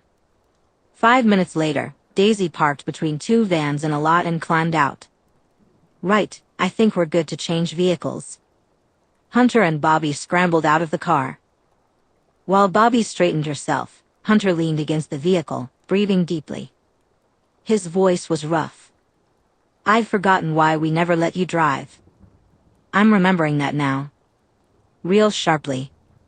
"I'm not a bad driver," Daisy grumbled as Daisy climbed out of the car.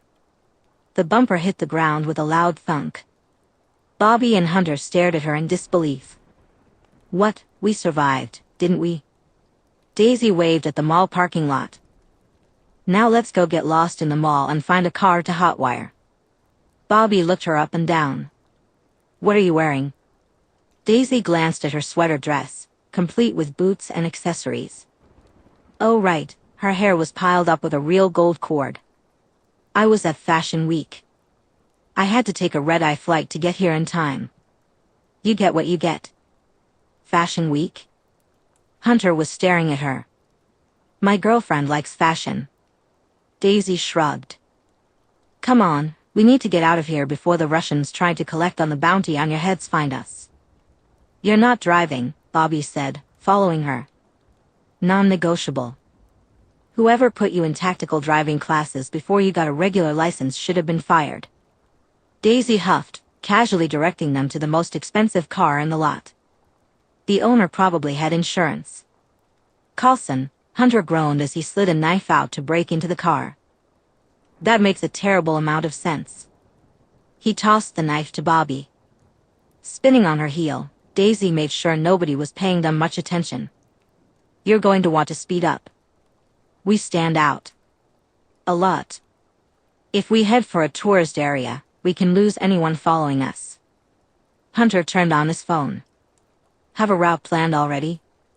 Daisy picked the phone out of his hands. I can have one by the time the car is on.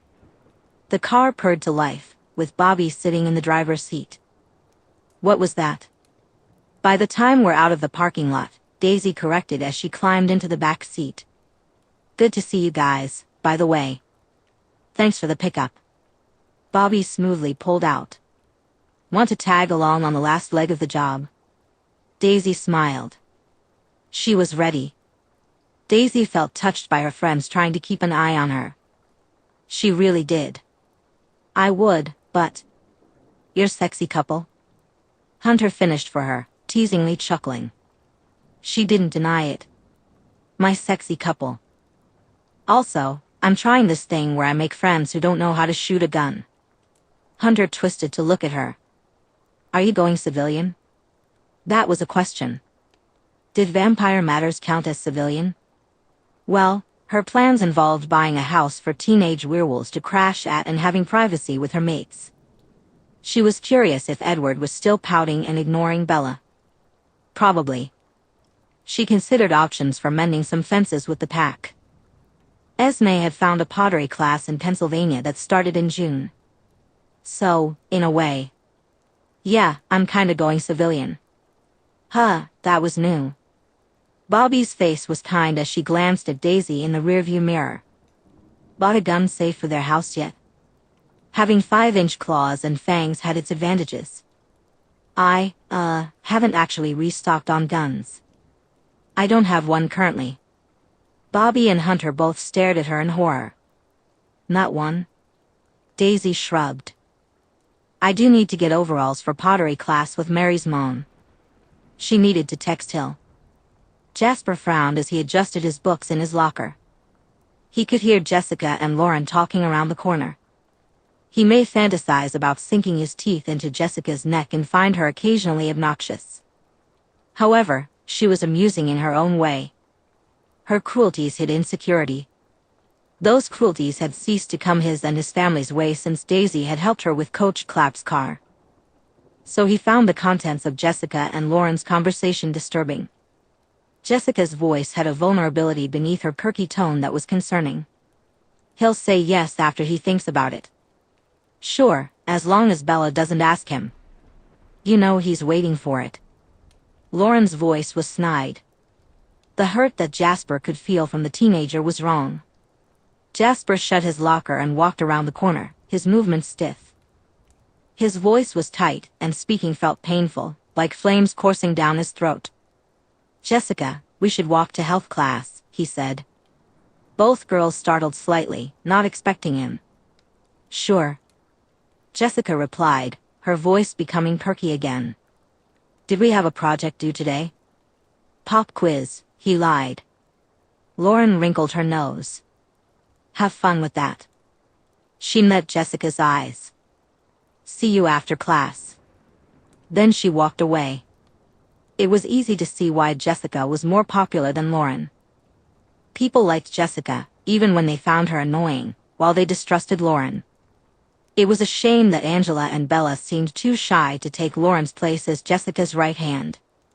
What do we need to cram in the next? Jessica glanced at the clock on the wall. 4 minutes. I lied. He knew prolonged conversation was unwise, especially when he'd be trapped with humans for an entire period. You deserve better than Mike Newton, he said.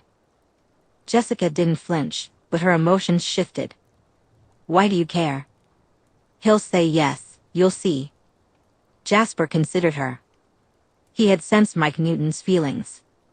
His inability to keep his eyes off Rosalie's chest made him somewhat of a plague in the Cullen house, even if he was harmless. Like most teens, he wasn't fully aware of the hurt he could cause. Do you want him to go with you because you're there? Or to regret not saying yes? And how am I supposed to make him regret it? Jessica's eyes narrowed, her interest piqued. If he weren't in agony, he might have smiled at that. Ask me. Alice will understand. This could help him convince Daisy to agree to a high school dance. If you have 2 dances without me, I would be pleased to escort you. As friends. Jessica was really looking at him then. What do you get out of this? We did raise our darling Sparkles together. Jasper doubted she cared that she was one of 3. Jasper felt that these humans might be his first human friends since he had ceased to be human. Despite his burning thirst, that was precious to him. Jessica turned sharply, her ponytail swishing. You better not back out, she said. Jasper walked beside her, careful not to brush against her. He needed to hunt after school. Alice would join him, and ideally, Daisy would be home by the time the sun rose. Daisy wasn't surprised, though she probably should have been, that Hill had responded to her message with a texted address in Spokane, Washington. She looked at the building, which was shaped like a giant milk bottle. It felt like a place where road trip families would stop for photos. She considered going inside to see if they had rare steak. But no, it wasn't human food she craved. Being around humans left her starving. She brushed aside the hunger, and there was Hill. Apparently, she was going into the milk bottle. Standing around in 4 feet of snow wouldn't go unnoticed. Daisy trudged across the disgusting old snow, soaked with oil and dirt. Her nose wrinkled. Who still had this much snow in March? This was why she had lived in Los Angeles after escaping the foster system. They didn't get sheets of remelted, grimy slush. Daisy waved off the hostess and headed to the table with 2 cups of coffee and one of the most powerful individuals on the continent. Coffee? She asked. Coffee, Hill replied, raising the mug and drinking it without a flinch. That was horrifyingly impressive. It had to taste like poison to her. What do you have to report that needed to be in person? Hill asked, getting straight to business, as she always did. Daisy didn't hesitate with her response. I'm out. Hill didn't blink. No. Being intimidated by Hill had never stopped Daisy before. I didn't ask. Same meal plan, and I'll keep playing with the puppies. She pulled out the coin Hill had given her and set it on the table. You can replace me. That was the thing. Daisy agreed with what Hill was doing. The Volturi were outdated and ill-equipped for the future that mankind was heading toward. Her friends were safer in a world where Hill won. But she understood how this worked. She knew what Hill wanted to prepare her for. A hybrid would be very useful in maintaining shifter and vampire relations, given another decade to prove she was stable. It would never end. Once Hill, and likely the Emperor, won, there would be more jobs, more missions. Jasper and Alice were not soldiers or spies. They didn't want to be. Every job she did for Hill was just another link to a job that could hurt her friends. She couldn't give up eating humans. Her control wasn't good enough, and she had stopped feeling guilty about the deaths she caused as a human. The mindset required for vegetarianism was something she lacked, at least for now. But she could do this. Hill sighed, setting her coffee down. Recruiting Reyna and turning at least one person will be dangerous, he said. You'll manage. Daisy knew how valuable she was, but Hill had access to as many people with her training as he wanted if he decided to turn someone. Jasper and Alice were more important than however useful she was to Hill. Daisy placed the coin with Hill's coven crest on the table. Keep it, Hill said, pushing it back toward her. You have terrible timing. Daisy shook her head, her hands pulling away. She couldn't be an agent and be who she wanted to be for her friends. No, not this time. Daisy felt lighter as her strides covered the ground beneath her, bringing her closer to where she belonged. She slid over a boulder like a breeze, moving so lightly and disappearing so quickly as she honed in on Cullen territory. Then she came to a halt, eyes closing and mouth slightly open as she picked up a fresh scent trail. It was them. Adjusting her trajectory, she took off after the scent trail. It was only. The stream meandered and twisted playfully around trees and foliage, revealing what Daisy was following. Each step was taken for the joy of it, and as she tracked, affection swelled in her chest. She spotted 2 deer carcasses by a log, which explained why they were so far from the heart of the Coven's territory.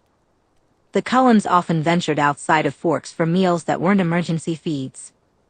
Daisy smiled when she heard Alice's soft sigh, followed by giggles. She slowed to a human walk and then stopped, leaning her shoulder against a tree.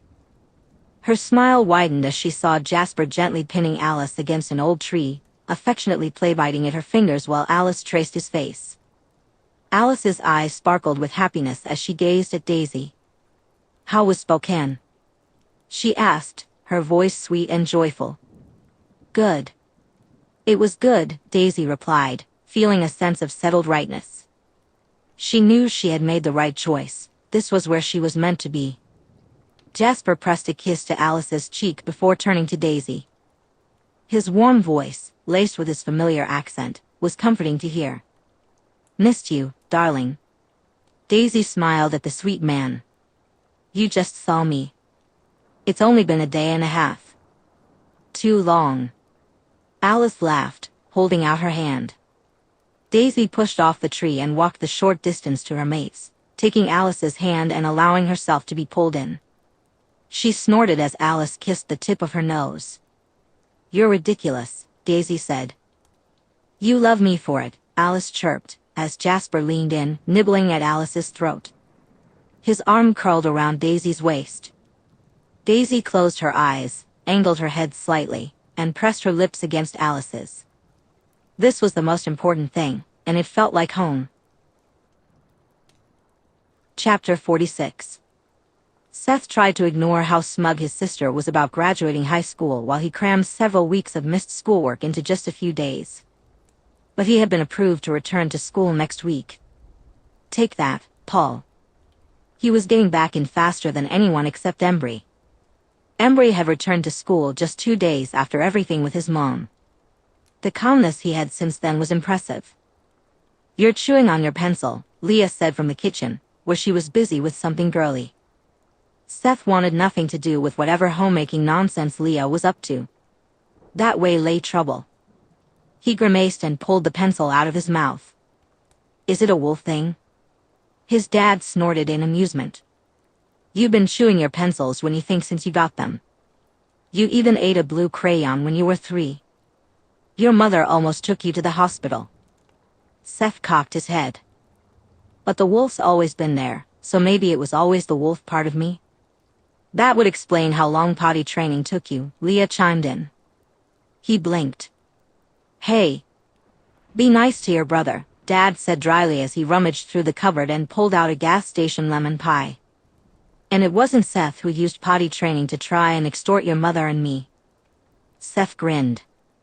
They had all heard the story of Leah using potty training to get glitter stickers.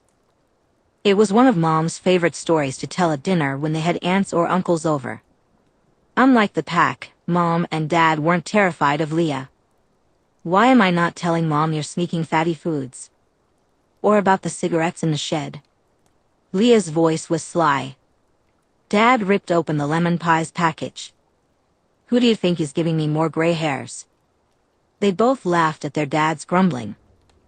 Seth chuckled while tapping his pencil against his lips, no chewing, as he stared at his algebra worksheet.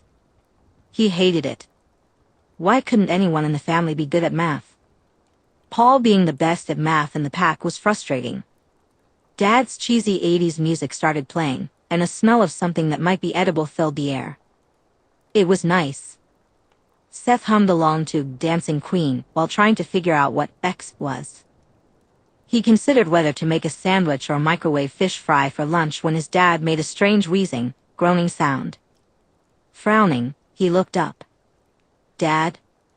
Leah's voice was filled with concern. There was a heavy thud. Seth jumped out of his chair and ran into the kitchen without thinking. The world felt like it was falling away. "Dad!"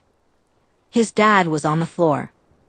Leah was on her knees, her hands on their dad, telling him to get help. Why was there pie on the floor? He needed to get help. Sam. Seth took off through the screen door with such force that he broke the hinges. Stumbling, he shook off the screen door, ripping the netting stuck around his head as he got free. He needed Sam. Sam would know how to help. Sam was the alpha. Sam could fix it. He needed Sam. Seth howled, a terrible noise that shouldn't come from a human throat, but he had to make it. His howl cracked, high-pitched and filled with a horrible whine. But he howled and howled. Seth. There was a blur, and suddenly Daisy appeared at the edge of his backyard, her eyes narrowed as she looked around. "Are you hurt? Is there an attack?" He sobbed. Daisy could help. She'd know what to do, she always did. "My dad." Daisy was in front of him in an instant, her hands gripping his shoulders firmly. "Where is your dad, Seth?" "In the kitchen." "His heart." Leah said to get help. He felt like he was babbling, but he could tell her what she asked. He was good at that. Daisy pressed her phone into Seth's hand. "Call Carlisle. Tell him we're bringing your dad to the hospital and to prep the emergency room for a heart attack." Then she dashed away, moving almost like a blur through the house. Seth choked out something he couldn't quite identify as he opened the phone and found her contacts. He could call Carlisle. Daisy ignored Leah's snarl as she shoved the teenager aside. Bright and capable as Leah was, knowing how to do CPR was another matter. "Go get Sam's truck now. Seth is calling the hospital. They'll be waiting for us when we get there. Run. We can get him there faster than an ambulance, but you need to run." Leah looked at her and then took off. As soon as Leah was out of the room, Daisy began compressions. She hoped she wouldn't hear her dad's ribs crack. Controlled strength or not, forcing the heart to beat could break ribs. She forced air into Harry Clearwater's lungs before returning to compressions. The hospital could help him, she just had to keep him from fading before then. She almost wished she could pray. "Daisy?" "What are?" Jared stumbled into the house. "Harry." She looked up, baring her teeth to keep him from trying to pull her away. They could deal with the fact that this was wolf territory later. "Is it just you, or are more coming?" "Jared. Anyone who heard Seth will be here." "I think I just got here first," he replied, his hands twitching and his eyes wide. Daisy pressed down, purposely not cringing at the sound. Supernatural hearing made it worse. "Get the door open. As soon as the truck is in the driveway, we get Harry in the back and hit the gas." 911? Jared asked, and she realized he really was just a kid. They all were. She shook her head. "We're faster than an ambulance." Just then, they heard the squeal and roar of Sam's truck skidding to a stop in front. Daisy moved quickly, disregarding the usual procedures for emergencies. If she had still been human, they would have had to take the door off its hinges and use it as a stretcher to keep compressions going during transport. But she wasn't human. She lifted Harry into the back of the truck in less time than it would have taken to perform more than one compression. As soon as he was flat in the truck bed, Daisy pressed down. He would need air in another 4 compressions. She glanced at the rear windows and made eye contact with Sam, with Leah sitting in the passenger seat. There was no time to think about it. She shouted, "Drive!" Daisy couldn't focus on the sirens, and it was clear neither could anyone else. She hated that Seth and Leah could hear every time she pressed down on their dad's chest. They could hear that his heart wasn't beating on its own, the sound of broken bones grinding, the awful, almost squelching noise. It would give them nightmares, but she wouldn't stop. Stopping would be far worse. If they all survived this, she would argue she shouldn't face consequences for treaty violations since she was taking action with an elder. She would cover any speeding and reckless driving tickets Sam might get. The relief she felt when they came to a screeching, bumpy stop was overwhelming. She looked up and met Carlisle's eyes. 10 minutes. Compressions haven't been interrupted since I got there. Maybe 13 minutes since he went down, she reported. Any signs of consciousness? Carlisle asked sharply as nurses rushed to the truck. She shook her head and stepped aside, letting the medical team take over. I've been breathing for him. He's due for another breath in 8 compressions. Daisy noticed Seth's expression as he watched. His dad was being wheeled away from him. Dad! Seth shouted as he started to lunge off the truck, where he had been in the bed with Daisy and Jared. Daisy didn't think. They couldn't afford for a wolf to shift in front of the hospital.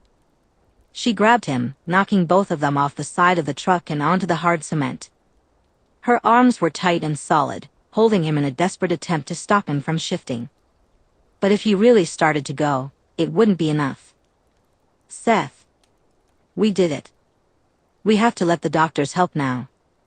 She squeezed him tightly, nearly to the point of breaking something if he didn't stop fighting her. I need you to breathe. Come on, you can't help your dad if you're furry. Seth, enough, Sam ordered. Daisy slumped, releasing Seth. She didn't need to convince him when the alpha could order him to calm down long enough for him to regain control. She wasn't sure why she was panting slightly as she sighed. It was just stress. Daisy looked up at the gray, drizzling sky. Right, it was all going to be fine. Hopefully. She grinned slightly at the sight of Sam offering her his hand. Taking it, she let him pull her to her feet. Thanks. You know CPR? He asked as he helped Seth up. Daisy winced at the look on Seth's face and avoided looking where she knew Leah was. What can I say? I'm awesome.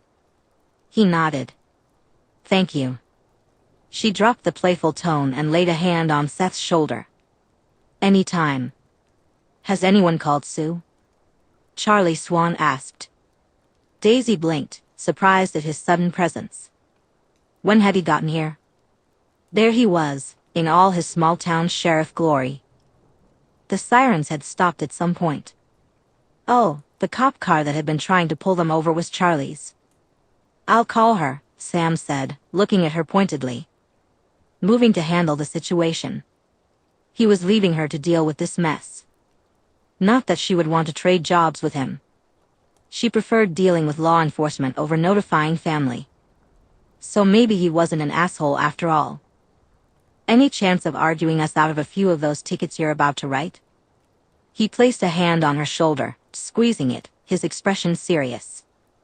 I'm not writing any tickets. The truck was faster than an ambulance? She tilted her head slightly. Yeah, I wasn't sure if an ambulance would have time to get to the reservation and back. Good call. Charlie's face was tight. Daisy looked at him. Harry's your friend, isn't he? Since we were kids. Charlie seemed to pull himself together, giving her a stiff nod. You did good, kid. Then he walked into the hospital. No tickets, though. She glanced at the awkward and lost Clearwater kids. She still had work to do. Leah accepted the cup of terrible hot cocoa from the vampire, who was very pointedly not breathing, just occasionally moving her shoulders to disguise that fact. She stared at the worn-down carpeting. He's been smoking again. It's the stress from us, Seth said, sounding small. Daisy made a sound in her throat that clearly disagreed. Stripey is right. It's not your guy's fault, Jared said from where he was sitting on Seth's other side. It wasn't comforting, and it wasn't right. Leah stiffened at the feeling of a hand on her shoulder. She looked up and met Daisy's pitch-black eyes. It was grating how easily the tiger's presence and expression made her slump forward, burying her head in her hands, balanced on her knees. A cold hand shifted to the scruff of her neck. Leah blamed Embry for it. But she sunk into the weight. The world fuzzed out around her. Sounds from the hospital became just a blur of unintelligible noise. She didn't move as part of the chaos unfolded around her. Daisy registered Sam entering the waiting room, but none of it mattered. Her mouth felt dry. Why did she care that her mouth was dry? Every time she started to tense up and shake, the hand against the back of her neck tightened, and she slumped again. The tension would ease, leaving only grief and worry, her wolf no longer itching to burst out. Seth's voice broke through the chaos. "Mom." Leah's head snapped up. She and Seth were suddenly across the waiting room, clinging to their mom. Daisy cried. Leah only stayed seated because of the hand on the back of her neck, as the doctor entered the room. Her throat felt too tight, and her mouth was too dry. The doctor's expression was open as he walked over to their mom. Harry's pulled through. It was as if air returned to the room. "We're moving him to the second floor. You will be able to see him once he's out of recovery." Compassion radiated from him. "It will be a long road ahead, but there's every reason to believe he will meaningfully recover." Seth began sobbing in relief. Leah reached over her mom and gripped Seth's hand. Their dad was alive. He hadn't died. "What else can you tell us?" their mom asked, her voice shaky. The doctor finally left, leaving behind a mess of words like coronary artery bypass surgery, but with it came so much relief. Sam stood up from the uncomfortable waiting room chairs. "I'll send Paul and Embry to pack you 3 overnight bags and make sure your home is safely locked up." Their mom swallowed, straightening slightly. "Thank you, Sam." He gave a serious nod, his steady assuredness defining him. "Of course, we take care of our own." Sam looked at Daisy. "Do you need an escort out of town?" Leah frowned, shifting enough to look at the tiger next to her. She nearly flinched. Daisy had never looked so inhuman before. She was utterly still and unbreathing, every muscle tensed and her jaw clenched. Her eyes held no color, just an inky blackness. She was as cold as a shifter, and she gave Sam a faint nod. "Jared, get her out of town." It shouldn't have mattered that Daisy adjusted her arm to hug Leah before standing up, but it did. Jared felt uncertain as he walked with Daisy. He didn't understand why he needed to be there. It wasn't like he could stop her if she decided to attack someone. He was mostly concerned by how rigid she had become. It was funny, he hadn't noticed how relaxed and cat-like she usually was until she had changed. It felt really strange. He wondered how he was supposed to be useful. He couldn't physically stop her, and he was pretty sure she outranked him in the pack. Not that she was really part of the pack, but she kind of was. When she was around them, except for Sam, everyone seemed to defer to her, even Leah and Paul. Getting snappy with her was a quick way to end up scruffed or have your nose shoved in mud. Everyone knew she would help if there were problems. Sharing a mind with Leah and Embry made that clear. If Embry had his way, she would be a full member of the pack. Even if Sam wouldn't say it, he trusted her after the whole Emily situation. Jared's hand rested on her elbow as he gently guided her out of the hospital, trying to avoid people as much as possible. His brow furrowed. He suddenly wondered if Daisy wasn't part of the pack in the same way she wasn't really part of the Cullens coven. That thought felt disappointing. It was easier to think about Daisy than to worry about Harry. He kept an eye on the humans as they reached the parking lot and started to cross the street. Her elbow felt like marble under his hand. She usually felt very different. Daisy felt firm, less soft and yielding than a human. When she relaxed, she seemed like a tense person with muscles. But when she was tense, it felt like touching a rock. If she punched someone like this, it would be like getting hit by a boulder. Fortunately, traffic in Forks wasn't an issue, so crossing the street didn't require waiting. They headed up Founder's Way for a block, and Jared felt he could breathe as they stepped off the road and into the trees. Once they made it through the brush, they entered a more open forest. "Do you need me to call your mates?" he asked, unsure how to help a cold one. Daisy didn't look at him, her black eyes scanned the forest instead. "No," she replied, and then she was off like a shot. Jared frowned. Should he follow her? He quickly removed his shirt and kicked off his shorts. After securing them around his ankle, he shifted into his wolf form. His paws hit the forest floor, and he shook out his fur, feeling a deep sense of relief as his wolf took over. The tension from waiting for news about Harry faded away. He sniffed the air and took off after Daisy. He didn't have to search long. Jared's nose wrinkled as he came to a halt. That was disgusting. Daisy had a deer in an unbreakable grip, her mouth latched onto its neck. The metallic scent in the air and the sound of her gulping down blood made the situation clear. A dead deer lay a few yards away, already mostly eaten. It looked like she had taken down a doe and its mostly grown fawn. It was frustrating to be a wolf for only a few minutes, but he managed to shift back, promising his wolf they would really run later. Flushing, he quickly put on his clothes. The nakedness was the worst part. The anger didn't seem like it would be an issue as they improved at handling these situations. Jared felt awkward being naked, but he ignored the instinct telling him to turn back. He stepped closer and asked, "Are you doing better?" Daisy let out a low growl, and he came to an abrupt stop. She dropped the deer, keeping her eyes closed and not breathing. Then, her shoulders relaxed as she looked at him. "You really shouldn't interrupt a vampire while they're eating." "Why not?" Jared asked, staying where he was. "Instincts. We're not in control when we feed." She sighed. "Remind the pack that I'll help if I can." He smiled and shoved his hands into his pockets. "Yeah, I think we've got that. I'm guessing you'd rather not be asked to help at the hospital." She huffed. "I'm not Carlisle. I don't have that kind of control. But I'm a great getaway driver, even if no one trusts me to be." Chapter 47. Alice enjoyed the comfort of resting her head on Daisy's shoulder. "I should visit Bella. I think." She considered a few flickers of the future. "Tonight." "Why's tonight best?" Daisy asked, her voice amused as she clicked through gift baskets on her laptop. "Because Edward and Emmett are going hunting, and Edward will pout if I'm visiting her when he could be pouting about not visiting her. Why couldn't he see that Bella was clearly perfect for him? He's ridiculous." "Be kind about your brother," Esme chided from the kitchen, where she was gleefully preparing meals for the Clearwaters. "I'm trying." It was hard when Alice kept seeing visions of him with red eyes. Not the pineapple fruit basket. Daisy paused. "Why?" "Trust me." Figuring out how things would go by looking for Daisy's reactions was a puzzle, but Alice was getting better at it. Should I just go to Costco and buy a cart full of steak and send it over?"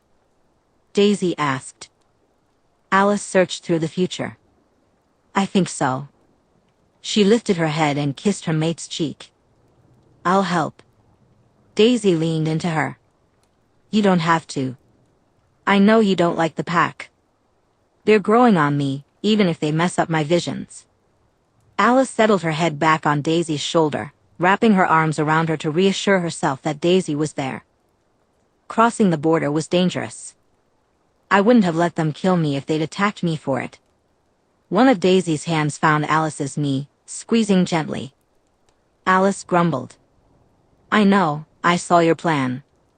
The three of us spending 4 years with the Denali's wasn't a terrible idea." Esme hummed from the kitchen. "It's fortunate the pack has made no indication of displeasure about you crossing the line. And that's why I'm getting the elders and Sam gift baskets or a Costco cart full of steak as thanks for not trying to eat me about it." Daisy's thumb rubbed a comforting circle against Alice's knees. She growled slightly.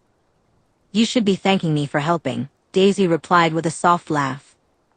They did. But politics. Alice settled against her mate. "I used to like politics. You used to be able to predict what everyone was going to do ahead of time." The smile in Daisy's voice was clear. Alice pinched Daisy's side, sending her into a fit of giggles. "I liked them when my mate's life wasn't at stake." Alice looked up, a pout on her face. Daisy's expression was bright with an easy happiness that was new but beautiful. Ducking forward, Daisy kissed her. Her lips were soft, but she nipped at Alice's lip before pulling away. So, I only get you for another hour before school until you're done stalking Edward's human. Alice tucked some of Daisy's brown hair behind her ear. I'm sure you and Jasper will have fun. Sure we will, Daisy smiled. A flash of the future flickered behind Alice's eyes. She saw Daisy and Jasper elbowing each other on the couch while playing a video game, a comfort and ease that was beautiful. Both of their heads snapped around when Alice stepped into the room. Alice smiled and cupped her mate's face. She hadn't mentioned what she'd seen, but her vision of that conversation in the diner had changed something fundamental in Daisy, and she couldn't be more grateful. Even if she was unsure of what exactly Daisy had been saying no to, it felt incredibly important enough to hide from her thoughts. I love you. The softest, sweetest expression softened Daisy's face. Her eyes crinkled, and Alice didn't need Jasper's powers to bask in the emotion. Alice pulled her mate's face closer and molded their lips together with a happy sigh. Summer break and the change from fitting everything around a school schedule couldn't come fast enough. She could lose herself for years in their mate bond. A warm chuckle echoed, along with Jasper's wash of love. I don't think I've seen a prettier sight. Alice hummed before reluctantly pulling back. The sight of how soft Daisy was, with Jasper's arms wrapped around her and his chest pressed to her back, was too sweet to miss. Her mates were perfect. They felt whole. Neither have I, Jasper said, nosing against the side of Daisy's head and happily breathing in her scent before pressing a kiss to her ear. So, I take it the dance news went over well? Dance news? Daisy asked, raising a brow as she looked at Alice. She knew exactly where this was going. Jasper asked Jessica Stanley to the Sadie Hawkins dance next Friday, Alice said, happily accepting Jasper's hand while his other arm wrapped comfortably around their mate's waist. Which leaves me without a date. Daisy leaned back into Jasper. See, I thought it was the girl who asked the boy to a Sadie Hawkins dance. That's the whole gimmick. Jasper smiled. The mother of my flower child was in distress from indecisive teenage boy shenanigans. I was compelled to break with tradition. Just had to. Doing Alice's dirty work was a fringe benefit, I'm sure. Daisy's tone and expression told Alice everything she needed to know about the future. She could already envision the upcoming dance. I know how we can coordinate, Alice said, reaching out to pat Daisy's cheek. Daisy rolled her eyes, her smile sweet but bemused. I'm not wearing anything poofy. As if I'd let you wear some hideous, puffy gauzy nightmare. Jasper burst out laughing. Daisy huffed but didn't pull away. So, what about the murders on the news? Are we doing anything about those nomads passing through your territory? No, Alice said, playfully bopping Jasper on the nose. They'll avoid our closest territory when they pass. No need to chase them off. She ignored the fact that Jasper likely hadn't just suggested chasing them off. We do not invite violence unless it is brought upon us. Jasper gently nuzzled their mate's cheek, his voice soothing. There's no need to create a threat where none exists. Alice smiled, realizing that having two people known for their violence actually reduced the risk of it. She loved them both. Now, about that dress. Harry felt pain everywhere. Breathing hurt, and his chest ached. Even the slightest movement turned a constant thrum into a sharp stab. Did the cold one have to crack my sternum to bits? We can call the nurse for more pain medication, Sue replied in a dry tone, clearly not taking his complaint seriously as she crocheted in the chair next to his bed. Her eyes stayed focused on her work. He grumbled, I can't keep my eyes open with that muck. Sue hummed, one hand patting his. You need your rest. Then she looked at him. You nearly died. Harry turned his hand over, wincing at the sharp pain, but he still reached to hold his wife's hand. You're not rid of me yet. Good, you better stay that way. Sue tilted her head slightly. Seth's getting rid of those cigarettes you think I don't know about. Harry sighed. Probably wise. He's throwing out the pies too, isn't he? Sue squeezed his hand. Throw away. He's inhaling them if our girl doesn't get to them first. Fair enough, he replied. Their children were wolves. Food didn't last long in their home, especially food their mother allowed them to eat. Not even a crumb of his stash likely remained. There was a knock on the door before it opened, and the doctor stepped just inside. Is this a good time? Harry felt too weak to protest, even though the sight of the perfect monster made his hair stand on end. Sue answered, as good as any, doctor. She had made it clear they were letting the doctor treat him, or else.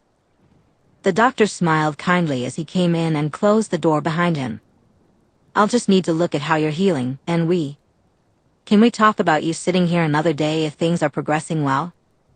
How long are you keeping me here? Harry asked. The noise and smell of the place were unsettling. At least a week and a half.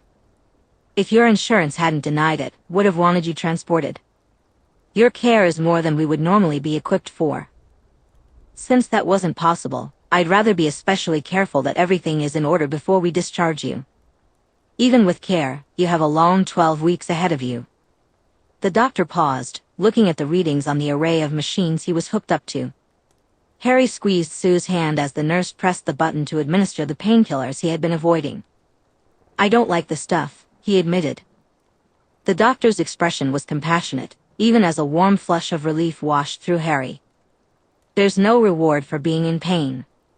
Harry closed his eyes, the fuzzy hum of the medication softening everything, the pain, his feelings, and his thoughts.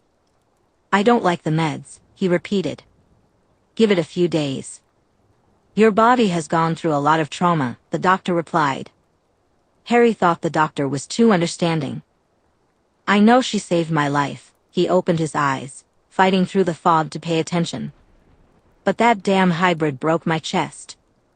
The doctor nodded. She did, but the same would have happened if our staff had been the ones doing CPR. Too many people don't press hard enough. It was difficult to be angry about the hybrid when she had kept him from dying in front of his kids. It felt rude of her. Why did she risk it? Coming onto our land? Carlyle set his clipboard down, his unsettling gold eyes focusing on Harry. From what I understand, your son called for help. I have come to understand that Daisy can't see a person in need of help and be unaffected by it. My daughter saw the future Daisy decided on the moment she crossed the border. Harry frowned. Decision? We have cousins to the north. She planned to remove herself to their territory to avoid violence or bad outcomes. She, along with my coven and I, are grateful that no retribution has been called for, the doctor said as he pulled a pen from his pocket. Sue patted his hand before withdrawing her fingers to continue crocheting. Please thank your wife for the meals. The doctor smiled. I should be thanking you. Esme has been delighted to use our kitchen. She's found a new love in this life. No doubt she'll try to feed as many of your wolves as she can. Harry closed his eyes, whether he wanted to or not. He couldn't resist, especially with his wife's voice discussing how many calories the kids consumed. Painkillers were not his favorite, whether cold or not. Jasper laughed as he hung from a tree branch with one hand. He realized he had made a mistake when Daisy's claws dug into the tree, her pace barely slowing as she climbed. His laughter continued until he let out an "doof" as she caught him with her paws, dragging them both down to the ground. They rolled to a stop, and he huffed as he found himself on his back. His furry mate pinned him down and licked a victorious stripe up his face with a happy chuff. Enjoying being a chew toy? Rosalie asked from where she was examining her fingernails. He grinned up at his favorite sister, his fingers digging into the soft, thick fur of his mate's head, scratching in a spot he learned she liked. The base of her ears or along her jaw reliably made her lean into the touch. Very much so, he replied. Daisy bumped her head into his chest, a wave of affection brushing against him as she stood up, allowing him to rise. Not worried about the claws, she asked, her voice droll. He hopped to his feet, immediately finding that spot behind her ear that she enjoyed, resting his head against hers. You're just jealous that Emmett is gone hunting with Edward again since it will be too sunny for school tomorrow. Daisy snorted, her emotions a mix of playfulness and affection. Why suffer through sunscreen just for high school when we already have an excuse? Jasper said, delighted by how expressive Daisy's face was as a cat. Her tail flicked absently behind her. And it means all three of us won't need to separate until Wednesday morning. He knew Daisy found that as appealing as he did. She would never let them live down avoiding the sun, even now that they could. Sunscreen did smell awful. I'm going to have to take Emmett and go to the island, or maybe the English cottage for summer break. The house will be unlivable once you three have nothing but free time, Rosalie said. Her words were scoffing, but there was an underlying kindness if you knew how to listen for it. She chose to leave, even though she disliked doing so, to give them privacy. Jasper played absently with Daisy's fluffy ear, comforted that his mate's mood was content, showing no ripple from Rosalie's words. But then, she'd never been bothered by the posturing. He looked at his sister. Won't be necessary. Didn't you hear? We're buying a neighboring house. Rosalie's smile was slightly kinder. Her emotions were rarely uncomplicated, but Jasper could feel her joy for him and Alice, and to a lesser degree, for Daisy. We still might go to the cottage. You're not the only ones looking forward to privacy, she said.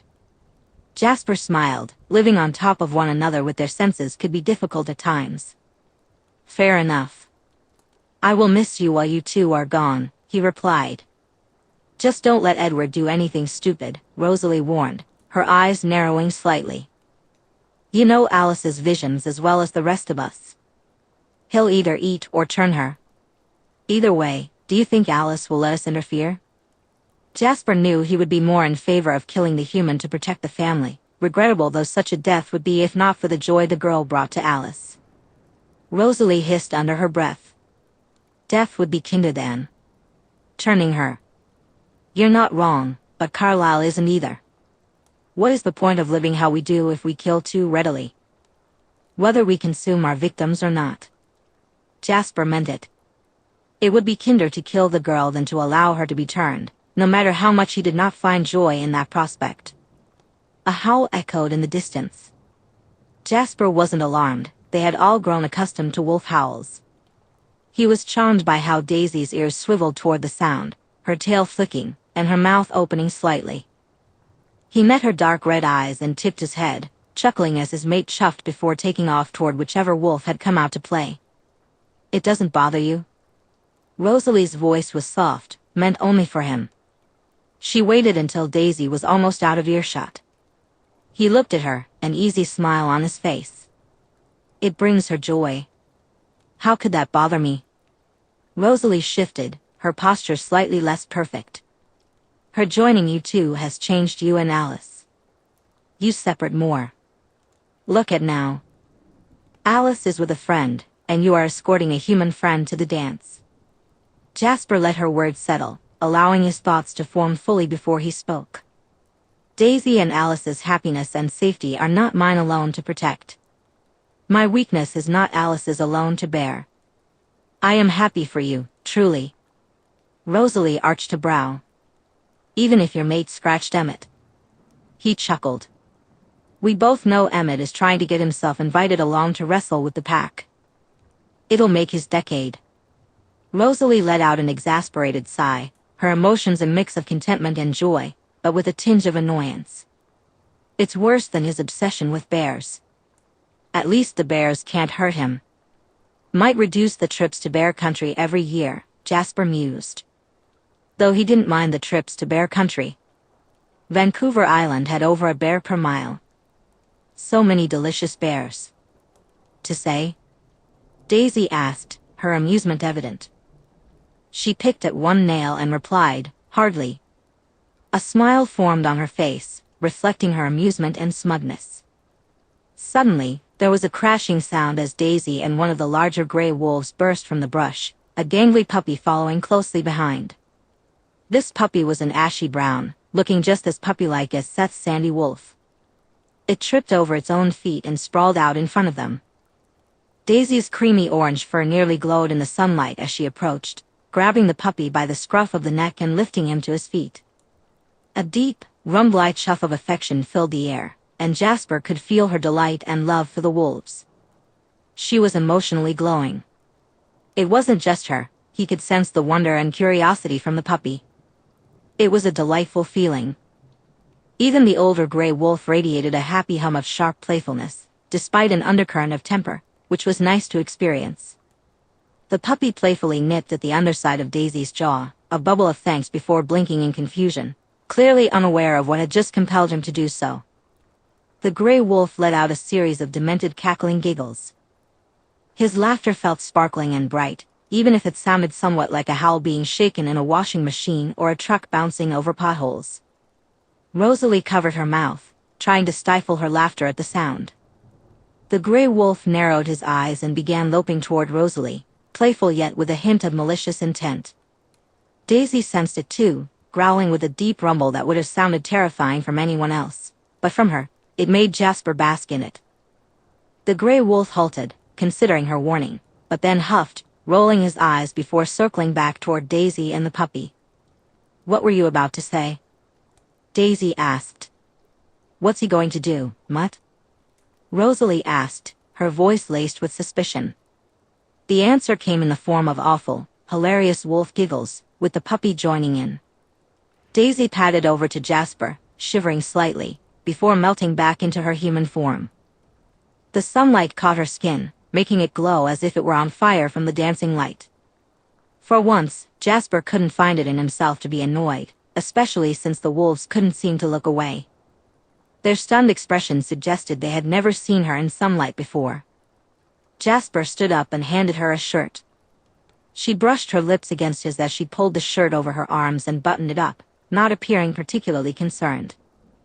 She glanced back at the wolves, a teasing hum escaping her. "Really?" Both wolves spluttered, their heads snapping away. He chuckled as he handed her a pair of sweatpants. Embry trotted over, his distinct gray and splotchy coat easily recognizable, a backpack carefully held in his front teeth. He stumbled slightly as he shifted back, less smoothly than Daisy, but wore a proud grin.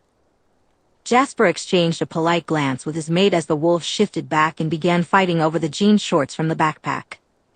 He ran his fingers through Daisy's hair, enjoying its silky texture as he gently brushed out the tangles. "Do we want to know what you just saved Rosalie from?" he asked. He was going to nip her, Daisy replied with a smirk. "How did you miss that?" "You're more in wolf heads than I am." Rosalie hissed, "He'd be dead." Daisy snorted and flicked her eyes toward Rosalie. "Why do you think I stopped him?" "Rude." Paul barked from where he was buttoning his shorts. "I could take Blondie." "Keep telling yourself that, Mutt," Rosalie said, baring her teeth. Embry smiled as he joined in on the banter. Rosalie pulled on a t-shirt. "I don't know, I think my money is on the vamp." "You ass." Paul tackled Embry through a bush, and the two wrestled around. There was no hostility in it, just a playful effort to push someone's head into the damp earth. The gangly puppy looked like a shaggy-haired kid who couldn't be more than 13. "Hi." His eyes nervously flicked between Jasper and Rosalie as he half-swam in the tank top and shorts he'd yanked on. Daisy's expression softened. "What's your name, kid?" she asked. "Brady." "Nice to meet you, Brady. Don't worry about the blondies. Rosalie's mostly all bark, and Jasper here is letting a human teenage girl take him to a school dance next week." Every word Daisy spoke reminded Jasper why he loved her. Embry hopped to his feet, dirt smeared across one side of his face. He felt a slight pang of loss. "Brady's our newest wolf. Had to bring him out to meet our friendly cold ones." Jasper didn't frown as he pulled Daisy into his arms, keeping her back against his chest for a moment before she went to compulsively clean the teen's face. "You were expecting someone else?" "My two best friends, Jake and Quill. They're direct descendants and older." The thought truly hurt him. "We keep expecting them to show signs, but they don't." Daisy squeezed his arm. "Jasper, I'm going to need your shirt." He could let go of her for that. Jasper easily unbuttoned and pulled off his button-up before passing it to Daisy and pulling her back into his arms. He enjoyed the pleased hum she made as her fingers absently traced the muscles of his forearm. He purred, breathing in her scent. The wolf scent wasn't so bad once you got used to it. Daisy tossed his shirt to Embry. "Go stick that in one of their rooms or something." Vampire. Scent is what triggers the change. "You all are avoiding them too much for them to get my scent from you," she said, tipping her head. "Considering Brady is here, I'm guessing Seth isn't washing his shirts enough." "Oh, that would work," Embry replied, staring at the shirt. "Is that okay?" Paul dropped an arm over Embry's shoulders. "Forget that, they're wolves. Do it." The hope on Embry's face felt like sunlight. Brady cleared his throat. Why do cold ones sparkle?" His big brown eyes looked between his wolf brothers and the vampires. Rosalie sighed, but her softening in the face of a child was sweet. "We're not sure. Perhaps it's to better lure our prey in." Chapter 48. Alice sat on the front step of the porch. She needed the space to ensure Jasper couldn't feel her emotions, as she had seen flickers of the future. Daisy was quick to pick up on things as well. It was better to leave them distracted with each other. She watched as Edward's car pulled up and parked. It was a good thing Jasper couldn't feel her guilt. "Carlisle's in his study," Edward said. He paused slightly as he reached her, then reached out and tousled her hair. Alice cocked her head to one side. Her words were only in her head, "Thank you for returning my call." The sarcasm clearly translated. "Oh." He pulled out his phone and saw the missed calls. It was as if nobody thought silencing their phones was a terrible idea when they had a prophet on call. "Sorry. I didn't even check to see who it was. I was busy." "I know. I'm sorry too." Alice hoped he could see just how sorry she was in her mind. "By the time I saw what was going to happen, you were on your way." She recalled the awful future if Edward hadn't gotten to Bella in time. His stance tightened, and his words came out as a murmur. "It was close. Sorry." She felt she should have seen it. There were so many futures, and she had been watching them. But this time, she was less vigilant than she should have been. "Don't be. I know you can't catch everything. No one expects you to be omniscient, Alice." He replied, and he meant his words. Lying had never been his forte. "Thanks." He looked at her, curious suddenly. "I almost asked you out to dinner tonight. Did you catch that before I changed my mind?" She grinned. "No, I missed that one too. Wish I'd known. I would have come." His brow furrowed slightly. "What were you concentrating on that you missed so much?" Jasper was thinking about their anniversary. Alice laughed at her brother's expression. He was trying not to make a decision and to find a way to keep Daisy from. "I feel left out," Alice said, though she thought she had a pretty good idea of what was going on. No doubt Edward had seen flickers of her thoughts. "You're shameless," he replied. "Yup." Alice felt slightly more serious, and I paid better attention afterward. "Are you going to tell them that she knows?" Edward sighed. "Yes, later," he said. "I won't say anything. Do me a favor and tell Rosalie when I'm not around, okay? Her friends would forgive her this." Edward flinched. He didn't need to see the vision in Alice's head to know how Rosalie would react. "Sure." Alice perked up slightly. He was too consumed by guilt to be angry with her at that moment. Bella took it pretty well, Edward managed, though he didn't sound happy about it. "Too well," Alice said, shaking her head with a grin. "Don't underestimate Bella." She envisioned being welcomed into the Swan household as a friend, the way Bella would hug her without hesitation, and how they could finally have a proper conversation without dodging questions. Edward winced, clearly impatient to escape another discussion about who was hogging Bella. He sighed dramatically, but then looked at her carefully. "Alice. The question flickered in her mind before he could ask it. She'll be fine tonight. I'm keeping a better watch now. She sort of needs 24-hour supervision, doesn't she? At least, he replied emphatically, watching her with hope. Anyway, you'll be with her soon enough. Alice rolled her eyes at the thought of her foolish brother stalking his mate. At least he wasn't ignoring her anymore. That was progress. He even looked relieved at the reminder. Go on, get this done so you can be where you want to be, she encouraged. He nodded, eagerly stepping forward to enter the house. Alice's hand darted out, catching his. Ask Daisy to go with you, she suggested. Edward paused, his brow furrowing as he looked at her. What? She'll help, Alice said, wondering if she should feel guilty for what she'd just done. She really wasn't bothered, and neither would Daisy. Daisy's ears perked up when she heard her name from Alice outside. She and Jasper exchanged a curious look. Then, Daisy hopped out of the cat tree they were sitting in and walked up to Carlisle's office. She leaned against the wall, but she didn't have to wait long. Edward entered, giving her a stiff nod as he led them into the office. Carlisle was clearly waiting for him. I heard Alice tell you where to find me, Carlisle greeted Edward with his warm, paternal expression. Edward's shoulders slumped in relief at his father's welcome. His voice was raw, more so than Daisy had ever heard. I need help. Carlisle opened his hands as he replied, Anything, Edward. Did Alice tell you what happened to Bella tonight? Edward swallowed, his hands shaking slightly. Daisy frowned. This was the last thing Alice had seen before seeking privacy. If she hadn't seen Edward arrive, it would have been a race to see if she or Jasper could get to Port Angeles first.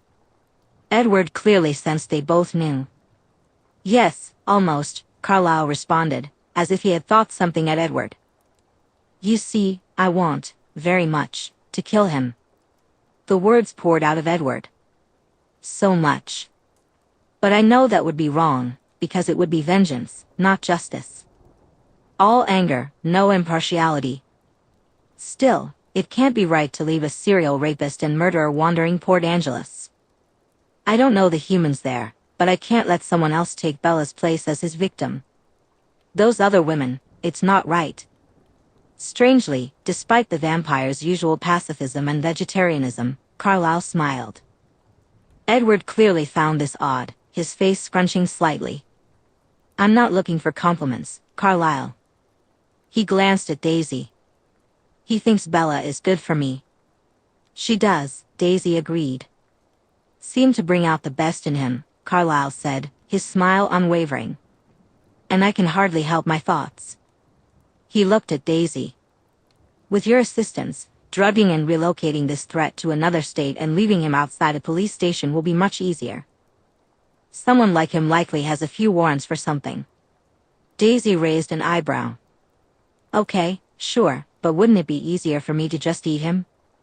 I know I don't usually hunt street criminals, but a serial rapist and a budding serial killer is kind of my specialty.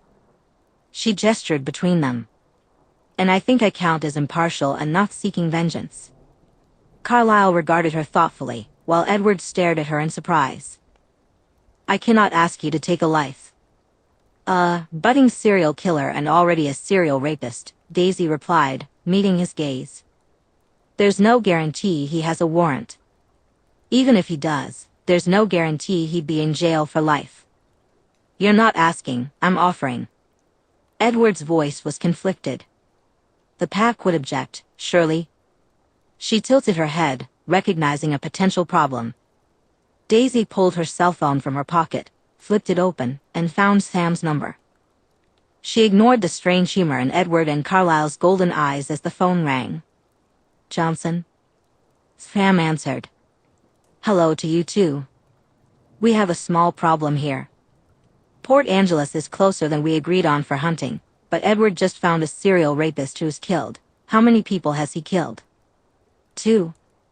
Edward responded. 2 people. Is it going to be an issue if I just eat the guy? He was targeting one of the girls from Forks when Edward intervened, but he's still out there right now. Daisy remained unbothered by the silence on the other end. She waited a few seconds, and then Sam said, "Fine. Thanks," she replied. "Have Leah or Seth text me with any meal requests.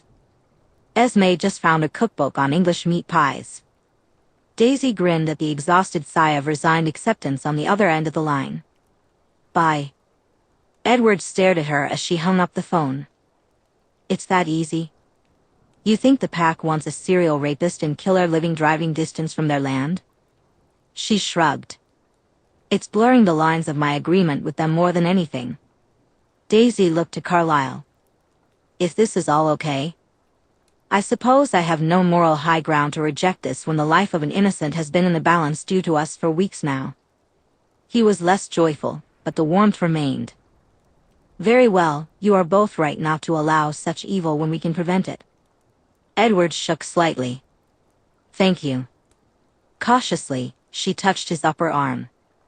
"You're not wrong about anything you said. But it's nothing to be ashamed of that you can't kill without it haunting your soul." He breathed out, nodding with something like relief. "So, do you want to give me a description of a location, or are you leading me there and pointing him out?" Carlyle's golden eyes seemed to burn into her. Yet, she didn't regret her offer, even if it made things a bit awkward. She also considered the odds that Bella Swan might end up stalked by a vampire and a human serial killer on the same night in Port Angeles while dress shopping. It wasn't a huge city, which didn't help those terrible odds. Daisy didn't hesitate as her teeth sank through flesh like hot butter, followed by the hot gush of euphoria. Daisy tossed a piece of lettuce at Rosalie's face. "Are you capable of not glaring the food to death? It's already dead." Rosalie breathed in, her rage palpable. "Pardon me for caring about the safety of our family." She picked up the piece of lettuce off her face and dropped it. "Hey now, we need to keep things clean." Emmett laughed as he caught the lettuce before it could hit the floor. "What if we give the human food poisoning, babe? We'll be safer if she keels over from it," Rosalie snapped, rolling her eyes. It was going to be chaos until Bella got changed. But the writing was on the wall. A human had survived being alone in a meadow with a vampire. A vampire that was stalking her. Actually, Daisy looked at the others. Was I this bad when Alice brought me here? Rosalie and Emmett both lost it. Emmett doubled over with howls of laughter, while Rosalie's head fell back, her peals of hysterical laughter echoing through the kitchen. "I'll take that as a yes." Daisy was grateful for being supernatural, because she would have been blushing hard if she still had a heartbeat. Esme reached out, ignoring Carlyle's snickers behind his hand, even though she looked like she was barely holding back her own laughter.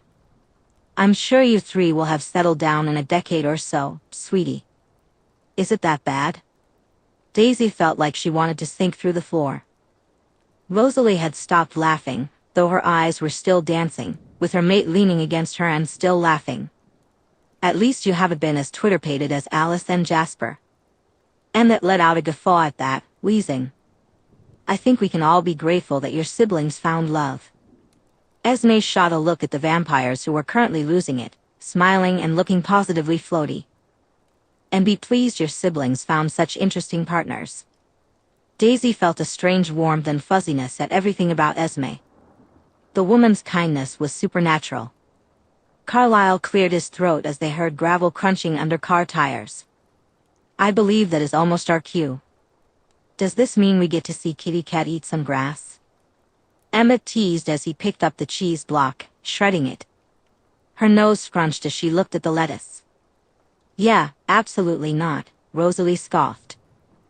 "Of course not, the lettuce is for the human." Her tone turned irked. "Is she even Italian?" "Her name is Bella," Emmett said, looking at Rosalie as if that settled the matter. Daisy bit her lip to keep from snickering. It was clear they were from a time before names began to drift from immigrant communities. Emmett had also been a rural boy when he was human. Carlyle's voice was calming, bringing warmth that dropped the tension. "I'm sure she'll love it no matter what. And we get to feed it to the wolves if she doesn't." "Or do wolves not eat vegetables either?" Emmett paused, clearly trying to remember if he'd ever seen the pack eat something green. Daisy was glad she had eaten, as the smell of human faintly reached them. She understood why Edward hadn't wanted her near his human. The whiffs of Bella from Alice or him hadn't done her justice. Bella Swan smelled delicious. "Here comes the human," Rosalie said, her voice mocking but unable to dent the mood of giddy excitement. It was sweet how excited they all were for their family member finding love, and quite possibly a mate. Well, except for Rosalie. It was amusing to see it for what it was, especially since Rosalie had been confused about being on the receiving end just months earlier. Daisy leaned against the counter, ensuring Rosalie was between her and the fastest route to where the human was about to arrive. She had been ready to fight a coven for Alice hours after meeting her. Now, months later, Edward was bringing his human into a coven house. Daisy could lower the threat level a bit. She smiled at the sound of Bella and Edward talking. Their banter about vampire castles was cute, very high school. Daisy was determined not to let Alice convince her to go to high school. Meanwhile, Edward led Bella into the kitchen, his body angled toward the pretty brunette. Bella, the girl next door, was sweet but slightly shy, and Daisy noticed her pulse was a bit fast. That type of girl suited Edward. He always seemed drawn to them. Esme couldn't hide her joy at seeing her first son bring a girl home. She practically glowed as she greeted them, stepping closer while being careful not to crowd Bella. "Bella, we're making Italian for you." "Oh, Bella replied, sounding slightly startled. Daisy understood. The Cullens were a lot to take in at first. This was going to be amusing. If Edward was smart, he would follow Alice's lead and quickly take Bella to his room. Instead, he was being unbearably polite, his quiet nerves visible but accompanied by a new lightness that Daisy hadn't seen before. "Bella, this is Esme, my mother," Edward introduced. Bella's shoulders were slightly raised, but she managed a hesitant smile. "Buongiorno." "Molto bene," Esme replied, delighted. Daisy noted that the human was braver than Alice had thought. "We're happy to have you in our home. We've been enjoying using our kitchen lately," Carlyle said as he dried his hands. "I hope you're hungry." Esme was thrilled to have someone to cook for, especially since she could watch Bella eat beside Daisy. "Yeah, absolutely," Bella said, her shoulders relaxing a bit, showing a pleased bounce. It wasn't the vampires that had her nervous if her anxiety was fading this quickly, even if she was half hiding behind Edward. She clearly wanted to impress the family. That was Alice's cue. She had warned Daisy to jump in at this moment. "You'll have to tell us what lettuce tastes like." Daisy thought Alice was telling her to be quiet, but she couldn't help herself. Daisy grinned and waved at the human who suddenly looked her way. Edward hesitated before speaking. "Bella, this is Daisy. She's..." "Hang her on to the family," Daisy interrupted before he could struggle to explain her connection to Alice and Jasper, but not being part of the coven. "Oh, hi," Bella said, tilting her head slightly, a flicker of confusion on her face. "Lettuce doesn't really taste like anything, mostly," Emmett said, sounding baffled. "Why do humans eat it?" "It's good for us," Bella replied, a smile on her lips. "I'll get the plates," Carlyle announced, heading to the cabinet, practically bursting with pride. Rosalie set the bowl down on the counter, nearly breaking it. "Perfect. Let's just keep pretending this isn't dangerous for all of us," she said, her voice halting everyone. Bella's doe eyes widened as she communicated with her whole body, a habit she seemed to have. "I would never tell anybody anything," she insisted. "She knows that," Carlyle said gently to Rosalie, who was clearly upset. "Well, the problem is, you two have gone public now," Emmett chimed in, standing beside Rosalie. "No, she should know," Rosalie snapped, her frustration evident. "The entire family will be implicated if this ends badly." Bella shrank against Edward again. "Badly as in, I would become the meal?" Hearing her say that made the Cullens burst into laughter. A faint sound came from outside the house, and Daisy perked up, her head swinging toward the entrance off the porch. Emmett snorted. Not that bad, kitty cat. He reached out, messing up her hair. Fuck off, she grumbled, swatting his hand away. But Daisy couldn't help smiling as Alice came prancing in. Alice entered the house with Jasper right behind her. Hi, Bella. Alice's voice was musical as she moved gracefully toward her human friend. I'm so happy you're here. Hey, Bella replied, looking nervously pleased to see Alice. She quickly returned the hug as Alice darted forward, wrapping her arms around her. Daisy caught Jasper's eye and tilted her head slightly in question. He gave her the faintest nod to indicate he was fine, despite how delicious Bella might smell. His Day regimen was paying off. She smiled at the warmth spreading in her chest from him. I'm so happy you know. We'll have so much to talk about now. Alice exclaimed, bouncing back to Jasper and checking in on him with a quick glance. Yeah, that sounds good, Jasper said, his smile reassuring Bella. Daisy felt confident that Bella's pleased reaction to Alice ensured she would be changed, not harmed. There was a slight pause, and Daisy thought meeting the family was almost as awkward as the first day in a foster home. Carlisle's voice filled the silence. Sorry, Jasper is our newest vegetarian. It's a little difficult for him. Alice touched Jasper gently. He's okay. He's been doing better. It's a pleasure to meet you, Jasper said, giving a formal nod to Bella. This explains so much about how my first meeting with you all went, Bella replied, clearly overwhelmed by the awkwardness. Daisy decided to step in because Jasper's attempt at friendliness was adorably awkward, and she needed to do something about it later. Come on, let the human eat. Free her from the firing squad, Daisy said, rolling her eyes at the attention. Of course, please, Carlisle gestured for Bella to come further into the kitchen as he set down plates. He paused only to smile at Daisy with a look of pride that was almost overwhelming. Esme moved quickly to grab silverware, while Edward softened his expression, offering an encouraging smile as he reached out. Jasper hovered behind Bella to guide her inside. The lingering sorrow he felt was eased by a tender happiness on his face. He was clearly pleased that the family, except for Rosalie, was happy to see Bella. You're going to hate the lettuce, Alice said as she skipped to Daisy's side and kissed her cheek, completely ignoring the surprise on her human friend's face. Daisy leaned into her maid and asked, Does this mean I get to not eat lettuce? Chapter 49. Alice adjusted the baseball jersey on Daisy, feeling delighted that it fit perfectly. She had taken in the seams just as she intended. Leaning up, she pressed her lips happily against her mate. Perfect. How long have you had a baseball jersey in my size in the closet? Daisy asked, laughter in her voice as she looked at the closet. Since last summer, Alice replied, humming happily as she double-checked that Daisy's hair was the perfect braided crown she had created. She planned to try victory curls next weekend. Daisy's eyes widened slightly. You hadn't met me then? Alice was too pleased with her success to pretend to be modest. Not in person.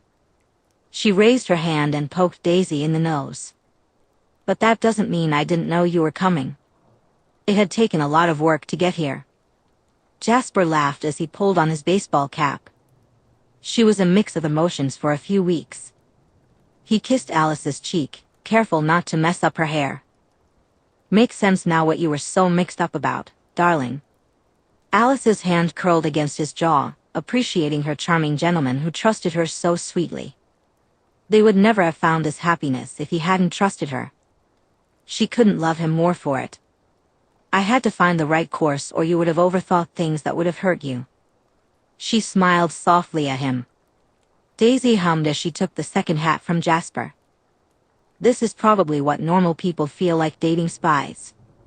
She tilted her head slightly to one side. Huh. Alice snagged the hat from her. Don't ruin your hair. She stuck her tongue out at Daisy. You can wear the hat after we get there. Reaching out, she caught Daisy's hand, entwining their fingers together with a happy hum. It had been so much work to bring them all to this moment, and it was entirely worth it. Not that she had known this was where things could be heading when she had that first vision. Of course. The future hadn't been this way when she had first seen it. How was she supposed to avoid spending a month searching the future to understand a brief flicker of Jasper kissing a strange vampire? So, baseball. Why are we playing a sport that's only less boring than golf? Daisy asked as Alice easily pulled her along out of their bedroom. Are you saying you don't know the rules? Jasper asked curiously, shouldering the athletic bag filled with bats as he loped along just behind them. Daisy huffed. I may know the rules. My foster family always had it on. But really? You're going to love it. Alice exclaimed, her excitement evident. Guess it's decided I'm going to like it then, Daisy replied, squeezing Alice's hand, her smile audible in her voice. Jasper's warm laughter followed. The booming voice of Emmett called from the entryway, where he stood with Rosalie leaning against him, his baseball hat on backward. Lovebirds.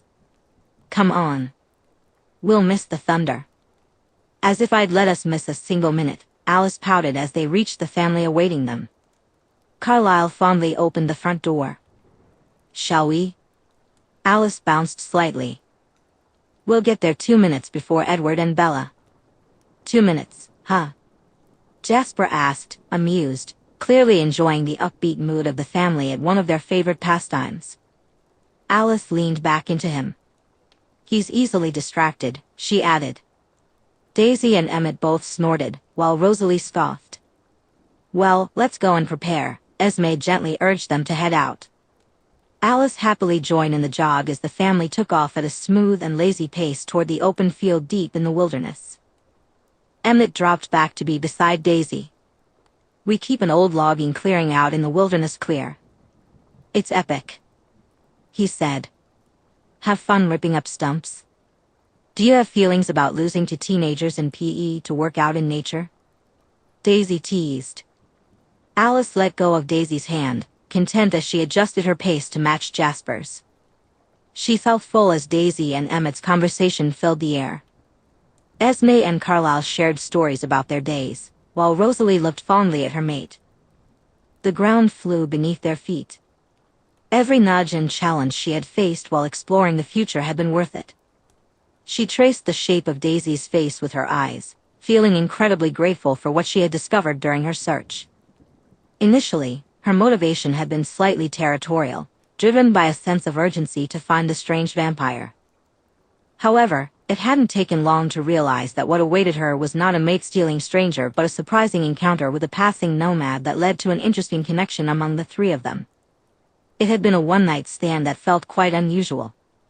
So many plans and decisions had unfolded, revealing the potential for much more. Alice sighed happily as they reached their baseball field. She and Jasper veered toward the outfield after lightly dropping the gear bag, which contained only a single ball in Jasper's hand. They had only taken a few strides toward the outfield when Daisy joyfully joined them. So, what are we doing?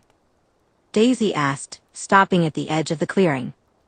Alice caught the ball tossed by Jasper and danced toward Edward and Bella, who were just arriving in the field. She practically floated across the grass toward her favorite brother and future best friend. It's time, she exclaimed. Just as she spoke, thunder rolled through the air, creating a wave of sound. This was what everything had been for, being here with the people she loved, their family complete. Alice tossed the ball up and caught it as she reached the pitcher's mound. She loved this game. 1,000 possibilities opened up around her, each a different path to explore. So many decisions awaited her, and she felt a rush of excitement. Alice was riding high on the wave of victory, thrilled to have them all together. At this moment, a new future emerged, cutting through everything else. Alice gasped as she saw 3 red-eyed nomads entering the clearing. She quickly looked at Edward and knew he saw the same thing she did. The blonde nomad would go straight for Bella if he caught her scent. In an instant, Edward was at Bella's side. Alice? Esme asked, tension evident in her voice and on every family member's face. I didn't see, I couldn't tell, Alice whispered. She had been so sure. Everything had seemed clear, but not this. The family gathered around Bella, sweet, scared, human Bella. What is it? Alice?" Carlyle asked with gentle authority as the last of them joined their tight circle. They were traveling much quicker than I thought. I realized now I had the perspective wrong before. Alice felt shame wash over her for making such a large mistake. The gentle touch of Daisy's hand on her back was a gift she didn't feel she deserved at that moment. Jasper protectively stood beside her. "What changed?" he asked, his eyes scanning the tree-line. "They heard us playing, and it changed their path." Alice should have seen it. Why hadn't she looked for the nomads after they decided to play? Carlyle's voice was firm as he looked at Edward. "How soon?" Edward scowled. "Less than 5 minutes. They're running. They want to play. Can you make it?"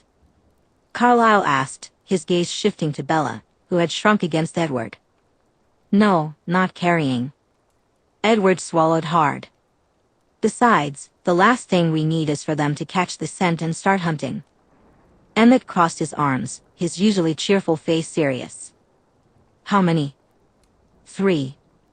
Alice hadn't seen the faces of the nomads she'd never met before. Emmett scoffed. "3. Let them come." Carlyle was silent for a moment, considering. Then he made a decision. "Let's continue the game." Alice said they were simply curious. "I'm sorry." Alice looked into Bella's eyes.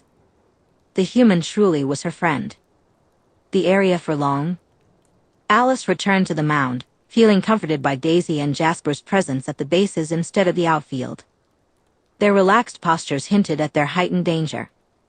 As they played, which was more like bunting the ball while remaining tense, Edward and Carlyle positioned themselves to defend Bella.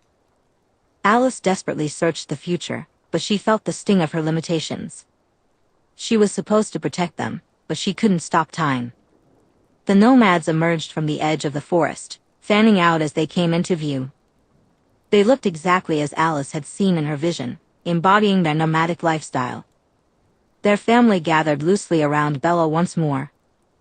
Jasper and Daisy exchanged a brief look, and then Jasper stood with Emmett, flanking Carlyle, and hopefully, by chance, Bella too.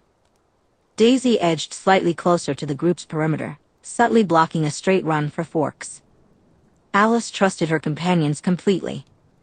She settled between them, prepared to assist either based on her visions or their actions. "We thought we heard a game," the dark-haired nomad in the center spoke. His relaxed voice hinted at Jasper's influence, calming their instincts. "I'm Laurent, and these are Victoria and James." He gestured to the blonde man and woman, whose hair resembled wildfire. Carlyle smiled, maintaining a polite and calm demeanor at the center of their family. "I'm Carlyle. This is my family, Emmett, Jasper, Rosalie, Esme, Daisy, Alice, Edward, and Bella," he introduced them, gently indicating each member. Laurent's voice carried an easy confidence, bolstered by Jasper's calming presence. "Do you have room for a few more players?" Carlyle remained friendly, unaffected by the nomad's influence. "Actually, we were just finishing up. But we'd certainly be interested another time." "Are you planning to stay in the area for long?" "Are you staying in the area for long?" "We're headed north, in fact, but we were curious to see who was in the neighborhood. We haven't run into company in a long time." The open curiosity on Laurent's face was easy to read, and it was warranted, no matter how much it frustrated Alice. After all, they were the largest coven on the continent. "No, this region is usually empty except for us and the occasional visitor, like yourselves," Carlyle replied. Laurent had what could even be called a smile on his face. "What's your hunting range?" "The Olympic range here, up and down the coast ranges on occasion. We keep a permanent residence nearby." Alice wished desperately that it was Carlyle with Edward's ability. She felt that the more he said, the more the nomads would ask. "Permanent? How do you manage that? Why don't you come back to our home with us, and we can talk comfortably?" "It's rather a long story," Carlyle suggested. Alice didn't dare take her eyes away from the nomads. She refused to let any vision beyond a few seconds cloud her senses as Laurent and Carlyle politely discussed a visit between their covens. Even in the brief flickers of the future, the way James's blonde eyes followed her made her uncomfortable. She didn't want them in her home. Their home. Carlisle's voice caught Alice's full attention. Emmett and Alice, you can go with Edward and Bella to get the jeep. His tone was casual, giving them a chance to get Bella away from danger. For a moment, the future seemed to support Carlisle's plan. Then the wind shifted. The future changed. James's head whipped around, nostrils flaring as his eyes landed on Bella, even as Edward stiffened. James lurched into a crouch, and Edward snarled with feral fury. The moment of peace shattered, turning into a standoff. Then that future shattered as Daisy made a decision. It happened quickly, without hesitation or question. James lurched, and Daisy lunged. James twisted, but it wasn't fast enough. Daisy's hand caught his forearm and twisted it. The combination of speed and momentum sent James off balance, right toward Jasper. At the same time, Daisy shot off toward the redhead who was furthest from their family. Without hesitation, Jasper grabbed James by the throat before the nomad could regain his balance. Then he twisted, sending James's body spinning away while still gripping his head. As Jasper moved, Daisy aimed for the redhead, who was already spinning to dodge her attack. But Daisy's arms shot forward as she shifted, her claws catching the woman's elbow. In an instant, she was on top of her. Laurent turned and ran, but he only made it 3 steps before Emmett slammed down on him. A horrible screeching sound filled the air as Daisy and Emmett tore into the nomads. In less than 3 seconds, it was over. Silence settled. Emmett bounced back to his feet. "Damn, well, that's one way to do it," he said. Alice gasped in relief as the unsettling images of uncertain futures faded away. She shot forward and half collapsed against the soft, orange fur of her mate. "Thank you," she whispered. The thundering sound of Bella's heart and Edward's soft murmurs of reassurance reminded Alice that everything was okay. "Of course, this would turn into a mess," Rosalie said with a snide tone. Alice pressed her face deeper into the comforting fur for a brief moment before Daisy shifted back from fur and corded muscle to smooth skin, her muscles still slightly prominent. "Emmett, can you toss me your jacket?" Daisy asked, using Alice to maintain some modesty. "I got you, kitty cat," Emmett replied as he shrugged off the athletic jacket that Alice had bought for him. Daisy pulled it on, leaving herself mostly covered as she zipped it up. "Can all of you do that?" Bella croaked, her eyes wide as she stared at Daisy. Daisy grinned, while Emmett laughed and dropped an arm around her shoulders. "Nah, Kitty Cat's gift is special," he said. Carlisle stepped toward the ripped remains of the nomads, his voice grim. "I had hoped to end this without death. I mean, they're not dead yet." Daisy shrugged off Emmett's arm and met Alice's eyes. "If we just stick them in a box and ship them somewhere else, will they come back after they're done putting themselves back together?" Alice closed her eyes, visions rushing before her. She snapped them open as Edward snarled, both having seen Bella torn to pieces, their family hunted. "No, it'll be so much death." Rosalie made a sound in the back of her throat, then spoke matter-of-factly. "I'll get a flare out of the jeep to burn them then." Carlisle sighed. "Very well, though I take no joy in this." He looked at Daisy. "You didn't hesitate?" "Look at the trophies on him," Daisy said, tilting her head toward James's intact, if headless, body that was twitching. "He lived for the hunt." Edward confirmed this, looking at Daisy with gratitude. "He never would have stopped. When we moved to defend Bella, it was as if a switch went off in his head." "Huh, nice to know I wasn't wrong," Daisy replied, looking back at Carlisle. "I pick the human over random nomads. Every time." Jasper tossed the headless body onto the pile of torn shreds that remained of the female nomad. "Emmett," he said, and both of them quickly piled the parts into a single heap. "I'm sorry. I should never have brought you," Edward said, his voice pained as he curled protectively over Bella, who shivered, her eyes unable to leave the body pieces. "Carlisle, is this shock?" Carlisle turned toward Bella. I am sorry you saw this. Violence, Daisy said, touching Alice's chin. Her voice was low, meant only for Alice's ears. Hot chocolate and a blanket should help with the shock. Make sure you and Edward talk to her about everything before she goes home. It'll help. Jasper and I can handle cleaning up. How could Alice not love her mates when their hearts were so soft beneath their scars? She kissed Daisy. Nonsense, we can all head home together. Alice looked over at Bella as she moved to help her friend. I know you're not going to the dance on Friday, but do you want to help me convince Daisy to wear something other than jeans for Sadie Hawkins? Rosalie stopped beside Emmett, holding a care flare. Anyone who doesn't want to see should leave. Edward lifted Bella into his arms and ran slowly out of the clearing. Rosalie ripped the plastic cap off the flare, pressed the scratch patch against it, and flicked her wrist to ignite it. Let's go home. Carlisle's gaze fell on Daisy. All of us. Daisy stilled, her eyes widening as she realized she was included in that statement, that she was accepted. Oh, but... Carlisle's face softened, a hint of a smile on his lips. He pulled a small box from his desk, opening it to reveal a pendant with the Cullen crest. He looked up, his smile growing as Daisy stepped into the office. She wore clothes laid over the back of the chair in their bedroom. The Carlisle of the present was kind. Perhaps a bit more hesitation before violence next time. As Jasper placed his hand on Daisy's shoulder and pressed a kiss to her hairline, her expression lit up. Sounds weirdly fun, she said. Carlisle sighed, shaking his head. Have you read Kant? Alice took a moment to savor this moment in time. Her eyes found Jasper's, sharing in the joy of their mate's acceptance. She turned to chase after Edward to help poor Bella. Well, more poor Edward, based on how the future indicated the rest of the evening would go. Alice felt giddy as she floated into the high school gym, her arm hooked in Daisy's, with Jasper just a step apart. He was politely escorting a stunned Jessica to the dance. There wasn't a flicker of vision about uninvited nomads crashing the party. She had even gotten photos before they left to pick up Jessica. The dance was filled with bright lights and colors as excited teens bounced to the upbeat music. It wasn't as nice as prom, but it was still a classic human experience to enjoy.